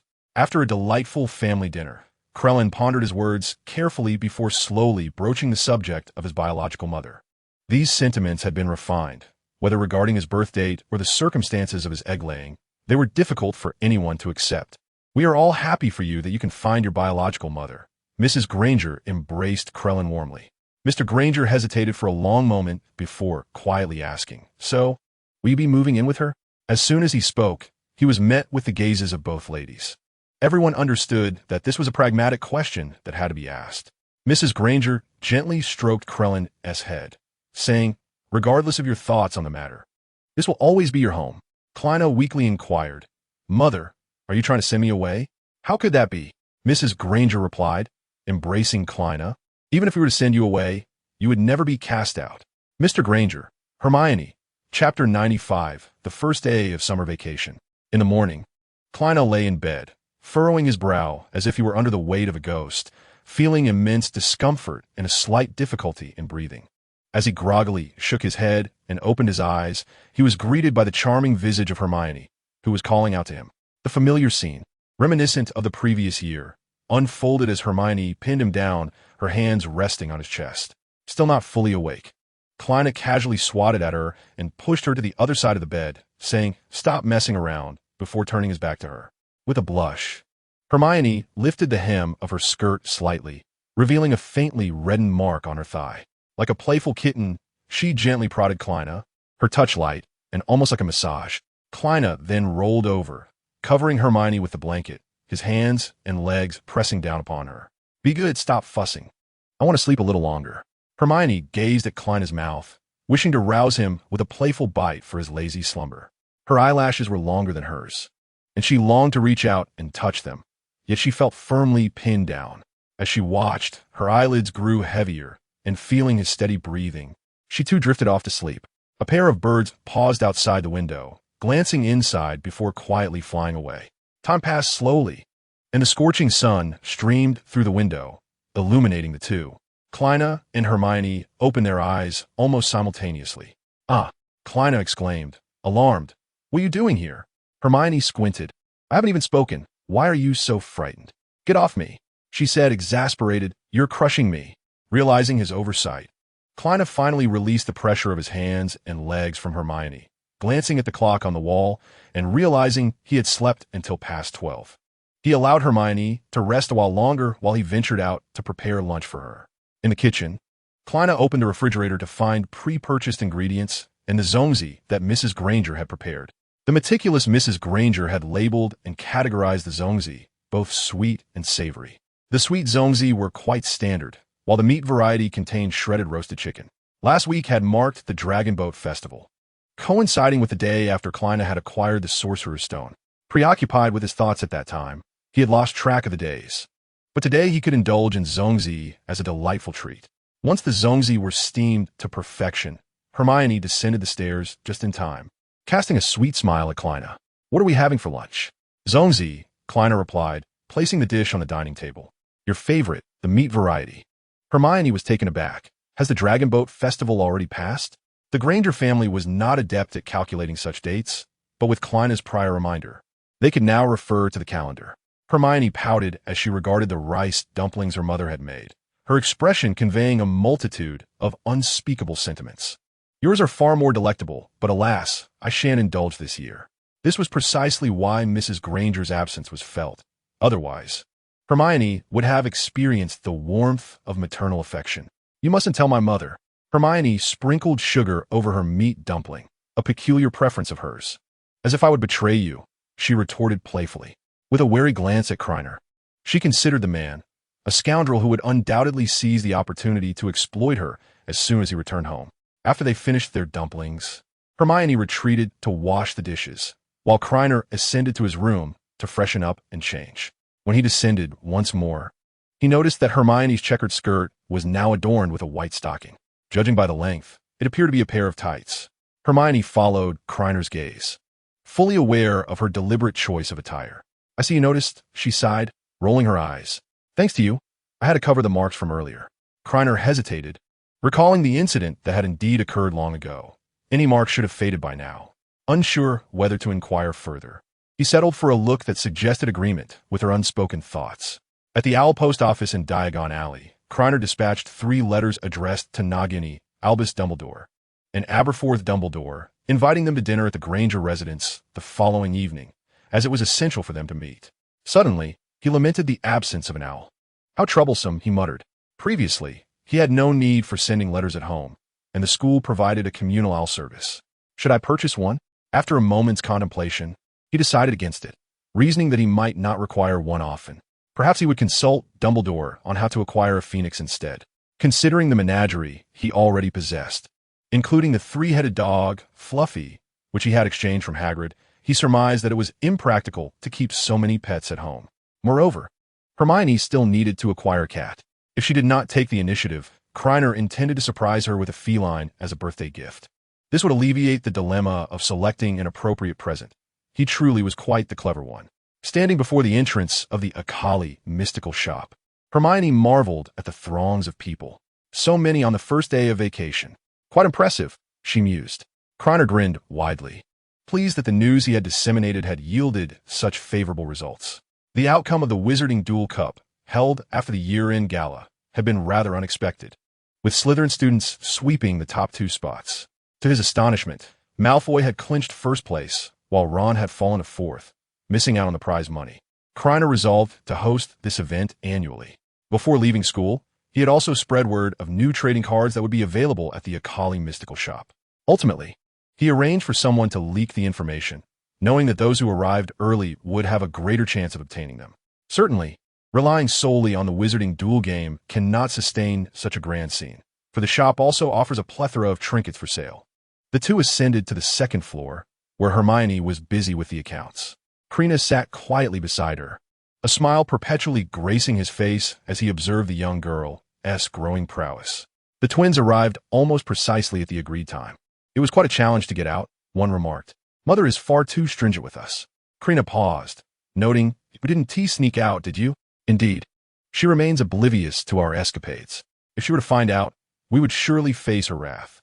Krena looked at the twins with a hint of exasperation. It seemed unnecessary for them to quarrel with Mrs. Weasley over such matters. He contemplated offering a gentle reminder: the sooner you disclose the shop business, the better. You're earning more now than your father does in a month.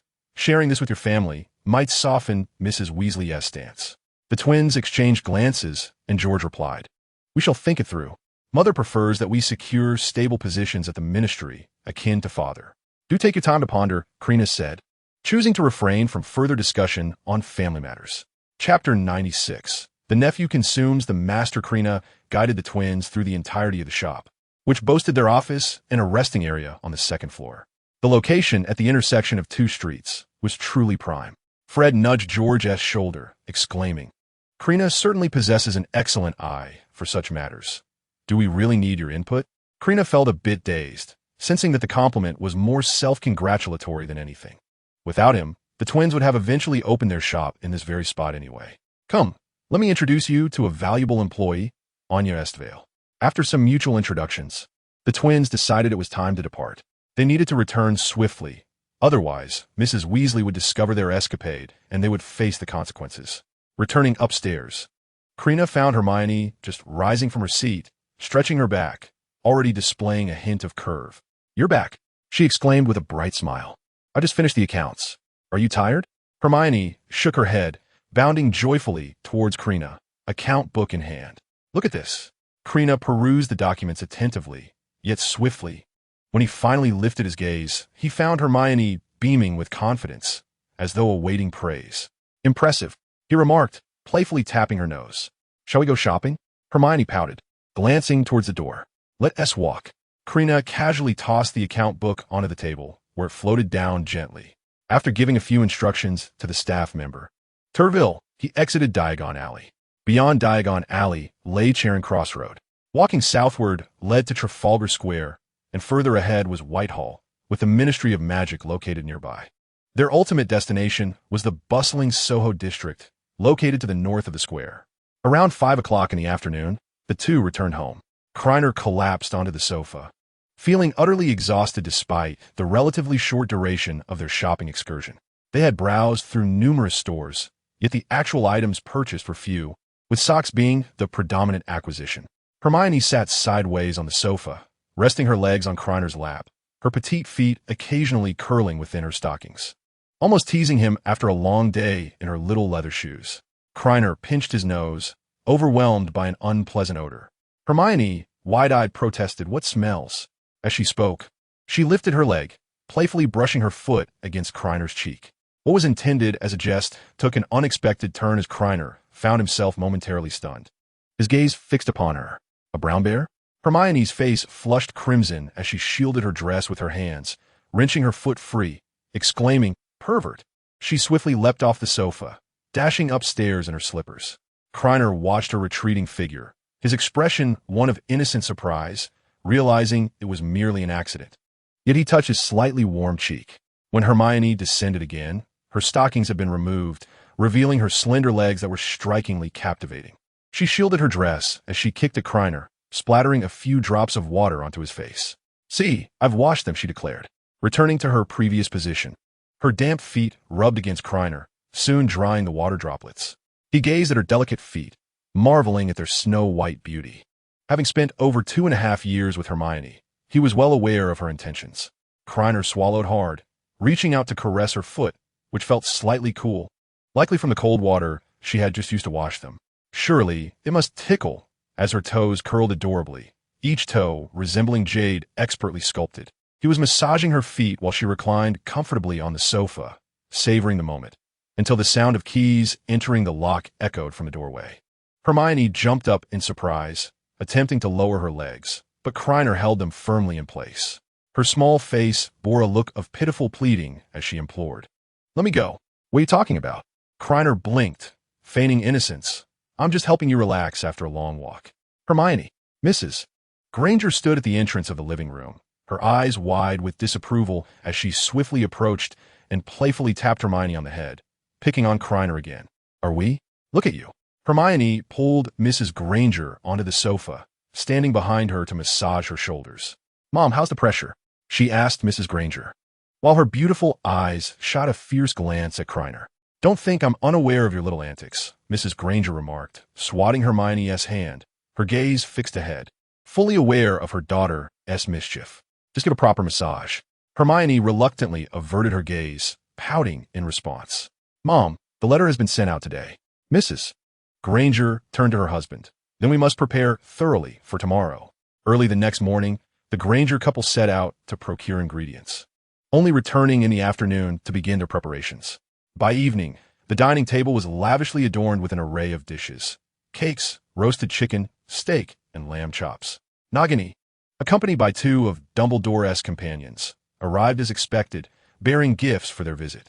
Initially, the Grangers felt somewhat restrained, but gradually, under the guidance of Albus Dumbledore's engaging conversation, they began to relax. As Krena indulged in his meal, a sudden thump on the back of his head startled him. As Nagini playfully tapped him, Hermione, seated beside him, was engrossed in her vegetables. He pondered if she might like a bit of meat.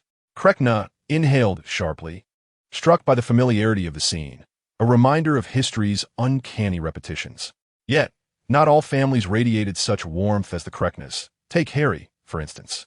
Upon returning to the Dursleys, he once again found himself confined to the small cupboard under the stairs, unable to fully stretch his body. At that moment, Harry was in the kitchen, wielding a frying pan in one hand and a spatula in the other, gazing longingly at the steak in the pan. How he wished summer would pass without a trace, and if it must exist, that it would not be spent at the Dursleys. "Is that steak not ready yet?" Vernon grumbled, approaching Harry with a menacing tone. "If my precious Dudley goes hungry, you'll regret it." A burnt aroma wafted through the air as he peered into the pan at the charred steak. In a fit of rage, he poked Harry on the head, exclaiming, "Is this what you call cooking steak? Don't you know it's shameful to waste food? Cook another one, and don't expect dinner tonight." Harry gripped the spatula tightly, resigned to his dismal reality, and couldn't he help but think of his friends, surely enjoying their summer. A fleeting thought crossed his mind. What if he donned a disguise and visited Snape's home? Would it lead to a delightful summer? Vernon, noticing Harry's unresponsive demeanor, felt his authority challenged. What are you staring at? He bellowed. Have you been foolishly enchanted at that magic school? A glimmer of determination flickered in Harry's eyes. He was no longer the same boy. Though magic could not be performed outside school, the Dursleys were blissfully unaware. He discarded the utensils and hurried back to his room. Amarging moments late brandishing avan. The Dursleys huddled together in alarm. What do you intend to do? Vernon quickly suppressed his rising fear, dismissing Harry's abilities. In just a year, what magic could you possibly learn? If you don't believe me, go ahead and try. Harry raised his wand, contemplating whether to conjure a pig's nose or perhaps pig ears. Petunia shielded Dudley, shouting, "This is madness. Our nephew has turned against us." Externally frantic, yet inwardly composed, she understood all too well that her sister was indeed a witch and that magic could not be performed during summer break. Chapter 97. Hermione, I want to run away from home. Vernon's expression fluctuated between irritation and anxiety, further compounded by Dudley's frightened sobs.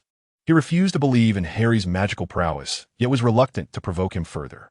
Put down the wand, and let us have a civilized discussion. Vernon softened his tone, reminding Harry, you must realize that without us, you would have starved long ago.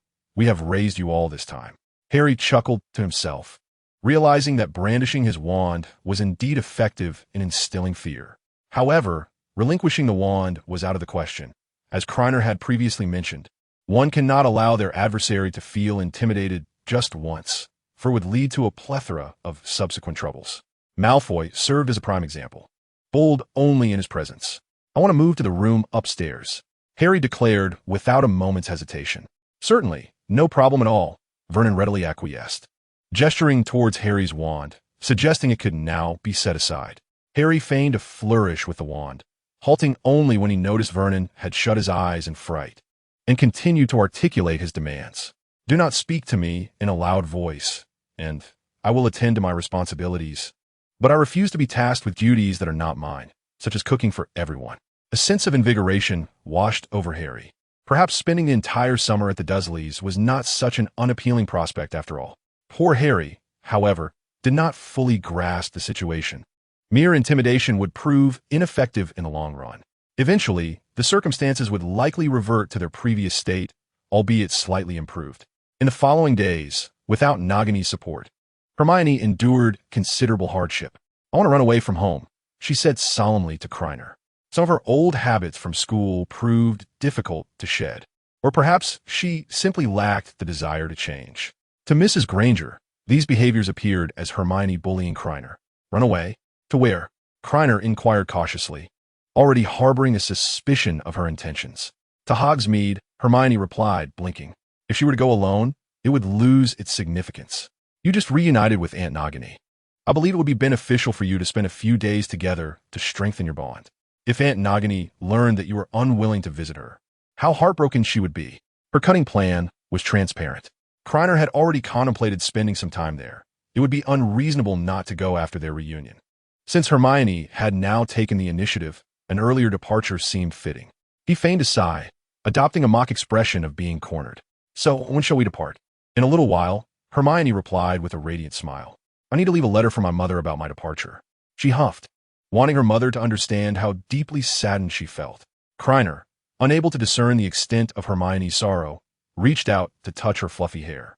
Aren't you afraid that when you return, your mother will let you know just how upset she is? Why tell me in advance? Hermione pouted, dismissing the concern. I'll figure it out later. I'm going regardless. With that, she dashed upstairs to pack her belongings, and Krena followed with a smile. As they departed their home, 2 letters lay on the table. This time, their journey aboard the night bus was not as fortunate as before. They encountered numerous sights along the way before finally reaching their destination. Moments later, they stood on the path in Hogsmeade, inhaling the crisp, fresh air. A sorcerer in the carriage, caught off guard by a sudden stop, lost his grip on a bottle of potion, which shattered upon hitting the ground, releasing a pungent odor that filled the air. Not far ahead stood the Pig's Head Inn, its sign creaking ominously. The sign and the glass are remarkably clean, Hermione exclaimed. Just last year they had slipped out of school and wandered this way, Hermione wearing a look of disdain. The windows of the pub had been coated in a thick layer of grime, obscuring any view within, unlike now, where one could see the heavy black curtains drawn inside. Surely, it must have been your mother who cleaned this up, Krena chuckled. Previously, Aberforth Dumbledore ran the pub on a whim, welcoming patrons who wanted a drink, and sending away those who did not. Now, with Nagini's presence, things were bound to be different. Inside, the inn was small and dimly lit, illuminated only by a few flickering candles, and during the day, it was devoid of patrons. Behind the counter, Nagini spotted them instantly and exclaimed in surprise. "What brings you here? Has Krena been bullying you?" She affectionately grasped Hermione's hand and added, "Annie will help you teach him a lesson." Krena's eye twitched. He had anticipated this scenario. "Of course not. We came because we missed you. Are we not welcome?" Nagini shot Krena a pointed glance before turning her attention back to Hermione. "You tell me, don't hold back." "No, Krena hasn't bullied me," Hermione replied, her words devoid of hesitation. Yet she cast a timid glance at Krena. Nagini pinched Krena's ear, admonishing, "From now on, you must treat Hermione kindly." "Ouch, ouch." Krena begged for mercy. "I was wrong. I understand." Seeing Krena's pained expression stirred a twinge of sympathy in Hermione, who grasped Nagini's hand and interjected, "Auntie, it's all right. Krena is very good to me." Nagini released her grip, draping an arm around Hermione while holding her suitcase with the other. "Come, Annie will show you to your room." As they approached the staircase leading to the second floor, Nagini turned back and winked at Krena. Krena shared a knowing smile. It was all an act, after all. Yet, Nagini genuinely cherished Hermione and treated her with great kindness.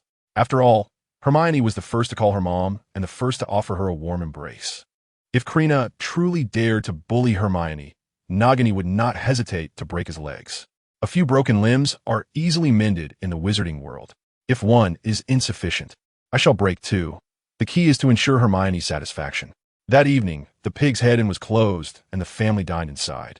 With Albus Dumbledore having come from school, the interaction between the Dumbledore brothers was awkward, with Krena caught in the middle, and Aberforth Dumbledore's demeanor was notably subtle. Their estrangement had persisted for many years and could not be resolved in a fleeting moment. "I wish to inquire about the Phoenix," Krena said, directing her gaze at Albus Dumbledore, her thoughts momentarily drifting. "I recall reading something about bloodline power. The Dumbledore family receives the aid of a phoenix when in need. How does one summon a phoenix? There is nothing to be done." Albus Dumbledore cast a sidelong glance at his brother. "Fawkes is inherently meant to be yours. Fawkes originally belonged to your father." Albus Dumbledore reminisced about the past, noting that Fawkes would remain with him for a while longer, upon its next rebirth. He would entrust Fawkes to you. Krena raised an eyebrow, understanding now why Fawkes was so attached to him. Upon reflection, it seemed that Fawkes' next rebirth would occur just before Christmas this year. Chapter 98. The Three-Headed Dragon? A Winged Three-Headed Dog? The following morning, Krena lay in bed, gazing through the window at the sky, murmuring to himself about waking so early. After lingering in bed, and without waiting for Hermione to call him, he rose to wash up and eventually found himself at Hermione's door. In the magical realm, hotel rooms are not secured solely by keys, as that would not thwart a wizard. Krena inspected the door. Hermione, being quite vigilant, had set a locking charm upon entering. A smile tugged at his lips. He had taught her this charm, which required a specific rhythm to be tapped out with a wand to unlock it. Krena tapped his wand against his shoulder, pondering the correct sequence. Earlier, he had attempted to tap out the rhythm corresponding to their names, but both were incorrect. After a moment, he tapped the rhythm for Hermione Krena, and with the final tap, the door slowly creaked open. Hermione lay sprawled on the bed, her fluffy hair cascading over the pillow, one leg dangling out from under the covers. The sight of the young girl asleep was utterly endearing. Krena couldn't resist poking her cheek. "Wake up!" Hermione's eyelashes fluttered, indicating she had already awakened when he opened the door, merely pretending to be asleep now. "Are you really that sound asleep?" Krena murmured with a suppressed chuckle. "Should I do something else?" Hermione's eyes rolled beneath her eyelids. Her small hand in the blankets tightened nervously. Just as she contemplated whether to wake immediately, Krena's hands began to playfully manipulate her face into various shapes. With a sigh of relief, she realized this was what he meant by doing something else. She reached out to swat his hands away, glaring at him. "How did you get in here?" "I came to wake you," Krena replied, raising an eyebrow, opting not to reveal that he knew she had been pretending to sleep. "You owe me a pleasant dream." Hermione huffed, feigning displeasure. "Hurry up and go out. I need a change." Krena found it rather amusing and pinched Hermione's nose gently, shaking it. "Then be quick about it." "Got it." As Krena stepped out of the room, he encountered Nagini. She grasped his ear and whispered fiercely, "How did you come out of Hermione's room?" With that, she tightened her grip. "Mother, let go, it hurts." Krena grimaced, genuinely pained. "Where are you thinking of going?" "Where was I thinking of going? If you possess no thoughts, how can you discern what I am contemplating?" Krena felt utterly dejected. This inquiry resembled the process of conducting official business, necessitating proof of one's identity. No explanation could render it comprehensible. "Lighten up." "I merely sought to rouse Hermione from her slumber." Nagini gazed at Krena with suspicion. "Really?" "Indeed, more genuine than pure gold." Krena raised his hands in surrender. "If you doubt my word, feel free to inquire of Hermione later." Nagini released her grip and solemnly patted Krena on the shoulder. "I have only just begun to experience the sentiments of motherhood. Do not hasten my ascension to grandmotherhood." Krena, with a furrowed brow, retorted, "We are not in the era of the 1930s, and if one were to truly consider grandmotherhood, that would require several years hence." Hermione opened the door, glancing at the two with surprise. "Why are you both lingering by the entrance?" "I was merely inquiring what you would like for breakfast." Nagini, taking Hermione's hand, descended the stairs. "Bacon? Fried eggs?" To an onlooker, it would surely appear as though the two were biological mother and daughter. Krena felt a wave of nostalgia for the first day of Mrs. Granger. After breakfast, Krena and Hermione made their way to Hogwarts, not through the secret passage, but rather through the main entrance. Even during summer vacation, professors still roamed the school. Dumbledore and McGonagall, returning home, found themselves in a place steeped in sorrow, preferring the company of the school. Hagrid remained at Hogwarts, with nowhere else to go, particularly since summer also entailed patrolling the Forbidden Forest to expel poachers. "What brings you here?" Hagrid exclaimed, initially astonished, then delighted, as he embraced both Krena and Hermione. "I happen to be in Hogsmeade and thought I would drop by." Krena smiled. "How is Louis faring?" "With me looking after him, there are no issues," Hagrid replied confidently, thumping his chest. He beckoned them into his abode. "Care for some rock cakes?" Krena and Hermione exchanged glances, relieved they had eaten breakfast prior to their visit, and simultaneously waved their hands in refusal. "We just finished breakfast." Seeing their reluctance, Hagrid did not press further and continued discussing Louis. "After you left, I took him out of the castle. Louis and Nobita were often at odds when locked together, but now they've become quite good friends. The ability to house them together was indeed a feat only Hagrid could accomplish." A pang of unease struck Krena, sensing something amiss. Hagrid was not solely enamored with large magical creatures. He also had a penchant for cross-species breeding. Such practices were common in the magical realm, but often caused headaches for the Ministry of Magic, leading to a ban on unauthorized breeding of magical creatures. Contemplating this, Krena uncertainly inquired, "You do not intend to create a new magical creature by breeding a dragon with a three-headed dog, do you?" "That is indeed my plan," Hagrid admitted, his face reddening with embarrassment. "Nobita is still quite young. I will allow them to acclimate for a while." Hermione cautioned, "Hagrid, you must exercise some caution. This contravenes the regulations set forth by the Ministry of Magic." "Rest assured," Hagrid replied confidently, "I am quite adept at handling magical creatures." Curiosity piqued. Krena engaged in a lively discussion with Hagrid about the potential new species that could be nurtured.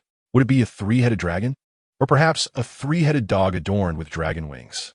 As their conversation meandered through the realms of dragons and three-headed canines, Hagrid suddenly slapped his forehead, as if recalling something important. "You've arrived just in time," he exclaimed, opening a nearby cabinet to reveal 7 boxes. "These are the rock cakes I prepared for you, one for each of you." Hagrid beamed as he spoke, explaining that he had intended to send them out over the past few days, but since they were present, they could take them along. Krena scratched his head, realizing that he could not refuse the offer. "Thank you, Hagrid," he said, placing 2 boxes of rock cakes in his bag. "Speaking of which, I wonder how Harry spent his summer," Hagrid mused, a hint of melancholy in his voice. "You all know that the Dursleys are quite unfriendly. Harry must be doing well. He wrote to me recently."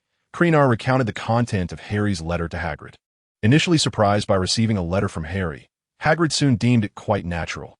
As the Ministry had yet to conduct any inspections of dark magical items, and with old Malfoy remaining inactive, Dobby would not be intercepting Harry as correspondence. Upon hearing that the Dursleys confined Harry to a small cupboard under the stairs, Hagrid's anger flared, and he felt a strong urge to confront them immediately. However, when he learned how Harry intimidated the Dursleys, Hagrid clapped his hands in delight, reminiscent of a child. Chapter 99, Freedom. Hooray! Krena and his companions engaged in conversation for quite a while, and before they knew it, it was nearly noon. Time for a meal, Hagrid announced. Hearing the chimes of the castle clock. You're in for a treat. I've recently invented some new dishes. His words rendered Krena and Hermione momentarily speechless. Hermione gently tugged at Krena's sleeve, urging him to devise a plan. Hagrid's culinary creations were typically suited only for his own palate, much like the weasel sandwiches he had previously prepared for them. How could one possibly eat such a charming creature? Krena thought, seizing the opportunity to smile at Hagrid. I've also learned some new recipes. Perhaps I could prepare something, and you could help taste it. After a moment's thought, he added, you can save your new dishes for when Harry returns. He did express a desire to be the first to sample your inventions. Hagrid, touched, covered his face with his hands. He never mentioned that to me. I had no idea he felt that way. I shall ensure he is the first to taste it next time. May the dead friends live on. Let us honor Harry. Krena swallowed nervously, relieved to avoid Hagrid cooking. Hermione licked her lips, her curiosity piqued. What do you plan to make? Chicken, Hagrid exclaimed. Hagrid's domain is predominantly filled with chickens. Each time he raises a substantial batch. Some are destined for consumption, while others are released into the Forbidden Forest. Krena, having slain 3 chickens, found that 2 belonged to Hagrid, and he and Hermione decided that sharing 1/2 each sufficed. As Hagrid observed Krena stuffing ingredients into the hollowed-out carcass, the process appeared deceptively simple. He pondered whether inserting a stoat might enhance the flavor. Theoretically, it was plausible. Krena paused momentarily, recognizing that different meats require varying cooking times. After meticulously preparing the 3 chickens, he wrapped them in leaves, which he had harvested from the greenhouse, known to emit a delightful fragrance when exposed to heat. Ultimately, he encased them in mud and placed them over the fire to roast. During this time, Krena busied himself preparing some fruit pies. The chickens' pies and dragon's blood were all laid out upon the dining table. Krena took a bite and fed a morsel to little Ching. Oh dear, you show favoritism, she lamented, nuzzling Krena's palm, perhaps feeling overshadowed by her sister. Hermione, breaking a pie in half, offered a portion to little Ching, who tilted her head in curiosity, asking what little Ching had said. Previously, in Dumbledore's office, Krena had inadvertently revealed his ability to speak Parseltongue, thus becoming a translator of sorts. Little Ching expressed her fondness for Krena, particularly for the food he provided. She lay down, reflecting, ah dear, such is the way. Who could resist obeying you? Hermione joyfully cradled little Ching in her arms, personally feeding her. Without being in Dear's hands, the meal lost its flavor. The meal extended for quite some time, and all were thoroughly enjoying themselves. The food remained as delectable as ever. Hagrid, patting his already ample belly, his lips glistening with grease, mused that his newly invented dish could rival Hagrid's culinary offerings. Once school commences, I shall invite you all to partake, he declared. Krena managed a strained smile. He often felt that Hagrid's palate was fixed, finding everything delicious regardless of the dish. After a brief respite, Krena expressed his intention to take his leave, as he and Hermione were to venture into the Forbidden Forest. Prior to the summer break, he had already stockpiled provisions for Little Black. Yet now that they had arrived at Hogwarts, it was prudent to gather more supplies. Without delay, the duo set off towards the lair of the Acromantula. How many shall we capture this time? Hermione inquired. 7 should suffice, Krena replied. Last time, they had caught 5. With today's haul, they should have enough to last until the start of term. At the Acromantula's nest, Aragog surveyed the thousands of offspring below. Recognizing the familiar scent, the human being had returned. What shall we do? One of the adult Acromantula asked. Bah, cowardice. Is that even question? We must seek vengeance. The voices belonged to mature Acromantula, capable of human speech. Silence. Though Aragog's voice was soft, it commanded attention, and all the Acromantula fell silent. A battle is inevitable. Only blood can honor our fallen kin. Aragog coughed a few times. The aged creature was reluctant to speak much. Carrick, take your brethren to capture that human. Carrick darkly replied, I shall bring them back. Aragog retreated into his lair, murmuring softly, Hagrid, I hope you do not blame me. It was that human who first provoked my offspring, and besides, I did not directly handle the human myself. No eight-eyed giant spider noticed the faceless visage upon Carrick's abdomen. Since fleeing from Hogwarts that day, the weakened Voldemort had been wandering the forbidden forest, searching for a creature to possess, hoping to regain some of his lost power. Fortune smiled upon him as he encountered a colony of eight-eyed giant spiders. After taking residence within Carrick, he spent some time carefully draining the life force of more than a dozen eight-eyed spiders. Far from Aragog's lair, Carrick hung from a thick branch, his 8 eyes gazing down at his brethren, each as large as a horse. "Are those willing to follow me gathered here?" "Indeed, master," an 8-eyed spider replied, its massive pincers clicking ominously.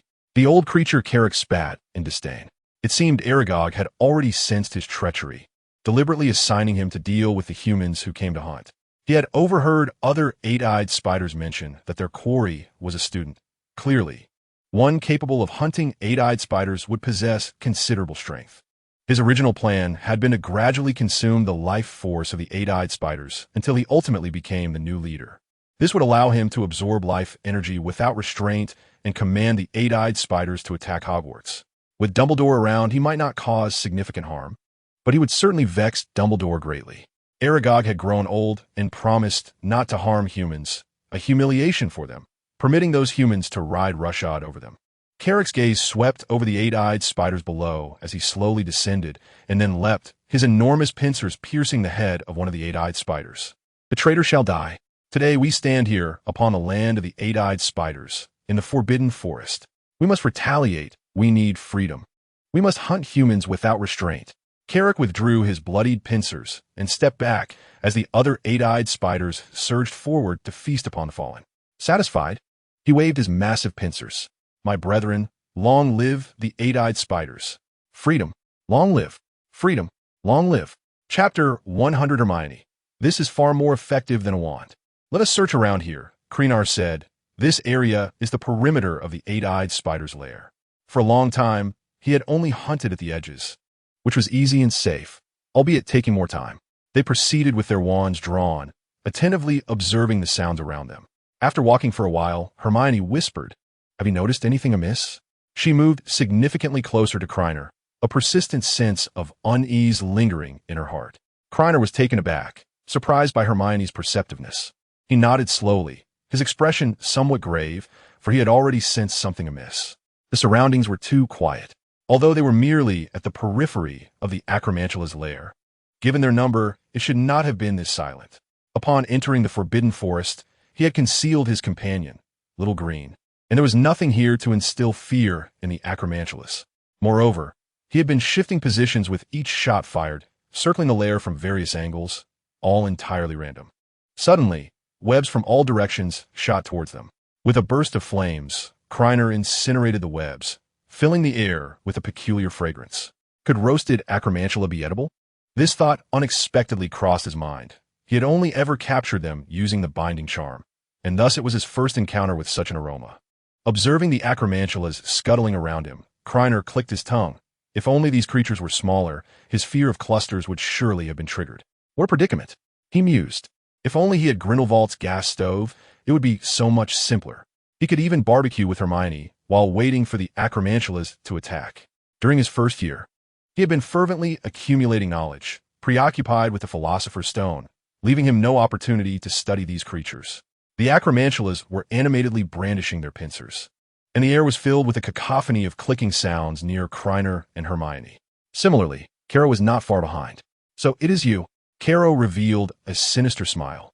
The vitality of a student far surpassed that of an Acromantula. In a fleeting moment, he conceived an ulterior plan. He intended to possess Krena, re-enter Hogwarts, control the Acromantulas and the basilisk within the Chamber of Secrets, and create chaos at Hogwarts, allowing him to absorb the student's vitality without concern. "Comrades, for freedom. A brighter tomorrow awaits us." Krena gazed at the leading Acromantula, its familiar aura repulsing him. To his astonishment, he discerned Voldemort's presence among them. It baffled him why Voldemort had not retreated to the forests of Albania. His commanding words lacked the tone of someone incapable of fleeing. Instead of diligently seeking a method of resurrection, he had chosen to possess an Acromantula, seemingly reluctant to depart. Could it be that he had developed an affinity for a particular Acromantula? Krena shuddered. Suddenly, A tremendous explosion erupted within the distant cluster of acromantulas. The one at the center of the blast was shattered into fragments, and a shockwave sent the surrounding acromantulas flying.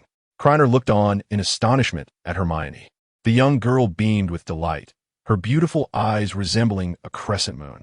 She tilted her head towards Krena, clutching the handgun he had once gifted her. Krena, this is far more effective than a wand. Krener's eye twitched. The power of this weapon far exceeded that of a conventional firearm. Alchemical enhancement? He recalled the secretive activities Hermione had engaged in last Christmas, when he had been strictly forbidden from peeking. Impressive, isn't it? Hermione blinked, her face aglow with pride. Krena curiously inquired, when was it modified? It was completed before our first venture into the Forbidden Forest together. My spellcasting abilities may not match yours. She suddenly beamed. But with this, I have the means for self-defense. We can explore together without the worry of me being a burden. Krena squinted and gently brushed Hermione's nose. She had indeed accomplished much, and under different circumstances, he would have embraced her immediately. At that moment, the acromantula was not idle, swiftly advancing towards them. Hermione raised her hand and fired another shot, the explosion creating a gap that was quickly filled by the approaching arachnid. Krena flicked open his wallet, and a small black creature sprang forth. He then raised his wand and incanted a spell. Black flames surged from the tip of his wand, morphing into a dark phoenix that soared towards the acromantula, incinerating it utterly, leaving no trace behind. Hermione leaned against Krena, one hand wielding the wand, the other the handgun, ready to confront the relentless acromantula behind them. The small black creature hovered low, stretching and ensnaring one of the spiders, tightening its grip until the creature suffocated. None of you shall escape, Kerak bellowed, his massive pincers sinking into the rear of a fleeing acromantula. Krena felt a wave of nausea. The pincers were located near the creature's mouth. Spread out, do not cluster. Climb the trees and attack from above, Kerak commanded, taken aback by Krener's formidable prowess. He had anticipated only a transformation, yet the spells proved equally formidable. Controlling the black flames was no simple task.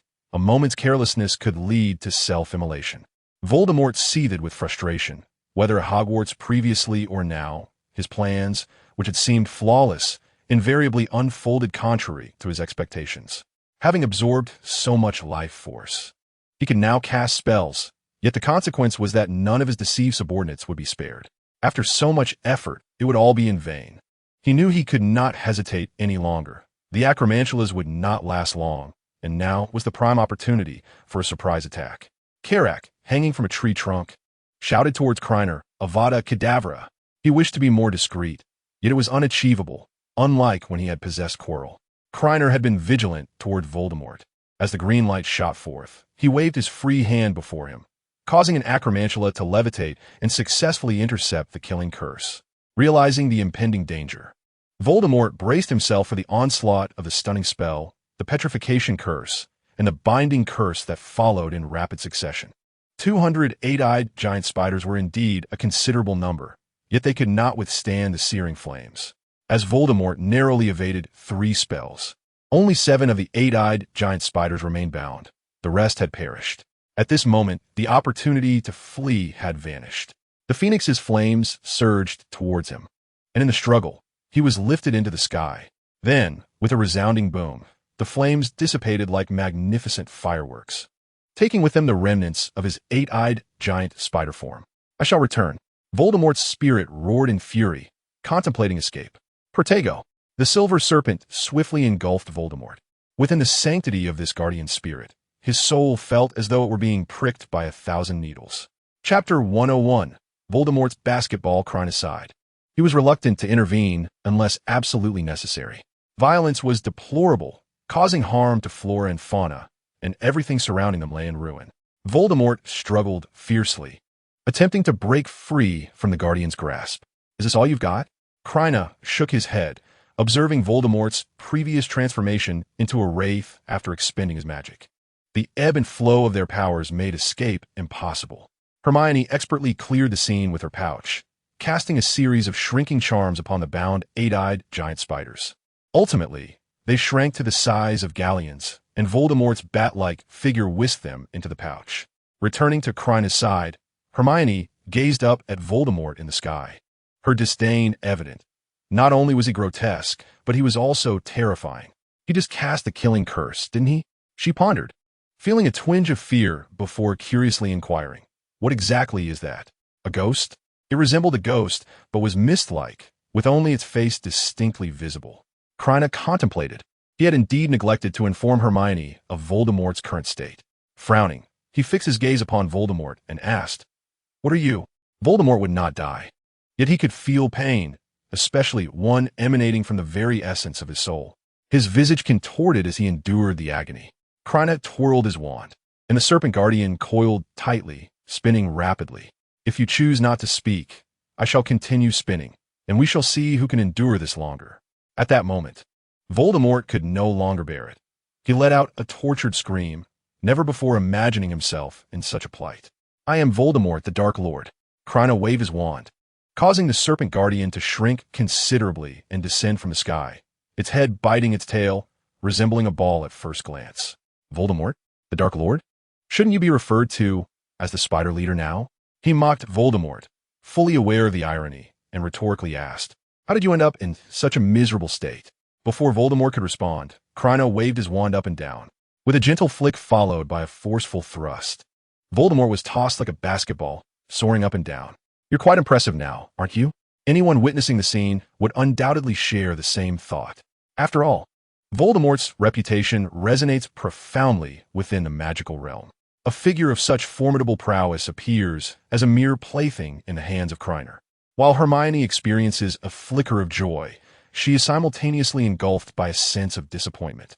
She had initially believed that modifying her firearm would allow her to keep pace with Krena. Yet, it now seems she is being left further behind.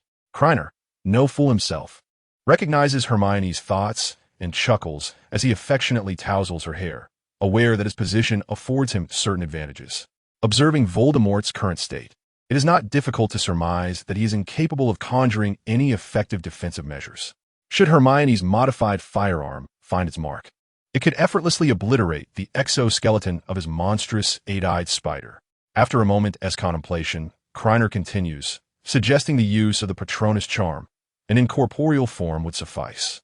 Hermione, somewhat bewildered by the sudden mention of the Patronus charm, instinctively casts it nonetheless. Then, with a flourish of words, Krena sends the Voldemort-themed basketball soaring into the air. In her surprise, Hermione's reflexes remain swift. She brandishes her wand, mimicking Krener's earlier gesture with considerable flair. "This is quite entertaining," she exclaims. "Don't get too carried away with the fun." Krena observes her with affectionate indulgence. "See, you can accomplish this with ease."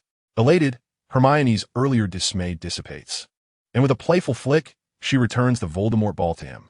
Krena grins knowingly, bouncing the ball a few times before tossing it back. Even amidst their playful antics, he reminds her, "This exemplifies the nature of spells. The fiend fire I employed earlier possesses a similar trait. It can incinerate nearly anything." Casting a glance at the disoriented Voldemort, Krena suddenly perceives himself as a paragon of virtue, having fulfilled Voldemort's long-held aspiration to serve as a professor of defense against the dark arts at Hogwarts. Last year, while inhabiting Quirrell's body, he had failed to impart any knowledge to the students, thus not truly fulfilling that desire. However, the current situation is different. Even if Voldemort is merely a teaching prop, he is still disseminating knowledge. Regardless of the means, it constitutes a realization of that aspiration. The only lamentable aspect is Voldemort's lack of gratitude.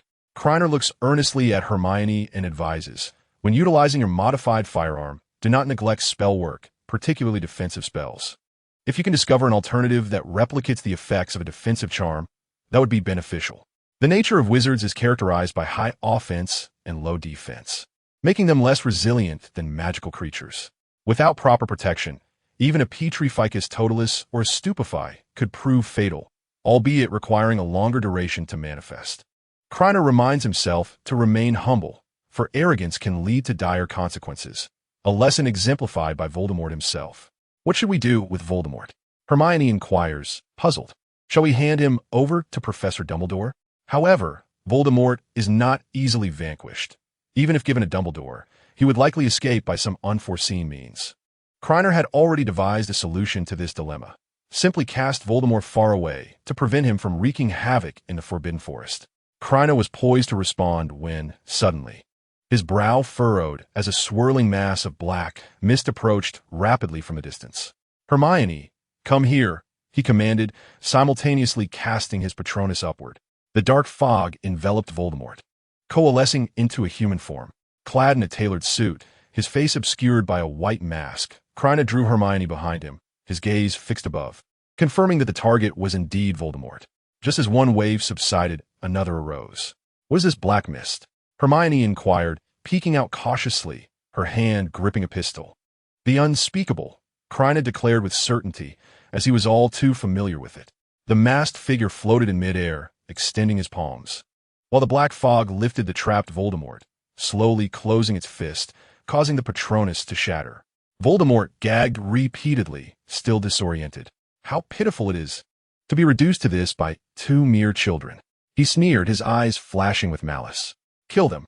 If looks could kill, he would have wished to see Krena and Hermione torn to shreds. "Have you lost your mind? We are merely collaborators," the masked man mocked. "If your skills are this lacking, I may need to consider a change in partners. However, regardless of your words, I would have slain them anyway." Before he could finish, Hermione fired at him. The masked figure did not flinch. At the moment the bullet was about to strike, he simply dissolved into mist. Krena exhaled sharply, recognizing that the opponent's abilities surpassed his own. Defeating him would be impossible under these circumstances. Chapter 102. You were defeated by an infant bang. Dumbledore emerged from the flames. Though delayed, he would not be absent. With prior explosions and raging flames, coupled with the fact that this was Hogwarts, Dumbledore was bound to investigate the situation. Krena felt a wave of relief. Adhering to the principle of avoiding confrontation whenever possible, having a tall figure standing before him was indeed reassuring. Voldemort's animosity towards Krena and Hermione dissipated in an instant as he glared. "Dumbledore, it has been a long time, Tom," Dumbledore replied with a smile, reminiscent of an old friend reunited after many years. "What are you pretending for?" Voldemort spat, his tone dripping with disdain, as if unaware of the intrusion he had made into Hogwarts previously. That hypocritical, treacherous old man truly knew how to feign innocence.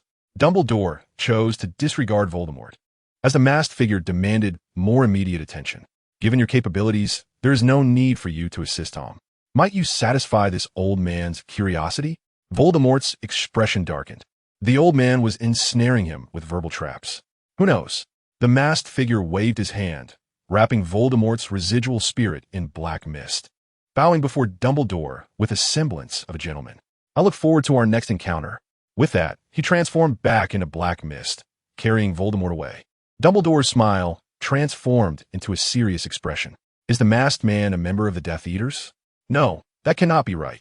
Voldemort is but a lingering fragment of his former self, struggling to survive in the Forbidden Forest. It is almost certain that they have not acquired the Philosopher's Stone. Despite numerous uncertainties, he chose not to intervene, for it would be futile. This tacit understanding between them was indicative of their intelligence. A reckless confrontation would serve no purpose. Krena stepped forward and inquired, "Was it the Ministry of Magic he attacked earlier?" "Indeed, it is quite a predicament." Dumbledore recalled that fateful night, reluctantly acknowledging that the masked man posed a greater challenge than the still-living Voldemort. Krena was beset by a headache, the future shrouded in ambiguity. He remained uncertain of the masked man's intentions and felt acutely passive, especially given the alliance between him and Voldemort. After a moment of silence, he remarked, "The masked man's silence is formidable." It is no small feat to elicit such a response from Dumbledore. From the echoes of past memories, Dumbledore's subjugation of Credence had seemed relatively effortless.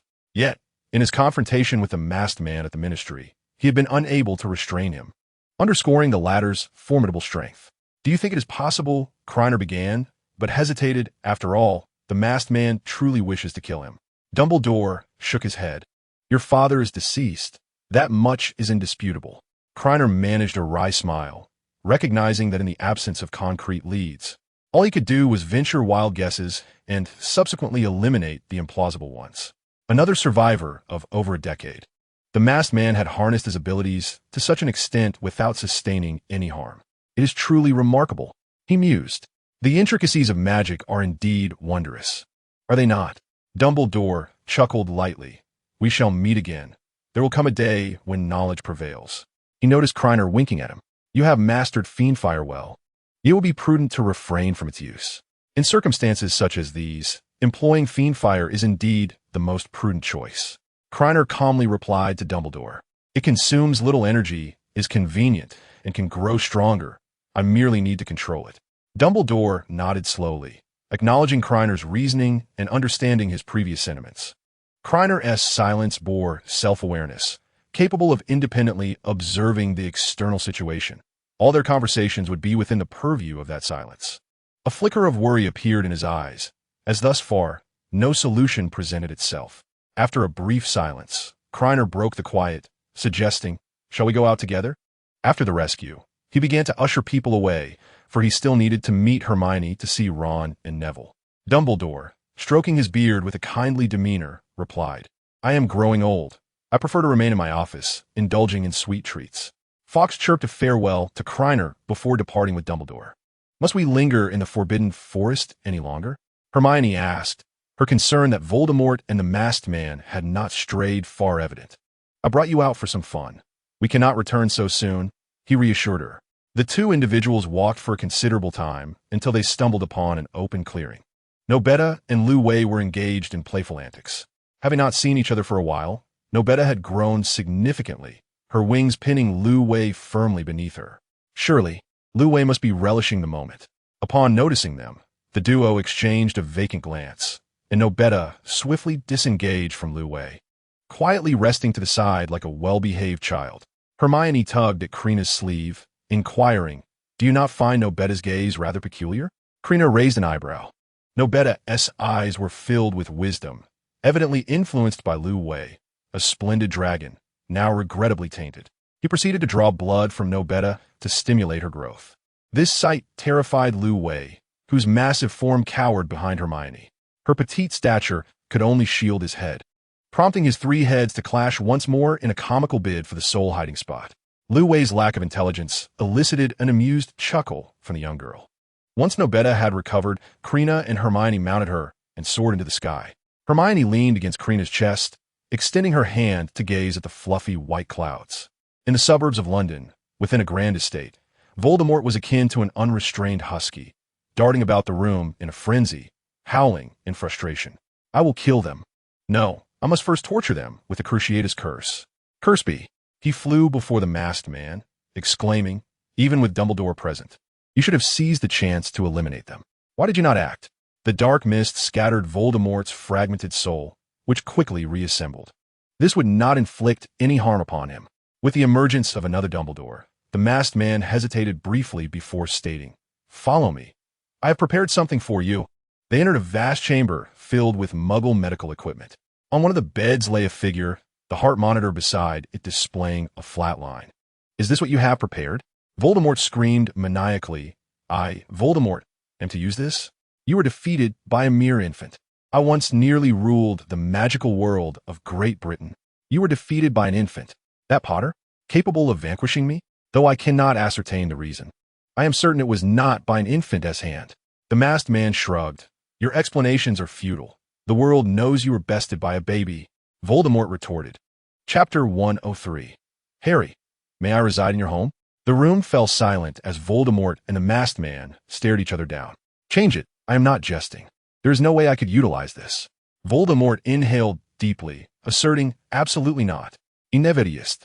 The masked man replied flatly. This is the only vessel available to you. Voldemort gazed at the figure on the bed with palpable hesitation. Should his Death Eaters learn of this, his authority would be irrevocably tarnished. Is there truly no alternative? The tone of Voldemort had weakened considerably, forced to lower his head while living under another's roof. After all, I am still referred to as the Dark Lord. I must maintain some semblance of dignity. The masked figure gazed at Voldemort for a considerable time before finally speaking in a nonchalant tone. Consider it well before you call upon me. Wait, Voldemort exclaimed hastily, resigned to his fate. This is it. There is no need for a change. The masked figure waved his hands, enveloping Voldemort in a shroud of black mist, lifting him above the hospital bed, his lips moving to chant a spell.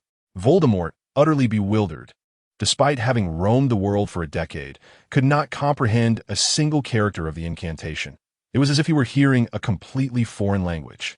There was no time for further contemplation, as at that very moment, he was gradually merging with the body on the bed. After approximately 2.5 hours, the masked figure ceased his incantation, and the monitor beside the bed flickered back to life with waveforms. "I have been resurrected," Voldemort murmured, blinking his eyes open. He detached the instruments connected to him and sat up, his gaze fixated on a pair of small hands. "Such a wondrous spell. My power has been flawlessly preserved within this body." With a wave of his small hand, a mirror materialized before him, revealing a little girl with golden hair tied in 2 pigtails. "I, Voldemort, have returned once more. Dumbledore, Potter, Granger, none shall escape." She emitted a laugh she deemed sinister. To any observer, this scene would merely present her as an adorable young girl. "You're no longer called Voldemort," the masked figure stated, crossing his arms, thoroughly pleased with his creation. "Caligula, this is your new name. My dear daughter, Allie, remember, we hail from New York. After the summer break, you shall attend Hogwarts." Caligula returned to her senses, donning a sweet smile.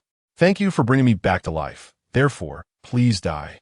No sooner had the words left her lips than a green light shot forth from her fingertips, striking the masked figure, who fell to the ground, cursed. "Remember, never trust anyone but yourself." She laughed heartily, relishing her human form, capable of executing silent ambushes. Once this body matures, she could once again wield dark magic to transform, her power surpassing what it is now. "The world shall be mine." Caligula felt the magic coursing within her, a smile of daydreams gracing her face. "Thank you for your advice, but it seems you are celebrating too soon."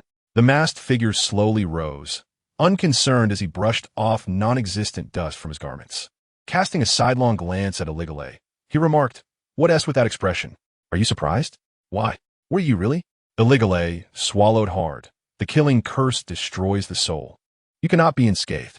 Unless you lack a soul, I am who I am. What else could I be?" The masked figure replied flatly, devoid of any emotion. "My disobedient daughter must be punished." Enveloped in shock, Caligula was struck by the curse, a searing pain washing over her entire being. She bore the agony of the convulsions and retaliated against the curse. The room bore the scars of battle, with several large holes blasted into its walls. "Are you certain you wish to continue fighting?" the masked figure inquired, his voice laced with concern that the commotion might attract the attention of the Ministry of Magic.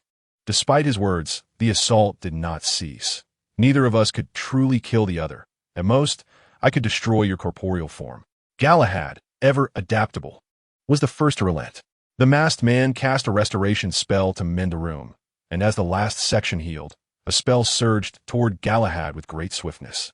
Bang! A silver shield materialized before Galahad, intercepting the incoming spell. "You," the masked figure interrupted, "the matter of your ambush upon me has reached its conclusion." Galahad exhaled a deep breath, suppressing the anger that simmered within. "Now, may I inquire about your intentions?"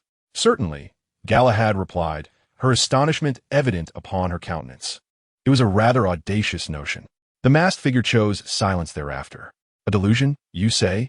The body you inhabit is, in fact, my magnificent creation. Harry Potter, I am addressing you." Vernon bellowed in fury. "Your owl cannot be allowed to fly free. That is my ultimatum." He glanced around at the peculiar gazes of the neighbors, resolutely determined that no one should discover the existence of an aberration within his home. Harry pressed his hand to his scar, grimacing in pain, his complexion pale as death. "Are you even listening to me?" Vernon demanded. "Be quiet," Harry retorted, the agony of his scar intensifying, though he could not ascertain the cause. Something significant was undoubtedly afoot. Vernon was taken aback, but dismissed it quickly. During this time, Harry had occasionally intimidated them, yet he had refrained from employing any magic, leading Vernon to suspect that Harry was merely bluffing. "No," Harry flatly refused, withdrawing his wand. "Hedwig needs to fly."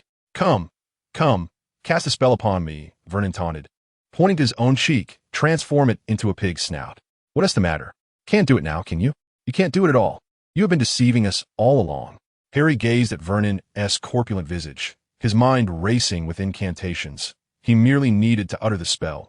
It was quite simple. Ultimately, however, rationality prevailed. "You may confine me, but I require Hedwig to deliver one final letter.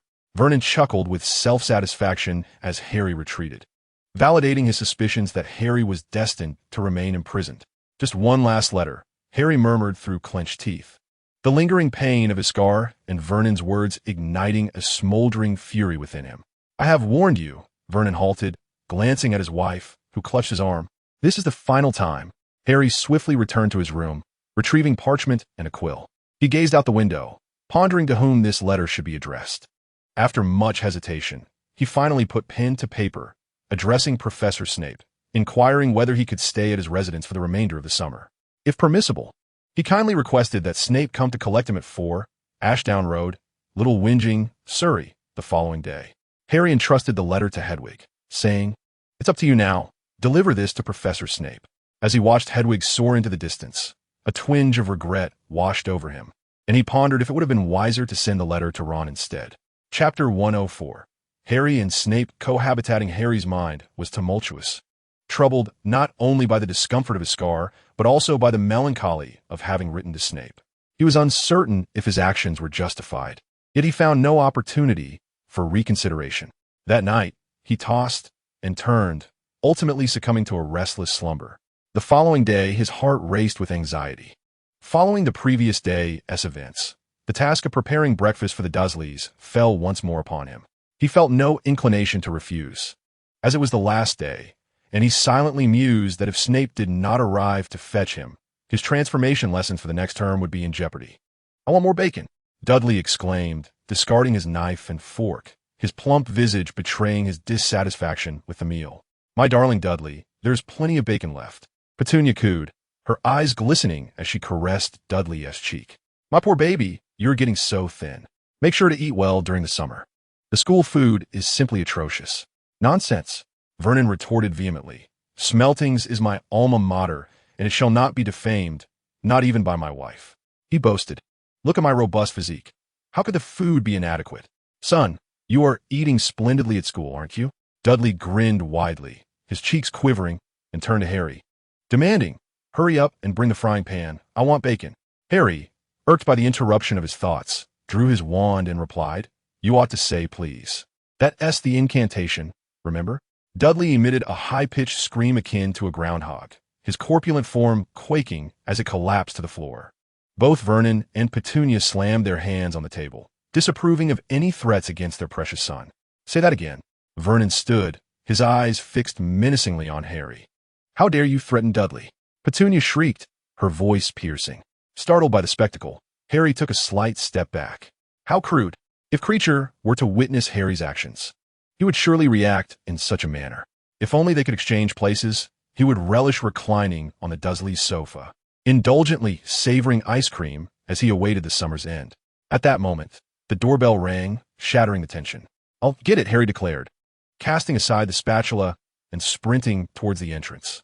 Taking a deep breath, he silently prayed that it would be Snape outside. As he slowly opened the door, a smile graced his face. However, Snape's smile had vanished, his cold eyes resembling a serpent poised to strike. Their expressions seemed to have exchanged places. "Potter, don't you think you owe me an explanation?" He spoke slowly, and if it weren't for the name Harry left in the letter, he would have been disinclined to come. "Professor, you ought to be aware of this," Harry said, scratching his head awkwardly. The transformation device possessed magic, and he dared not use it outside the school. "Now, quickly gather your belongings and accompany me." Snape regarded him with palpable disdain, as if two beautiful flowers had bloomed amidst cow dung, and his good mood was thoroughly spoiled. After a moment of waiting without anyone entering, Vernon approached the door. Upon seeing the other party, beads of sweat began to trickle down his face. The figure before him was gaunt, pallid, and exuded an emotionless coldness, clad unmistakably in wizard attire. This sight filled Vernon with trepidation, yet he stammered, "Who are you? What brings you to our home?" "This is a professor from Hogwarts, here to escort me," Harry explained succinctly as he appeared at the top of the stairs. One hand grasped a suitcase while the other held Hedwig's cage, struggling to descend the stairs. "I will be residing at the professor's home for the remainder of the summer." Vernon's expression shifted to one of surprise. Such fortunate circumstances were unexpected. He urged, "Hurry along, and best not to return." Snape nodded imperceptibly. Indeed, everyone loathed the visage of James Potter. I won't be back. Harry huffed, met only with the resounding bang of the door slamming shut. Snape and Harry arrived at the leaky cauldron. Professor, why are we here? Aren't we heading to your residence? Snape replied dismissively, we need to disguise ourselves. Go to his home with the face of James Potter? What a ludicrous notion. Absolutely not.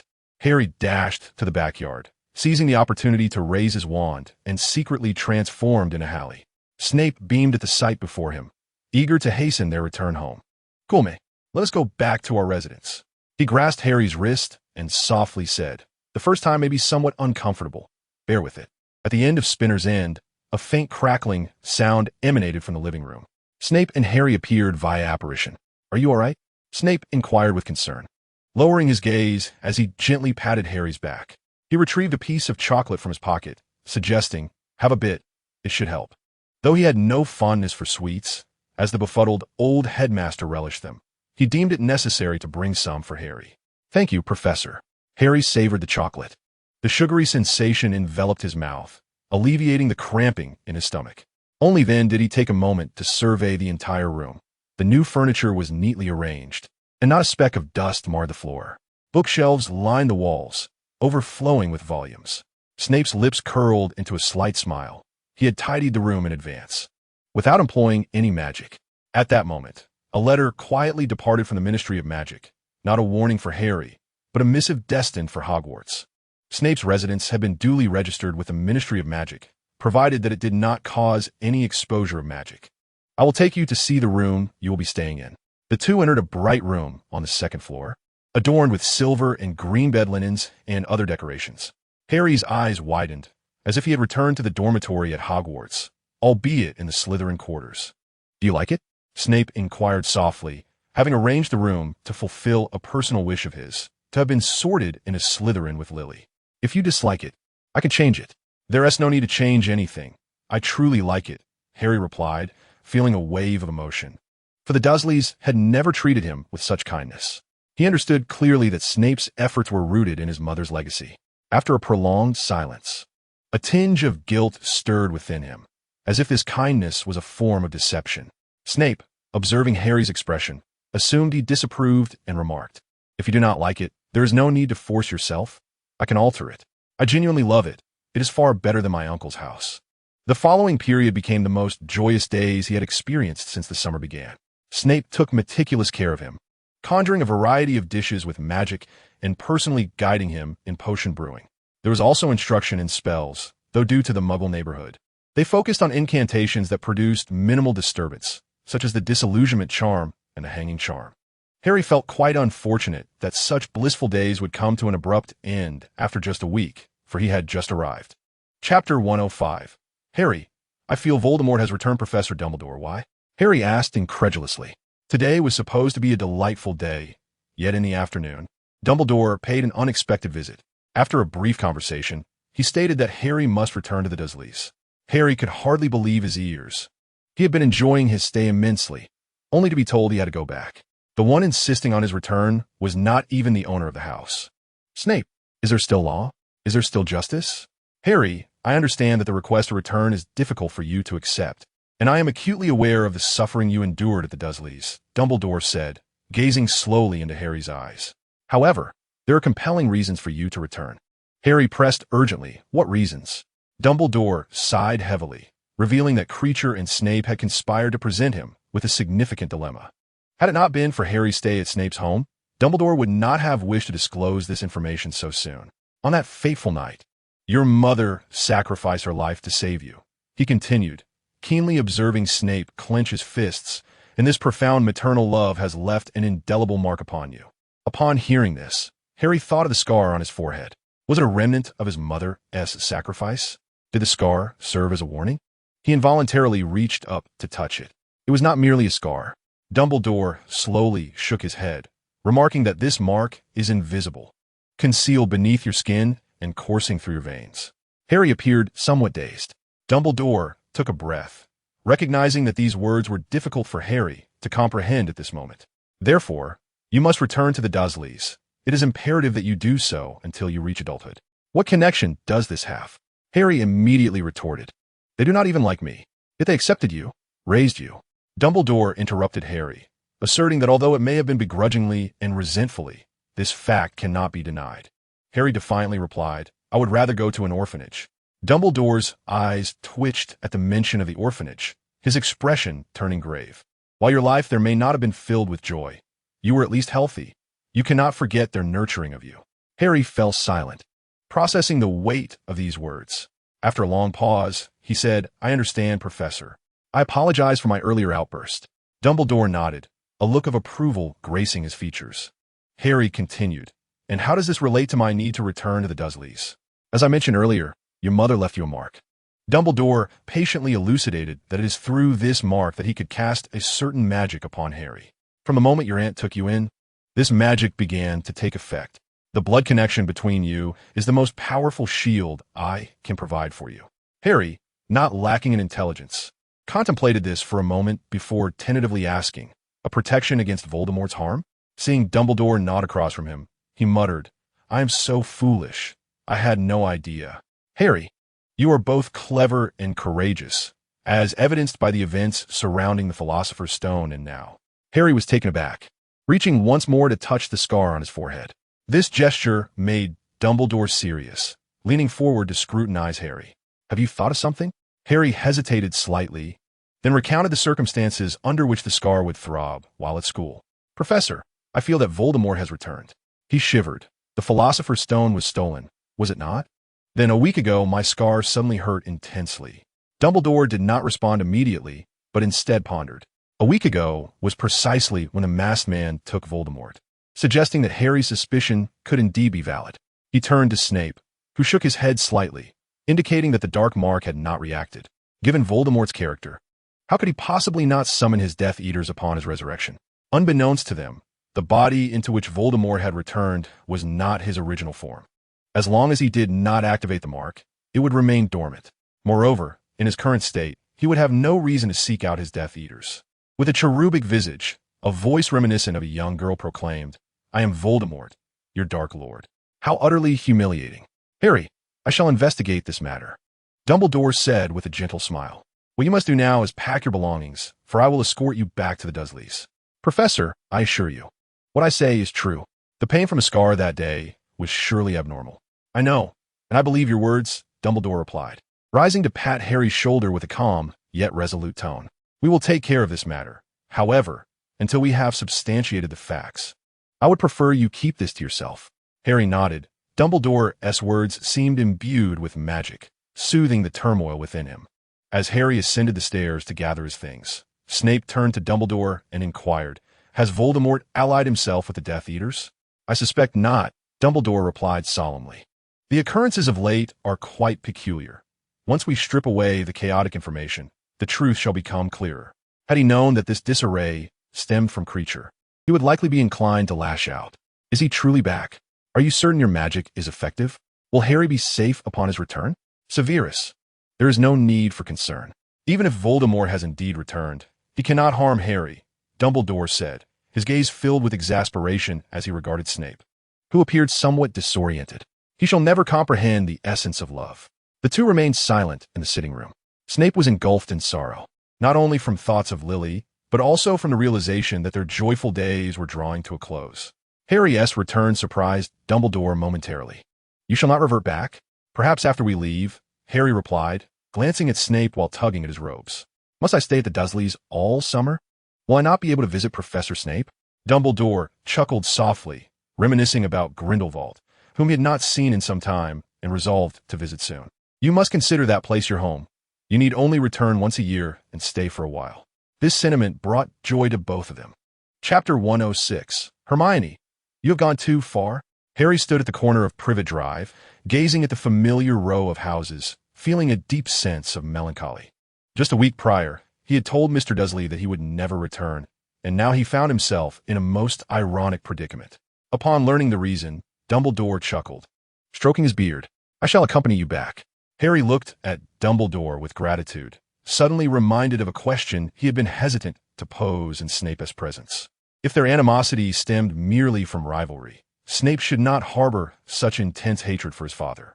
"Professor, may I inquire why Professor Snape despises my father so deeply?" Dumbledore placed an arm around Harry's shoulder as they walked forward. The human mind is a curious thing. Once upon a time, they could scarcely tolerate each other. Rather akin to your relationship with Mr. Malfoy. Your father saves Severus's life, which he finds utterly unacceptable. Harry grimaced, mentioning Malfoy as if struck in the mouth by a foul substance, feeling disgusted. However, he clearly disagreed with that explanation, sensing there must be other reasons. "We have arrived," Dumbledore announced, raising his hand to ring the doorbell of the Dursleys' home. "Let me go," Hermione exclaimed, twisting her body, bound from her thighs to her neck with ropes. Her hands were also tied behind her back. With a flick of his hand, Kreacher summoned Hermione to his side. "I have told you before, the shield charm is not infallible," he remarked, tapping her forehead lightly. "It can only withstand minor or moderate spells." "Ouch!" Hermione winced as she spotted Nagini slowly approaching. She immediately pouted, casting a pitiful glance at Kreacher. "Please don't be so fierce." Kreacher, helpless, patted Hermione's head, acknowledging her lack of experience and her reliance on the shield charm for defense. He feared that one day she might foolishly employ it against a killing curse. At least Hermione's proficiency with the shield charm was commendable, surpassing many others. "You're bullying Hermione again," Nagini scolded, tugging at Kreacher's ear while holding a platter of fruit in her other hand. "This is training," Kreacher protested. Nagini was well aware it was training. Having learned of their spell practice days earlier, she had eagerly joined in, seizing the opportunity to experience the joys of nurturing. Her extensive travels had bestowed upon her considerable experience, and on the first day, she easily defeated Kreacher. However, by the second day, the tides had changed, and her victories were hard-earned, with several losses to his advantage. On the third day, she triumphed in every duel. Yet she soon realized that her success was merely due to Kreacher's leniency. This revelation left her feeling frustrated, having only gained a fleeting glimpse of parental joy, though her heart brimmed with satisfaction. "Hurry and remove the spell." Nagini shot a glance at Kreacher, disapproving of Hermione being tied up in such a manner during training. Once she saw Hermione freed from her bonds, she released Kreacher's ear. "Hermione, it must be exhausting training like this. Please have some fruit." "Thank you, Auntie," Hermione replied with a sweet smile, offering a forkful of fruit to Kreacher. "Here, you can have a first piece." Kreacher savored the sweet watermelon, raising an eyebrow at Nagini. Upon noticing her raised hand, he dashed away. Hermione, amused by Kreacher's antics, nearly choked on the watermelon she had just swallowed. Nagini sighed softly, "Just indulge him." "Not all." Hermione tilted her head, explaining that she had let him eat first because he had spoken for quite a while. "Is that so?" Nagini replied with a teasing smile. "Then why are you blushing?" "That's just the effect of the sunset," Hermione stammered. Nagini chuckled, refraining from further teasing as she noted the young girl's cheeks were flushed. One day thereafter, Hermione extended an invitation to Krena for a mountain excursion. The vicinity of Hogwarts abounds with mountains and forests, yet the rugged paths are quite arduous to traverse. Standing atop the peak alongside Hermione, Krena trembled, contemplating if he had inadvertently committed any transgressions warranting silencing. "What are you shivering for? Is it too cold?" Hermione inquired, resting her head upon Krena's shoulder, her hand outstretched in delight as she exclaimed, "Look, the sun is rising." Krena suddenly comprehended that their purpose was merely to witness the dawn. Had she clarified this earlier, he would not have fretted for so long. He gently stroked Hermione's hair as they both reveled in the breathtaking vista. On the afternoon of July 5th, a Sunday, Krena and Hermione bid farewell to Dumbledore and Nagini, having been away for quite a while, and it was time to return. More importantly, Krena's ears were often playfully tugged, and he feared for their safety if they lingered any longer. "Let us prepare dinner first," Hermione remarked while opening the door. "It will surely surprise my parents upon their return." Krena bluntly exposed Hermione's intentions, dashing out hastily and leaving behind only a note. "Do not presume that this will spare you from your mother's wrath." Hermione scurried to the entrance, bending her legs backward to remove her petite shoes, revealing her adorably styled white socks. "You and T just leave me to handle this, will you?" She playfully turned back, her voice dripping with charm. "Please help me fend off my mother." On the shoe cabinet lay a letter left by Mrs. Granger, containing £1,000. After reading, Krena chuckled. "I think there's no need to intervene. My parents are away traveling." "Ah."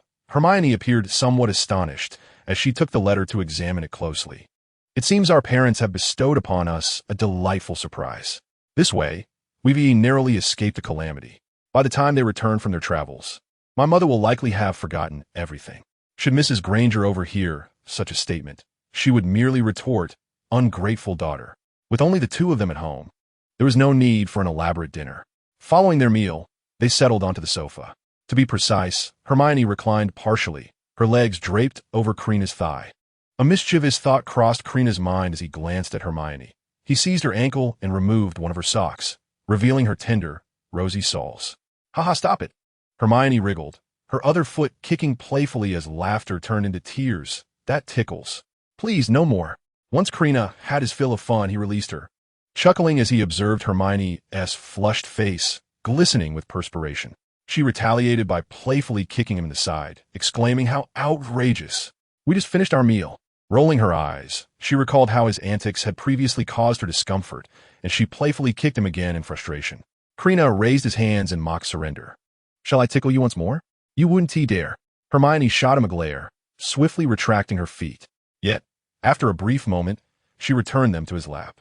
Amidst their playful banter, nightfall descended upon them. Hermione suddenly sat up, her beautiful eyes gazing at Kreiner. "Let's go for a stroll," she suggested. Chapter 107. Kreiner. Do you truly consider me a soft persimmon? The crescent moon hung high in the sky, casting its glow over the bustling streets alive with chatter and excitement. Kreiner and Hermione walked hand in hand, the young girl turning her head to observe her surroundings, seemingly in search of some delightful diversion. "Where shall we go?" Kreiner tightened his grip and tilted his head towards her. Hermione furrowed her brow in contemplation before relaxing with a smile. "I haven't decided yet. Let us wander for now." "All right, we shall go wherever the path takes us." They followed the crowd, passing by street performers. If the music was enchanting, they would pause to listen, leaving behind a 5-pound note as they departed. After a while, Hermione suddenly exclaimed, "That aroma is delightful." She sniffed the air and pointed towards an alleyway ahead. "Let's investigate." Kreiner inhaled deeply, recognizing the scent of roasted corn. In the alley, a small cart was stationed, an Asian young man diligently grilling 6 ears of corn, likely a college student by age. A queue of about 10 people patiently awaited their turn. Kreiner marveled internally at the cultural exchange taking place. The vendor seamlessly switched between 2 languages, enticing customers with his roasted corn, and the familiar words warmed Kreiner's heart. After what felt like an eternity, it was finally their turn. Hermione eagerly declared, "We would like 2 ears of roasted corn." "One is sufficient," Kreiner interjected, glancing at Hermione, aware of her appetite, especially since they had yet to finish dinner. Hermione stuck out her tongue and conceded, "Then just one." The vendor wrapped up a single ear of corn for them without delay, as it was a leftover from the previous batch. After settling the payment, they exited the alley. "Why haven't you eaten yet? It'll get cold and lose its flavor," Hermione remarked, hesitating for a moment before offering the corn to Kreiner's lips. She swallowed nervously and said, "You take the first bite." Kreiner lowered his head to take a bite, chewing as he exclaimed, "Delicious." Hermione's south eyes sparkled like crescent moons as she too began to enjoy the treat. Before long, Kreiner found himself with an unfinished ear of corn in hand. He had anticipated this outcome, grateful for his foresight. As they continued their leisurely exploration, they arrived at the banks of the River Thames. The evening breeze swept through, alleviating some of their fatigue and warmth. Ahead loomed a towering Ferris wheel.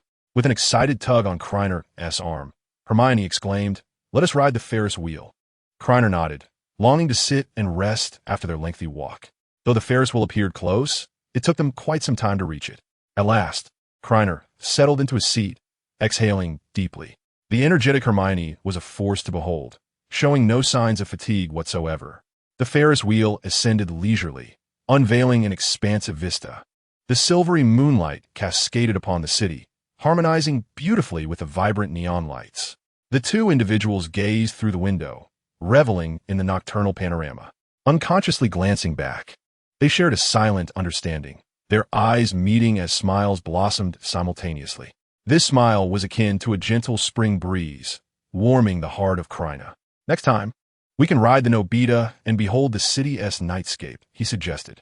Hermione's eyes sparkled like the stars in the night sky as she extended her small hand, sealing the promise with a pinky swear. "You mustn't deceive me," she insisted. "I wouldn't dream of it," Krena replied. After the pinky swear, he playfully tousled Hermione's neatly arranged hair. "Stop it." Hermione pouted, turning to the glass to fix her hair. Krena, narrowing his eyes, observed her. At that moment, she resembled an adorable pufferfish. "What is that?" Hermione suddenly exclaimed. Krena turned to see a beam of red light hurtling towards them. Without a moment's hesitation, he flicked his wrist, and his wand slipped into his hand. With a swift motion, he severed a nearby steel door, and with a flick of his left hand, the cut steel flew away, accompanied by a spell. The red light collided with the steel in midair, resulting in a tremendous explosion. Krena gathered the shattered steel, directing them forward with a wave of his wand, sending them soaring ahead. He embraced Hermione as they leapt from the Ferris wheel. "Hold on to me." They hovered in midair, Hermione's arms wrapped around Krena's neck, her legs clinging tightly to his waist like a koala. "How can you still have the leisure to touch my leg?" Krena remarked, blocking a spell aimed at him. "My wallet is in my pocket. You're pressing on it." If the situation weren't so dire, you would have liked to swat Hermione's bottom, questioning what was on her mind. The bat was released by Krena, freeing him from the distraction of maintaining levitation. "I underestimated you," he noted, observing the masked figure floating in a shroud of black mist, evidently harnessing silent power. "How did you find me?" Krena inquired, casting a disarmament spell. The masked figure reacted swiftly, countering with a killing curse. The spells clashed in midair, igniting a brilliant light. However, the green light slowly advanced towards Krena. Realizing the danger, Krena flicked his wand upward, redirecting the killing curse into the sky, where it erupted in an explosion. "It appears I cannot eliminate you. I hope you appreciate the gift I have prepared," the masked figure declared, flinging several spells downward. "I'll look forward to our next encounter." With that, the masked figure vanished. Krena did not need to counter the spells aimed at him, for the Ministry of Magic's personnel had arrived. He had been vigilant, which was why he had only employed the disarmament spell. The spells collided, producing explosions at low altitude, followed closely by a barrage of spells launching towards him. Krena furrowed his brow and swiftly waved his wand, effortlessly deflecting each incantation. How pitiful! The strength of these spells was hardly comparable to those wielded by the masked man. Just moments ago, the Ministry's personnel had similarly struggled, managing to counter 3 or 4 spells aimed at the masked man with only one of their own. The Aurors of the Ministry had been rendered ineffective by Voldemort. They exhibited a remarkable proficiency in apparition, arriving with astonishing speed. Upon reflection, it made sense. Apparition served as an excellent means of escape and survival. Without sufficient skill, one could easily fall victim to Voldemort and his Death Eaters. "I'm a student of Hogwarts." Krena seized the opportunity and cast a sonorous charm upon himself. "I was just attacked here. Then come down so we can verify." The Auror refrained from casting further offensive spells. Krena signaled to the bat to gradually descend.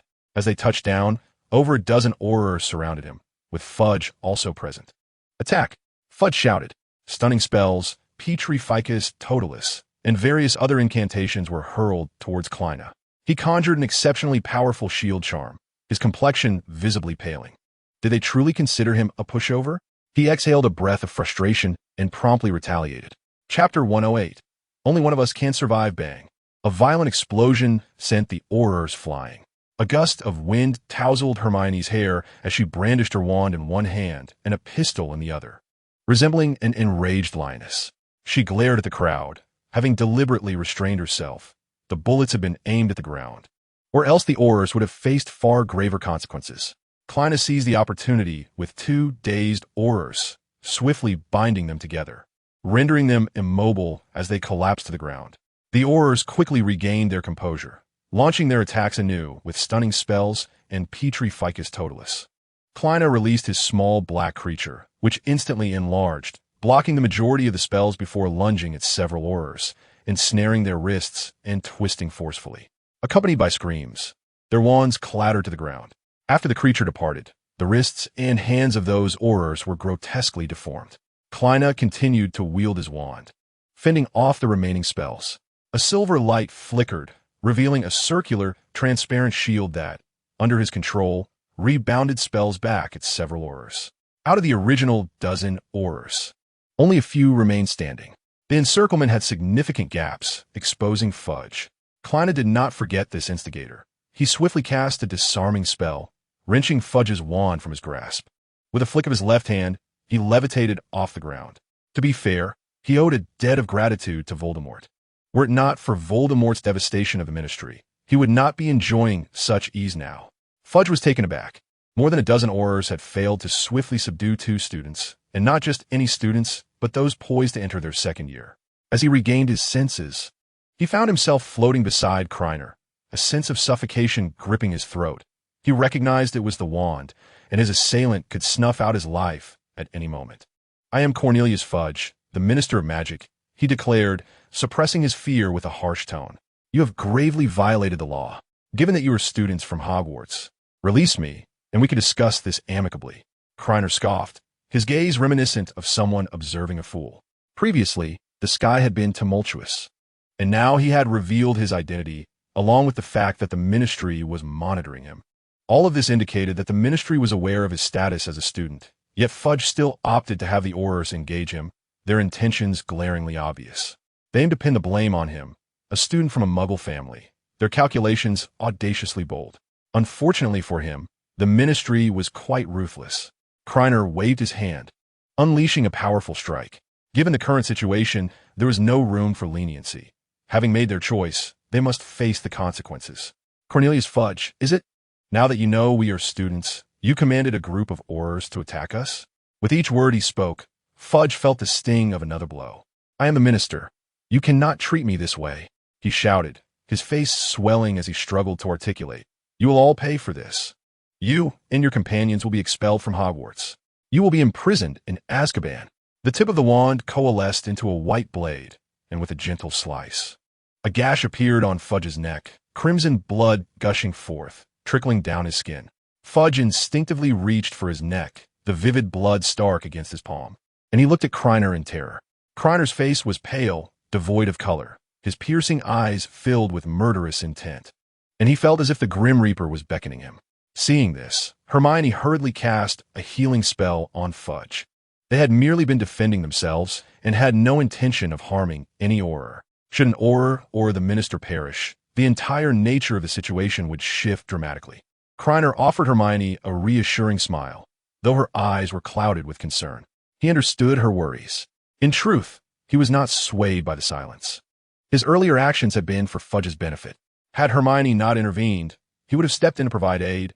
He would not allow Fudge to die now, at least not at his hands. The surrounding space continued to emit soft cracking sounds. 7 wizards materialized, and above them, broomstick-riding wizards sped in from the distance.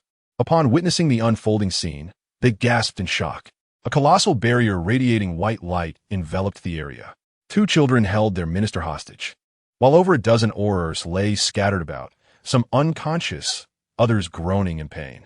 Outside the barrier, a crowd of Muggles gathered, their expressions beyond words, pointing and murmuring about the spectacle within.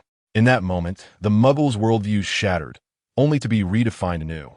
The earlier clash of spells had erupted like fireworks, drawing many Muggles to observe the extraordinary scene.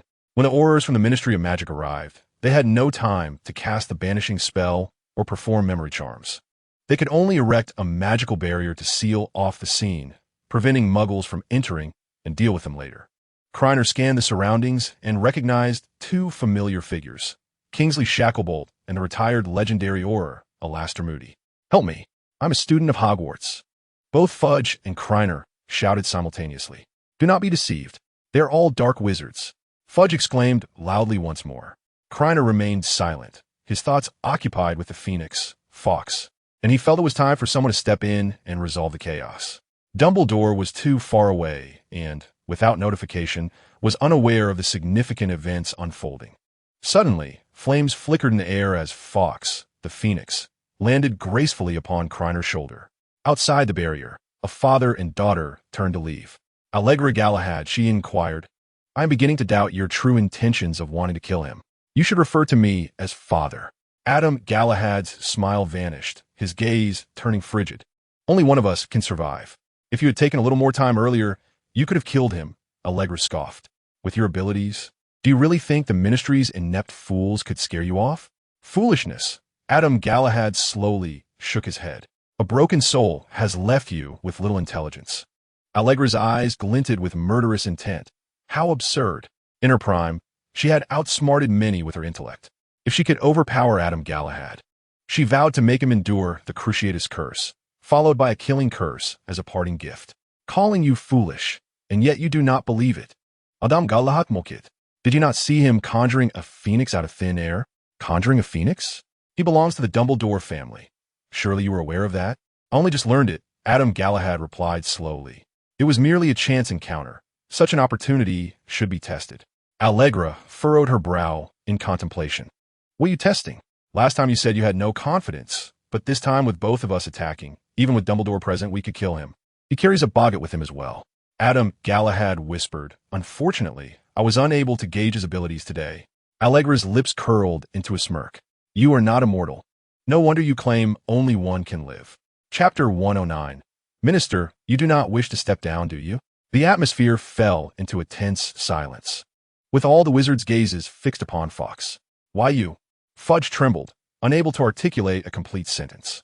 His shivering stemmed not from fear of Krena, but from the dread of Dumbledore ousting him from his ministerial position. What is your relationship with Dumbledore? Did you not already surmise? Krena whispered in his ear, and before he could finish, Fudge trembled even more violently. Minister, please do not shake. So many are watching you. Krena clicked his tongue, casually patting Fudge on the shoulder, expressing his preference for Fudge's previous demeanor. Having uttered this, he disregarded Fudge entirely, extending his hand to caress Fox's chin. Fawkes tilted its small head back, emitting a joyful chirp. Please summon my great-uncle, it requested, with a flap of its wings. Fawkes ascended into the sky, nodding at Krena before vanishing amidst the flames. Fudge cleared his throat a few times, pondering. What if I say this is a misunderstanding? How would you respond? I shall merely observe. Krena chuckled lightly. Fudge's palms were clammy with sweat, acutely aware of the complexity of the situation, and his thoughts drifted to Umbridge. Not only was she capable, but she was also adept at taking the blame. If she were present today, the matter could be resolved more amicably. In the next moment, Dumbledore emerged from the crowd. He surveyed the surroundings, a flicker of surprise passing across his face before settling his gaze on Krena with a sigh. You certainly do not allow this old man a moment's respite. Krena shrugged innocently, presenting himself as a victim in this affair. He dispelled the levitation charm and pushed Fudge backward, who, perhaps weakened in the knees, stumbled and fell to the ground. Albus, this debacle has caused you to come all this way. It is all a misunderstanding. Fudge managed to stand, forcing a smile. You must understand, causing magical exposure is a serious violation. I acted with safety in mind, leading to this unfortunate misunderstanding. Krena displayed a look of disdain. Even a dog would scoff at such excuses. He was in no mood to indulge Fudge, extracting a memory with his wand. If anyone shared a true connection with him, it was undoubtedly Hermione. The moment he made a move, Hermione produced a circular, hinged mirror and handed it to him. He placed the memory onto its surface, and a silvery light flashed, projecting an image into the air. Hermione had meticulously noted the incantations from the pensieve and subsequently devoted time to crafting this mirror. Its functionality was rather rudimentary. It could not store memories, and after a single playback, they would dissipate. The scene began from the moment Krena perceived the red light, continuing until its conclusion, and soon the atmosphere erupted in uproar. Any fool could discern Fudge's intentions. Disdain flickered in the eyes of every wizard present. Fudge had dared to deceive and ambush two young witches. Their gazes then fixated on Fudge's swine-like visage, but being seasoned aurors, they had undergone rigorous training, suppressing their laughter despite the absurdity of the situation. Publicly humiliating Fudge without an ounce of dignity caused his face to flush crimson, as he rubbed his pant legs to alleviate his embarrassment. I had no other recourse. After all, the circumstances were unclear at the time, and what he said could very well have been a lie. Under the weight of their scrutinizing stares, he found it difficult to fabricate a plausible excuse. Silently cursing to himself, he lamented the year wasted in gathering such a cadre of incompetents. It was truly humiliating. Had he been able to swiftly subdue them at that moment, this farcical scene could have been avoided, and he could have spun whatever tale he wished. Krena cast a cold glance at Fudge. From the moment they engaged, their relationship became irreparably strained. By taking decisive action and revealing his memories, he could still garner some respect. Dumbledore's gaze was sharp as he fixed his eyes on Fudge, his anger palpable. A dozen wizards simultaneously cast spells, their power sufficient to incapacitate a dragon in an instant. Albus, Fudge said, pulling out a handkerchief to dab the sweat from his brow. Stealing a glance at Dumbledore, he cautiously continued, to put it bluntly, it's merely a misunderstanding. I must prioritize the safety of the Aurors and Muggles present. Krena interjected, Minister, you must apologize to us and compensate for our emotional distress and medical expenses. Dumbledore had too many matters to contemplate to utter such words. He had called Dumbledore over simply to establish authority. Whether or not he spoke was of little consequence. Fudge hesitated. He had already suffered enough embarrassment. If he were to apologize and offer compensation, he would lose all semblance of authority as minister. He approached Krena, speaking softly, It's a misunderstanding. There is no need for this. How about I compensate you privately later? How much? 1,000 galleons? Krena scoffed. Open your mind a little. If you don't wish to negotiate, there is no need for discussion. A mere 1,000 galleons was an insult. Of course, I want to negotiate, Fudge replied. Forcing a smile, 3,000 galleons. Krener's response was swift, 17,777 galleons. Why? Fudge exclaimed, but stopped short, glancing around before lowering his voice. That's excessive. It's akin to robbery. Don't be ridiculous. Robbery doesn't yield such swift rewards, Krena said with a friendly smile. I forgot to mention, the quoted price is for one person. He understood Fudge's greed for wealth and power. With a lethal precision, he aimed to exploit these vulnerabilities. Regardless of Fudge's reluctance, he would ultimately have to yield.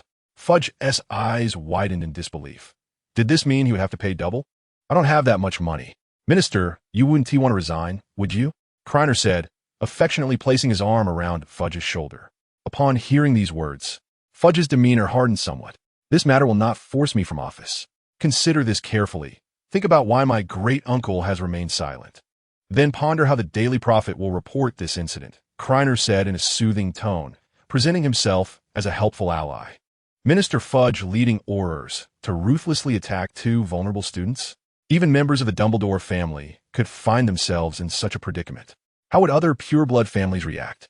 Krena looked at Fudge quizzically. Minister, what do you think their reaction would be? Fudge shivered, beads of sweat cascading down his face. What about the memories? After all, what we witnessed was just a fraction. As long as we deny it, even if someone reveals the memory, it will be deemed false. Fudge exhaled heavily, realizing that Krener's assertions were indeed valid. The situation has escalated dramatically.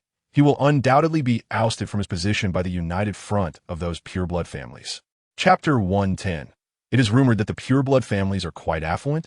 Fudge was contemplating the gains and losses. As the events of the day had unfolded with unexpected twists and turns, it was imperative to minimize the losses. He cast a furtive glance at Krena, whose gentle smile concealed a cunning demeanor. He was acutely aware that he could only acquiesce to the demands of the other party. This was the sole means of preserving his position as Minister of Magic. You are quite right, he conceded, albeit with a hint of hesitation. But could the price be lowered? The price is non-negotiable, Krena replied with a cold smirk inwardly, knowing that only a high price could facilitate subsequent dealings. He placed his hand on Fudge's shoulder. They had long distanced themselves from the crowd. Have you heard that the pureblood families are wealthy? I remain unaware of the extent of the Dumbledore family's fortune. Why do you think the masked individual chose to launch an assault on Muggle streets? Fudge felt the pressure of the hand on his shoulder intensify, and after a moment's contemplation, he shuddered. This was an overt trap, designed to provide an excuse to investigate the pureblood families and consequently acquire their gold. Should he acquiesce, a chasm would form between him and the pureblood families. A fleeting glint of cold light appeared in Krener's eyes. He anticipated Fudge's every reaction. The lesser of two evils would surely lead Fudge to consent. I understand. I will compensate you for the entire amount. This will require some time. Fudge regarded Krena, contemplating the repercussions of not being granted even that time. He would prefer to risk everything rather than succumb to failure, even if the likelihood of survival was slim. As long as he retained his ministerial position, the rift between him and the pureblood families would eventually mend. Of course, no problem at all, Krena beamed brightly. My esteemed minister, just ensure you provide it to me before the summer holidays conclude. He briefly faltered, recalling that the last individual he respected had left no trace behind. He harbored no concerns regarding Fudge defaulting on the agreement. With Dumbledore present, Any casual remark he made could be easily distorted by those with ulterior motives into Dumbledore's intent. Fudge managed a strained smile and proclaimed loudly, "Haha, I would say this is a misunderstanding." I comprehend. Krena played along, also raising his voice. The decision made by the minister at that time was indeed correct. The safety of the Aurors and the Muggles had to be prioritized. He glanced at Dumbledore, who was winking at him. This performance was an affront to the intelligence of those present. Both parties tacitly agreed to let the matter rest, and since Dumbledore remained silent, others felt they had no right to speak. "Cornelius, I must caution you," Dumbledore said, his gaze fixed on Fudge, his expression grave, and in a hushed tone he added, "That masked individual is a silent one, and he has allied himself with the remnants of Voldemort's soul." Upon hearing this, Fudge's previously calmed heart raced once again. He waved his hand dismissively, his expression contorted in disbelief. Impossible, absolutely impossible. The surrounding Aurochs all turned their gazes, and he tightly grasped his clothing at the chest, lowering his voice to say, "The mysterious individual is already deceased. This is a truth known to all. Albus, you must be aware that the faces of those slain by the Silent Ones bear distinct marks. The masked man is formidable, potentially wielding magic beyond our comprehension. Voldemort and the Silent Ones are akin to an ace in the hole, a burden that Fudge cannot bear. In the collective consciousness of wizards, the Silent Ones represent a dark magical force born from young wizards suppressing their powers to escape misfortune. In this era, the emergence of Silent One almost signifies the incompetence of the Ministry of Magic. The Silent Ones have been extinct in all nations. Should this become public knowledge, the first to face scrutiny would be none other than the Minister of Magic himself. At that moment, he would suffer disgrace on a global scale. Dumbledore peered at Fudge through his half-moon spectacles, a hint of disappointment in his eyes. If he lacked the courage to acknowledge the truth, how could he possibly make subsequent decisions? The atmosphere was tense. Fudge chuckled awkwardly, hastily shifting the topic. "Albus, the primary focus now is to erase the Muggles' memories." Observing Dumbledore nodding, he cleared his throat and resumed his ministerial demeanor, issuing commands with authority. Before long, officials from the Department of Magical Accidents and Catastrophes and the Department for the Regulation and Control of Magical Creatures arrived at the scene, two major departments joining forces. The Department for the Regulation and Control of Magical Creatures was tasked with using Thunderbirds and the venom of the winged serpent to cleanse the Muggles' memories.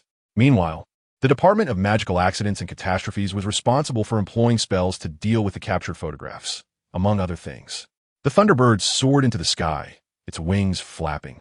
As a storm began to gather, lightning streaking across the horizon, followed by a torrential downpour, Krena waved his wand, conjuring a transparent umbrella at its tip, under which Hermione took shelter alongside him. The localized downpour fell upon the Muggles, causing them to scatter, their unpleasant memories being erased. The wizards diligently cleared away any lingering traces, restoring everything to its original state. Could it be that the rain we previously endured has also been erased from our memories? Hermione mused, clutching his arm and gazing at the departing Muggles. Krena patted the back of her hand. Who knows? Once the internet develops further, any future incidents of magical exposure will not be so easily concealed. With the crisis largely resolved, the two strolled through the rain beneath their magical umbrella. Upon returning home, Krena immediately dialed the Granger couple. Though it was somewhat late, this call was imperative, and fortunately they answered. After a brief conversation, he inquired about their return from their travels, just as the doorbell rang. Hanging up the phone, a smile crept upon his lips. It must be Dumbledore at the door. As everyone settled onto the sofa, he brewed a pot of red tea using magic. With Dumbledore present, casting spells was not deemed improper. Before encountering the masked man, "Did you experience any peculiar occurrences?" Dumbledore inquired, lifting a cup of red tea and blowing on it gently before taking a small sip. Krena tapped his fingers rhythmically on the table, his mind racing through the events of the day. From fragmented conversations, it could be inferred that the masked figure has specifically targeted me. He pinched the bridge of his nose in silence for a moment. But my address should not have been exposed. It is more likely a mere stroke of bad luck that I encountered him. He himself was uncertain, as the current information was too scant. If the masked man possesses a profound understanding of Muggles, my address would eventually be revealed. Hermione inquired, "But why is he fixated on you?" "It must relate to Morpheus," Krena replied, taking a deep breath, for he and the masked man shared this singular connection. Wizards possess very little knowledge of Morpheus, and suddenly, a thought emerged in his mind.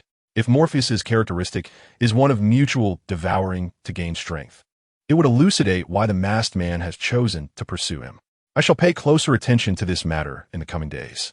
Dumbledore, too, was overwhelmed by these events. If necessary, he would cast protective spells. Since his last conversation with Harry, he had been utilizing various resources to investigate, but regrettably, he had yet to acquire any information. Moving forward, some of his focus needed to shift towards Krena, who was busier than one would expect from a centenarian. Krena remained silent, aware that the enemy lurked in the shadows, akin to the sword of Damocles hanging ominously above. Chapter 111. Fudge, I miss my mother. A week passed in the blink of an eye. The Granger couple returned from their travels, yet Hermione was absent from home. Krena sat slumped on the sofa, his eyes vacant, filled with an overwhelming longing for Hermione. The day after the encounter with the masked man, Dumbledore had taken Hermione away to Paris to study alchemy with Nicolum. After much hesitation, Krena chose not to accompany her. He knew nothing of alchemy, and joining her would only hinder her learning progress. The masked man's target was him. Thus he needed to remain vigilant, observing whether the adversary would make further moves.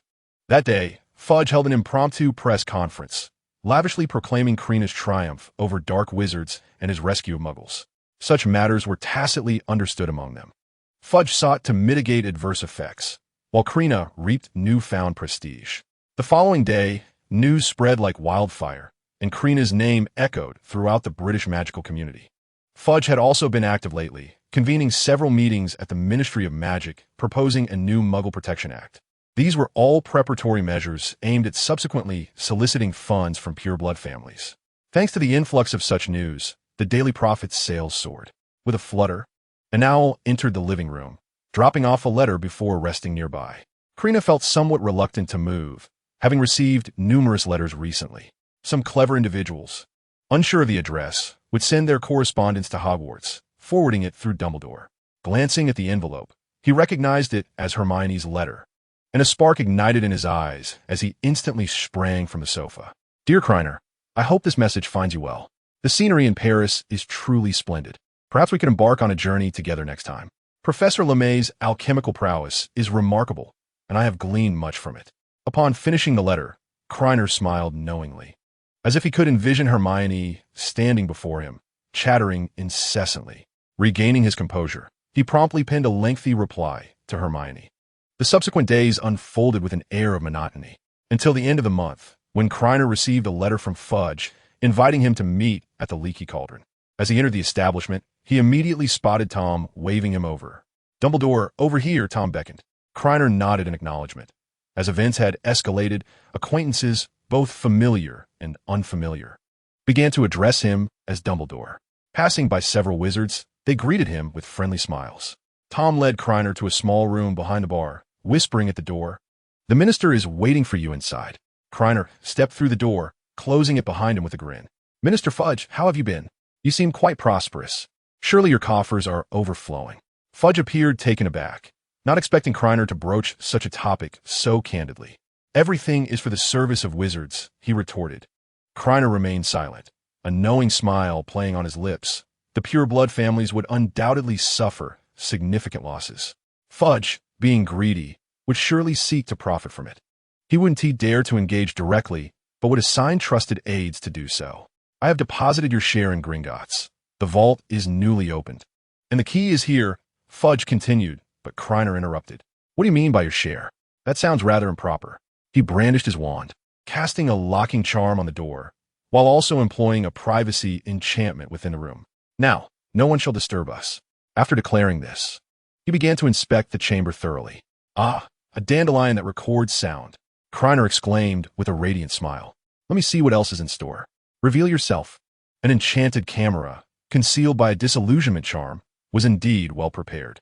Armored for protection, he noted as he deftly thwarted Fudge's surprise attack, shaking his head slowly. "In the face of absolute strength, your attempts appear rather foolish." "A misunderstanding, merely a misunderstanding," Fudge smirked. "I only wish to ensure you wouldn't continue to extort me after being paid. It is all my fault. I have been overly cautious." You. The illustrious Dumbledore, before he could finish, Krener's disarming spell struck him, sending him crashing to the floor as his wand flew from his grasp. Krener approached slowly, a bemused expression on his face. Let me take a wild guess. Upon discovery, you intended to ambush me with your wand and subsequently alter my memories, correct? That is slander. I have no such intentions. Fudge retorted indignantly.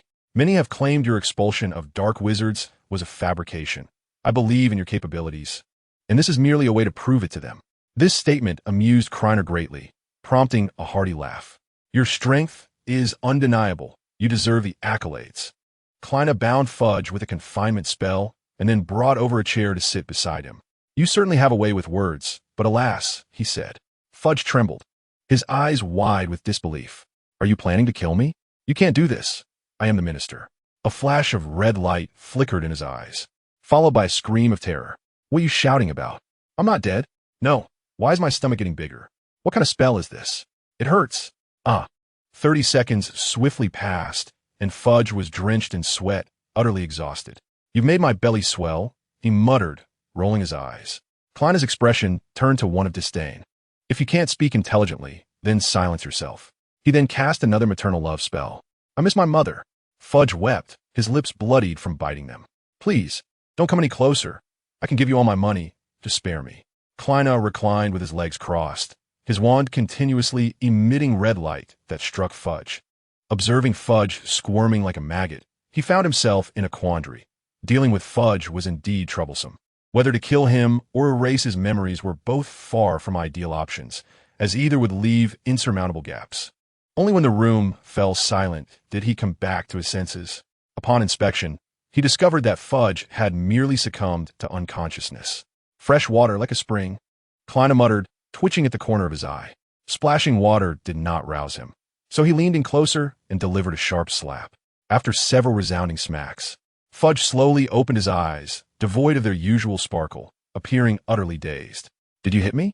Of course not. Krena feigned innocence. Hitting is far too crude. I only employ spells.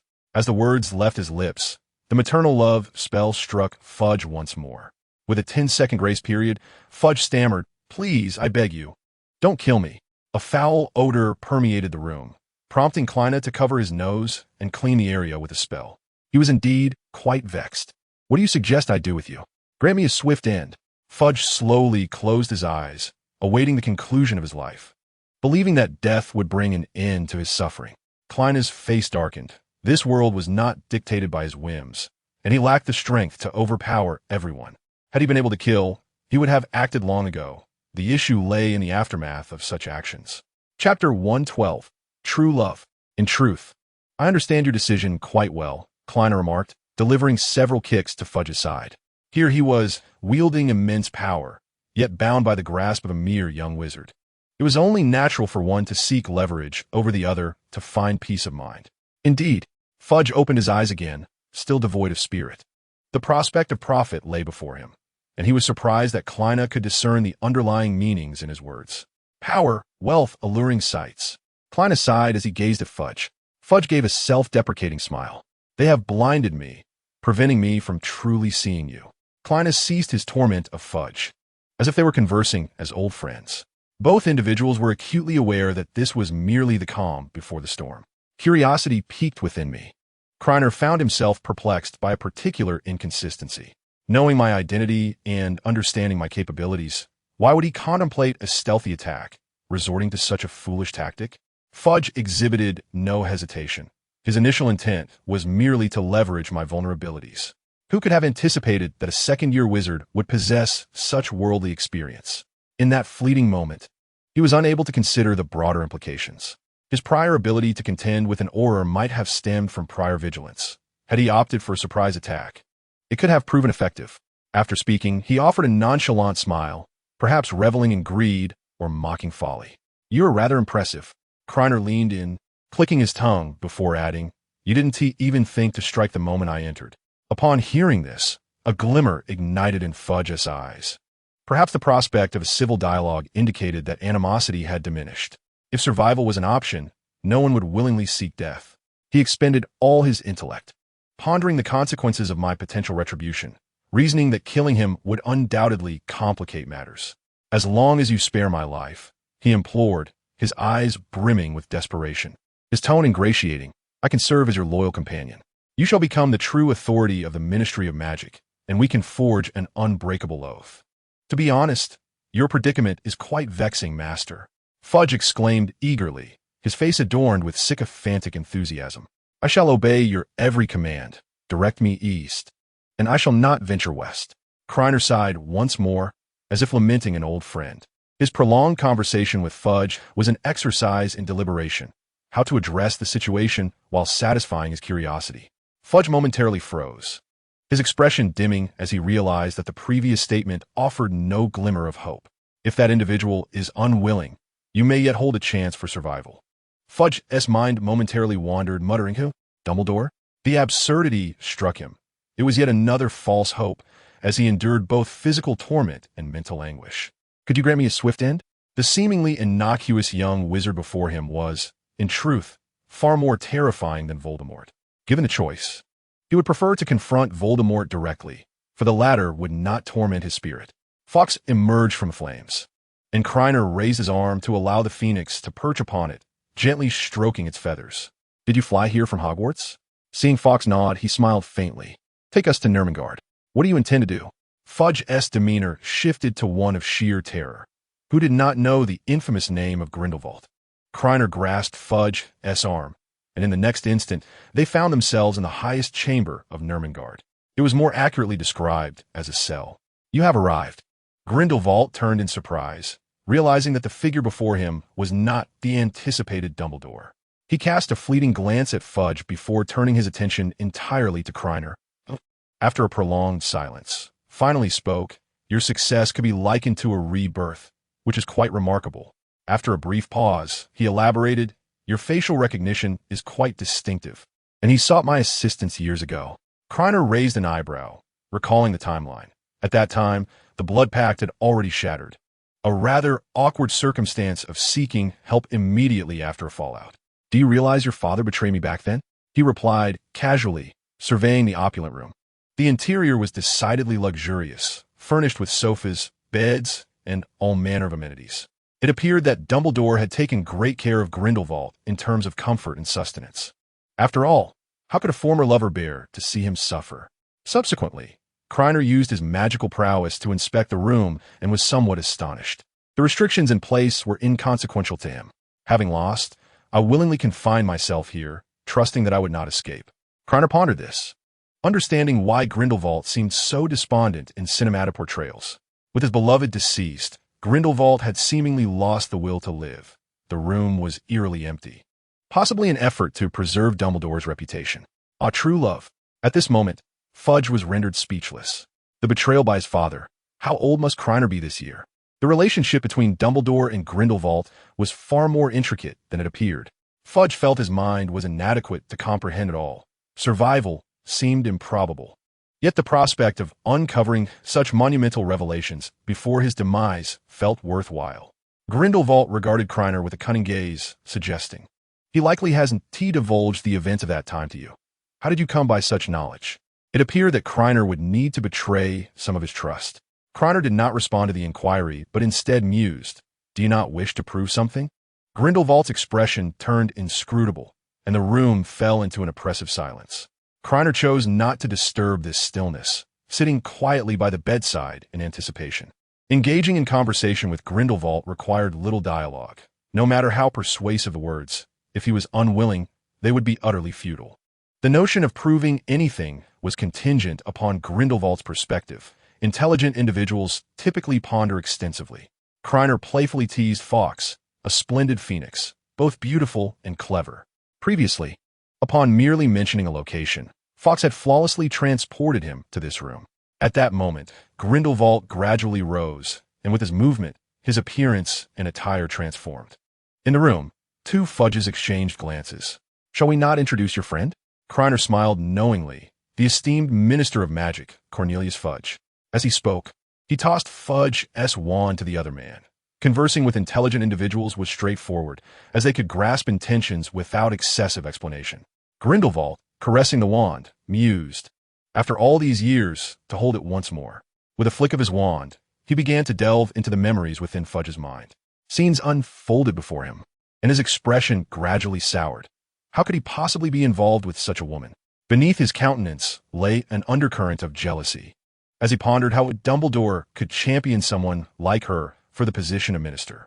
Krena paused, a pink toad materializing in his mind, and tentatively inquired, Dolores Umbridge? The grim expression on the other's face confirmed his suspicions. It could only be said that the upper echelons were indeed chaotic. Chapter 113.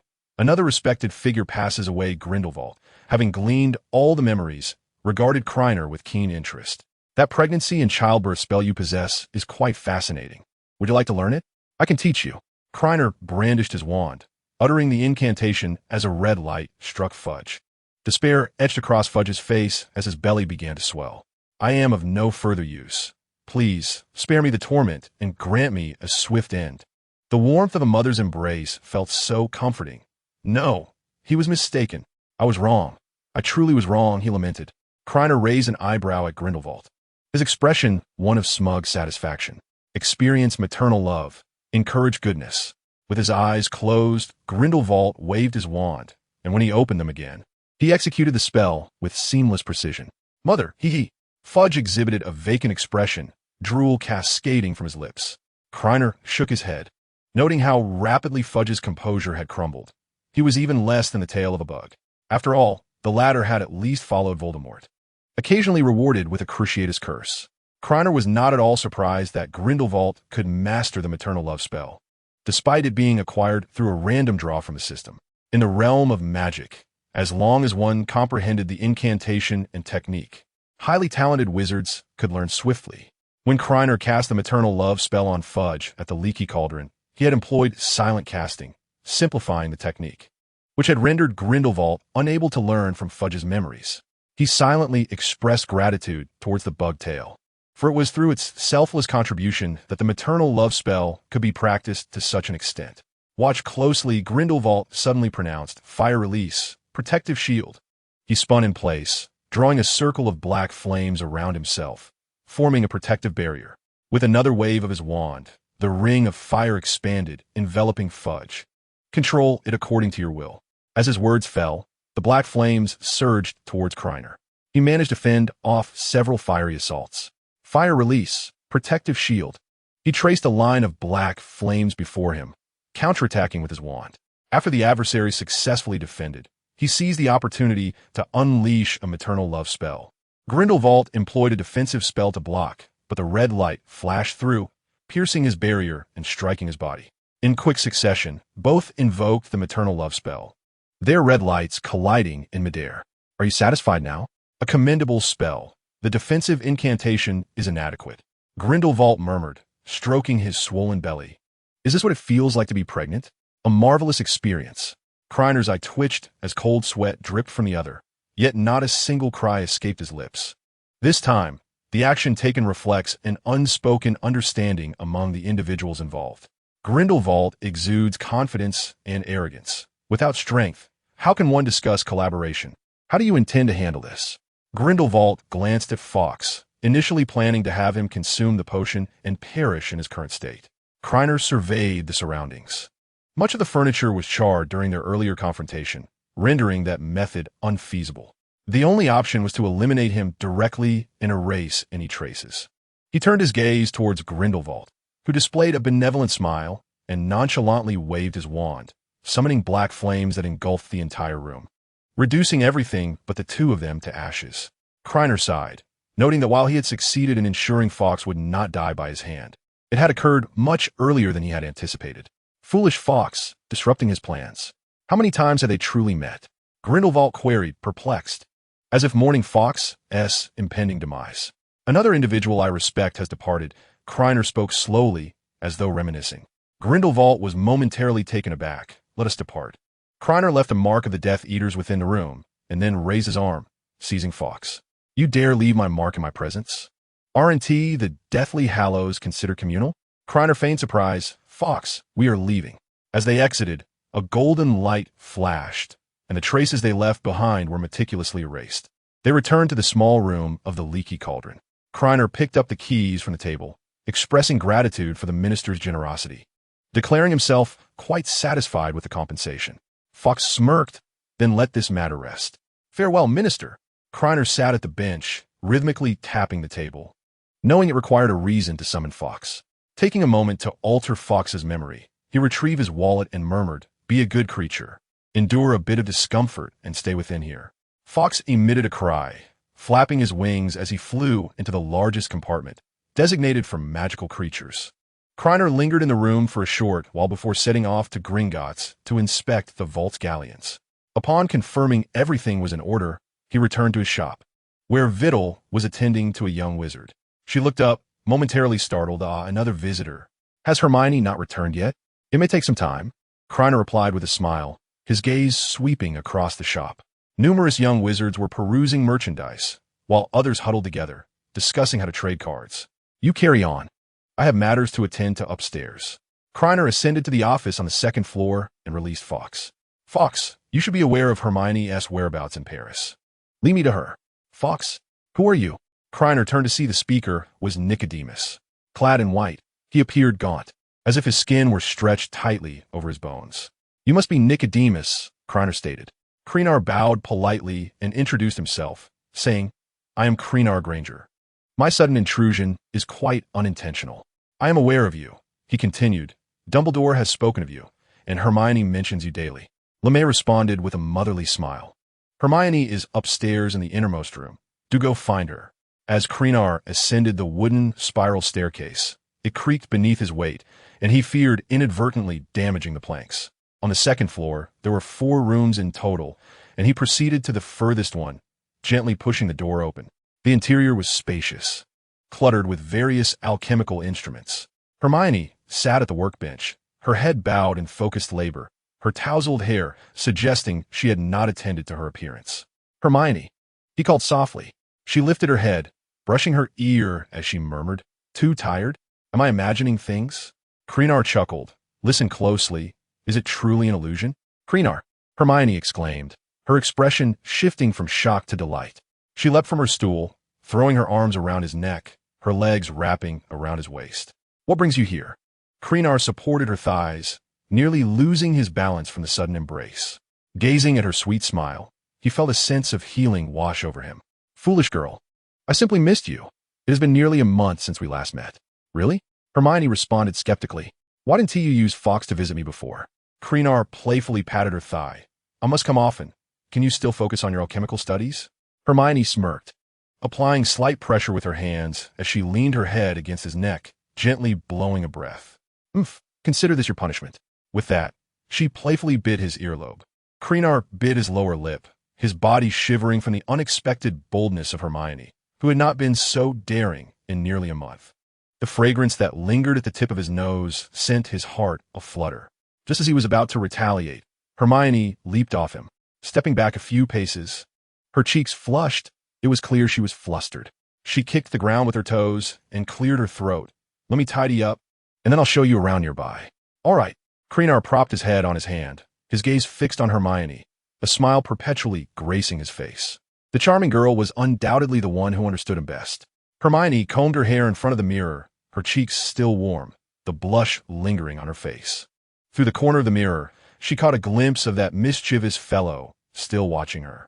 Although they had shared physical contact before, this was their first time sharing such intimacy, leaving her both nervous and shy. She was well aware of Krena's tendency to charm. Just look at Ron, who was solely focused on devouring the chocolate frog, and Harry, who had to sincerely thank her while dressed as a girl. Countless instances reminded her of his knack for persuasion, making her doubt his claims of missing her for so long. What a grand deceiver. However, she was acutely aware that emotions were genuine and the desire to affirm was indeed sincere. As for his visit, it likely stemmed from some ulterior motive. Half an hour later, Hermione completed her tasks and bestowed upon him a sweet smile. Shall we go? The two descended the stairs, where LeMay remained seated on the sofa, leisurely sipping his tea. Hermione tugged at Krena, leading him before LeMay. Teacher, we're off to explore a bit. We shall return later. LeMay responded with an amiable smile, nodding in approval. Go ahead. It's perfectly fine if you don't return tonight. Krena's eyes twitched in astonishment. Sir, times have changed. This is no longer 600 years ago. How exasperating.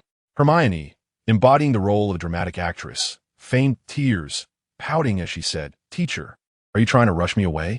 LeMay's hand froze mid-air, holding the teacup, as he opened his mouth to speak but hesitated. With centuries of experience, he had witnessed much, and although he recognized her pretense, he was still taken aback. The once brilliant, eager, and obedient student had transformed into this. He shot a glare at Krena before turning back to Hermione with a gentle smile. Of course not. Go and enjoy yourselves. After bidding farewell to LeMay, Krena promptly flicked Hermione's forehead as they exited the room. Hermione puffed her cheeks playfully, sticking out her pink tongue. We are in the 3rd district of Paris. On Montmorency Street, she said, beaming. It is one of the oldest streets in Paris. As they strolled, Hermione provided Krena with a detailed account. Concealed within, akin to London's Diagon Alley, entry here required passing through a magical bronze statue. The street bustled with life, and they settled at a CF, sipping coffee while observing the passers-by. How does it feel? Hermione winked at Krena. Like night and day, Krena replied, taking a sip of his coffee, reflecting on the devastation wrought by the 10-year war on the British magical community. Most of the wizards on the street were clad in suits, with few donning robes. Were it not for the magical elements visible everywhere, one might scarcely believe this was a wizarding street. The differing circumstances had led to these disparities. In the past, Grindelwald roamed Europe, deliberately avoiding England. Many wizards who attended Grindelwald's gatherings had gained insight into Muggles, and despite the existence of the statute of secrecy, they were eager to embrace and understand Muggle innovations. Conversely, England held a different stance, with Voldemort advocating for pureblood supremacy and scorn for all Muggle affairs. In their brief 2.5-year acquaintance, Krena had already influenced Hermione significantly, not to mention the impact of the 10-year war. When I first arrived here, I thought I had stumbled into the wrong place. Staying in Diagon Alley felt like stepping back into the Middle Ages. After a brief respite, Hermione led Krena to continue their exploration. It was not until dusk that Krena escorted Hermione back. They found themselves at Nurmengard, the former prison of Grindelwald. The walls of the room were charred black, and Dumbledore stood quietly within, his face a mask of serenity that belied the tumult of emotion within. The shattering of glass mingled with a sigh. He slowly approached the corner, resting against the wall and sitting upon the floor, appearing significantly aged, with an abundance of sorrow etched upon his countenance. Where has trust between individuals gone? I place my faith in you so wholeheartedly. Gellert Grindelwald. What am I to do now? Silence enveloped the room. Dumbledore curled up in the corner, his arms wrapped around his knees, burying his face within them. Time passed gradually, and he maintained his initial posture. That night was shrouded in darkness, devoid of stars and the moon's glow. Dumbledore rose once more, his former vigor restored. If I could defeat you once, I can do so again. Gellert, await my return. He brandished his elder wand, a flash of gold illuminating the room, yet leaving no trace behind. Suddenly, a spark of insight ignited in his mind, his brow furrowing, then relaxing, only to furrow again. What could it be? That slight crack was nearly imperceptible. If only I could grasp it, all would be revealed. With his eyes firmly shut, Dumbledore contemplated the clues at hand. After a considerable pause, he opened his eyes, yet the understanding still eluded him by the smallest margin. Fox, let us return. Before departing, he restored the room to its former state, ensuring it bore the marks of Grindelwald's presence. Time swiftly advanced to early August. Disguised as Fudge, Grindelwald had not made any significant moves recently, yet his subtle machinations continued, particularly concerning Umbridge, who had been reassigned to an obscure department. One could understand his strategy, incremental changes to avoid arousing suspicion. A few days prior, Dumbledore had sent Hermione back from Paris. Krena had gleaned nothing from his expression, and no news had surfaced in the newspapers. Judging by the timeline, it had been less than half a month. Likely, they had yet to discover Grindelwald's escape from Nurmengard. Hermione, seated beside Krena, held 4 letters, 2 from Hogwarts, 1 from Ron, and another from Aunt Nagini. Krena paused as he took the 2 letters, inquiring, "Where's my mother's letter?" "It's addressed to me," Hermione replied, opening the letter. Aunt Nagini asked when they would be heading to Diagon Alley, expressing her desire to accompany them. Krena scoffed, irritated that his mother wrote to Hermione instead of him. Hermione giggled behind the letter, finding the situation amusing. Chapter 115. Oh dear, we're going to be caught. What did Ron write in his letter? Hermione asked, tilting her head. Krena chuckled awkwardly. He had successfully rescued Harry and was inquiring whether they wished to visit Diagon Alley next Wednesday. Harry had lost contact with them long ago. Not only had Vernon locked Hedwig away, but Dobby had also intercepted their letters. In truth, if one were to trace it back, it was Krena who had initiated the chain reaction by demanding compensation from Fudge. Some prominent families, such as the Malfoy lineage, may possess great wealth, yet they wish to avoid being extorted by Fudge. Fudge has only recently assumed his ministerial role, and with merely a handful of associates. What give him the right to demand fees for searches? As for the notion of uniting to oust Fudge, he is not the one directly conducting the extortion, and organizing such a coup proves to be quite a challenge. Thus, these families prefer to sell dark art supplies at a bargain price. A week prior, Ron had penned a letter to him, expressing his desire to rescue Harry from the Dursleys and inquiring whether he would accompany him, suggesting they could also visit the Burrow. At that time, Hermione had yet to return from Paris, and he declined Ron's invitation. He would respond to his mother's letter later, planning a trip to Diagon Alley by next Wednesday. Hermione glanced at the envelope, asking, "The flying car? Have you modified Hagrid's motorbike?" It was a rare opportunity for Ron to show off, and he would certainly seize it. He detailed the plans and the tools he intended to use in his letter, fearing others might not comprehend how he accomplished these feats.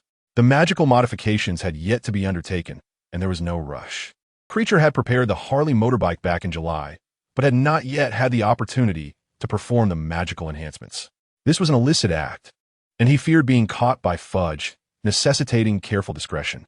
They would have to wait until Arthur Weasley drafted a new version of the Muggle Protection Act, where magical modifications would not be illegal, but their use would be. Arthur Weasley had intentionally left a loophole in the law, as he greatly appreciated various Muggle devices. After Fudge's demise, he momentarily forgot about this matter, deeming it insignificant. Their defense against the dark arts professor for the next term was Gilderoy Lockhart. Hermione excitedly handed Kreacher the letter from Hogwarts, exclaiming that his novels were delightful. Kreacher grimaced. Thanks to Hermione, their home was cluttered with Lockhart's books. Setting aside issues of character, Lockhart did indeed craft his stories vividly, making readers feel as if they were experiencing the events firsthand. The books also introduced many intriguing spells, though unfortunately, they contained only incantations without the accompanying methods. Despite possessing such invaluable knowledge, Lockhart seemed only adept at memory charms. It was quite absurd, leaving one to wonder if he was genuinely inept or merely feigning incompetence. Your expression, Hermione chuckled softly. Wrapping her arms around Kreacher's neck and gently blowing air near his ear, her lips brushing against his earlobe, you seem less than pleased. Since that encounter, she had discovered Kreacher's ears were somewhat sensitive. A mere breath or touch caused him to tremble involuntarily. Kreacher inhaled deeply, striving to suppress his body's reaction. Yet instinct proved difficult to control, and he silently lamented his predicament. He turned slightly away, playfully pinching Hermione's cheek. "Stop it." "Hey." Hermione's eyes squinted into crescent shapes, as if she could see joy and satisfaction reflected within. A week passed swiftly, and Nagini arrived in a small car to collect Kreacher and Hermione. The Granger couple did not accompany them. Their demeanor in the presence of others from the magical realm appeared somewhat restrained, perpetually exuding an air of disconnection. Moreover, with Nagini by their side, the Granger couple felt a sense of reassurance. "Mom, when did you learn to drive? Do you have a license?" Krena inquired, casting a skeptical glance at Nagini. "I received my license at the end of last month." "Impressive, isn't it?" Nagini replied with enthusiasm. Krena cleared his throat and posed a pivotal question. "You didn't use any confounding charms, did you?" A silence enveloped the vehicle. Moments later, Nagini exclaimed, "Of course not. I passed the test purely on my own merit." Impressive indeed. Krena and Hermione exchanged glances and simultaneously fastened their seatbelts. "You don't believe me." Nagini looked into the rearview mirror and continued, "If Krena doesn't trust me, that's one thing. But Hermione, I'm truly disheartened that you doubt me too." "No, Aunt Nagini," Krena interjected, "we absolutely believe in you. Buckling up is merely a matter of adhering to traffic regulations." Nagini ceased her pretense, asserting that a wizard's reflexes are significantly superior to those of a Muggle. "Trust my driving skills," she insisted. This assertion held a grain of truth.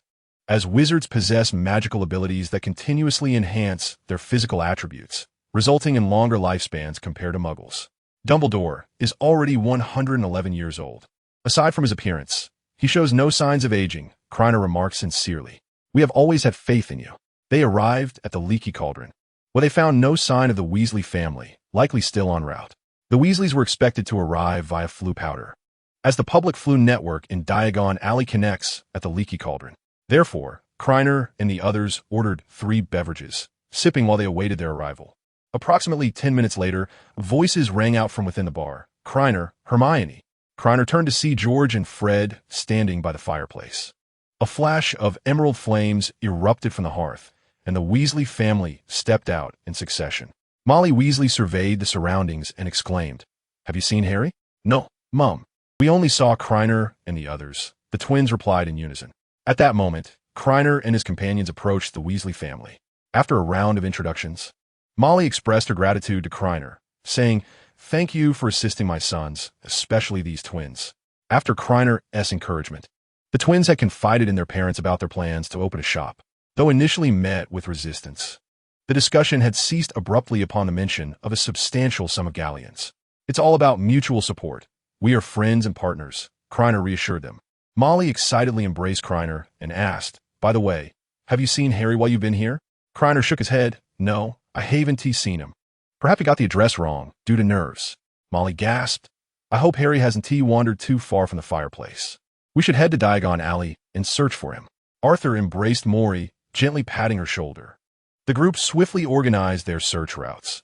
The Weasley family would scour the North Alley, while Krena and his companions would investigate the South Alley. Some shops in Diagon Alley had access to the Floo network, predominantly for private use. A mispronounced address could lead to unforeseen destinations.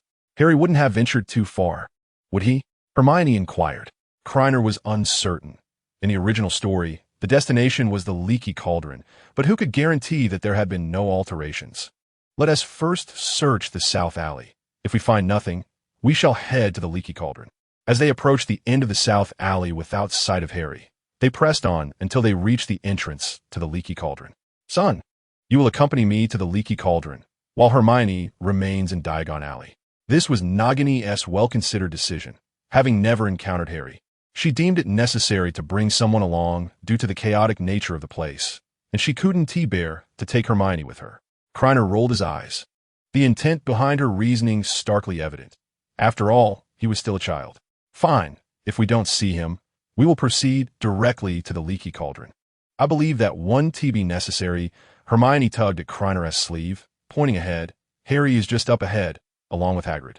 Hagrid's imposing figure was unmistakable. He appeared to be engaged in an intense conversation with Harry, his expression rife with anger. "Hagrid! Harry! Over here!" Krena shouted, waving his hand.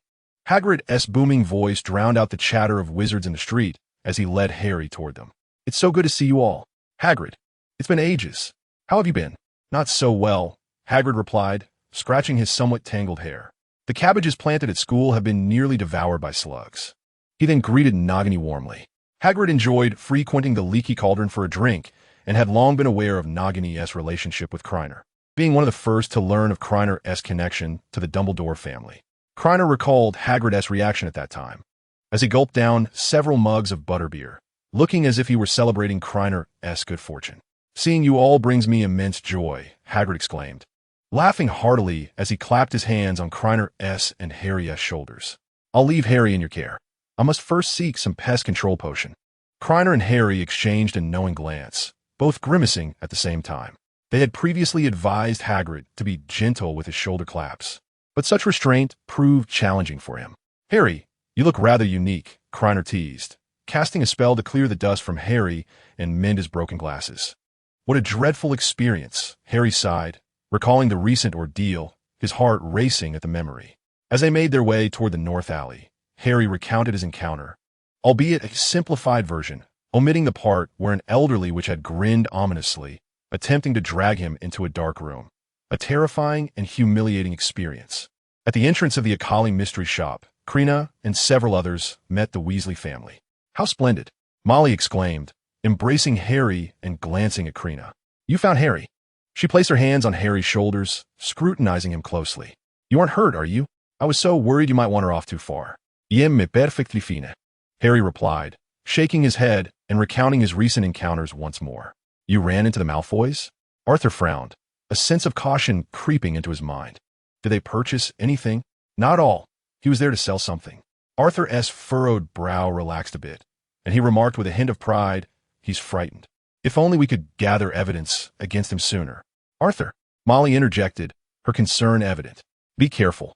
The Malfoys are not to be trifled with. I assure you. I will be cautious, Arthur responded, unwilling to argue with Molly, knowing it would only lead to his own misfortune. I believe we should commence our shopping. Harry glanced at the sickles in his hand and looked up at the group. Is anyone interested in accompanying me to Gringotts? Regrettably, no one required to withdraw money. The Weasley family's funds for supplies were provided by the twins, and the amount for each was minimal, just sufficient for their necessary purchases.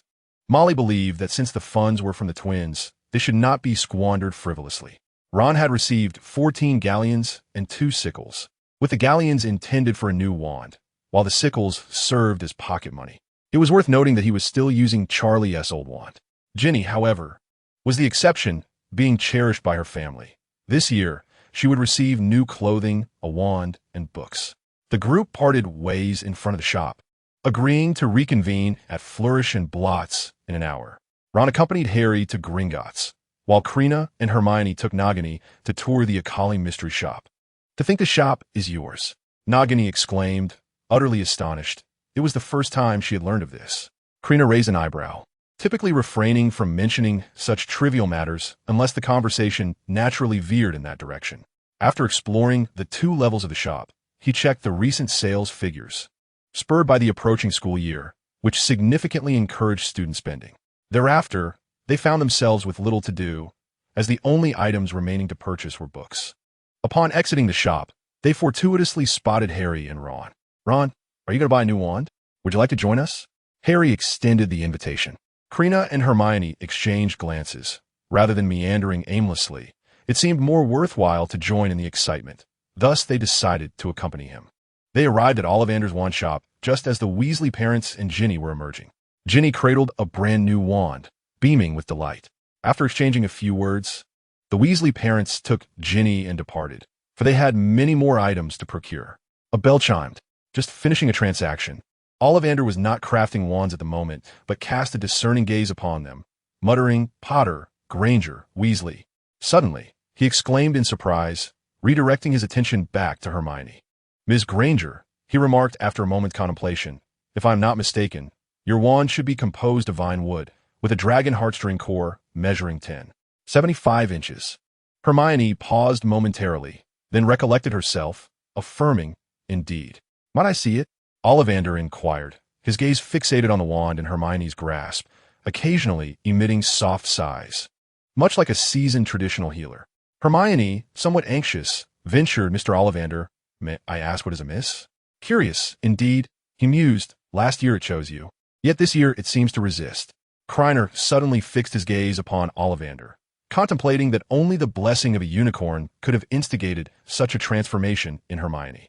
Could it be that wands select their wizards, or perhaps Ollivander possesses some unique ability? If that were the case, it would undoubtedly pertain to the wand itself. Ollivander hastily rummaged through his collection of wands. Krena leaned closer to Hermione and whispered, Do you feel any lack of harmony with your wand? Or does it seem to resist you? Hermione furrowed her brow in thought, reflecting on her previous magical experiences, and, after a pause, gently shook her head. I do not sense such feelings. Is that so? Allow me to present this one, Ollivander said, retrieving a box. It is nearly identical to your previous wand, save for the core, which is crafted from unicorn tail hair. Hermione accepted the wand and gave it a delicate flick, causing an ethereal unicorn to emerge from the tip, prancing around the shop before vanishing. Chapter 117. Hermione. Is it beautiful? Remarkable, truly remarkable, Ollivander mused, stroking his beard. Ms. Granger. Remember that it is the wand that chooses the wizard. I believe you are destined for great achievements. Krena, Hermione, and Harry exchanged glances, such familiar words. History often echoes itself. Yet, the repetitiveness of this familiar phrase left them pondering whether hearing it again was truly beneficial. Why do you all wear such expressions? Ron queried, looking at his friends with confusion. Although he was unaware of the nature of the great achievement, he recognized that Mr. Ollivander's predictions were remarkably accurate. Krena, concealing his embarrassment, inquired curiously, "Is this your first visit to Ollivander's wand shop?" He considered the possibility, as the Weasley family typically procured their wand from second-hand shops, only replacing them when utterly broken, otherwise passing them down to the next child. "Indeed, my two brothers opened a shop, earning some galleons, which allowed me to come here for a new wand." Krener's eye twitched slightly as he tentatively asked, "Did George and Fred mention that Mr. Ollivander's predictions are precise?" "How do you know that? I recall not sharing that with you." "Ahem." Ollivander interjected, interrupting their discourse, concerned that their conversation might lead to revelations about his broader insights. He had spoken too much to the new students in recent days and had inadvertently reiterated this significant error. "Thank you for your patronage. The wand is 14 galleons." He paused before clarifying, "As you're not a new student, the price is set at the original rate." Krena was reaching for his money, a peculiar sensation stirring within him. Was this considered coercive selling? From the very beginning, he and Hermione had never uttered a word about purchasing a new wand. After completing the transaction, Ron expressed his own need for a new wand.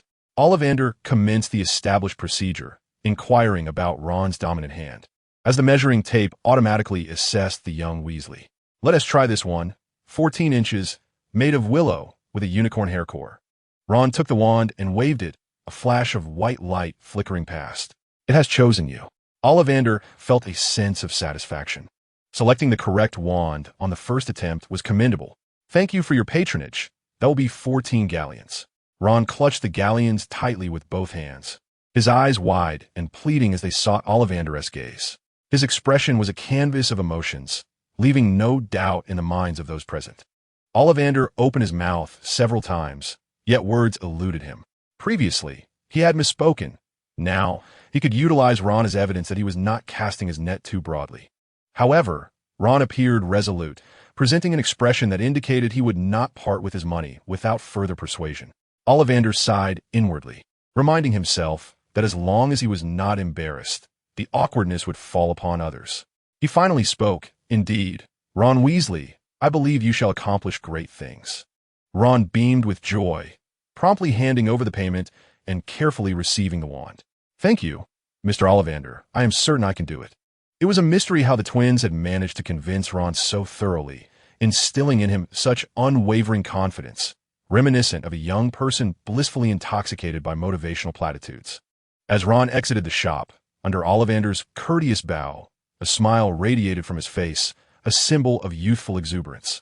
Krena and the others shared a tacit understanding, refraining from recounting their previous experiences. "Well done, Ron," Harry said affectionately, draping an arm over Ron's shoulder. "You certainly can." "Did Mr. Ollivander speak to you?" Ron inquired of Harry. Harry hesitated slightly. "No." "Harry, I believe you can achieve great things as well," Ron encouraged, giving Harry's shoulder a reassuring pat. Krena glanced at the two, realizing that Harry had completely enchanted Ron. At that moment, a father and daughter approached from the opposite direction. "My dear daughter, the equipment list states that you need to buy a wand." The man smiled gently, reaching out to tousle his daughter's hair. The golden-haired girl with twin pigtails sidestepped, her hair swaying, ignoring her father's gesture, her charming face betraying an air of aloofness. As they brushed past each other, Krena, Harry, and Ron turned in unison. "Isn't she lovely?" They nodded in agreement. Suddenly, Krena exclaimed, "Ouch! Ouch!" His ear was pinched by Hermione. "Wrong. Wrong. That hurts." "Wasn't she lovely?" Hermione huffed, her eyelids lowering. "Why aren't you looking anymore?" Upon noticing Krener's flushed ear, she finally released her grip and hastened forward, leaving him with a view of her back. She was indeed lovely. What's wrong with Hermione? Ron pondered, perplexed by her sudden departure.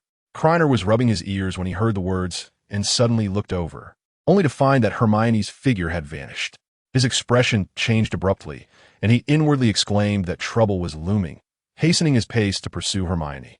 "I've gone ahead." Ron glanced at Harry, questioning the situation. Unlike Ron, Harry was not so oblivious, but it was difficult to explain. "We must hurry," as the appointed time was drawing near. Upon Krener's return to the mysterious Akali shop, he found Nagini with her arms crossed, glaring at him coldly, while Hermione trailed behind, her face etched with grievance. Before he could utter a word, Nagini seized his ear, exclaiming, "In just a moment of my absence, you allowed Hermione to suffer. She was crying quite sorrowfully just now. Did you know?" Krena rolled his eyes. At the moment Nagini spoke, Hermione was lost in thought, clearly not having played her part well. Moreover, Hermione was now beaming with joy. "Look at you," rolling her eyes. "You were mistaken. I understand my fault," Krena hurriedly replied, rushing over. But the other ear did not escape unscathed. Hermione shook Nagini's arm, suggesting, "Perhaps we should let this go." "Very well." Nagini relented, releasing her grip before giving Krena a light tap on the back of his head. "Were it not for Hermione, I would not let you off so easily. I am at fault. I confess my sins." Krena covered his ears, silently sighing within. Acting, playing the roles of both the villain and the hero, was futile. One standing at home dictated everything. They arrived at the Leaky Cauldron, where a throng of people filled the entrance. A banner above announcing Gilderoy Lockhart's book signing event for his new work, The Magical Me. "Is his book really that popular?" Nagini murmured, curiosity tinged in her voice. Previously, when they had come, the time was not yet ripe, and they needed to find Harry, so she had merely cast a fleeting glance. After all, she had never had the time to peruse Lockhart's writings. "The books are indeed good," Krena raised an eyebrow. "But one can discern from the crowd that the man himself is more beloved than his works." Most of the attendees were witches of similar age to Mrs. Weasley. Krena led Hermione through the throng, making their way to the back of the shop. "Is this Gilderoy Lockhart?" Hermione's tone was laced with disdain. Krena looked up, momentarily rendered speechless. Chapter 118. An invitation from Malfoy. Gilderoy Lockhart was adorned in a flamboyant wizarding robe, embellished on both shoulders, the robe dramatically elevated to ear height. At first glance, it appeared as though humps were sprouting from his shoulders, resembling two underdeveloped heads. The trio furrowed their brows, genuinely unable to appreciate such attire. Nagini, incredulous, whispered, "Is this the person you said was more popular than his books?" The surrounding crowd erupted in enthusiastic cheers. If they overheard such sentiments, they would likely be besieged. Krena swallowed hard, not anticipating Lockhart's peculiar fashion choices. Lockhart, Lockhart, the eternal luminary of the magical literary world. Suddenly, a witch in the crowd shouted. Once there was an initiator, and, as if responding to an unseen cue, the people inside and outside the shop erupted into fervent cheers. Krena observed closely, noting the subtle exchange of glances between the initiator and Lockhart, likely a ruse. He clicked his tongue in amusement, finding the trickster rather clever and intriguing. Hermione timidly suggested, "Should we step outside for a moment?" "No rush," Krena replied, leading them a bit further away where they could still observe Lockhart amidst the crowd without being overwhelmed. It was delightful to witness the spectacle unfold. Lockhart, lost in a state of ecstasy, concealed his smugness beneath a facade, gazing over the throngs of people and feigning ignorance. "What deity?" he proclaimed. "The eternal luminary of the literary realm of magic." With a bright, dazzling smile that showcased his pearly teeth, he continued, "Of course." Flashes of light erupted as a reporter from the Prophet captured the moment, each click of the camera releasing a plume of purple smoke. Recently, rumors had begun to swirl, and Lockhart raised his hands, commanding silence from the crowd. "Those who claim my books lack merit or accuse me of plagiarism will never craft a tale as exquisite as mine." Krena smirked disdainfully, aware that these very rumors had been spread by Lockhart for his own purposes. Who could have anticipated such an ostentatious display from Lockhart in response to the gossip? "Make way," shouted the wizard photographer, shoving Harry and Ron aside with a single hand as he danced around, seeking the perfect angle to capture the scene. Lockhart, hearing the commotion, scanned the area before his gaze fixed upon a particular spot, murmuring, "Harry Potter. What extraordinary fortune. Even fate seems to favor him." He bellowed, "Isn't that Harry Potter? Come, step forward." The crowd parted eagerly, pointing and whispering excitedly about Harry. Noticing Harry's lack of response, Lockhart descended swiftly, seizing Harry and pulling him to the forefront. Their hands clasped, one large, one small, as thunderous applause erupted from the audience, and the reporter hastily clicked away. Lockhart flashed his radiant smile and whispered, "Splendid. We shall grace the front page together." Harry felt his face flush with embarrassment, wishing for a crack in the ground to swallow him whole. Just as Lockhart released his grip, Harry attempted to flee, only to be ensnared by Lockhart's arm around his shoulder, rendering him immobile. With a flourish, Lockhart gestured for silence, declaring, "This moment is of great significance, and thus I shall present this copy of me and my magic to Harry." The applause swelled, and Lockhart's lips curled into a satisfied smile, reveling in the attention. Moreover, there is something I've kept under wraps for some time and have yet to share with you all. Those who propagate rumors are truly foolish. They are mistaken, for they would never suspect that I have gained Dumbledore's endorsement. It is with immense pride that I announce to you all, this coming September, I shall assume the role of the defense against the dark arts professor at Hogwarts. After Lockhart concluded his remarks, he officially commenced the book signing event, with wizards forming a well-organized queue that extended from the innermost part to the exterior. Were those spreading rumors truly foolish? Krena was taken aback. Having never been labeled as such until now, it was a novel experience akin to a sharp knife grazing one's backside. Finally liberated from Lockhart's grasp, Harry ambled away from the throng, clutching his books in a daze. "How do you feel?" Krena inquired, gently nudging Harry with his arms crossed. "Don't even mention it." "I feel utterly dreadful," Harry replied, his expression clouded with gloom. "I have a premonition that this year's defense against the dark arts class will yield little in terms of valuable knowledge." Krena cast a sidelong glance at Lockhart and remarked with a hint of intrigue, "Perhaps your premonition will prove to be incorrect." Hermione, her face etched with skepticism, exclaimed exaggeratedly, "You can't be serious." "I felt the same way upon meeting Lockhart in person." "Who knows?" Krena playfully flicked Hermione's nose. "Potter." Malfoy descended the stairs slowly, having been covertly observing Harry all along. The illustrious Harry Potter claimed to feel miserable, yet inwardly, he likely reveled in pride. Malfoy smirked derisively, anticipating that Harry would be gracing the front page of the news the following day. Harry's face flushed crimson, as if reliving the earlier embarrassment. "I'm not," he retorted. "You two continue your conversation." Krena prepared to take Hermione away, not wishing to intrude upon Harry and Malfoy's exchange. "Wait," Malfoy called out hastily. "Krena, Dumbledore, I formally extend an invitation on behalf of the Malfoy family for you to visit our home." Krena raised an eyebrow. Ever since that day, Malfoy had been lurking around the Akali mystical shop, persistently seeking to invite him to the Malfoy residence. Despite the potentially profitable nature of the affair, he remained steadfast in his refusal, aware that attending under Dumbledore's name would invite speculation among other wizards. Would they assume an alliance between the Dumbledore and Malfoy families? Thus, it held no advantage for him, especially given his differing ideologies from Lucius Malfoy, whose beliefs were deeply entrenched. In the face of the two Malfoys, Krena found himself more inclined to converse with Draco, as they were closer in age, making it much simpler for him to influence the latter. "Malfoy, how many times must we go through this?" "You may call me Draco," Malfoy interjected, aware that further discourse would likely lead to rejection. His resilience had thickened considerably after numerous refusals. "We are both caretakers of Nobita. We are friends, so please accept this invitation." Krena pulled Harry beside Malfoy, reminding him, "You two are the officially recognized parents of Nobita, and by the way, I am not raising Nobita." Harry and Malfoy exchanged glances, their cheeks flushing simultaneously. While the redness could stem from irritation, Krena perceived it as shyness. Thus, he discreetly stepped back, taking Hermione's delicate hand in his, stroking her smooth skin to affirm his sense of normalcy. "I am not." Harry and Malfoy spoke in unison. Kreiner spread his hands, looking at the two, and everything was self-evident. Chapter 119. Malfoy. "Father, please don't let me down." With a clatter, the cauldron fell to the ground. Ginny's eyes widened in disbelief, astonished that Harry was sharing such an intimate gaze with Malfoy. She had only heard her brother speak of Harry's cross-dressing incident, unaware of the amicable relationship between Harry and Malfoy. "My apologies." Regaining her composure, she dared not meet Harry's gaze, quickly lowering her head and crouching down. "You continue."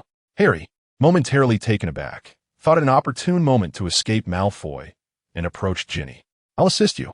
Malfoy shot Harry an angry glare, taking a deep breath to quell his irritation, for he had pressing matters to attend to.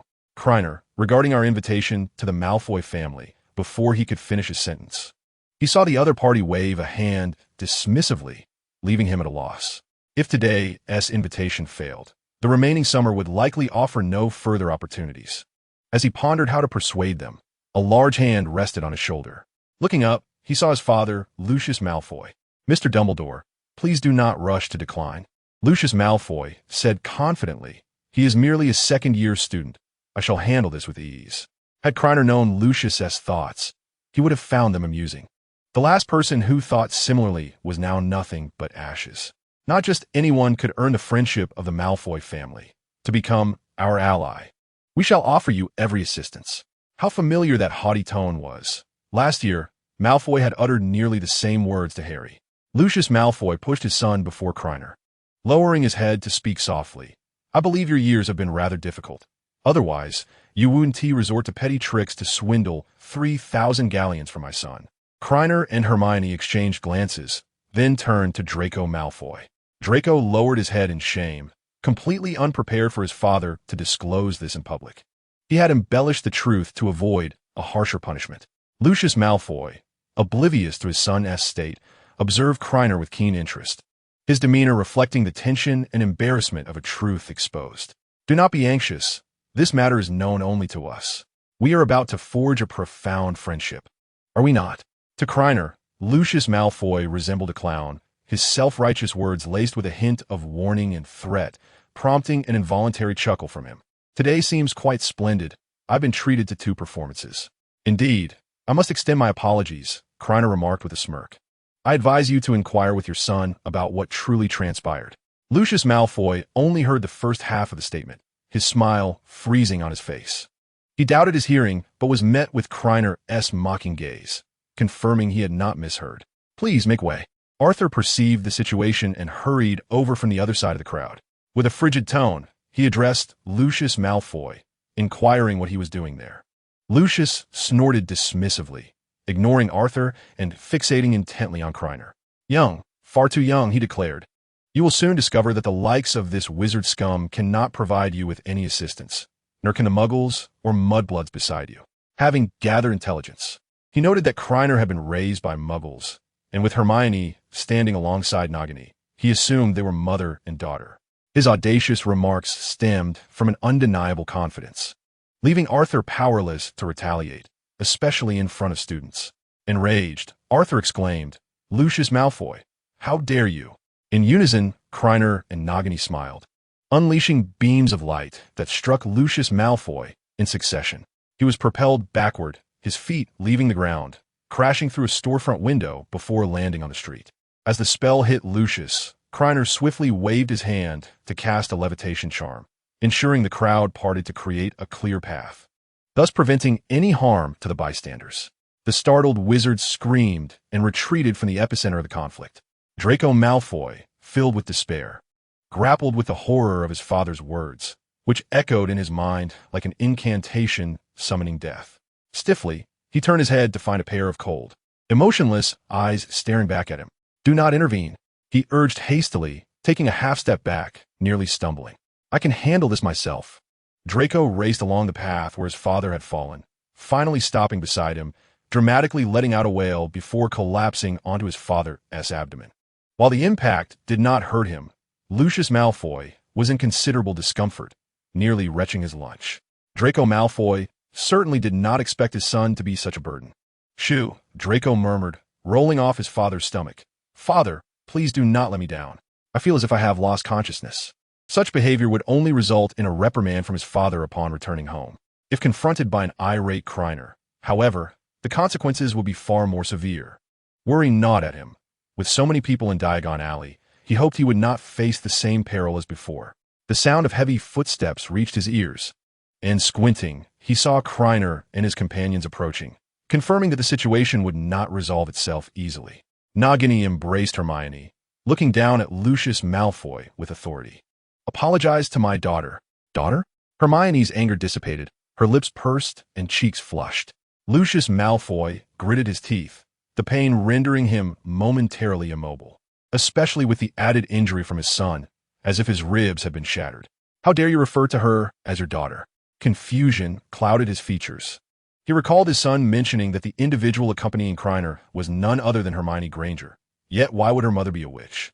"Let me strike Lucius Malfoy," causing his head to tilt, and he expels a bloodied molar. "Think carefully before you speak." Krena swayed his wand, and a hand fashioned from stone followed suit.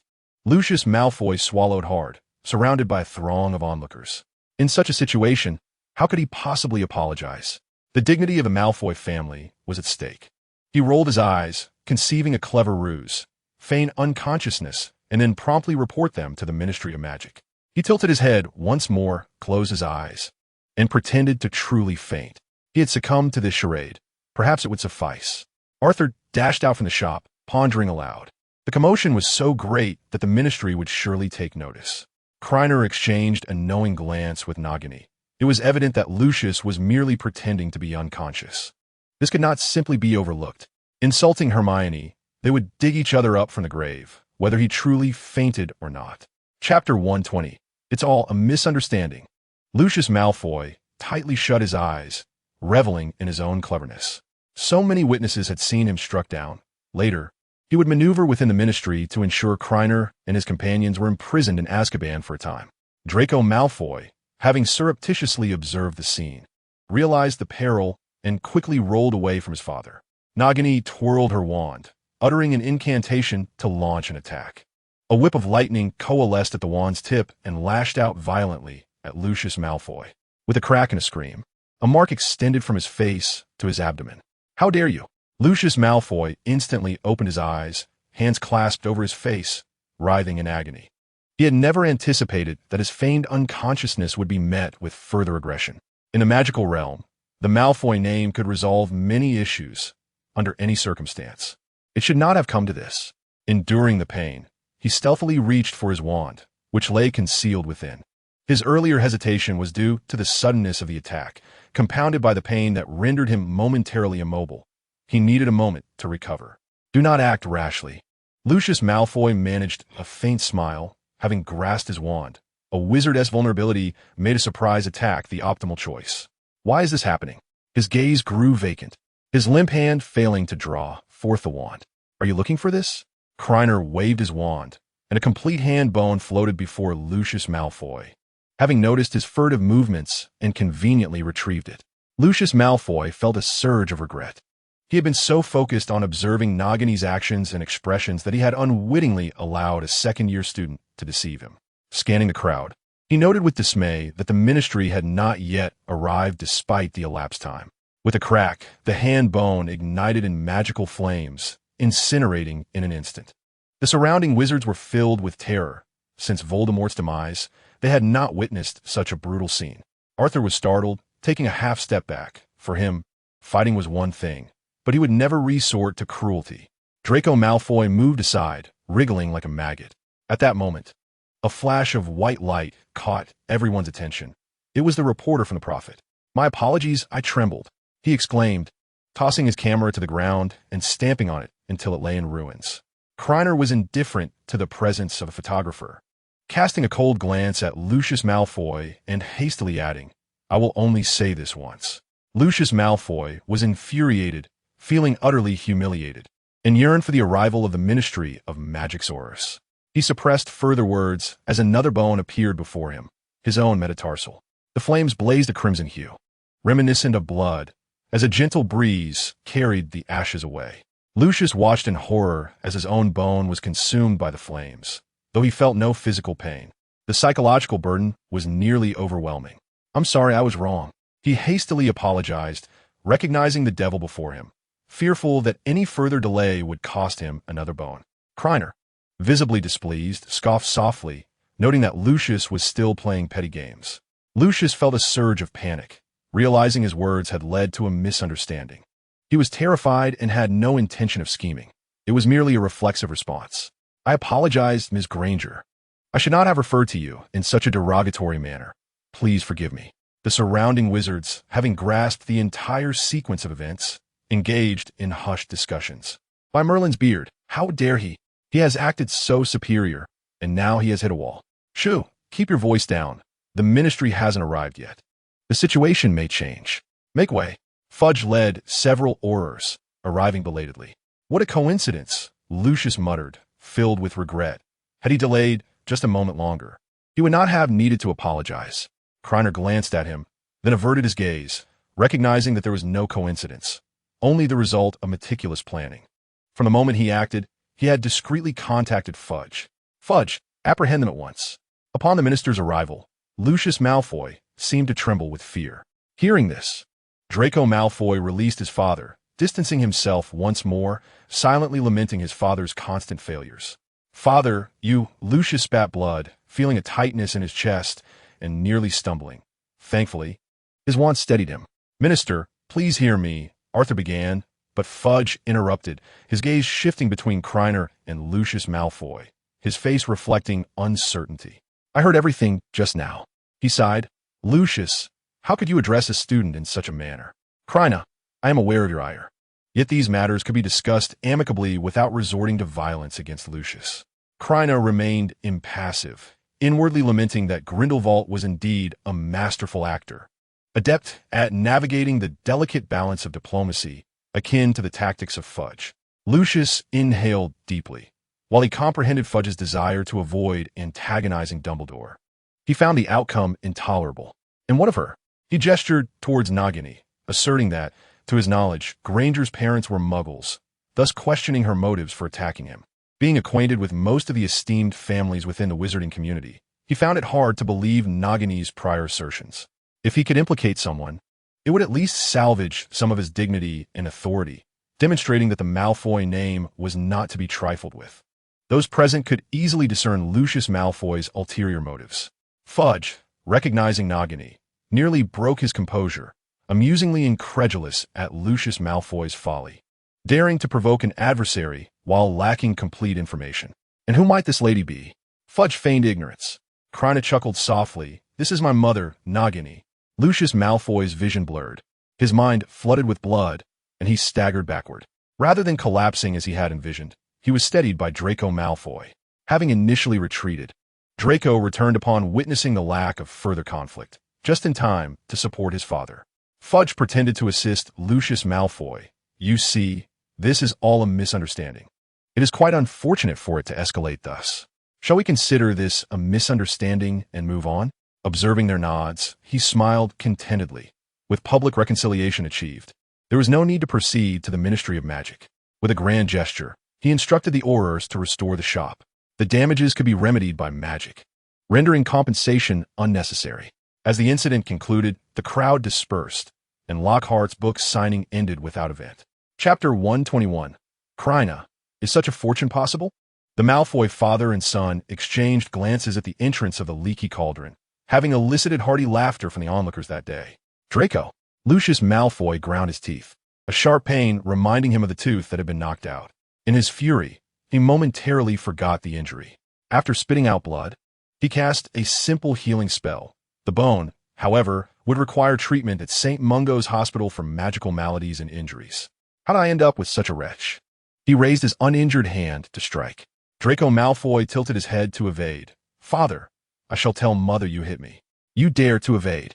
You cannot blame me for this." Draco Malfoy shielded his head with both hands, retreating to the side. Suddenly, without support, Lucius Malfoy lost his balance and fell heavily to the ground. Passing wizards pointed and whispered, but none dared to linger. They hastily departed. Lucius Malfoy grimaced in pain, feeling as though his backside had shattered into numerous pieces. He extended his hand. "Why are you dawdling? Hurry up and help me up. Please, do not strike me again." Lucius Malfoy's aged face twisted in agony, his body seemingly on the verge of collapse. After catching his breath and regaining composure, he glared at his son, though this time he refrained from striking. "How can you not blame yourself? You abandoned me, hiding away." Draco Malfoy sighed. "This is precisely what you taught me. To assess the situation. How could you have forgotten? Is this how you apply it?" Lucius Malfoy exclaimed, bewildered. "I am your biological father. Blood is thicker than water." Was assessing the situation meant to justify abandoning family? Disappointment flickered in his eyes as he contemplated whether he should practice on a smaller scale. "Father, please sit down and rest." Draco assisted his elderly father to the window ledge, devoid of any noble demeanor. "What the etiquette I taught you. Is it proper to sit here like this?" Lucius rapped his cane against the ground. Draco paused momentarily. Having sat on the ground with Krena and the others in the Forbidden Forest, he had grown accustomed to disregarding how or where to sit. He rolled his eyes, muttering about etiquette, yet ultimately sat down, clearly in need of a break, but still seeking an excuse to chastise his father. "Father, Let me explain, he began slowly. You complicate simple matters. Admitting fault and enduring a beating would settle it. You have said before that one must be flexible, yet you insist on bearing it all. He sighed again, these insights born from experience. In Diagon Alley, surrounded by so many, your life was not in jeopardy. Shouldn't I have assessed the situation and kept my distance? It is better for one to endure a beating than for two to suffer together. I can still support you now because I avoided that beating. Think about it. Am I not correct? Lucius Malfoy seemed momentarily speechless, his throat constricted. There was some merit to Draco's words, yet something felt amiss. His mind raced with countless thoughts. Indeed, he must practice on a smaller scale. Once his injuries healed, he would certainly take his anger out on his son. However, he was reluctant to let the matter rest. The Dark Lord had instructed him to keep the diary. A flicker of intrigue crossed Lucius Malfoy's eyes. He had initially intended to secretly deliver it to the Weasley family, but it now seemed prudent to pass it to Krena instead. Although uncertain of the diary's purpose, anything left by the Dark Lord must be profoundly malevolent and perilous. Draco, assist me inside. For what purpose? Draco hesitated to comply, his eyes filled with confusion as he gazed at his father. Lucius, clearly displeased, swiftly delivered a slap to the back of his son's head. Be flexible. Go inside and apologize again to mend our relationship. Father, you finally understand. Draco chuckled as he helped his father rise. A sigh of relief escaped him. It seemed he might evade a beating, though unbeknownst to him, that thrashing was indeed unavoidable. After a brief respite, Lucius Malfoy felt considerably better, no longer suffering as he had before. Such is the advantage of being a wizard. Had a muggle endured such a series of injuries, even the slightest movement would bring forth excruciating pain. The two entered Flourish and Blots, where Arthur immediately approached, coldly inquiring. Lucius, what do you intend to do? Huh, did you open the shop? Are you barring entry? Lucius Malfoy sneered, oh, I forgot. Your family cannot afford to run a shop. He feigned realization, glancing down at his son. Draco, I assent that, right? His words dripped with sarcasm, attempting to influence the relationship between Krena and the Weasley twins. Arthur's face flushed crimson.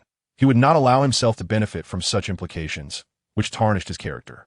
Mr. Malfoy, are you not aware that your son is one of our shop's most frequent patrons? Indeed. Your son even won the championship at our inaugural Wizarding Games Duel Cup. George and Fred retorted in unison. We must extend our gratitude to Mr. Malfoy, George added. You are quite right. A portion of our family's income is indeed contributed by Mr. Malfoy. Lucius Malfoy, uninterested in further banter, tugged at his son's sleeve, signaling him to assist him away from the Weasley family. Once distanced, he whispered, Didn't you say you spent much? For our family. It truly wasn't a significant expenditure, Draco Malfoy replied, feeling the discomfort of yet another lie exposed, resolving to never again purchase Wizarding Game Duel cards. He cast a furtive glance at his father, whose demeanor remained unfriendly, then nervously scanned the surroundings. They are over there. The two approached Krena and Hermione, where Lucius Malfoy donned a conciliatory smile. Mr. Dumbledore and Ms. Granger, I sought you out to reiterate my sincere apologies. I have been reflecting outside and feel I have been excessively rude. Krena's gaze swept over them. Sensing something amiss, he responded with a distant tone. We have already accepted your apology. Lucius Malfoy chuckled lightly. Ah, but you see, there lingers an air of discontent.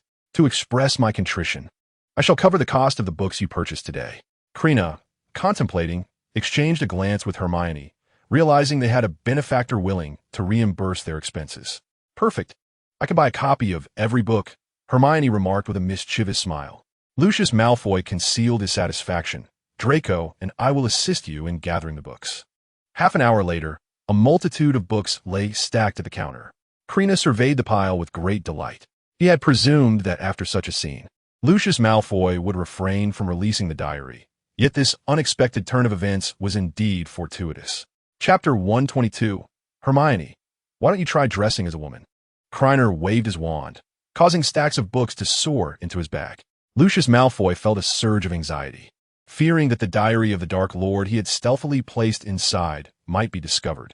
Once all the books were secured, a smirk graced his lips. Advantage was on his side. No matter how formidable, he remained merely a child. Krena discreetly stowed away his bag. His spirits buoyed as he prepared to meet the young Tom.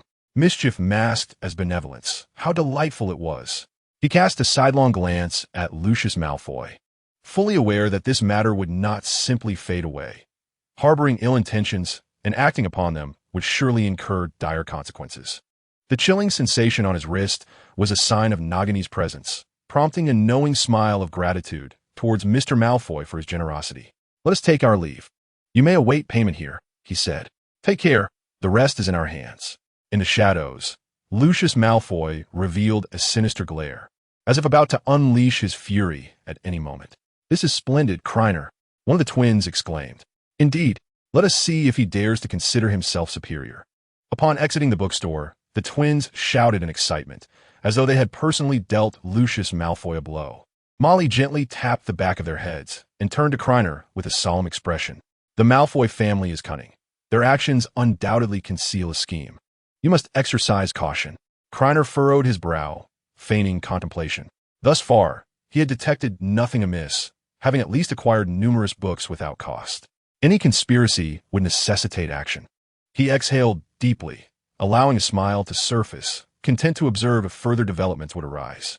The group strolled back to the leaky cauldron, bidding farewell before Nagini departed alone.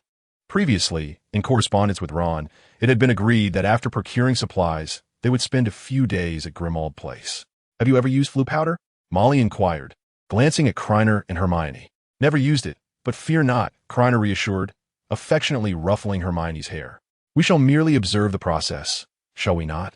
After a moment of contemplation, Molly replied, "Then allow me to demonstrate first. Arthur, you'll be the last to go." She was apprehensive of any potential missteps and could not allow the children to depart ahead of her. She sprinkled the Floo powder into the fireplace, retrieving a handful of glittering powder and casting it into the flames. Instantly, the red flames transformed into a vibrant green hue. Step in and declare the destination clearly. Close your eyes, keep your arms tight, and do not move until you feel the transition. Open your eyes only when you are certain of your surroundings before stepping out of the fireplace. With that, she stepped forward, calling out the address. The green flames surged, and in the blink of an eye, she vanished, leaving the flames to return to their normal state. Percy, George, and Fred followed suit, entering the fireplace in succession. Once the three had departed, Arthur turned to Krena. "Is your turn now?" Krena exchanged a glance with Hermione, gently nudging her back. "You go first." If Hermione were to misplace her position due to nerves, he could easily follow her path. Hermione nodded, grasping a handful of Floo powder and inhaling deeply, feeling a flutter of nervousness as it was her first attempt. She closed her eyes and recalled their previous actions, and after a moment, she tossed the Floo powder into the fireplace. Every movement was executed with precision, and Hermione successfully vanished from sight. "I shall proceed as well," Krena said, a hint of urgency in his voice as he was eager to confirm Hermione's arrival. "Home." The next moment, he was engulfed in a whirlwind, his body spinning rapidly. The sensation was rather unpleasant. He would have preferred to travel via Phoenix. Cursed curiosity, he thought, simply wishing to experience the feeling of using Floo powder. During the tumultuous rotation, he cracked open his eyes just enough to catch a glimpse of a series of fireplace doors flashing by. The reason for keeping his eyes shut was precisely this. Should he perceive other hearths and let his imagination run wild, he might inadvertently enter the wrong one. As his feet finally found solid ground, Krena slowly opened his eyes to be greeted by Hermione's beaming smile. She reached out, pulling him from the fireplace and gently brushing off the dust that clung to his clothes. Molly stood nearby, wearing a motherly smile. In no time, everyone had returned to the cozy abode. "Well done, children," Molly exclaimed, relieved that everything had gone smoothly. "Krena, you will share a room with Harry and Ron, while Hermione will be with Ginny. Please don't mind the limited space. We only have a few rooms." Krena chuckled. "Not at all. We are not fussy, and besides, it will be more lively together." Once the house was tidied, Krena led Hermione into a small grove. Not far off, Harry and the others were practicing Quidditch on their brooms, though they were restricted to low altitudes to avoid being seen by the muggles in the village below. Spells flashed between Krena and Hermione, with some incantations striking the ground and erupting in fierce explosions. The commotion was significant, yet it would not attract unwanted attention, as Krena had previously cast several defensive charms around the area. "How does it feel?" Krena conjured a carpet on the ground, pulling Hermione down to sit beside him, and produced a handkerchief to wipe the sweat-soaked strands of her hair from her forehead. "I don't feel anything," Hermione replied, shaking her head as her gaze fell upon the two wands in her hands. "Are we being deceived?" Krena furrowed his brow. He had never truly studied wand lore. "Let us hold on to them for now, and primarily use the new wand." He believed that Ollivander was not leading them astray, especially since he could discern Hermione's compatibility with the unicorn. The absence of extraordinary sensations might be related to Hermione's inherent magical ability, or perhaps the power of her unicorn lineage had yet to be fully awakened. In any case, a transformation would require time. Little Ching wriggled out of Krena's sleeve, gazing at him with an expression of pitiful longing. "Darling, is there no love for me?" She whimpered. "No matter what I do, I can never match my sister's place in your heart." Lowering her serpentine head, she opened her mouth to reveal a small object that she dropped into Krena's hands. "Yet, despite this, I'm still eager to assist you, who has bound my body and soul to the treasure, unlike my sister. How dare one resort to kicking the treasure? I can only feel pity for it." Krena revealed a helpless smile. Under such circumstances previously, there was no chance to pay attention to Xiaoqing. He gently stroked Xiaoqing, whispering words of comfort. "You are truly remarkable, Xiaoqing. Without you, these matters would not be so easily accomplished." Indeed, Xiaoqing is the most formidable. A mere compliment sent her into a frenzy of excitement, wriggling her body against Krena's palm. With a playful gesture, Krena handed Xiaoqing over to Hermione. Observing Krena's actions, Hermione inquired with curiosity, "Aren't you going to take a look?" "No need," Krena replied, a cold smirk gracing his lips. "They will get their due in time. Let us mourn for them." Hermione chuckled lightly, then playfully nudged Krena. "Look over there, isn't that Ginny? Why is she hiding behind the tree? Spying? Probably watching Harry," Krena muttered. Logically, Ginny should be aware that Harry is cross-dressing at school. Could she harbor any other thoughts? "You just don't understand," Hermione said, her cheeks flushed. "Why don't you try cross-dressing too?" Chapter 123. Tom Riddle enters a time loop in the following days. Krena and Hermione enjoyed a delightful stay at the Weasley residence. Molly was exceedingly hospitable, often piling Krena's plate high with food, insisting he eat until he was full. The only downside was the inability to sleep in, as he was roused early each morning for breakfast. While he could return to sleep afterward, skipping breakfast was not an option. Krena had also modified the Harley motorcycle, equipping it with buttons that triggered corresponding spells. Post-transformation, it could levitate from standstill, launching forward with an acceleration from 0 to 170 miles per hour within 5 seconds, a speed that would easily outclass Harry's broomstick. Furthermore, the motorcycle was fitted with wind-shielding charms, shock-absorbing spells, and invisibility spells, among a series of auxiliary enchantments. Although he had considered enhancing the motorcycle with offensive capabilities, the complexity of such modifications proved to be too burdensome, and he ultimately abandoned the idea. Despite the lack of offensive means, the current functionalities were adequate. Should Hagrid catch sight of this motorcycle, his eyes would surely sparkle, drool escaping from the corners of his mouth. Arthur's flying car had also been repaired by Krena, serving as a token of gratitude for residing there. If Ron and Harry drove to school and were discovered by muggles, just as in the original story, Krena could only deem them foolish.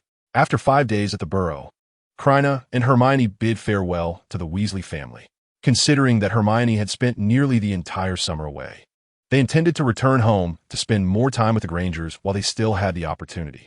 That night, the stars dimmed. Krena's bedroom curtains were drawn, and he sat solemnly at a small table. The only illumination came from a lamp atop the table, beside an open diary. He grasped the quill, pondering for a moment before swiftly setting his thoughts to paper. "I am a student at Hogwarts, and after the summer break, I shall ascend to my second year. Eagerly anticipating the reunion with my dear friend Harry Potter, the hero who vanquished Voldemort, alongside my other companion, Ron Weasley, renowned for his prowess and humorously dubbed the Leglocker." In a short span, he filled 2 pages with his writing. As he turned to the 3rd page, a message abruptly materialized. "Could you please stop writing?" "Stop it! Stop it!" Krena exclaimed, hastily attempting to rise, only to slip from his seat and tumble to the ground. "Am I mistaken? The diary appears to autonomously generate text," he muttered, rising to rub his backside, a pained expression etched upon his face. "Indeed, there are words." With a hint of excitement, he cradled the diary, asking, "Do Do you possess consciousness? The diary remained unresponsive, and the anticipation on Kreiner's face gradually morphed into disappointment. Resuming his seat, he gazed at the diary in deep contemplation. After 5 minutes, he picked up the quill and slowly inscribed, "Do you possess consciousness?" Remarkably, the response came without deviation. "Yes, indeed, I have consciousness.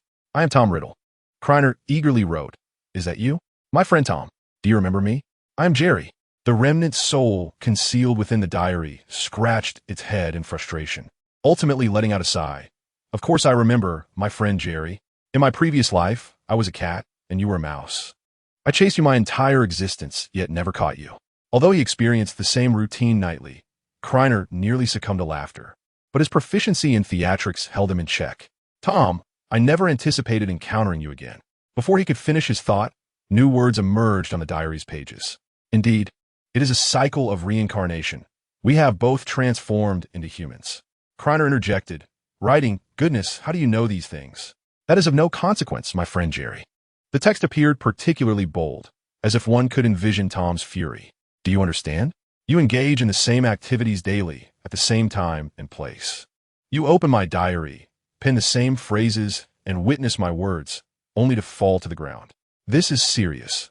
I suspect you are under an unknown curse. My friend Jerry, allow me to investigate." Kreiner gasped in dismay, his hand clutching the quill, trembling. "You are deceiving me, are you not? This is my first attempt at keeping a diary." Tom rubbed his cheek within the diary, his head feeling as if it might burst. "It is true. I do not know if it is you or if we're ensnared together in a time loop. From your initial entry to now, it has repeated over 10 times. Think carefully. If not, how would I know in my past life you were a mouse and I a cat? And how would I know of reincarnation?"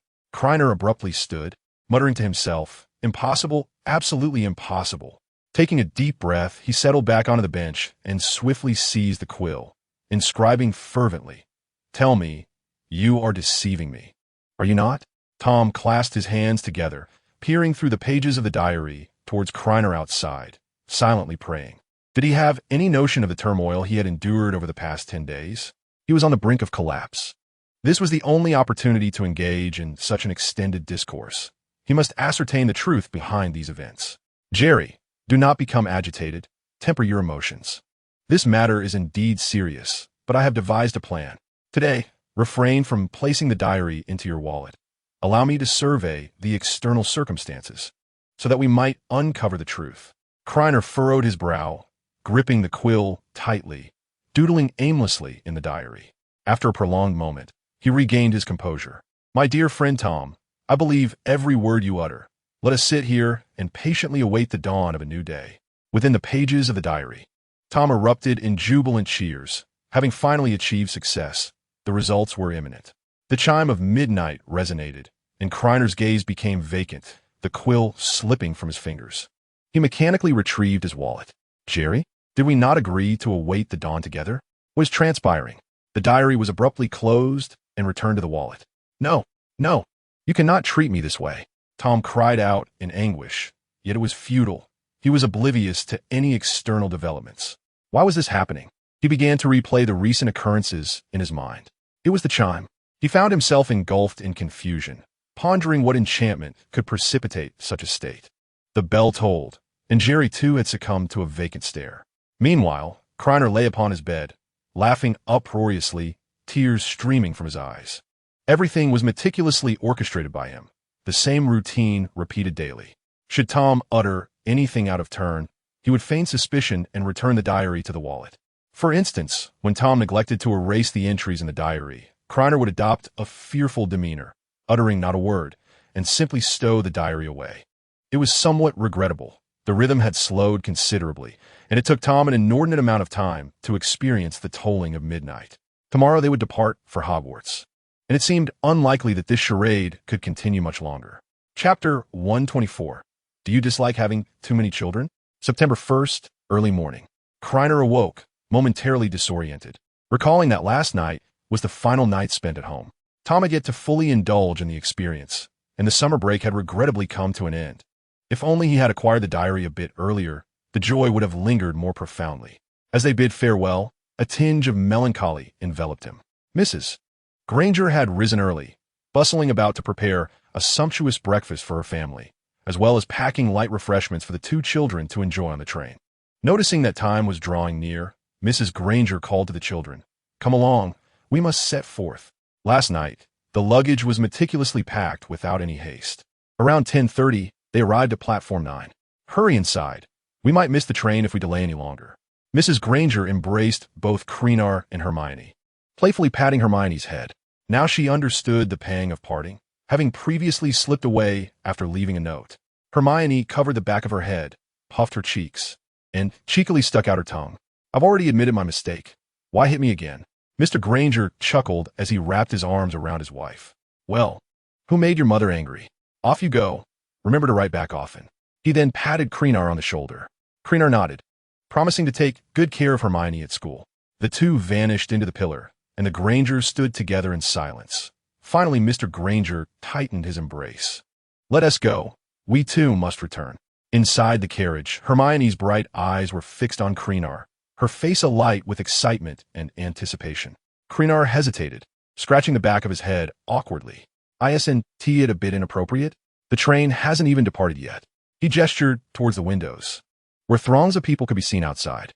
Those spells could be used. It would be inconvenient if someone familiar sought them out. "All right then," Hermione murmured, leaning against the window to gaze outside. "Let us wait until after we leave. I can hardly contain my eagerness." Krena chuckled softly and turned his gaze to the window, observing numerous wizarding parents bidding farewell to their children. The train let out a whistle, signaling that time was running short. It would officially depart in 5 minutes. At that moment, Percy rushed in from the corridor, breathless and loudly requesting, "Please make way." Arthur hurried to the front to clear a path for the children. They had arrived quite late. Hermione followed the sound, but the figures were already out of sight.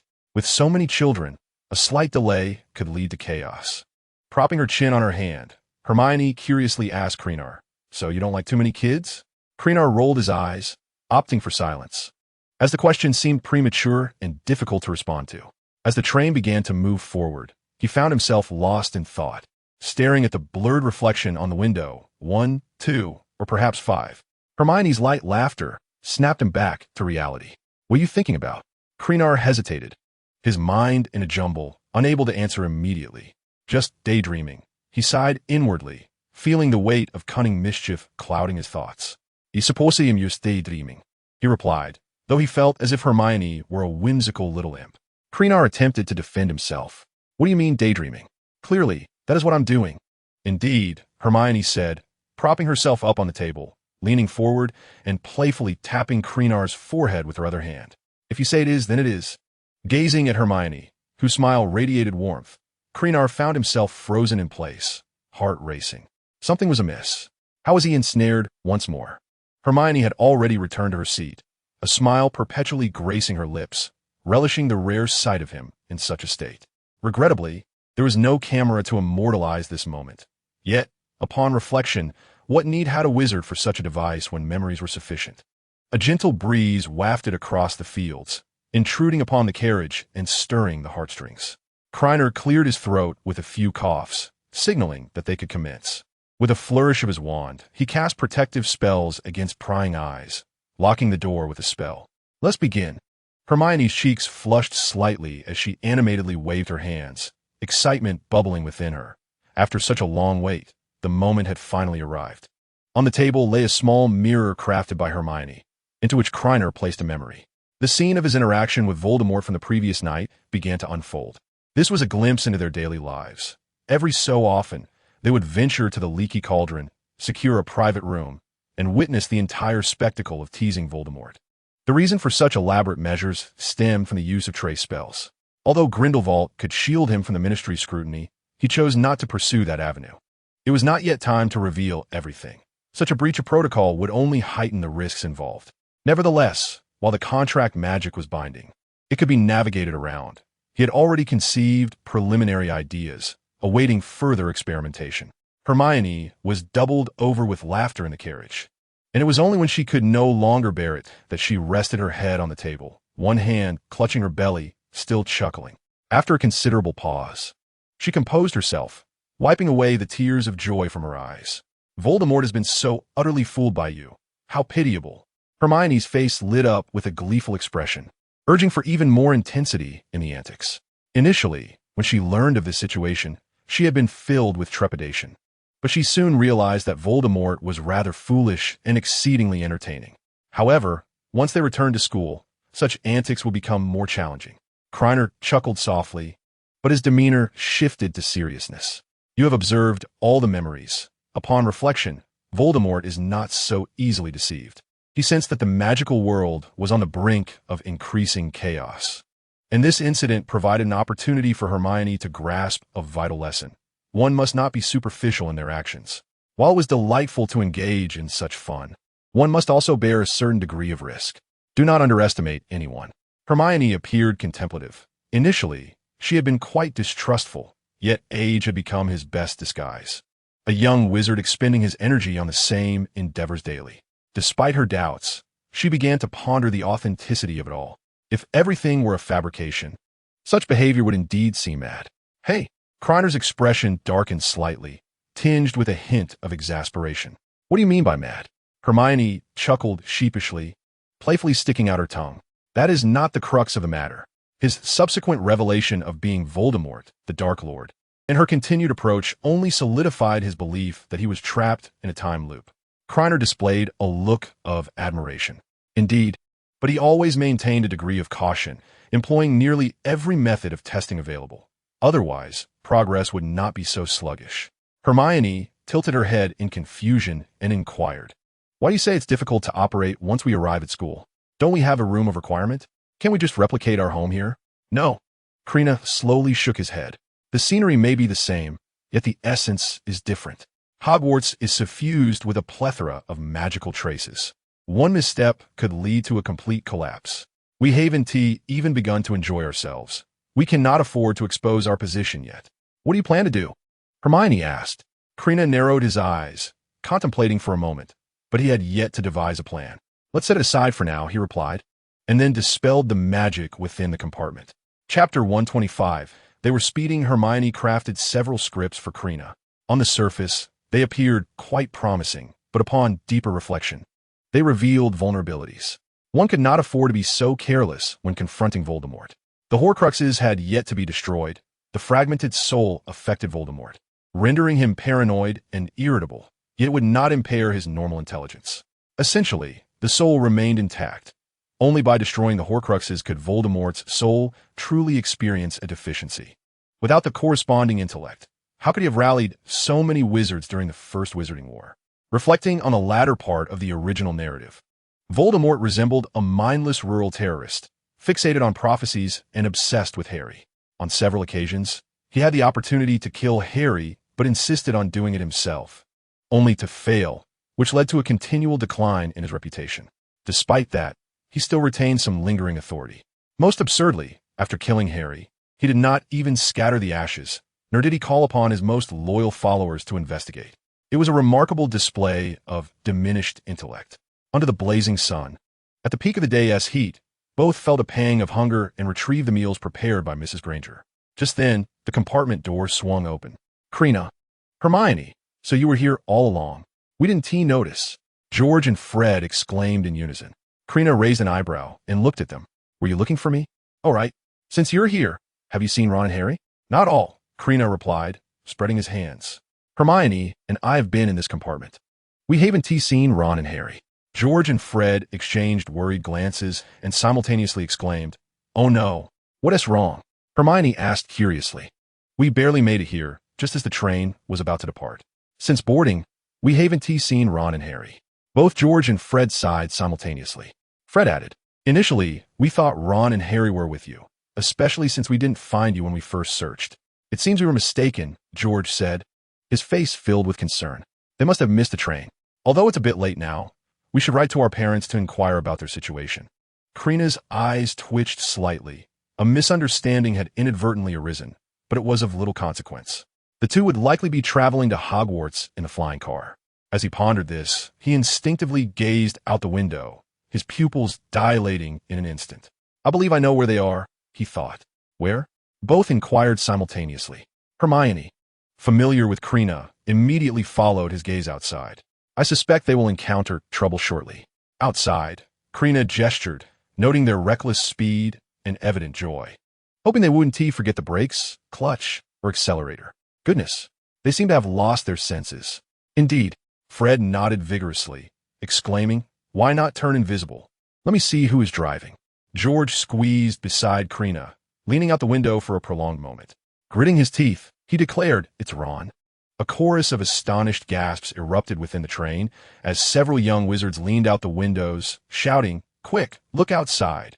In the sky, Ron gripped the steering wheel with one hand while the other waved exuberantly. "How are you all?"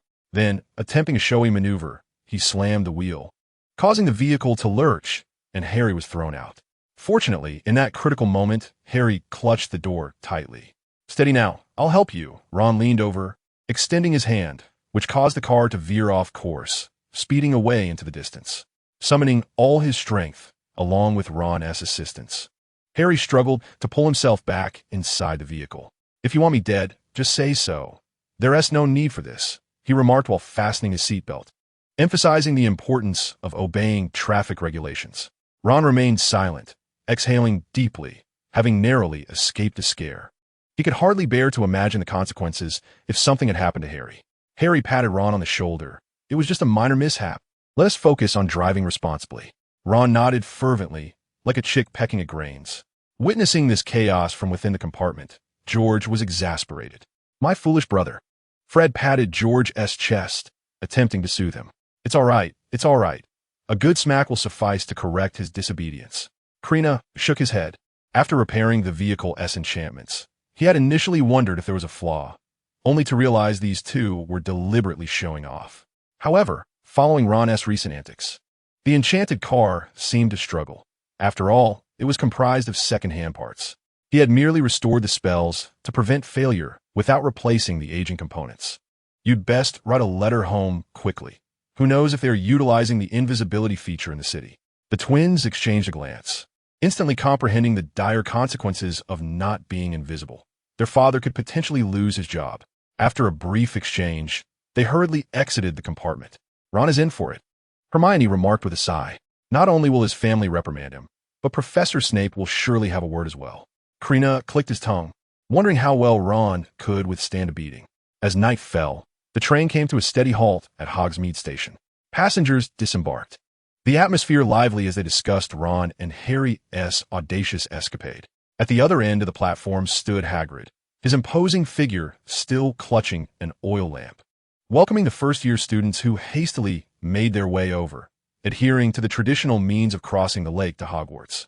Krena exchanged a knowing smile with Hermione, a moment reminiscent of yesterday.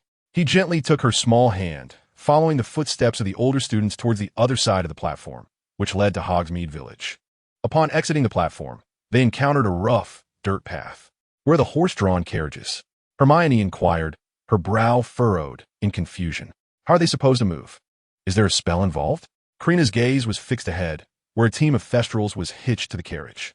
It was not that there were no horses. Rather, they were gaunt, jet-black creatures with dragon-like heads and bodies, adored with a pair of wings that resembled oversized bat wings. "What do you see?" Krena fell silent, for only those who had witnessed death could perceive them. Perhaps it would have been better to pretend he had not seen them. He suddenly chuckled softly, amused by his own sentimentality, and turned to the girl beside him, calmly stating, "They are Thestrals." Hermione paused, recognizing the description of Thestrals from her readings. Fully aware of who could see them, she instinctively released his hand, then broke into a smile, tightly wrapping her arms around Krena's. "What is that expression about?" she teased, pinching the flesh of his arm. "What do you think I intend to do?" Chapter 126. "Are you content to become like this? Let me touch them." Hermione pouted playfully, her hands shaking Krena's arm. "I've never seen one before. Can I at least touch?" "Very well," Krena said, pinching her cheek playfully. "But let's board the carriage first." The dirt path was nearly deserted, with only a few wizards searching for available carriages. Krena guided Hermione to the front of the vehicle, placing her hand on the head of a Thestral. "Did you feel it?" he asked. Hermione nodded enthusiastically, finding its surface slick yet hard, akin to touching bone. The Thestral was remarkably docile, responding to her touch with satisfaction. It stepped back slightly, raising its head and extending its tongue to lick Hermione's small hand. After all, Those chosen to pull the carriage had been thoroughly tamed by Hagrid. "We should board now," Krena urged, pulling Hermione along, who still seemed enamored by the creatures. "If you like them, perhaps you could ask Hagrid. These thestrals are raised in the Forbidden Forest." The pair climbed into an empty carriage, which emanated a faint scent of mildew and straw. Just as Krena was about to close the door, he noticed a figure outside. "May I come in?" Neville asked, tears glistening at the corners of his eyes. Whether it was last year on the boat or now boarding the carriage, he always seemed to be the last one left behind. "Come in," Krena said, pulling Neville inside and shutting the door. With no more young wizards outside, the carriage began to jolt and sway as it set off. "Thank you so much," Neville expressed gratefully. Neville expressed his gratitude, recalling the anxiety he felt earlier, fearing he would be unable to find a carriage to ride. "How was your summer vacation?" he inquired. Krena and Hermione exchanged a smile, deeming their break to have been quite splendid. A flicker of realization crossed Neville's face. "I remember now. You drove away the dark wizard attacking muggles." As they chatted, the carriage approached the grand iron gates, flanked by imposing stone pillars, each adorned with a vivid, winged wild boar. This marked the entrance to Hogwarts, not far from Hogsmeade Station, leading to a long, uphill path. Hermione opened the carriage window, peering out as the evening breeze tousled her hair, creating a captivating sight. "We are almost there," she said, glancing back with a smile, the tower becoming increasingly visible. Soon, the carriage slowed to a halt. Krena was the first to leap out, turning to extend his hand towards the door. "Come along." Hermione beamed, taking hold of his hand. Neville, watching their departing figures, murmured quietly, wishing he could shout, "Have you forgotten something?" At the front of the carriage line stood Lockhart, his flamboyant robes making him a striking figure against the night. A throng of students gathered around him as he proclaimed loudly, "I am thrilled to accompany you this year, promising a marvelous time ahead. I dare say you will acquire the finest knowledge, and you will be immortalized in my forthcoming work, a shared honor." He spread his arms wide, revealing a perfect smile, basking in the adulation of the young wizards. Krena stared in disbelief, pondering Lockhart's apparent talent for self-promotion. "Isn't that Professor Dumbledore?" Lockhart gestured for the students to part, striding over to Krena and Hermione, blocking their path. "Your exploits in Diagon Alley were truly remarkable. Lucius Malfoy was utterly powerless against you." The bone burning was rather cruel. Lockhart's confident demeanor remained as he tilted his head back, lost in reverie. "In my view, those were mere trifles.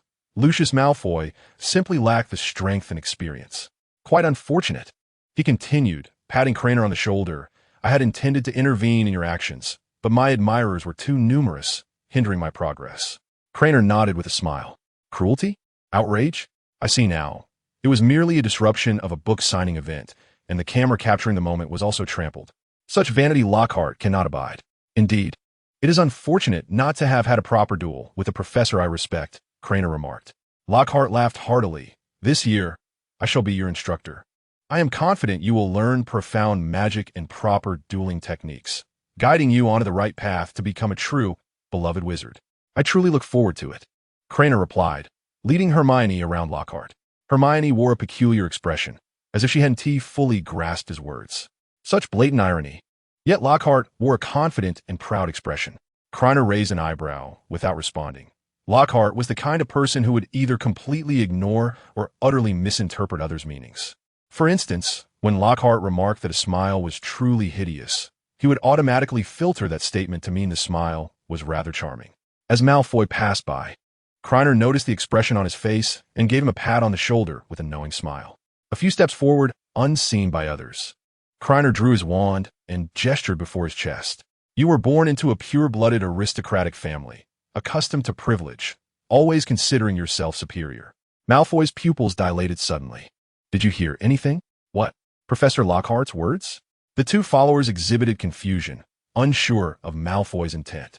"The family you regard as your pride is your everything. Yet now someone is publicly tarnishing the reputation of the family you so cherish. Like a leech, he shamelessly siphons the glory of the Malfoy lineage, attempting to ascend to the pinnacle atop its foundation." As the words echoed, Malfoy's heart raced violently. He furrowed his brow, one hand pressed against his temple, appearing somewhat pained. At that moment, without the family's honor, without their protection, all that you hold dear will become a mere jest. In that time, no one will remember the Malfoy family.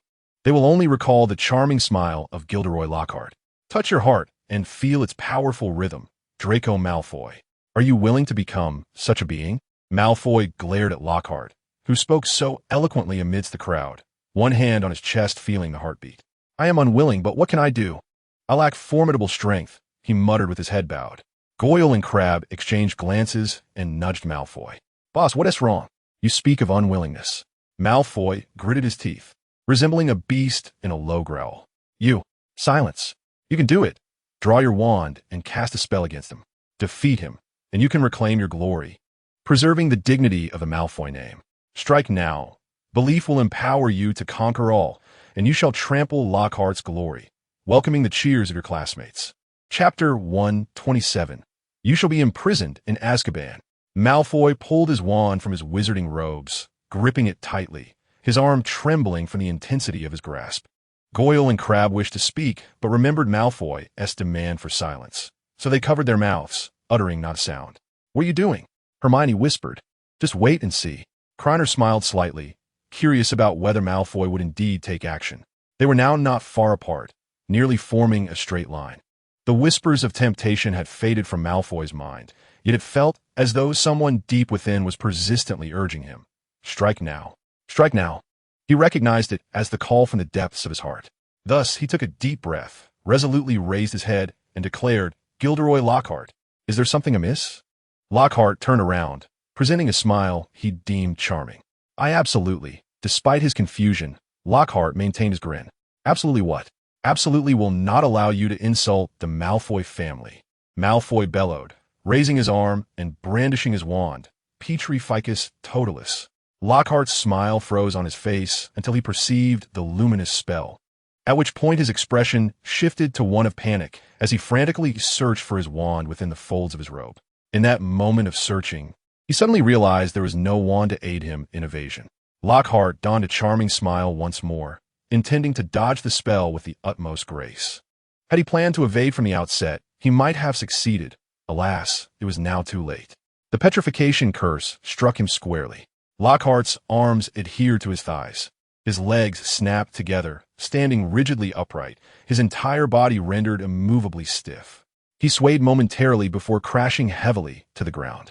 This spell does not impair the caster's sight, hearing, sensation, or thoughts. Pain. His backside, back, and occiput throbbed with intense agony. He yearned to scream, but his teeth were clenched tightly, rendering him unable to utter a sound. He could only turn his eyes in terror. Surrounding students gaped in disbelief, their minds seemingly short-circuited at the thought of Malfoy attacking a professor. My father. Malfoy trembled, summoning all his strength to shout. My father is not as despicable as you claim. In a frenzy, he charged forward and delivered a fierce kick to Lockhart's face. My father. Powerful. I will not permit you to insult my father. My family. Gasps erupted among the students, hands flying to cover their noses and mouths. The Slytherin students were not inclined to intervene. If they could insult the Malfoy family today, they could be insulted tomorrow. Only by banding together could they find warmth. And they secretly wished for Malfoy to strike hard. After all, the reckoning would not fall upon the spectators. Besides, if they could not withstand even a second-year student's spell, they found it hard to believe in Lockhart's prowess. A few ardent admirers from other houses attempted to intervene, only to be halted by their upperclassmen. Just watch the show. They were advised, especially with Slytherin students lurking nearby, ready to pounce. Krena assessed the situation and, finding it ripe, twirled his wand again. You have successfully ensured that all remember you have upheld the honor of the Malfoy family. Your father will be proud of you.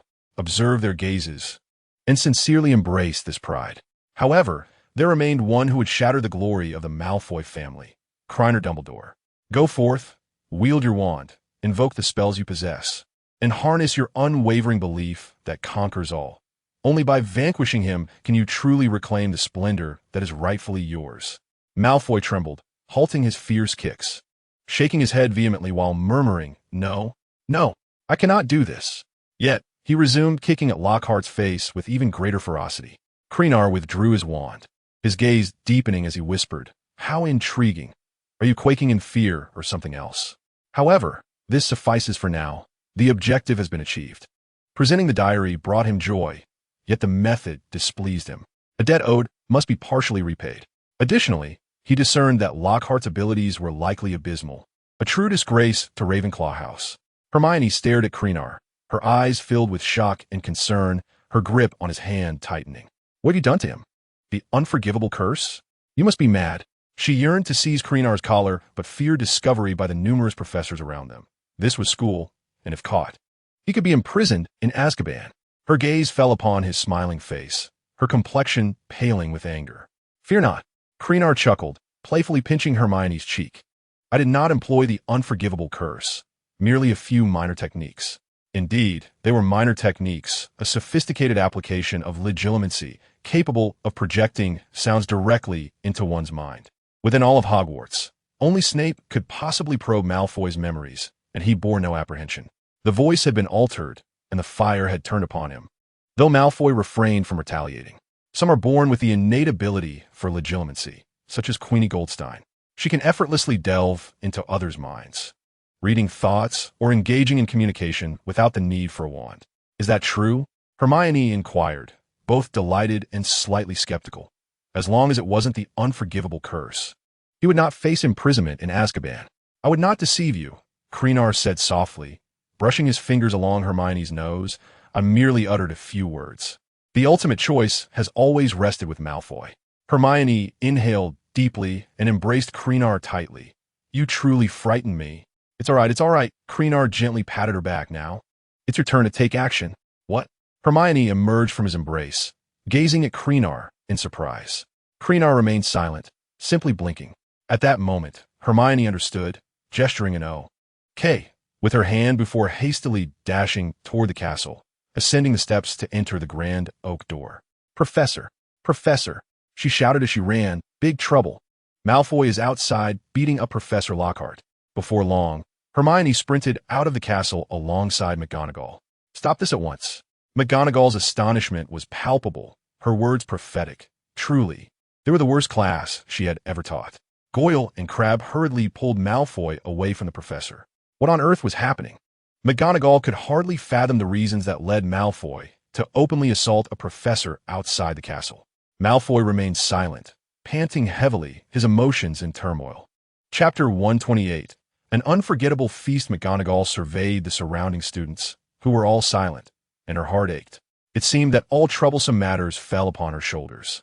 If she was not mistaken, their esteemed headmaster was likely indulging in a mound of cockroaches in his office. No, this year she must demand a salary increase. Unbeknownst to her, Dumbledore was equally distressed, covertly safeguarding Harry and Ron from potential mishaps in the air. Goyle and Crabbe, what do you have to say? Suddenly called upon. Both boys felt a jolt of panic and instinctively covered their mouths with their hands. McGonagall's gaze swept around, eager to uncover the specifics. Yet the involved parties and their friends were unwilling to speak. Her expression darkened considerably as she thought of the first-year witches and wizards, hoping this cohort would not prove to be the most challenging to manage. Stupefied, she brandished her wand to lift the spell S restriction from Lockhart. In her anger, she had forgotten that a disfigured professor lay on the ground. As soon as Lockhart regained mobility, he immediately covered his face with his hands, rolling on the floor in agony, repeatedly crying out in pain. His resplendent wizarding robe was stained with blood and dirt, and his face resembled that of a pufferfish, an extreme contrast that elicited laughter from the students present. Silence. McGonagall's serious demeanor was tinged with anger. Witnessing the professor being assaulted and even laughing about it afterward, she intoned, I believe you should learn how to respect a professor. The students fell silent, heads bowed as they searched for excuses in their minds. A weighty matter had been rendered comical by Lockhart's antics. Many students even contemplated that had Lockhart been replaced by Snape and his face obscured, they might have taken a few kicks at him to vent their accumulated grievances. Lockhart halted his writhing, frozen in an awkward pose, while his bizarre demeanor rekindled the suppressed laughter among the students. McGonagall's ire seemed ready to ignite through her spectacles. She wanted to speak, but Lockhart's boisterous laughter filled her ears. The crowd displayed confusion, their gazes fixed upon Lockhart, as they began to question whether this new professor had been so thoroughly pummeled by Malfoy that he had become a fool.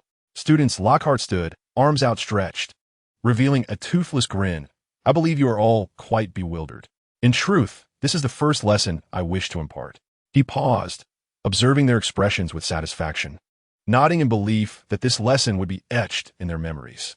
Let us all remember to maintain a vigilant heart at all times. Reflect on this. Dear children, should a dark wizard succeed in a surprise attack, the outcome would not resemble our present circumstances. Lockhart gestured to his cheek, urging everyone to remember his current visage and to heed every word I utter. Though he appeared nonchalant, a tempest of fury brewed within him, yearning to deliver a sound thrashing to Malfoy and subsequently obliterate everyone's memories. The students, most of whom were inexperienced in the ways of the world, were easily deceived, with even those harboring doubts believing him to a considerable extent. Kreacher observed with cold detachment, without the power to substantiate his claims. How long could this charade continue? It seemed the farce was drawing to a close as he took Hermione's small hand, preparing to depart, when Lockhart began to stir trouble. He clapped Malfoy on the shoulder, saying, "Don't be anxious, my little assistant. Only in this manner could it appear authentic, yet your experience remains insufficient. How could you call out before instigating a surprise attack? Were it not for the need to accommodate you, I could easily counter without my wand. If you had diligently studied my newly released autobiography, The Wizard Within Me, you would comprehend the magnitude of my strength. To all my fellow students, if you have not procured my autobiography, do encourage your parents to visit Diagon Alley for a copy, or come seek me out. You may also receive my personal autograph." Malfoy shoved Lockhart away, disdainfully patting the shoulder that had been touched. What kind of teaching is this? His voice was not loud, yet every ear present could discern his words clearly. "You insult my family, my father. He would be more than willing to discuss these matters with you." As his words fell, Malfoy abruptly raised his arm, wand aimed at Lockhart, flames blazing. McGonagall gasped, swiftly raising her hand to counter the spell, glaring at Malfoy with indignation. "How dare you?" she exclaimed. "Everyone, follow me to the Great Hall." She took a bold step forward, seizing Malfoy's wand to prevent any unforeseen actions. "Mr. Malfoy and Professor Lockhart, you shall accompany me." Lockhart smiled confidently, replying, "Professor McGonagall, you need not intervene. I can manage this myself." McGonagall exhaled sharply, already furious and now further aggravated by his audacity. Did he not grasp the gravity of the situation?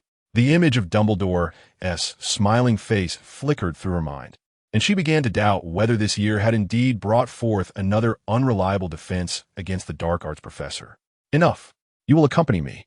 Kreacher and Hermione lingered at the back of the crowd, exchanging glances. In truth, it would have been best had events concluded a moment ago, with both sides tacitly agreeing this was a mere lesson. Yet Lockhart, oblivious to danger, sought to belittle others while promoting his book. Malfoy's already sensitive nerves could hardly withstand further provocation. Hermione glanced nervously at the throng ahead and whispered, "Did you employ any tricks just now?" "I swear, this time I did not." Krena extended 4 fingers, his gaze piercing through the throng towards the indistinct silhouette of Malfoy at the forefront. Perhaps the earlier words had provoked Malfoy's nerves, compounded by an existing reservoir of resentment, and his initial success in retaliation had imbued him with newfound confidence. Hermione cast a peculiar glance at Krena. "Perhaps it was your resentment." "Likely so," Krena raised an eyebrow, in the midst of such an embarrassing incident in Diagon Alley. How could his proud self not harbor grievances? Unable to best me, he could only suppress this anger, while Lockhart serendipitously provided an outlet for its release. As the saying goes, one tends to pick on the soft fruit. Will this incident ultimately lead back to you? A look of concern etched on Hermione's face. Her worries centered solely on Krena. Krena smiled faintly. Rest assured, it won tea. Whether influenced by earlier remarks or not, Malfoy seemed to have an epiphany, promptly attributing the incident to Lockhart's insult towards the Malfoy lineage. The two ascended the steps and entered the castle. Students had already settled in the Great Hall, yet the first years had yet to arrive, leaving several seats at the staff table vacant. Without a prominent figure to command authority, the hall buzzed with chatter as everyone discussed the recent events. Particularly, the Slytherin students wore expressions of confidence and pride, as if proclaiming the consequences of provoking them. This opening feast was indeed unforgettable. Hermione rolled her eyes, pondering who the instigator of all this was. Chapter 129. Ron, you should have said so earlier. McGonagall found herself at a loss, gazing at Lockhart and Malfoy, uncertain of how to proceed. She had just sought out Dumbledore, only to find him absent from his office. Time was of the essence. Soon Hagrid would escort the first years to the castle, and she needed to be at the oak door to welcome them. After a moment's contemplation, she addressed the two, "Please follow me." Leading them to the left side of the entrance hall, she opened the door to the first classroom. "Mr. Malfoy, I must ask you to wait inside for a moment. Professor McGonagall, I need to write to my father." "Of course, that's no problem," McGonagall nodded. "But you need to wait for a while." Malfoy said nothing in response and silently entered the classroom. "Professor Lockhart, I must ask you to proceed to the classroom across the hall." McGonagall extended her hand. "Additionally, please hand over your wand for safekeeping." "Surely, that won't be necessary." Lockhart chuckled awkwardly. "After all, I am a recipient of the third-class Order of Merlin, an honorary member of the Dark Arts Defense League." He shivered, swallowing the unfinished words. The stern and irate countenance of McGonagall reminded him of the days when he was subjugated in school. "Please ensure my wand is well kept," he said, relinquishing it to McGonagall before striding into the opposite classroom. McGonagall observed the two closed classroom doors, casting a spell followed by a powerful locking charm. Had she allowed Lockhart to treat his injuries, it would have been unfair to confine only Malfoy. Releasing him back into the hall raised concerns about potential repercussions. Therefore, this was the only course of action for now, awaiting Dumbledore to address the matter further. As for the injuries sustained by Lockhart, a mature wizard could endure them for a while. Just as McGonagall returned to the entrance hall, rhythmic knocks resounded against the oak door. "Hogwarts, open up!" Accompanied by Hagrid's booming voice, the grand oak door creaked open. McGonagall, unusually displaying a hint of a smile this evening, recalled the lessons learned from the previous year, particularly the unfortunate fate of Quirrell. The thought of potentially having her nose shattered by Hagrid's knocks during some academic year prompted her to take action. She had installed a voice-activated mechanism for the oak door during the summer holidays. "Professor McGonagall," Hagrid exclaimed with a hearty laugh, "the first years are here." "Thank you for your efforts, Hagrid," McGonagall nodded, her gaze assessing the newcomers, hoping for a smooth year ahead. "First years, please follow me." Inside the Great Hall, the students were noisy and jubilant, while the first years were filled with nervous anticipation. Meanwhile, Harry and Ron were enduring a harrowing journey. The enchanted car, its parts worn and battered, shuddered violently under Ron's frantic maneuvers, seeming on the verge of disintegration. Dumbledore remained concealed among the clouds, primarily ensuring that the two would not meet their demise. Any injuries sustained would not be his concern. Their reckless actions, devoid of forethought, needed to come with consequences to etch a lasting memory in their minds. "Please hold on a little longer, I beg you," Ron pleaded with the flying car, as if soothing a child. The engine groaned, reminiscent of a lament, and after the earlier chaos, it seemed unwilling to relent, shaking even more violently. Their terrified screams filled the air as Ron gripped the steering wheel tightly, his knuckles turning white, fearful that one misstep would send the vehicle careening off course. His body trembled uncontrollably. "What do we do?" Harry's face was ashen. Both he and Ron were shaking, as if competing to see who could tremble the more. "Stay calm," he urged, clutching the edge of his seat and glancing ahead, where the castle walls loomed ominously close.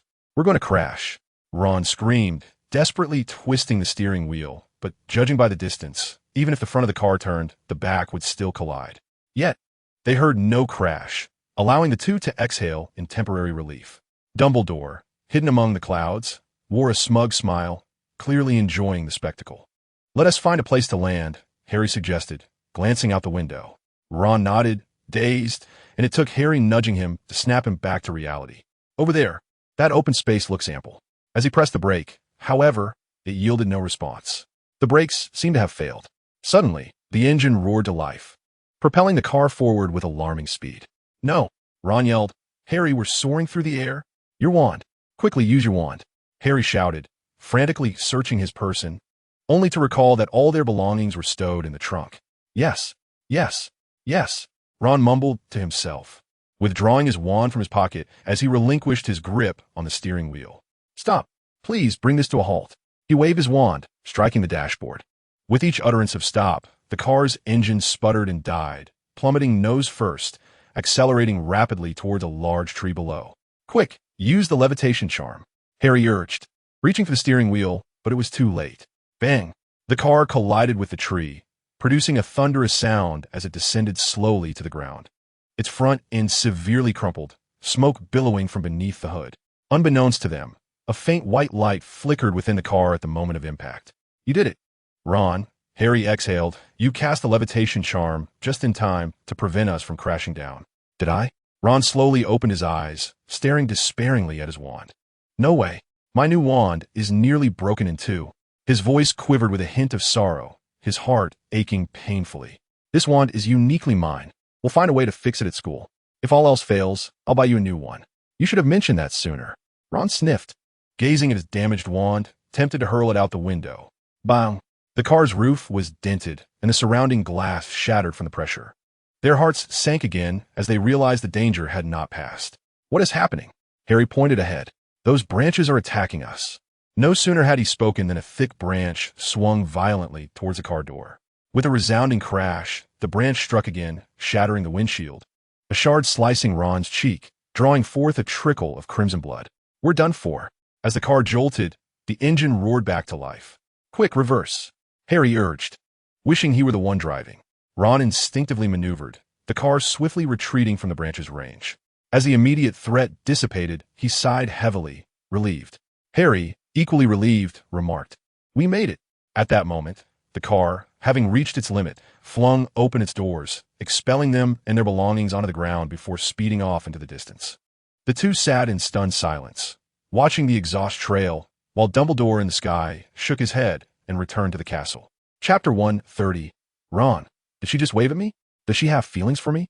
Dumbledore entered the castle with light steps, the great hall as cheerful as ever. "How delightful," he murmured, pulling a cockroach cluster from his robes and popping it into his mouth, a sweetness flooding his palate, a satisfied smile gracing his face. "You certainly seem at ease, Albus." McGonagall tightened her fists, her tone laced with resentment. She had been the one to welcome the new students from Muggle families, to oversee the sorting ceremony, and to handle all the troublesome matters. The pay was meager. She felt the title of deputy headmistress was hardly worth it. She is not lacking in wealth, yet her diligent efforts yield results, for a person will always hope to receive their due recompense. Is it a matter of salary? Dumbledore displayed an awkward smile, placing the remaining pile of cockroaches back into his pocket. "You are aware, of course, that salaries must be approved by the Board of Governors. Perhaps I could first supplement your salary. In truth, the professors at Hogwarts do not receive substantial remuneration. Yet the four heads of houses are not in want of such trifles. For instance, Snape could easily leverage his teaching position to have the school procure materials, which he could then use to brew potions for sale. Such invisible wealth far surpasses a mere salary. Most of your monthly earnings are likely spent on wine for Professor Sybil Trelawney." McGonagall stifled a laugh. Observing the frozen expression on Dumbledore's face, her spirits lifted considerably. It is no wonder that Snape is so acerbic, often taking jabs at Dumbledore. Her demeanor turned more serious. "You may not be aware, but not long ago, Mr.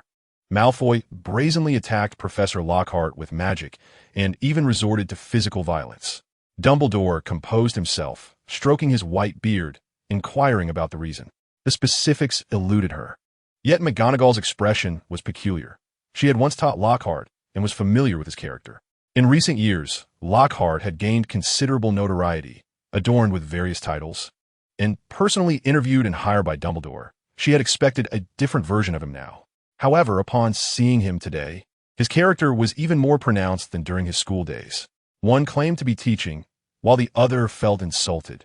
She elaborated on the situation as she understood it. Dumbledore, intrigued, reflected on Draco Malfoy's character. He should not have resorted to physical confrontation when facing a professor of a different caliber. "Minerva, please prepare for the sorting ceremony. I shall attend to this matter." Upon seeing Lockhart's woeful visage, Dumbledore nearly lost his composure, his gaze shifting to Malfoy. "Mr. Malfoy, regardless of the circumstances, I believe you owe Professor Lockhart an apology." Malfoy raised his gaze to meet those sapphire eyes, sparkling like precious gems. "Professor Lockhart, I am sorry. It is quite all right." Lockhart waved his hand and laughed heartily. "It is said to be merely a teaching moment, and I trust the students will have a lasting impression." "Dumbledore, I must commend your discernment in selecting me as the defense against the dark arts professor." He placed a hand on Dumbledore's shoulder.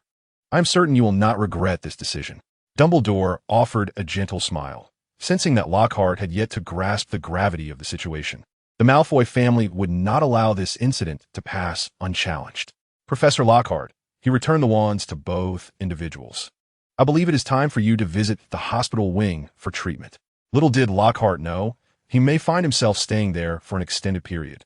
As the hospital wing was currently deserted, with everyone gathered in the Great Hall awaiting the start of term feast, Dumbledore gazed serenely at Malfoy, inquiring whether the idea to assault the professor originated from him.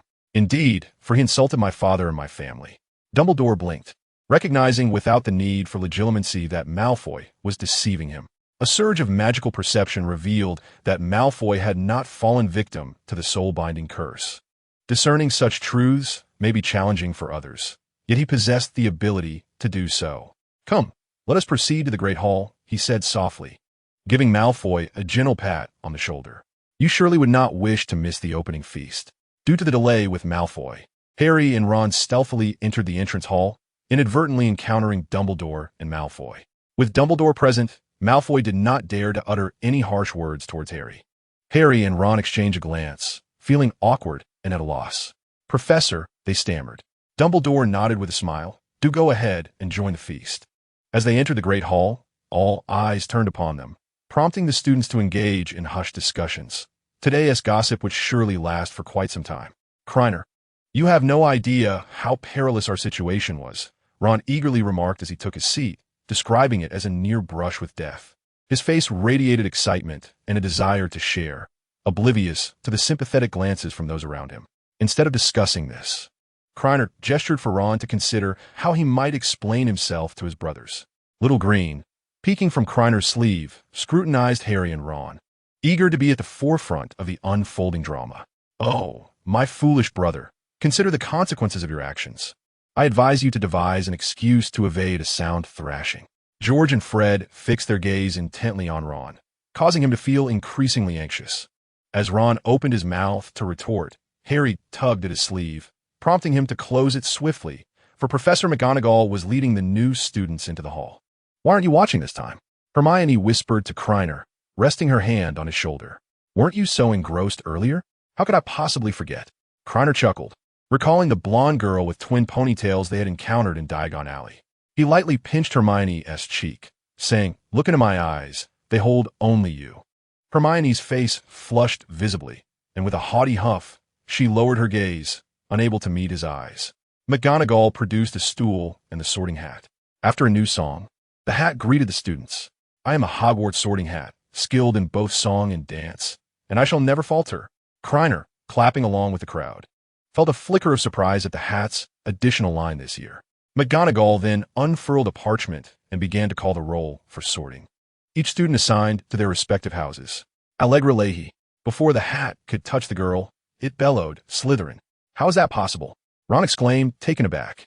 Such a lovely girl has gone to Slytherin. He once again found himself the center of attention, fully aware of how to provoke the ire of Slytherin students with a single statement. Ron Weasley. McGonagall cast a sharp glance, urging silence during the sorting ceremony. The ceremony continued, unnoticed by most, while Ron tightened his fists, brimming with excitement. Did you see that? She just waved at me. She must have a crush on me. Chapter 131. The end of the second year feast. Ron faced the platform, his gaze seemingly fixated ahead, yet he was covertly stealing glances at Elega Lark, who had just been sorted into Slytherin. Lavender bit down hard on her molars, her fork gripped tightly in hand. The pretense of sending cards last semester paled in comparison to the attention bestowed upon a new acquaintance. The thought made her eyes dart over Ron's figure, as if searching for an opportune moment to stab him with her fork. Krena wore an odd expression, leaning toward Hermione to whisper, Is what Ron said true? His attention had been wholly captured by Ron's audacity to disrupt the sorting with such astonishing claims. Not really, Hermione replied, shaking her head in confusion, then revealing a flicker of solemnity. One thing was certain. Ron had undoubtedly incurred the ire of many, and his upcoming days would likely be fraught with difficulty. Little Ching licked Krener's hand, asserting, I can confirm there was indeed a wave. Krena touched Little Ching's cold scales, feeling an increasing sense of peculiarity. It wasn't he that Ron was unappealing, but rather that at this moment his hair was tousled, his face smeared with blood, and even his wizarding robe bore traces of dirt. Given his current state, it seemed improbable that a young lady would willingly wave in greeting. Little Ching's loud voice attracted Harry's attention, who leaned in to whisper, "Is it possible she was just waving to everyone?" Krena suddenly grasped the situation. Today, Ron was brimming with confidence, rendering it all quite normal. However, since Harry had taken the initiative to speak up, it would be remiss not to tease him a bit. "Did you hear that?" he said with a smirk directed at Harry. Harry froze, a look of embarrassment crossing his face as thoughts of being able to understand Parseltongue filled his mind. "I overheard your conversation with Hermione," he stated earnestly. "But let us not dwell on that. Look at the sorting." Krena slowly shook his head, feeling a sense of ennui. With repeated occurrences, Harry had grown significantly more astute, no longer relying on clumsy excuses. On the platform, McGonagall glanced at the parchment before calling out the next name, Luna Lovegood. A girl with wild, waist-length blonde hair emerged from the crowd, hands clasped behind her back, gliding lightly towards the platform. Unlike the other newcomers, she exhibited not a trace of nervousness. Ravenclaw. The sorting continued, and soon it was Ginny's turn.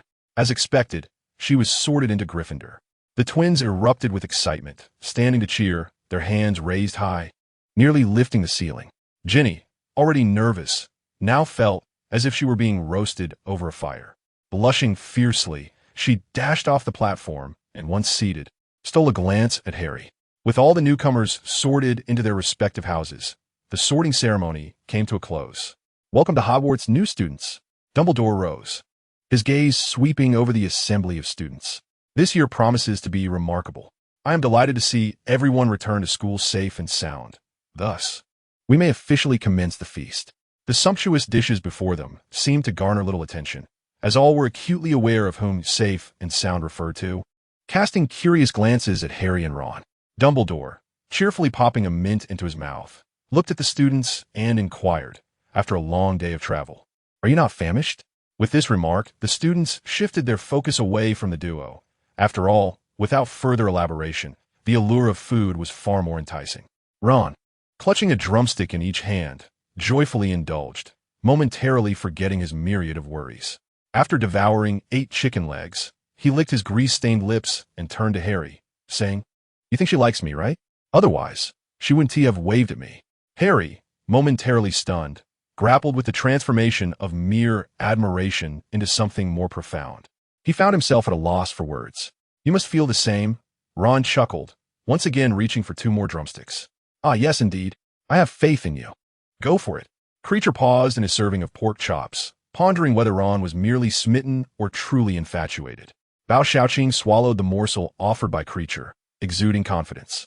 "Oh, the pork chop tastes so much better after passing through your hands," she exclaimed, nudging Creature's hand with her cool forehead. "You only feed me and not my sister. She might feel neglected. You truly are the one who loves me the most. Shall I have a sausage next?" Harry suddenly cleared his throat, overwhelmed by the dual assaults of Ron on one side and Shaoqing on the other. He wished to block out the noise, yet found it a formidable task. Without missing a beat, Creature continued to consume his pork chop and offered some to Shaoqing before finally retrieving the sausage she desired. Though he had advised her against speaking out of turn, with Shaoqing's unique perspective, one could never predict what startling phrase would follow. This was undeniably somewhat embarrassing, which is why he felt compelled to keep secrets from Harry. Having nearly reached his fill, Creature noticed the absence of the usual exquisite dishes this year, perhaps due to the lack of those who would appreciate them. Perhaps at the year-end feast, a dish inspired by Lockhart might make an appearance. Ghosts emerged from all directions, prompting startled gasps from the new students. The resident ghosts of the other 3 houses displayed sympathy for the newcomers. Fear was not an option. Should you encounter Peeves, you might find yourself paralyzed with fright. "She is truly one of a kind," Ron remarked, still boasting about his chicken leg. Since his hands were greasy, he could only nudge Harry with his elbow.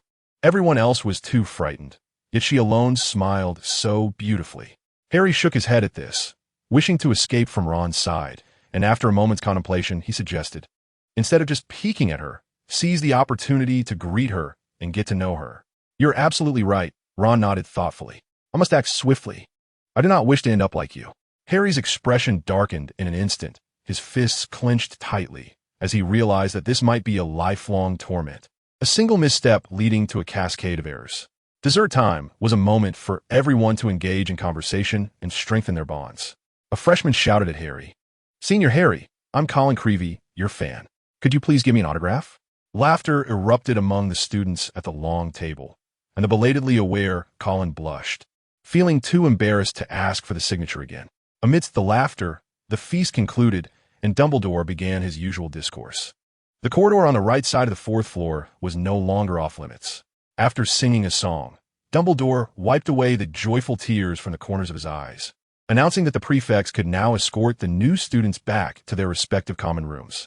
After a brief pause, he continued, "Harry Potter and Ron Weasley, you two need to stay behind for a moment." Krena patted Harry on the shoulder, bidding him to take care.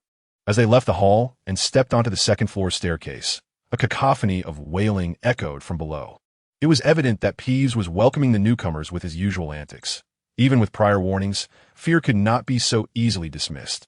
Chapter 132. Truly the chicken leg slayer. The terrified screams of the freshmen rose and fell with a rhythmic intensity.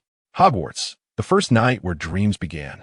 Krena sincerely hoped that all the newcomers would have sweet dreams tonight. Earlier at the feast, the Gryffindor freshmen had dismissed Krena's role in teaching Peeves to frighten people. Now, with such a stark contrast, they began to realize their mistake, turning back to catch a glimpse of Krena. "You've become famous again." The two lingered at the back of the crowd, ascending the stairs at a leisurely pace. Hermione skipped several steps, beaming at Krena. "Take your time." Krena took her small hand, advising her to watch her step and not trip. He understood well that students would remember small acts of kindness. If they did not, it was of little consequence.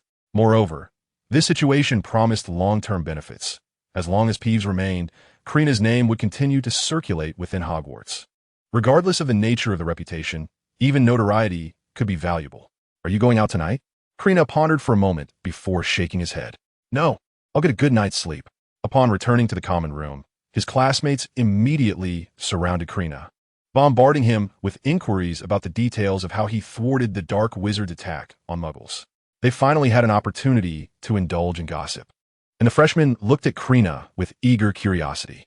It was truly perilous, Krena recounted vividly, his audience captivated, as if they were experiencing the moment themselves, wishing they had been there. It was only when Harry and Ron entered the common room that Krena found a moment to breathe, squeezing through the crowd. He smiled, reaching out to ruffle Hermione's hair. "Have you been waiting long?" "No, not at all," Hermione replied with a smile, shaking her head. "Shall we go to sleep?" Ascending the spiral staircase and standing before the girls' dormitory entrance, the two spoke in unison, "Good night." They exchanged a smile, and it was only after the door had closed that Kreiner proceeded towards the boys' dormitory. That night, some were immersed in sweet dreams, while others were plagued by anxiety. Loart lay on a cot in the infirmary, drool trickling from the corner of his mouth onto the pillow. Poor soul, he had neither eaten nor had his wounds tended to. Dumbledore, having concluded matters concerning Harry and Ron, inadvertently forgot about Loart. After all, he was a centenarian who sometimes required understanding. No one reminded her, and after the banquet, Madame Pomfrey returned directly to her dormitory to sleep, unaware that someone awaited her in the infirmary right at the start of the term. His friend Tom was shouting frantically within his wallet, "No, no." He counted the hours on his fingers, perplexed as to why he had yet to be taken out to write in his diary, even though a day had already passed. Things were not as they once were. While at the Malfoy residence, though no one used a diary, he could still sense everything happening outside. Now, however, the outside world was enveloped in darkness, silence, and despair.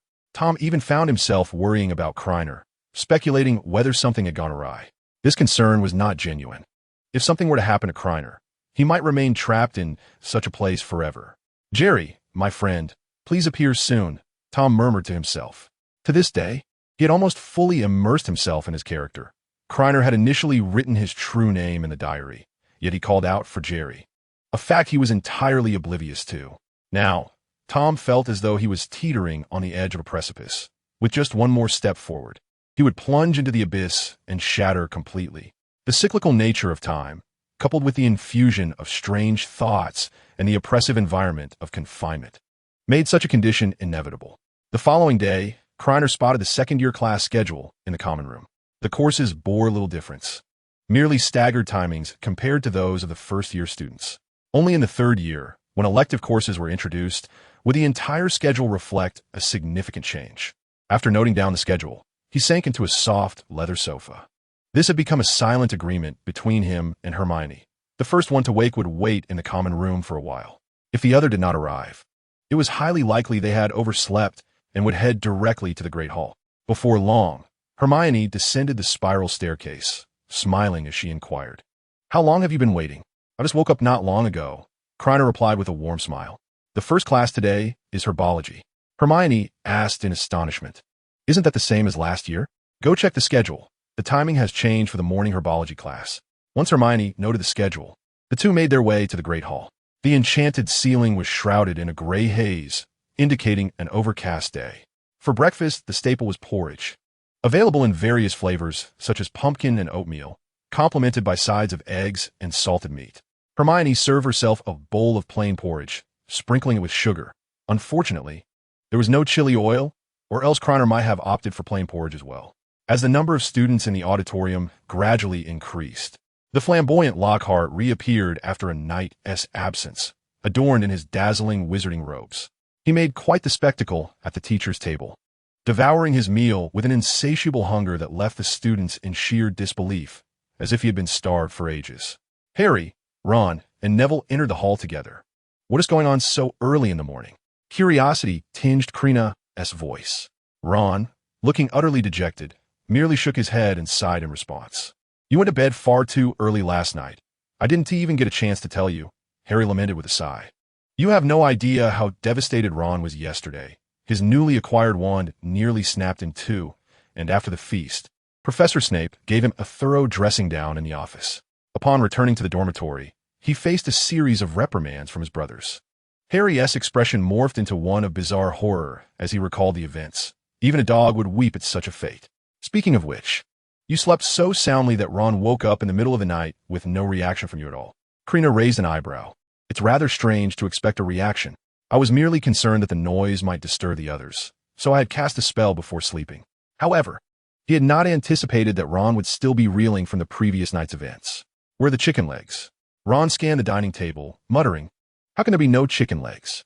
Krena shook his head slowly, muttering that it was a case of self-inflicted consequences. The invisibility charm on the car had not failed as it did in the original story, and Ron had insisted on flaunting it. "My chicken leg." Harry, like a caretaker, served Ron a bowl of porridge with a sheepish smile. "Drink up. There are no chicken legs this morning." Deep down, he felt a pang of guilt, knowing that in their shared escapades, Ron had borne the brunt of the misfortunes. "This is not porridge, it's chicken leg," Ron proclaimed melodramatically before taking a sip. With each mouthful, he reiterated his assertion. Krena scratched his head, finding it intolerable, and with a flick of his wand, he transformed the porridge in Ron's bowl into a substantial chicken leg. "Stop the incessant moaning. Just grab your chicken leg and devour it. It's harmless. Once the magic wears off, it will revert back to porridge." "Thank you."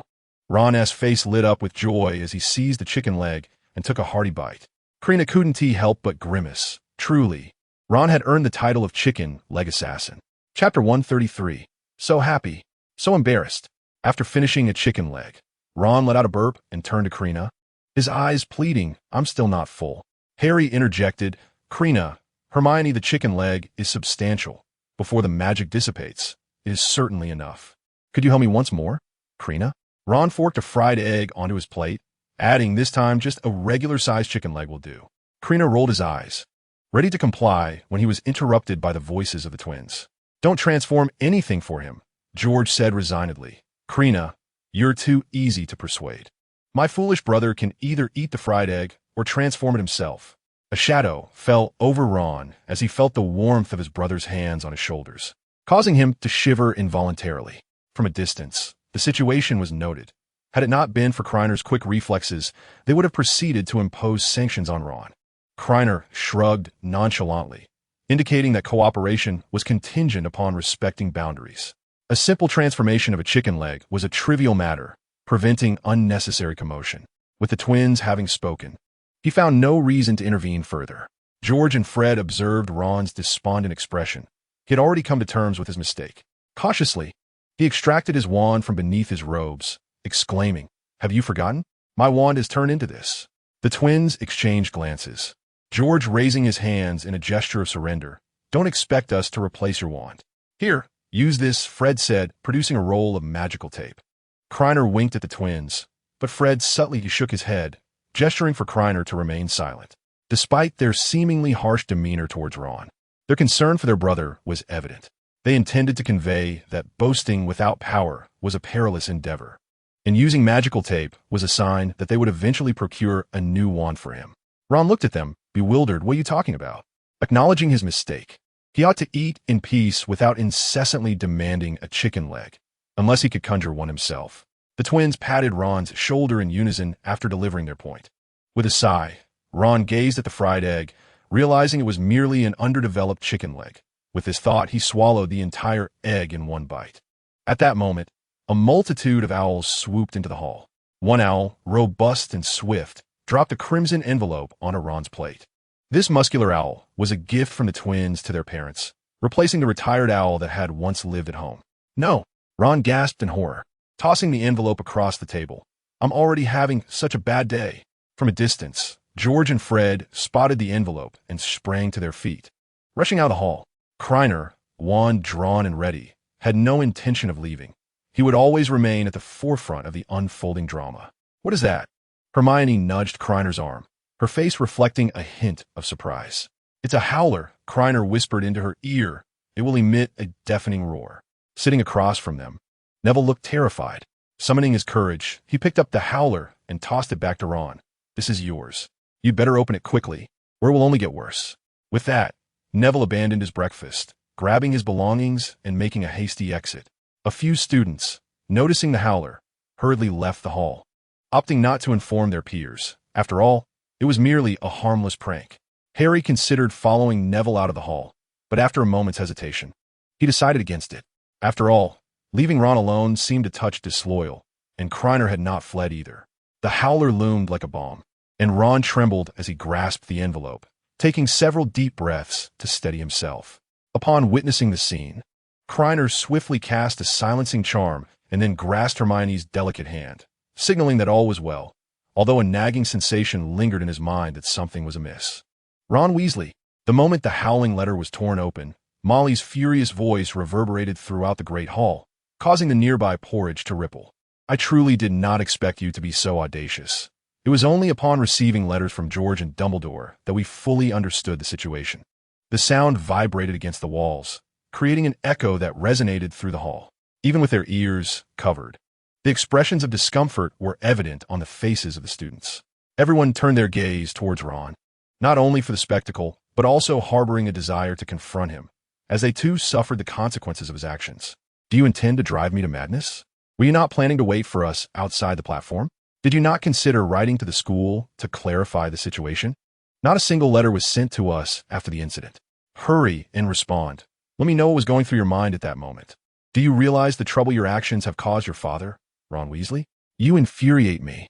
As her tirade concluded, the envelope suddenly ignited from the corner, ultimately reducing to ashes. Harry stood in stunned silence, feeling as though his ears had ceased to function.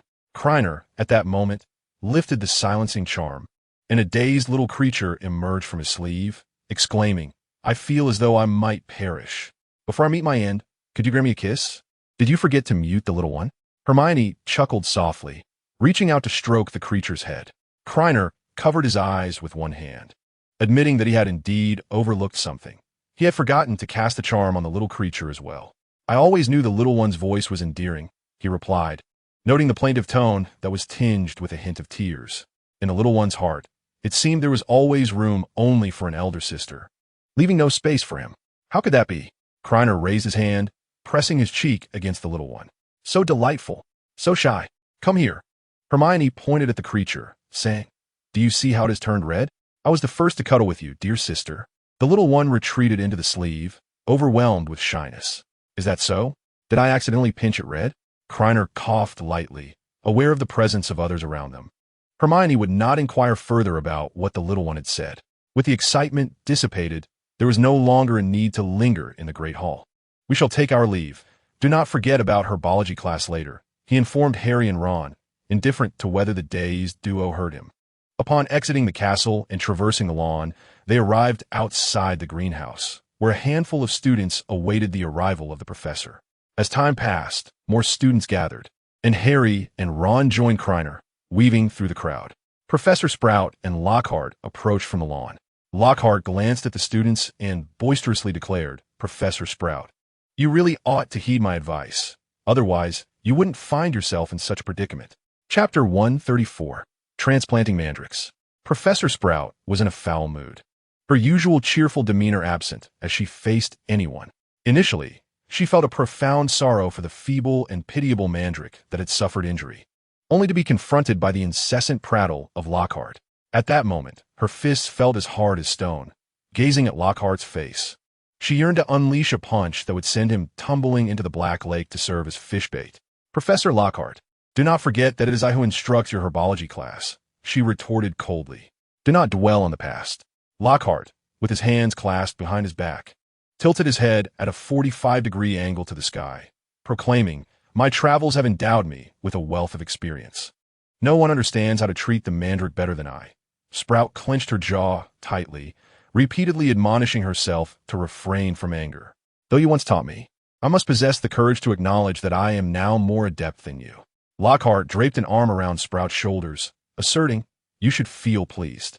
Sprout promptly brushed his hand away, offering him no semblance of courtesy, her irritation teetering on the brink of outright cursing. His previous suggestions for treating the Mandrake had been utterly nonsensical, one even capable of bringing about its demise. Her injuries were solely a consequence of rescuing the clueless Lockhart. "You, now, immediately, leave my presence." Sprout exhaled sharply to alleviate her emotions.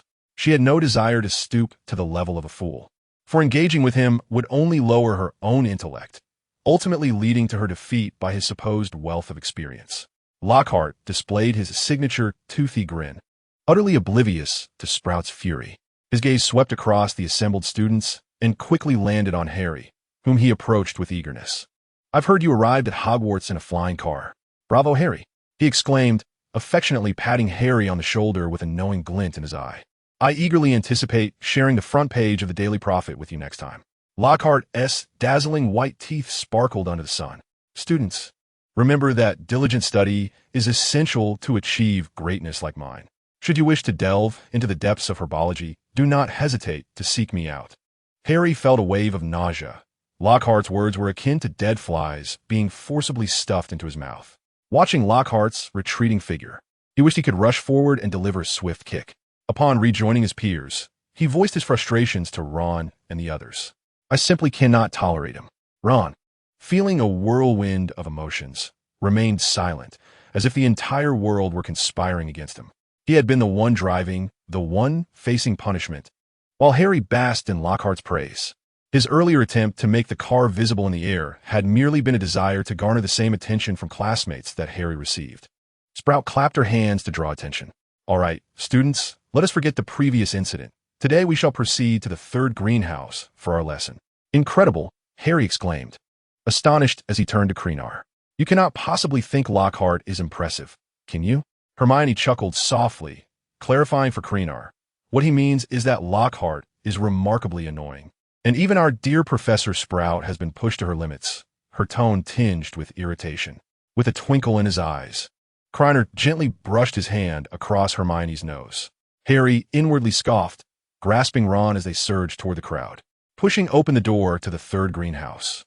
The earthy scent of soil and fertilizer enveloped them, while the apex of the greenhouse was adorned with a dozen resplendent blossoms. The majority of the fertilizer they employed was derived from dragon dung, a concoction that Professor Sprout held in high regard.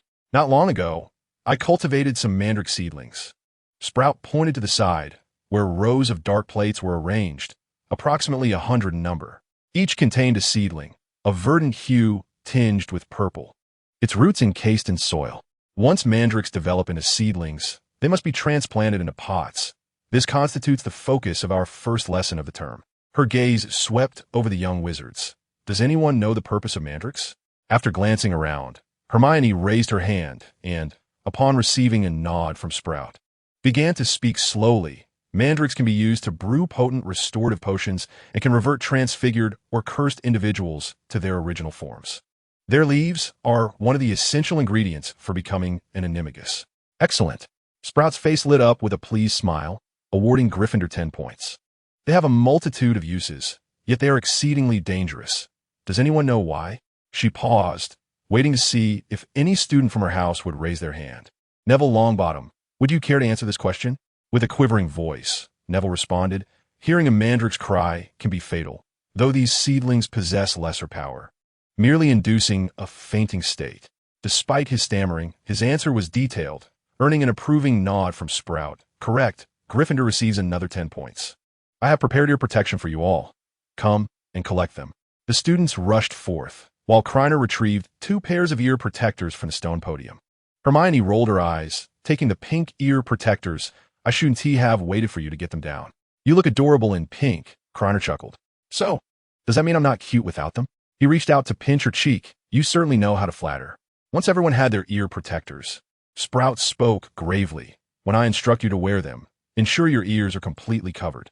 Be serious, and do not swap ear protectors. Her tone had grown considerably stern. Unless you wish to miss the remainder of the first day of classes. As her words settled, Gryffindor students brightened at the prospect. Today's schedule was quite packed. And finning might not be such a bad idea. Watch for my signal. When I raise 2 fingers, you may remove your ear protectors. Now, everyone put them on. Once Krena donned his ear protectors, it felt as if the entire world had fallen into silence, devoid of sound. After checking to ensure Hermione had hers on correctly, he felt a sense of relief. Sprout also secured her ear protectors, rolled up her sleeves, pressed one hand against the edge of a plate, and grasped the mandrake's root with the other. With a firm pull, the uprooted root emerged like an unsightly infant. The pale green roots were speckled, and it was evident to all that the creature had opened its mouth, clearly in a fit of rage. A moment of chaos erupted among the students. As Neville collapsed onto the ground, Professor Sprout, however, had no time to spare. She needed to swiftly transplant the mandrake into a pot. Fearing that the students would remove their earmuffs to check on Neville's condition, she hurriedly retrieved a large flower pot from beneath the podium, swiftly placed the mandrake inside, and firmly packed it with soil. After a quick inspection, she raised 2 fingers to signal the students and then removed her earmuffs. Chapter 135. Self-awareness equates to power. Krena found himself in an awkward predicament, having once again forgotten about little Luna, who lay unconscious in his arms, as he sighed deeply. Hermione was at a loss for words. She had also neglected to think of Luna and pondered how to handle the situation. Luna would surely be quite upset upon awakening. Perhaps Krena would tuck Luna into his wizarding robe, and once she regained consciousness, an apology and a quick hug would suffice to mend any rift. Professor Sprout briskly descended to assess Neville's condition. While the seedlings were not fatal, concerns still lingered, confirming that he was merely unconscious. She gently lifted Neville and temporarily placed him at the edge of the podium, readjusting his earmuffs, intending to escort him to the infirmary after class. She was adamant about not leaving the students unattended. Years of teaching had taught her never to trust that all students would behave obediently. If she chose to send Neville to the hospital wing now, upon her return, she might find that none of the students could exit the 3rd greenhouse unscathed. Sprout shook her head and sighed. While Neville had a talent for herbalism, his anxiety often led to mistakes. It was imperative that everyone learn from this incident. With a serious expression, she resolved not to witness any more students fainting. I will demonstrate once more, she declared. The students donned their earmuffs, attentively watching as Sprout executed the process in slow motion. The procedure was succinctly outlined in 3 steps. Pull it out, insert it, and bury it in soil. The students perceived it to be remarkably simple. From the looks of you, I trust you all have a clear understanding this time, Sprout smiled, knowing that the task of transplanting a mandrake was not as straightforward as it appeared. Now, form groups of 4 and work together to transplant a mandrake. She gestured towards the back of the classroom, where empty pots awaited. Krena, feeling somewhat resigned, was unable to pair with Hermione and was, therefore, obliged to include Harry and Ron in his group. In the adjacent group, Hufflepuff student Justin Finch-Fletchley engaged in cheerful conversation with Harry, ignoring his own teammates. He was rather affable, yet his joviality was one-sided as he broached topics that Harry preferred to avoid.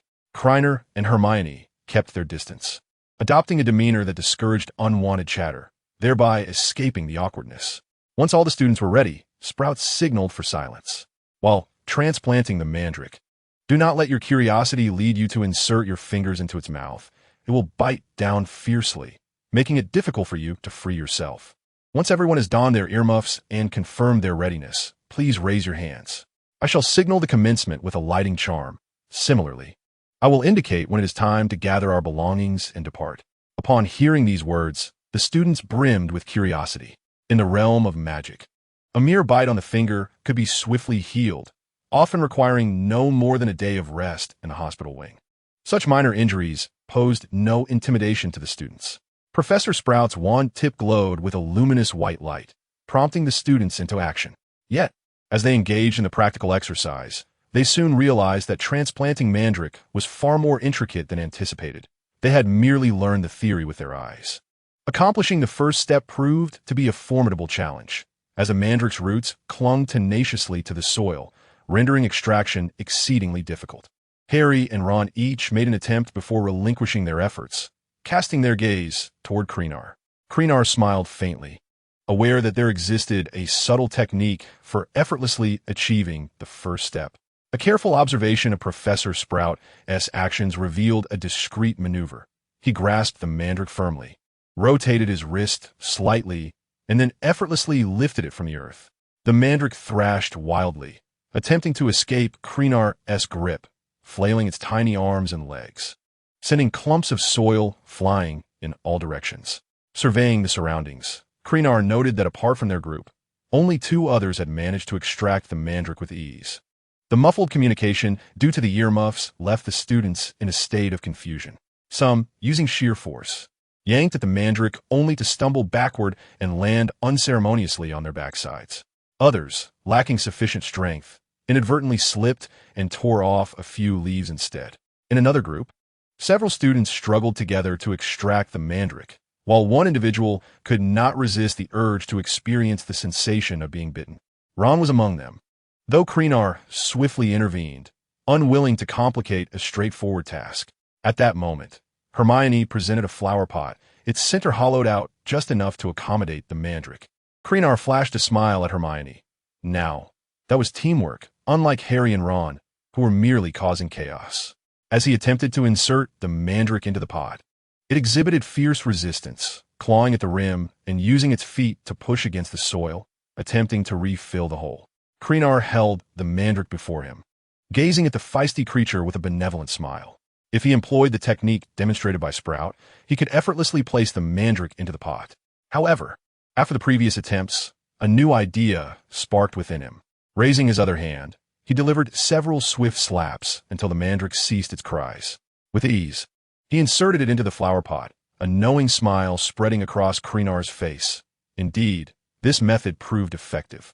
Understanding that its resistance signified a degree of self-awareness, it became evident that it could be subdued into compliance. This left Ron utterly astounded, momentarily losing his composure, a sense of dread gnawing at him, relieved that he had only been struck by the back of a hand rather than on the face. Sprout, who had been vigilantly observing her students, noticed Krena's actions and felt her eyelid twitching incessantly. Such an archaic method of transplantation was a rarity indeed. One could surmise that the mind capable of devising such a technique was not entirely conventional. Mandrake, regardless of the calculations, was ultimately classified as a plant, and one must ponder why any sane individual would resort to striking a plant. Sprout felt a pang of sympathy for the magical flora. Although these plants would eventually be sold or transformed into potions, it did not diminish her affection for them during their cultivation. As time drew near, she personally attended to the unfinished groups, concluding with a charm from her wand to illuminate the space. After a brief pause, Sprout continued, noting that the group led by Granger had completed the task the fastest, each member earning 2 points. The others had performed commendably as well, and those who had not completed the transplantation need not despair. Merely reflect on how I had executed the procedure. After grasping the plant, a gentle twist of the wrist would effortlessly lift the mandrake, and prior to placing it into the pot, a delicate touch to its nape with her pinky would still its flailing limbs. Once nestled in the pot, the soil must be firmly pressed down. As the tower bells chimed, the class came to an end, leaving many young wizards exhausted, sweat and soil clinging to their forms. Krena and his companions were not overly fatigued, yet they were also covered in dirt, hastening back to the castle to clean up, for they had another transfiguration lesson ahead. Chapter 136. Perhaps it was a nightmare. Upon returning for a refreshing shower, Krena felt considerably rejuvenated. When he next encountered Hermione, her hair still bore traces of moisture. Using magic, he dried her hair, the sweet fragrance lingering in the air, prompting him to unconsciously twitch his nose in curiosity. "Is it pleasant?" Hermione inquired, a glint of mirth in her eyes, as she playfully pressed Krena's head into the crook of her neck. Gazing at her delicate, porcelain skin so close, he swallowed hard, the fragrance intensified, now hinting at a subtle milky aroma. Once again, he found himself teased. It was only because the common room was devoid of others that Hermione dared to act thusly. Krena's lips curled into a smile, leaning closer to her neck. Suddenly, Hermione pushed him away with a start, her cheeks flushed with a vibrant hue, as if one could squeeze water from them. "How daring!" she exclaimed, covering her neck where his tongue had brushed against her skin, before hastily retreating to class. Before she could finish her words, she stumbled towards a door, quickly escaping the common room. Krena chuckled softly, pondering who had truly been the bold one. Upon entering the classroom, he took a seat beside Hermione, who dared not glance at him, an open book on transfiguration positioned between them like a barrier. "Your book is upside down," he remarked. Hermione slightly lifted her head, her beautiful eyes aligning perfectly with the book, retorting, "I am attempting a new method of reading." Krena stifled a laugh, nodding in mock seriousness. "Ah, I see." "Oomph," Hermione replied, setting down the book, puffing out her cheeks, harboring a sense of indignation within. She vowed to retaliate next time. The two did not exchange further words, as they had not anticipated that Harry and Ron would arrive at the classroom so early. "Alas, what misfortune!" Ron muttered to himself while attempting to mend his wand with magical tape. The transfiguration class necessitated the use of a wand, and it was imperative to repair it swiftly. Otherwise, they would find themselves facing the stern gaze of Professor McGonagall, a thought that sent shivers down his spine. Harry awkwardly chuckled, deciding to make do for the time being. Ron wrapped his wand in several layers of magical tape, making it appear considerably bulkier. Transfiguration was more challenging than casting spells, and he hoped his wand would cooperate, praying fervently that no mishaps would occur. During the inaugural transfiguration lesson of the term, Professor McGonagall did not introduce new concepts, but instead guided the students through a review of the knowledge acquired the previous year. Subsequently, she distributed a beetle to each student, instructing them to transform it into a button. Krena completed the transformation in an instant, prompting a smile of satisfaction from McGonagall, who awarded 10 points to Gryffindor. However, not all students were as adept as Krena. After a summer hiatus, most had seemingly forgotten the material, leading to chaos when attempting to perform magic. Seamus managed to cause the beetle to explode, resulting in a scene that was quite ghastly, compelling him to request another beetle. McGonagall's earlier joy diminished considerably. Harry allowed his beetle to scuttle chaotically across the table, eventually leaping onto Ron's mouth. Fortunately for Ron, he kept his mouth closed at that moment. Otherwise, the beetle would have embarked on an extraordinary adventure, ultimately meeting its demise within Ron's stomach. Among all the failed attempts, Ron's was undoubtedly the most tragic. His initial pleas bore no fruit, and when he attempted to cast the transformation, sparks flew from the tip of his wand, followed by a loud pop as a plume of gray smoke erupted from the break. The smoke seemed to have a mind of its own, enveloping Ron's head. Despite numerous attempts, the outcome remained unchanged. A foul odor permeated the air, making it evident how dire Ron's situation had become. The other students regarded him with bemusement, their gazes converging on Ron, as if his wand had emitted a resounding flatulence. "Mr. Weasley, I believe you should cease your current endeavors." McGonagall could no longer restrain herself from intervening. Initially reluctant to speak, she realized that allowing Ron to continue would disrupt the class. With a flick of her wand, she dispelled the smoke from Ron's head and continued to wave her wand, causing the windows of the classroom to open, a gust of wind sweeping through to carry away the unpleasant stench. Ron exhaled deeply, his expression a mixture of joy, sorrow, and pain. He had wished to cease his attempts after the first failure, yet the formidable Professor McGonagall instilled in him a reluctance to abandon his efforts. Thankfully, he was relieved from further torment. Tears welled in his eyes, not from the incident itself, but due to the stinging irritation of the gray smoke. As the bell rang to signal the end of class, Ron, unable to contain his excitement, stood up and exclaimed, "Finally, class is over. I am off to devour a multitude of chicken legs. You seem to harbor a distinct aversion to my class." McGonagall shot him a glare before striding out of the classroom. Without the oppressive presence of McGonagall, the majority of students in the classroom erupted into hearty laughter, a sound that seemed capable of resonating throughout the entire castle, reaching both its inhabitants and ghosts alike. Ron wore a look of deep resentment as he fixated on his wand. Had it not been for that wretched instrument, he would not have felt such humiliation. He raised his arm high, contemplating smashing the wand onto the table, but after a brief pause, he reluctantly withdrew his hand. If he were to destroy it completely, he would be left without a wand for an extended period. With greater concerns at hand, Ron decided to cast aside his troubles and indulge in a chicken leg. Several prominent students directed hisses toward him, all remaining in the classroom, eager to witness whether Ron would indeed destroy his wand. After waiting for what felt like an eternity, was this it? In the dining hall, Krena was enjoying his meal when he felt a stirring from the pocket of his wizarding robe. He pulled out a small creature, surprised to find it in his hand. To his astonishment, it was the little creature, which had seemingly recovered earlier than expected. "Wasn't I sleeping? How did you end up in my pocket?" A glimmer of realization crossed Krener's eyes.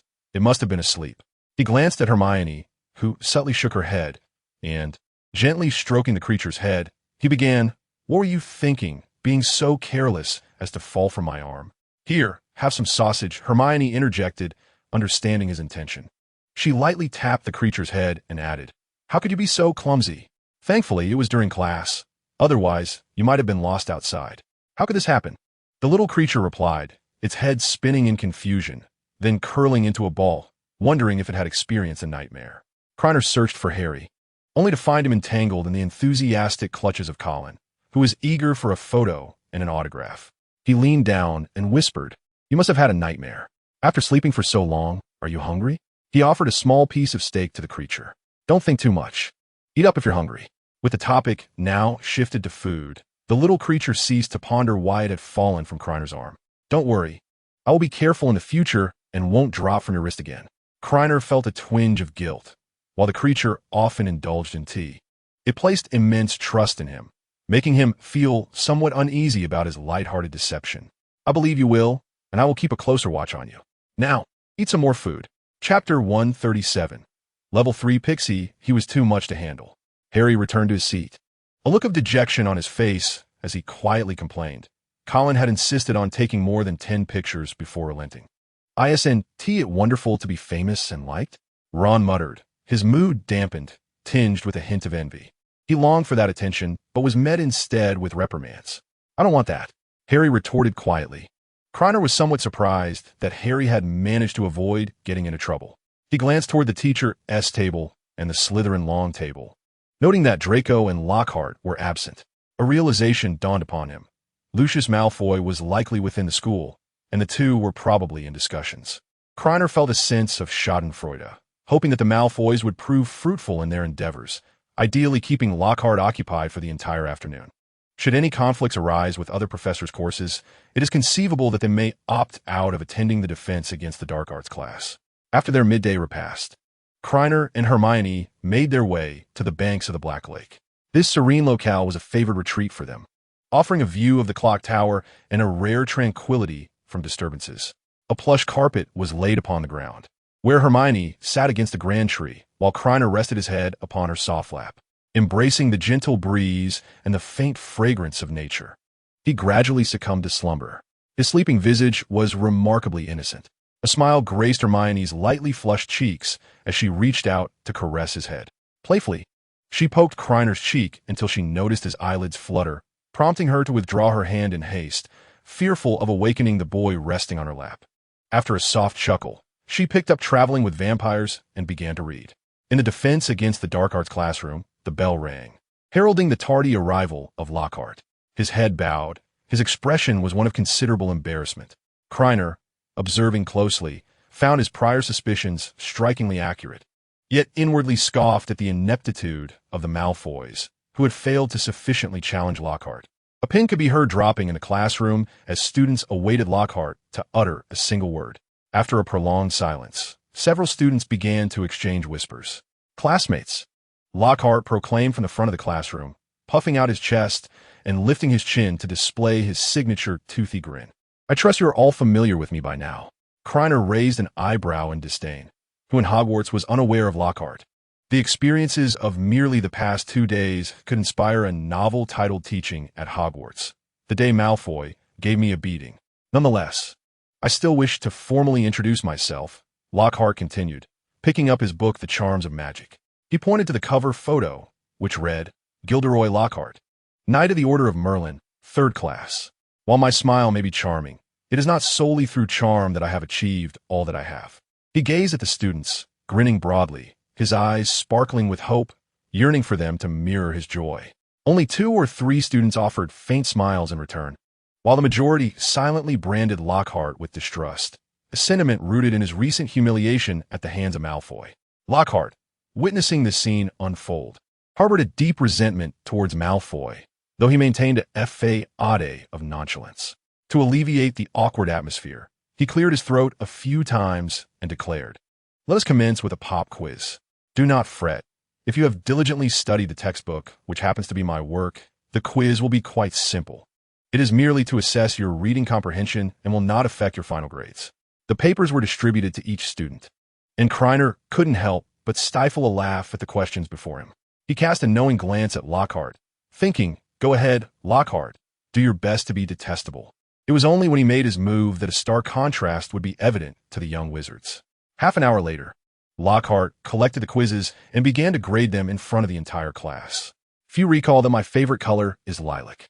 He raised his gaze to the students and sighed. I mentioned it in the book. For the next 10 minutes, he meticulously revealed the source of each answer, specifying the page and line number. He winked at the students, presenting what he believed to be a charming smile, oblivious to the fact that the quiz questions only deepened their mistrust in him.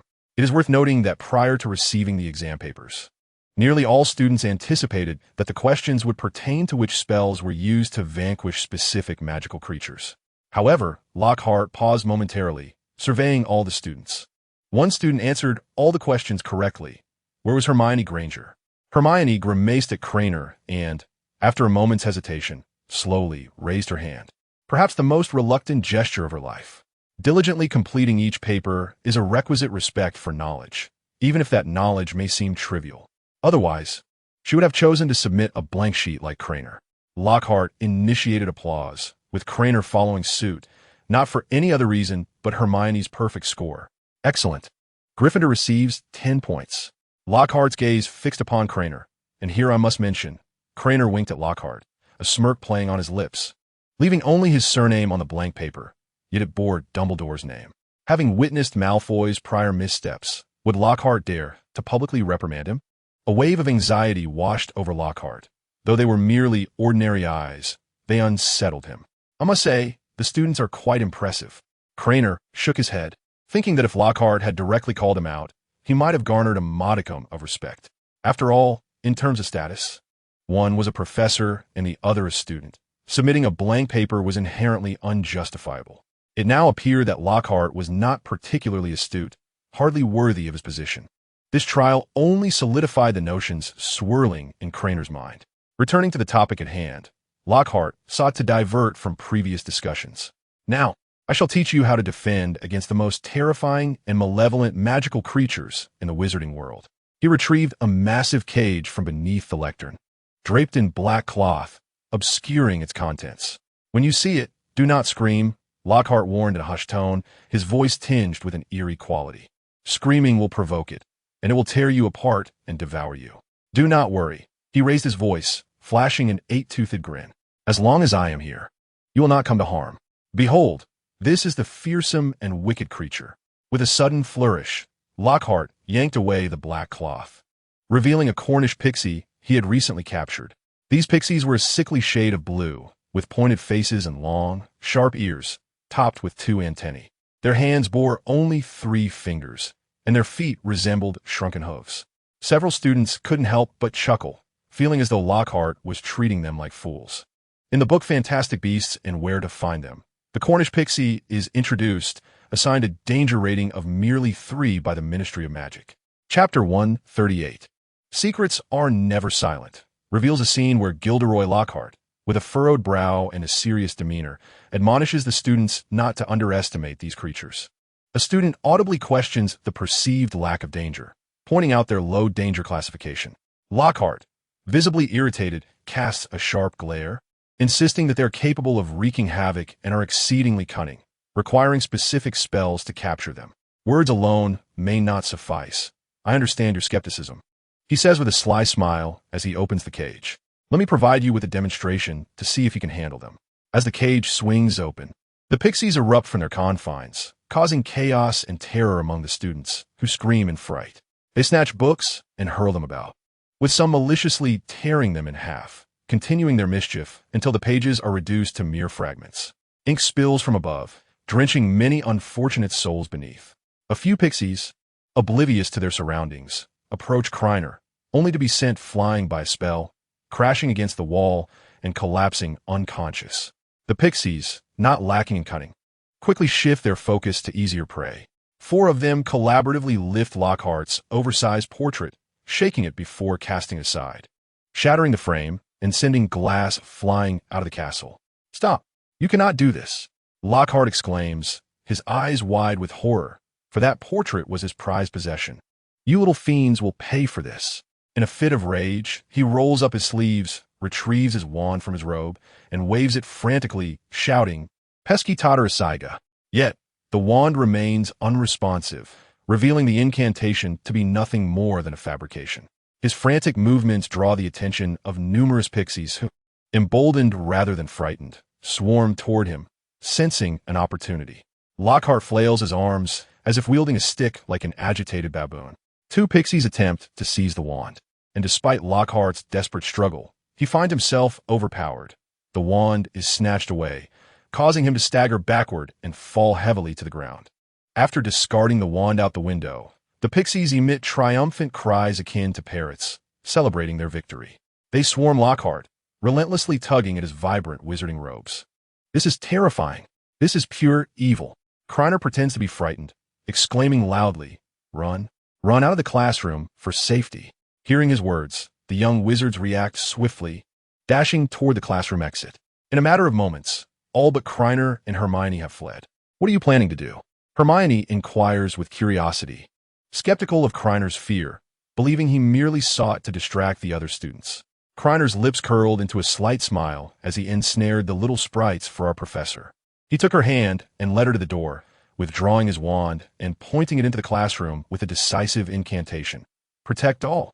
The tip of his wand radiated a continuous white light, and before long, a semicircular transparent barrier was established within the classroom.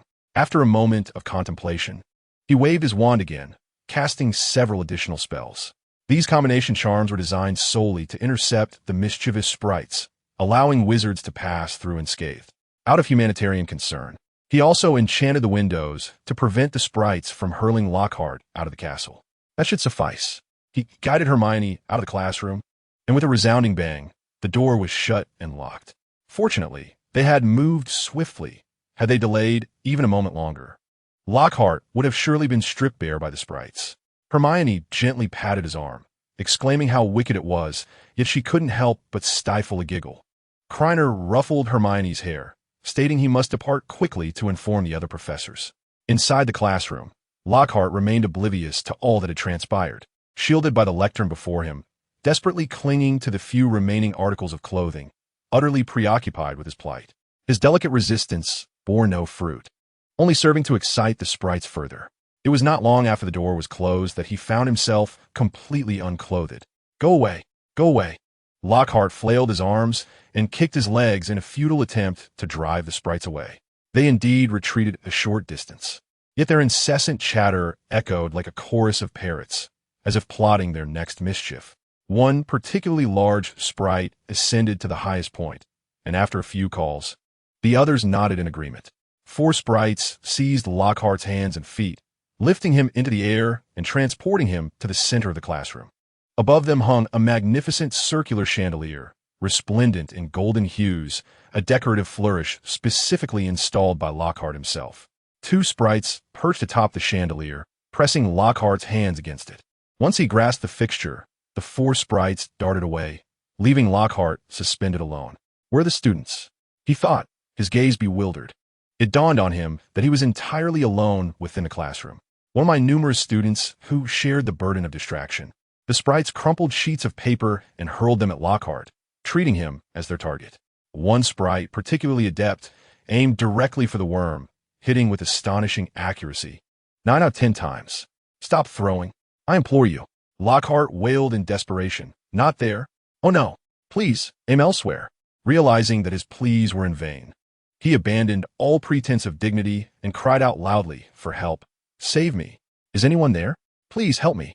In his fervent cries, he choked on his own saliva, coughing and retching. At that moment, unbeknownst to him, one sprite launched a tiny crumpled paper ball, which landed squarely in Lockhart's mouth. The paper traveled down his throat into his esophagus, ultimately settling in his stomach. A sudden thud resonated as an ink bottle struck Lockhart's forehead, causing him to see stars and momentarily release his grip. After a series of collisions, Lockhart fell to the ground, conscious yet dazed. The little sprites, deprived of their plaything, instantly lost all interest and flocked towards the window, only to collide headlong into the transparent barrier that shimmered and rippled like water upon impact. At that moment, the classroom door creaked open, signaling that enough was enough. During dinner, as Krena entered the hall, he overheard the young wizards discussing Lockhart. Each one recounted the mischief inflicted upon him by the sprites, their descriptions vivid as if they had witnessed the chaos firsthand. Krena raised an eyebrow, sensing something amiss. Did you notify Professor McGonagall about this? He inquired. Hermione paused for a moment before nodding. As soon as the bell rang, I went to inform her. Krena pondered, a phrase surfacing in his mind. Secrets have a way of spreading. The young wizards had all fled, showing no inclination to turn back and check on Lockhart. And McGonagall would certainly not disseminate such tales. Eliminating these possibilities, the answer became glaringly evident. Only one individual within the castle would engage in such behavior. Chapter 139. The White Sister? Combined, yet another night unfolded, and Krena's friend Tom was consumed with anxiety. Counting the hours felt like an eternity. It had been 2 full days, and fleeting thoughts of being deceived occasionally crossed his mind. Upon careful reflection, such notions proved unfounded. Any deliberate deception would have been apparent to the other party the moment they acquired the diary. A second-year student, receiving the diary by day and beginning to write by night, seemed implausible. As the clock chimed, a series of illuminating thoughts pierced Tom's mind. He meticulously recalled each day, calculating time until he realized that the day he lost contact coincided precisely with the start of term on September 1st. This suggested a deliberate formation of a time loop. Yet it contradicted his previous assumptions. Could be a new time cycle altogether? If Krena were to hear this, he would undoubtedly find it amusing. Young Tom, the formidable Dark Lord, would rather embrace the notion of a time loop than accept the possibility of being deceived. However, he had no time to concern himself with his anxious friend Tom. The moonlight was dim that night, and he descended the staircase with utmost caution to avoid missteps. This descent took significantly longer than usual. On the second floor, at the entrance of the girls' bathing room, Krena entered without hesitation. Rarely would anyone come here during the day, let alone at such an hour. After inspecting all the stalls, he called out softly, "Myrtle, are you there?" After a moment's wait, with no sign of Myrtle, Krena approached the basin. Circumventing the water basin, he noticed a small snake engraved on the side of one faucet, a somewhat concealed location. Situated at the rear, right of the basin, Krena gazed intently at the serpentine engraving. Exhaling a breath he had not uttered in the tongue of snakes for what felt like an eternity. Xiaoqing, too, had never articulated the word open, leaving him bereft of any means to learn it. If he could not convey the serpent's language, he would have to seek Xiaoqing's assistance. Shaking his head, he immersed himself in the mindset of a snake, and after a few moments, he slowly uttered, "Open." The words that escaped his lips were not human speech, but rather a hissing sound. As the sound faded, a radiant white light emanated from the faucet, which then began to spin rapidly. The brilliance dazzled Krena, instilling a sense of trepidation as he approached the doorway, glancing around to ensure he had not been observed. Upon returning, he found that the sink had vanished, replaced by a substantial pipe wide enough for a person to pass through. Inside the pipe lay an impenetrable darkness, obscuring all visibility. Grasping the edge of the pipe, he cautiously inserted his legs before retrieving his wand, its glow illuminating the way. Krena released his grip and swiftly slid down, inadvertently brushing against the pipe's interior, which was coated in a viscous substance that clung to his hand. How revolting! He lifted himself slightly to peer below. The slope was steep, leading downward, with other passageways branching out sporadically. Fortunately, he did not need to navigate these labyrinthine pipes. Otherwise, he might have wandered aimlessly for an eternity. As he descended, the pipe transitioned to a horizontal position, and using the last of his momentum, he glided to the pipe's exit, which opened into a stony tunnel. Standing on solid ground, Krena disdainfully shook his hands before employing magic to cleanse the grime from his body. Proceeding down the tunnel, he noted the dampness, with each step echoing loudly. The further he ventured, the wider the passage became. After a while, he halted, recognizing the unmistakable remnants of a creature that had lived nearly a millennium. Before him lay a multitude of animal bones, some remarkably intact, revealing their origins, while others were mere fragments scattered across the ground. With no solid footing available, he had no choice but to tread upon the bones. Each step produced a crunching sound, oddly soothing to his ears. At the tunnel's end, he encountered a sharp turn, and upon rounding it, he was met with an immense serpent's shed skin, gleaming silver in hue. The light from his wand's tip reflected off the skin surface. Retracting his hand from the skin, it appeared to have been shed during the summer. Summoning a measuring tape, he discovered the total length to be 25 feet. Xiaoqing hazily emerged from his sleeve, inquiring where they were, only to exclaim, "Isn't this the skin of Big Sister Bai?" "What? Big Bai? Sister?" Krena gasped. Could she be referring to the serpentine creature? Xiaoqing tilted her head and flicked her tongue. "What is a serpent monster?" Krena was taken aback and rephrased his question. "Is the Big Bai you speak of a colossal snake?" Indeed, Xiaoqing affirmed, nodding her head. "Sister is delightful and quite gentle." Krena's eyes twitched. Given that they referred to the same serpent, he could hardly fathom how the creature could possess such gentleness based on the original texts and adaptations. "When did Xiaoqing make your acquaintance?" He did not waste any time, inquiring while traversing the tunnel ahead. "You won't hold it against me, will you?" Xiaoqing's voice, soft and filled with a sense of grievance, echoed softly.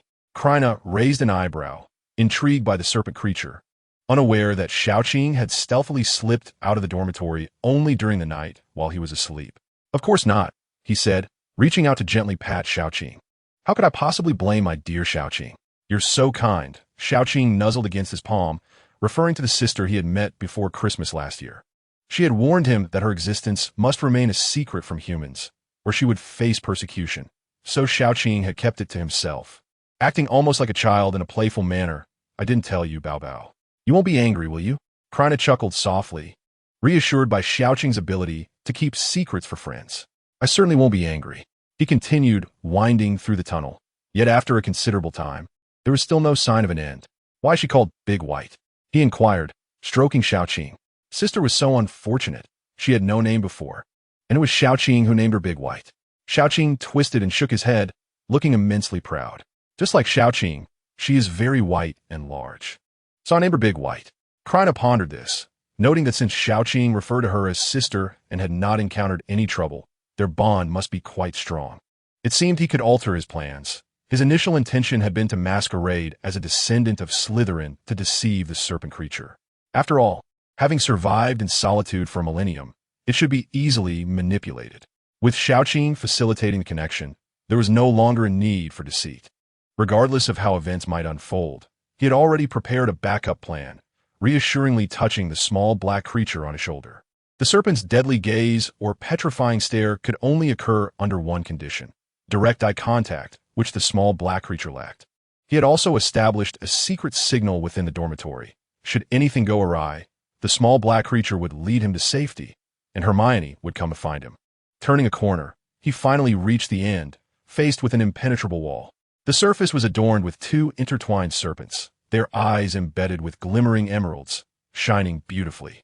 At first glance, the serpent's eyes appeared almost lifelike. Krena examined with his wand. The emeralds bore no magical essence nor signs of enchantment, indicating they could be removed. He swiftly conjured tools with his wand, and, in no time, emeralds had found their way into his pocket. Seizing the opportunity, He would not allow the emeralds to languish here in solitude. A clever plan, indeed. Hermione's birthday gift was effortlessly resolved. In a whisper of serpent tongue, he commanded, "Open." The two entwined serpents began to writhe, their once vibrant eyes now hollow, no longer entwined, but aligning parallel to one another, as the stone wall emitted a thunderous roar. A fissure appeared between them, and ultimately, they split into two solid walls, which then began to move apart. "Bow Bow, are we going to find Sister Big White?" Xiaoqing asked. "Do you wish for Sister Big White to accompany you?" Krena beheld Xiaoqing fervently nodding her head, a faint smile gracing her lips. Then, "Xiaoqing, do persuade your elder sister." "Dabai, to accompany us," she exclaimed joyfully. "How delightful! How joyous!" Xiaoqing twisted her body in sheer excitement. Henceforth, she could meet Dabai every day, no longer enduring the long intervals between their rare encounters. Krena furrowed his brow. Having only met twice, raised questions about the relationship between the serpent creature and Xiaoqing. After a moment of contemplation, he tentatively inquired, "Xiaoqing, have you locked eyes with elder sister Dabai?" "Of course," Xiaoqing affirmed. "Dabai's eyes are simply exquisite." "Oh dear, I am not as beautiful as Dabai, nor do I enjoy her level of affection," she lamented. Krena chuckled softly, amused by Xiaoqing's rare moment of seriousness. Though it was short-lived. "I like Xiaoqing very much," he responded, his tone growing solemn. This suggested that the serpent's deadly gaze could indeed be controlled. Such speculations could only be confirmed upon encountering the serpent creature. Once he had unraveled his thoughts, Krena traversed the stone wall, revealing an expansive chamber. Before him lay a broad corridor, flanked by pairs of towering stone pillars, each intricately carved with a coiling serpent. These pillars supported the ceiling, above which a verdant mist lingered, creating an oppressive atmosphere as the serpentine heads loomed vividly overhead. As he proceeded down the corridor, he was met by a striking statue of Salazar Slytherin behind the last pair of pillars. The statue's enormous feet rested in water, and one had to look up to catch a glimpse of Slytherin's visage. It was an aged, monkey-like countenance, adorned with sparse facial hair that cascaded nearly to the thighs. Krena clicked his tongue in bemusement. While others sported long hair, Slytherin opted for an unconventional appearance. If Slytherin truly bore this visage, how long must he have maintained that beard to achieve such length? Casting a perception charm upon himself, he prepared to retrieve the necessary rooster, which he had procured from Hagrid under the pretext of sharing roast chicken with Hermione.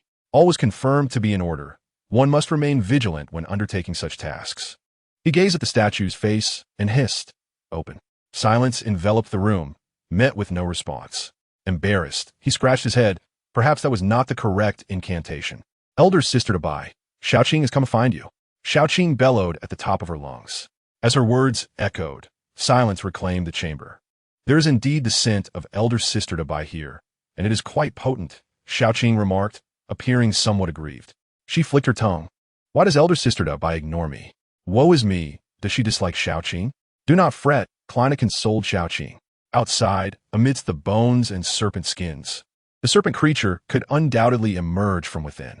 Disregarding Xiaoqing's words, if not for hunting, it seemed the entrance was sealed, muffling sounds from the outside. It appeared essential to employ the correct incantation to proceed. Krena directed his wand towards his temple, uttering an incantation as the tip shimmered with a silvery luminescence. He recalled the narrative, yet such intricate details lay buried in the depths of his mind, difficult to conjure without the aid of magic. Before long, he unearthed the memory he sought, albeit the phrase was somewhat awkward, rather adolescent in nature. "Oh, the most illustrious among the 4 founders of Hogwarts, I beseech you to speak to me, revered Salazar Slytherin." The mouth of the Slytherin statue gradually opened. Krena instinctively stepped back several paces, bowing his head. "Xiaoqing, you may call now, but remember not to gaze into the eyes of your elder sister." Xiaoqing, puzzled, wondered why she could not look now, having done so previously. Nevertheless, she heeded Krena's words, retracting her entire form into his sleeve. "Elder sister White, are you present? Xiaoqing has come to find you." A rustling sound echoed from above, and a massive white serpent's head appeared at the cave's entrance. Xiaoqing's voice was cold and crisp. Had one not known it belonged to a basilisk, one might have mistaken it for that of an aloof and dignified lady. "Have you informed the humans?" Xiaoqing grew anxious, hastily clarifying, No, elder sister White, this is what I mentioned to you before, my treasure. Do not misunderstand. This is Krena. He paused, uncertain of how best to address the basilisk. I have come here specifically for exploration after learning about this place. Bang! The basilisk landed with a thud, shaking the room. Though Krena had his eyes shut, he sensed the basilisk towering before him, his grip tightening instinctively. Should an attack arise, he would be prepared to respond. You speak parcel tongue, yet you are not a descendant of Slytherin, she hissed, her tongue flicking dangerously close to Krena's face, as if sensing a kinship. Xiaoqing, do you feel this too? This was the first time Krena had encountered such a notion, likely linked to his origins. Indeed, the sensation bestowed upon me by my treasure felt profoundly familiar, even more so than encountering one of my kind. Xiaoqing tapped Krena's arm with her tail. This connection seemed far more potent than mere parcel tongue. Krena, intrigued by another matter, inquired, how do you know I am not a descendant of Slytherin? Slytherin's blood flows through my veins. I can perceive it. Do you understand? My treasure? Elder Sister White. Xiaoqing exclaimed, a hint of a sob in her tone. Treasure is a term unique to me.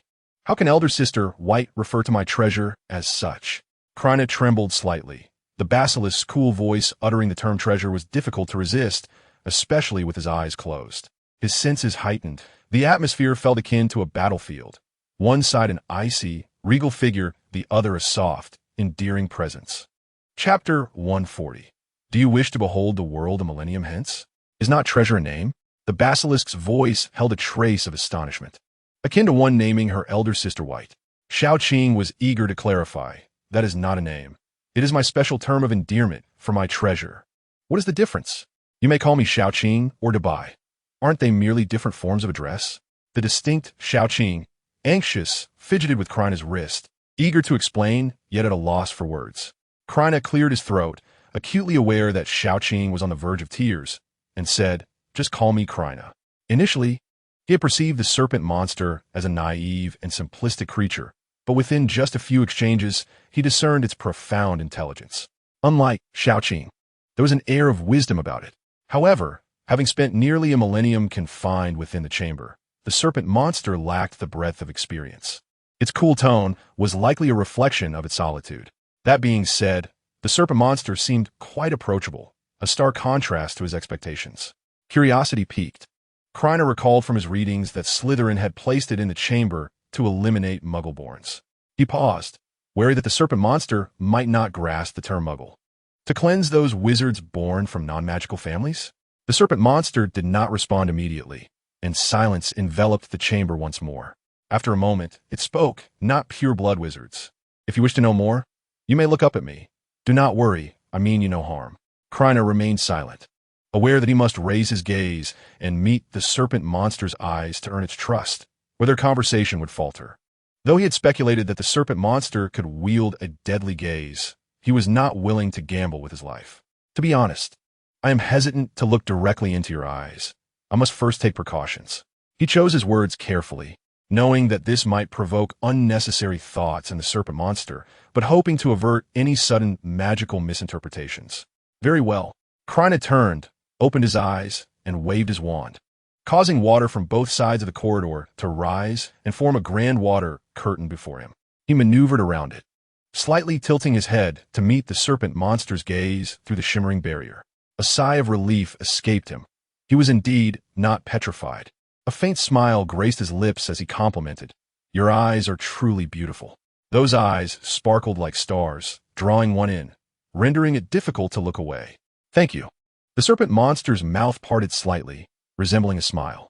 Slytherin did not confine me to the chamber to eradicate Muggleborns, but rather to safeguard the castle. The serpent blinked, as if lost in thought. Slytherin once expressed his disdain for Muggleborns, fearing they might dilute the purity of pure-blood wizarding lineage, yet he would not harm them, for they too are wizards. Krena nodded, somewhat surprised, yet finding it reasonable. Had Slytherin been so extreme, he would likely have found it difficult to associate with the other three founders, especially considering that they had collectively established Hogwarts. Then why did Slytherin choose to leave the school, claiming that by releasing you, he could purify the institution and rid it of all those unworthy of learning magic? I do not know. The serpent monster replied, its head bowed, an expression of deep sorrow etched upon its features. I need to be away for a while. During my absence, I kindly ask you to protect the castle. If all goes well, I shall return swiftly." Her tone had shifted from icy detachment to a profound sorrow. After a brief silence, she continued, "This was the last thing Slytherin said to me, and this is all I know." Apologies escaped her lips, as she regretted stirring painful memories. Krena sighed heavily, his mood weighed down by the passage of a millennium. From their conversation, it was evident that Slytherin and the basilisk shared a relationship akin to friendship. The basilisk, shaking its massive head, reassured her it's all in the past. 900 years gone. The awareness of time was striking. Krena was taken aback. Although he could not pinpoint a specific year, the approximate chronology was astonishingly precise. The creature shed its skin once every 100 years, and recently it had undergone its 10th shedding. Krena nodded involuntarily, empathizing with the basilisk's plight of solitude in the chamber. The knowledge of time would surely be a heavy burden to bear. Were their roles reversed, he was certain he would descend into madness. The more they conversed, the more he yearned to take the basilisk under his wing, which was indeed his purpose in visiting the chamber. His prior inquiries were driven by curiosity, for if the basilisk were to be malevolent, he would have to relinquish his intentions. Ever since he became aware of his parcel-tongue abilities and his bond with the basilisk, he had harbored this desire, though his strength had previously rendered it unattainable. Reflecting on their acquaintance, he suddenly recalled something. "Xiao Qing, have you ever shed your skin since we met?" Given Xiao Qing's character, it was likely she would have discreetly shed her skin while he was asleep. However, upon deeper reflection, it seemed she had not undergone that transformation. He rolled up his sleeve to scrutinize her closely. Indeed, over a year had passed without any signs of growth, her size remaining unchanged. "No, the last time I shed my skin was before I met Bao," she replied. Krena chuckled awkwardly, realizing he had never inquired about her past. In contrast to the basilisk, her perception of time appeared vastly different, suggesting she had spent her previous days wandering in the wild. Yet, he decided against probing further. If her past had been unhappy, such inquiries would only serve to exacerbate her troubles. Gently, he reached out to touch Xiao Qing, sensing that she still possessed the bloodline of a magical creature, though the specifics remained elusive.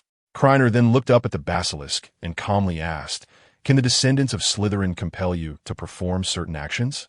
In the original narrative, both Harry and Voldemort were parcel tongues, yet it was evident that Voldemort's commands held greater authority. To take the basilisk outside, this question needed clarity. Otherwise, should Voldemort be resurrected, all his efforts might become futile. "Given that I am a descendant of Slytherin, I will listen," the basilisk replied. Krena nodded. As long as it was not a matter of forced control, everything else could be negotiated. He recalled that the basilisk had mentioned feeling a sense of kindness, which might offer an opportunity for further exploration. He probed further, "If a descendant of Slytherin commanded you to kill me, and I commanded you to kill that descendant instead, what would you do?" After a moment of silence, the basilisk responded, "I would help neither." Upon hearing this, Krena smiled. It was quite commendable for the creature to make such a decision upon their first meeting. The capacity for thought, the ability to communicate, and the sorrow of the serpent creature for Slytherin all indicate that she is susceptible to emotions. Krena is convinced that, given sufficient time together, the responses to his inquiries will evolve. "Do you wish to venture outside? Would you like to behold the world a millennium hence?" Krena inquired gently. The serpent creature shook her head, stating, "If I yearned to leave, I would have fled long ago." Krena was not at all surprised. If the serpent creature could escape the Chamber of Secrets, she would not remain there willingly. Chapter 141. The serpent creature deceived by Voldemort. A millennium of solitude has bestowed upon the serpent creature a somewhat transcendent perspective, explaining her icy demeanor. Convincing her to exit the chamber is not an insurmountable challenge. It merely requires an appeal to emotions. Since Xiao Qing mentioned her acquaintance with the serpent creature, coupled with the coolness of her voice, Krena has secretly devised a plan, and his previous inquiries have validated his intuition. He has treated the serpent creature with equal respect throughout their interactions, akin to fostering a friendship, all for this moment. The serpent creature is astute, yet her extended isolation signifies a certain purity. Krena believes her words to be sincere for this reason as well. "You have guarded the castle of Slytherin for an extensive period. I am uncertain of the lifespan of serpent creatures, but I believe you should not choose to remain confined here any longer. I imagine you have traveled alongside Slytherin, witnessing the myriad wonders of the world. After a millennium, much has changed. Do you not wish to behold it once more? The serpent creature lowered her body, aligning her gaze with Krener's. He blinked, a subtle gesture that signaled her hesitation. Xiaoqing regards you as a sister, and I too wish for you to accompany her and join me in experiencing this vibrant world. As he spoke, he affectionately patted Xiaoqing's head. Wouldn't you agree? Xiaoqing? Xiaoqing locked eyes with the serpent creature, flicking her red tongue in agreement. Yes, dear sister, let us venture out together. That way, you shall no longer be alone. Moreover, the food outside is delicious. Knowing that you have subsisted on mice all this time has pained me greatly. However, the serpent creature, her eyes half closed and her form lowered, had grown accustomed to her solitude, her voice imbued with sorrow. Krener gazed toward the dark opening from which the serpent creature emerged. This must have struck a nerve, a millennium of loneliness spent predominantly in a shadowy existence. Xiaoqing truly wishes for you to remain close to Bao. Xiaoqing suddenly exclaimed loudly, her expression dimming considerably thereafter. Bao often engages in perilous endeavors, and recently, someone has been targeting him, intending to inflict harm. But I, Xiaoqing, could do nothing to protect Bao. I can only watch in anxiety. If only you were here, dear sister, you would surely be able to assist him. Krena gazed silently at Xiaoqing, his chest rapidly rising and falling. Apart from a few exceptionally unique matters, he had not concealed anything from her. Nevertheless, it was the first time he had heard such earnest thoughts from Xiaoqing, genuinely touching him and piercing straight to his heart. It's all right, Xiaoqing, you needn't worry. I possess the capability to resolve those matters.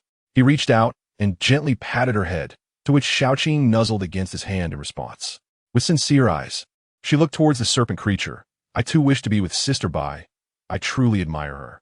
Can we dispel the water curtain now? The serpent creature spoke in a cold tone. Krena nodded.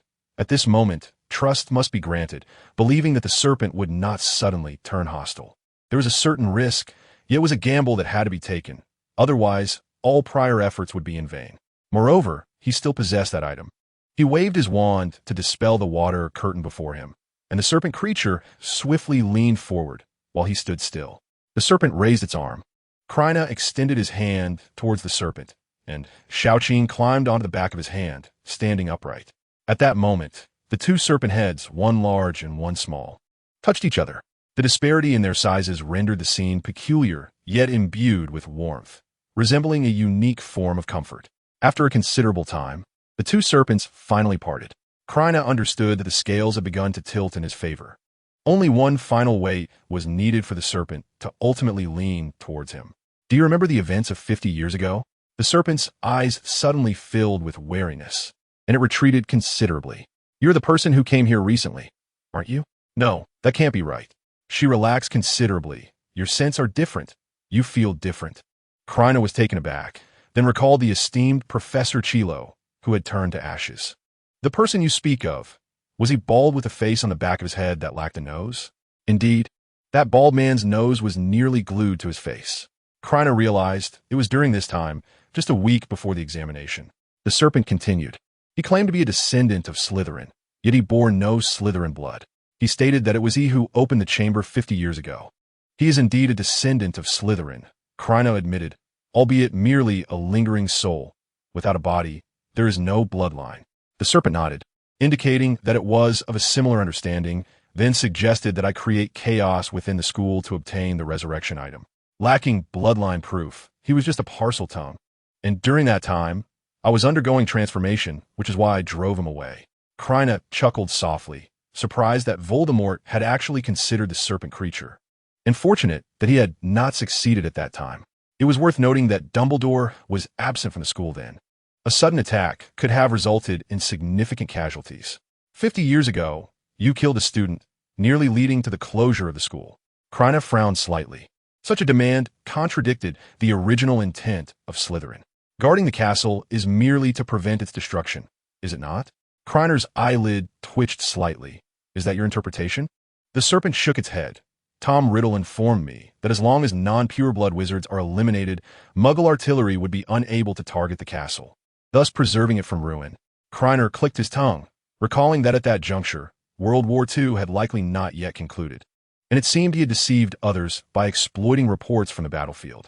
Nevertheless, Voldemort's ability to manipulate is indeed formidable. Even Horace Slughorn could be swayed, let alone a serpent that had long been isolated from humanity.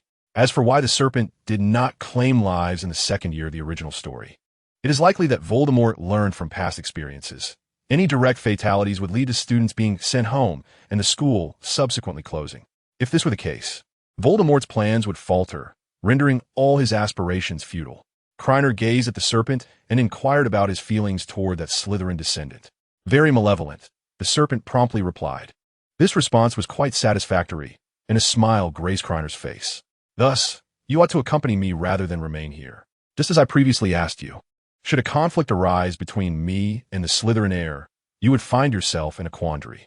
Chapter 142. Thick eyebrows and big eyes, a thief's heart never dies. Krena stepped forward and gently stroked the serpent's enormous head. This is also for your safety, he spoke softly. If Tom Riddle were to create any disturbances, your life could be in jeopardy. Having reached this point, if the serpent still disagreed, retreat would be the only option. He planned to find an opportunity to release Tom, inciting some chaos, at which point he would intervene to resolve the situation. In matters of performance, he assured himself of his expertise. Krena smiled knowingly, for the serpent had recoiled slightly, shedding its earlier aloof demeanor, lowering its massive head as if shy.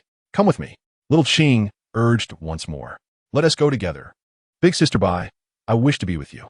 The serpent tilted its head, contemplating the pair of humans, and instead of responding immediately, it articulated a lengthy discourse. Were it not for the serpentine tongue, one might presume the serpent was irate, hissing warnings incessantly. Once its hissing subsided, it diminished to a size comparable to little Ching's. Is this truly a spell? Krena stood agape, feeling as though his worldview was being reshaped. From a knowledge he had accumulated, this scene was akin to a miracle. He approached, crouched down, and extended his hands toward it, awaiting its slow ascent. Remarkable, this is a shrinking spell. He cradled the serpent before him. You can indeed wield magic. According to your kind, magical creatures possess inherent magical abilities, and thus can perform spells in accordance with the respective incantations. The serpent opened its wide mouth, and after shrinking, its two fangs appeared exceedingly sharp. A careless brush could indeed pierce the skin. Slytherin's enhancements were truly remarkable. Krena inhaled sharply, his perceptions utterly transformed, yet still reasonable. The basilisk nodded, resting upon Krener's palm. During their travels around the world, they encountered a group of individuals who employed only gestures and incantations to cast spells, which inspired him to contemplate the notion of casting spells independently. Not to delve into distant memories, even now, there remain places that rely solely on gestures and incantations. During his travels, this must have been in Slytherin's youth, and one cannot deny Slytherin's exceptional prowess. His imagination was vast, and even more impressively, he actualized his ideas. Krena reflected on the basilisk's spellcasting, which took approximately a minute to succeed. Such a seemingly simple incantation demanded considerable time, appearing ineffective, yet represented a groundbreaking concept and method. Over the past year, he had perused numerous tomes, yet none had documented such practices. If the basilisk could successfully cast spells, what of the acromantula? They were known to possess the ability to speak human tongue. A spark of inspiration ignited within Krena. Perhaps capturing one for experimentation could be worth considering. Do you know any other spells? He inquired. Only a few, though they would be quite elementary for you, the basilisk replied. Krena pondered. If such simple spells have become so intricate, the modifications must surely be challenging. Moreover, employing more advanced spells could be counterproductive when facing adversaries. With this thought, he refrained from further contemplation, recognizing the necessity of accumulating more knowledge. Since you have chosen to accompany me, Krena said, extending his finger to stroke the basilisk's head. A sensation both comforting and soothing, I shall bestow upon you a new name. Any name will suffice. It is merely a title, the basilisk replied. Perhaps having grown accustomed to the gentle caress, the basilisk regained its cool demeanor. Let's call you Xiao Bai, he declared, feeling that the name dub given by Xiao Qing was rather unappealing. Xiao Bai nodded in acceptance of her new name, subsequently winding about Krener's palm, mirroring Xiao Qing's previous behavior as she coiled around his right arm. unlike the earlier seamless loops of Shao-Qing. The presence of Shao-Bai created an illusion of two serpents entwined, one white and one green, harmoniously interlaced. Both serpentine heads rested upon Krener's wrist, with Shao-Qing's head draped over Shao-Bai's. A satisfied smile graced Krener's face. Although he had expended considerable time that evening, he had achieved his objective. The only tinge of regret was that the diary remained in his possession. Had it not been so, when Voldemort exerted great effort to control the students to this place, only to discover the absence of the Grand Basilisk, his expression would have been most entertaining. With every gain, there comes a loss. The ability to tease Tom somewhat compensated for this regret. On the journey back, Krener shared various matters with Shao-Bai, ensuring she refrained from speaking any indiscreet words that might reach Harry or Dumbledore's ears. If Dumbledore were to recognize the basilisk, that would be his own skill. Krener had no intention of divulging anything voluntarily. Apart from matters concerning Hermione, confidentiality remained paramount. Krena did not return directly to the dormitory. Instead, he made his way to the boys' shower room for a refreshing wash. During this time, Xiaobai kept her eyes tightly shut, too timid to open them. Why not open her eyes? Was Sister Xiaobai perhaps afraid of water? Xiaobai offered no reply, merely emitting a soft hum, her cool voice tinged with a hint of shyness. Krena chuckled and shook his head, surprised at how much Xiaobai seemed to understand. Surely, with repeated experiences, she would grow accustomed to it. Upon returning to the dormitory, he found his companions sprawled across their beds like slumbering swine, particularly Ron, who seemed to be dreaming of something delightful as he fervently clutched and kissed the rat, Banban. Krena grimaced at the sight, a mischievous smile creeping across his face. Once Banban's identity was revealed, he planned to extract those memories for Ron to reminisce about those cherished moments. Just don't let that rat get eaten.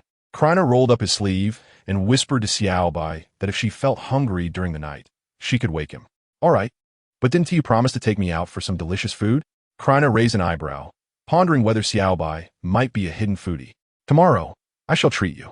The following morning, when the friends discovered that Krena had acquired a small white snake, they were all astonished. Where had this little serpent come from? Harry, brimming with curiosity, remarked, "Seeing you with a snake makes me want one too."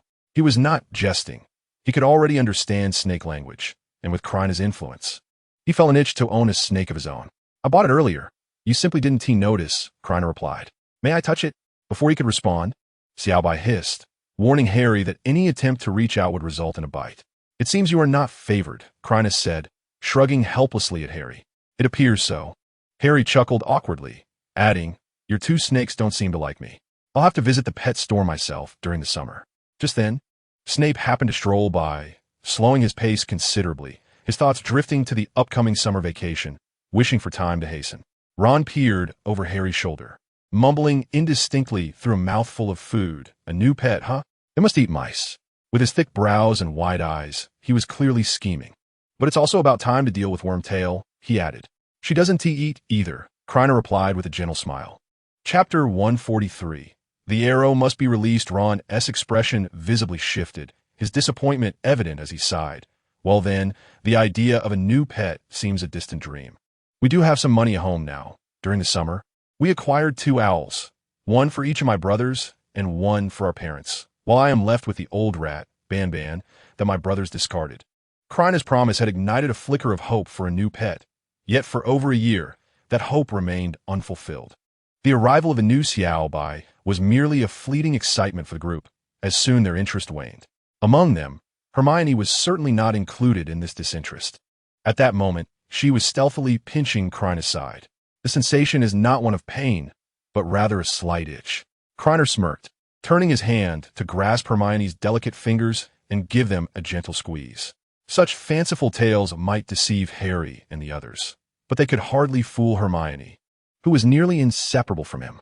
Hermione, with a hint of pride, gazed at Krena, her beautiful eyes fluttering rapidly, acutely aware that now was not the opportune moment to inquire about the little white one.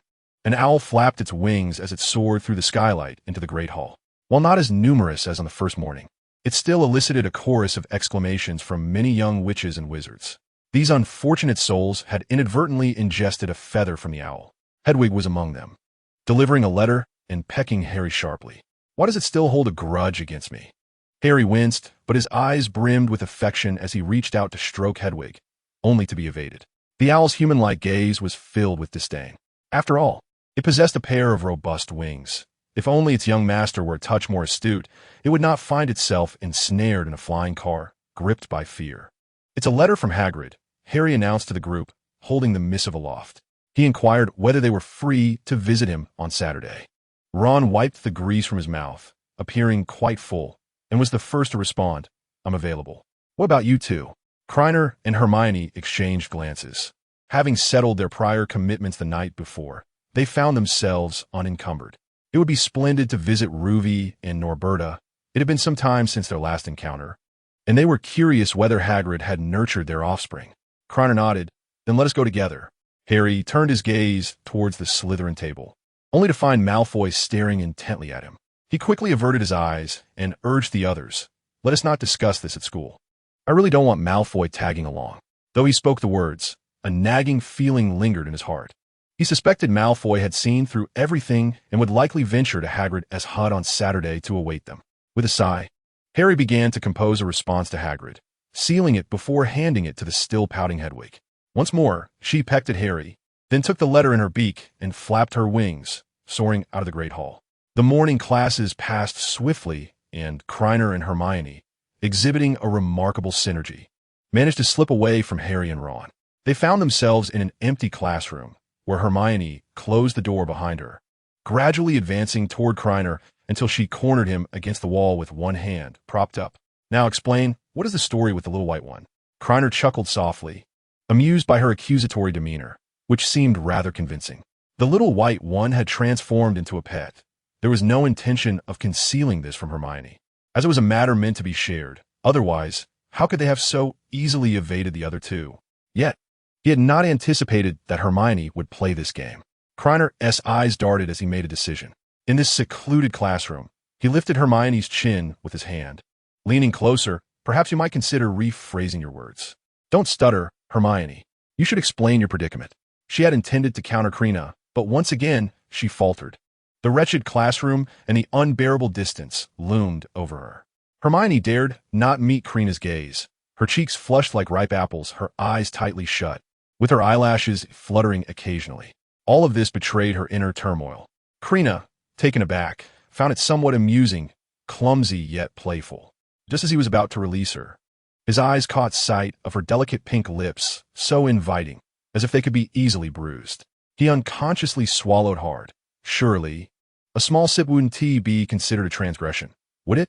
Bao Shaoqing, peering through her sleeve, witnessed this scene and quickly leaned forward, exclaiming, "What is Bao trying to do?" The tension was palpable, and Krena, dismissing Shaoqing's voice, slowly narrowed his eyes. They were so close now, his heart racing. However, just then, the classroom door was unceremoniously pushed open. "Hey!" Harry and Ron stood at the entrance. Hermione snapped back to reality, shrieked, and pushed Krena away before dashing outside, inadvertently colliding with Harry and Ron, who stumbled back. Krena's expression soured. Those two were more trouble than they were worth. Avada or Avada? Now that's a question worth pondering. He mused. "Let us go." "Stop right there," Krena commanded coldly, waving his hand, causing the two to float in mid-air, their fleeing steps rendered ineffective. He advanced to close the classroom door, turning to embrace himself with crossed arms, glaring at them. "Don't you wish to explain yourselves?" Simultaneously, they pointed at each other, exclaiming in unison, it was his idea. Faced with Krena's current demeanor, they shared an unspoken understanding. It was better for one to be in trouble than for both to face the consequences. "We noticed you and Hermione were deliberately avoiding us, and, considering it's mealtime, we were quite curious about your plans," Ron continued, picking up where Harry left off. Krena aimed his wand first at Ron, then at Harry, prompting both to shiver involuntarily. "Do you not know that curiosity killed the cat?" "Am guilty," Ron exclaimed, quickly pulling Harry in front of him. "His curiosity is even greater than mine." Harry offered Krena a sheepish grin before whispering to Ron, "You've lost your wand." "Enough." Krena rolled his eyes, uninterested in the antics of the two. "Go eat. I won't truly do anything to you. It's just a bit of intimidation to alleviate my slight irritation.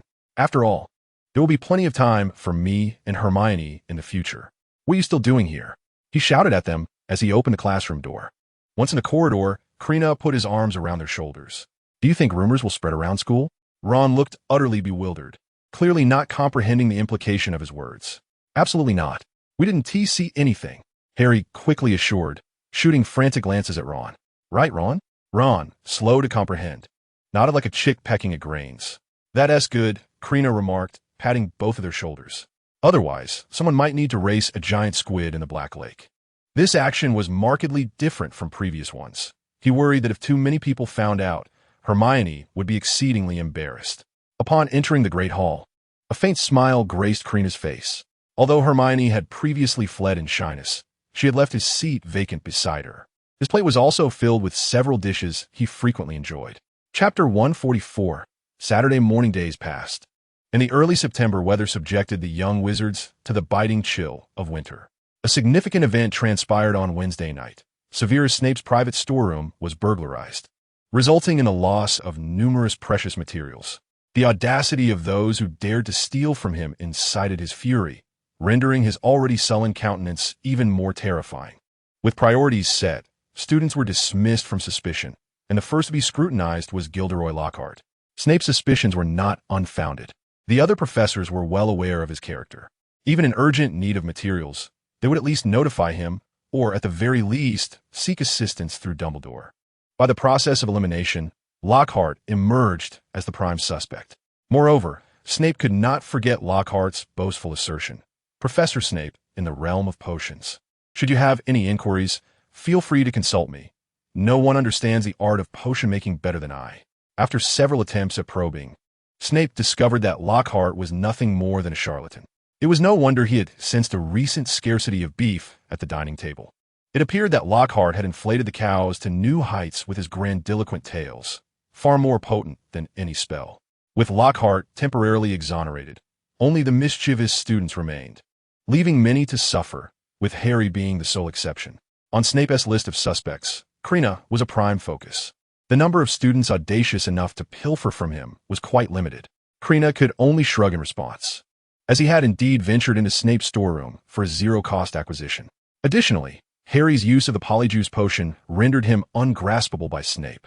While Harry basked in his solitary glory, he could not evade the combined pursuits of Lockhart and Colin. Colin had memorized the second-year timetable and would corner Harry whenever he had a moment, eager to engage him in conversation and capture a few photographs. Lockhart would seize these opportunities to leap forth, insisting that Colin take a picture of him with Harry. Krena found amusement in the spectacle. Yet the repetitiveness of it all grew tiresome, especially when faced with Lockhart's incessant, narcissistic remarks. Thus, he chose to distance himself from Harry, avoiding him altogether. Harry, in turn, felt exasperated. The duo's relentless pursuit left him with no option but to hide throughout the castle, even waiting until nearly the end of mealtime to venture into the Great Hall. This Colin's fanatical pursuit also turned Ron into a casualty, leaving him isolated, attending classes alone and dining in solitude. Time swiftly ushered in Saturday. Early in the morning, the dormitory was rife with cacophony, preventing Krena from enjoying a moment of peaceful slumber. Are you all out of your minds? Krena sighed helplessly, casting a glance at the dimly lit sky outside. Dawn had barely broken, and yet it was time for training. There was no choice. George and Fred, still bleary-eyed, spoke with a lack of vigor. They were quite disheartened, as the very first weekend of the term was to be devoted to Quidditch practice, depriving them of any opportunity for a luxurious lie-in. Ah, so it's you. Krena sighed again, as the twins parted to reveal the boisterous Wood.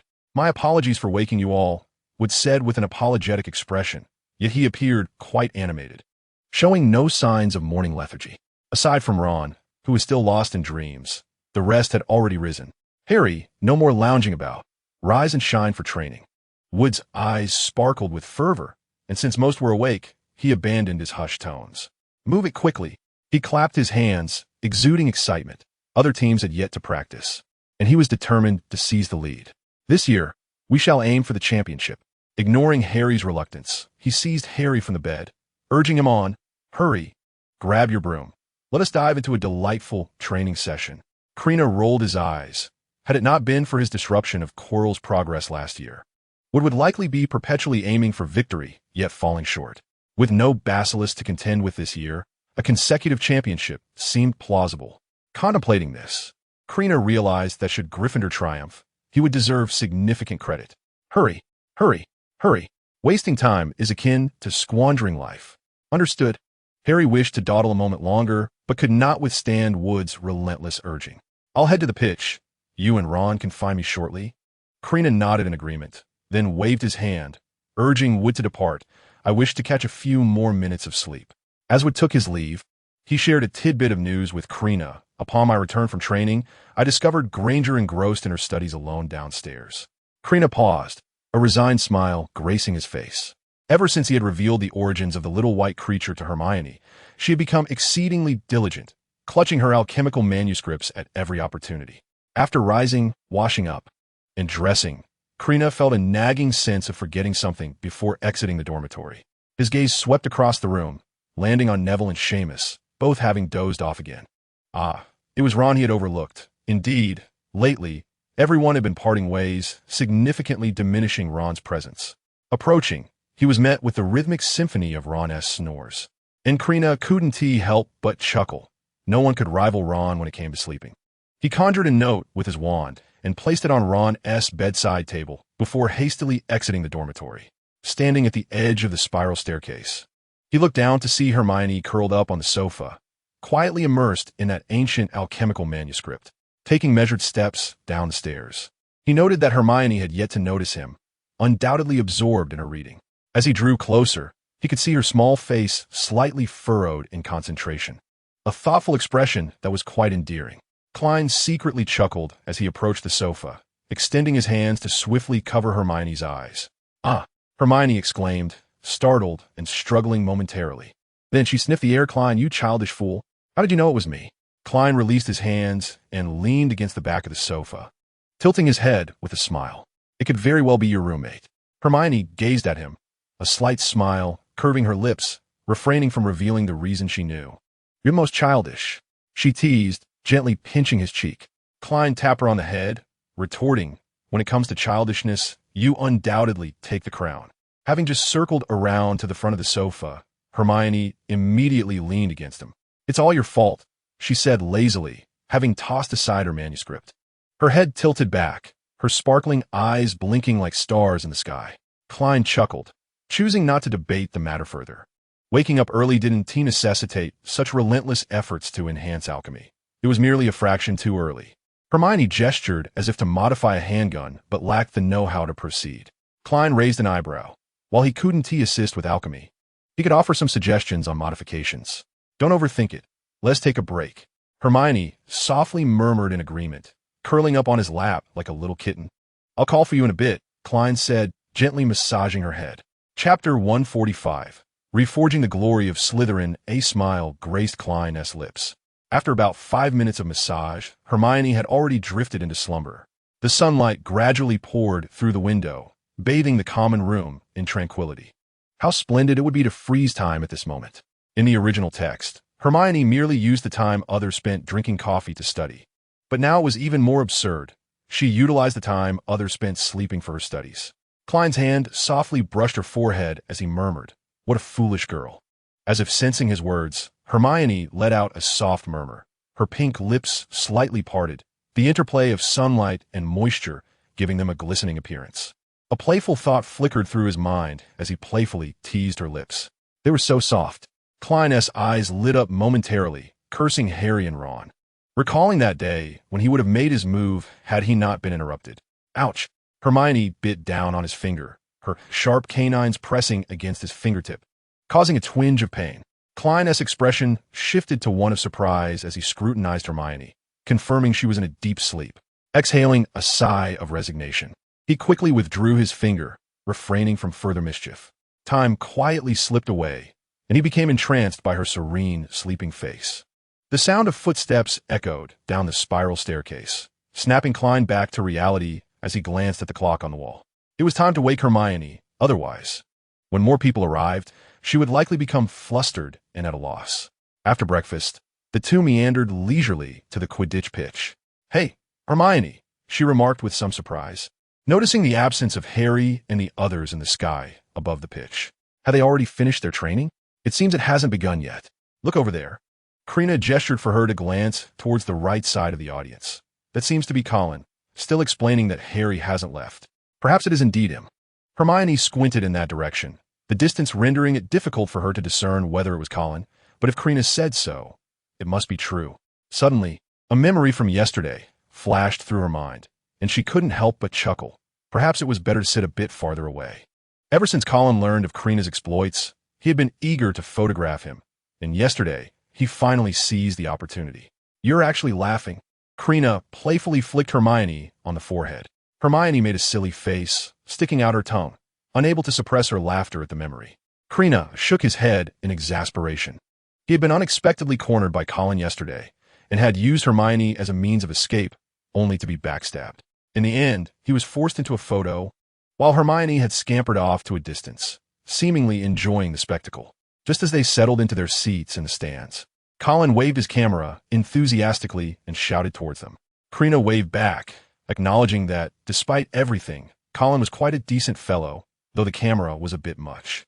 "You all arrived a tad early," Harry said as he soared into the air on his broom, the morning breeze making him shiver. Krena let out a sigh of relief. Harry's timing was impeccable, as Colin had been restless, wanting to make his way over. Though he didn't dislike Colin, his presence could be somewhat cumbersome. "We haven't started training yet," Harry remarked, a deep envy flickering in his eyes. He did not wish to rise so early for training and longed for a more leisurely pace. "Indeed, it is a bit slow," Krena replied casually, currently engaged in teasing the little white and little green with Hermione. "We are in no rush. You can finish your training first." He had brought Hermione along so early to shift their mood. Otherwise, they could have headed directly to Hagrid's hut. Earlier, they had been discussing new tactics. Harry sighed, but was not far away, leaving him no opportunity to complain. He scanned the audience and curiously asked, "Where's Ron?" "He is probably still asleep." Krena raised an eyebrow. "I left him a note. Then it's nothing to worry about. Ron is undoubtedly a champion when it comes to sleeping." Harry wanted to say more, but we kept urging him, "Harry, hurry up and get up here for training. We're just waiting on you. Harry, you can do it. Harry, you're the best." Colin, having set his camera aside, cupped his hands around his mouth like a trumpet. Krena and Hermione exchanged glances. It was evident that Colin was the one creating the awkwardness. Those in the know recognized this as training, while others might mistakenly think there was a match today. "Who was that?" Wood furrowed his brow. If it was too noisy, they couldn't train properly. "A newcomer, I suppose. I don't recognize them." Harry wished to steer the conversation away from this topic and quickly said, "Let us get on with the training. I know everyone has a bit of pent-up frustration."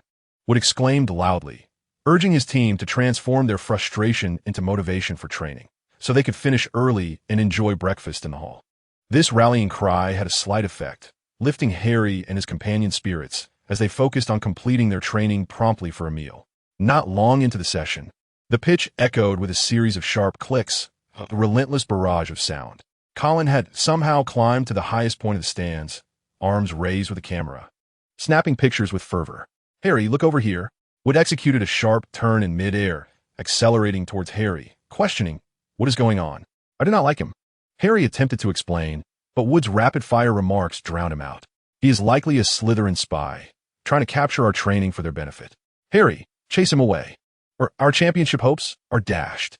"He is not," Harry quickly clarified. "He is a first year from Gryffindor. You must be overthinking it." George soared over to their side. Wood, perplexed, responded with a grunt, and then turned to George, asking, "How do you know?" Quite evident, George gestured for Wood to look down. Where the Slytherin team strode into the pitch, each member brandishing a broomstick with pride. "Leave at once. The pitch is ours," Flint declared haughtily, his words laced with provocation. "How audacious!" Wood's eyes blazed with fury. "I have reserved this venue for today." With that, he shot down towards the ground, his anger causing him to mismanage his broom, nearly tumbling as he landed. The Slytherin players erupted in laughter, with Flint mocking, "Can't even stand straight. I see you have no business occupying the pitch for practice." Wood's face reddened, gripping his broom tightly, wishing to retaliate. "What is going on?" Crumb approached, holding Hermione's hand, joining Harry. "No serious person watches Quidditch practice. It's far more amusing to tease little ones like Crookshanks and Scabbers with Hermione. Had it not been for the commotion, they might have remained in the stands. They're here to seize the pitch." Harry's gaze was fixed on a familiar figure in the crowd. Malfoy, the new seeker for Slytherin. Emerging from the throng, Malfoy looked at Harry, his demeanor unusually cheerful. This year's championship will undoubtedly belong to us. It is our duty to restore Slytherin's glory. Chapter 146. What championship are you speaking of? Malfoy's expression shifted to one of delight, a stark contrast to his usual gloom. Hurry up and vacate the pitch. You should find a corner to contemplate how to contend for second place. He scoffed, asserting that no matter the angle, the advantage lay with him. The Quidditch Cup is destined for Slytherin this year. Not even Merlin could change that. Harry glared back, feeling a twinge of regret, wishing he could have echoed last year's sentiment. It is our duty to restore Gryffindor's glory. It is indeed a splendid occurrence, especially since we claimed the championship last year. Yet something feels amiss. Harry furrowed his brow and questioned sharply. The school team only began recruiting in the second week. This is merely the first weekend. How could Malfoy have made the team? Do you comprehend what a special approval entails? Malfoy's eyes glinted with disdain. Had he not received the information too late in his first year, he might have slipped through the back door and secured a place on the team early. Joining the team in one's first year is an unprecedented opportunity in nearly a century, a chance to garner fame. Yet it is monopolized by Harry. It is merely a special approval bought with galleons. A voice emerged from the back of the crowd. Ron appeared at the entrance of the pitch, accompanied by a first-year Slytherin named Alicia Gallagher. Perhaps fearing a sudden outburst from the Slytherins, he stood with Gallagher on the Gryffindor side. At that moment, Ron seemed to possess boundless courage, possibly due to the throng surrounding him or the charming company at his side. Harry, having won the Quidditch Cup last year, taunted Malfoy. What championship do you speak of? Creature and Hermione exchanged astonished glances. They recalled Ron's comment at the feast about approaching Alicia Gallagher, initially thought to be a jest. Yet he had indeed made the attempt. Hermione's mouth dropped open. Alicia Gallagher, isn't she? Creature merely nodded in disbelief, finding it somewhat incredible. Social distance exists between individuals, and judging by their current proximity, Ron appeared to be quite successful in his endeavor. Family, who understands? It is known that even while chatting with Lavender, Ron could easily be provoked to anger. But Harry's tone was laced with skepticism, his gaze fixed on Malfoy, completely oblivious to the presence of a young lady, Alicia Gallagher, brought by Ron. Indeed, every Slytherin was aware. Ron pointed at the broom in Malfoy's hand, continuing, old Malfoy spent a fortune, equipping each member with the latest model of broom. As his words echoed, every member of the Gryffindor team focused on the brooms. 7 in total, each gleaming with luster. Although they were black, they seemed to shine brilliantly. The silver Nimbus 2001 was etched upon them, a perfect match. Harry, from the corner of his eye, glanced at his own Nimbus 2000, covertly comparing the two. The Nimbus 2000 was slightly longer overall, and its tail design was far more appealing than that of the Nimbus 2001. Aesthetic comparison aside, he still preferred the broom he held, though he wondered about its speed. But what of it? Malfoy merely smirked at Ron's words. After a year of growth, his resilience had increased significantly. Such remarks could not perturb him in the slightest. I suspect you are simply envious. The members of the Slytherin Quidditch team erupted into laughter as Flint raised his broom, gently caressing it. Indeed, it was a brand new broom from last month, and I am confident it will surpass the Nimbus 2000 in speed. Some of them cast a glance at Harry, their eyes ultimately resting on the Nimbus 2000. This year, the advantage of superior brooms would be non-existent. Those old brooms are better suited for sweeping the floor. He feigned surprise, tapping his forehead. And your clean sweep and Comet Series brooms? They belong in a display case as antiques. Ron seemed to have exhausted his vocabulary. His gaze fixed on Malfoy, his cheeks flushed crimson, yet he could not muster a retort. Beside him, Ailey stifled a laugh, surprised that this moment had arrived so soon. At least within Gryffindor, no one had to pay to join the team. She highlighted the crux of the matter, leaning slightly against Ron as if to hide out of fear, presenting an appearance of delicate fragility. A Slytherin student speaking on behalf of Gryffindor felt like an anomaly, yet it garnered a slight sense of appreciation from the Gryffindors, including Harry. Silence does not render you mute. The Slytherin students regarded Ailey Galahad with cold disdain. You traitor. Malfoy spat venomously. You filthy wretch. Flint swiftly concluded, you are the disgrace of Slytherin. This statement bore no fault. Slytherin had always presented a united front to the outside world, The matters of Malfoy's entry into the team and the broom exchange were known solely within Slytherin. Yet Ron's ability to identify the broom in advance indicated the presence of a traitor among them. Even a fool could see that it was Ailey Galahad. From this moment onward, her days within Slytherin would undoubtedly be fraught with difficulty. For the onlookers, witnessing this drama was undeniably a source of joy. Hermione clutched Krena's sleeve tightly, her face alight with excitement. She was surprisingly supportive of Ron. How fitting. But what about your roommate, Lavender? Indeed, Krena chuckled, ruffling Hermione's hair. One of their daily rituals in the common room involved observing Ron's interactions with Lavender. As Ron often displayed his obliviousness in the end, it brought them much amusement. Had Lavender been replaced by Ailey, such merriment would likely cease to exist. You scoundrel! How dare you? Ron was seething with anger at such remarks about the person he cherished. He had pulled his wand from beneath his robes, gripping it tightly, his body trembling with rage. Everyone witnessed Ron's movements. Emboldened, they all drew their wands, ready to confront one another. The atmosphere became tense, as if poised for battle. Should anyone strike first, it would undoubtedly devolve into chaos. Nevertheless, they exhibited restraint, for the one who initiated the conflict would bear the brunt of the consequences. Suddenly, Colin emerged from nowhere, standing between the two factions with his camera raised, poised to capture the moment. In an instant, he found himself the focus of over a dozen gazes, rendered immobile, unable to either advance or retreat. Fred approached Ron and whispered, "Perhaps we should let it go?" The tension in the air dissipated. Adhering to the principle that momentum wanes with repetition, a brawl seemed unlikely to ensue. While attempts to mediate were scarce, the moment one was made, Ron's demeanor shifted dramatically. "Malfoy, you shall pay for this," he declared, brandishing his wand at Malfoy, only to be met with a spell soaring towards him the very next moment. Chapter 147. My father is a school governor. As anticipated, the instant the spell struck Ron, accompanied by a cry of anguish, he fell backward.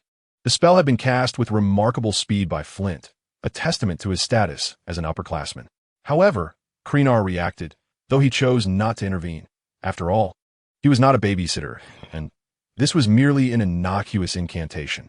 It was Ron who needed to bear the brunt of this, given the foul air that preceded his actions. In such chaotic skirmishes, striking first to incapacitate an opponent suffices. At worst, one would face a stern reprimand from a professor. Yet, Ron, despite being outmatched, was the first to vocalize his intent, as if proclaiming, "Prepare to strike, do come at me." "Ron!" George and Fred exclaimed in unison. "How dare you bully Ron?" Krena shouted from the rear of the crowd. "Let us teach them a lesson." The scene erupted into utter chaos, spells flying like dazzling fireworks. The twins focused on assaulting Flint, who could only adopt a defensive stance against their dual onslaught. Harry and Malfoy found themselves somewhat detached from the fray, engaged in their own tumultuous rivalry. Colin, meanwhile, had succumbed to an unseen spell. The only individuals remaining on the sidelines were Krena, Hermione, and Ellie. "You shout to attack them, yet you merely stand by," Hermione remarked, arms crossed, observing with keen interest. "Who said I was merely watching?" As she spoke, Krena waved his hand lightly, directing a spell at a member of Slytherin, who promptly collapsed. To be fair, given his current prowess, this brawl resembled a group of kindergarten children playfully flailing their little arms. "Look," Krena raised an eyebrow at Hermione. "I've taken one down." Hermione smirked, rolling her eyes playfully at Krena. At that moment, Ellie helped Ron to his feet. Ron clutched his chest in agony. The moment the spell struck, the pain was genuine, and he fancied he could see his great-grandmother beckoning him. Despite the tumultuous fighting on the pitch, everyone was astute enough to recognize that upperclassmen rarely posed a genuine threat to one another, with effective strikes being few and far between. It was a standoff, with only the unfortunate Colin, felled by Krena, among them. A smile crept across Krena's face. The opportunity had finally presented itself. He waved his wand, and a transparent barrier appeared before him, successfully deflecting a pale, yellow beam of magic. The barrier rippled, taking on the form of a shield, before the spell altered its trajectory, hurtling towards Ellie, who stood beside Ron. The spell struck her, and she immediately pressed her hands against her thighs, rigidly falling backward. It appeared the rebound was a petrification curse. Ellie lay stiff on the ground, her body immobilized, yet her mind remained active, flooded with a sense of helplessness. During the summer break, She had encountered Krena a few times and knew him to be quite formidable. She never anticipated the extent of his tenacity. The rebound of the spell seemed intentional. She could discern that it was likely an attempt to probe her. However, this probing felt baseless, as she had done nothing to arouse suspicion. At that moment, she had several ways to evade the spell, yet to allay Krener's doubts, she chose to endure its impact. Ellie, Ron hurriedly crouched down to assess the situation. Are you okay? He scratched his head in distress, feeling as if his brain had been licked by a ghoul in a dilapidated attic, utterly at a loss. I took a quick look. Yes, fine, Krener announced, appearing behind Ron, placing a hand on his shoulder and giving it a reassuring squeeze. It's merely a petrification curse. Really? Ron exclaimed, his head tilted back in surprise, his eyes reflecting a naive clarity. Krener nodded in affirmation, his deep gaze fixed on Ellie, who emanated an aura of fragility and helplessness. A flicker of doubt crossed his mind. Could it be that he had misjudged her? Nonetheless, he couldn't shake the feeling that Ellie Galahad was somehow amiss. This sensation reminded Krener of an unfinished episode from a past life, where Conan suspected someone's motives due to their pursuit of a character named Sunoco. Krener now found himself in a similar mindset. The exchange was brief, yet a significant transformation unfolded on the field. The twins, realizing they could not swiftly overpower Flint, found themselves at a disadvantage. They exchanged glances and resolved to unleash their ultimate weapon, the dung bomb. Invented by Aberglenian in the 1880s, it would emit a foul odor upon detonation, rendering it nearly unbearable. Direct contact would soil one's hands and leave an enduring stench. A series of faint explosions echoed across the field as a grayish-yellow smoke billowed forth. True to its reputation as a formidable weapon, its deployment immediately altered the course of the battle, successfully incapacitating Flint. The sole drawback of the dung bomb was the collective revulsion it incited. The remaining participants withdrew from the fray, some retreating to a safe distance while others bent over in retching. Krener staggered back several steps, the smoke stinging his eyes. Wind! Swirl! He twirled his wand toward the encroaching fog, causing the grayish-yellow smoke to coalesce and spin. In mere moments, a small tornado manifested in the midst of the crowd, prompting them to distance themselves further, fearful of being caught in its grasp. Krena controlled the tornado as it soared skyward, ultimately vanishing from sight, allowing the crowd to breathe a sigh of relief. The foul stench dissipated. Charge forth. Continue to confront these mindless brutes. Krena clicked his tongue. It seemed the Slytherins had lost their composure. He continued to wield his wand, a thick rope emerging endlessly from its tip, as if it were inexhaustible. The rope danced gracefully through the air, ensnaring one Slytherin after another, until they were all bound together. The testing phase had concluded, and there was no need for this farce to persist. If professors were to arrive, it would certainly lead to unpleasant consequences, resulting in detention, ultimately a futile endeavor. A single incantation rendered everyone incapacitated, leaving Ron astounded, momentarily forgetting the fallen Ellie. Struggling to express his admiration, he finally managed to exclaim, "Blimey!" Wood, somewhat uncertain, remarked, "It resembles a quick binding spell." Indeed, it is a quick binding. Krena glanced at Hermione, making slight adjustments. During the summer, they had spent some time studying how to swiftly bind Malfoy. Ron, eager to avenge Ellie, strode angrily towards that direction, declaring, "You will pay for this." The rain had ceased, the skies had cleared, and he felt invigorated. "Do you dare to lay a hand on me?" Malfoy, despite being bound, maintained his arrogant demeanor, proclaiming, "My father is a board member." Chapter 148.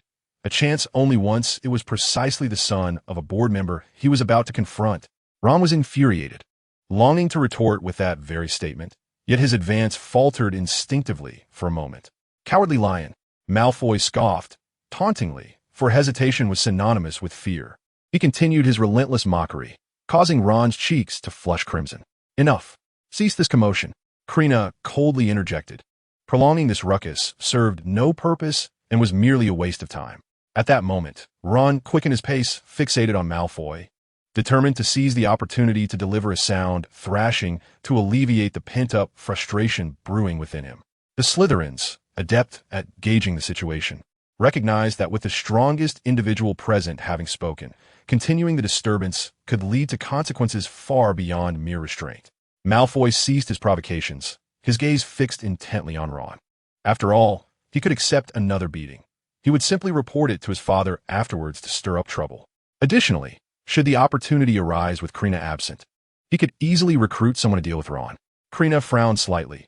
Malfoy dared not provoke further, yet Ron appeared intent on persisting. Ron was not Hermione. He would not be coddled. With a gentle flick of his wand, the thick rope binding Malfoy and the others vanished in an instant. Ron's eyes widened in shock, a mix of confusion and disbelief washing over him.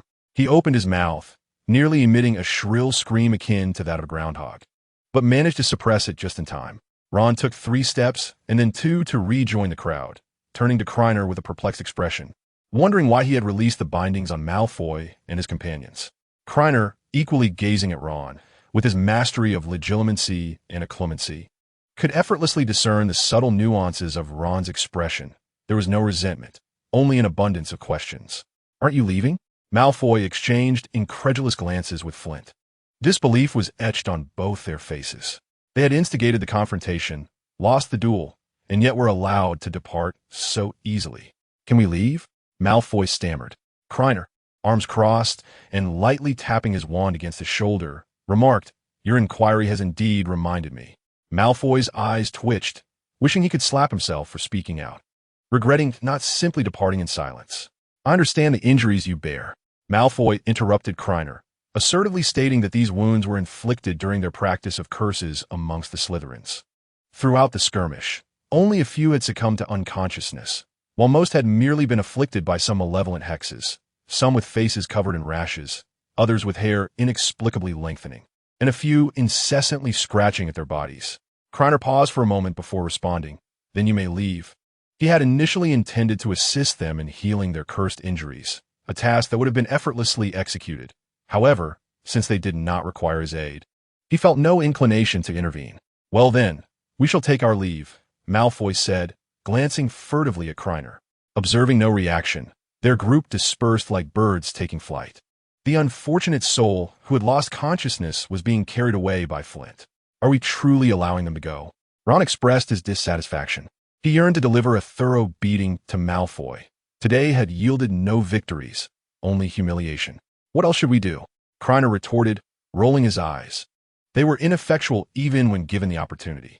Had Ron shown even a hint of hesitation initially, or if he had dared to confront the Slytherin members after they had been freed from their bindings, Krena would have readily offered some assistance. It would have been a simple matter. Yet, Ron chose to act on impulse and sought to project authority. In light of this, Krena would not grant Ron his desires. Circumstances dictated that actions must differ. "You still have an outstanding detention. If you continue down this path, how many more detentions do you wish to accumulate?" "Oh, no," Ron exclaimed, smacking his forehead as he was reminded of the impending punishment for arriving at school in the flying car. If matters escalated today, the consequences could be dire. Gratitude flickered in his eyes as he said, "Thank you for stopping me. Otherwise, the repercussions would have been unimaginable." As his words fell, Ron shivered, likely startled by the gravity of his own realization. Krena raised an eyebrow, choosing not to dwell further on the matter. "It's time to get to work." He reached out to tousle Hermione's hair, which appeared even more disheveled under the sunlight. Hermione pouted as she tidied her hair, her delicate face slightly flushed with delight at being affectionately tousled by Krena. However, this did not impede her actions as she wielded her wand to heal her classmates. Most of the injuries were minor, easily remedied by a simple healing charm or perhaps a counter curse. Compared to dueling among wizards, Hermione was far more adept at the art of healing. Meanwhile, Krena was not idle. Poor Colin lay sprawled on the ground. Just as Krena dispelled the effects of the curse on Colin, Ron hurried over. "Krena, quickly assist Ellie. She is still under the curse." Krena smiled knowingly, having anticipated Ron's approach. "You took the initiative to seek her out?" he said leisurely, while checking Colin for any injuries to the back of his head. Casting a sidelong glance at Ron, "Of course," Ron replied with unwavering certainty. "I don't want to end up like Harry." As he spoke, Harry raised his hands in exasperation, his expression one of discontent. He had originally intended to check on his good friend Ron for any injuries, only to find himself in a predicament instead. Krena chuckled softly. The two of them appeared as jesters to one another. Yet, he could discern that Ron was not entirely truthful. There had been a momentary unnatural expression on Ron's face. The reality was likely that it was Ron who had approached Ellie first. Thus, the probability of Ellie being in trouble increased significantly. "Am I all right?" Colin asked anxiously. "Why do I feel so dizzy?" "You're fine," Krena reassured him with a pat on the shoulder. "Just rest for a moment." After all, one could not simply fall rigidly to the ground without feeling dazed.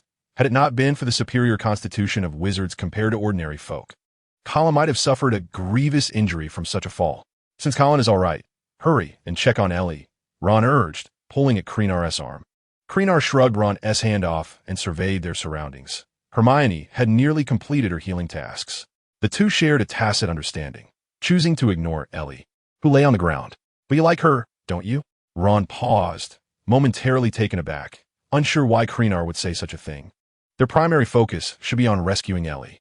Nevertheless, his face turned crimson, and he awkwardly scratched the back of his head, realizing that this was not the time for such discussions. "If you truly like her," Krena remarked meaningfully, "why not carry her to the hospital wing?" He emphasized certain words with a slight weight.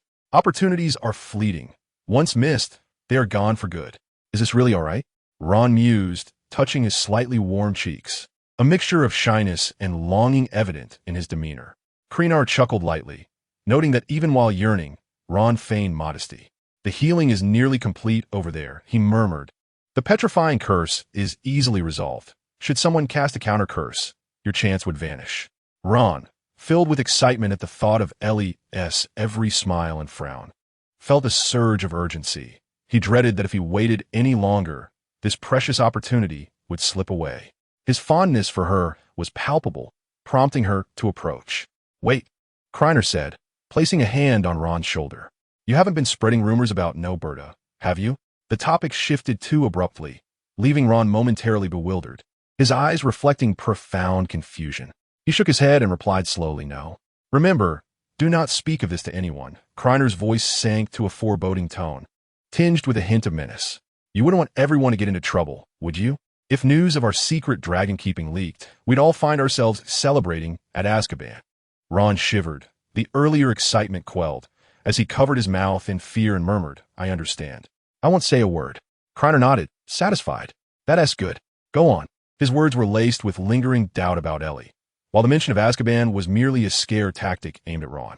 Even if the dragon-keeping were to be unveiled, no real harm would come to them. With Dumbledore's protection at Hogwarts and Fudge, Grindelwald, safeguarding the Ministry of Magic, along with the Malfoys supporting the pureblood families, they were well guarded. With the combined efforts of these three forces, they could easily manage not just one dragon, but a whole brood. Ron hurried toward Ellie, anxious that someone might attempt to lift the petrification curse she was under. When a moment came to act, however, he hesitated. "Ellie, I'll take you to the hospital wing." Clenching his fists and inhaling deeply, he felt a surge of courage. With a princess carry, he lifted Ellie amidst the crowd's whistles and exited the Quidditch pitch. Yet his steps faltered as if a powerful gust of wind could topple them both. Outside the pitch, in a secluded area, Ron panted heavily. He didn't wish for this to be so, but he simply couldn't bear the weight any longer. After much contemplation, he resolved to hoist Ellie onto his shoulder, which would ease the burden somewhat. After all, no one was watching, and he could switch back to the Princess Carrie as they neared the castle. Had Ron devoted more time to his studies, he might have realized the implications of his actions. While the petrification curse rendered Ellie immobile, her consciousness remained intact, making this experience exceedingly uncomfortable for her.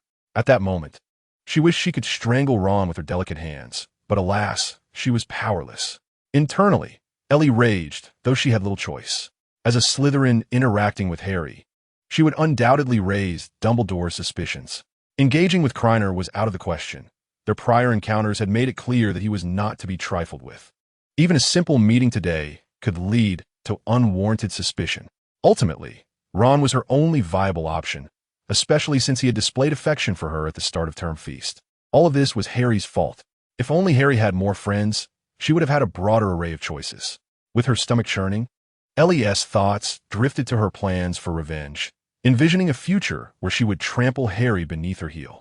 Within the confines of the stadium, all the injured had been treated and restored. Hermione hopped over to Krena, who was left alone, still gazing in that direction. Krena, aware of her jest, playfully flicked her forehead. You must take responsibility for your foolishness. Hermione rubbed her forehead, her eyes darting as she scrutinized Krena, seeking an opportunity for retaliation. She pinched Krena's side gently and inquired softly, "Did your earlier antics suggest you found her questionable?"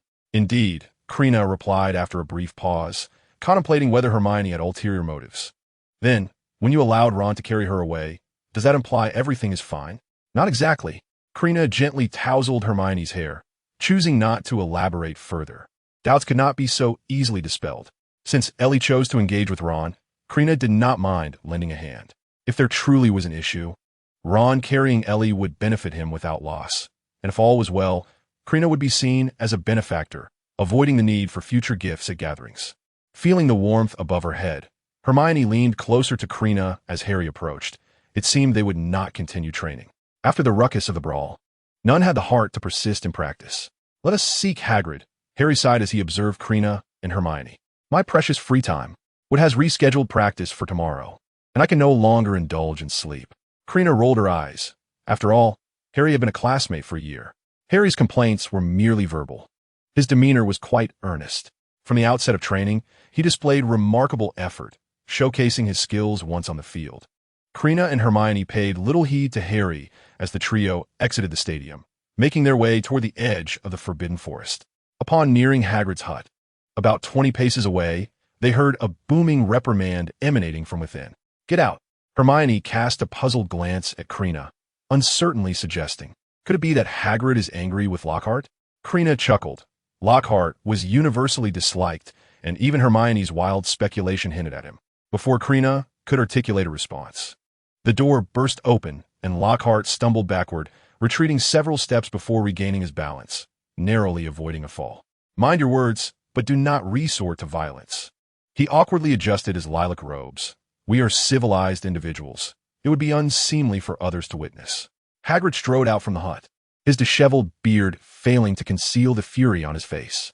"Now please leave," he bellowed, his massive form towering over Lockhart. The latter's eyes widened in fear, his heart racing. Although Hogwarts was a place of education, he felt as if he had entered a realm of savagery. In less than a week, he had been assaulted, even by a house elf. He gazed at Hagrid's enormous hand, swallowing nervously. If he were to receive a slap, Hagrid would undoubtedly plead for his survival. The disparity in physique was glaringly apparent. He was preparing to leave in a dejected manner when he spotted Krena and others not far away. With an audience present, a groundskeeper would refrain from publicly confronting him. For the sake of his pride, he felt a renewed sense of courage. "Should you require my assistance, do not hesitate to seek me out," shouted Lockhart. "You must understand, no one is more knowledgeable than I when it comes to preventing water sprites from entering wells." "Isn't that Professor Lockhart?" Krena exclaimed with feigned surprise. "What wondrous creatures will the professor enlighten us about next week?" Lockhart's expression darkened, and he felt quite displeased. The chaos of the first class at Hogwarts had left him in a daze for subsequent lessons, with his mind a blank canvas, uncertain of what to teach. After a few dry coughs, Lockhart revealed an 8-toothed smile. "That is a secret. I trust you will be pleasantly surprised. I must take my leave now to prepare for next week's lesson." As Lockhart departed, he bestowed upon the group what he believed to be a charming smile. Under the sunlight, his pearly whites appeared somewhat dazzling. Unbeknownst to him, this grin caused Krena and the others to feel nauseous, nearly on the brink of vomiting. Hagrid scoffed, his gaze fixed intensely on Lockhart's retreating figure. Had Lockhart lingered a moment longer, Hagrid was certain his fist would have struck with considerable force. Such grandiose boasting. "If even a single truth were to emerge, I would join Nick's Headless Club." Hagrid expressed his disdain, pondering that if securing a defense against the dark arts professor were not so challenging, Professor Dumbledore would never have chosen such a person. He struggled to find the right words to describe Lockhart, ultimately resigning to the fact that he would not select someone like him. "Why?" Harry asked, perplexed. "Is it that rare to find a defense against the dark arts professor?" "Not exactly," Hagrid replied, patting Harry's shoulder. "People simply perceive this position as ill-fated, making it undesirable. Each year, a new professor for defense against the dark arts is appointed." Harry grimaced, distancing himself slightly from Hagrid, rubbing his shoulder. While memories of last year's defense against the dark arts professor, Quirrell, surfaced in his mind. According to the Ministry of Magic's reports, Quirrell was still wanted. Indeed, it seemed rather ominous. Let us not dwell on Lockhart. Hagrid beckoned Krena and the others into the house. Once everyone settled and tea was poured, he continued, "Now, let us speak of you, Harry." Harry cradled the teacup in his hands, a look of confusion etched upon his face. Reflecting on the week, aside from attending classes and completing assignments, it seemed there was little else. "What is the matter with me? I heard you were giving out autograph photographs." Hagrid rubbed his hands together, gazing at Harry eagerly. "How come I didn't receive one? Was there none for me?" Harry's eyes widened, and, in a fit of exasperation, he slammed his hands on the table. I didn't. Stop spreading lies. These are mere rumors. Lockhart has slandered me." His emotions surged as he shouted, but upon noticing Hagrid's laughter, he could only let out a resigned sigh. "I am aware, of course, that you have not sent a signed photograph." Hagrid affectionately patted Harry on the shoulder, jesting. Harry rolled his eyes, his frustration evident. According to Hagrid, it was highly likely that they would not see Lockhart again next year, yet they would have to endure his presence for another year. "Do not dwell on it so much," Hagrid said, his eyes sparkling, a goofy grin adorning his face. "Come, have some treacle toffee. Is there nothing else?" "I have yet to eat breakfast," Harry exclaimed, oblivious to the implications of his words, until he noticed the murderous glares from Krena and Hermione, regretting the utterance. "There are rock cakes," Hagrid chuckled, clearly pleased that Harry enjoyed his baking. Harry was filled with a multitude of refusals, yet gazing at Hagrid's beaming smile. He found the words stuck in his throat. After all, it was he who inquired about food. To refuse would be impolite. "Harry, do eat up," Hagrid insisted, presenting a plate brimming with cakes, overflowing to ensure Harry had enough. He turned to Krena and Hermione, adding, "You two should not just stand there. Join us." Krena cleared his throat. "Hagrid, we had porridge this morning, so we are not hungry." "Indeed," Hermione nodded fervently. "Harry hasn't had anything to eat, and after training, he must be famished." Harry felt a surge of despair. Having said as much, he could only pick up a rock cake and nibble at it slowly. After laboriously finishing a whole cake, he felt as though his teeth might crumble. "That should suffice. I shall eat in the hall at noon," he said, sipping the last of his tea and patting his stomach in a feigned manner. Oblivious to any issues, the boisterous Hagrid chuckled heartily before declaring, "Come, let me show you what I've been growing." The group ventured to the rear of the hut, where a vast vegetable garden sprawled before them. 12 enormous pumpkins dominated the landscape, each nearly the height of an adult. "What do you think? Quite splendid, isn't it?" Hagrid grinned, stroking his beard. "By Halloween, they will grow even larger." A flicker of surprise crossed Harry's face. "What kind of fertilizer did you use?" "Last Halloween, I certainly did not see pumpkins of such size." He had assumed they were enhanced by a growth spell, not realizing they were this large from the outset.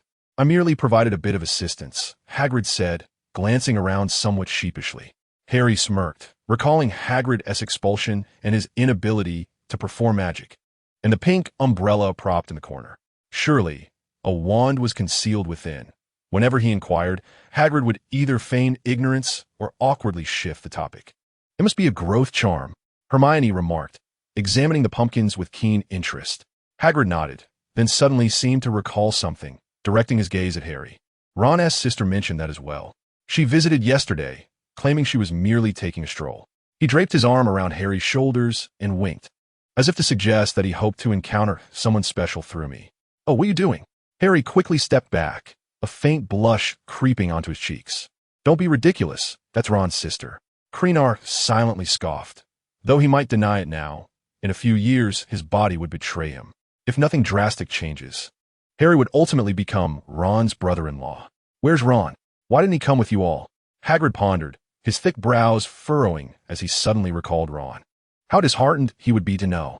Krena smirked slightly, as he had something significant to reveal. Before he could finish his thought, he couldn't help but chuckle. Ron had developed a fondness for a new student from Slytherin and was likely accompanying her closely. Hagrid scratched his slightly itchy head, his eyes filled with a mix of surprise and disbelief. Who would have imagined that a Gryffindor would take a liking to a Slytherin? Hagrid's curiosity was piqued, but unfortunately, Krena and the others were not well informed about the details. After exchanging a few more words, Krena and his companions bid farewell to Hagrid, as time was of the essence. They still needed to venture deeper into the Forbidden Forest to check on Noberta and Luvi. It must be said that after much time spent together, Noberta had completely subdued Livy. Upon their arrival, they witnessed Noberta pinning Livy down, engaging in an earnest bout of bullying. With her wings deftly working, Noberta relentlessly slapped Livy's heads on either side, while the central head managed to escape unscathed. Seeing this scene, Harry couldn't help but exclaim, "I arrive only to find Noberta beating Livy."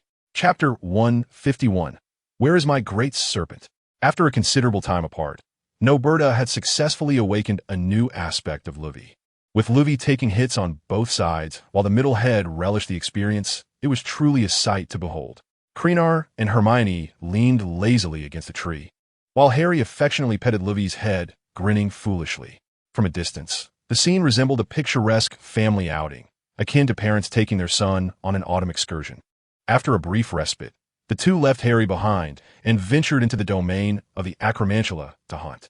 That morning, Krena had tucked Little White and Little Green into his pouch, and now the Acromantula in the Forbidden Forest were utterly oblivious to the presence of the basilisk. The two of them effortlessly captured around 20 Acromantulas, and with Little White assisting, their workload had significantly increased.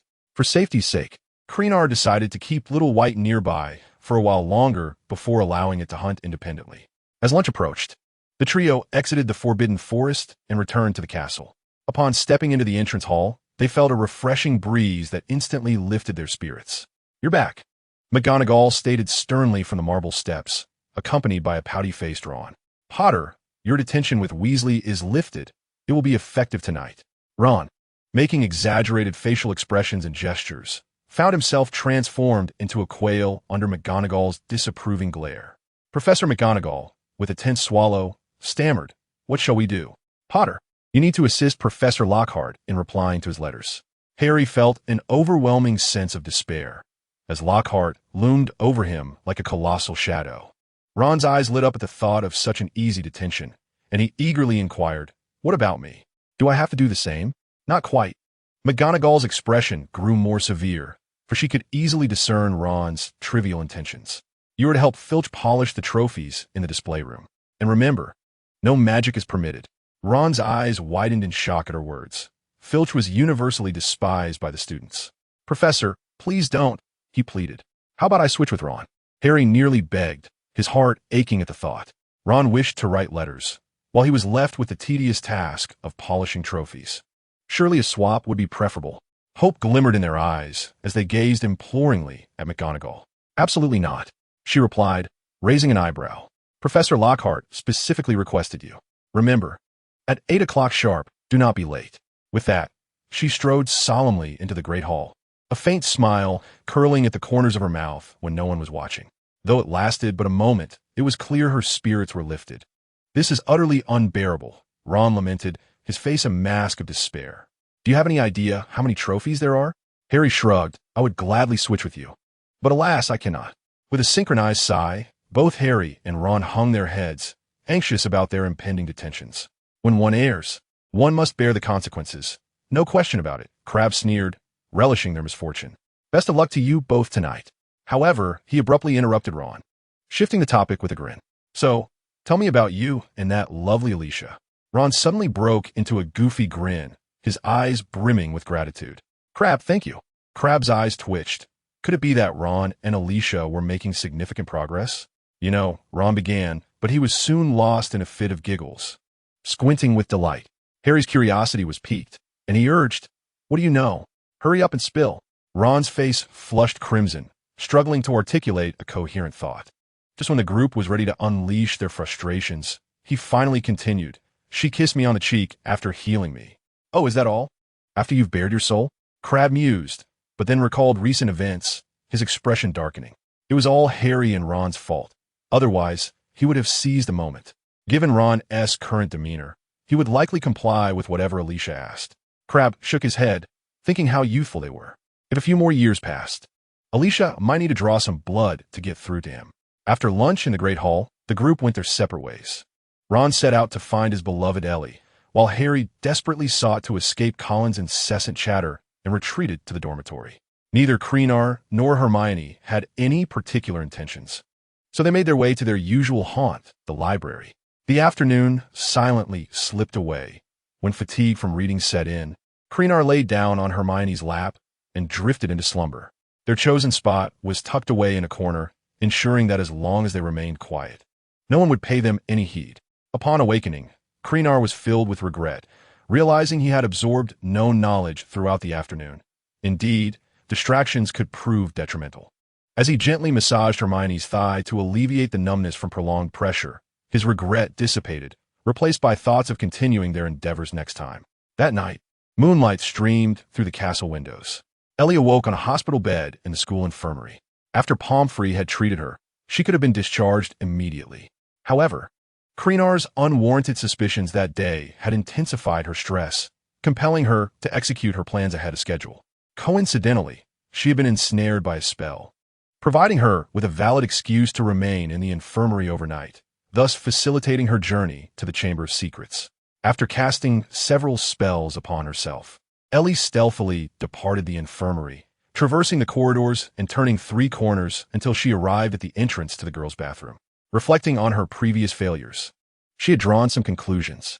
Firstly, Quirrell had been utterly lacking in intellect. Secondly, Dumbledore had not been completely ousted from Hogwarts. And lastly, a stroke of misfortune had caused her to share the quest for the Philosopher's Stone with that diminutive individual. Upon entering the bathroom, she meticulously inspected each stall to confirm that it was devoid of both occupants and ghosts before approaching the central pool. This year, she had evolved. She was no longer the same person she had been last year. After taking a deep breath, she uttered a lengthy incantation in Parseltongue. Once all arrangements were complete, she intended to settle her accounts one by one. After a moment, witnessing the pool's lack of response, she exhibited signs of annoyance. How could she have forgotten that this body lacked Slytherin blood? The spell she had just recited could not summon the basilisk, and she would have to venture to the chamber herself. Clenching her fists, she attributed her lapse in intelligence to having kissed Ron that day.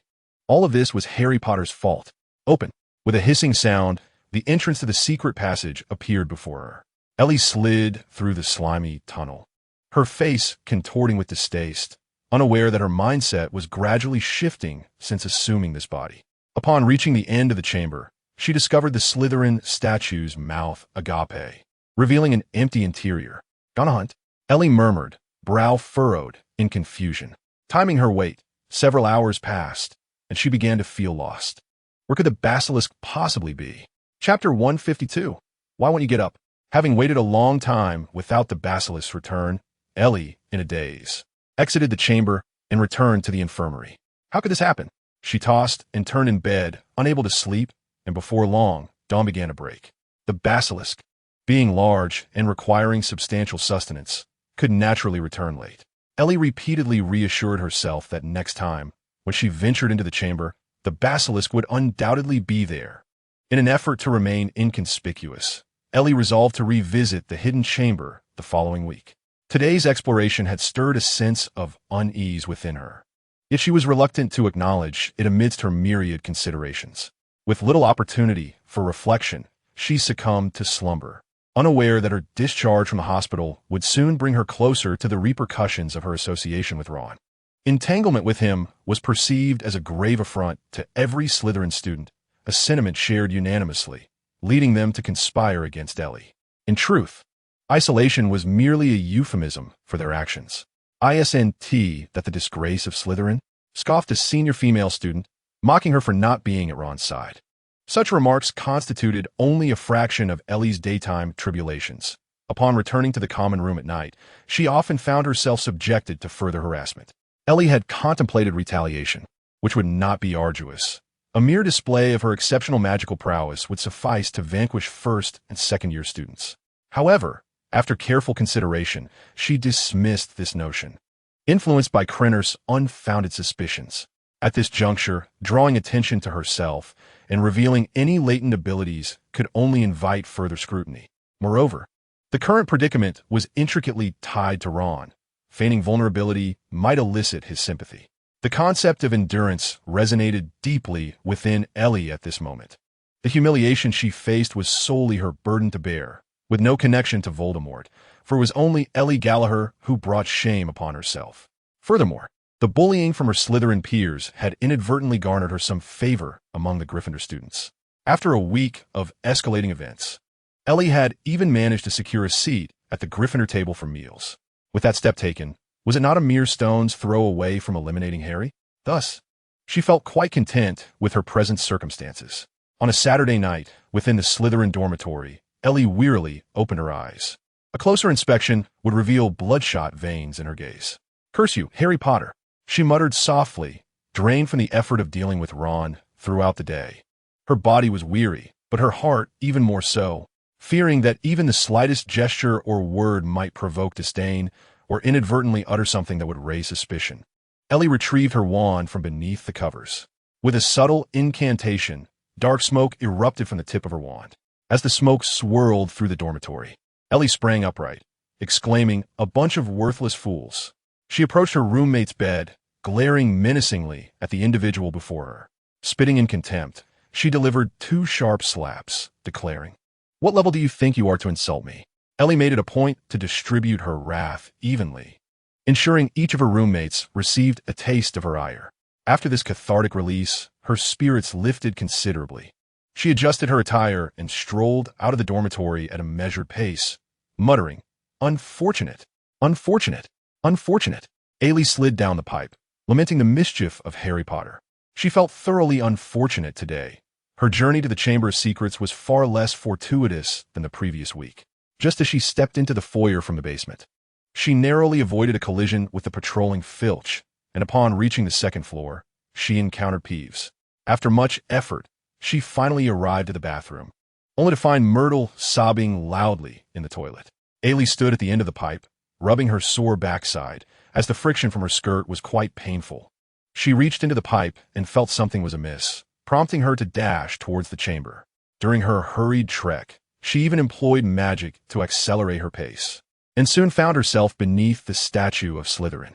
To her disbelief, Ellie gazed at the gaping mouth of Slytherin, her eyes wide with incredulity. The basilisk was gone. She meticulously searched the chamber once more. It made no sense. The traces she had left behind before her last departure were still present, and there were no signs of a struggle. How could such a formidable creature have vanished after just one summer apart? Ailey's frustration bubbled over, and she unleashed a flurry of spells at the pool, causing droplets to rain down within the chamber. "Where's my basilisk? Such a large serpent cannot simply cease to exist," she bellowed, her face flushed with rage, yet she refrained from casting any powerful spells. As her anger began to subside, her gaze fell to her toes. Surely I have been robbed. Since the basilisk had not been vanquished, it would not leave this place for long without the command of a Slytherin heir. Ailey inscribed a series of dark English letters in the air with her wand. Horcrux. Malfoy. She was certain that within Hogwarts, she was the sole heir of Slytherin. Among all the Horcruxes, only the diary had been imbued with memory, indicating that someone had acquired the diary and opened the chamber. To be fair, if Krena were to discover Ailey's deduction, he would surely be flabbergasted. Excellent. Ailey's lips curled into a wicked smile. 2 Voldemorts, 1 basilisk, and Harry Potter was doomed. Advantage lies with me, if executed correctly. Perhaps even Dumbledore could be sent to meet Merlin. Ailey's mood lightened as she waved her wand to erase all traces, leaving behind a mark in a concealed corner known only to her. Should the individual who obtained the diary return to the chamber and discover the mark, they could unite sooner rather than later. September 19th, Saturday, a day of gentle winds and bright sunshine. Today marked the birthdays of Krena and Hermione. "Krena, wake up," Hermione gently called. Her lips pursed in annoyance, for it was the prearranged time, yet someone had overslept. After several attempts to rouse him yielded no response, she resorted to mischief. "Stop messing around." Krena waved his hand in a daze, still caught in the fog of sleep. "Let me rest a bit longer." "Stop sleeping." Hermione pinched Krener's nose. "Why can't you just get up?" "Get up?" Krener's senses returned in an instant as he blinked at Hermione's adorable face. "It seems I misjudged the situation earlier. In a moment of haze, I instinctively translated my thoughts from English to Chinese. Now that clarity has returned, I realize my error." Krena playfully pinched Hermione's cheek, exclaiming, "My apologies."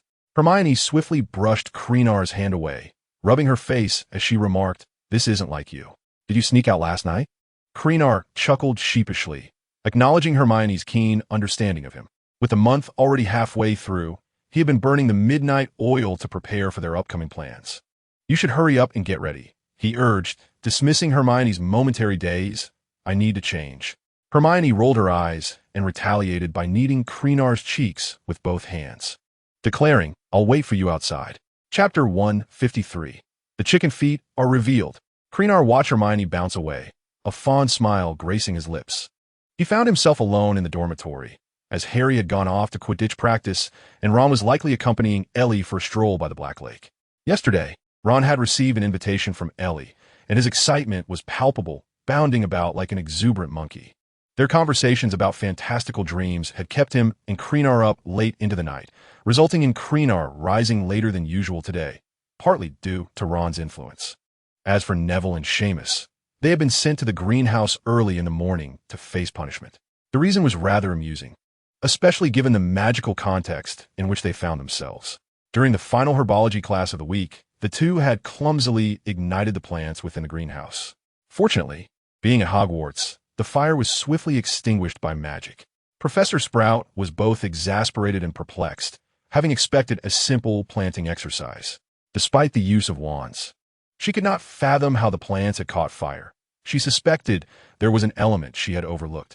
Consequently, Sprout decided to have the two repeat the exercise, hoping they could learn from their disastrous experience. However, this time, their attempts escalated from merely igniting plants to causing explosions. This led to chaos among the other students, with some unfortunate souls ending up in a hospital wing, much to Madame Pomfrey's distress. Even those who were luckier emerged covered in soot and looking quite disheveled.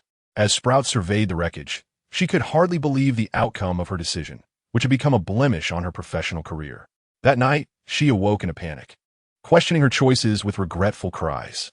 Meanwhile, on the spiral staircase, Hermione smiled as she adjusted Krenar's attire, saying, "I know you're in a hurry, but there's no need to rush so much." Krenar chuckled softly and affectionately ruffled Hermione's hair. Each time he saw her fluffy locks, he felt an irresistible urge to tease her playfully. Hermione's hair was more tousled than before, and the remnants of her earlier displeasure had vanished. Had the circumstances been different, she would have relished in Krenar's affectionate antics a while longer. "Shall we leave the school directly now?" Hermione inquired with a playful tilt of her head, resembling a curious little kitten. "Or should we take that secret passage once more?" The tranquility of Krenar's heart was stirred by Hermione's excitement, prompting him to reach out several times, ultimately deciding against the hidden route. It was likely that the passage would be inaccessible today, without the Marauder's map. They could easily encounter wandering students, which could complicate matters if luck was not on their side. As they descended the spiral staircase side by side, they entered the common room where students of various ages gathered in small clusters, most engaged in wizarding duels. How delightful that the start of the academic year always coincides with a season of fortune. Hermione gently pinched Krenar's arm, recalling that Professor McGonagall was quite eager to confiscate all those games. Last time she visited, she lamented that there wasn't a single student reading. Is there truly such a fortunate occurrence? Krenar mused, wishing fervently for such a scenario. He remembered an incident from the previous year when a bold Gryffindor dared to play cards during McGonagall's class. After having them confiscated, he had been too timid to retrieve them, ultimately coming to Krenar to buy new ones. Alas, that audacious Gryffindor had graduated this year. As for the students not reading, Krenar shrugged, asserting that this was not his concern. "We are Gryffindors, after all. It's not as if exams are imminent. Those who read are already few." It was only when they stepped outside the castle, basking in the warm sunlight, that Hermione realized there were secret passages outside as well. "Of course," Krenar replied, glancing at Hermione, who appeared somewhat bewildered, "in a place you are quite familiar with." They traversed the slightly yellowed grass, noticing two figures leisurely strolling in the distance. The vibrant red hair and patched trousers unmistakably indicated that one was Ron. "He is showing off," Krenar whispered under his breath, recalling the time at the Quidditch pitch when Ron and Lily had been quite close, much like he and Hermione. He observed that now there was a noticeable distance between Ron and Lily. If there had been an argument, it certainly wouldn't have been this tranquil. "What do you mean by showing off?" Hermione asked, her face a canvas of confusion. Krenar merely shook his head with a smirk, gently nudging Hermione to walk in the opposite direction of Ron and the others. They passed through several greenhouses, continuing for dozens of steps until they arrived at a signpost. The sign stood firmly in the muddy ground, declaring, "Beware of the Whomping Willow ahead. Students are prohibited from passing. Surely the secret passage ISNT near the Whomping Willow. Is it?" Hermione gasped. "Indeed. When you were observing from the outskirts earlier, did you not notice a hole among the tree roots?" Hermione shook her head. Getting closer would mean being wary of the willow's thrashing branches. How could I have examined it closely? Over 2 weeks had passed. Yet the unfortunate Whomping Willow remained entangled in bandages. Having endured an unjust calamity, it had grown considerably more irritable. Before Krena and Hermione could approach the striking range, the willow eagerly began to lash its branches. The sound of creaking branches echoed as they whipped back and forth, determined to deter their advance. Krena extended his hand to speak, but Hermione, with a smile, took hold of it. He drew forth his wand and recited an incantation, subsequently tightening his grip on Hermione's hand. The two ambled forward, while the branches of the Whomping Willow lashed out in a frenzy, yet they remained unscathed. All of the branches were obstructed midair by a transparent barrier, creating ripples in the air. "Look over there," said Krena, pointing his wand at the knot on the trunk of the Whomping Willow. "In addition to employing a technique similar to mine, if you press this knot, the Whomping Willow will become instantly immobile." Hermione bent down, gazing into the inky blackness of the opening. "Is this the entrance?" The opening was decidedly conspicuous, unlike the hidden passages within the castle. Although the Whomping Willow guarded this entrance, it still seemed somewhat implausible. Krena nodded affirmatively. "Indeed, this is the spot. Those with sharper eyes can see this entrance from the periphery. I shall go in first." With that, he squeezed through the opening, his head angled downwards as he crawled along the sloped pathway into a low tunnel. Here, they could not fully stand upright, but were compelled to stoop.